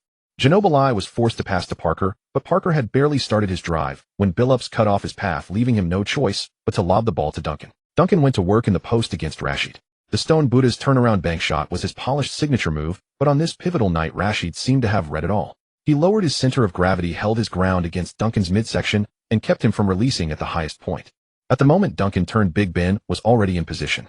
He leaped high, weighted in the air as Duncan raised the ball and whipped his right hand out like lightning. Thud! The ball was swatted into the courtside media row, sending reporters scrambling to protect their cameras. Duncan glanced back expressionless and prepared for the ensuing inbounds play. Big Ben was already shouting with joy. The Detroit no-fly zone remained in effect, and the crowd was on its feet. This was only the beginning. In the first half, Duncan was blocked once at the rim by Rashid and twice by Big Ben coming over from the weak side. The ground-based Stone Buddha suddenly looked vulnerable in this series. His jumpers were bothered by long arms, his drives were met by muscle, and every turn seemed to collide with an iron gate. At halftime, Duncan had made only 3 of 8 shots and 2 of 4 free throws, finishing with just 8 points and 5 rebounds. The Spurs' interior advantage had vanished inside the Palace of Auburn Hills. Wade's stat line was filling up. In the first quarter, he scored 11 points on 4-6 shooting, including a pull-up 3 over Ginobili. He sold the shot fake, froze his defender, and stepped sideways before releasing. After landing, he fixed his eyes on Ginobili with a focused gleam. Wade, Bosh, and Big Ben had not played in the 2004 Olympics. LeBron and the others brought back bronze while the gold had been taken by Ginobili. Wade played 41 minutes and finished with 25 points, 8 rebounds, 2 assists, 1 steal, and 1 block, shooting 54% from the field. Every time Wade made a play, it was as if he drew the life out of the Spurs. Every successful stop chipped away at Ginobili's rhythm. Ginobili finished with just 14 points, 3 assists, and 4 turnovers. The Argentine dagger had been swinging inside a defensive cage led by Wade for 3 games, yet had not managed to cut open a clean path. With 2:30 left in the third quarter, Ginobili tried a behind-the-back dribble to get past his man, but Wade sealed the angle, and Prince picked the ball away. The ball rolled toward the front court and was about to go out of bounds. Wade dove to save it, whipped his right arm as he fell into the stands, and set up Prince for the basket. Popovich called a timeout. On camera, Ginobili stood on the sideline drawing deep breaths, his shoulders rising and falling like a horse after a long run, while Popovich urged him loudly, as if that might restore his sharpness. 110-101. The Pistons took another one, seizing the pivotal game, their 3rd straight home win, and a 3-2 lead over the Spurs. The final margin masked how tense the game had been, as the Spurs had trailed by as many as 16 in the third quarter. Popovich made a drastic adjustment in the second half, pulling Muhammad and Bowen for Horry and Barry going small and trying to challenge the Pistons in an up-tempo game. This lineup had dismantled the Suns' fast break attack in the Western Conference Finals, but Detroit was not Phoenix. Big Ben stood like a moving wall, silencing the Spurs' small ball system completely. Parker's fast break layup was chased down and rejected from behind. Ginobili's pass was read and picked off. Horry tried to cut to the basket and was walled off before the paint. Against San Antonio, Phoenix had no answer for the same kind of fast break because Amare Stoudemire's defense was practically invisible. But the Pistons had Big Ben. With him anchoring the paint, Detroit remained a no-fly zone. Besides, Shen Yan had added 2 points to his agility the previous summer. Now Big Ben's help defense was incredibly fast. He could spring from the weak side paint out to the three-point line to contest Barry's shot, then hustle back to secure the rebound. Big Ben finished with 11 points, 15 rebounds, 4 blocks, and 3 steals, a full stat line. In the fourth quarter, he closed out from the paint to the corner to block Barry's 3, landed, turned, collected the ball, dribbled up the floor, and assisted Billups on a game-clinching 3. Proof that he had once been a guard. The cheers inside the Palace of Auburn Hills shook the arena lights. When the final buzzer sounded, the Pistons poured onto the floor to celebrate. Carlisle smiled and nodded at Popovich, who managed a faint smile of his own, though the disappointment in his eyes still glowed like embers that refused to go out. The Spurs walked toward the tunnel with their heads down. Bowen was last, and as he passed the Pistons bench, his gaze swept coolly over each bandaged ankle before he disappeared into the shadow of the tunnel. Bowen was frustrated. The Pistons seemed to know what he had in mind. They either landed with their feet wide apart or brought their elbows forward on the way down, carving out a safety zone around themselves. Whenever he tested their landing space, the Pistons would respond with a firm shoulder to his chest, making the lingering soreness in his ribs ache again. In the locker room, the voices of Shen Yan and Carlisle echoed again, even sterner than before. They lost tonight, but the Spurs never accept defeat. Back in San Antonio, they will be more formidable than ever.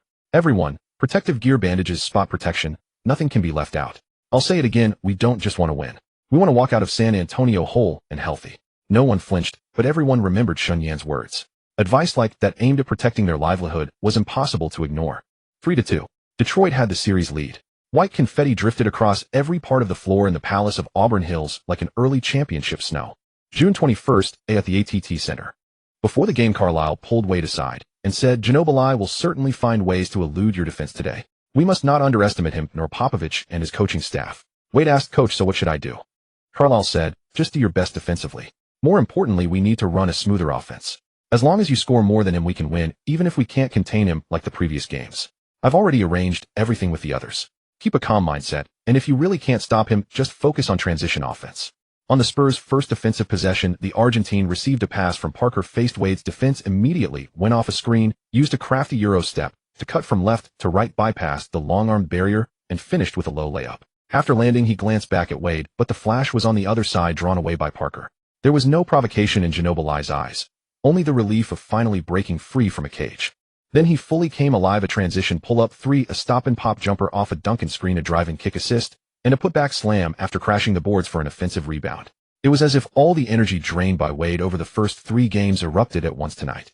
He finished 7 of 17 from the field 2, of 7 from 3 and 5, of 8 from the free throw line, totaling 21 points, 10 rebounds, 3 assists, and 2 steals. The percentages don't look impressive, but this was against the full defensive pressure of two of the league's elite defensive teams. Those bizarre angle shots that defied human biomechanics, put back dunks like a big man, and no-look passes in full stride. Every single play sent the AT&T Center crowd into a frenzy. But Wade didn't panic. He had already expected all of this from what Carlisle told him. A breakout that is anticipated never causes panic. On offense, Wade was like a beast unchained. In the first quarter, he scored 10 points on 4 of 6 shooting, including a pull-up 3 over Ginobili's defense. The Argentine tried to anticipate Wade's drive using lessons from the previous 3 games, but the flash gathered at the top of the arc and rose up. The ball swished through the net. Wade's three-point shooting was unreliable at this time, just 30 in the regular season. But one trait of his was that he took few, and in the playoffs his three-point percentage jumped to 37. Still a low volume, but the improvement was remarkable. No wonder he could be such a great teammate for O'Neal. O'Neal also made all the free throws he should have made. In the second quarter, Wade hit 3 consecutive mid-range jumpers off screens, and the Spurs' switching defense looked like slow motion before him. Wade finished 10 of 19 from the field, 1 of 1 from 3 and 4 of 5 from the line, posting 25 points, 5 rebounds, and 3 assists. He didn't lock down Ginobili again, but he erupted for more points than Ginobili on the scoring end. The real difference lay behind a few other names. Carlisle's plan had succeeded.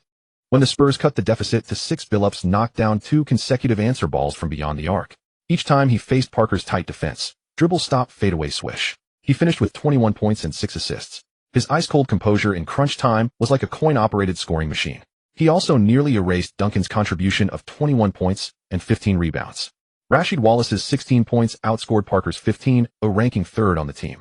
But Detroit had a deeper arsenal. Prince added a steady 13 points, as reliable as interlocking gears, outshining Brent Barry's 11. Barry was the last Spur to reach double figures. Meanwhile, off the Pistons bench, Mobley once again scored 10 points, his norm over the final 4 games of the series. As an unrestricted free agent this summer, a host of championship contenders were ready to poach him, some offering a starting role, others a 6th-man spot. The Cat had certainly showcased himself in the finals, and the offers kept climbing higher. Final score, 9,785. The Pistons won by 12. Every Spurs comeback attempt felt like sinking into quicksand, every time someone from Detroit stepped up to stretch the lead again. With 4 minutes left in the third quarter, Ginobili drove coast-to-coast for a layup and drew the foul. He roared and pounded his chest as the crowd erupted. But then Mobley hit a 3. Prince slammed home a backdoor cut, and Billups turned a steal into a fast break layup. A 70 run immediately froze the Spurs' momentum. The moment the final buzzer sounded, the AT&T Center fell into dead silence. Many fans had already left early. Pistons players rushed onto the court. Big Ben scooped up Wade and spun him around, then everyone formed a circle at midcourt, jumping wildly. White jerseys and blue shorts intertwined like a Detroit flag raised in San Antonio. Billups crouched at center court, visibly weary. This was his 2nd straight championship, but climbing back from 0-2 this time was more painful and heavier than the last. He had chased Parker countless times. Without Prince's help defense, he might have been worn down by that little French sports car. Rasheed walked over to Duncan, and the two embraced for a long time. They had faced each other since college, and the Blazers and Spurs had clashed many times. Old rivals indeed. The big fundamental patted him on the back, whispered congratulations, then turned and disappeared into the tunnel. Duncan's figure walked away slowly and heavily. His graceful ground-based game had been ground down by Detroit's steel, but he did not fall. He would simply find a way to fight back. For the championship trophy presentation, since Davidson wasn't present, Carlisle accepted the trophy, handed it to Big Ben, who gave it to Billups, and Billups passed it to Wade. Stern loved Wade's current image. Among African-American players, he was considered handsome. He was positive, tenacious, willing to take responsibility, and hardworking, with no gang affiliations and no excessive media hype. Exactly in line with Stern's vision for the NBA's direction. As Wade received the Finals MVP trophy from Stern, Detroit fans outside the Palace of Auburn Hills were going absolutely crazy as the remote broadcast showed the scene. On the screen, Wade hoisted the golden trophy. The camera flashed his stats: 22.6, 8 rebounds, 3, 5 assists, 1, 8 steals, and 1 block per game for the series. His two-way performance, locking down Ginobili starting from Game 3 while maintaining efficient output, made him a lock for the award. Standing on the podium, he took the microphone and said only 3 sentences: "I just did what Coach Carlisle asked me to do. We were never afraid of 0-2. Now we've done it. Detroit champions." In the locker room, champagne sprayed like rain. Carlisle was soaked through, but he was grinning like a child. Shen Yan leaned against the corner watching it all. His warning had helped the Pistons avoid a dirty trick. Tensions were high, but in the end no fight broke out. History was rewritten that night. The Pistons became only the 3rd team in NBA history to overcome a 0-2 deficit in the finals and eventually win the series. Even more pride for Detroit after Billups Wade took home the Finals MVP, giving the franchise 2 different Finals MVPs, and both were the 3rd overall picks. It was exactly like the old days of Joe Dumars and Isaiah Thomas. One calm as ice, one fiery as lightning. One controlled the tempo, one tore apart defenses. One hit the coldest shots in the biggest moments. One guarded the toughest player in the hardest moments. Back-to-back championships. The Detroit Pistons stood atop the NBA. They now ranked 4th in league history in total championships behind only the Celtics, Lakers, and Bulls. Wade's reputation as Jordan 5 centimeters shorter was fully established. When the team needed him, he stepped up and succeeded. His drives were equally sharp, his three-pointers were reliable in clutch moments, and his defense was strong too. A Chicago kid, a 3rd overall pick. It was all too easy to remind people of that bald-headed icon who had retired just 2 years prior. The celebration in Detroit lasted an entire week. On the plaza outside the Palace of Auburn Hills, an endless sea of fans braved the scorching June sun for the championship parade. Big Ben stood on a float converted from a truck, hoisting the championship trophy aloft, his biceps bulging like boulders, flashing his signature grin of gleaming white teeth. As Dwyane Wade raised the Finals MVP trophy above his head, the crowd burst into a thunderous Finals MVP chant, like the echo of the Palace's inner court amplified tenfold. Chauncey Billups sat in the middle, cradling his own Finals MVP trophy from last year, quietly waving to the crowd with that knowing smile of a man in full control. Rasheed Wallace clutched last year's championship trophy, roaring with laughter, his mouth wide open. The parade route wound down Woodward Avenue, with countless blue and white flags fluttering from high-rise windows on both sides. An elderly fan held up a sign reading, "After the 90s, Detroit has a dynasty again."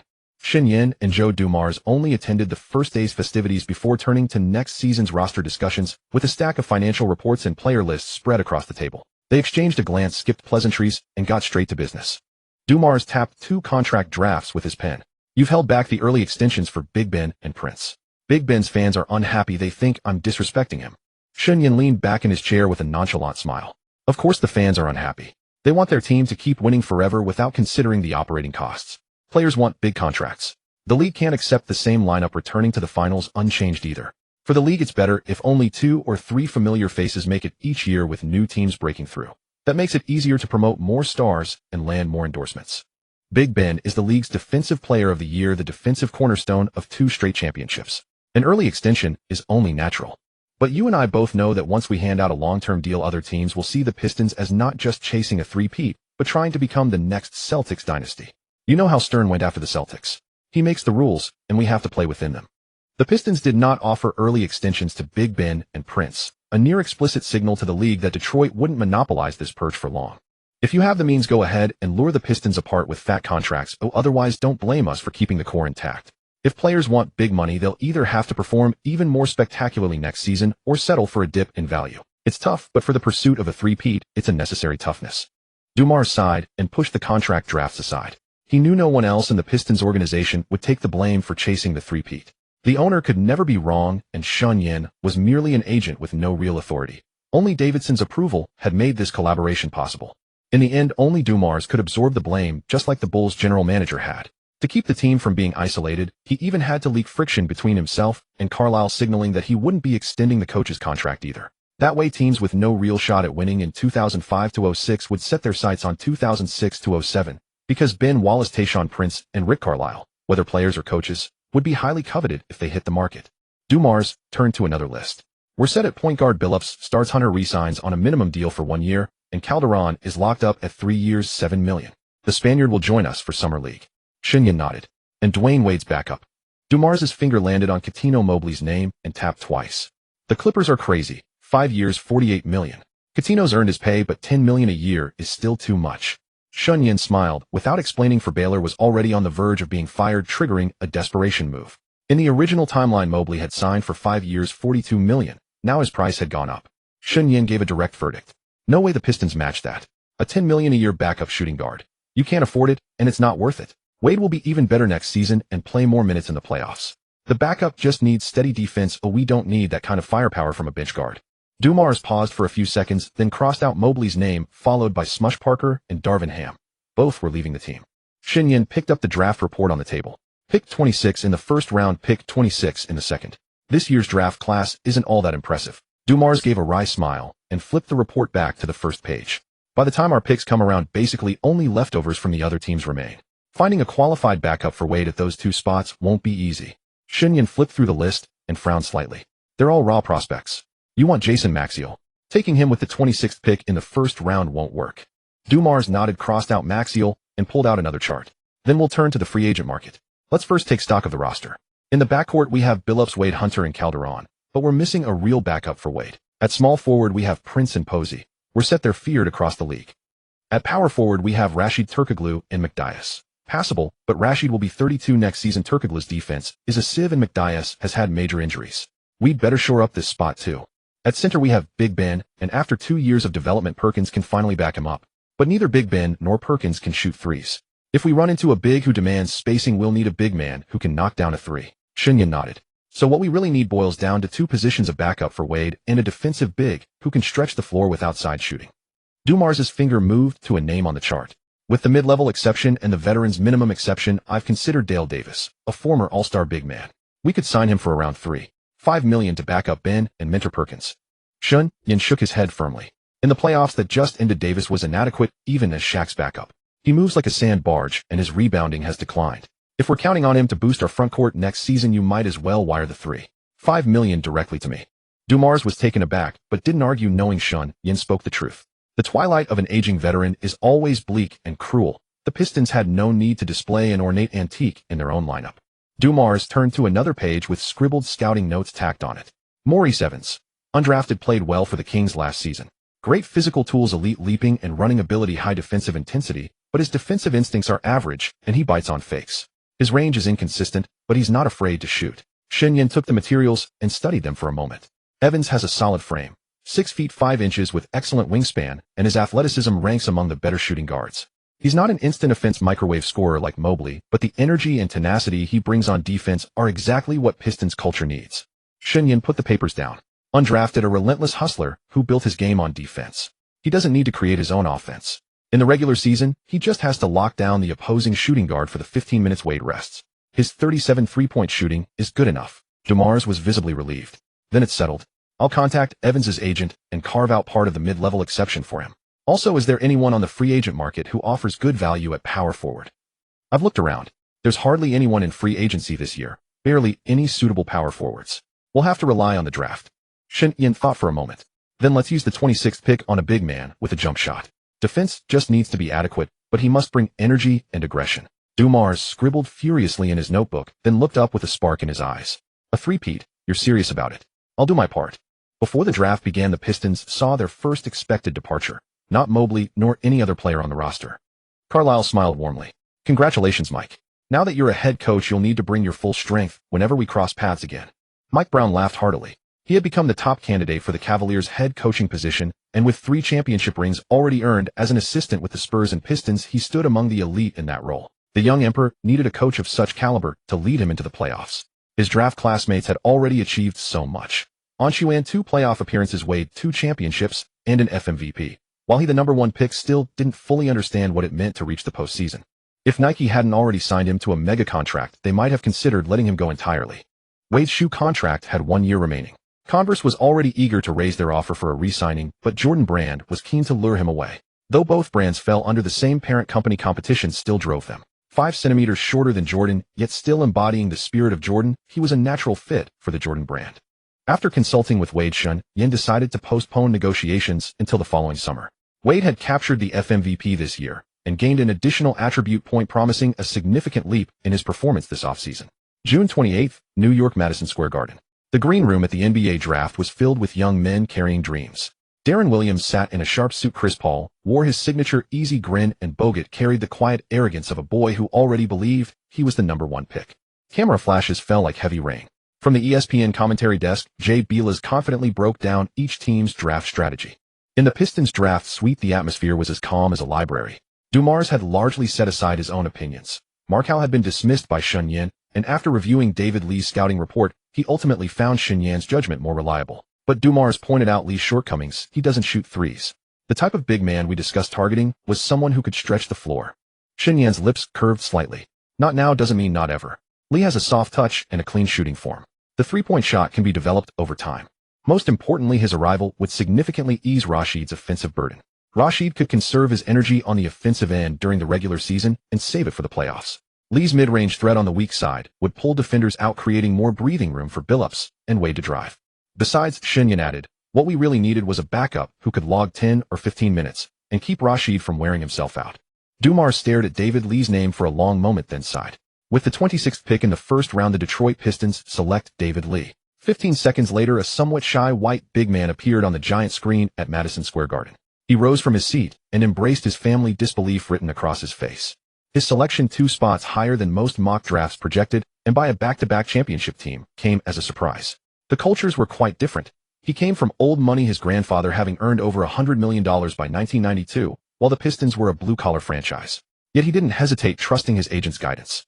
With the 26th pick of the second round, Dumars selected Amir Johnson, another raw interior prospect with explosive athleticism but unrefined skills. This time Shen Yan offered no objection.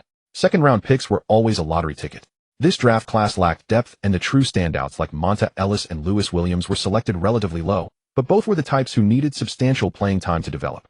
The Pistons were chasing a third consecutive championship. There was no time to wait for rookies to gradually grow. Amir Johnson could at least bring energy on the defensive end, and cheering from the bench mattered too. After the draft concluded, Shen Yan dialed another number. The phone rang 6 times before being answered. A hoarse voice on the other end carried the lazy cadence of the California coast. Who's this? Gary, it's Shen Yan. There was a silence on the other end. After a moment, Peyton's voice sharpened. The agent for Wallace and Wade. Exactly. Move your representation to my name, come to Detroit on a 1-year minimum contract at $1.14 million, and take a championship ring with you when you leave. Shen Yan wasted no time on pleasantries, laying the terms plainly. Peyton laughed on the other end, the sound layered with complexity. I turned down your agency before. I'm turning 38 soon, and my knees aren't what they were at 20. But you still want to win. Last year with the Lakers, Big Four, you wanted it. This year in Boston, you played harder than many younger players. You still have fuel in the tank, Gary. Come to the Pistons. You won't need heavy minutes, 10 to 15 per game. On defense, stay with the opposing backup point guard. On offense, safely deliver the ball to Wade. You're here to win a ring, not to be a savior. The silence stretched for nearly 20 seconds. Shen Yan could hear Peyton's breathing and the faint murmur of a television broadcast in the background. ESPN was analyzing the Pistons' offensive and defensive strategies from this year's finals. Peyton let out a short laugh, a touch of wry resignation. All right, minimum it is. I'll need to discuss with my agent how to smoothly transfer the contract. Shen, if we don't get a ring this year, you're buying me steak for a full year. If we do win, I'll treat you to steak for 2 years. I'm only signing your future NBA representation contract. Your commercial deals can remain with your previous agent, which will help you integrate into the Pistons more quickly. Shen Yan smiled. He ate beef every day now and had learned numerous ways to prepare it. Peyton chuckled. Then it settled. $1.14 million in salary at a maximum 4% commission meant just over $40,000. A sum his agent would certainly accept. After hanging up, Shen Yan exhaled with relief. Winning the championship this year alongside Ben and Wade would add 2 binding slots. Once Peyton signed, another slot could be claimed. He would likely retire by the summer of 2007 at the latest, freeing the slot again. Moreover, if the Pistons secured a third consecutive title next year, the 3 players would generate 3 additional slots, surpassing the system's limit of 5 binding slots. According to the system, a special technology reward would be unlocked, and Shen Yan was eager to see what it entailed. His 4th target was Kobe Bryant. Meanwhile, in Los Angeles, when Pelinka knocked on Kobe's Newport Beach villa door, the television in the living room was replaying highlights from the Pistons-Spurs finals. Kobe leaned back on the sofa, his gaze fixed on the screen, showing Wade driving past Ginobili, silent and unmoving. Pelinka set the folder on the coffee table. Let me introduce you to my partner. Kobe didn't move. Robert, what's on your mind?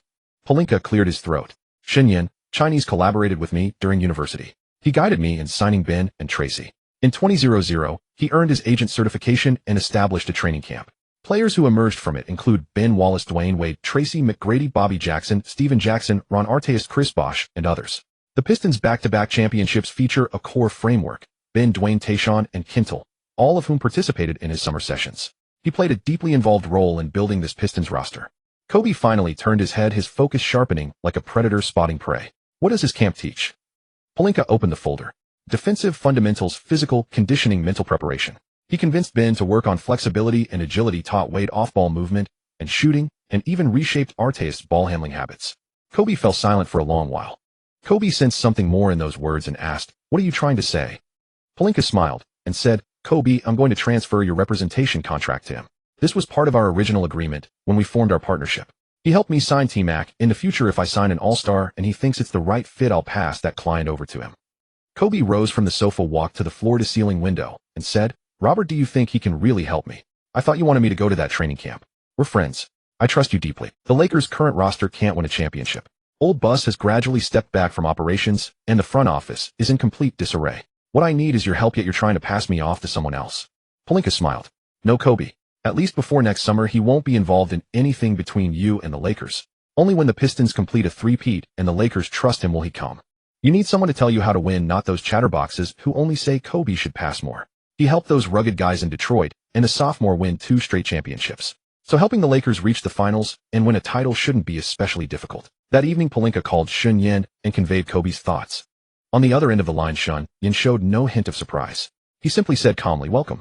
Tell him that barring unexpected setbacks, the Lakers have a good chance to return to the finals in 2008. But to win the championship, they must let me participate in the draft and trades next summer modeled on the Pistons' approach. Also, drafting Dwyane with the 10th pick this year wasn't a loss. He's talented, but his ceiling is limited. Don't expect him to become the next O'Neal. Using the second-round 10th pick on Von Wafer was a waste. Monta Ellis picked right after him is 10 times more useful. Pelinka noted every word and said with a smile, since you've had us sign Ellis, I know he's definitely better than many of those ahead of him. And Lewis should be very strong as well. The next day, Kobe flew to Indiana and signed the representation agreement. In Shen Yan's system, the bound slots became 4 Big Ben, Wade, Payton, and Kobe. July 1st, Indiana. The gym that Shen Yan rented every summer had a somewhat weathered exterior, but inside the floor was spotless and the nets were freshly replaced. Shen Yan stood courtside looking at the system's display of Wade's stats. After last summer's special training, Wade's attributes were strength 85, agility 97, flexibility 80, endurance 89, intellect 69, spirit 95. Today his strength had jumped to 88 and endurance climbed to 92, with the others unchanged. Wade's hard training, relentless drives, and the tremendous defensive exertion over the season had rapidly boosted his strength and endurance. Shen Yan remembered how Wade had locked down Ginobili from Game 3 of the finals onward.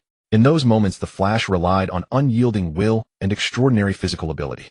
But as he aged a few more years, and his explosiveness waned, flexibility and basketball IQ would be the lifeline to sustain his prime. Flexibility allows a player to land more steadily after twisting in the air and keeps his shooting form stable under contact. Most importantly, Big Ben has already demonstrated through his own body that players with sufficient flexibility are far less likely to get injured. Shen Yan allocated Wade's 4 attribute points, bringing his flexibility to 82 and intellect to 71. Then Shen Yan stepped on the court to coach Wade on how to spot the second and third passing options in the pick and roll. The evolution of a combo guard began here. Next, he had Wade work on mid-range and deep 2-pointers, as well as 3-pointers under defensive pressure. For Big Ben's 5 free attribute points, Shen Yan raised his flexibility from 72 to 75 and agility from 86 to 88. Big Ben's free throw percentage reached 74. His contested short-range 2-point percentage reached 47, which was already the elite territory for a top interior player, higher than Duncan in some seasons. Considering that Big Ben was already in his prime and not young anymore, his stats wouldn't decline for now. But it was still wise to map out the future attribute allocation. Planning ahead is never a mistake. After several days of practice with Shen Yan, Wade fully digested the effects of the attribute points. The next scene brought an involuntary smile to Shen Yan's lips. Wade walked back to center court, standing opposite a figure in a Lakers training jersey. Kobe Bryant, the Black Mamba in No. 8, had asked to join this Indiana training camp on his own this summer. The reason was simple. After hearing what Pelinka said, he had wanted to come right away. And Wade, the second-year player who had just won the finals MVP, was the most suitable candidate at the moment. The two had exchanged no polite small talk since their first meeting.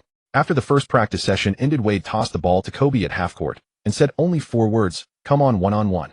From that day on, this old Indiana gym became the most secretive battleground in the basketball world. Every morning at 6, the two appeared on the court. 4 o'clock was reserved for the occasional sleepless night. Kobe would first knock down 1-0 mid-range jumpers, while Wade focused on flexibility, stretching, and core strength. At 7-3-0, they began their one-on-one battles, fighting for every possession as if each one were the final 2 minutes of a Game 7. Kobe challenged Wade's defense time and again with his signature back-down fadeaway, while Wade attacked Kobe's lateral movement limits with his explosive first step. Shen Yan's stopwatch never stopped. After every 10 minutes of play, the two were forced to rest for 3 minutes. During those breaks, they had to listen to Shen Yan's detailed breakdown of each offensive and defensive possession. 2 weeks later, Kobe frowned during a break, wiped his face with a towel, and turned to Shen Yan. Has Dwyane's mid-range shot gotten more accurate? On the first day, I could still use my height to cover his release point. Now his fadeaway has a higher arc, and he has found his rhythm. Shen Yan nodded. His mid-range 2-point percentage has gone from 36 to 38, and his long 2-point percentage from 40 to 42. Dwyane shot the 3 well in college, but the NBA 3-point line is farther. His mid-range shot was actually the weak point he needed to strengthen. So far the results look good. Kobe fell silent for a moment, then suddenly laughed. What about his threes? I remember he shot 29 from 3 on the first day, and after a few days of practice, it dropped to 18. What kind of strange curve is that? Shen Yan chuckled too. He had brought in a specialist three-point coach to solve the riddle, and they finally found the cause. Wade's three-point shooting rhythm was entirely different from his mid-range stroke. His lower body force habit made the arc too high, while his wrist follow-through was too flat, so the ball often hit the front or back rim. The three-point coach spent days adjusting his release point, forcing him to lower his jump by 2 inches and accelerate his wrist snap. A few days later, Wade's three-point percentage climbed back from 18 to 30. Shen Yan made a mental note of the adjustment and could supervise it himself from then on. Wade grabbed the water bottle, took a swig, and grinned like a child. So it can be improved after all. I was worried I'd spend my whole life shooting threes by guesswork. Kobe got up, shook out his ankle, walked beyond the three-point line, and said, "Come on, 10 more minutes." Without a word, Wade matched up against him. The sound of their colliding bodies echoed through the empty gym. A group of camp newcomers in the distance watched in wide-eyed amazement while Shen Yan stood in a corner recording every stat. He watched Kobe post up. Wade once more hit a fadeaway off a stop, and then the two jostled each other as they walked toward the baseline. Any general manager from any team who saw this scene would probably lose his mind. The league's two best shooting guards were dueling in an old Indiana gym each day, turning the other's defense into nourishment for his own game. During the cool-down stretching after practice, Kobe looked at Shen Yan while stretching his legs. His hesitant expression lasted 5 seconds before he finally blurted out, "Shen, next season, I want you to train me one-on-one too, just like Ben and Dwyane." Shen Yan walked up to him and gently patted the black mamba on the shoulder, his smile faint yet deliberate. "Secure the scoring title first next season. You need not concern yourself with anything else." Aside from Arteas, the Lakers possessed little depth. Even Smush Park could qualify as their third scoring option next season. With Phil Jackson's return and the triangle offense reinstated, your usage rate will reach career highs. Focus on capturing the scoring title first. By July next year, I will also conduct specialized training for you. Kobe hesitated for a moment, then nodded decisively. Agreed. As he spoke, the familiar intensity in his eyes reignited. Wade lay on the court floor applying ice, gazing at the modeled patterns on the ceiling above. After days of intensive training, he felt his mind had grown noticeably clearer. In the past, his play relied entirely on instinct. When to cut, when to drive, when to pass. All guided by the body's reflexive responses in the moment. After Shen Yan raised his intellect to 71, he began to perceive more during every screen and roll situation. During the daily afternoon 5-on-5 scrimmages, he could consistently locate open teammates, further bolstering his confidence as a combo guard. Wade closed his eyes, his voice carrying a quiet certainty. "Brother Shen, I believe I can take another step forward next season." Shen Yan, who was organizing data sheets, glanced over. "Naturally, your journey as a combo guard has only just begun, and those 3 consecutive championships ahead depend on your development. But do not dwell on that far horizon today. Kobe is waiting for you to run extra drills." Wade opened his eyes and found Kobe already standing beyond the three-point arc, spinning the ball on his fingertips, wearing an impatient expression as though questioning why he was still lying on the floor. Wade sprang to his feet, walked over, and the two bumped shoulders in quiet acknowledgement. Ben Wallace had trained for half a month this season before shifting to physical maintenance. He understood that whether pursuing 3 consecutive championships or securing a lucrative next contract, a sound body was essential to holding both. Bosch envied Wade somewhat, but he also knew that with the Raptors naming him the franchise cornerstone, he had to shoulder this responsibility. At minimum, he needed to complete his rookie contract and first superteam extension. If the Raptors front office proved unworkable, he could raise the possibility of departure later. Shen Yan had already charted every detail for him, including the ideal playing style. The only bittersweet note was that Shen Yan assured him his condition was already sufficient, rendering specialized training unnecessary. On offense, he should study Rashid's movement and focus on refining his three-point shooting. Defensively, he should emulate Garnett and Ben Wallace, prioritizing versatile help defense over physical confrontation. Shen Yan sat in first class on a flight from Indiana to Shanghai, holding a glass of orange juice, his expression calm and composed. That summer, Ben Wallace received 5 attribute points, and Wade received 4, totaling 9 points consumed. The system allocated him 90 free attribute points in return. Shen Yan studied the string of numbers on the control panel and swiftly distributed the points: strength from 72 to 87, agility from 72 to 87, flexibility from 72 to 82, and stamina from 72 to 82. His physical attributes saw a comprehensive leap, effectively elevating him from the baseline of an ordinary NBA player straight to the threshold of a reserve all-star. He felt a sensation of growing younger with each passing day. Perhaps if all physical attributes reached 100, something remarkable would unfold.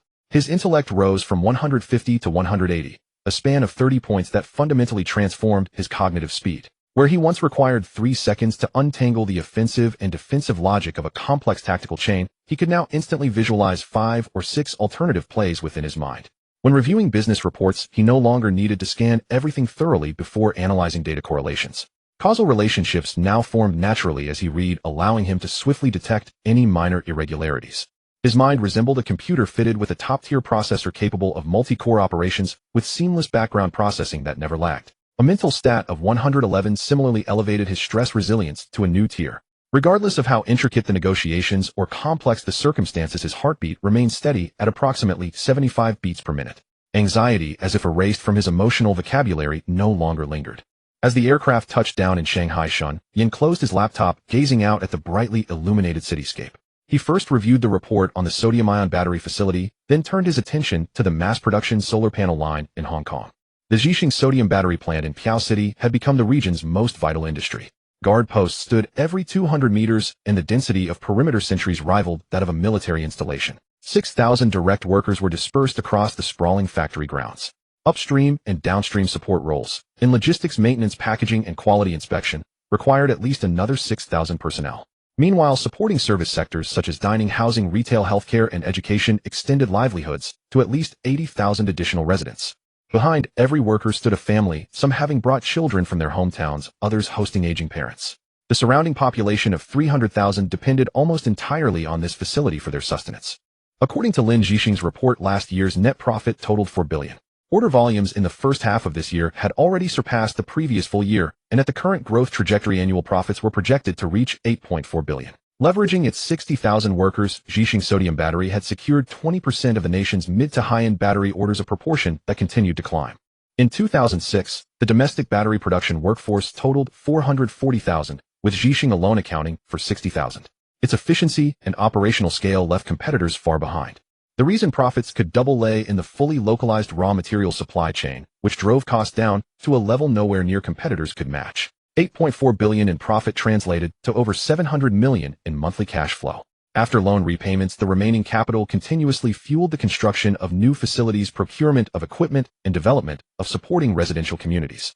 Over in Hong Kong, within the workshop producing tunnel oxide passivated solar panels, more than 3,000 workers operated highly automated assembly lines.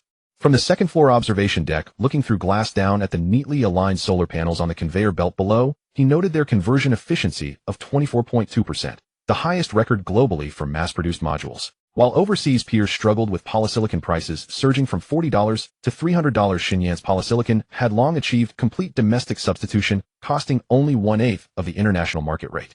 The report from the Hong Kong facility manager was remarkably detailed. Projected net profit for the second half of the year stood at 4.2 billion. Foreign clients were already queuing to sign long-term agreements, and their pricing offered a decisive advantage against current international generation efficiencies. In Tongzhou, the cadmium telluride thin-film solar production line was more compact, employing fewer than 2,000 workers, yet its 19% efficiency equally stood as the global benchmark. The second facility projected a net profit of 1.7 billion for the second half. Combined, the two solar plants approached 6 billion in annual profit, while the global photovoltaic market this year was valued at roughly over $20 billion. The data model in Shen Yan's mind indicated that given their current cost advantages and efficiency margins, the $20 billion market would be systematically eroded to mere remnants within 2 years.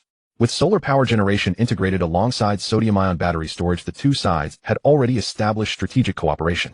To rapidly capture market share, the internal sales departments of the three companies sold only 20% of their output directly. The remaining 80% was entrusted to 4 or 5 distribution partners at factory gate pricing. The three companies maintained a fixed market price, leaving the distributors to determine their own retail margins based on capability. The upstream and downstream industries tied to these two sectors also supported over 10,000 jobs. Whether through transportation networks or exporting the latest products abroad, the profit potential remained substantial. Shen Yan had currently established operations across 3 cities, though the distance to his ultimate objective remained vast. These 3 enterprises share a common trait that could eclipse any cash flow model in business textbooks. Every single order is paid in full before the goods are shipped. Payment is received in advance before the factory begins production, only after the final balance is settled does logistics release the shipment. In manufacturing, this borders on the miraculous, but for a monopoly-level company, buyers hold no bargaining chips. Zhixing is the only company in the world that can dependably supply highly consistent sodium batteries, gradually occupying markets from mobile phones and digital cameras to high-end electric motorcycles. Only Gangxing produces solar panels capable of converting 24/2 of sunlight into electricity. In the high-end solar power market, everyone seeks higher efficiency. Our competitors are at least 10 less efficient, making comparison futile. Cadmium telluride thin film achieving 19 efficiency at half the cost of its peers has left rival thin film solar firms with virtually no competitive ground. Monopolistic pricing power yields an overwhelming torrent of cash flow, yet the three companies keep surprisingly little cash on their books. Beyond repaying loans, they continuously acquire adjacent land and build supporting facilities. In mid-August, Shen Yan summoned Lin Zhixing to a private meeting room in Sioux City, familiarized him with the touchscreen production line design, and handed the project over to him. Lin Zhixing assembled a covert team of 20 drawn from the most essential departments of the solar panel enterprise: materials, engineering, equipment, RD, process control, and cleanroom management.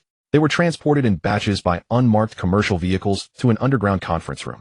As the projection screen glowed to life, Lin Zhixing stood before it and presented the first slide, a cross-section of a mobile phone. Lin Zhixing cleared his throat.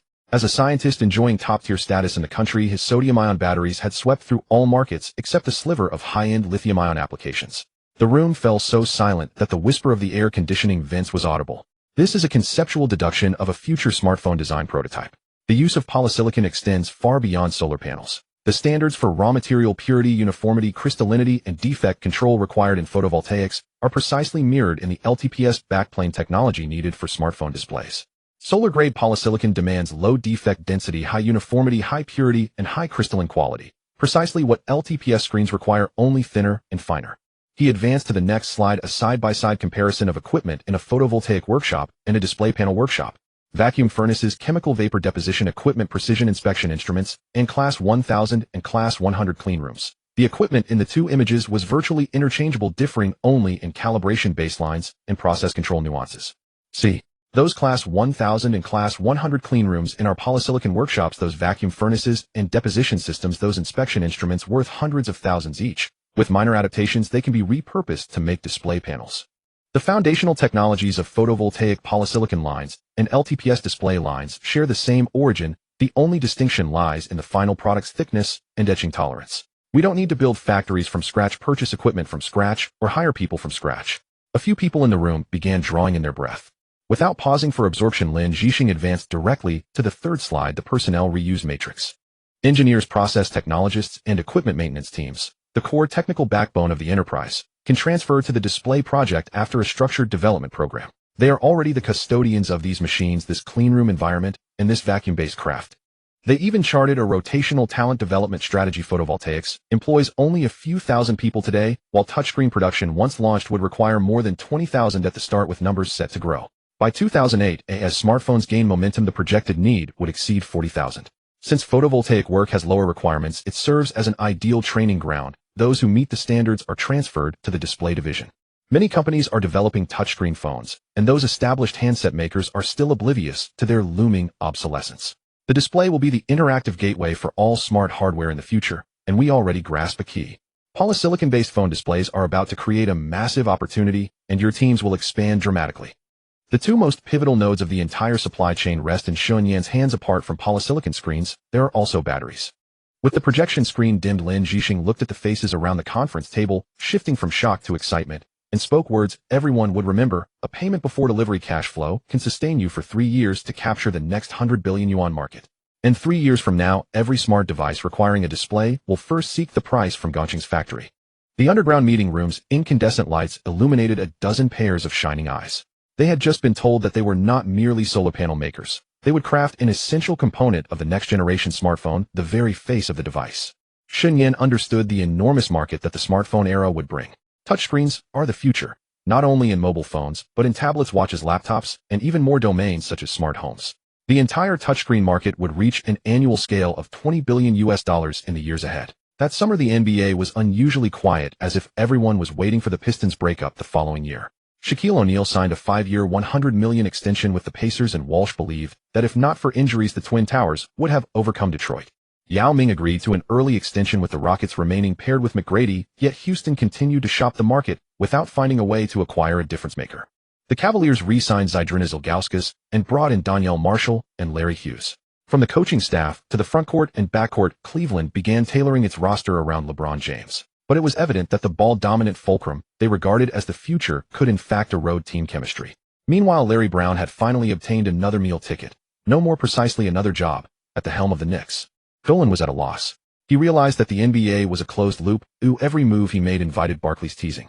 This time the flying pig was relatively muted given Brown's stature, yet Dolan still sensed the distinct flavor of irony. The Wizards and the Heat completed a trade, sending Tyson Chandler for Karen Butler. Since defense alone fails to sell tickets, Washington, after letting Hughes go, decided to swap its defensive anchor for offensive firepower and build its own Three Musketeers. Riley was clearly amassing size in the front court. After the Raptors dropped Alonzo Mourning, he signed him back. This season Miami's interior featured Chandler and Come On, with Mourning coming off the bench alongside Lamar Odom, an unusually tall small forward. Miami could easily adopt a triple tower lineup next season, posing a considerable challenge for opponents. Fortunately, the no-hand check rule had been confirmed for strict enforcement, a tremendous advantage for perimeter players. When Kobe returned to Los Angeles, it emerged that his month-long absence had been spent at a training camp in Indiana. This puzzled many. Kobe had always run his own camps, so why would he attend someone else's this year? Kobe offered no explanation. His sole focus now was to claim the scoring title next season, then have Shen Yan make targeted improvements around him. In October, Shen Yan returned to Detroit. This year was pivotal for both the Pistons and the city. Whether Dwyane Wade could become the first shooting guard after Kobe to secure 3 consecutive championships would be determined this season. The Pistons roster for the new season had virtually no room for adjustment, and before anyone could realize it, with several players' contracts seeing standard raises, their salary rank had climbed from 24th last season to 22nd this season. Rashid's $10.86 million remained the highest salary on the team, while Ben Wallace's $7.5 million ranked second. Combined, the Wallace twins' salaries placed them 4th in the league, trailing only Shaq Weber and Allen Houston. Many envied Houston players who barely needed to play a single game, yet earned nearly $20 million as maximum salary. Only one person had truly mastered this art, the fishing maniac, the other Ben. Chauncey Billups at $5.91 million, James Posey at $5.9 million, Antonio McDyess at $5.39 million, and Hedo Turkoglu at $5.39 million. Only Billups started consistently, but all 4 were crucial rotational pieces that sustained the Pistons' regular season success, holding the line when the starters rested. Wade at $3.71 million, Jose Calderon at $2.2 million, Tayshaun Prince at $1.76 million, and Perkins at $1 million. All on rookie contracts, representing the Pistons' greatest asset and the foundation of their success, with Perkins finally able to serve as Ben Wallace's backup. Carlisle differed from Larry Brown in his willingness to utilize international players and develop unexpected talent. Lynch Hunter at $1.76 million and Gary Payton at $1.14 million served as veteran minimum contracts, providing guidance to the young roster throughout the long season and stepping up in clutch moments.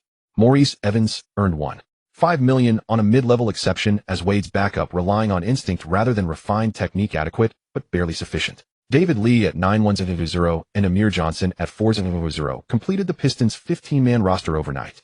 Absent any trades, the Pistons roster was set for the year. Johnson would not make the playoff 12, but the rest depended on individual performance. Carlisle drew 2 distinct lines on the tactical board. On the left were the starting 5: Billups, Wade, Prince, Rashid, and Ben Wallace. This lineup emerged from the crucible of the finals, their chemistry forged through shared experience, reaching a level where coordination became instinctive. On the right side was the second unit: Calderon, Maurice, Evans, Posey, Turkoglu, and McDyess. When all 5 names were written on the board, the new assistant coach couldn't help but whistle. This was not a second unit. If these players joined weaker teams, Posey and Turkoglu would be starters. It was as if other teams would field 2 starting caliber players alongside 3 reserves. Carlisle turned to face the circle of players. This year was our opportunity to chase 3 consecutive championships. Ben, Tayshaun, and I are all in the final year of our contracts, so we share a common goal: to pursue wins the way those 72 victory Bulls did. We win every regular season game. We win so convincingly that across the league Detroit's presence commands respect. Then we keep winning until we claim the championship and complete the three-peat. A silence fell over the locker room for a moment, then Ben Wallace rose to his feet, first his hand striking the locker door with a resonant sound like a war drum. Then we win. Carlisle had anticipated this moment based on Shen Yan's earlier advice. He understood that his players tended to push too hard when focused on accumulating wins, and that physical exhaustion late in the regular season was the Achilles heel of every championship contender. That summer he began studying deep rotations between 2 lineups. After a full season of practical refinement, his execution this year had become seamless and effortless. The starting 5 focused on defensive pressure: Billups controlled the pace, Wade applied perimeter pressure, Prince swept with his long arms, Wallace provided help defense, and Rashid anchored the paint. Their defensive rating led the league, and no opponent could comfortably score past 90 points against them. When Carlisle signaled for the second unit, the style shifted entirely. Calderon's Spanish-style passing orchestration, Evans' wing shooting, Posey's physical defense, and spot-up threes, Turkoglu's playmaking, and McDyess' post moves transformed the tempo from methodical defense to flowing offense. Opponents who had just adjusted to the starters' intense defense suddenly found themselves facing a fluid offensive unit caught off guard by the shift in pace. Veteran point guards Peyton and Lynch Hunter sat on the bench. When Ben Wallace rested, Perkins stepped in to handle the interior, capable of integrating into the starting lineup.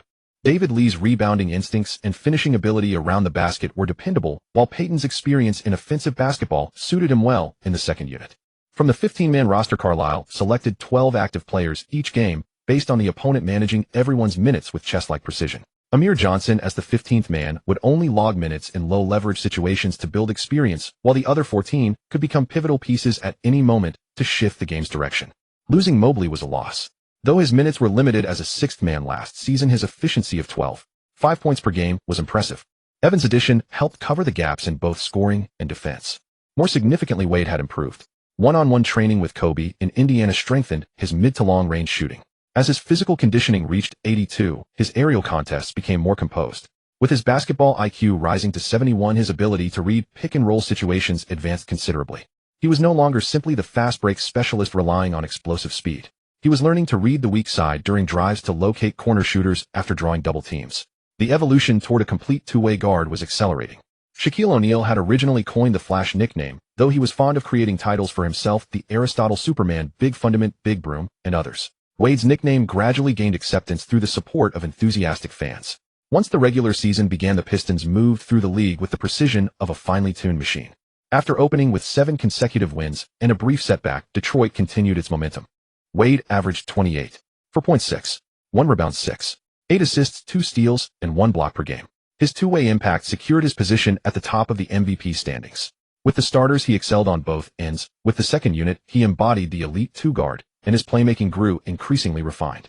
Billups controlled the game's tempo with precision, while Ben Wallace's presence in the paint made driving lanes difficult for opponents. Rashid's three-point shooting and rim protection created a balanced threat, and Prince's perimeter defense spanned from the baseline to midcourt. When the starting five took the floor, they often extended leads beyond 10 points. The second unit, far from faltering, frequently expanded the advantage to 15 points. Opposing coaches grew frustrated, questioning how Detroit never seemed to tire or why their bench matched their starters in quality. By late December, the Pistons held a commanding 27-3 record. On Christmas Day, Detroit faced San Antonio again and dominated 85-70. Even with Finley joining the Mavericks' starting lineup, and with Ginobili sidelined, the Spurs posed little challenge to the Pistons. Carlisle showed rare satisfaction during the team meeting, but quickly tapped the table. It was not yet time to celebrate. I want at least 65 wins by season's end, and if we can push for 70, we should. Ben, keep your minutes under 34, and give Perkins and David Lee more opportunities. Tayshaun, reduce your playing time as well. Posey and Evans can share the load. Do not worry about next season's contracts. Trust your agents. The playoffs are where you will truly showcase your value. Complete the three-peat and your contracts will exceed all expectations. Ben nodded. His numbers this season remained steady. 11 points, 12 rebounds, and 2.7 blocks per game. Yet his smart allocation of stamina allowed him to unleash even more formidable energy in crucial battles. The flexibility and agility points Shen Yan had added were taking effect subtly. His movement speed and landing absorption were more fluid than last season, and the strain on his knees had visibly lessened. Prince was the primary choice for many teams lacking an elite perimeter defender.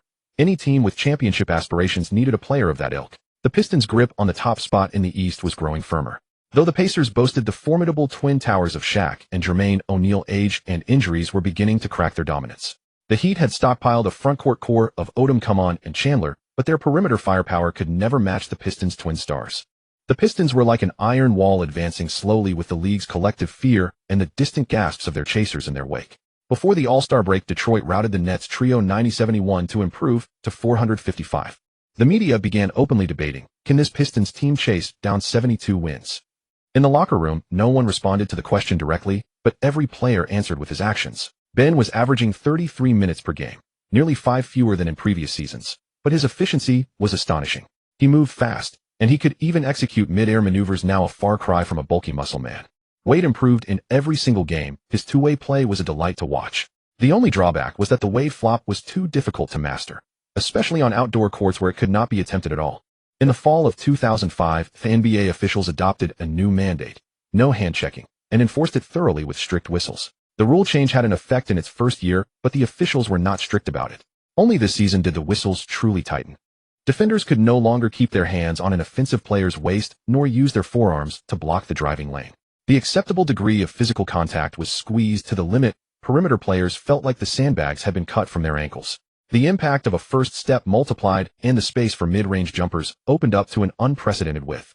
Statistics do not lie. In the 200,506 season, 3 players averaged over 30 points per game, a spectacle the NBA had not witnessed in nearly 2 decades. Kobe Bryant averaged 35 points, Allen Iverson 33.0, and LeBron James 31. The scoring show by perimeter stars was a collective carnival with scoreboards resetting people's expectations every night. At the center of that carnival stood the man in no. 8. Just how depleted was the Lakers roster? Apart from Ron Artest, the starting lineup included Smush Parker, Chris Mihm, and Brian Cook, players who could not even secure major rotation roles on any playoff team. The triangle offense Phil Jackson resurrected required someone to consume a huge portion of the ball, and across the entire roster only Kobe could shoulder that responsibility. And so the Black Mamba began the most reckless solo dance of his career. On December 20th, the Dallas Mavericks visited Staples Center. In 3 quarters, Kobe played 32 minutes and 53 seconds, a shot 18 of 31, made 22 of 25 free throws, and scored 62 points. One more than the Mavericks' entire team managed in those 3 quarters when they scored 61. He sat out the 4th quarter. The Mavericks scored 90 points over the full contest. Kobe alone tallied 62 in 3 quarters. After that game, nobody in the league still thought it was exaggerated to call Kobe unguardable that season. But the Black Mamba's memory was even more lethal than his jump shot. Earlier that season, the unheralded Andre Iguodala of the Philadelphia 76ers used his long arms and explosive athleticism to limit Kobe to 7 of 27 shooting and 17 points. The Lakers lost, and Kobe's face darkened like the shadows of Staples Center. When they met again with the 76ers visiting Los Angeles, Kobe walked straight to the visitors' locker room before the game looking for Iguodala. The 76ers players were baffled. They simply told him Iguodala was not there. Kobe left a curt statement: "Tell Andre 50 points tonight." That night, Kobe made 19 of 29 shots, including 7 of 7 from beyond the arc, and poured in 48 points. After 3 quarters, the Lakers led by too much, and in the 4th he eased off. Iguodala recalled after the game, "You know how many he ended with? 48. He was too shy," but nobody believed Kobe had broken his word. That night at Staples Center, every 3-pointer that swished through the net sent a jolt through the Philadelphia bench. The madness of this season went far beyond Kobe alone. Allen Iverson carried the Philadelphia franchise, his 33.0-point average, a poignant tribute to the valor of a solitary hero. In Cleveland, LeBron James stepped into the threshold of superstardom, averaging a career-best 31.4 points per game. 3 30-point scorers sharing one stage was a wonder in any generation. And the starting point of it all was the rule that banned hand-checking, making drives simpler for perimeter players, scoring easier, and every night's scoreboard looked like it was injected with adrenaline. But Stern was no fool. He knew that endless shooting displays would cause aesthetic fatigue, and that playoff basketball demanded another brand of play. So when the regular season closed and the playoff drums began to beat, the officials' whistles tightened once more, and high-intensity defense became the dominant theme of every series. The regular season's dazzling show was a gift for casual fans. The playoffs' fierce contests were the true crucible for a championship and a private haven for true fans. Shen Yan sat in his Detroit office watching Kobe's 3-point highlights on the TV screen, the corners of his mouth slightly lifted. Wade was chasing the regular season MVP in Detroit, while Kobe, the man who had worked out one-on-one with Wade in Indiana that summer, was fulfilling his pledge to first claim the scoring title with a 35 scoring average. This NBA season was a splendid show, a scoring feast, individual heroics, and nightly madness that might rewrite records. Fans loved it. Yet those who truly understood the game knew that when the finals whistle blew in June, everything would return to physical collisions and tactical chess once more. The regular season is a stage, the playoffs are a battlefield. But in that winter of 200,506, all anyone wanted was to sit back and watch Kobe Bryant put the ball through the hoop again and again. In January 2006, the All-Star voting results were announced. Yao Ming topped the league with 2.34 million votes, with Kobe Bryant close behind at 2.27 million, the two forming an absolute dominance in votes from the Western Conference. This came as no surprise. Backed by the vast Chinese market, Yao Ming had indeed become the league's premier center. This season, O'Neal's numbers had declined across the board, leaving only 20 points and 9 rebounds, while Yao Ming posted 22 and 10, firmly holding the top spot among centers. Kobe was in the midst of his scoring title season madness. The battle for the Western Conference vote leader was always a game between the two of them. After O'Neal moved east to the Pacers, the Eastern Conference center position was no longer in question. His 2.19 million votes secured him the starting center spot in the East. But what truly drew everyone's attention was the Eastern Conference forward position. LeBron James, with 2.20 million votes, edged out O'Neal's 2.19 million to become the Eastern Conference vote leader.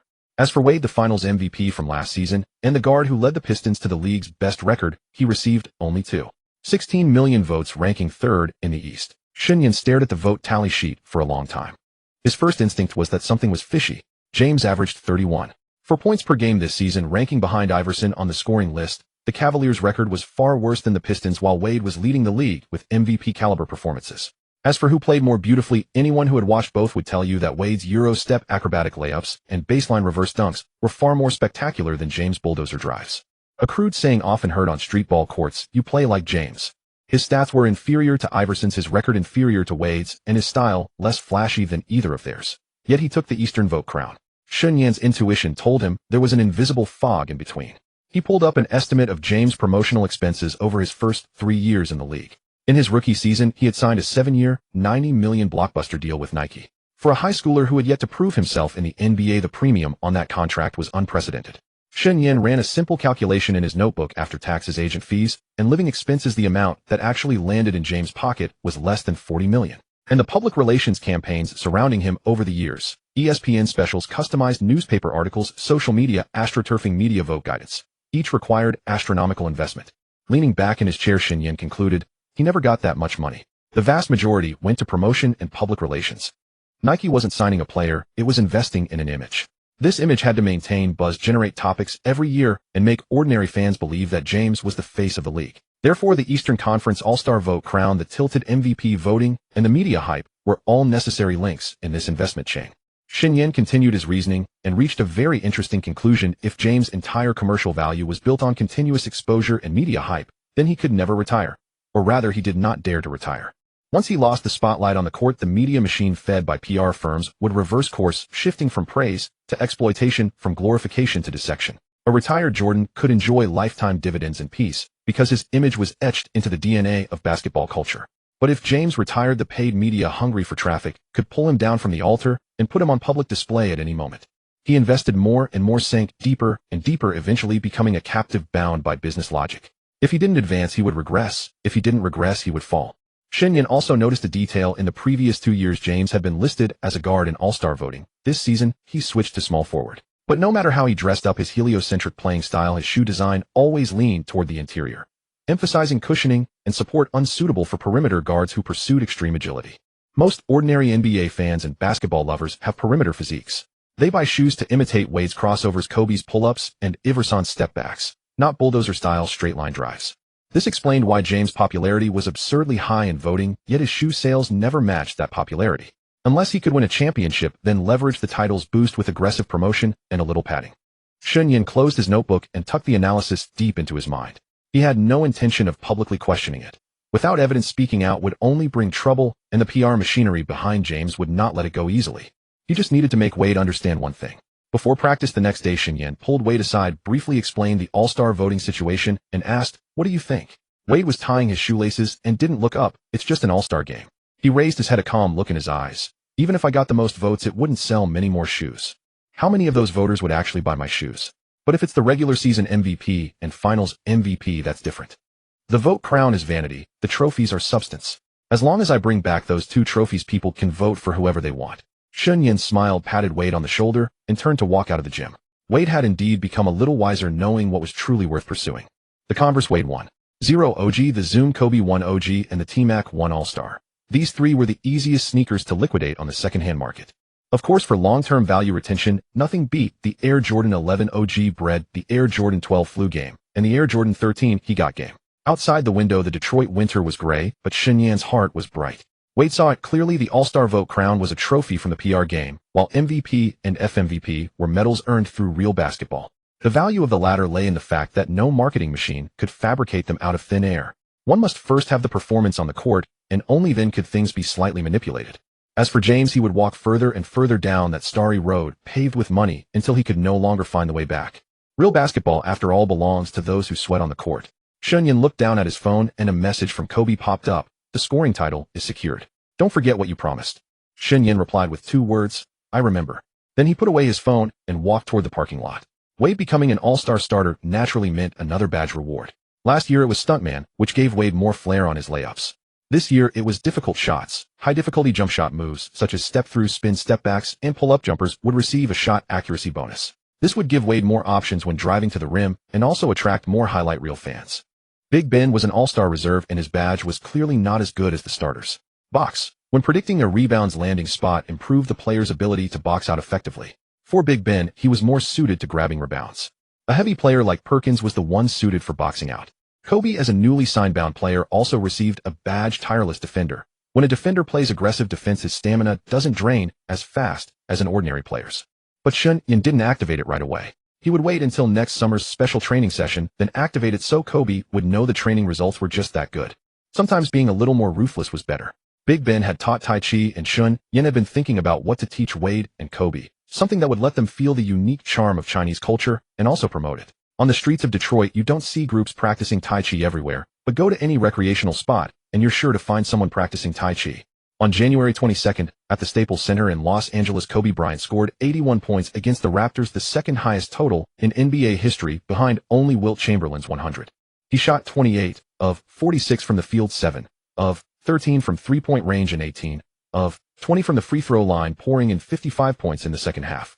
After the final buzzer, the entire Staples Center stood and applauded for 5 full minutes. Yet on Kobe's face there was only a placid tiredness, as if what he had just finished was not one of the greatest individual scoring performances in basketball history, but a routine work briefing. In January, Kobe played 13 games, guiding the Lakers to a 9-4 record, while averaging 43 points, 6 rebounds, and 1 assists. His 564 total points were the highest single-month scoring total in the NBA since Chamberlain in March 1963.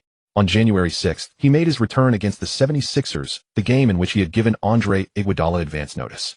The next night, on a back-to-back against the Clippers, a near triple-double of 50 points, 8 rebounds, and 8 assists left the crosstown rivals with no desire to even put up a fight. On January 19th, on the road in Sacramento, he scored 51 points, and the Kings fans began cheering for him by the third quarter. Then came the 81-point masterpiece scored over Jalen Rose, the same man who had stepped under him in the 2000 finals, a long-overdue settling of accounts. In the post-game locker room, reporters formed an impenetrable wall around him. Kobe sat in front of his locker with ice packs on his knees. "I was just thinking about that summer in Indiana. Someone told me to win the scoring title first. I've never liked to disappoint people." Reporters were frantically speculating what would the other party do once he won the scoring title. What kind of bet had the two sides made that would require an NBA scoring title to settle? When Kobe was named Player of the Month for January, Shen Yan opened his system panel and, sure enough, saw a new prompt: damage reduction 1, assignable to 1 contracted player of his choice. With 2 damage reduction charges in hand, Shen Yan felt considerably safer. In this year's Eastern Conference All-Star selection, with Jermaine O'Neal injured, Vince Carter moved from guard to the starting front court. Besides Wade and Big Ben Billups and Rasheed Wallace also made the All-Star reserves. The Pistons were in such fine form that they sent 4 players to the All-Star game, a rarity. Wade thoroughly enjoyed the All-Star game because 3 teammates were there to play alongside him. He scored 20 points on 9 of 11 shooting, with an accuracy only slightly lower than old Duncan's 6 of 7, but Wade made the Eastern Conference's final shot. In Houston, Tracy McGrady wanted to be the focal point, supported wholeheartedly by his close friend Kobe, with Yao Ming in a supporting role. McGrady shot 15 of 26 for 36 points, but after Wade hit the go-ahead shot, McGrady's three-pointer drew nothing but air, and the West lost the All-Star game 1-2-0-1-2-2. LeBron needed an honor badly, so he shot 12 of 21, 4 of 10 from 3 and 1 of 5 from the free throw line, finishing with 29.6 rebounds and 2 assists, and successfully claimed the All-Star game MVP. To pad his stats for the All-Star MVP, he stopped assisting altogether on the very stage where assists were the easiest to pad.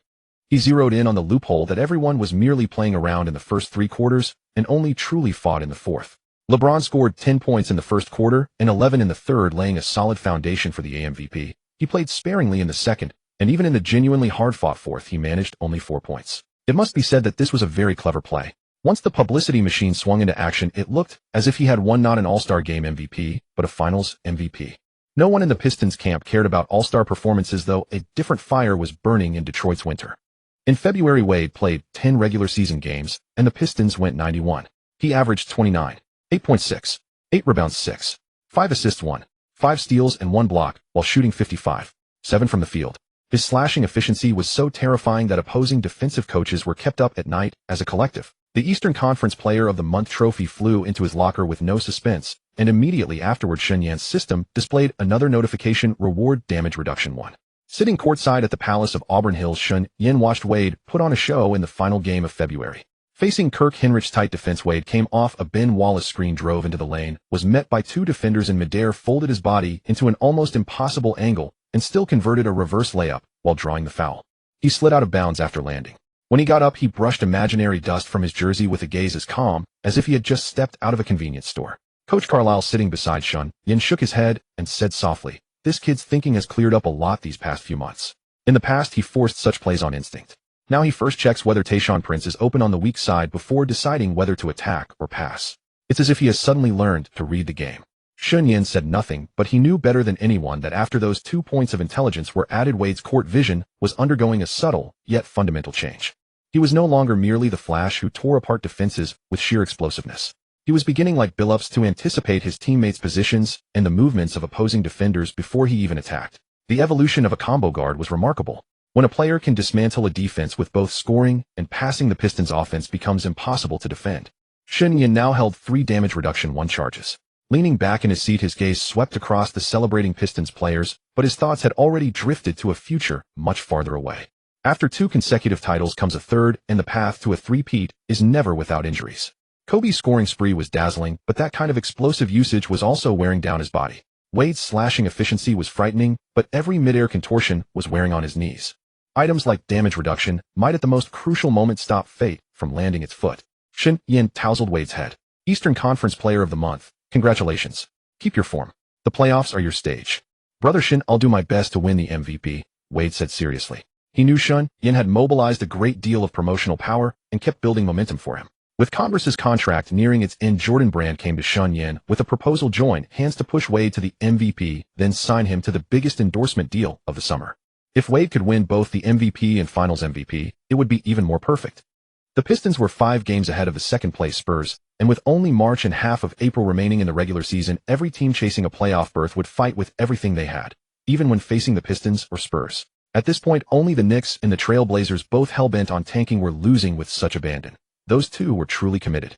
Oh wait, no. The Blazers were deliberately tanking while the Knicks were genuinely bad, because the Knicks' first-round pick had already been sent to the Bulls for Eddie Curry.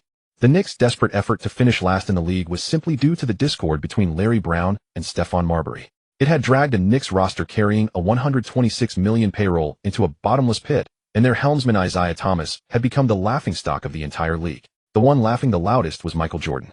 On April 19th at the Palace of Auburn Hills, in the final 2 minutes of the regular season finale, the Pistons rested all their starters while the bench squad ran out the clock. The scoreboard froze at 112-98 as the Detroit Pistons secured their 70th regular season victory. Above the arena, a massive digital display flashed 70-12 in bold letters, while white confetti rained down and fans rose into a sea of white. Yet on the bench, Wade pulled a towel over his head. Ben Wallace chewed gum with an unreadable expression. Billups bent to tie his laces. Rashid leaned back against the chair studying the ceiling, and Prince calmly tapped his knee. There were no celebrations, no embraces, not even a single person rising to wave at the crowd. They had won 70 games, yet carried the quiet weight of something left undone. At the post-game press conference, Coach Carlisle spoke with quiet regret when addressing the reporters. Reaching 72 wins proved too difficult. Our young men have given their all, yet they simply aren't in the mood to celebrate. A 70-win season is already extraordinary, but this team's ambitions were never about regular season records. In the locker room, Wade pulled the towel from his face as Shen Yan smiled and said, 70 wins is impressive first in the league, but the playoffs are where you'll truly shine. You know what needs to be done. Keep pushing, give your third year a perfect ending. Wade made an okay gesture with his hand, then rose and walked toward the showers. Throughout the season, the Pistons performed like a precision machine, with Billups averaging 18.6 points and 8.7 assists to control the pace, his development being Carlisle's most pleasing surprise. Perhaps it stemmed from last summer's reflections, or perhaps the perimeter game had genuinely opened up, but Billups had somehow adapted to the fast break rhythm, adding another layer of tactical versatility to the Pistons' playbook. Wade contributed 8.6, 5 rebounds, 6.7 assists, 1.2 steals, and a block per game, shouldering the offensive load. Together with Billups, they gave the Pistons 2 distinct offensive minds, though unfortunately neither cracked the top 3 in their respective categories. Prince and Rashid formed a two-way frontcourt duo, while Ben Wallace controlled the paint with 12 rebounds and 2.8 blocks per game. Wallace earned third in rebounding and second in shot blocking, securing 2 free attribute points. The 5 starting players operated with telepathic chemistry, one glance signaling a defensive switch, a single clap indicating where the next pass should go. Their understanding ran so deep it needed no words. Media outlets increasingly drew parallels between this Pistons squad and the 1995-96 Bulls' historic 72-win season, elevating the Detroit Five from local nickname to a starting lineup ranked among the greatest in history. Yet fans were fixated less on the team and more on Wade. MVP voting remained open, and ESPN polls showed 80% believed he deserved the honor. His numbers were compelling, his team's league-best record stood alone, and his two-way dominance was undeniable. More importantly, the memory of him shutting down Ginobili in the finals still resonated deeply. The third-year Thunderbolt was sending a clear message to the league. This was no lesser imitation, but a rising force approaching its prime, one step away from claiming his first championship legacy. The Western Conference stories were equally striking. The Lakers, fighting for a playoff berth, entered a relentless winning streak from their first April game onward. Kobe appeared in 8 games during April, averaging 41, 6 points, 5 rebounds, 6 assists, and 1 for steals across 1 minutes per contest, with scoring efficiency trailing only his January explosion of 4 points per game. On April 12th against Portland, he poured in 50 points, sending Rose Garden fans streaming for the exits. 6 days later versus Phoenix, he recorded 42 points and 7 assists while dismantling the Nash-led Suns, who sat third in the West. Los Angeles finished April at 6-2, securing 7th place in the Western Conference. On April 20th, during the season's final game, Kobe rested on the bench when the arena announcer revealed the scoring title standings. Averaging 35 points, Kobe Bryant had claimed the championship.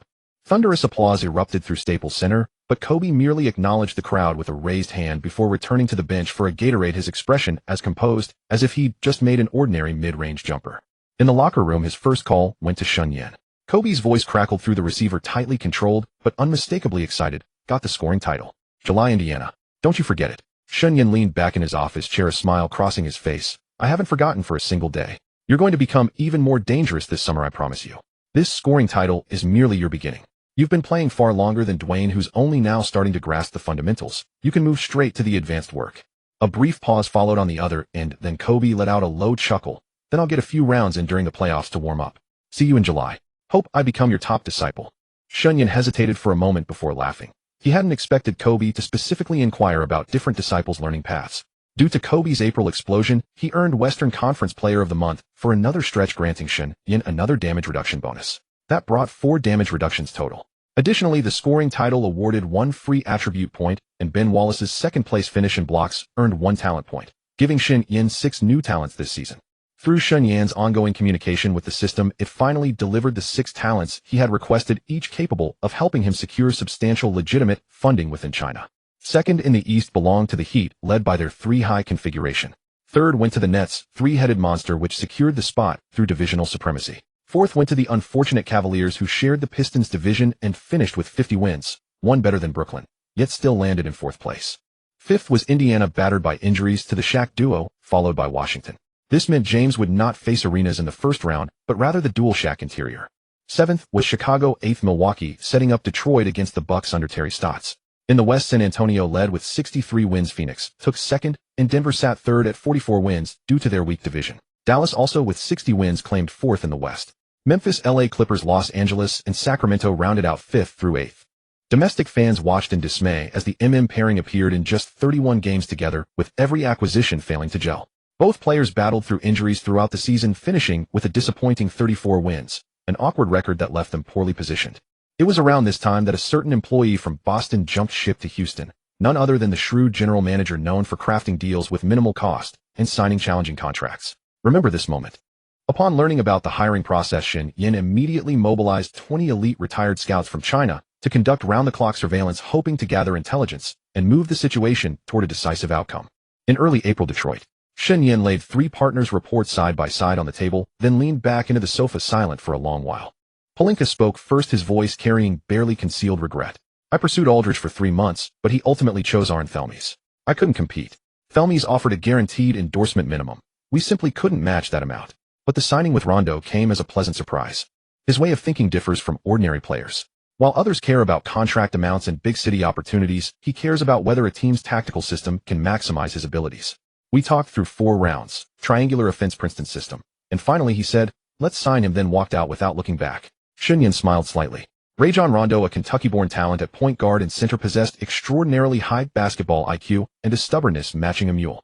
For Pelinka to land him relied on that star-studded client roster under their agency. McGrady, Ariza, Iguodala, Meta Sanford, and Kobe, who though transferred to Shen Yan still counted as resources within their partnership system. No matter how rebellious Rondo was, he would glance twice when facing such names. Heyman's report was more concise. Banyani chose Jeff Austin. We simply couldn't afford an Italian's price tag. But I signed both Tucker and Beria.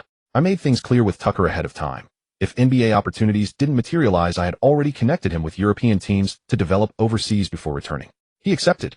Shen Yan nodded. P.J. Tucker and Jose Barria, second-round and undrafted physical profiles, yet first-round level fighting spirit. Such players often held greater value in his hands than elsewhere because Shen Yan could provide them with the most scientific training plans and the most patient development cycles. Tucker was too short at 1.96 meters with a playstyle leaning toward inside positions and corner threes. The NBA already had plenty of centers and top-tier power forwards. He had no room there, unless he possessed Barkley's all-around skills, so the best path was waiting for those interior players to age before establishing himself in the NBA. Barria faced an even harder situation, a 1.78-meter short point guard. Even if Shen Yan claimed he could one day defend James, no one would believe it. Bernie Lee's report was open last. His tone was the calmest, yet the content most compelling. Rudy Gay chose Jeff Austin. We truly lacked competitiveness for Gay's representation contract, but I signed Lowry and Millsap. Won a late first-rounder, won a second-round prospect. Yet I watched over a dozen of their NCAA games.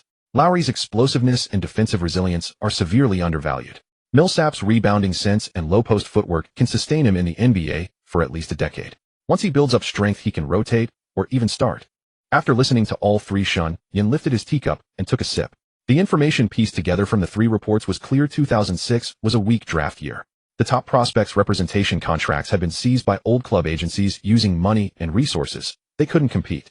Yet none of the three partners returned empty-handed. Under his precise guidance, Rondo, Tucker, Barria, Lowry, and Millsap, 5 names spanning late first round to second round and undrafted, all possessed fatal flaws yet extreme strengths in certain areas. These were precisely the raw materials Shen Yan excelled at refining. Of this year's new harvest, only Rondo could be used immediately. Millsap grew quickly. The others needed to find their true comfort zones before their full flavor could be drawn out. Shen Yan set down his cup. Well done. This year, I won't make additional moves. Let the remaining prospects chase each other. The cards we hold are already sufficient. Pelinka glanced at him, hesitated a moment, then spoke. Shen, I heard something from the Lakers' side. Jerry Buss made a statement. If the Pistons secure a three-peat, he will have you and Kobe work together to select players for Phil Jackson. Jackson himself has already agreed. The room fell quiet for 2 seconds. Heyman and Bernie Lee exchanged glances, both turning to look at Shen Yan. Shen Yan's fingers slowly traced the edge of his teacup. Jerry Buss, the Lakers owner controlling all decisions for the league's most prestigious franchise. His stated condition was clear: a three-peat championship. Only if the Pistons completed a three-peat would Shen Yan earn the right to sit at the Lakers draft table alongside Kupchak, selecting future puzzle pieces for Phil Jackson. What did this signify? It meant the Lakers acknowledged Shen Yan's eye for talent and his player development system. It meant his brokerage empire had elevated from holding star players to wielding personnel authority within a dynasty, a super agency. Jackson's agreement was the critical factor. The Zen master didn't favor just anyone. His endorsement equated to a ticket into the core layer of dynasty construction. Jackson himself had limited draft and trade authority at the Lakers, possessing only advisory rights. Later with the Knicks, he also proved himself merely a head coach. A three-peat, Shen Yan repeated softly. All identities and respect are earned upon success, not granted by what one claims about themselves.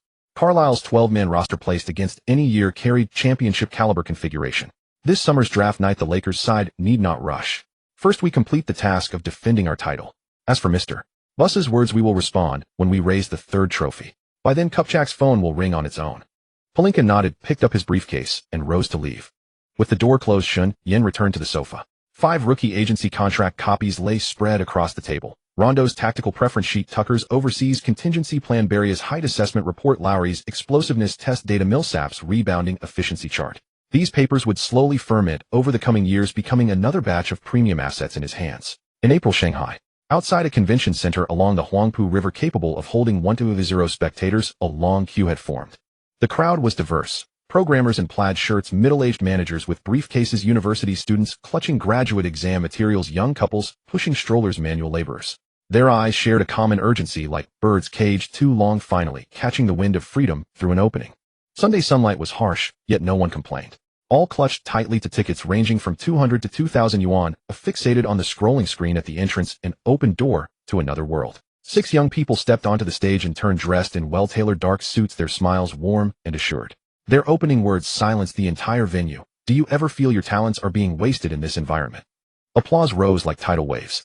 This team was Shen Yan's 6 new acquisitions this year, all trained abroad in psychology and communication, systematically marked as elite guidance masters. Shen Yan preferred to call them masters of persuasion. These 6 talents excel not merely at oratory, but at a precise emotional resonance.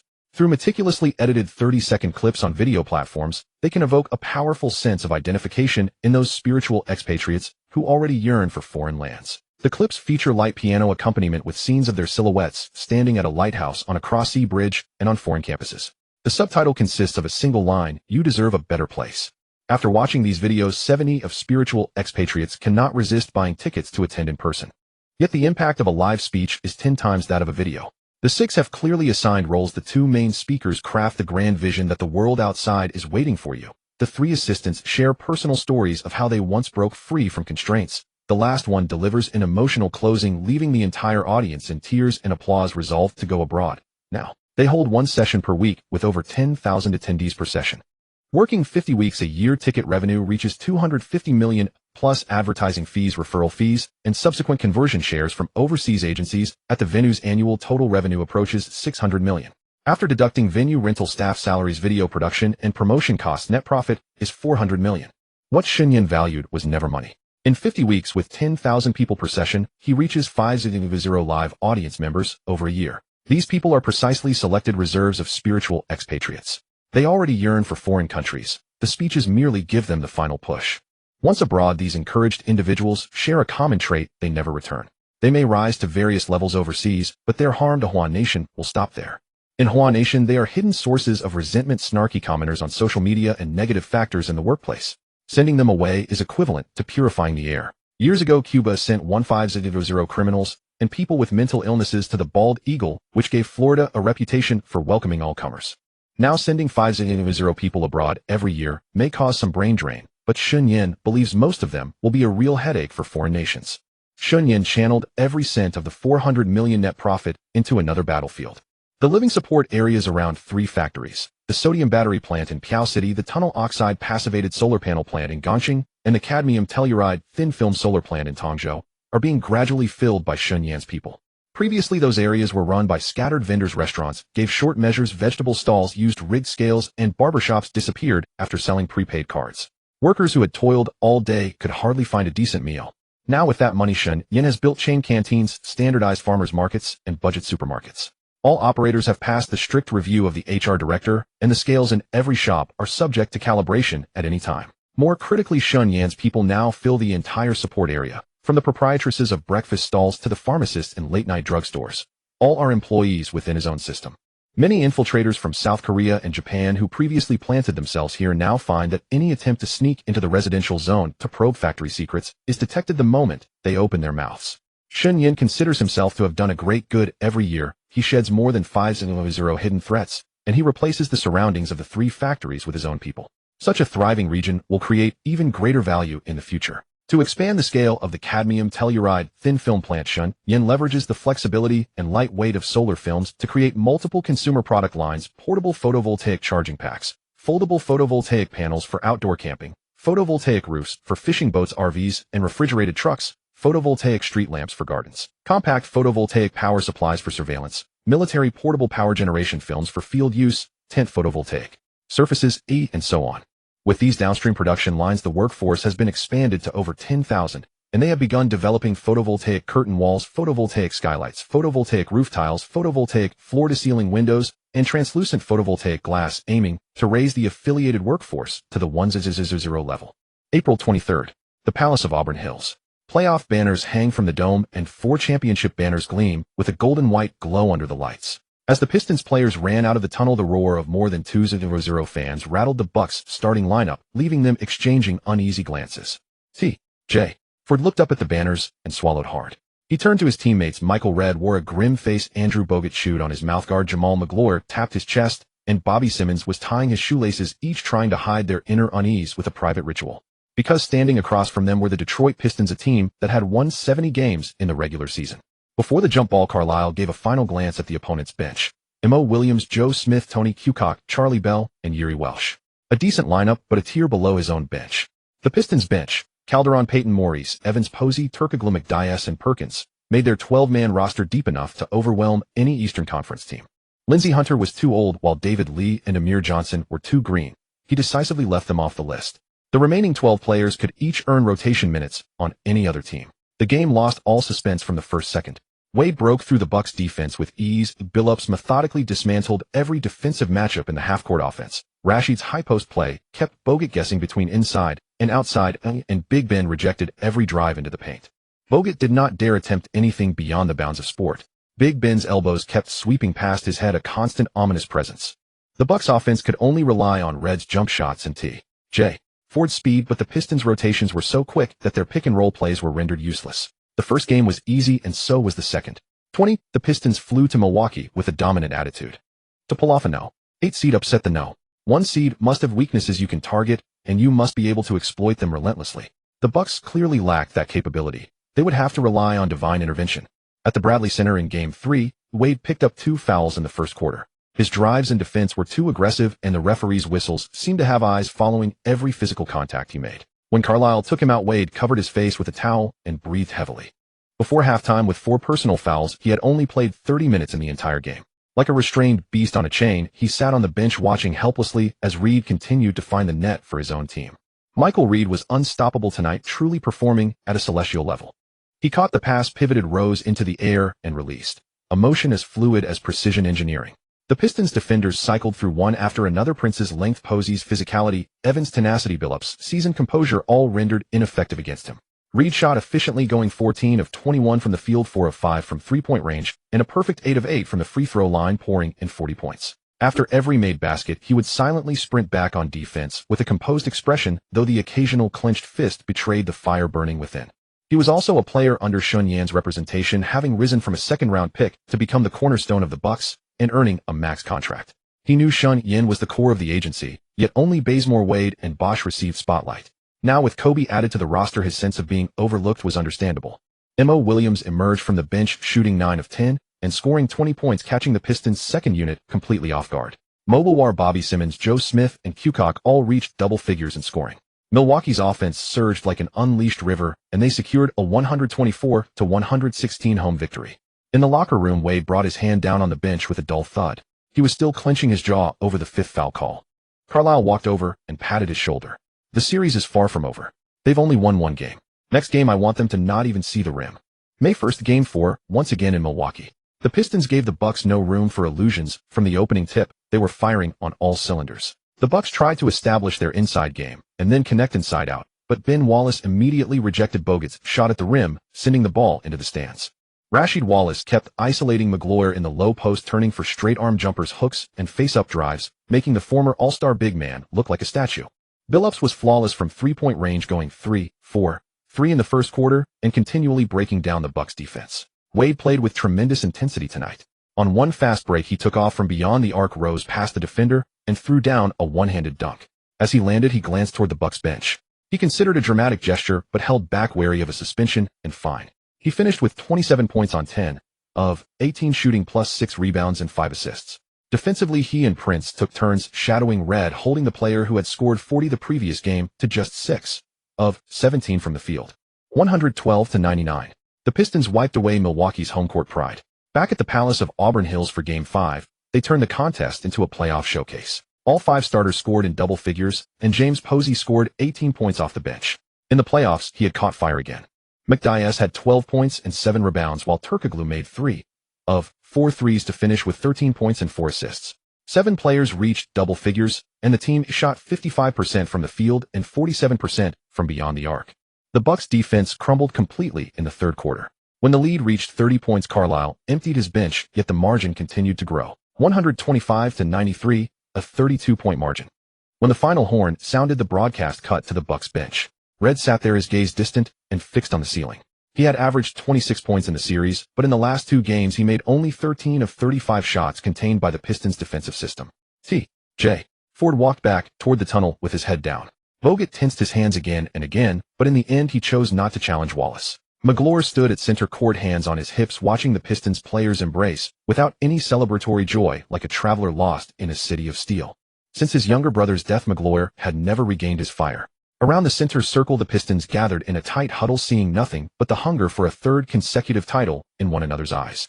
The arena announcer's magnetic voice echoed through the grand arena, swallowed by a sea of white towels. 4-1. The 70-win Pistons sailed through the first round. The Eastern Conference semifinal opponent was still undecided, but Carlisle was already laying out his tactics board in the locker room. He glanced at Wade. The Flash was pressing an ice pack against his knee, his eyes fixed on the Eastern Conference bracket on the wall. Carlisle knew that the third-year finals MVP was already planning his next conquest. Milwaukee's brilliance lasted only a single night, but Detroit's flame would keep burning all the way into June. At Cleveland's arena in Game 2 of the first round, LeBron James stood near the free throw line, spreading his hands in protest toward the referee, sweat dripping from his chin onto the hardwood. His breathing was heavy and the muscles in his shoulders trembled slightly, not from fatigue but frustration. He drove into the paint once more only for Shaquille O'Neal to block the ball away. The referee's whistle stayed in his mouth, never blown. The courtside big screen replayed an earlier sequence. James used a screen from Drew Gooden, went past Steven Jackson, and rose up trying to dunk over Shaq. But O'Neal's massive frame rose like a sudden mountain, his arms stretched high, completely still. James drove into him, and O'Neal pinned the ball. James tried to adjust with a reverse layup, but he lost control, and the ball slipped out of bounds. No foul. O'Neal glanced down at James on the floor, then turned and ran up court with an expressionless face. Another huge block, and James was embarrassed.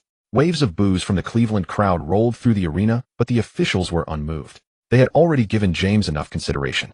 In the first 2 games of the series, the Cavaliers' star's free throw attempts per game were nearly double his regular season average. A sportswear logo kept flashing in the broadcast, and the league needed its marquee player to advance. But favorable treatment has its limits. Reality is reality. Surely they could not let one player take more than twice as many free throws as the entire opposing team. When every James drive had to face the twin tower defense of Shaquille O'Neal and Jermaine O'Neal, no amount of free throws could fill the gulf in the paint. This series was decided from the very start. The Cavaliers had won 50 games in the regular season and established themselves in the East behind Mike Brown's defensive system. But Brown's defense worked against ordinary teams. Against the Pacers' twin towers, it was an entirely different story. Shaq was older, but as long as he stood in the paint, it was a no-fly zone. Jermaine O'Neal in his prime was quick on his feet, with shot-blocking range from the rim to the free throw line. His regular season absence due to injury had become a chance to recharge. It was worth noting that Jermaine O'Neal's injury had not worsened during the 2004 playoffs. He was still somewhat fragile, but he retained his athleticism. With 2 7-footers parked in the paint, Cleveland's interior offense was basically walking into a trap. In Game 1, the Pacers beat the Cavaliers by 20 points. Shaquille O'Neal had 14 points, 11 rebounds, and 3 blocks. Jermaine O'Neal had 22 points, 9 rebounds, and 2 blocks. James went 5 of 16 from the field and barely reached 21 points by making 10 of 13 free throws, but his offensive efficiency was poor. Today was slightly better, and the officials' whistle favored the Cavaliers. James scored 32 points, but the Pacers' twin towers combined for 39 points, 20 rebounds, and 5 blocks. The Cavaliers were held to just 28 points in the paint with dreadful shooting inside. After 2 games, the Cavaliers left Cleveland trailing 0-2, and James' face no longer carried the commanding confidence he had shown in the regular season. Game 3 was the only game the Cavaliers won. Shaq was limited by foul trouble, leaving Jermaine O'Neal to face an inspired Big Z alone. It must be said that every time James had a crucial game, a teammate stepped up. James attacked the paint 3 times in the first quarter and drew fouls. He finished with 26 points, 8 rebounds, and 7 assists, as the Cavaliers won by 7 points. But anyone with a clear eye could see this victory was built on Big Z's 29 points and 12 rebounds, as well as an extremely one-sided whistle from the referees.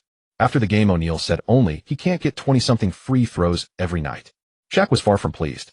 He was, after all, a 3-time Finals MVP and once the league's favored dominant force in the paint. Now he had become a stepping stone to elevate a rising star. How different was that from going from sweetie to Mrs. No. The 4th game validated this statement. Shaquille O'Neal was displeased, and the outcome was significant. James attempted to challenge the interior once more, only to be repelled by Jermaine O'Neal's long reach and the Big Shark's immovable physical wall. In the first quarter, he connected on only 1 shot, a sudden long-range strike from beyond the arc. Such attempts might occasionally work in the regular season, but under postseason intensity, his conversion rate was woefully low. In the second quarter, he altered his approach, opting for more pick-and-pop jumpers. However, Ilgauskas' screens were nullified by the Pacers' switch-heavy defense. Steven Jackson rotated over from the weak side and picked off 2 of his passes. At halftime, the Cavaliers trailed by 14 points. James was 3 of 10 from the field for a meager 8 points. The Pacers' offense hummed like a finely tuned machine.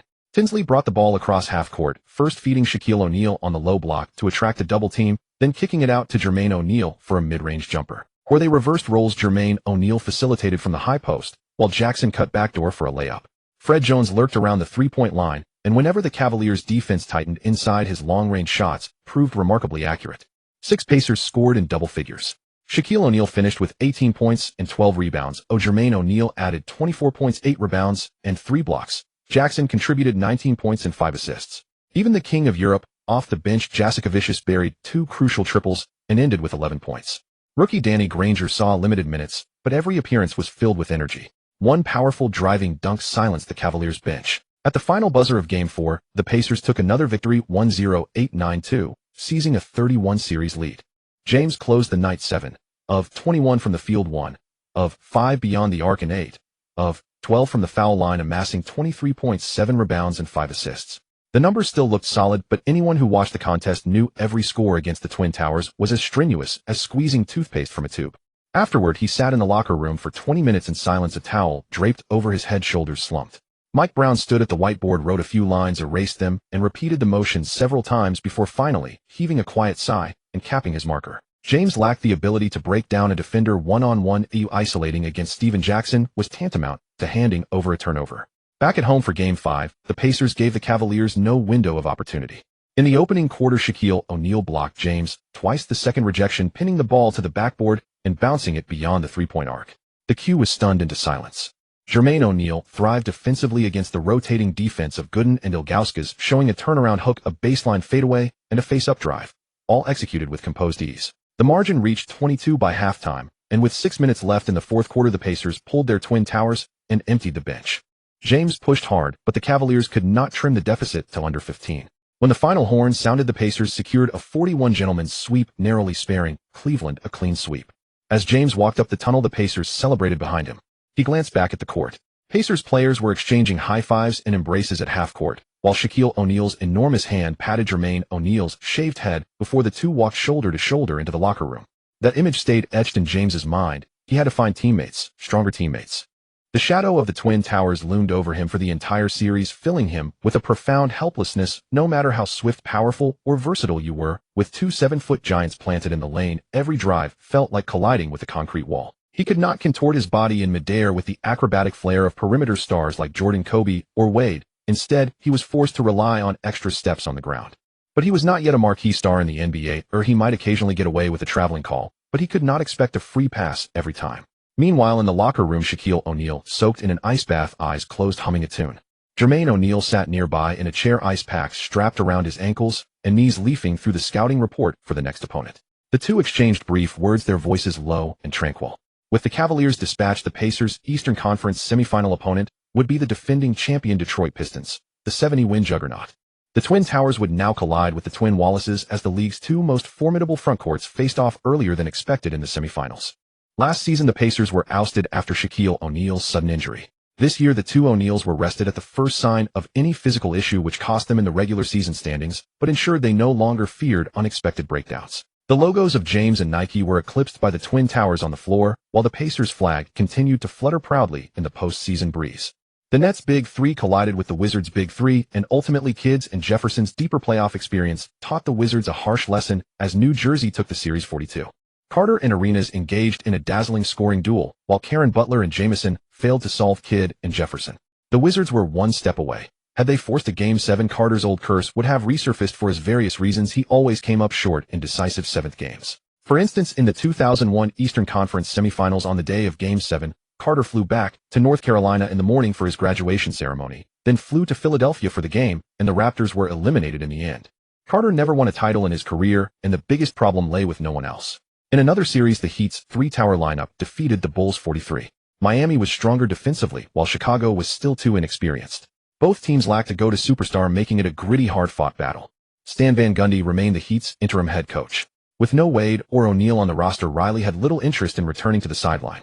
The trio of Odom, Kumon, and Tyson Chandler, backed by Mourning off the bench, was a headache for any opponent. In the Eastern Conference semifinals, Detroit would face Indiana again, while New Jersey met Miami. In the West, San Antonio defeated Sacramento 41. Without Arte's perimeter defense, the Kings could not hold on for as long as they had in the original timeline. Dallas swept Memphis 40. Pau Gasol was the unfortunate victim of a third consecutive sweep.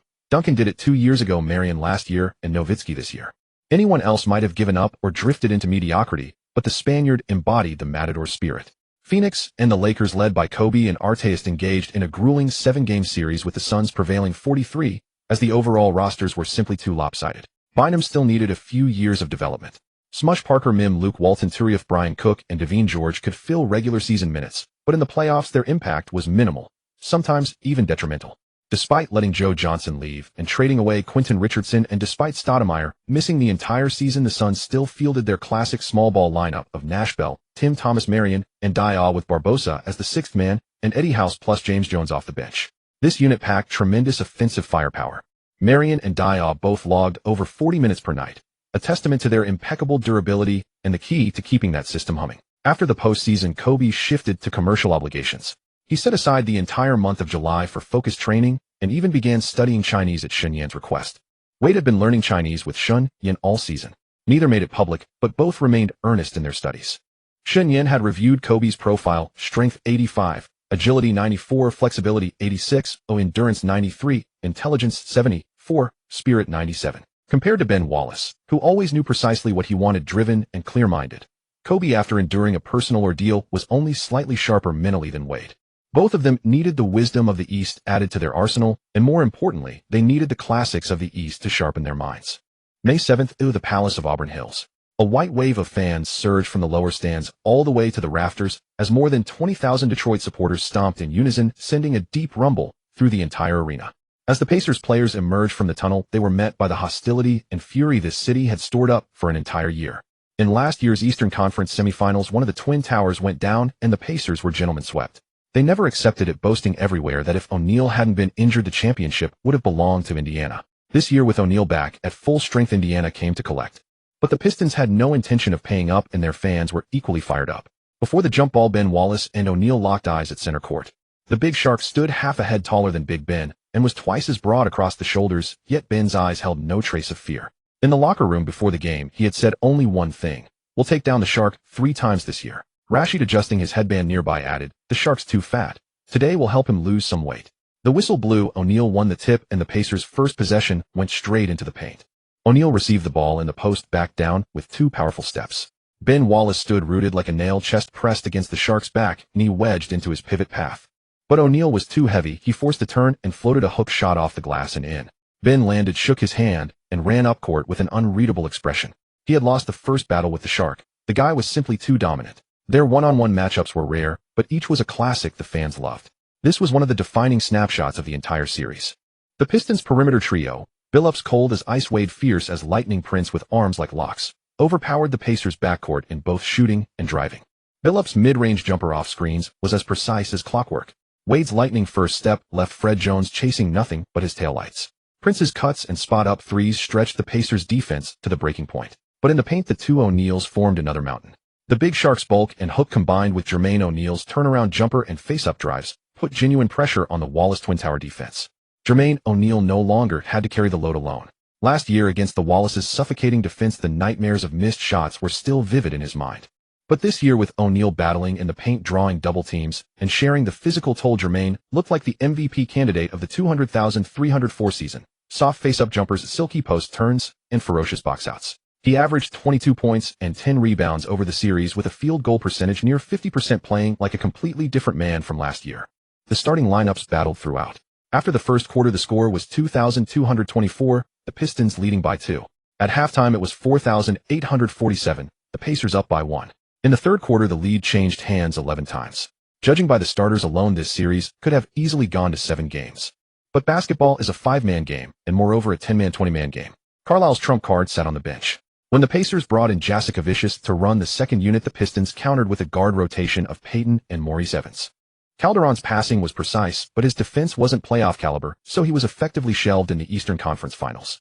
Payton's savvy defense made it a struggle for the Lithuanian to even cross half-court, while Maurice Evans used his athleticism to wear him down on both ends. Jasikovic averaged just 6.3 points on 34% shooting for the series, far below his regular season 9.1. Posey became Danny Granger's nightmare. The young Granger was athletic and had deep shooting range, but Posey's physicality and fronting defense made every catch feel like a battle. Granger averaged 7.5 points in the regular season, but in this series, he plummeted to 5.2 points, with his shooting percentage dropping nearly 12%. Hito Turkoglu stood at the top of the arc like a Turkish commander. At 2.08 meters, he had a guard's vision. He could push the ball, distribute, facilitate, and knock down clutch threes from the corner. The second unit ran fluid ball movement and cuts through his orchestration. The Pacers bench, featuring Jeff Foster and Scott Pollard, had nothing but brute strength and slow feet. McDyess and Perkins also carried out a dual mission. Offensively, McDyess's mid-range jumper forced Foster to step out. Defensively, the two took turns implementing the hack-a-shack strategy. Whenever O'Neal established deep position, McDyess or Perkins unceremoniously slapped his arm, sending the big shark to the free throw line. O'Neal shot just 51% from the line in the series. Every hack-a-shack act was like a dull blade disrupting the Pacers' offensive rhythm. The Pacers tried hack-a-Ben as well, but Ben Wallace shot over 70% from the line. Foster and Pollard contributed almost nothing inside, combining for just 5 points and 6 rebounds per game, while McDyess alone averaged 5 points and 4 rebounds. In Game 4, O'Neal was sent to the line 4 consecutive times in the third quarter, making only 3 of 8 free throws. The Pacers went from leading by 4 to trailing by 3. During a timeout, the camera caught O'Neal sitting on the bench gasping for air, sweat dripping from his bald head, with that familiar look of self-deprecating helplessness after missed free throws. Jermaine O'Neal walked over, patted him on the shoulder, and said nothing. The Twin Towers fell silent. Perhaps this was the greatest vulnerability of the two O'Neals. Carlisle deployed 8 different lineup combinations in the series. Sometimes he went with 1 big and 4 guards, moving Rashid to the 5 and Turkoglu to the 4 to speed up the attack against the Pacers' slow interior. Sometimes he countered Twin Towers with Twin Towers, putting McDyess and Ben Wallace on the floor together to withstand O'Neal. Sometimes he even used a 3-guard lineup to pressure the Pacers' ball handlers, forcing turnovers and transition opportunities. Every adjustment was like a key sliding precisely into a gap in the Pacers' lineup. Standing across the sideline was Collins, Michael Jordan's former head coach, an old-school defensive master. But his rotations were always a rigid 8-man group with bench minutes scripted to the minute and very little variation on the play sheet. In the third quarter of Game 4, Carlisle suddenly threw out a 3-guard lineup of Peyton Billups and Wade, paired with Turkoglu and Rashid, and cranked up the tempo to full throttle. The Pacers' defense fell into instant chaos as the Pistons went on an 112 run. The Pistons didn't bother posting up. Peyton attacked the rim, Wade spotted up from deep, and the other 3 spaced to the 3-point line. On defense, the 3 guards pressed relentlessly, never allowing the Pacers an easy chance to set up in the half-court. Once the Pistons got rolling with consecutive scores, the Pacers simply had no answer. Stephen Jackson's scoring lacked that explosive burst. Collins stood on the sideline with his hands on his hips, his eyes filled with bewilderment. The TV commentator sighed. Collins is old. He can't keep up with Carlisle's pace. Actually, it wasn't just Collins who couldn't keep up. The era of Twin Towers was essentially unable to maintain its glory once the no-handcheck rule came into effect. The Pistons had plenty of 3-point shooters.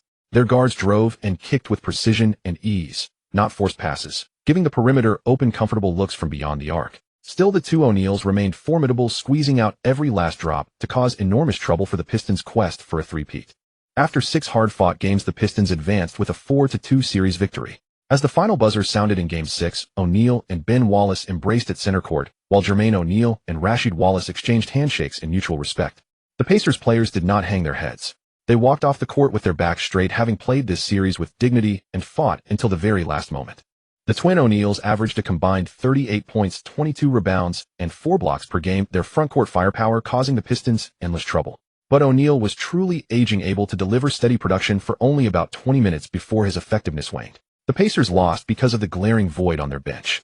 At the post-game press conference, Carlisle rarely appeared without a smile. Looking into the cameras, he spoke with a sincerity that hushed the room. If the Pacers' bench had been a bit deeper, the Pistons would have been in real danger this series. We respect this team. They forced us to reveal every card we held. Reporters at the media table exchanged glances.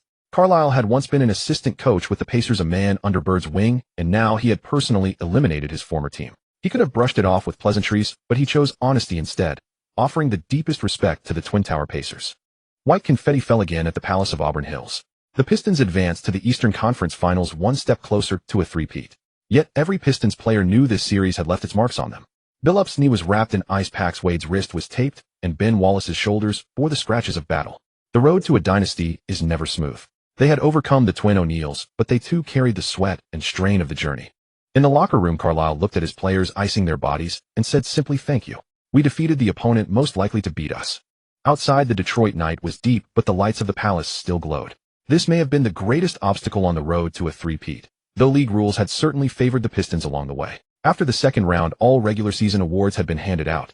Ben Wallace claimed the 2005-06 Defensive Player of the Year for the 4th time, a remarkable feat. He also earned first-team All-Defensive honors and second-team All-NBA selection, adding 5 attribute points to his profile. What excited Shen Yan most was Wade edging out Nash, who had 54 wins, to capture this year's regular season MVP. Wade earned first-team All-NBA honors, but still fell short of teammates Billups and Prince in defensive voting, failing to make even the All-Defensive second team. Wade's scoring, assists, and steals were all solid, but none ranked in the top 3, leaving him with only 2 attribute points this year. It all came down to whether he could claim the Finals MVP, which would grant him one more. Wade's MVP victory had a tremendous impact. Shen Yan was also pushing for the Rose rule to be implemented early, though just as Rose never benefited from the rule named after him, Wade wouldn't either. But that didn't stop it from elevating Wade's commercial value. Kobe earned first-team All-Defensive Honors, first-team All-NBA, and the scoring title for the 2005-06 season, totaling 3 attribute points. From this perspective, perimeter players had a harder time earning attribute points than big men. Interior players typically excelled in both rebounds and blocks, while perimeter players rarely dominated in both assists and steals simultaneously. As for the top 3 scorers, the future belonged increasingly to the perimeter. Shen Yan leaned back on the sofa, the television screen showing Game 7 between the Nets and the Heat. He held a cup of tea in his hand, his gaze more focused than ever. This Eastern Conference semifinal had exceeded all expectations from the very first game. No one imagined 2 teams with such contrasting styles could battle all the way to a 7th game. The Heat's lineup intrigued Shen Yan. Come On stood firm in the paint, averaging a modest 10 points and 10 rebounds, but he absorbed the Nets' physicality every possession. Tyson Chandler, though not yet at his peak, already displayed formidable defensive presence, his long arms stretching across the paint like a dark barrier. Together, they turned the Nets' interior into chaos. Come On's low-post hooks, Chandler's pick-and-roll finishes, and their second-chance opportunities made every defensive possession for Brooklyn feel like carrying a sandbag. Odom was pushed into the point-forward role, and the nickname left-handed magic was well-earned. His vision and passing kept Miami's front-court offense flowing smoothly. But the Heat's weakness was equally fatal. Their perimeter was as thin as paper. Their guards lacked consistent shooting. The Heat shot only 31% from three-point range in the series and defended the three poorly, a weakness the Nets exploited relentlessly. Kidd was like a master standing at the center of the chessboard, every pick and roll, finding the open man beyond the arc. Carter and Jefferson attacked from the wings like unsheathed blades. Kidd averaged 11.4 assists per game in the series, each pass systematically dismantling the Heat's defensive rotations. This was the basketball Shen Yan loved most. Neither team was perfect. The Heat dominated inside, but lacked outside shooting, while the Nets boasted fierce perimeter firepower, yet saw their paint defense ravaged by Come On and Chandler. Every game was a tug of war. The Heat pulled the rope with their interior play, and the Nets dragged it back with their perimeter shooting. The margin never reached double digits, and the outcome was often decided in the final 2 minutes. In Game 6, the Heat won by 5 points at home, forcing a decisive Game 7. Game 7 was played at the Nets' home court.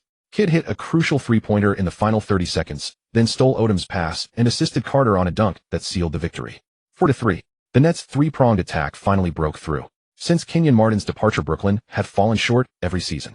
The finals appearance in 2002 seemed like a distant dream. Year after year, the trio faced doubt and underestimation. But fortune smiled on them this year. They met an inexperienced Wizards team in the first round and a Heat team with glaring flaws in the conference semifinals. Luck combined with talent finally carried them into the Eastern Conference Finals. Shen Yan set down his teacup. On the screen, the Nets players celebrated at center court. Kidd embraced by Carter and Jefferson, the three wearing expressions of relief after finally scaling a great mountain. He smiled and murmured to himself, "In the Eastern Conference Finals facing the Pistons, your luck is about to run out." But his eyes gleamed as he said it. The unknown lineup was the script he most wanted to see. The failures of the Pacers' Twin Towers and the Heat's three big men confirmed his belief. With the perimeter gaining freedom, the era of dominant big men was gradually fading. The no-hand check rule forbade defenders from using hands or forearms to continuously contact an offensive player's torso when advancing with the ball above the free throw line extended. Only momentary incidental contact was permitted.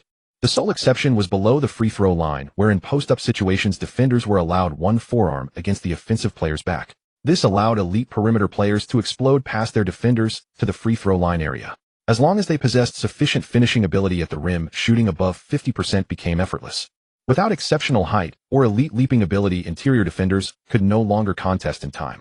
With elite body control in the air, a perimeter player could shed his defender with pure speed and finish against rotating bigs with remarkable consistency. Those who could only attack in straight lines had to rely on an extra step or hope that the league would restrict elite interior defenders just to score. Shen Yan had stirred up more and more teams across the league, and the Eastern Conference landscape had shifted dramatically. The Magic had yet to make the playoffs, but with Howard rising steadily, Hamilton still in his prime, and Turkoglu expected to be traded back to Orlando this summer or next, they truly had the potential to take flight. Once Shen Yan moved west and continued his influence, he genuinely wondered how many new contenders this NBA could produce. In the West, the Mavericks and Spurs engaged in an intense battle. Nowitzki averaged 27.1 points and 13.3 rebounds, emerging as the key contributor to Dallas's victory. Terry, serving as the sidekick, nearly became the culprit. His suspension in Game 6 forced the series into a decisive 7th game, but fortunately the Mavericks narrowly advanced. Josh Howard, one of the so-called ugly duo, alongside Devin Harris, matured in the series. Their relentless drives completely unraveled the Spurs' defense. Tim Duncan averaged a monstrous 32, 3 points and 7 rebounds, but in the 7-game classic he logged 50 minutes and simply ran out of gas. The Spurs found themselves envying the Mavericks' bench depth. Jerry Stackhouse, Van Horn, Darrell Armstrong, and Adrian Griffin could all contribute the moment they stepped on the floor. For San Antonio, Van Exel, hampered by his 185-meter frame and advanced age, experienced a sharp decline this season. After the series, he prepared to retire. With only Brent Barry and Horry serviceable, the Spurs were effectively running a 7-man rotation. Popovich felt as though Mike D'Antoni, the little bearded one, had passed on his 7-man rotation ailment to him. Horry had lost his first finals appearance since entering the league the previous season, tarnishing his reputation as a lucky charm. Still, with 5 championship rings, he remained the envy of role players. In the Suns-Clippers series, Marion erupted for 36 points and 20 rebounds in double overtime in the pivotal Game 5. Bell shut down Mobley, and the Suns eventually eliminated the Clippers 4-3. The Clippers, however, were already satisfied. Baylor claimed the Executive of the Year award for his bold moves this season. In the Western Conference Finals, the Mavericks faced the Suns once more, with Cuban loudly proclaiming revenge. On May 23rd, the White Sea at the Palace of Auburn Hills did not witness a fierce battle. The moment the Nets players stepped onto the court, the excitement of having just eliminated the Heat still lingered on their faces, but their steps had already grown heavy. During pre-game shooting drills, Kidd hoisted 20 extra three-pointers, sending the rim clanging repeatedly. Carter wore his headphones longer than usual in the locker room, and Jefferson repeatedly touched his knee while stretching. These subtle signals of anxiety were not lost on the veterans, yet they felt powerless to change anything. Because standing across from them were the Pistons, the 70-win Pistons, another towering mountain in the East after the Bulls. After 48 minutes, the scoreboard read 10785, a 22-point deficit that felt like a bucket of ice water poured over the heads of the Nets' big three. Kidd finished with 7 points, 7 rebounds, and 8 assists, forced into 5 turnovers by Chauncey Billups' tenacious on-ball defense. It wasn't that Kidd lacked skill. The Pistons' collective defense was simply too ferocious. Through straightforward man-to-man defense and basic help rotations, they suffocated the Nets' off-ball movement. Carter shot 4 of 13, with Wade clinging to every drive like a streak of black lightning. Jefferson, facing Prince's long-arm defensive web, failed to shoot above 40% for the entire series. The front court was an outright disaster. Kirstick and Collins combined for just 11 rebounds, while Big Ben alone grabbed 14. The Pistons' paint resembled an iron fortress. Every Nets drive collided with Ben Wallace's muscle and Rashid's long arms.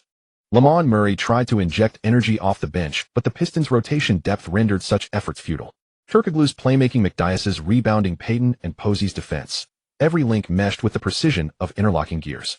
Carlisle didn't even need to employ the 8 lineup variations he used against the Pacers. He simply stuck to his standard rotation enough to dismantle the Nets. In Game 2, the Pistons won 9,976. In Game 3 at the Nets' home arena, they dominated again, 10,288. In Game 4, Nets fans began filing out with 5 minutes remaining in the third quarter. The Pistons ultimately routed the Nets 1-1-2-8-9. Across 4 games, the Pistons outscored the Nets by a total of 82 points, an average margin of 25 per game. The Nets' big three in their first Eastern Conference Finals together saw their journey ended in the harshest manner. As the final buzzer sounded, Kidd and Billups embraced at midcourt while Carter and Wade exchanged quiet words. That single Eastern Conference Finals had shattered the Nets' big three, and the front office was already preparing to initiate a rebuild. Wade Ratner was so disheartened that he wanted to sell the team, feeling the NBA had lost its appeal. The big three trudged off through the tunnel, their silhouettes desolate and weary. They had crossed the mountain that was Miami, only to prove as fragile as paper walls before the Pistons. Shen Yan sat behind the bench watching the Nets players leave, feeling no surprise at all. The ceiling of the big three was simply too low. Basketball is a cruel game of hierarchy. You exhaust yourself climbing one rung, only to realize those above never even used their full strength. Durant, from hyping 1 ring surpasses Kobe, 2 rings surpass Jordan, to constantly provoking comparisons with Jordan until he helplessly cried out, "You must respect me." He never truly recognized what the superstars at the next level looked like. On May 29th, after finishing Game 4, the Pistons began awaiting their finals opponent. There was no celebration in the locker room. Big Ben sat before his locker, unwinding the tape from his feet in coils. Billups soaked his ankles in an ice bucket while Wade and Rashid studied Western Conference Finals footage. The entire room was as quiet as an operating theater. Sweeping the Nets was nothing to get ecstatic about. They wanted to win the next series. 3 days later, Dallas. On June 1st, the roof of the American Airlines Center was nearly lifted by the roar. In Game 5 of the Western Conference Finals, the pivotal battle, Nowitzki stood at the free throw line and took a deep breath. He finished 14 of 26 from the field, 5 of 6 from three-point range, and 17 of 18 from the free throw line, amassing 50 points, 12 rebounds, and 3 assists. Every fadeaway jumper was like a work of art forged by German precision machinery, rendering the Suns' defense utterly ineffective. Marion's long-arm defense was neutralized by his height advantage, and Dyane's help defense was shaken off by his footwork. As the final horn sounded, the Mavericks defeated the Suns 117-101, taking the pivotal Game 5 and a 32-series lead. The play that sent Dallas fans into a frenzy came in the third quarter. Nowitzki caught the ball at the top of the arc, faced Marion's pressure, executed a behind-the-back dribble to create half a step, then rose for a three-pointer that found nothing but net. After landing, he pounded his chest and roared, a rare display of emotion, as the arena erupted. The commentator screamed into the microphone, "Dirk is not human tonight. He is God wearing jersey no. 41. The pivotal battle produced a king. Nowitzki, having vanquished the Spurs and then the Suns in successive Game 5s, earned the nickname King Dirk. 2 days later, Phoenix. On June 3rd, the Suns faced elimination on their home court. Phoenix fans displayed banners reading, "We still have Nash," but without Amari, the Suns were merely a half-skeleton of their full selves. Nash battled for 44 minutes, recording 19 points and 11 assists. His passing remained exquisite, but there was no one in the paint to finish those alley-oops. Dwyane was dominated on the boards by Dampier and Diop, and the Suns were out-rebounded by 14 as a team. Nowitzki carried his Game 5 brilliance forward with 33 points and 8 rebounds. Mid-range jumpers, threes, drives, and free throws. Every move was textbook perfect. The Mavericks unleashed a 152 run in the third quarter, sinking the Suns' morale outright. With 2 minutes remaining, Nash buried a three from the top of the arc to keep the Suns alive, but Howard answered immediately with a cut and layup. Dampier secured a crucial offensive rebound and scored on the putback, stretching the lead to double digits.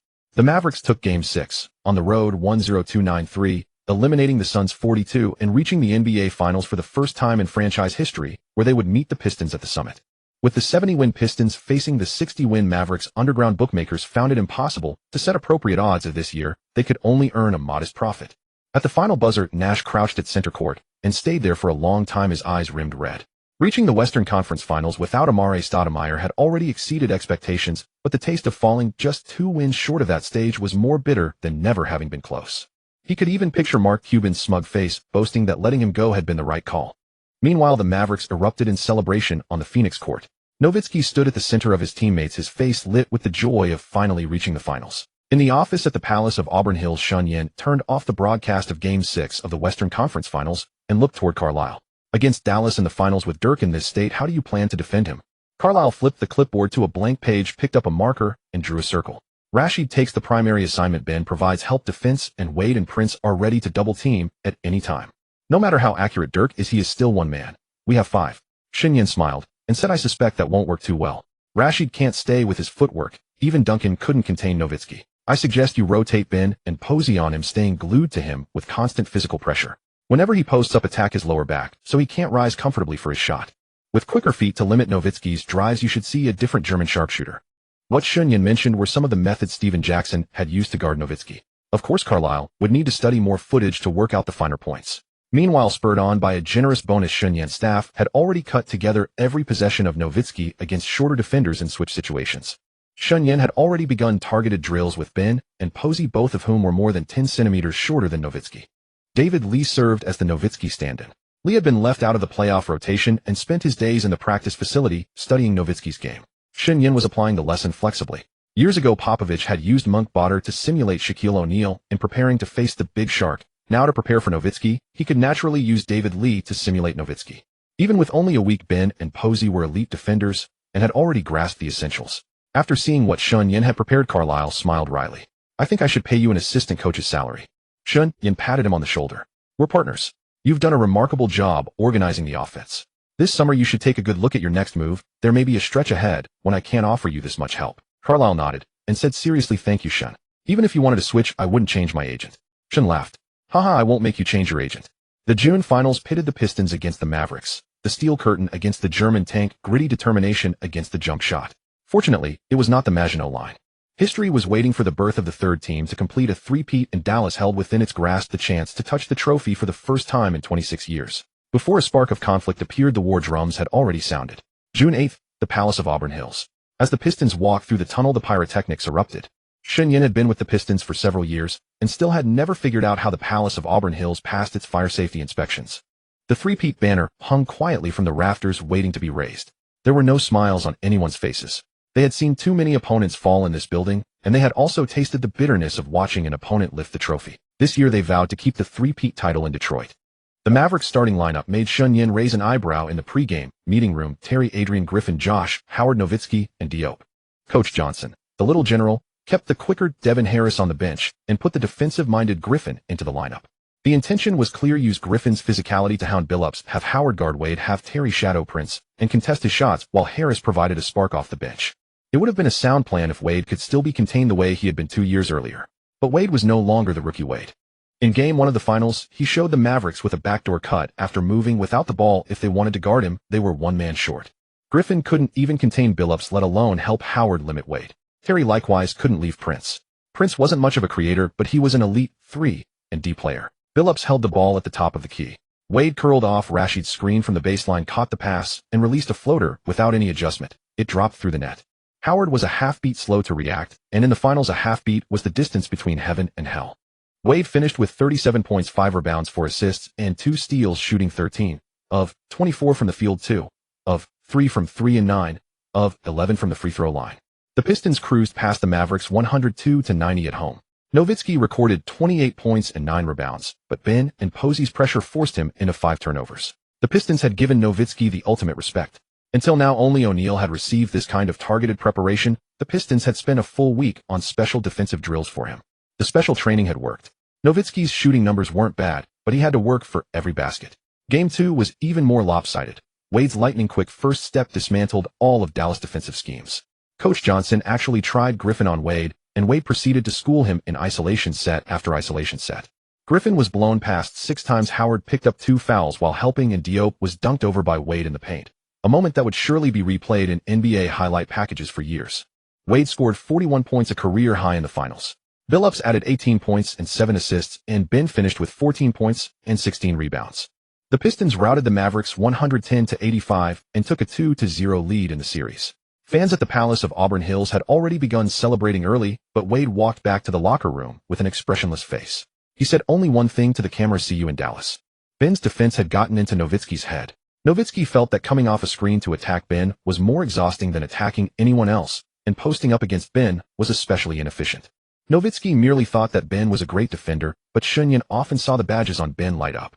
Every time Ben swatted a shot, the Pistons became even more electrified. In those 2 home games, Wade had essentially displayed every move in his bag. No matter who Dallas used to defend him, no one could stop him from attacking the rim and finishing. Nowitzki became frustrated. He couldn't get through on offense, and he couldn't stop Wade on defense. Once when Wade drove by him, Nowitzki had no answer and simply pushed him to the floor. The Mavericks had no choice. Either Wade went by them as if they were cones, scored with ease, or worst of all, converted the basket and drew a foul for an and-one. Wade's 88 strength rating seemed far below Ben's 99, but it was still comparable to some lean centers. On Dallas, only Howard could both keep up with Wade's speed and come close to matching his strength. Howard, however, was playing through injury. He had been hurt in an earlier series and was competing in pain. Wade, meanwhile, had a healthy meniscus compared with the original timeline, which made his life even easier. If the margin hadn't grown so large, Wade could have produced a Jordan-esque 50-point game. Last season, Wade had helped the team with his defense. This season, he was helping with his offense. Nowitzki's 3-point percentage dropped by 12 percentage points. In the closing stretch, he was essentially locked down by Ben, shooting under 20% in the final 2 minutes. Against the Spurs and the Suns, the German superstar had dominated, but in front of Ben, he became what Detroit fans called a softie. After losing 2 straight games, little General Johnson lost his confidence. In Game 3 at the American Airlines Center, he promoted Harris to the starting lineup in place of Griffin. Changing the lineup on the fly in the finals could only mean he was either extremely confident or completely out of options. The adjustment seemed to pay off immediately. Harris's speed tore open the Pistons' perimeter defense, and Terry's breakout finally arrived in this game, conveniently masking the flaws. Terry finished 12 of 23 from the field and 5 of 9 from 3, pouring in 32 points and adding 5 assists. Every jump shot was like a knife slipping through the seams of the Pistons' zone defense. You could call Terry a streaky shooter, or say his defense was lacking, or even claim he creepily slept in his opponent's shorts the night before every game. But when Terry caught fire, he was truly unstoppable. Nowitzki steadily contributed 26 points and 10 rebounds, and the Mavericks pulled one back with a 108-101 home win. As the final buzzer sounded, the Dallas fans roared deafeningly as if they could already see hope of a Game 7. But Wade refused to give the Mavericks another chance to win. On the night before Game 4, Carlisle called Wade into the film room, where the screen repeatedly played Harris's driving lanes from Game 3. "He's a starter now, but guarding him won't be a problem. He's just fast. His finishing ability is actually average. Your role is on offense. I want you to attack Harris on every possession and wear him down. Wade nodded. The next day at the American Airlines Center, Wade tore Harris's defense to shreds. Harris was fast, but lacked physical strength. Wade used his overwhelming body to bully into the paint and hit a fadeaway jumper. He powered through a pick and roll for a layup, sending Harris stumbling backward, and in a fast break, he used a Euro step to blow past Harris and threw down a poster dunk over Nowitzki, who had rotated over to help. Wade finished with 33 points, 8 rebounds, and 7 assists, attacking every Dallas backcourt player in turn. The Pistons won 103-91 on the road, taking a 3-1 series lead and seizing the series point. Game 5 was still in Dallas, and the Mavericks had no more lineup changes left. They had played all their cards. They gave Dampier more minutes against Ben Wallace, only for Big Ben to grab a season-high 19 rebounds. They let Stackhouse attack with the ball, but he was locked down by Wade and Prince to 1 of 8 shooting. They had Van Horn stretch the floor, but McDyess guarded him so tightly that he attempted only 2 shots all game. Wade's eruption in Game 5 was devastating. He exploded for 44.6 rebounds, 5 assists, and 2 steals with every drive, like a full-speed train plowing through the Mavericks defense. With 4:16 remaining in the fourth quarter, Wade caught the ball on the right wing at 45 degrees. He shook Howard with a crossover to create a half-step of space and drilled a pull-up 3. The moment the shot dropped, the Pistons led by 20. The camera cut to Gary Payton on the sideline. The glove covered his face with both hands, his shoulders trembling violently. At 38, he had played 16 seasons, changed teams 5 times, and lost 2 finals. All the regrets, all the close calls, all the what-ifs of his career were washed away in that moment. For a moment, he regretted not having asked Barkley about this feeling. The final buzzer sounded 112-85, a dominant Pistons victory over the Mavericks. The series ended 4-1, completing a three-peat. Wade averaged 36.6 rebounds, 6 assists, 1 steal, and 1 block, undisputedly winning his second consecutive Finals MVP. As he received the trophy from Stern, the small group of Pistons fans who had traveled to Dallas chanted FMVP. Wade held up 2 trophies, waved to the sparse Pistons fans, then turned and motioned Payton over, pressing the championship trophy into the glove's hands. Payton clutched the trophy, crying like a child who had just received a Christmas gift. In the post-game interview, he choked up and said, "I chased this for 16 years. I thought I would never get it. Thank you, Detroit. Thank you, everyone." Bill Davidson was as delighted as a child in his luxury box. He had waited so long for this three-peat. The only regret was that in 3 years the Pistons had never clinched a title at home. The first was in Los Angeles, the second in San Antonio, and this time they again won the clincher in Dallas. Holding a champagne glass, Davidson shook his head with a smile. "While the championship is real, that's what matters." He did not go down to accept the trophy ceremony. Even coming to the arena today, he had to be accompanied by his doctor. In the locker room, a champagne rain sprayed everywhere. Ben Wallace sat in a corner, taking off his wristbands, folding them neatly, and putting them into his backpack. Prince was embracing Rashid, patting him on the back and whispering, "Thank you for taking care of me these past 3 years." Rashid rubbed his head. Having played in the league for so many years, he knew the Pistons definitely could not afford to give both Ben and Prince high salary extensions at the same time. If only Paul Allen had this kind of foresight, the Blazers would have had no trouble prospering. With champagne bubbles all over his hair, Carlisle looked at his players, deeply reluctant to leave. But leaving the Pistons to pursue a big contract was necessary. They all knew this was the last dance. The price of a three-peat was that the dynasty's core was about to dissolve. Big Ben's contract had expired, and the salary cap could no longer hold his max deal. Prince was heading to another team for a lucrative offer. Carlisle had received many head coaching offers. The Pistons' three-peat was the ceiling, but no one was sad. They had burned together for 4 years, blazing a trail to 3 trophies and forging the most glorious era in Detroit basketball history. Wade was the last to leave the locker room. Holding the Finals MVP trophy, he walked down the tunnel. At the end of the hallway, Shen Yan leaned against the wall waiting for him. The two exchanged a glance. Shen Yan smiled. "You've won 3 straight. Are you ready to lie low for a few years and refine your skills?" Wade glanced at the trophy in his hands and said softly, "I don't know. But today let's celebrate first. I'll follow your arrangement later, brother Shen." Shen Yan patted him on the shoulder and walked away. Wade had not let him down. Together with the Finals MVP, he gained 3 attribute points in total. Bill Davidson thanked Shen Yan once more, saying he planned to spread word in the market that summer about selling the Pistons. His health was failing fast, and none of his family members were interested in basketball. Rather than wait until he died and his family, who knew nothing about basketball, sold the team at a bargain, he might as well sell it now himself. Shen Yan wished him a good price. Because of the 2008 financial crisis, times were tough for everyone, and there might not be many people with enough cash to buy a team. If the Pistons could truly be sold before next season, it might be a good thing, making it easier for Shen Yan's future plans. The people of Detroit did not realize that the Pistons' 5 Tigers were about to be dismantled. They believed the starting 5 would keep winning forever. The media were not so naive. After the various victory parades in Detroit, they eagerly released news Ben Wallace was being pursued with a max contract by the Bulls because the Pistons were only willing to offer the mid-level exception, not a max deal. Pistons fans clutched their heads in disbelief on the spot. Then the Hornets pursued Prince with a 5-year, $50 million offer, and were still open to negotiation, which truly blew up Detroit. Dumars likewise did not offer Prince a max contract, only 5 years and $48 million. No one expected that right after winning a three-peat the Pistons were about to dismantle 2 starters. Shen Yan gave the Pistons no more draft advice, leaving them to make their own choices. This year Ben Wallace, Dwyane Wade, and Gary Payton, the 3 bonded players, won the championship together. All 5 slots of Shen Yan's bonded players were activated, and he gained 2 extra slots. According to the system's reward description, he could draw 2 black technologies. Shen Yan drew 2 black technologies, and as it turned out, they were interconnected. The system notified the host has complete control over a constellation of 288 invisible low Earth orbit satellites, forming a space-based system with no blind spots anywhere on the globe. Black Technology 1 build an independent cloud-based super website that requires no ground servers, supports concurrent access from tens of billions of devices, and can accurately identify plagiarism, data fabrication, and experimental tampering in papers worldwide, fully open to the entire network. The system's permissions are tiered. Ordinary users can only pay to verify academic authenticity. The host exclusively enjoys deep-level information retrieval on cutting-edge technology and cannot be blocked, hacked, or traced. Once a month, whenever the host needs it, the website can instantly appear on all network devices across the globe. Black Technology 2 The satellites are equipped with high-resolution Earth observation reconnaissance modules, enabling full coverage monitoring of the Earth's surface. They can retrieve 1 month of imagery, track trajectories, and provide evidence for solving cases, offering key leads for major criminal investigations. The equipment strictly adheres to its boundaries. It does not see through buildings, nor does it pry into private lives.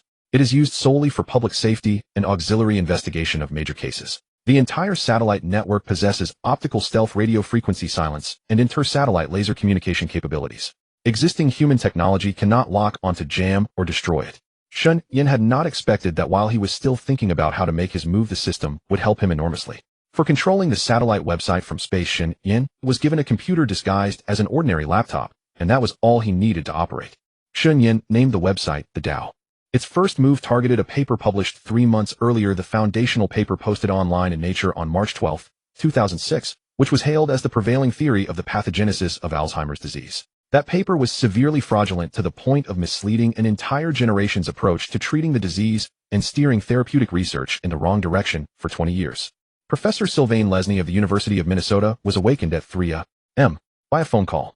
On the other end was the editor-in-chief of Nature, his voice carrying a rare note of anger. "Sylvain, you'd better open a website called the Dao right now." He saw his raw data reconstructed in reverse, saw the pixel-level discontinuities at the edges of the spliced bands. All his fabricated data and images had been completely exposed. He saw his raw data reconstructed in reverse, saw the pixel-level discontinuities at the edges of the spliced bands. All his fabricated data and images had been completely exposed. His coffee cup slipped from his hand and left a dark brown stain on the carpet. "This is impossible. This absolutely cannot be. They didn't enter my lab. They didn't hack my computer. These data. Only I knew about these data." At the bottom of the Dao's page, there was no comment section and no like button, only an icy declaration: "All verification paths in this report are reproducible." Any research institution on the entire blue star equipped with basic protein electrophoresis equipment can independently re-verify the issues described in this report within 72 hours. For the re-verification steps, see Appendix B. Over the next 72 hours, the global neuroscience community experienced the largest collective sleeplessness since World War II. Many laboratories set aside all their ongoing work and reran Lesnie's experiments following the steps provided on the Dao website. The results were exactly the same, all fabricated. 3 days after the Dao website posted, Professor Lesnie read a signed statement at a press conference at the University of Minnesota. His tie was crooked, his hair looked as though it had not been washed for 3 days, and the fingerprints on his glasses blurred the camera lights. He admitted to systematic manipulation of the core data of the paper and to subjectively exaggerating the pathogenicity of A-beta 56. When reporters pressed him as to who had discovered all this, Lesnie raised his bloodshot eyes, his voice dry as sandpaper. "I don't know. That website. It has no trace whatsoever. I sought out the best cybersecurity teams in the world, and they said those data seemed to have grown out of thin air. No servers, no IP addresses, no logs. They said that thing is not on Blue Star. It does not exist on any known root server." After he said that, the academic world globally fell silent on social media for a full 4 hours. The Dao website rose to fame in a single stroke.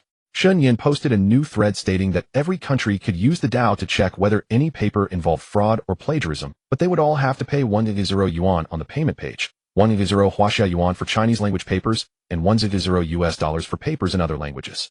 The money received by the Dow website was not subject to any country's oversight, and Shen Yan could spend it however he pleased. He intended to use it solely for disaster relief in Huaxia, setting up professional rescue teams that brought their own supplies.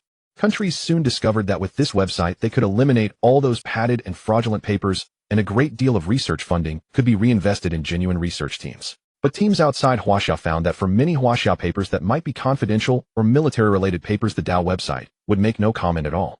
No one could tell whether Huaxia was committing fraud. As for the bald eagle, the strongest power on Blue Star, many of its papers were directly exposed as fraudulent on the Dow. Many people believe that this website was created by Huaxia. Yet soon someone discovered that the papers of the island nation were just the same. This was deliberate on Shen Yan's part. In 2006, Huaxia was not yet strong enough to withstand the entire Blue Star. But the island nation had long cultivated an image of leading the entire Blue Star in high-end technology. Many people came to believe that the Dow website was actually their creation, deliberately targeting both Huaxia and the bald eagle to make the two giants clash and allow the island nation to profit from the middle. Even though the island nation kept explaining, no one believed them. It suffered heavy blows from the bald eagle and was about to lose another decade. Every day, the Dow website issued an anti-fraud report covering papers and news from the bald eagle to Huaxia. However, Huaxia's debunking was more reflected in news and articles, which only further strengthened the impression that the island nation was targeting Huaxia. With the emergence of the Dow, Shen Yan immediately saw how to make his next move. 20 elite scouts had been following Mago and had gathered much information. Mago had already begun to act, making connections for Yao Ming's team. Their actions were extremely malicious. Even Shen Yan had to admit that when it came to underhanded schemes, those people were truly unsurpassed. Shen Yan chose not to warn anyone, as saying it now would produce only a limited effect. It would be far more interesting once the matter gained momentum. Moreover, he was now in Los Angeles. After talking with Jerry Buss, he was taken by Jeannie Buss to meet Mitch Kupchak. The Lakers' era might arrive ahead of time because of Shen Yan. When Shen Yan laid eyes on the Lakers roster, a wave of dizziness washed over him. Of all the players acquired in the O'Neal trade, only Ron Artest remained with the Lakers. Crozier was traded for Kwame Brown, whom the Bulls had given up on, and the two salaries matched perfectly. Jonathan Bender's contract had expired after last season, and no team was willing to sign him.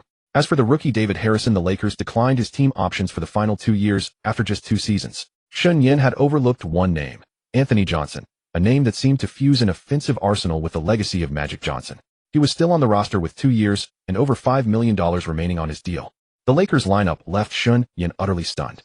Those confirmed for the upcoming season included Kobe, Kwame Brown, Artest Mim, Aaron McKee, Bynum, Brian Cook, Luke Walton, Vujacic, Smush Parker, and Turieff. And once again he nearly forgot Anthony Johnson. Truthfully, Devine George was the only meaningful absence from the previous rotation, and this roster could still battle its way into the playoffs, a testament to the power of the triangle offense. Among them, the only ones Shen Yan truly valued were Kobe and Artest. He felt that Walton's playmaking, Vujacic's free throw shooting, and Turieff's imposing presence were passable assets. As for Bynum, he would still need a year or two before reaching his prime. Anthony Johnson could serve as a backup, though just barely. Kupchak, for his part, had not treated anyone with such courtesy in a long while.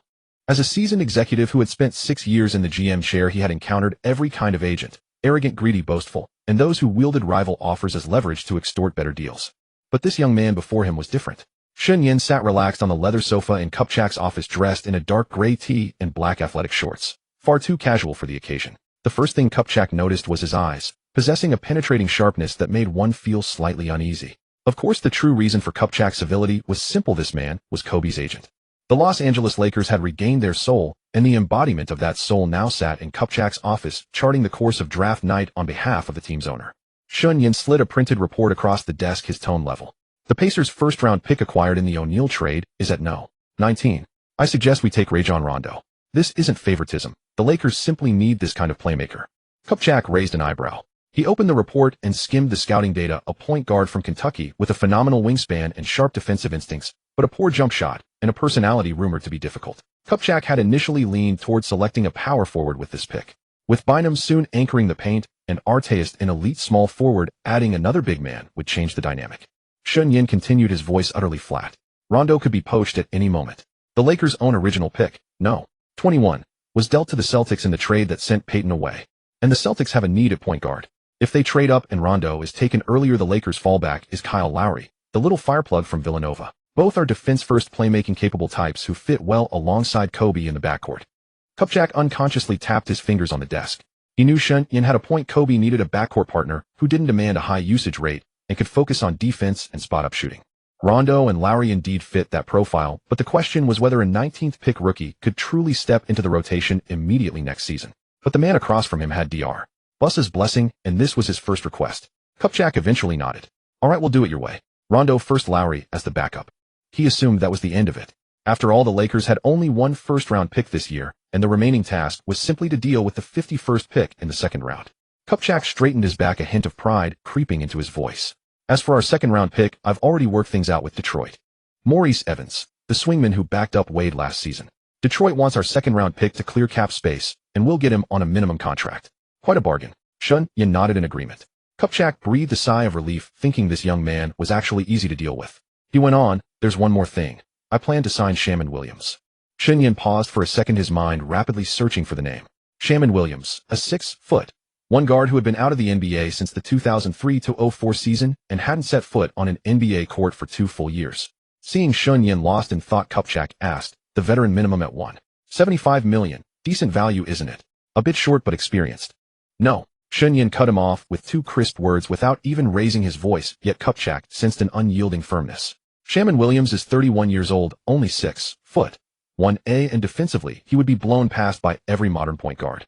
$1.75 million is indeed the minimum, but spending it on someone who can't even hold down the end of the bench is a waste.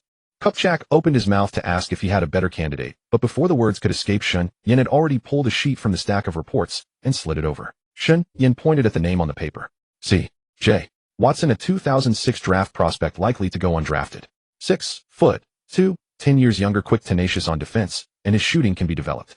If he goes undrafted, sign him to a summer league contract. If he performs, give him a 2-way deal. If not, we lose nothing. He's several times better than Shammond Williams. Kupchak stared at the name for a while, admitting he had no recollection of Watson whatsoever.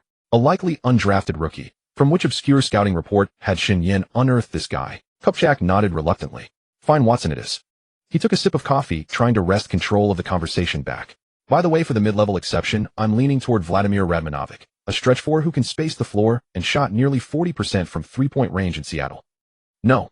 Kupchak's hand froze in midair. Having just been overruled once, he was now overruled again. Shen Yan's tone remained calm, but beneath that calm Kupchak detected an unnerving stubbornness. Radmanovic has a problem. He likes to ski. There's a clause in NBA contracts prohibiting high-risk activities, but he can't restrain himself.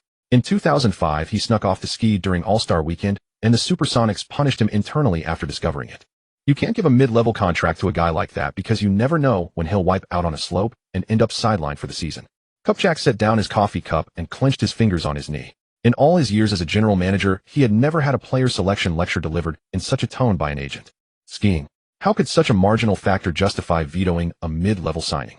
But he couldn't argue because every word Shen Yan said was true. At worst, a skiing accident would draw a fine, but the team would lose an entire season. The air in the office fell silent for a few seconds. Shen Yan asked Kupchak why the Lakers didn't pursue Ben Wallace. Kupchak actually said, Big Ben doesn't fit Los Angeles. Needs a top-tier center, not a blue-collar player. Shen Yan was speechless. Kupchak went on to say the Lakers were going all out for Peja. Shen Yan simply shook his head. A shooter like that would be of little use to the Lakers. It would waste salary cap space. Shen Yan then asked why the Lakers hadn't inquired about Prince.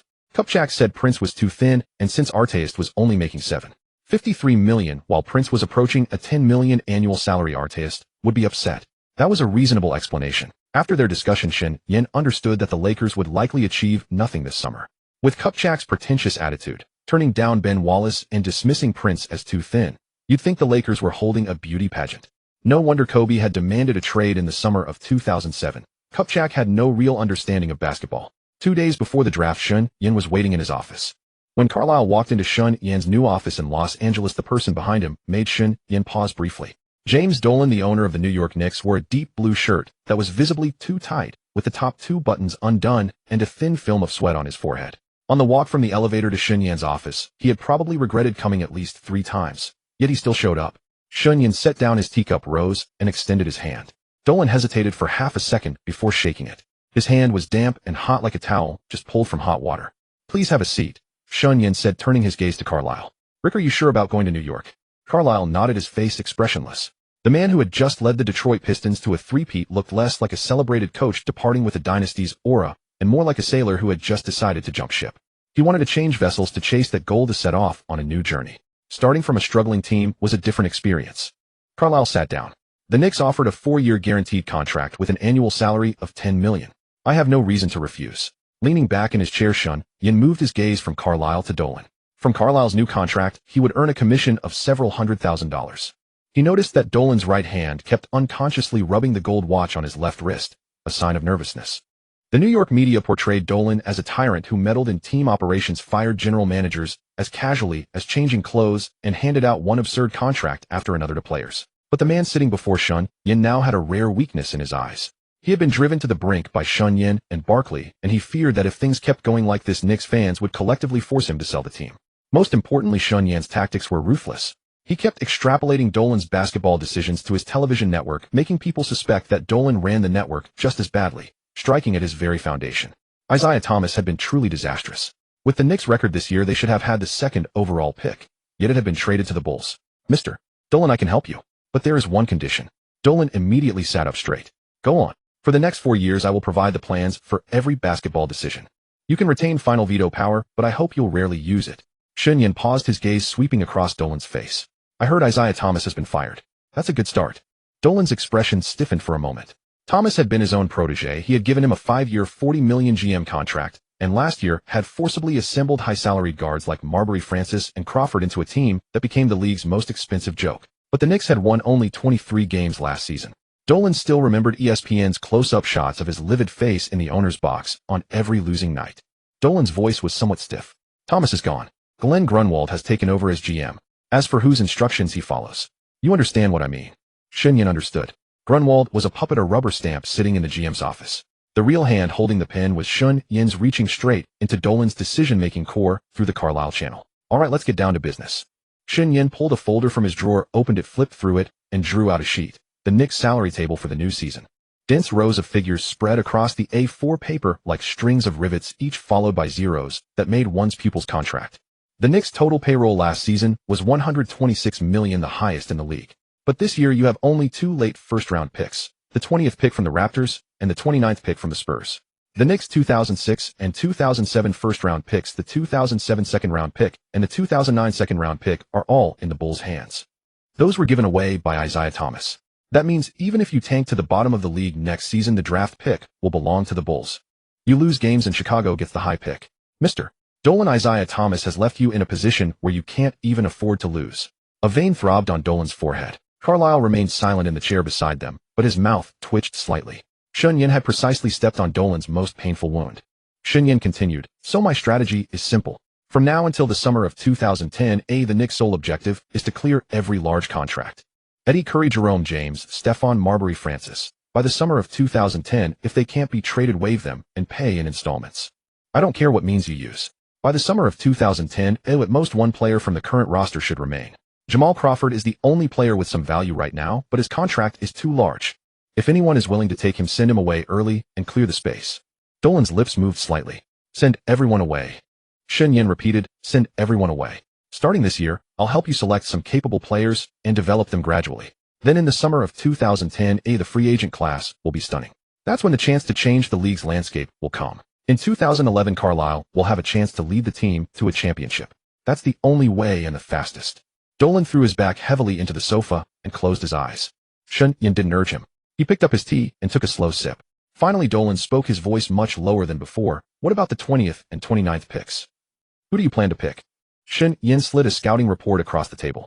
With the 20th pick, the Knicks should select Kyle Lowry, a point guard from Villanova. He stands 6 feet tall with a stocky build, tenacious defense, and good passing vision. But his shooting is poor, and he's prone to losing his head. He needs a lot of time to develop. Work on his ball handling, his three-point shot, and his playmaking.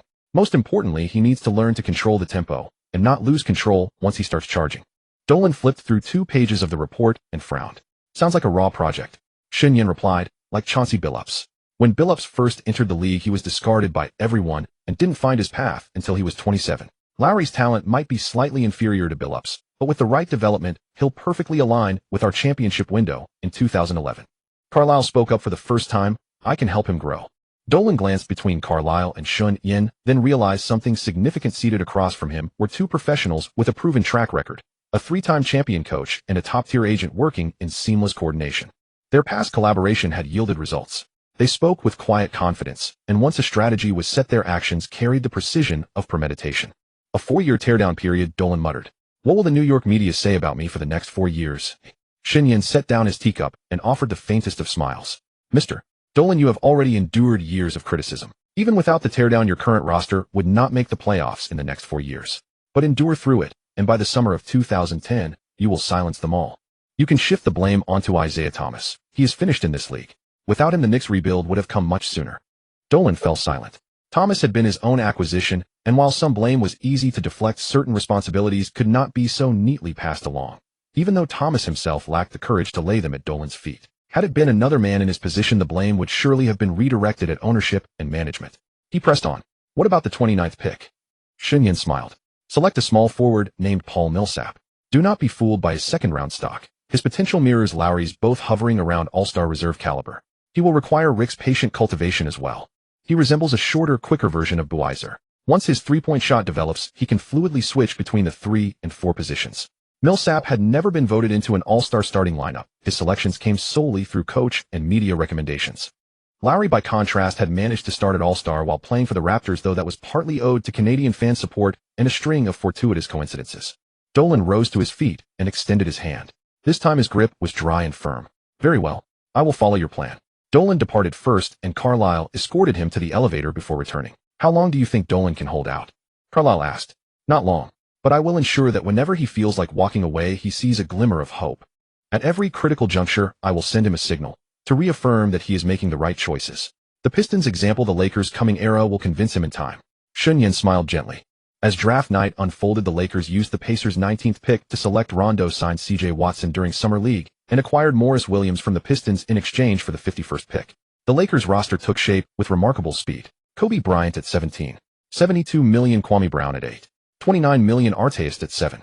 $53 million. These formed the starting wings and forwards for the upcoming season. Artest initially had no concept of the triangle offense, but after Kobe walked him through it, he grasped the principle: defend, aggressively force turnovers, and deliver to Kobe. Find Kobe's positioning upon securing the ball, and when left completely open, shoot without hesitation. Rodman, you truly understand the triangle offense. Chris Mim at 4. $21 million. A burden contract sidelined for the season with injury. Anthony Johnson at 2. $64 million. A veteran backup guard. Ronnie Turiaf at 2. $50 million. A troubled contract cut by the Sixers 2 years prior before joining the Lakers on a 2-year $5 million deal, largely ineffective since. Andrew Bynum at 2. $3 million. If he developed as expected, he could eclipse Brown as the starting center this season. Brian Cook at 1. $82 million. Final year of his rookie deal, filling a genuine need at power forward due to lack of depth. Morris Evans at 1. $62 million. A second-round pick acquisition on a minimum contract brought in as Kobe's backup. Luke Walton at 1. $38 million.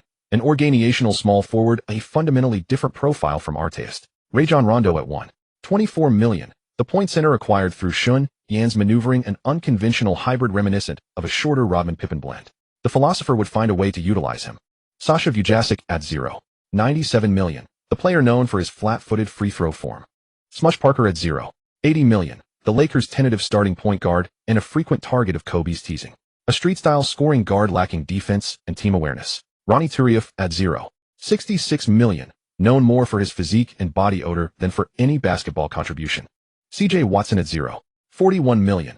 A steal for the Lakers, this guard who had hoped to chase riches in Europe, now deeply grateful. His scoring and ball hawking were solid. His deficiencies lay in finishing at the rim and playmaking. Yet with Kobe on the floor, the Lakers had no need for Watson to drive and score or dish off. Watson's role was simple: bring the ball up the floor and prepare to catch and shoot.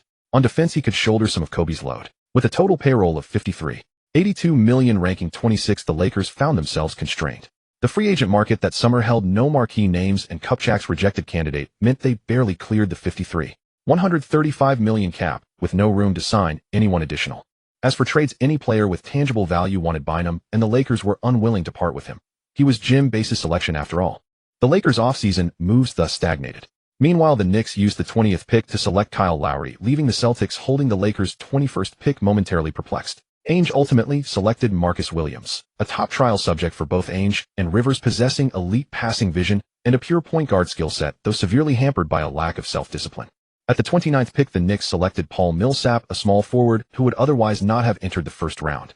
Dwyane had briefly considered swapping the 29th pick for 2 earlier second-round selections, but realized that if second-round prospects developed, which typically required 2 to 3 seasons, They would demand large contracts sooner, whereas first-round picks earned big deals after 4 years. He abandoned the idea. The Trailblazers had been the most aggressive traders in the 2006 draft, successfully acquiring Aldridge and Brandon Roy through bold maneuvering.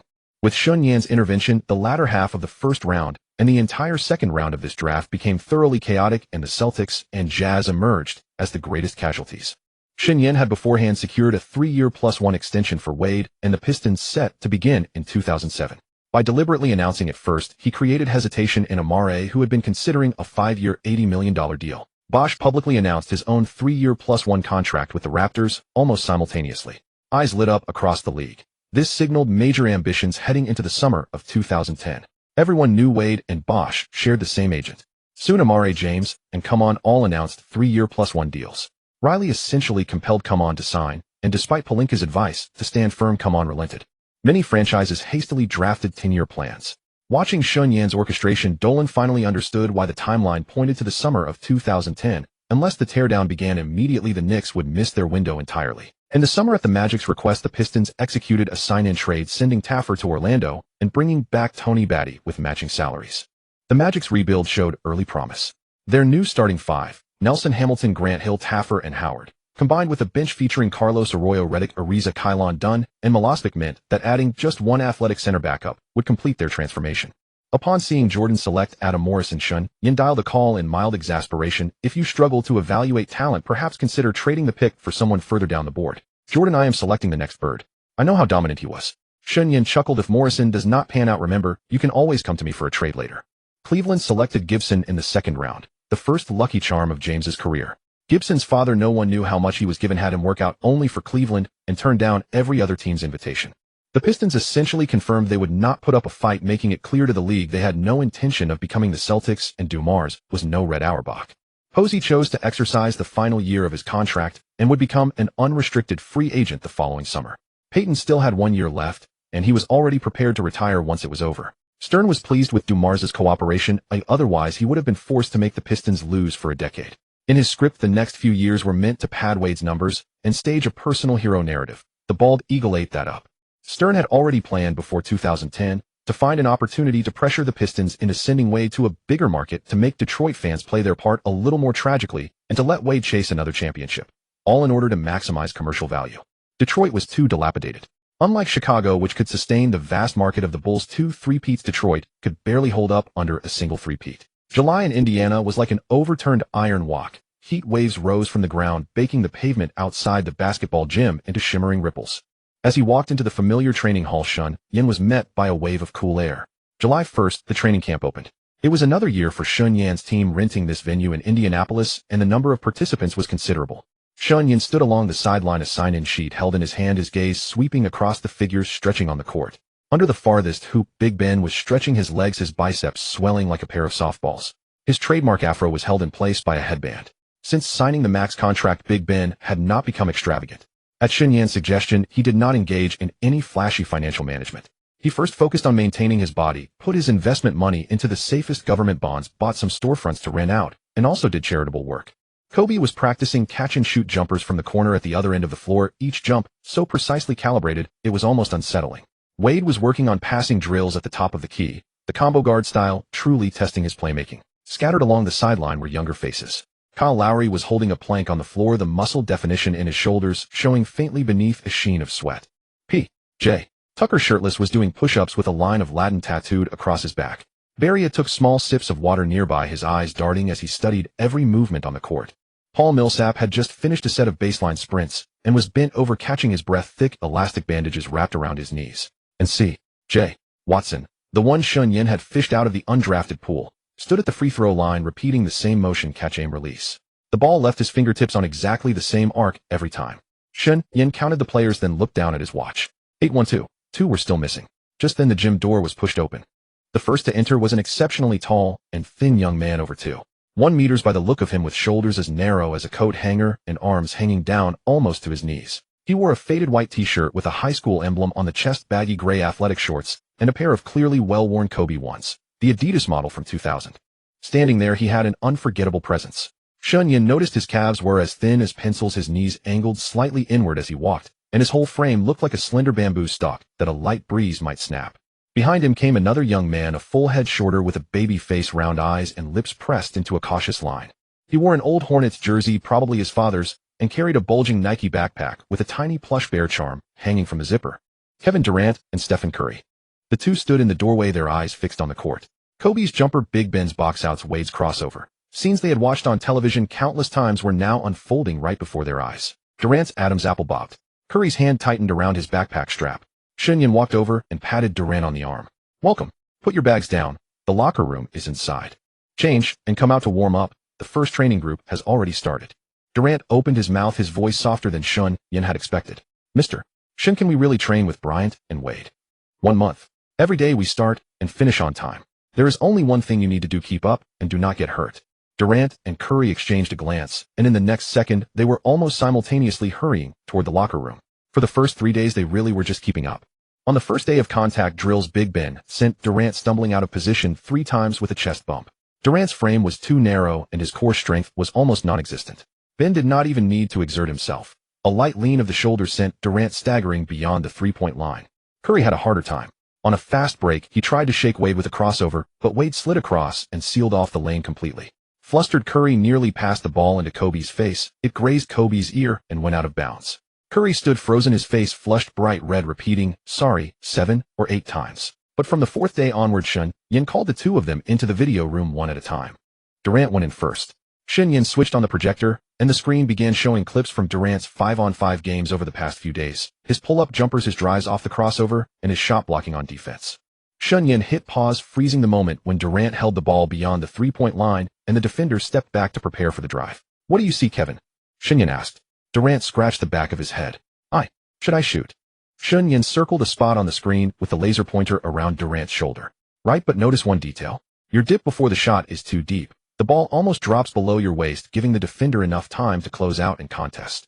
Starting tomorrow, adjust your catch-and-ready position. The instant you catch the ball, keep it above your chest and go straight up. With your height and wingspan, very few people in the world can block your pull-up jumper. So you do not need to dip and gather. You are the shooter in basketball history who least needs to gather." Durant's eyes lit up. Shen Yan brought up the next clip, a compilation of Durant being beaten off the dribble. "Now for defense, your lateral movement is not slow, but because your center of gravity is too high and your stride is too long, you can easily be thrown off balance by a Euro step. Lower your hips 2 inches and shorten your stride by half. You do not need to get there in 1 step. Your wingspan allows you to give up half a step and still contest the shot. Remember, defend the drive with your feet, defend the shot with your arms. You have both. You just have not learned how to use them yet." Durant nodded firmly, his knees unconsciously bending as he tried to lower his center of gravity. "Finally, you need to build strength, but focus on your core. Raise your overall strength as a whole. Do not obsess over packing on muscle, and preserve your ability to attack off the dribble." Durant agreed wholeheartedly. It was what his coach, who had been let go last year, used to say. He was a born scorer, not a low-post player. Then it was Curry's turn. Shen Yan was not playing game footage for Curry, but a 3-point shooting drill video. "Steven, do you know why you can make so many threes?" Shen Yan slowed the video down and froze it at the wrist angle at the moment of Curry's release. Curry nodded and shared many training tips. Shen Yan nodded in agreement. "Your release point is in front of your forehead, lower than traditional shooters, which is why you get the ball off extremely fast. That's an advantage, don't change it. But there's one issue." Shen Yan switched to another clip footage of Curry being pushed off balance by defenders and forced into difficult shots. "You're too light. Early in your first college year, you'll struggle because defenders will body you out of the offensive zone. These past few days when you and Kevin were on opposite sides in those NBA 5v5 scrimmages, they never gave you easy looks. They used physicality to lower your shooting percentage. But I still don't recommend blindly gaining weight. Your quickness is your bread and butter. If you get slower, it's all over." Curry looked at the screen seriously. "Then what should I do?" "2 things. First, develop your release speed in pick-and-roll situations. Don't hold the ball for more than 2 seconds, get rid of it quickly, and move quickly. Your archetype isn't a pure point guard. It's a shooter plus a secondary ball handler. Second, in off-ball movement, learn to use screens. Don't run in straight lines or run curves using your teammate's shoulder to shield the defender chasing you. You don't need to get bulkier, you just need to become harder to catch. Sustained endurance will be the most important part of your training. I'll give you Richard Hamilton's number. You can ask him for some tips on running." Even though Hamilton was traded away, he didn't burn bridges with the Pistons, they still keep in touch. And since Wade switched to Jordan this summer, he and Hamilton, who endorses Jordan, are practically family. Wade's shoe contract was publicized as $100 million over 7 years, but it's actually not that high. The fully guaranteed amount is only $70 million. The rest comes from a 2-share of shoe sales, a signature shoe line, and various performance bonuses, bringing the total above $100 million.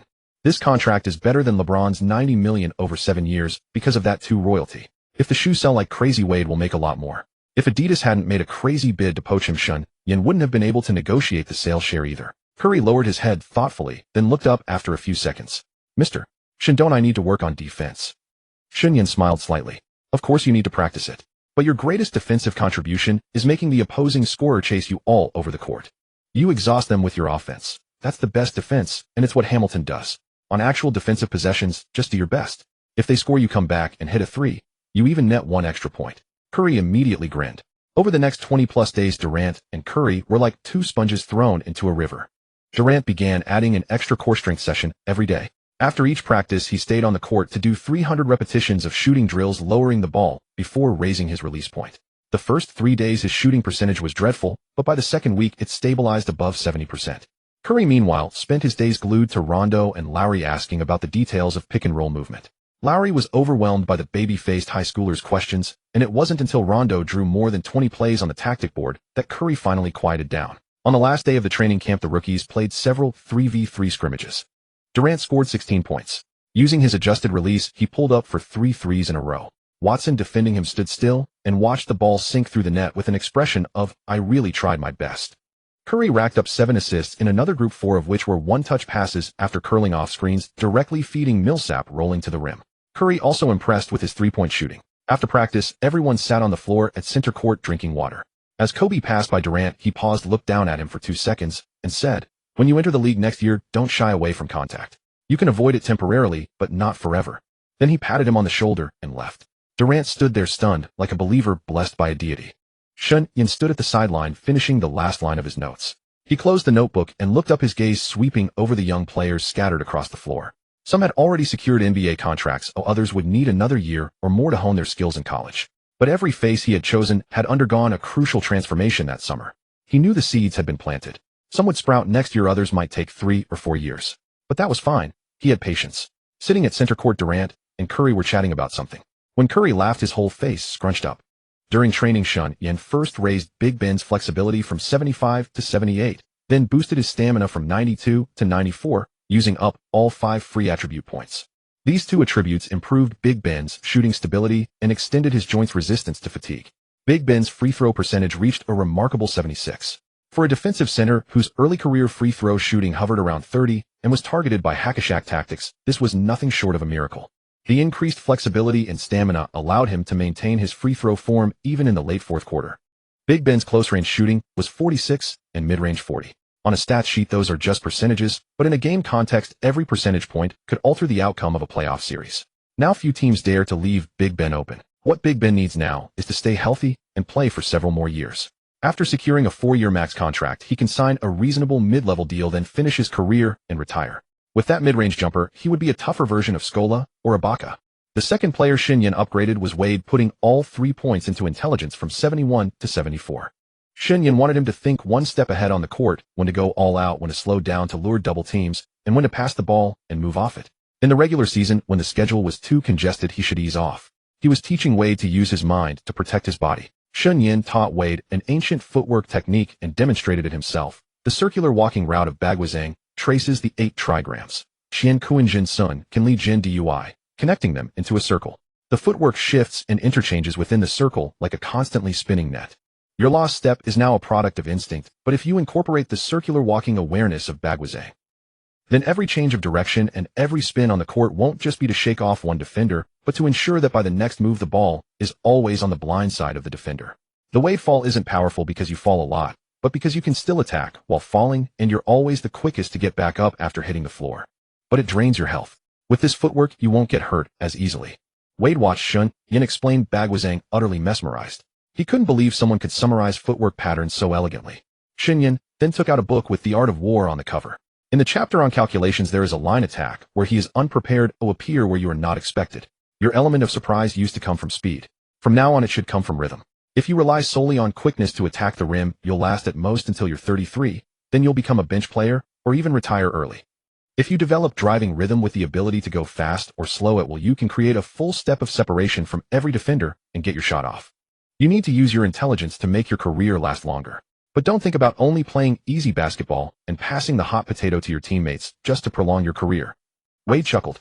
No way. If I can't play at a high level, I'd rather retire early. Wade took the book, flipped 2 pages, then looked up. His eyes gradually shed the fatigue from training and turned serious. I'll read it cover to cover.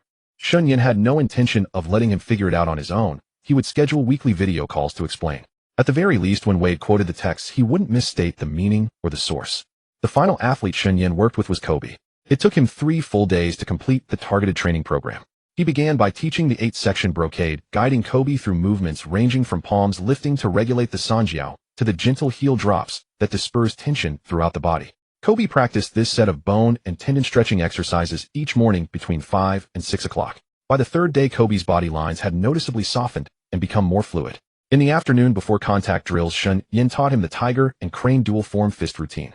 For 15 minutes, they moved through the complete set. The tiger form's powerful rooting force alternating with the crane form's light, shifting footwork. It took Kobe a full week to translate the power mechanics of those 2 fist styles into his basketball movements. His post-up game began to feel rounder and smoother, shifting from forceful drives against resistance to techniques that absorbed and redirected energy. Shen Yan allocated the 3 free attribute points from the system. Kobe's strength rose from 85 to 87 and his intelligence increased from 74 to 75. The effect of the strength increase became immediately apparent during contact practice. During one afternoon's one-on-one session, Kobe and Wade engaged in a low-post battle. Their shoulders met firmly. On previous days, Wade would have pushed Kobe back half a step, but that afternoon Kobe held his ground completely and then smoothly turned past him. Wade paused for a moment, glanced toward Shen Yan, and his expression clearly asked what Kobe had been doing differently. Kobe's strength of 87 now stood close to Wade's 88, achieved without any weight gain. Kobe was deeply pleased and immediately expressed his intention to continue training with Shen Yan the following summer. The single-point increase in intelligence, however, connected to something far more significant. Every evening after dinner, Shen Yan had Kobe read a translated commentary of the Dayadejing chapter by chapter, starting from the passage on highest goodness being like water and progressing toward the principle that great skill appears clumsy. Kobe initially read with a furrowed brow. On the first day, he closed the book and remarked that it seemed to advocate doing nothing. Shen Yan did not argue, simply asking him to continue the next day. On the 10th day, during a training break, Kobe approached Shen Yan voluntarily and shared his understanding. Knowing others is intelligence. Knowing yourself is true wisdom. Conquering others requires force. Conquering yourself requires true strength. Contentment brings riches. Purposeful action demonstrates will. Those who do not lose their foundation endure. Those whose spirit persists beyond physical dissolution achieve genuine longevity. He paused, reflecting, then asked whether it meant that only those who persevere with determination possess true ambition, that those who remain rooted in their principles endure, and that one who lives fully through spirit and principle achieves lasting presence beyond physical form. Shen Yan nodded and replied, I know you've been reading Suanzi's Art of War alongside Wade, but be careful not to confuse the sources. Kobe fell silent for a long moment, then walked to the court and invited Rajon to practice pick-and-roll sequences together. Throughout the entire season, Kobe had exchanged fewer than 30 words with Smush Parker. That day, however, he ran pick-and-roll ball handling drills with Rajon 5 complete times. A more substantial change arrived on the 25th day when Shen Yan activated the never-ending guard badge earned through Kobe's previous All-Star starting appearance. Effect when defending against aggressive opponents: fatigue accumulation decreases by 3%. The following day of training, Kobe applied tight perimeter defense against Watson throughout the entire scrimmage. Watson sat on the bench, breathing heavily, while Kobe merely bent forward to rest his hands on his knees before straightening up effortlessly. He walked over to Shen Yan, sweat dripping from his chin onto the floor, his voice calm and steady. You had me practice tiger and crane forms, train my strength, read the Dayadejing to calm my mind, and perform the 8-section brocade to nourish my bones and tendons. I feel a level stronger than last year. My strength now matches Dwyane's and my mindset has shifted. Previously, I felt newer players held me back, but now I see how they can support me. Shen Yan looked into Kobe's eyes and saw that the fierce edge remained, but beneath it now rested a deeper layer of resilience. This proves your wager as scoring champion was well placed, he said. All of this summer's effort is what you have earned. On the final day of the training camp, the closing ceremony had the entire team sitting in a circle at center court. Kevin Durant and Stephen Curry sat together. Durant's long legs folded carefully, Curry cross-legged like a student in elementary school. After a full month of training alongside NBA players, they had progressed dramatically from the first day, when contact left them stumbling, to now maintaining rhythm through entire quarters of competitive play. Durant's release point had risen higher, and Curry had learned to use screens to create curved off-ball movement. Kobe stood and walked over to Rajon and Watson, placing a hand on each of their shoulders. Let's give it our all this new season. Rajon kept a straight face, though the corners of his mouth turned upward. Watson, who had nearly gone undrafted before Shen Yan brought him into the Lakers' fold, felt an unexpected warmth in his eyes upon hearing Kobe's words. After distributing the 3 editions among them totaling 11 points, the strongest agent system granted Shen Yan 110 free attribute points. Shen Yan returned to his hotel room and applied comprehensive enhancements to himself. His strength rose from 87 to 101, agility from 87 to 101, endurance from 82 to 101, and flexibility from 82 to 101. His intelligence increased from 180 to 208, and his spirit from 111 to 127. Every statistic now exceeded 100. His intelligence surpassing 200 allowed him to perceive his own age directly, 29 years old. Below that appeared another figure, estimated remaining lifespan approximately 122 years. Shen Yan blinked once. This new system ability delivered a quiet certainty. With each heartbeat, you have ample time ahead. Shen Yan gazed at his reflection in the mirror for a moment, then extended his right hand and rested it against the marble edge of the sink. He summoned the ability gained from exceeding 100 in flexibility. Somewhere deep in his awareness a switch shifted, and he watched with his own eyes as his right hand began to transform. His knuckles folded smoothly into his palm, the bones of his hand articulated and reconfigured, his wrist narrowing and shortening as though carved from soft wax.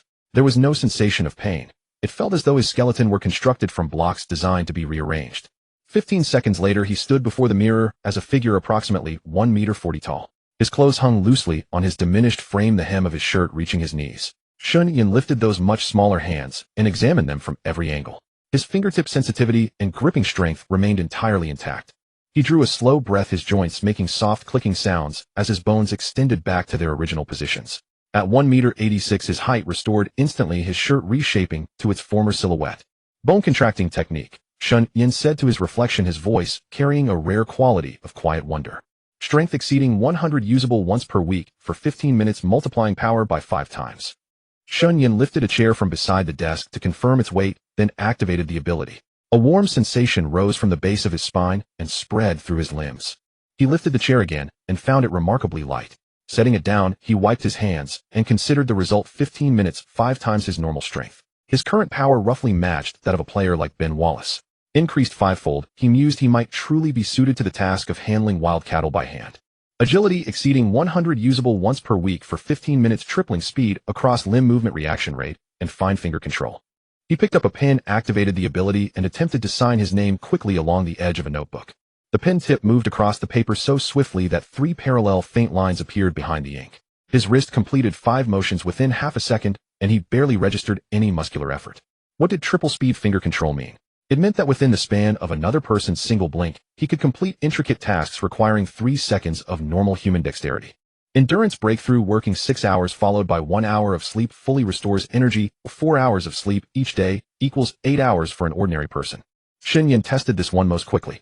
Every day he gained 4 extra productive hours, amounting to 1460 extra hours per year, equivalent to living 2 additional months. With Shen Yan's current intellect, gaining nearly 1500 extra hours would unsettle many. After completing all ability tests, he lay back down on the bed. In China's internet landscape, Shen Yan's online forum caused headaches for numerous websites, especially since internet cafes began implementing real name registration last year. Shen Yan's forum introduced a new feature requiring real name verification for everyone, though only those 18 or older could post, and each post displayed the province of the author. Some individuals attempted to use fake locations to post on the forum, only to find it impossible. Without real name registration or ID cards they could only read. Hackers who dared to attack the forum servers were fiercely traced back. Some were even forced to cut power to stop Shen Yan from compromising their systems. With his current intellect and typing speed, Shen Yan alone could outmatch the top 10 hackers. Those platforms which relied on user counts to attract investor money allowed various self-styled opinion leaders and reactionary voices to flourish. They ignored the content and even deliberately took foreign funds to promote such rubbish. The toxic atmosphere drove more and more ordinary netizens to Shen Yan's forum. When those opinion leaders came to stir up trouble, they were soon refuted to the point of doubting their own beliefs, and many ended up in prison. China also learned from Shen Yan's forum practices and began deliberating real name registration across all websites. One clueless adversary sent several people to the United States to target Shen Yan. While tailing him, they were spotted by Shen Yan's well-paid bodyguards. After being taken into custody, they quickly revealed the mastermind behind the scheme. The United States and China jointly turned the case into a major cross-border investigation, and a website that was about to go public eventually collapsed. Shen Yan did not let it go. He planted a cache of explosive secrets about several major domestic and international internet companies on the man's computer and released them all online at the moment of his arrest. Unsurprisingly, while in custody, that person passed away accidentally during detention. Major internet companies around the world were caught off guard. Shen Yan within his own domain continued to earn traffic and advertising revenue through his forum while promoting basketball and investing heavily in its development.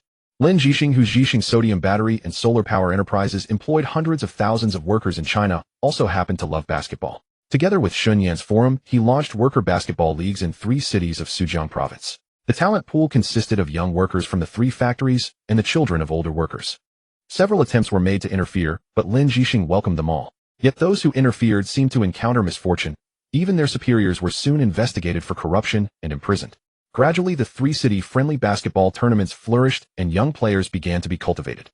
One advantage of this system was that every child was reviewed by a personnel director to ensure good character. Shen Yan also discovered a major bug in the system that would prove useful later. On the evening of August 2nd, he landed at the Modu airport and returned to Sioux City that same night.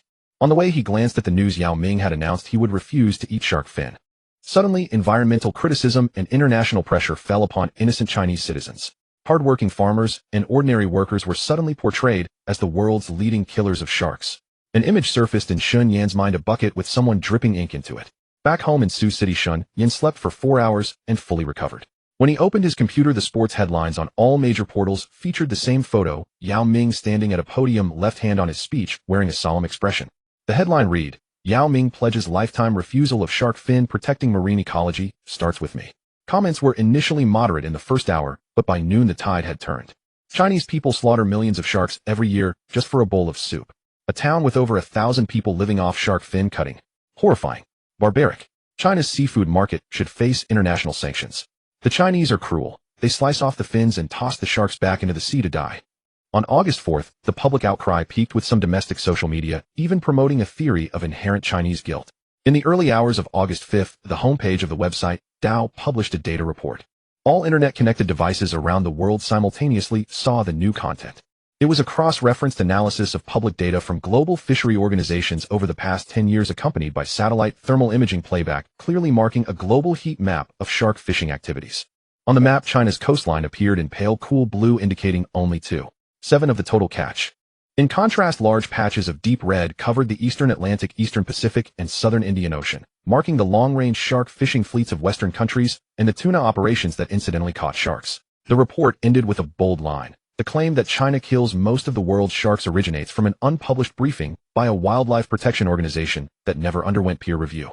The raw data was supplied by a consulting firm registered in Delaware, which received 7 grants from foundations linked to a certain intelligence agency over the past 5 years. Within 40 minutes of publication, the report was translated into dozens of languages and spread simultaneously across global academic, environmental, and sports circles. 8 hours later, an anonymous video was uploaded to an overseas video platform. The video showed a dimly lit hotel meeting room shot from the side. 2 men sat at a table. On the left was the deputy general manager of the Rockets, the team Yao Ming played for. On the right, a man with a blurred face was labeled as belonging to a certain intelligence agency. A document lay open in front of them. The deputy general manager's voice was clear. "I've already done the work on Yao Ming. He will hold a press conference and announce his refusal of shark fin. Then the media will follow up, focusing on the angle of barbaric Chinese." "But I don't understand what you hope to achieve," the deputy said. The intelligence man smiled. "There is a town in southern China where over 1,000 workers depend on processing shark fins for a living. Once this public opinion explodes and the industry collapses, those 1,000+ families will lose their livelihood. Unemployment will lead to unrest, and unrest will create chaos. Even if there is no unrest, the shark fin industry will be forced to move to Southeast Asia. The Chinese are so infuriating. They make money even better than we do. With shark fin processing alone, their net profit exceeded $50 million US last year. We catch 97 of the sharks, yet our total profit is only a little over $300 million. In the future, wealthy Chinese wanting shark fin will have to go abroad, and all that money will be ours. Once those people are abroad, it's much easier, whether through kidnapping or persuasion. It's far more convenient than acting within China. We'll have endless money." What the intelligence man did not say was that he hoped corrupt officials who loved shark fin would be caught while indulging in Southeast Asia, allowing them access to many Chinese secrets. In reality, the intelligence man's side also earned considerably from processed cod liver oil and cosmetics. But their nature was such that earning less felt like a loss. The video was deleted after 40 minutes, but not before amassing over 1 billion views. The Chinese internet erupted in the instant the video vanished, with millions of posts flooding social media, each carrying the same sentiment: outrage. A deputy general manager of a sports club dares to scheme against over 1,000 Chinese families' livelihoods. Shame on him, get out of the NBA. Yao Ming was used as a pawn, backstabbed by his own team. Boycott the NBA. Boycott the Rockets. All of them get out. In April, a certain individual arrived at the Rockets organization to assume the role of vice general manager. By August 2nd, he had persuaded Yao Ming to make remarks that undermined the domestic shark fin processing industry during the lead-up to the Basketball World Championship on the 19th, signaling the beginning of a campaign.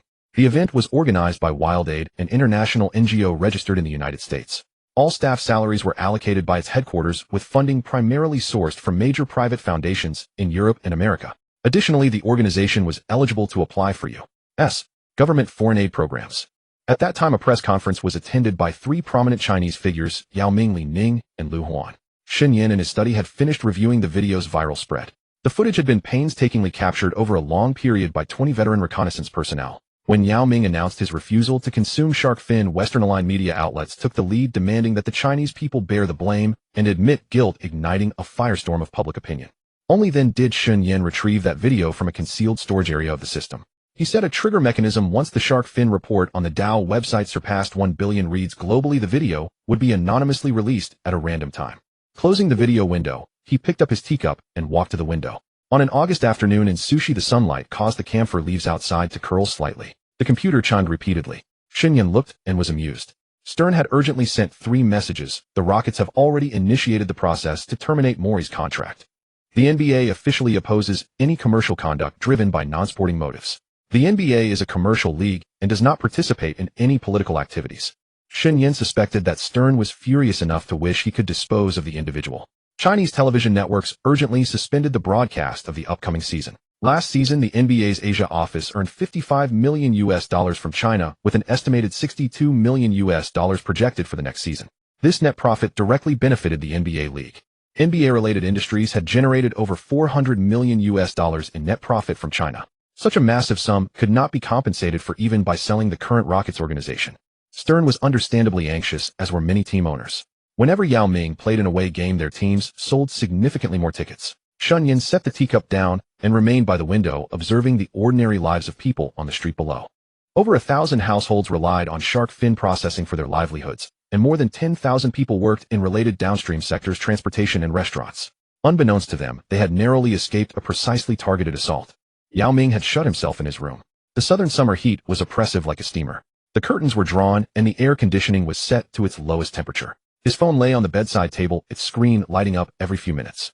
Over 100 missed calls had accumulated, from teammates, sponsors, interview requests from environmental organizations, and numerous messages from members of his management team who had studied abroad. He did not open any of them, only glancing at the text previews. Yao, don't panic.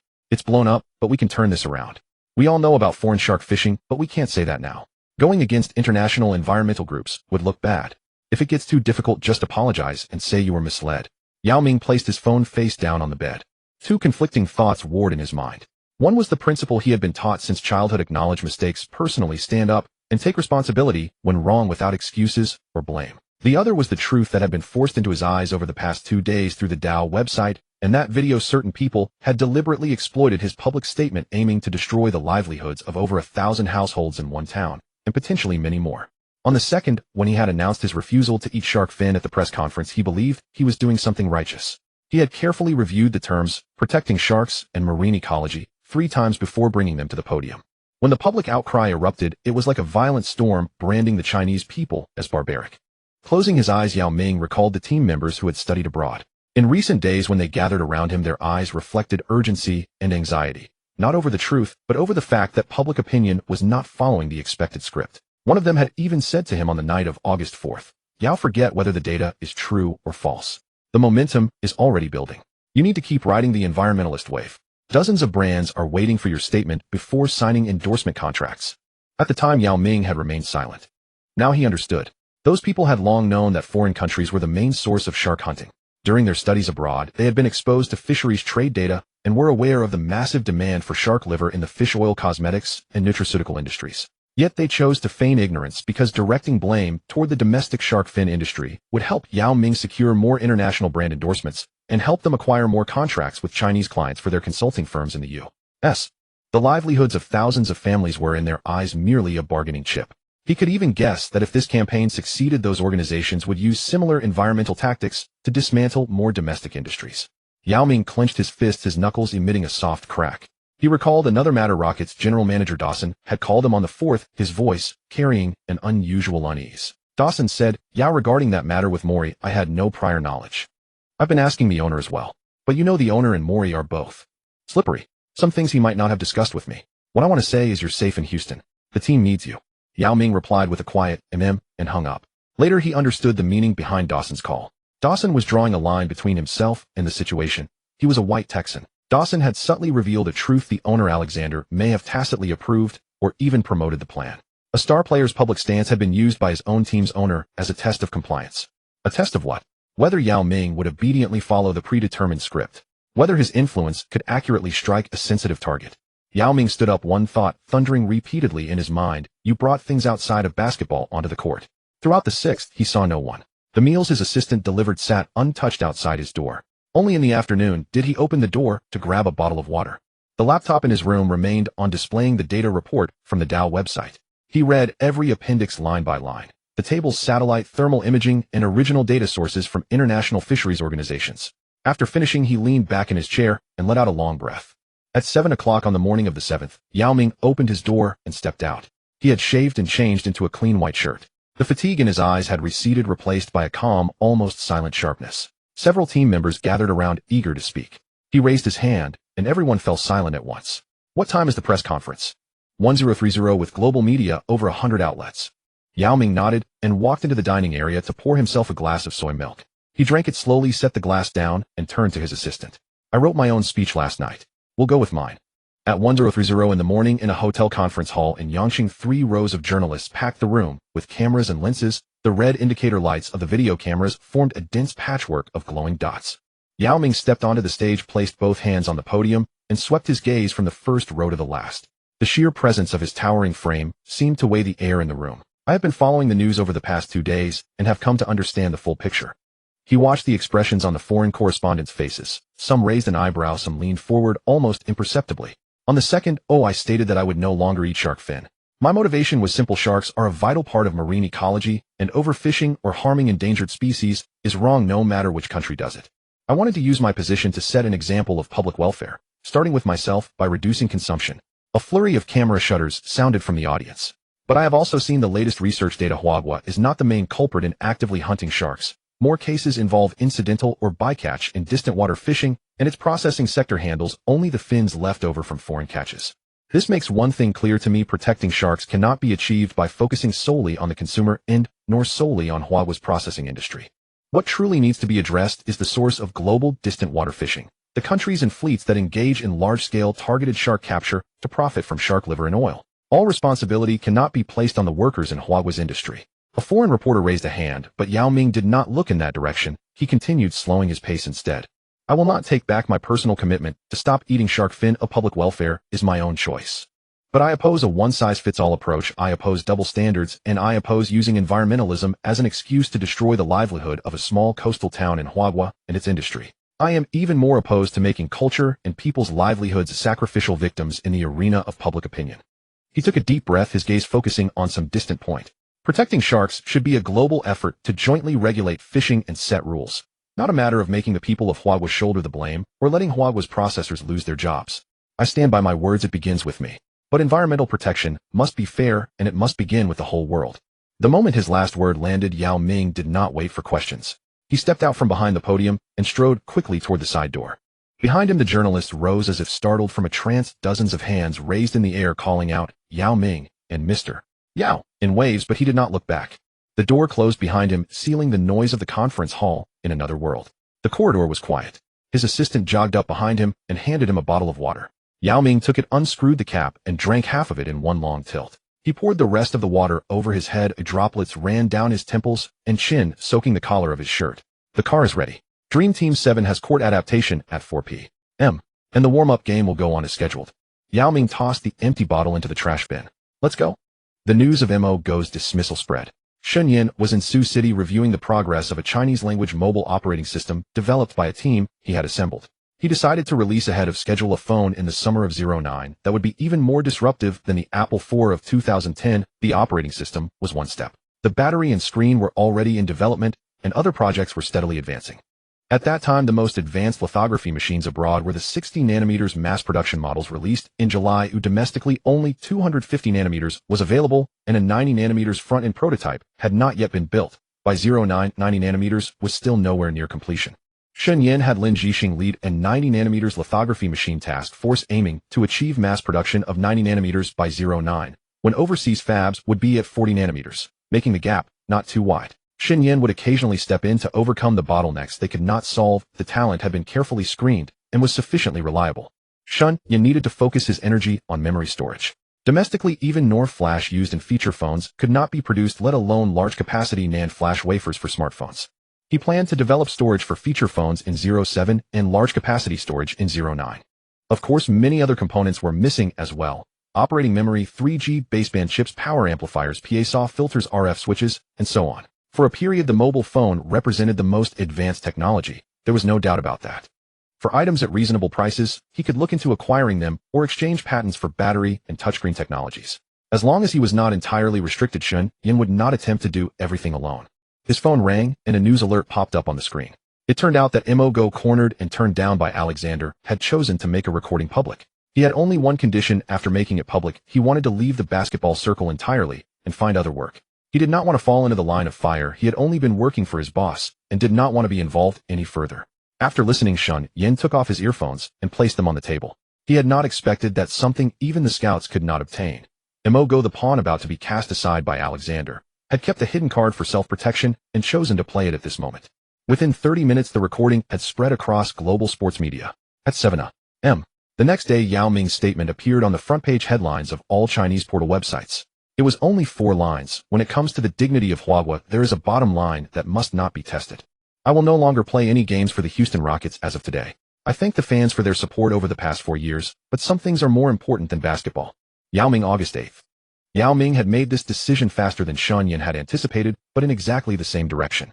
The moment the statement came out, the Rockets lost not just a supercenter averaging 20 points and 10 rebounds per game, but also the commercial lifeline of the entire Huawei market. The Chinese community in Houston, Huawei sponsors, and broadcasting contracts all vanished overnight. Stern convened an emergency league meeting on August 8th. 40 minutes later, Shen Yan already had the complete meeting minutes. This was the benefit of connections. Shen Yan even obtained 3 copies at once. Stern spoke with emphasis at the meeting. This is a serious incident targeting a top league player and involving non-sporting motives from abroad. The actions of the Rockets management have severely threatened the NBA's commercial credibility and international image. I propose the following measures. First, Alexander must complete the sale of the team within 12 months. Second, if he refuses to sell, the league will strip the Rockets of their first-round draft picks for the next 5 seasons until the team's ownership is changed. Third, Yao Ming's extension contract, signed in 05 and originally set to take effect in the 06-07 season, is rendered invalid because Alexander's fraudulent and misleading information damaged Yao Ming's image. The league's legal department has determined the contract void, and Yao Ming regains restricted free agent status. A low rumbling stirred through the conference room. The last time a contract had been voided was the Minnesota Timberwolves under-the-table deal involving Joe Smith, who was also a No. 1 overall pick. Stern raised his hand to signal for quiet. Fourth, if Alexander agrees to sell the team, within 12 months the league will not strip the Rockets' first-round picks. At the same time, the Rockets will be permitted to conduct a sign-and-trade transaction with other teams based on the salary scale of Yao Ming's 4th-year rookie contract, which is his actual salary from last season. The trade framework is as follows. The receiving team sends a player with matching salary, plus a future first-round pick and a future second-round pick. All proposals are now put to a vote. 25 votes in favor, 4 abstentions, 0 against. Alexander participated in the meeting via video link from distant Houston. On the screen, his face was ashen and rigid, his lips pressed tightly together. He did not utter a single word throughout. When Shen Yan saw the voting results, the corner of his mouth twitched.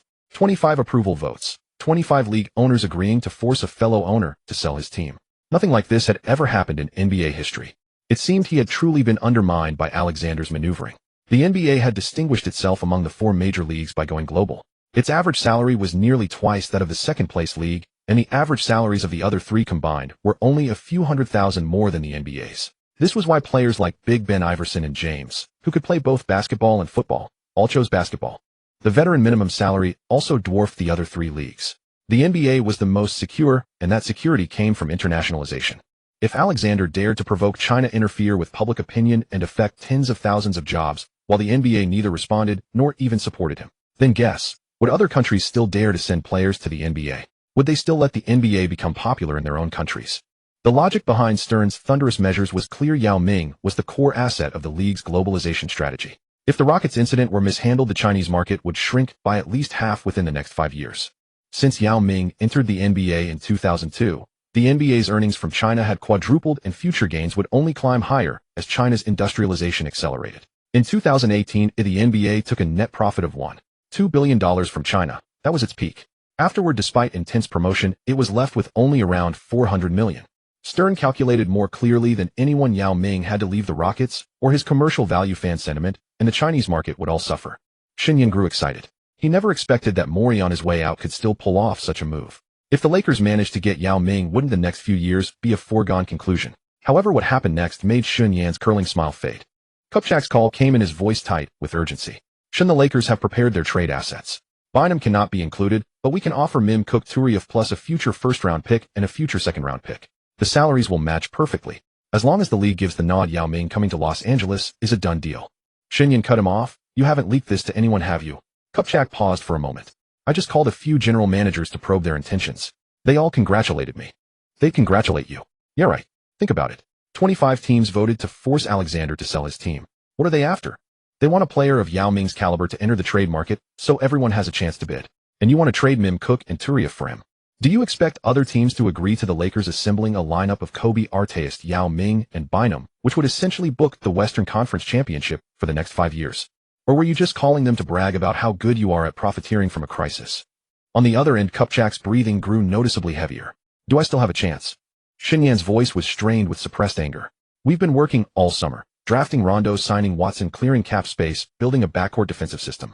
Every step was paving the way for frontcourt reinforcements next year. If we had just found one more playmaking big man, the Lakers would have taken off. Then suddenly Yao Ming was served up on a platter. The Lakers could have afforded it, but you didn't want to pay the matching price. Now the entire league will certainly not let the Lakers have it. Shen Yan hung up, leaned back in his chair, and stared at the ceiling for a while. He was almost amused by Kupchak's stupidity. If Kupchak hadn't hesitated and had just put Bynum on the table with a sweetener, acting decisively, while other teams' owners were still informing their management and their GMs were deliberating, it might have gone through. After all, Bynum still had some reputation as the little shark at that time. If the Lakers were betting the future for the present, other teams wouldn't have blocked it too hard. But Kupchak couldn't bear to give up the future, yet still wanted the present. These big-market teams still hadn't learned their lesson from Stern. What was most unfortunate was that he even alerted the other teams, a foolishness blind to itself. The OK duo was assembled by West and left to him, and Pau Gasol was gifted to the Lakers by West while he was with the Grizzlies. Kupchak's only real move was assembling the Lakers F4, which sounded impressive, but became a laughingstock. Shen Yan quickly ran through the options in his mind. Did New York have cap space? No. The Knicks had been ruined by Thomas into a mess of bad contracts that couldn't be cleared before 2010. Did Chicago have assets? Yes, but the Bulls didn't need a center. They already had Big Ben. Boston, Dallas. Both were places unfriendly to China. Stern was unlikely to approve. Shen Yan ran through every team he could think of, and finally his gaze settled on Golden State. Shen Yan guessed correctly. When the other team's management heard the Lakers were pursuing Yao Ming, nearly the entire league opposed it. Popovich jumped up and down in opposition. He didn't even want Yao Ming to stay in the Western Conference unless he could go to the Spurs. Yao Ming received a call from Carlisle himself with New York's offer. The voice of the three-peat championship coach was sincere over the phone, laying out New York's blueprint piece by piece for Yao Ming, clearing cap space by 2010, contending for a title in 2011, the development progress of Lowry and Millsap, and Dolan's commitment. Yao Ming listened silently on the other end, then said, Coach Carlisle, I believe you're a good coach. But that place New York won't be saved even by 10 coaches. It's been rotten for too long. Carlisle didn't try to persuade him further. After hanging up, he sent Shen Yan a message. Yao won't come to New York. He doesn't want to play on a ruin. Shen Yan didn't care. Whether the Knicks got Yao Ming or not didn't affect his subsequent plans. That was when the Warriors made their move. Troy Murphy's $29 million plus a future protected first-round pick and a future second-round pick, just enough to match Yao Ming's $59 million salary from last season, plus Jake Tsakalidis' $9 million. Murphy had put up a double-double of 14 points and 10 rebounds last season for the lottery-bound Warriors, making him quite valuable in trade. Shen Yan sent the news to Kupchak with a note. The Lakers have no chance. The other owners won't agree. But if Yao Ming goes to the Warriors, the Lakers might have a rough time playing them next year. Kupchak replied with 3 question marks. After discussing with Yao Ming, Stern decided on Golden State as his destination. Shen Yan understood that the Golden State Warriors were located in California's Bay Area, with one of the largest Chinese communities on the entire West Coast between Oakland and San Francisco. With Yao Ming going to the Warriors, half the home arena seats would be filled with Chinese-American faces, sponsors would line up to hand over checks, and every home game would be a de facto pre-sold national broadcast. Stern found a delicate balance between commercial logic and the owner's demands. He couldn't satisfy the Lakers, but he wouldn't shortchange Yao Ming's market value. On August 12th, the trade was officially announced. The Warriors sent out Troy Murphy, a future protected first-round pick and a future second-round pick, to acquire Yao Ming and Jake Tsoukalos from the Rockets. The salaries matched exactly, and neither side triggered the luxury tax line. Yao Ming signed a new 5-year contract via sign-and-trade worth a total of $78 million, $64 million more than the extension that the league had voided the previous year. The Rockets reduced their salary burden, and with the future draft pick compensation, Alexander wouldn't lose too badly, even if he sold the team. The day the news broke, an open argument erupted in the office of Yao Ming's team. The Ritterny agent who had led the push for Yao Ming to play the anti-shark fin public welfare card slammed a folder onto the table, his voice as shrill as a leaking whistle. Golden State Bay Area Warriors. Don Nelson's system wears even small players down running. Let Yao Ming play run and gun. Can his legs hold up for half a season? We have market business exposure and top endorsement resources in Houston. Even if there are problems, Alexander is selling the team anyway. Why still leave? Relying on a big metropolis sustains commercial value. What are the Warriors? What does Oakland have? Another team member chimed in sarcastically. Yao Ming only understands basketball. He has no idea about business operations. Offending so many environmental organizations this time will cost him a lot of endorsements. Yao Ming stood at the doorway of the meeting room, his fists clenched tightly. Yao Ming listened to all that was said, then pushed open the door and walked in. He first glanced at the person who had thrown the folder, then at the one with the sarcastic tone. His gaze swept over the others, and everyone lowered their heads beneath it. Those words you told me. I later checked the data line by line. You already knew the data about Europe, America, and Japan hunting sharks. You knew that report was flawed. When you pushed me to make that statement, did you ever consider the unemployment consequences for thousands of families? No one answered. Yao Ming paused, watching the expressions on their faces gradually freeze. Your agency contracts will be officially terminated today. There is no need for you to follow up on this summer's endorsement arrangements. The remaining procedures will be handled by legal. As he turned and walked out, the door closed behind him. The dozen or so people in the room stood where they were, motionless, as if someone had hit pause. Yao Ming planned to disband the international team and recruit anew while conducting an internal cleanup within the domestic team to remove those with problems. He had heard about what happened on the domestic side, where a deceptive agent had schemed against someone. He had cautious, yet still fell into the trap. It was precisely those who appeared to act in his interest who were the most dangerous. On August 14th, Yao Ming received a call from the elder Nelson. His voice carried the roughness and directness characteristic of an old-school coach. Without pleasantries or ceremony, he got straight to the point. Yao, this is Don Nelson. After the World Championship, don't rush back. Take 2 weeks to adjust your body, then begin cutting weight. Yao Ming was momentarily stunned. Cut weight. I'm currently at 141 kilograms. That's the suitable weight for an interior player. On the other end, the sound of pages turning suggested the elder Nelson was reviewing Yao Ming's physical test data from recent seasons. I know. Your peak mobility efficiency is around 135 kilograms. When you first entered the league, that was your weight. Later you added mass to compete against O'Neal, reaching over 140. But O'Neal is slowing down year by year. You no longer need to counter him with sheer bulk. You need to exhaust him with speed. In the playoffs, a Yao Ming at 135 kilograms who can push the fast break and pull up for mid-range shots is twice as lethal as a stationary 141 kilogram Yao Ming standing in the post. Yao Ming gripped the phone, a thin layer of sweat forming on his palms. He had never heard any coach tell him to lose weight. Every coach had told him to get stronger, heavier, drive deeper into the paint. Only the elder Nelson had told him to slim down, stay mobile, and the world would be his. I understand, coach. The elder Nelson's voice dropped on the other end. Many people say I run a fast break system and neglect defense. Let me tell you something. I spent over a decade coaching in Boston. Do you know what style the Celtics played? Iron discipline, suffocating defense, every possession fought like it was life or death. The fast break is only my offensive system. How I coach defensively, you'll find out when training camp opens. Your defensive responsibilities will be lighter than under Van Gundy, because you'll have 4 players around you capable of sweeping the floor. You won't need to clean up after anyone. Your only job is to protect the rim. The elder Nelson was not exaggerating. With Yao Ming's abilities, grabbing 12 rebounds per game in Golden State would be nothing difficult. After hanging up, Yao Ming stood on the hardwood floor of the training facility and looked up at the suspended scoreboard high above the arena. A few days remained before the World Championship. He had not expected the elder Nelson to have him rest first before starting weight loss. That would have been unthinkable in Houston. In the Rockets' messaging, they emphasized that he had played too many games domestically, urging him to return to Houston by mid-September for intensive training. No mention was made of rest. In the league, only super athletes like Kobe Bryant and Kevin Garnett began training at the same time. Most players did not start until October, when team camps commenced. This matter he suspected would likely only catch the attention of Shen Yan. Very few others would notice. He bent down and performed 2 sets of stretching, going deeper, longer, and with greater range than usual. 135 kilograms. He repeated it silently in his mind. It meant he would need to readapt his body, relearn how to run, jump, and pivot, as if he were a rookie stepping into an NBA training camp for the first time. Returning to the weight of his rookie days, yet his physical condition would be far stronger than it had ever been then. Late October in Los Angeles. Sunlight flowed like liquid gold through the feathery gaps of palm fronds, spilling across the glass facade of the El Segundo training facility. As Shen Yan emerged from the arrivals hall dragging his suitcase, the familiar dry, warm wind swept over him, carrying the scent of diesel and jasmine. For a moment, he could hardly tell whether this was autumn on the other side of the ocean or merely an extension of another long summer. The Lakers' training facility carried the fresh smell of cut rubber flooring. When Shen Yan pushed open the door, he saw Phil Jackson standing at the sideline, holding a tactical board, but not looking at it. His gaze rested on the other end of the court, where Rajon Rondo was running pick-and-roll drills with Kwame Brown. Rondo's arms were extraordinarily long, his hands large. Dribbling felt like a spider weaving a web. After driving to the basket, he suddenly dropped into the low post and finished with a motion that resembled a center's hook shot. A barely perceptible curve touched Jackson's lips. He turned to the assistant coach and said, "See, he has something beyond Parker. He knows where the basket is, and more importantly, he knows where his teammates are." Before laying it in, his fake pass to Kwame actually fooled Kwame. Shen Yan did not immediately step forward to greet them. Instead, he leaned against the shadow near the doorway and observed. On the wall of the training facility, the poster of last season's starting lineup had been torn down.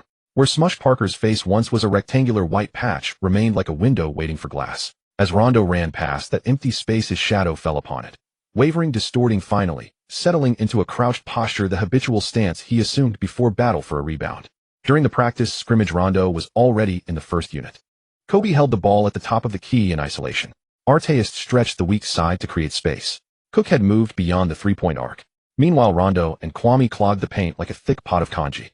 Shen Yan noticed that after Rondo secured the defensive rebound, his first reaction was not to look for a passer. Instead, he protected the ball, then cast a glance at Kobe's positioning with his peripheral vision, as if considering a direct pass. But after reading the defense, he drove straight to the frontcourt, stopped on a dime, gathered the ball, as if to shoot, then suddenly released a pass instead. Kobe caught the ball, rose for a jump shot, and it went in. The arena overhead lights seemed to brighten in that instant. It was too effortless. Rondo's playmaking gave Kobe easy scoring chances every game, something that would have been unimaginable before. Jackson had appeared beside Shen Yan without a sound. His voice was so low it seemed like murmuring to himself. "Kobe's strength has improved. It's incredible. His weight hasn't increased. I don't know how you managed it. Kobe told me that this summer he does that Dwyane every day at 5 o'clock. During warm-up, he practices the tiger form, tiger and crane twin form." Shen Yan replied. Jackson smiled with the curiosity of an old man encountering a new toy. "Yes, that's it. Yesterday, a Chinese reporter asked me if Kobe was practicing kung fu. I said I didn't know. I only know that when he posts up, defenders now feel like they're pushing against a wall that turns with them. Typically, athletes are carved to near their physical limit. To gain more strength, weight almost always increases. That is the origin of weight classes in combat sports." Shen Yan had broken this rule. Jackson could only marvel at how extraordinary China was.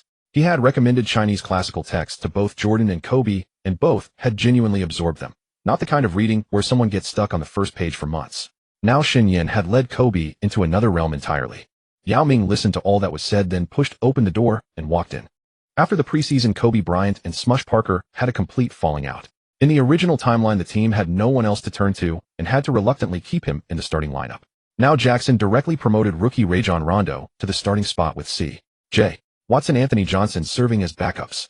At shooting guard, Kobe started with Maurice Evans, Sasha Vujacic as backups. At small forward, Ron Artest started with Luke Walton as backup. At power forward, Brian Cook started with Ronnie Turioff as backup. At center, Kwame Brown started with Andrew Bynum as backup. With Mim lost for the season and Aaron McKee unable to play, and now Parker out of the rotation, the Lakers appeared to have 15 players, but were essentially a 12-man roster. Still, this lineup was quite formidable in running the triangle offense. The only shortcoming was that starting point guard Rondo had no three-point shot, so Brian Cook had to stretch the floor and shoot threes. Fortunately, Cook shot around 40% from beyond the arc this season, though his volume was low, 0.7 makes per game. But Rondo possessed rebounding skills comparable to a center's, along with an array of post moves compensating for the Lakers' interior offense and rebounding problems. A bizarre blend of absurdity, comedy, and poignancy. Ultimately, because Artest could also space the floor, Rondo and Kwame Brown operating together inside was not an issue, and Kobe got fairly comfortable one-on-one opportunities. The purpose of the triangle offense is to let the strongest scoring option avoid doing too much else, and get the chance to engage in one-on-one play. For the Bulls, Scottie Pippen handled the ball. For the Lakers, Rondo handled it. The effect was much the same. Thus, the Lakers' regular season journey went fairly smoothly overall. Making the playoffs this season was no problem, but with both power forward and center very weak, they were destined not to go far. For Lakers fans, the biggest surprise of the season was probably Kobe adding a 15-minute Tiger Crane double form practice to his pre-game warm-up. His strength had also increased considerably from last season, often sending defenders stumbling backward, and it sparked a wave of Chinese kung fu fever. Commentator Zhang, who had a close relationship with Kobe, even knew that Kobe's agent had taught him the Tiger Crane form. Wade also practiced Bagwazang before games, and Ben Wallace practiced Tai Chi. All of it came from the same agent's instruction. During one broadcast, commentator Zhang mentioned that Ben Wade and Kobe's agent was one of our own from China. Over the following weeks, Shen Yan had become a silent presence in the training facility. He watched how Rondo would immediately run over to high-five Cook after he made a three. The young point guard's smartest investment in the locker room, since Cook made about 1 3 per game, and that three just so happened to offset the cost of Rondo being left open. He watched Bynum sit at the end of the bench, an ice pack strapped to his knee, his gaze shifting back and forth between Rondo and Kobe like a young beast that had not yet learned to hunt. He also watched Parker. The discarded guard still arrived at the practice facility on time every day, dribbling and shooting alone on the other half court.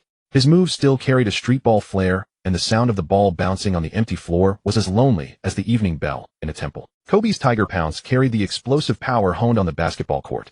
Upon landing, his heel touched the floor first, then swiftly transformed into the lightness of a crane lifting its knee. His breathing formed a rhythm in the empty gym, as if an invisible giant bird was resonating with him. As he completed the closing stance, Kobe turned his head. Sweat dripped from his jaw onto the floor, leaving a small dark spot. In stiff Chinese, he asked, "Why is a crane's neck curved?" Shen Yan smiled. "A crane's neck curves to store strength and to bring a higher sky into view." Kobe nodded repeatedly. "I felt it. It's like when you back down and lean into your defender first, not to push him away but to know where he is." No wonder Jackson said Jordan read books fine, but Kobe tended to overinterpret them. This season's Pistons, having lost Prince and Ben Wallace, newly signed former Spurs big man Nazr Mohammed. The Pistons' starting lineup was Chauncey Billups, Dwyane Wade, James Posey, Rasheed Wallace, Nazr Mohammed. The bench featured Jose Calderon, Gary Payton, Lindsey Hunter, Amir Johnson, David Leibney Batty, Antonio McDyess, Kendrick Perkins. The new head coach was Flip Saunders.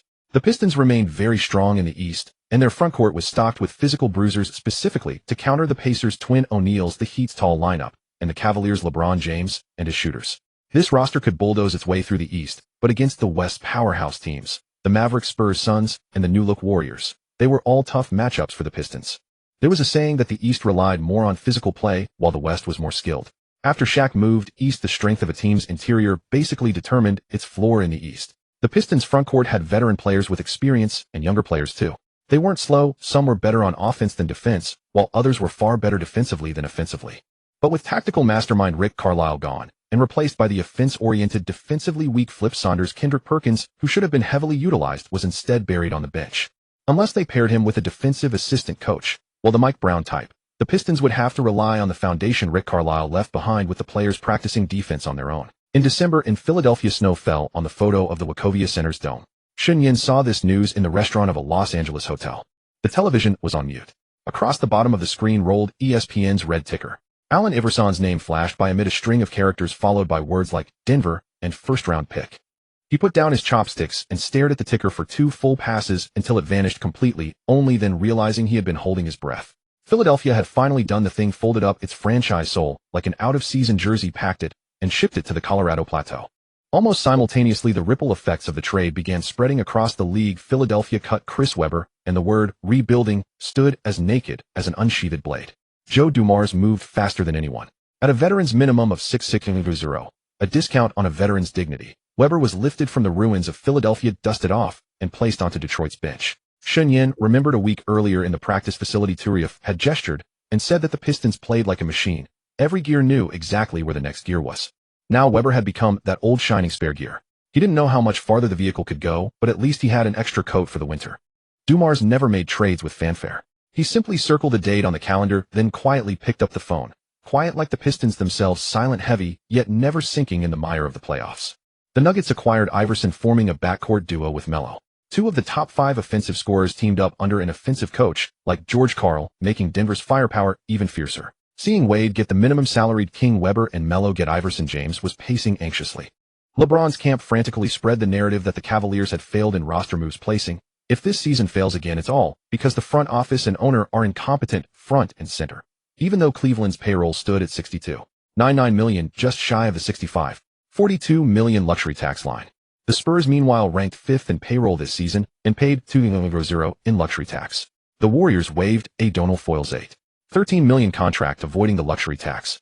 Iverson joining the Nuggets was a sight his past life had already shown him. The amazement it triggered in him was nowhere near that felt by the people of Lansing.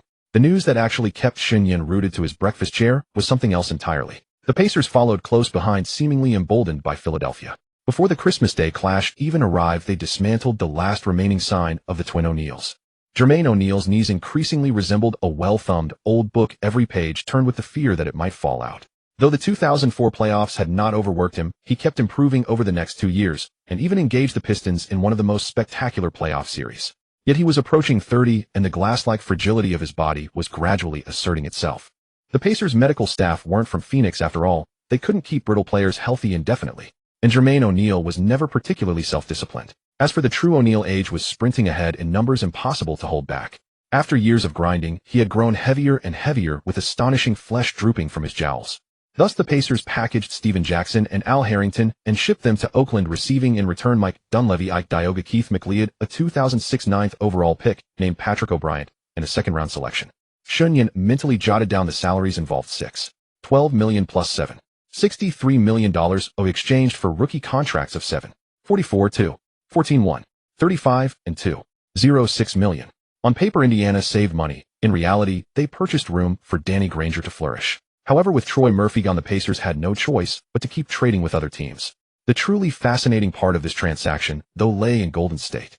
After Don Nelson obtained Jackson and Harrington, he was like a child whose toy box had suddenly gained 2 oddly shaped blocks. He studied them with his head tilted for a long while, then set to work building a castle no one else could comprehend.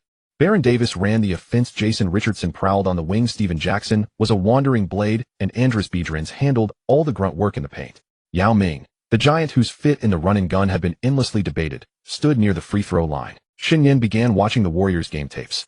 The picture carried a peculiar sense of incongruity. Yao Ming had slimmed down. At 135 kilograms, his movements had lost their clumsiness and gained a grave steadiness, like a great ship turning its rudder. He rarely punished the low post as he had in Houston. The back-to-the-basket moves, pivots, and hook shots had dwindled to just a few possessions each game.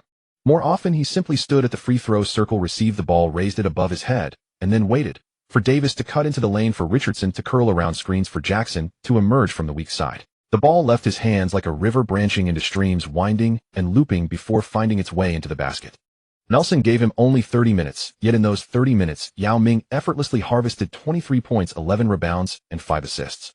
Shen Yan watched that Warriors-Suns game once and noticed that Yao Ming barely left the paint on defense. He would crouch inside like a ponderous Buddha, refusing to lunge out, even when Amare Stoudemire took mid-range jumpers, trusting Biedrins to sweep or Al Harrington to close out and contest. Yao Ming was so happy he could almost weep. In Houston, he had never enjoyed the luxury of a power forward pulling down 10 rebounds a game. What's more, Biedrins matched the run-and-gun tempo and provided elite help defense. Even at 135 kilograms, Yao Ming's years in the league were not in vain. His strength was enough to subdue any center not named O'Neal or Ben Wallace, and he covered for Biedrins' lack of physicality.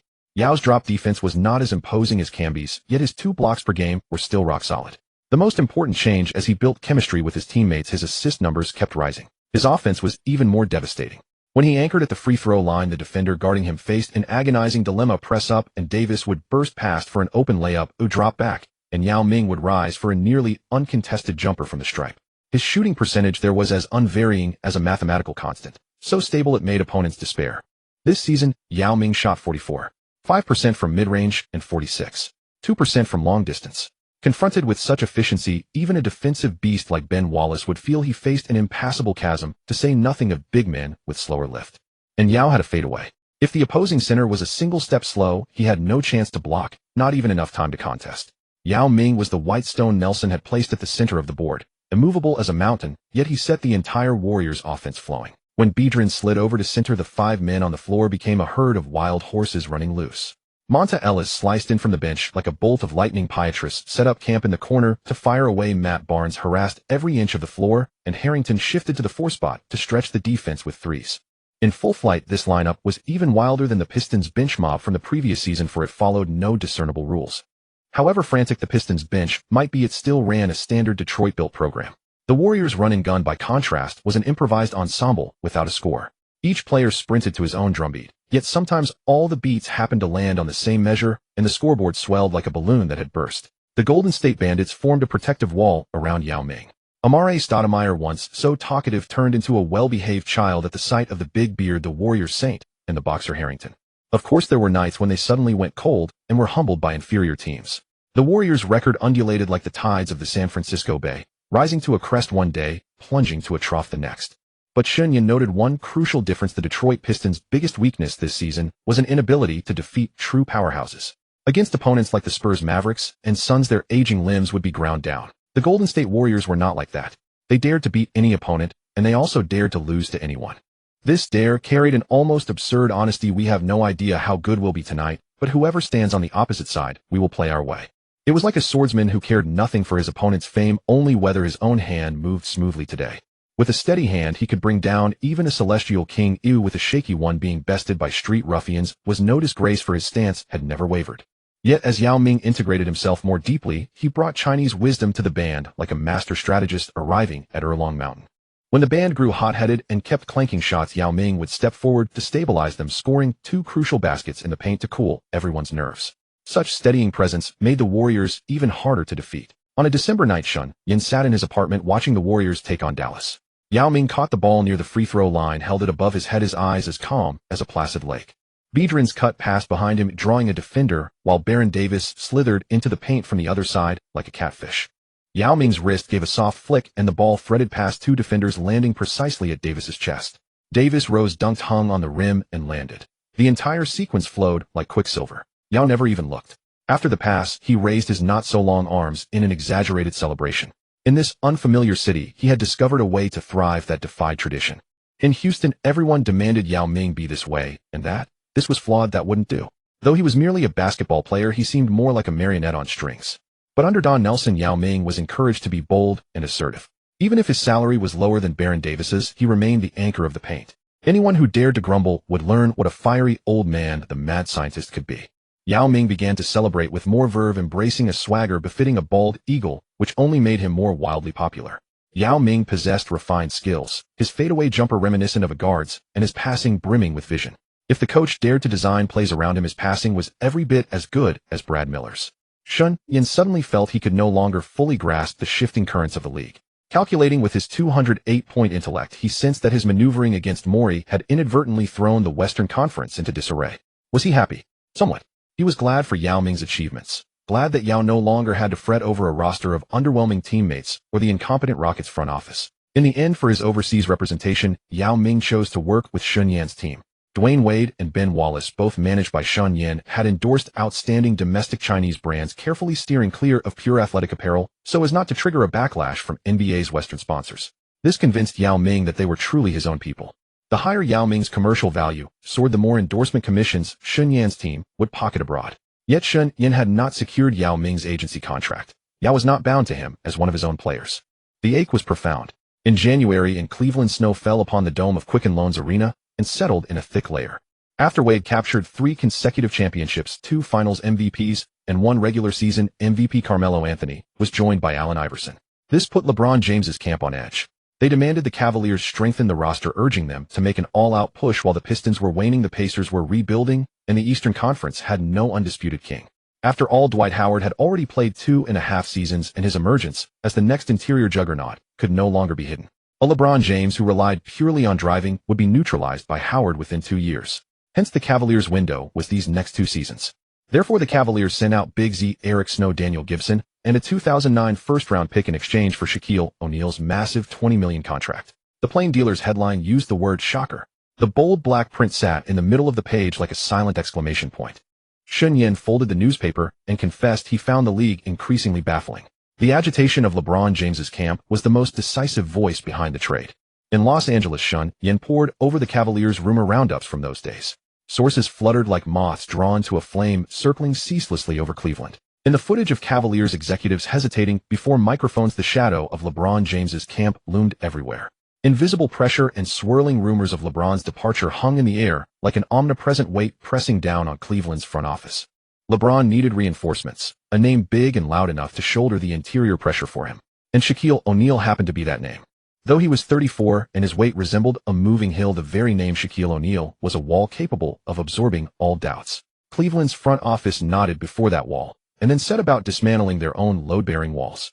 Big Z's 9.44 million, Snow's 6.09 million, Gibson's 4 plus the 2009 first-round pick. When stacked together under the league's salary-matching rules, they just reached O'Neal's $20 million threshold. But money was never the real issue. The real issue was the Pacers. Indiana had already tried a pair of twin towers, Jermaine O'Neal and the real Shaq. They had battled the Pistons fiercely, but ultimately it had not worked. So when the Cavaliers came knocking with Big Z, Donnie Walsh shook his head. No, we don't want another big man. We already have Jermaine O'Neal being gnawed by injuries. Big Z has played well this year, but he too has a history of injuries. The deal thus became a three-team trade. The Timberwolves reached in from the wing, offering Ricky Davis and a small sweetener to take Big Z off their hands. Shen Yan nodded slightly at this. The Timberwolves' intent was obvious. Kevin Garnett needed help. An all-star caliber center standing beside him, even for just 30 minutes, was better than shouldering Minnesota's long winter alone. Big Z's contract ran through 2009, which seemed long, but the Timberwolves did not care. They cared about the present. There was a faded light in Garnett's eyes, and they had to add fuel to the furnace before that light went out entirely. As for the Pacers, they received Snow's contract from the three-team deal along with Gibson and the 2009 first-round pick as compensation from the Cavaliers. Snow's $6.09 million also ran through 2009, but compared to O'Neal's towering $20 million per year, dealing with it was as easy as brushing snow from one's shoulder. Gibson had underperformed in the regular season, but as a second-round pick, he was merely a lottery ticket. The 2009 first-round pick would depend on the Cavaliers' record by then. The Cavaliers included them simply to offload Snow's poisonous contract without sacrificing their current roster strength. From the Lakers' Aaron McKie to the Cavaliers' Eric Snow, both were defensive specialists. The sudden decline in their market value revealed that the league was becoming increasingly unfriendly to pure defensive players. Ben Wallace felt it acutely. Even with a reliable mid-range jumper, he was no longer valued as much as before. Shen Yan drew a trade flow diagram in his notebook. Arrows pointed from Cleveland to Indiana and forked toward Minnesota, making the whole page look like a spider web. At the center of the web, he drew a circle and wrote the words Shaq King. Then he put a question mark beside them.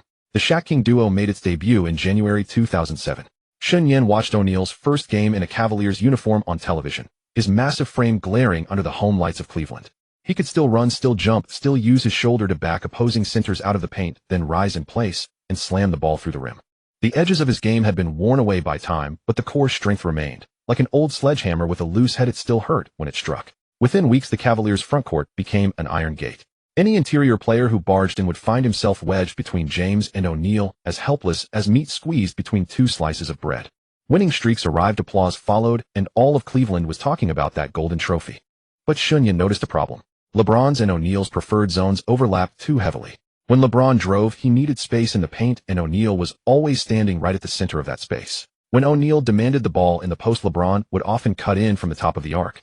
The two of them were like two rivers trying to pass through the same door, at once colliding and splashing water everywhere.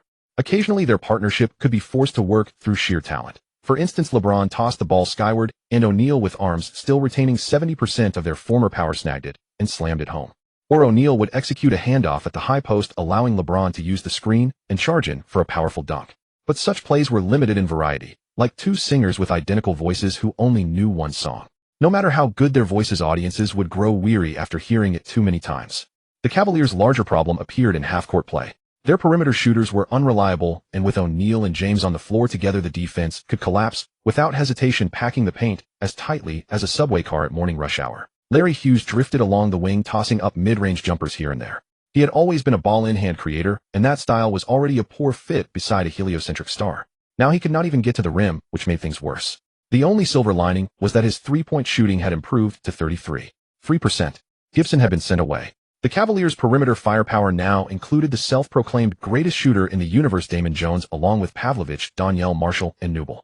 Gooden also had enough range to help stretch the floor. And so those games gradually took two shapes.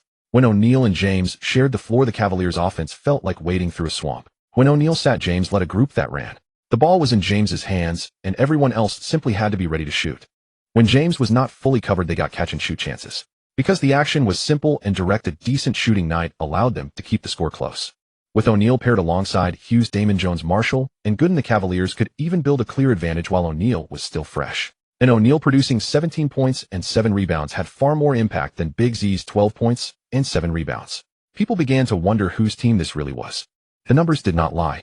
According to the plus-minus statistics, the Cavaliers were alarmingly inefficient during the minutes O'Neal and James played together, while the team's best net rating came when O'Neal led the unit. And so O'Neal began to be pushed aside. At first it was a role overlap with James, but both sides could still work together for the sake of winning. Now with the heliocentric ball handler dominating the offense, O'Neal could not even get the ball. He was like a giant sandbag on the court. O'Neal wanted to say it, Kobe had done it, and LeBron was doing it too. Wasn't a big man supposed to get the ball? Mike Brown came under enormous pressure and eventually chose to follow the front office's will. At first O'Neal was kept off the floor in crunch time. Later, he was also benched for stretches in the third quarter. The once dominant giant of the league sat among the towels, his face mostly expressionless. Every now and then he glanced toward James at center court, then looked away at something else.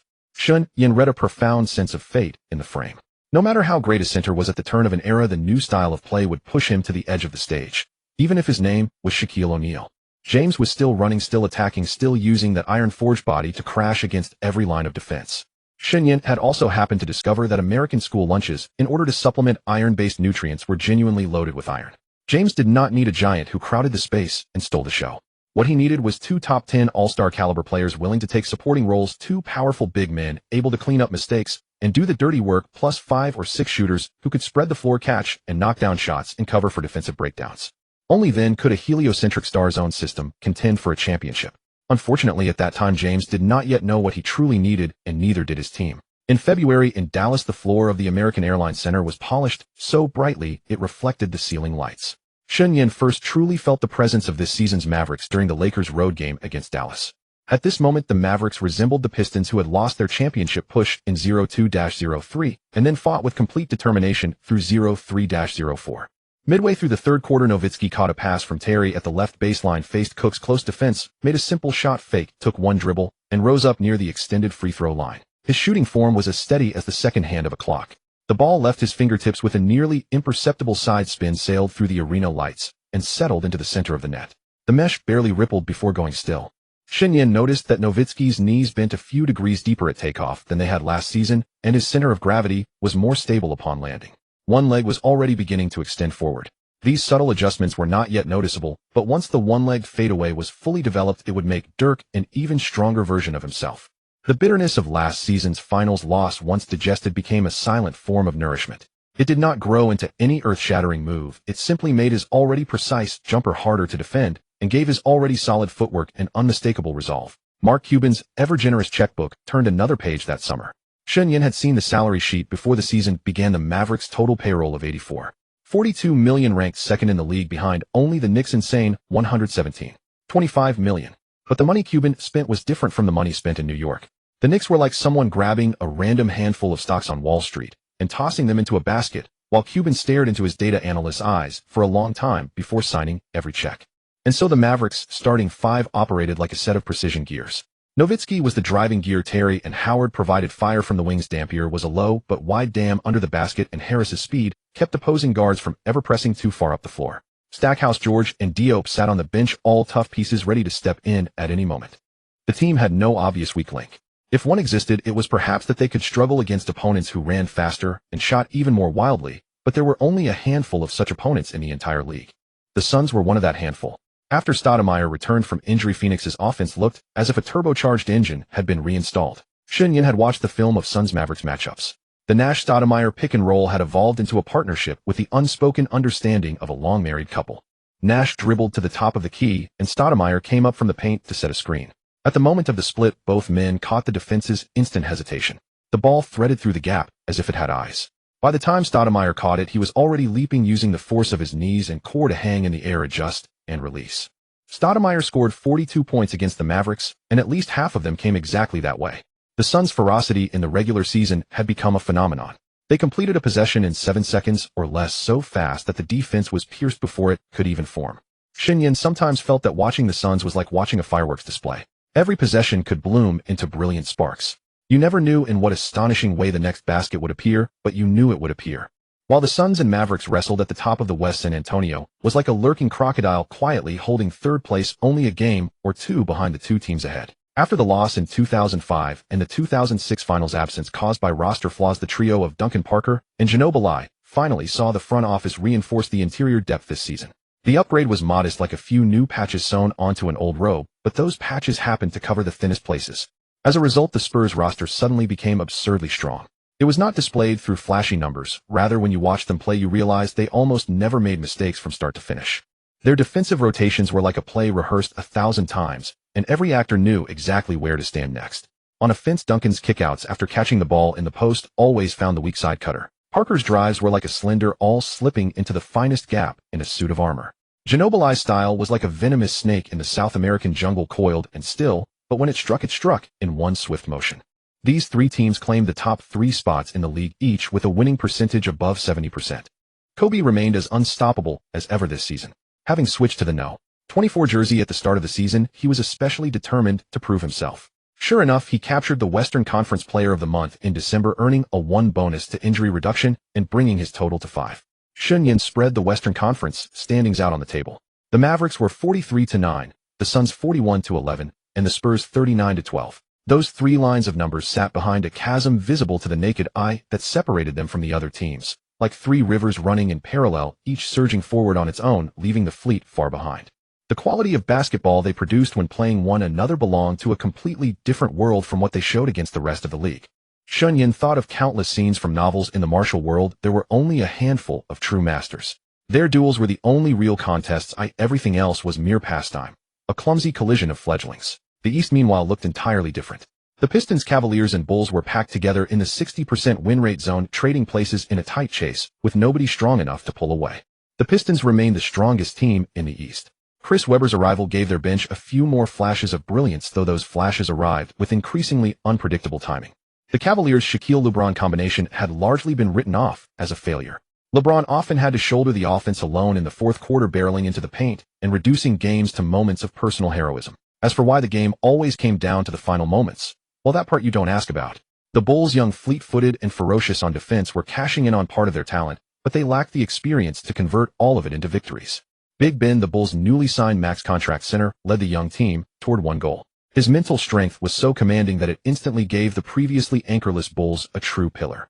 Those 3 Eastern teams, joined by the West Jazz and Warriors, formed the second tier, their winning percentages hovering around 60%. Shen Yan paid special attention to the Warriors. This run-and-gun crew, personally drilled by Don Nelson, stood out conspicuously even within that tier. There was no pattern to their games. One night, they would blow out the Mavericks by 20 at home. The next, they would drop a game by 15 in Charlotte to the Bobcats. But that very unpredictability made them the most vexing potential playoff opponent. No team wanted to face a madcap bunch in the first round that could suddenly produce historically efficient offense at any moment. Utah was the exact opposite. Jerry Sloan's system was as steady as Salt Lake City's winter snow. The Darren Williams-Carlos Boozer pick and roll had become a finely tuned engine, and most of their wins came by margins of 8 points or less, the final scores looking as if they had been measured with a ruler. Shen Yan sat in his apartment and went over the week's league results. Dallas had won 4 more games, Phoenix 3, and San Antonio had quietly rattled off 3 as well. The 3 teams were like 3 separate galaxies, each with a gravitational field so powerful that every surrounding team was forced into an orbit of helplessness. He closed his notebook. Outside the window, dawn was just beginning to glow over Los Angeles, the first light slanting through the row of palm trees and brushing a thin layer of gold across the glass. He needed only 4 hours of sleep these days to feel perfectly alert. After reviewing league affairs, he turned his attention to helping Lin Zhixing break through the bottleneck of setting up several production lines. While the All-Star voting results were being announced in Las Vegas, Shen Yan was having dinner with several reporters in a private room of a Chinese restaurant in Los Angeles. Whether he liked it or not, keeping good relations with his players and the media was essential. An old television hanging on the wall was tuned to ESPN with the volume low, but the red words scrolling across the bottom of the screen made everyone stop with their chopsticks suspended in midair. Dwyane Wade and Kobe topped the guard voting in the Eastern and Western Conferences respectively, which was as expected, as certain as the sun rising in the East. Shen Yan picked up a piece of sweetened sour pork rib. Just as he was about to put it in his mouth, a name on the screen froze his motion in midair. Big Ben, the gritty center averaging 13 points and 11 rebounds, the Chicago Bulls' wall in motion, had actually lost to both Shaquille O'Neal and Dwight Howard in the Eastern Conference center balloting. O'Neal took the starting spot, Howard the reserve spot, and Big Ben's name vanished from the All-Star roster. It vanished completely, like an old newspaper blown by the wind into the trash. Shen Yan set down his chopsticks and stared at the screen, reading the news a second time to make sure he had not seen it wrong. He had suspected as much, which was why he had poured far more promotional resources into Big Ben this season. but he had still underestimated David Stern's resolve to shift the league's stance on defense. The rest of the room fell silent at the same moment. Someone let out a low gasp, someone else shook his head, and a third person pulled out a phone to double-check the news. Big Ben's exclusion sent a shock wave through the entire NBA fan community. Chicago fans flooded the forums in anger, their post titles like rows of clenched fists, 13 and 11. In any era, those numbers are the absolute baseline for an all-star. How could he not even get a reserve spot in 2007? The fanbase Shen Yan had painstakingly cultivated through preseason promotion was also thrown into an uproar. Some wrote long posts on social media lining up O'Neal's and Howard's statistics next to Big Ben's for comparison. O'Neal's numbers in Cleveland had dipped to 14 points and 7 rebounds. Howard was putting up 17 points and 12 rebounds in Orlando, but Big Ben's defensive intimidation, his leadership in the locker room, and the bulldozer-like intensity with which he fought for position and rebounds every game, none of those could be captured by voting totals. But the voters did not care about such things. They preferred to cast their ballots for the biggest names, for the stars who could produce dazzling moves and highlight reels. And Big Ben's volleyball-style swats often came against the perimeter players those fans loved best, which only reduced his vote total further. Howard, as a new generation big man, was flashy and fun, and his style was a better fit for the All-Star game than Big Ben's, another factor. Shen Yan had a long conversation with a reporter from Chicago. The reporter said everyone in the Bulls' locker room felt Big Ben had been done wrong. During practice, some teammates deliberately passed him the ball so he could throw down a few more dunks, but Big Ben would simply catch it, set it gently into the basket, and shake his head saying, "Cut it out." His expression was as calm as Lake Michigan on a windless morning. No anger, no grievance. He just put on his headband and went to grab the next rebound, throwing his extraordinarily powerful body into the crowd like an old ox returning to its familiar mud, indifferent to whether anyone stood on the ridge clapping for him. Some people live to be seen, some live to keep the wall from falling. Big Ben was the latter. A wall needs no name. A wall only needs to stand. With O'Neal aging and the no-hand check rule now enforced, blue-collar big men like Big Ben saw their tactical importance shrink significantly. People preferred the graceful, fluid play of perimeter players. Had this been one season later, even leaving aside Big Ben's age, he would not have been able to sign that max contract. That was how the league's prevailing winds could shape a player's fate. The Eastern Conference forward voting was without surprises. Chris Bosh delivered an all-around 23-point, 10-rebound season in Toronto. His mid-range jumper was like a calibrated catapult, the arc of his wrist at release so graceful that Raptors fans repeated the same ritual every week: raise both hands, then look at the scoreboard. LeBron's position in the voting was becoming increasingly peculiar. Bosh held a firm second place among forwards, and the two had the Eastern Conference starting forward spots locked down like a pair of interlocking clasps. Although Bosh's vote count was far behind LeBron's, he had built a reassuring distance from the third-place finisher. The Raptors' revival was gradually taking shape with Bosh as its sturdiest beam, but Toronto's front office did not share that view. The competition among Western guards was unfolding as a story of another kind. After moving from Philadelphia to Denver, the sharp blade seemed to find a new edge on the high plateau. His play with the Nuggets remained his signature fearless drives and stop-and-pop jumpers, yet the thin Colorado air seemed to add a trace of lightness to his steps. When the voting results came out, Allen Iverson's name appeared at No. 2 among Western guards, displacing Tracy McGrady. Shen Yan wasn't surprised when he saw the rankings. McGrady's numbers that season were still impressive, but without Yao Ming, the Rockets' record dropped like a kite cut from its string. Fans have discerning eyes, and they made their point through ballots. A team's leader isn't just the one who scores, but the one who can bring victories back. After Yao Ming left, McGrady carried the team alone, and the Rockets' winning percentage fell below 500. Each loss hung on his vote total like a counterweight, dragging it down. Iverson hadn't immediately lifted Denver to the clouds either, but his partnership with Carmelo Anthony at least kept the Nuggets in the playoff picture. In comparison, the scales of voting tilted toward Iverson. What truly caught Shen Yan off guard was the race for the top vote-getter. Yao Ming ended the vote with 2.45 million ballots, a number that would stand unmatched in any ordinary year, yet this time LeBron James received 2.51 million. A gap of 6.0 votes was nothing in such a massive total, but Shen Yan stared at those two figures for a long time. 2.51 million. His fingers tapped twice on the desk unconsciously. LeBron and his team seemed fully aware of what the number 250 hints at in cultural context. In some places, 250 is used as a mocking label for someone careless, naive, or foolish. LeBron's team seemed even more professional in its instincts than the camp of a certain self-proclaimed know-it-all. The mood of the entire Las Vegas All-Star weekend was not greatly dimmed by Ben Wallace's omission or by the delicate numbers in the voting race. The arena lights remained dazzling, the stars still smiled for the cameras, and fans still wandered the streets in their favorite players' jerseys. But sitting in a corner of the stands watching the All-Stars run, dunk, and shoot threes, Shen Yan suddenly felt that the league was undergoing quiet yet profound shifts. Voting was no longer only about on-court performance, it was about voice, about image management, and about how invisible currents move beneath the surface of numbers. The disconnect between Ben Wallace's numbers and his omission was a painful rift. LeBron's camp's precise handling of vote counts was a mirror. The seesaw between Iverson and McGrady was a narrative being rewritten. Las Vegas's neon lights burned like a ceaseless dusk in the mid-February night sky. Shen Yan stood at the floor-to-ceiling window of his hotel suite, looking down at the boulevard lit by headlights and billboards. Less than 2 hours after the All-Star game ended, the sight of Kobe Bryant lifting the MVP trophy was still looping on every screen. The three partners were already seated around the table, with draft agency contracts, scouting reports, and dense handwritten notes spread out. Pelinka leaned back in his chair, tapping a finger lightly on a contract, his expression a blend of satisfaction and a well-concealed regret. Mike Conley. I chased him all winter.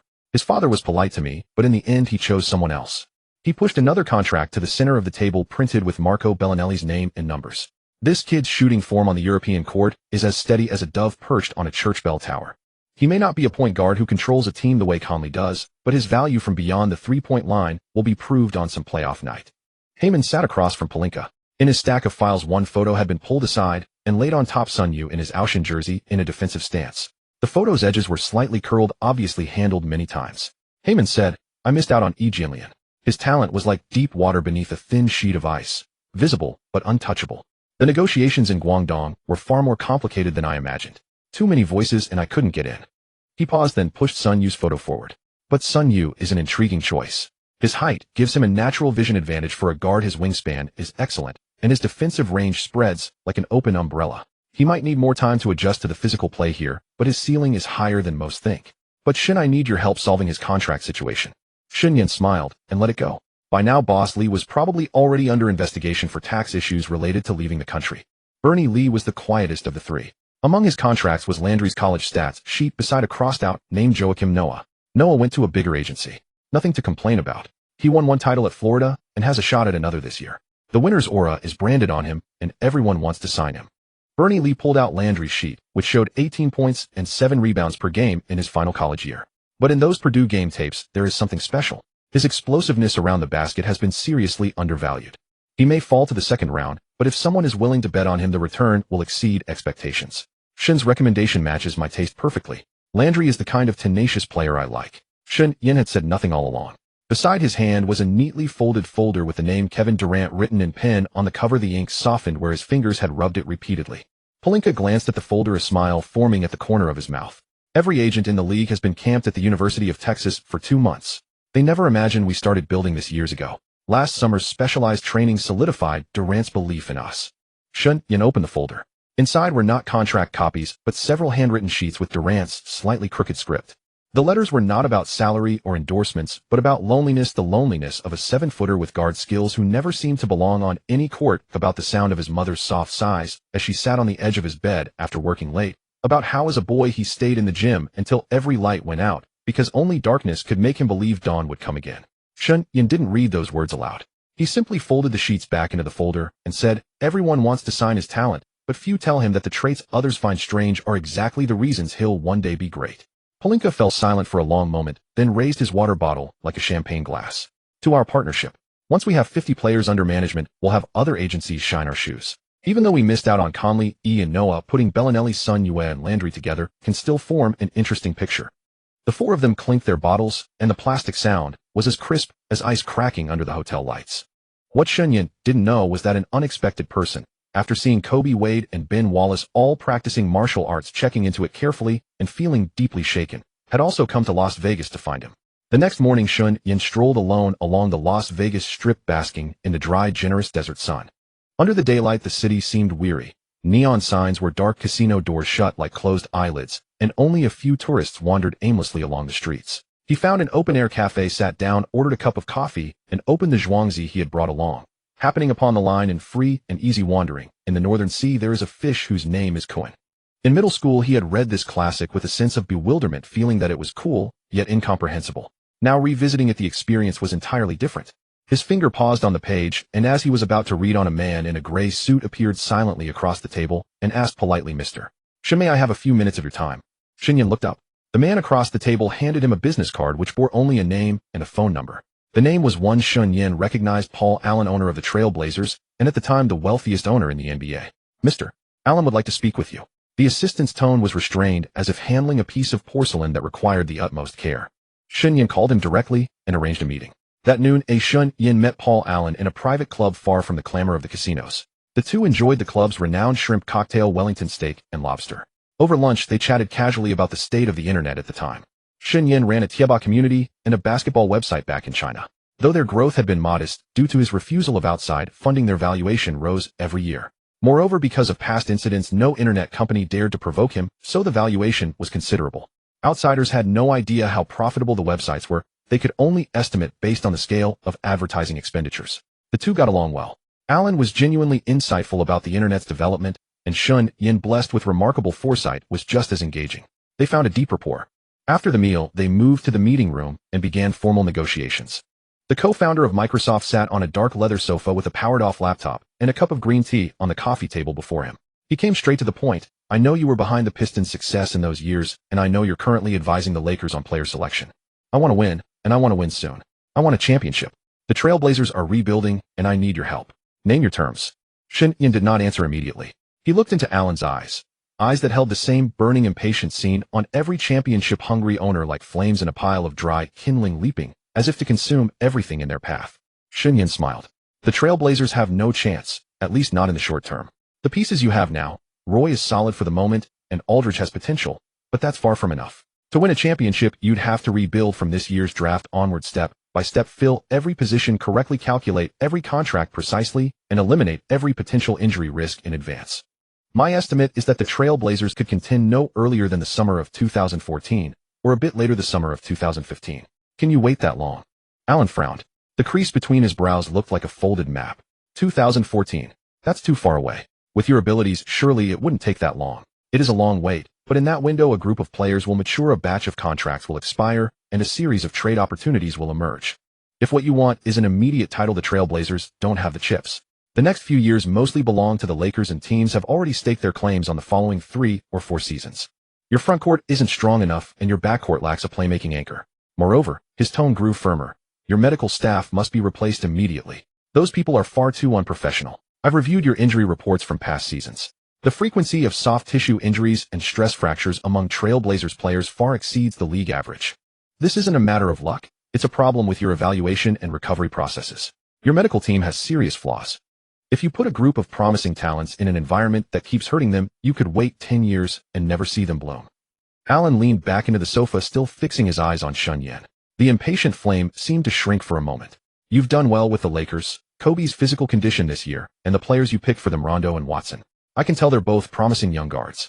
My people went to considerable lengths to confirm that all these traces lead to you. You have real talent, and my desire to work with you is sincere. Shen Yan smiled. If you're determined to cooperate, it remains as I said, you'd have to wait until 2014. And my condition is that player selection and trades must follow my decisions. As for me, I already have commitments through 2014.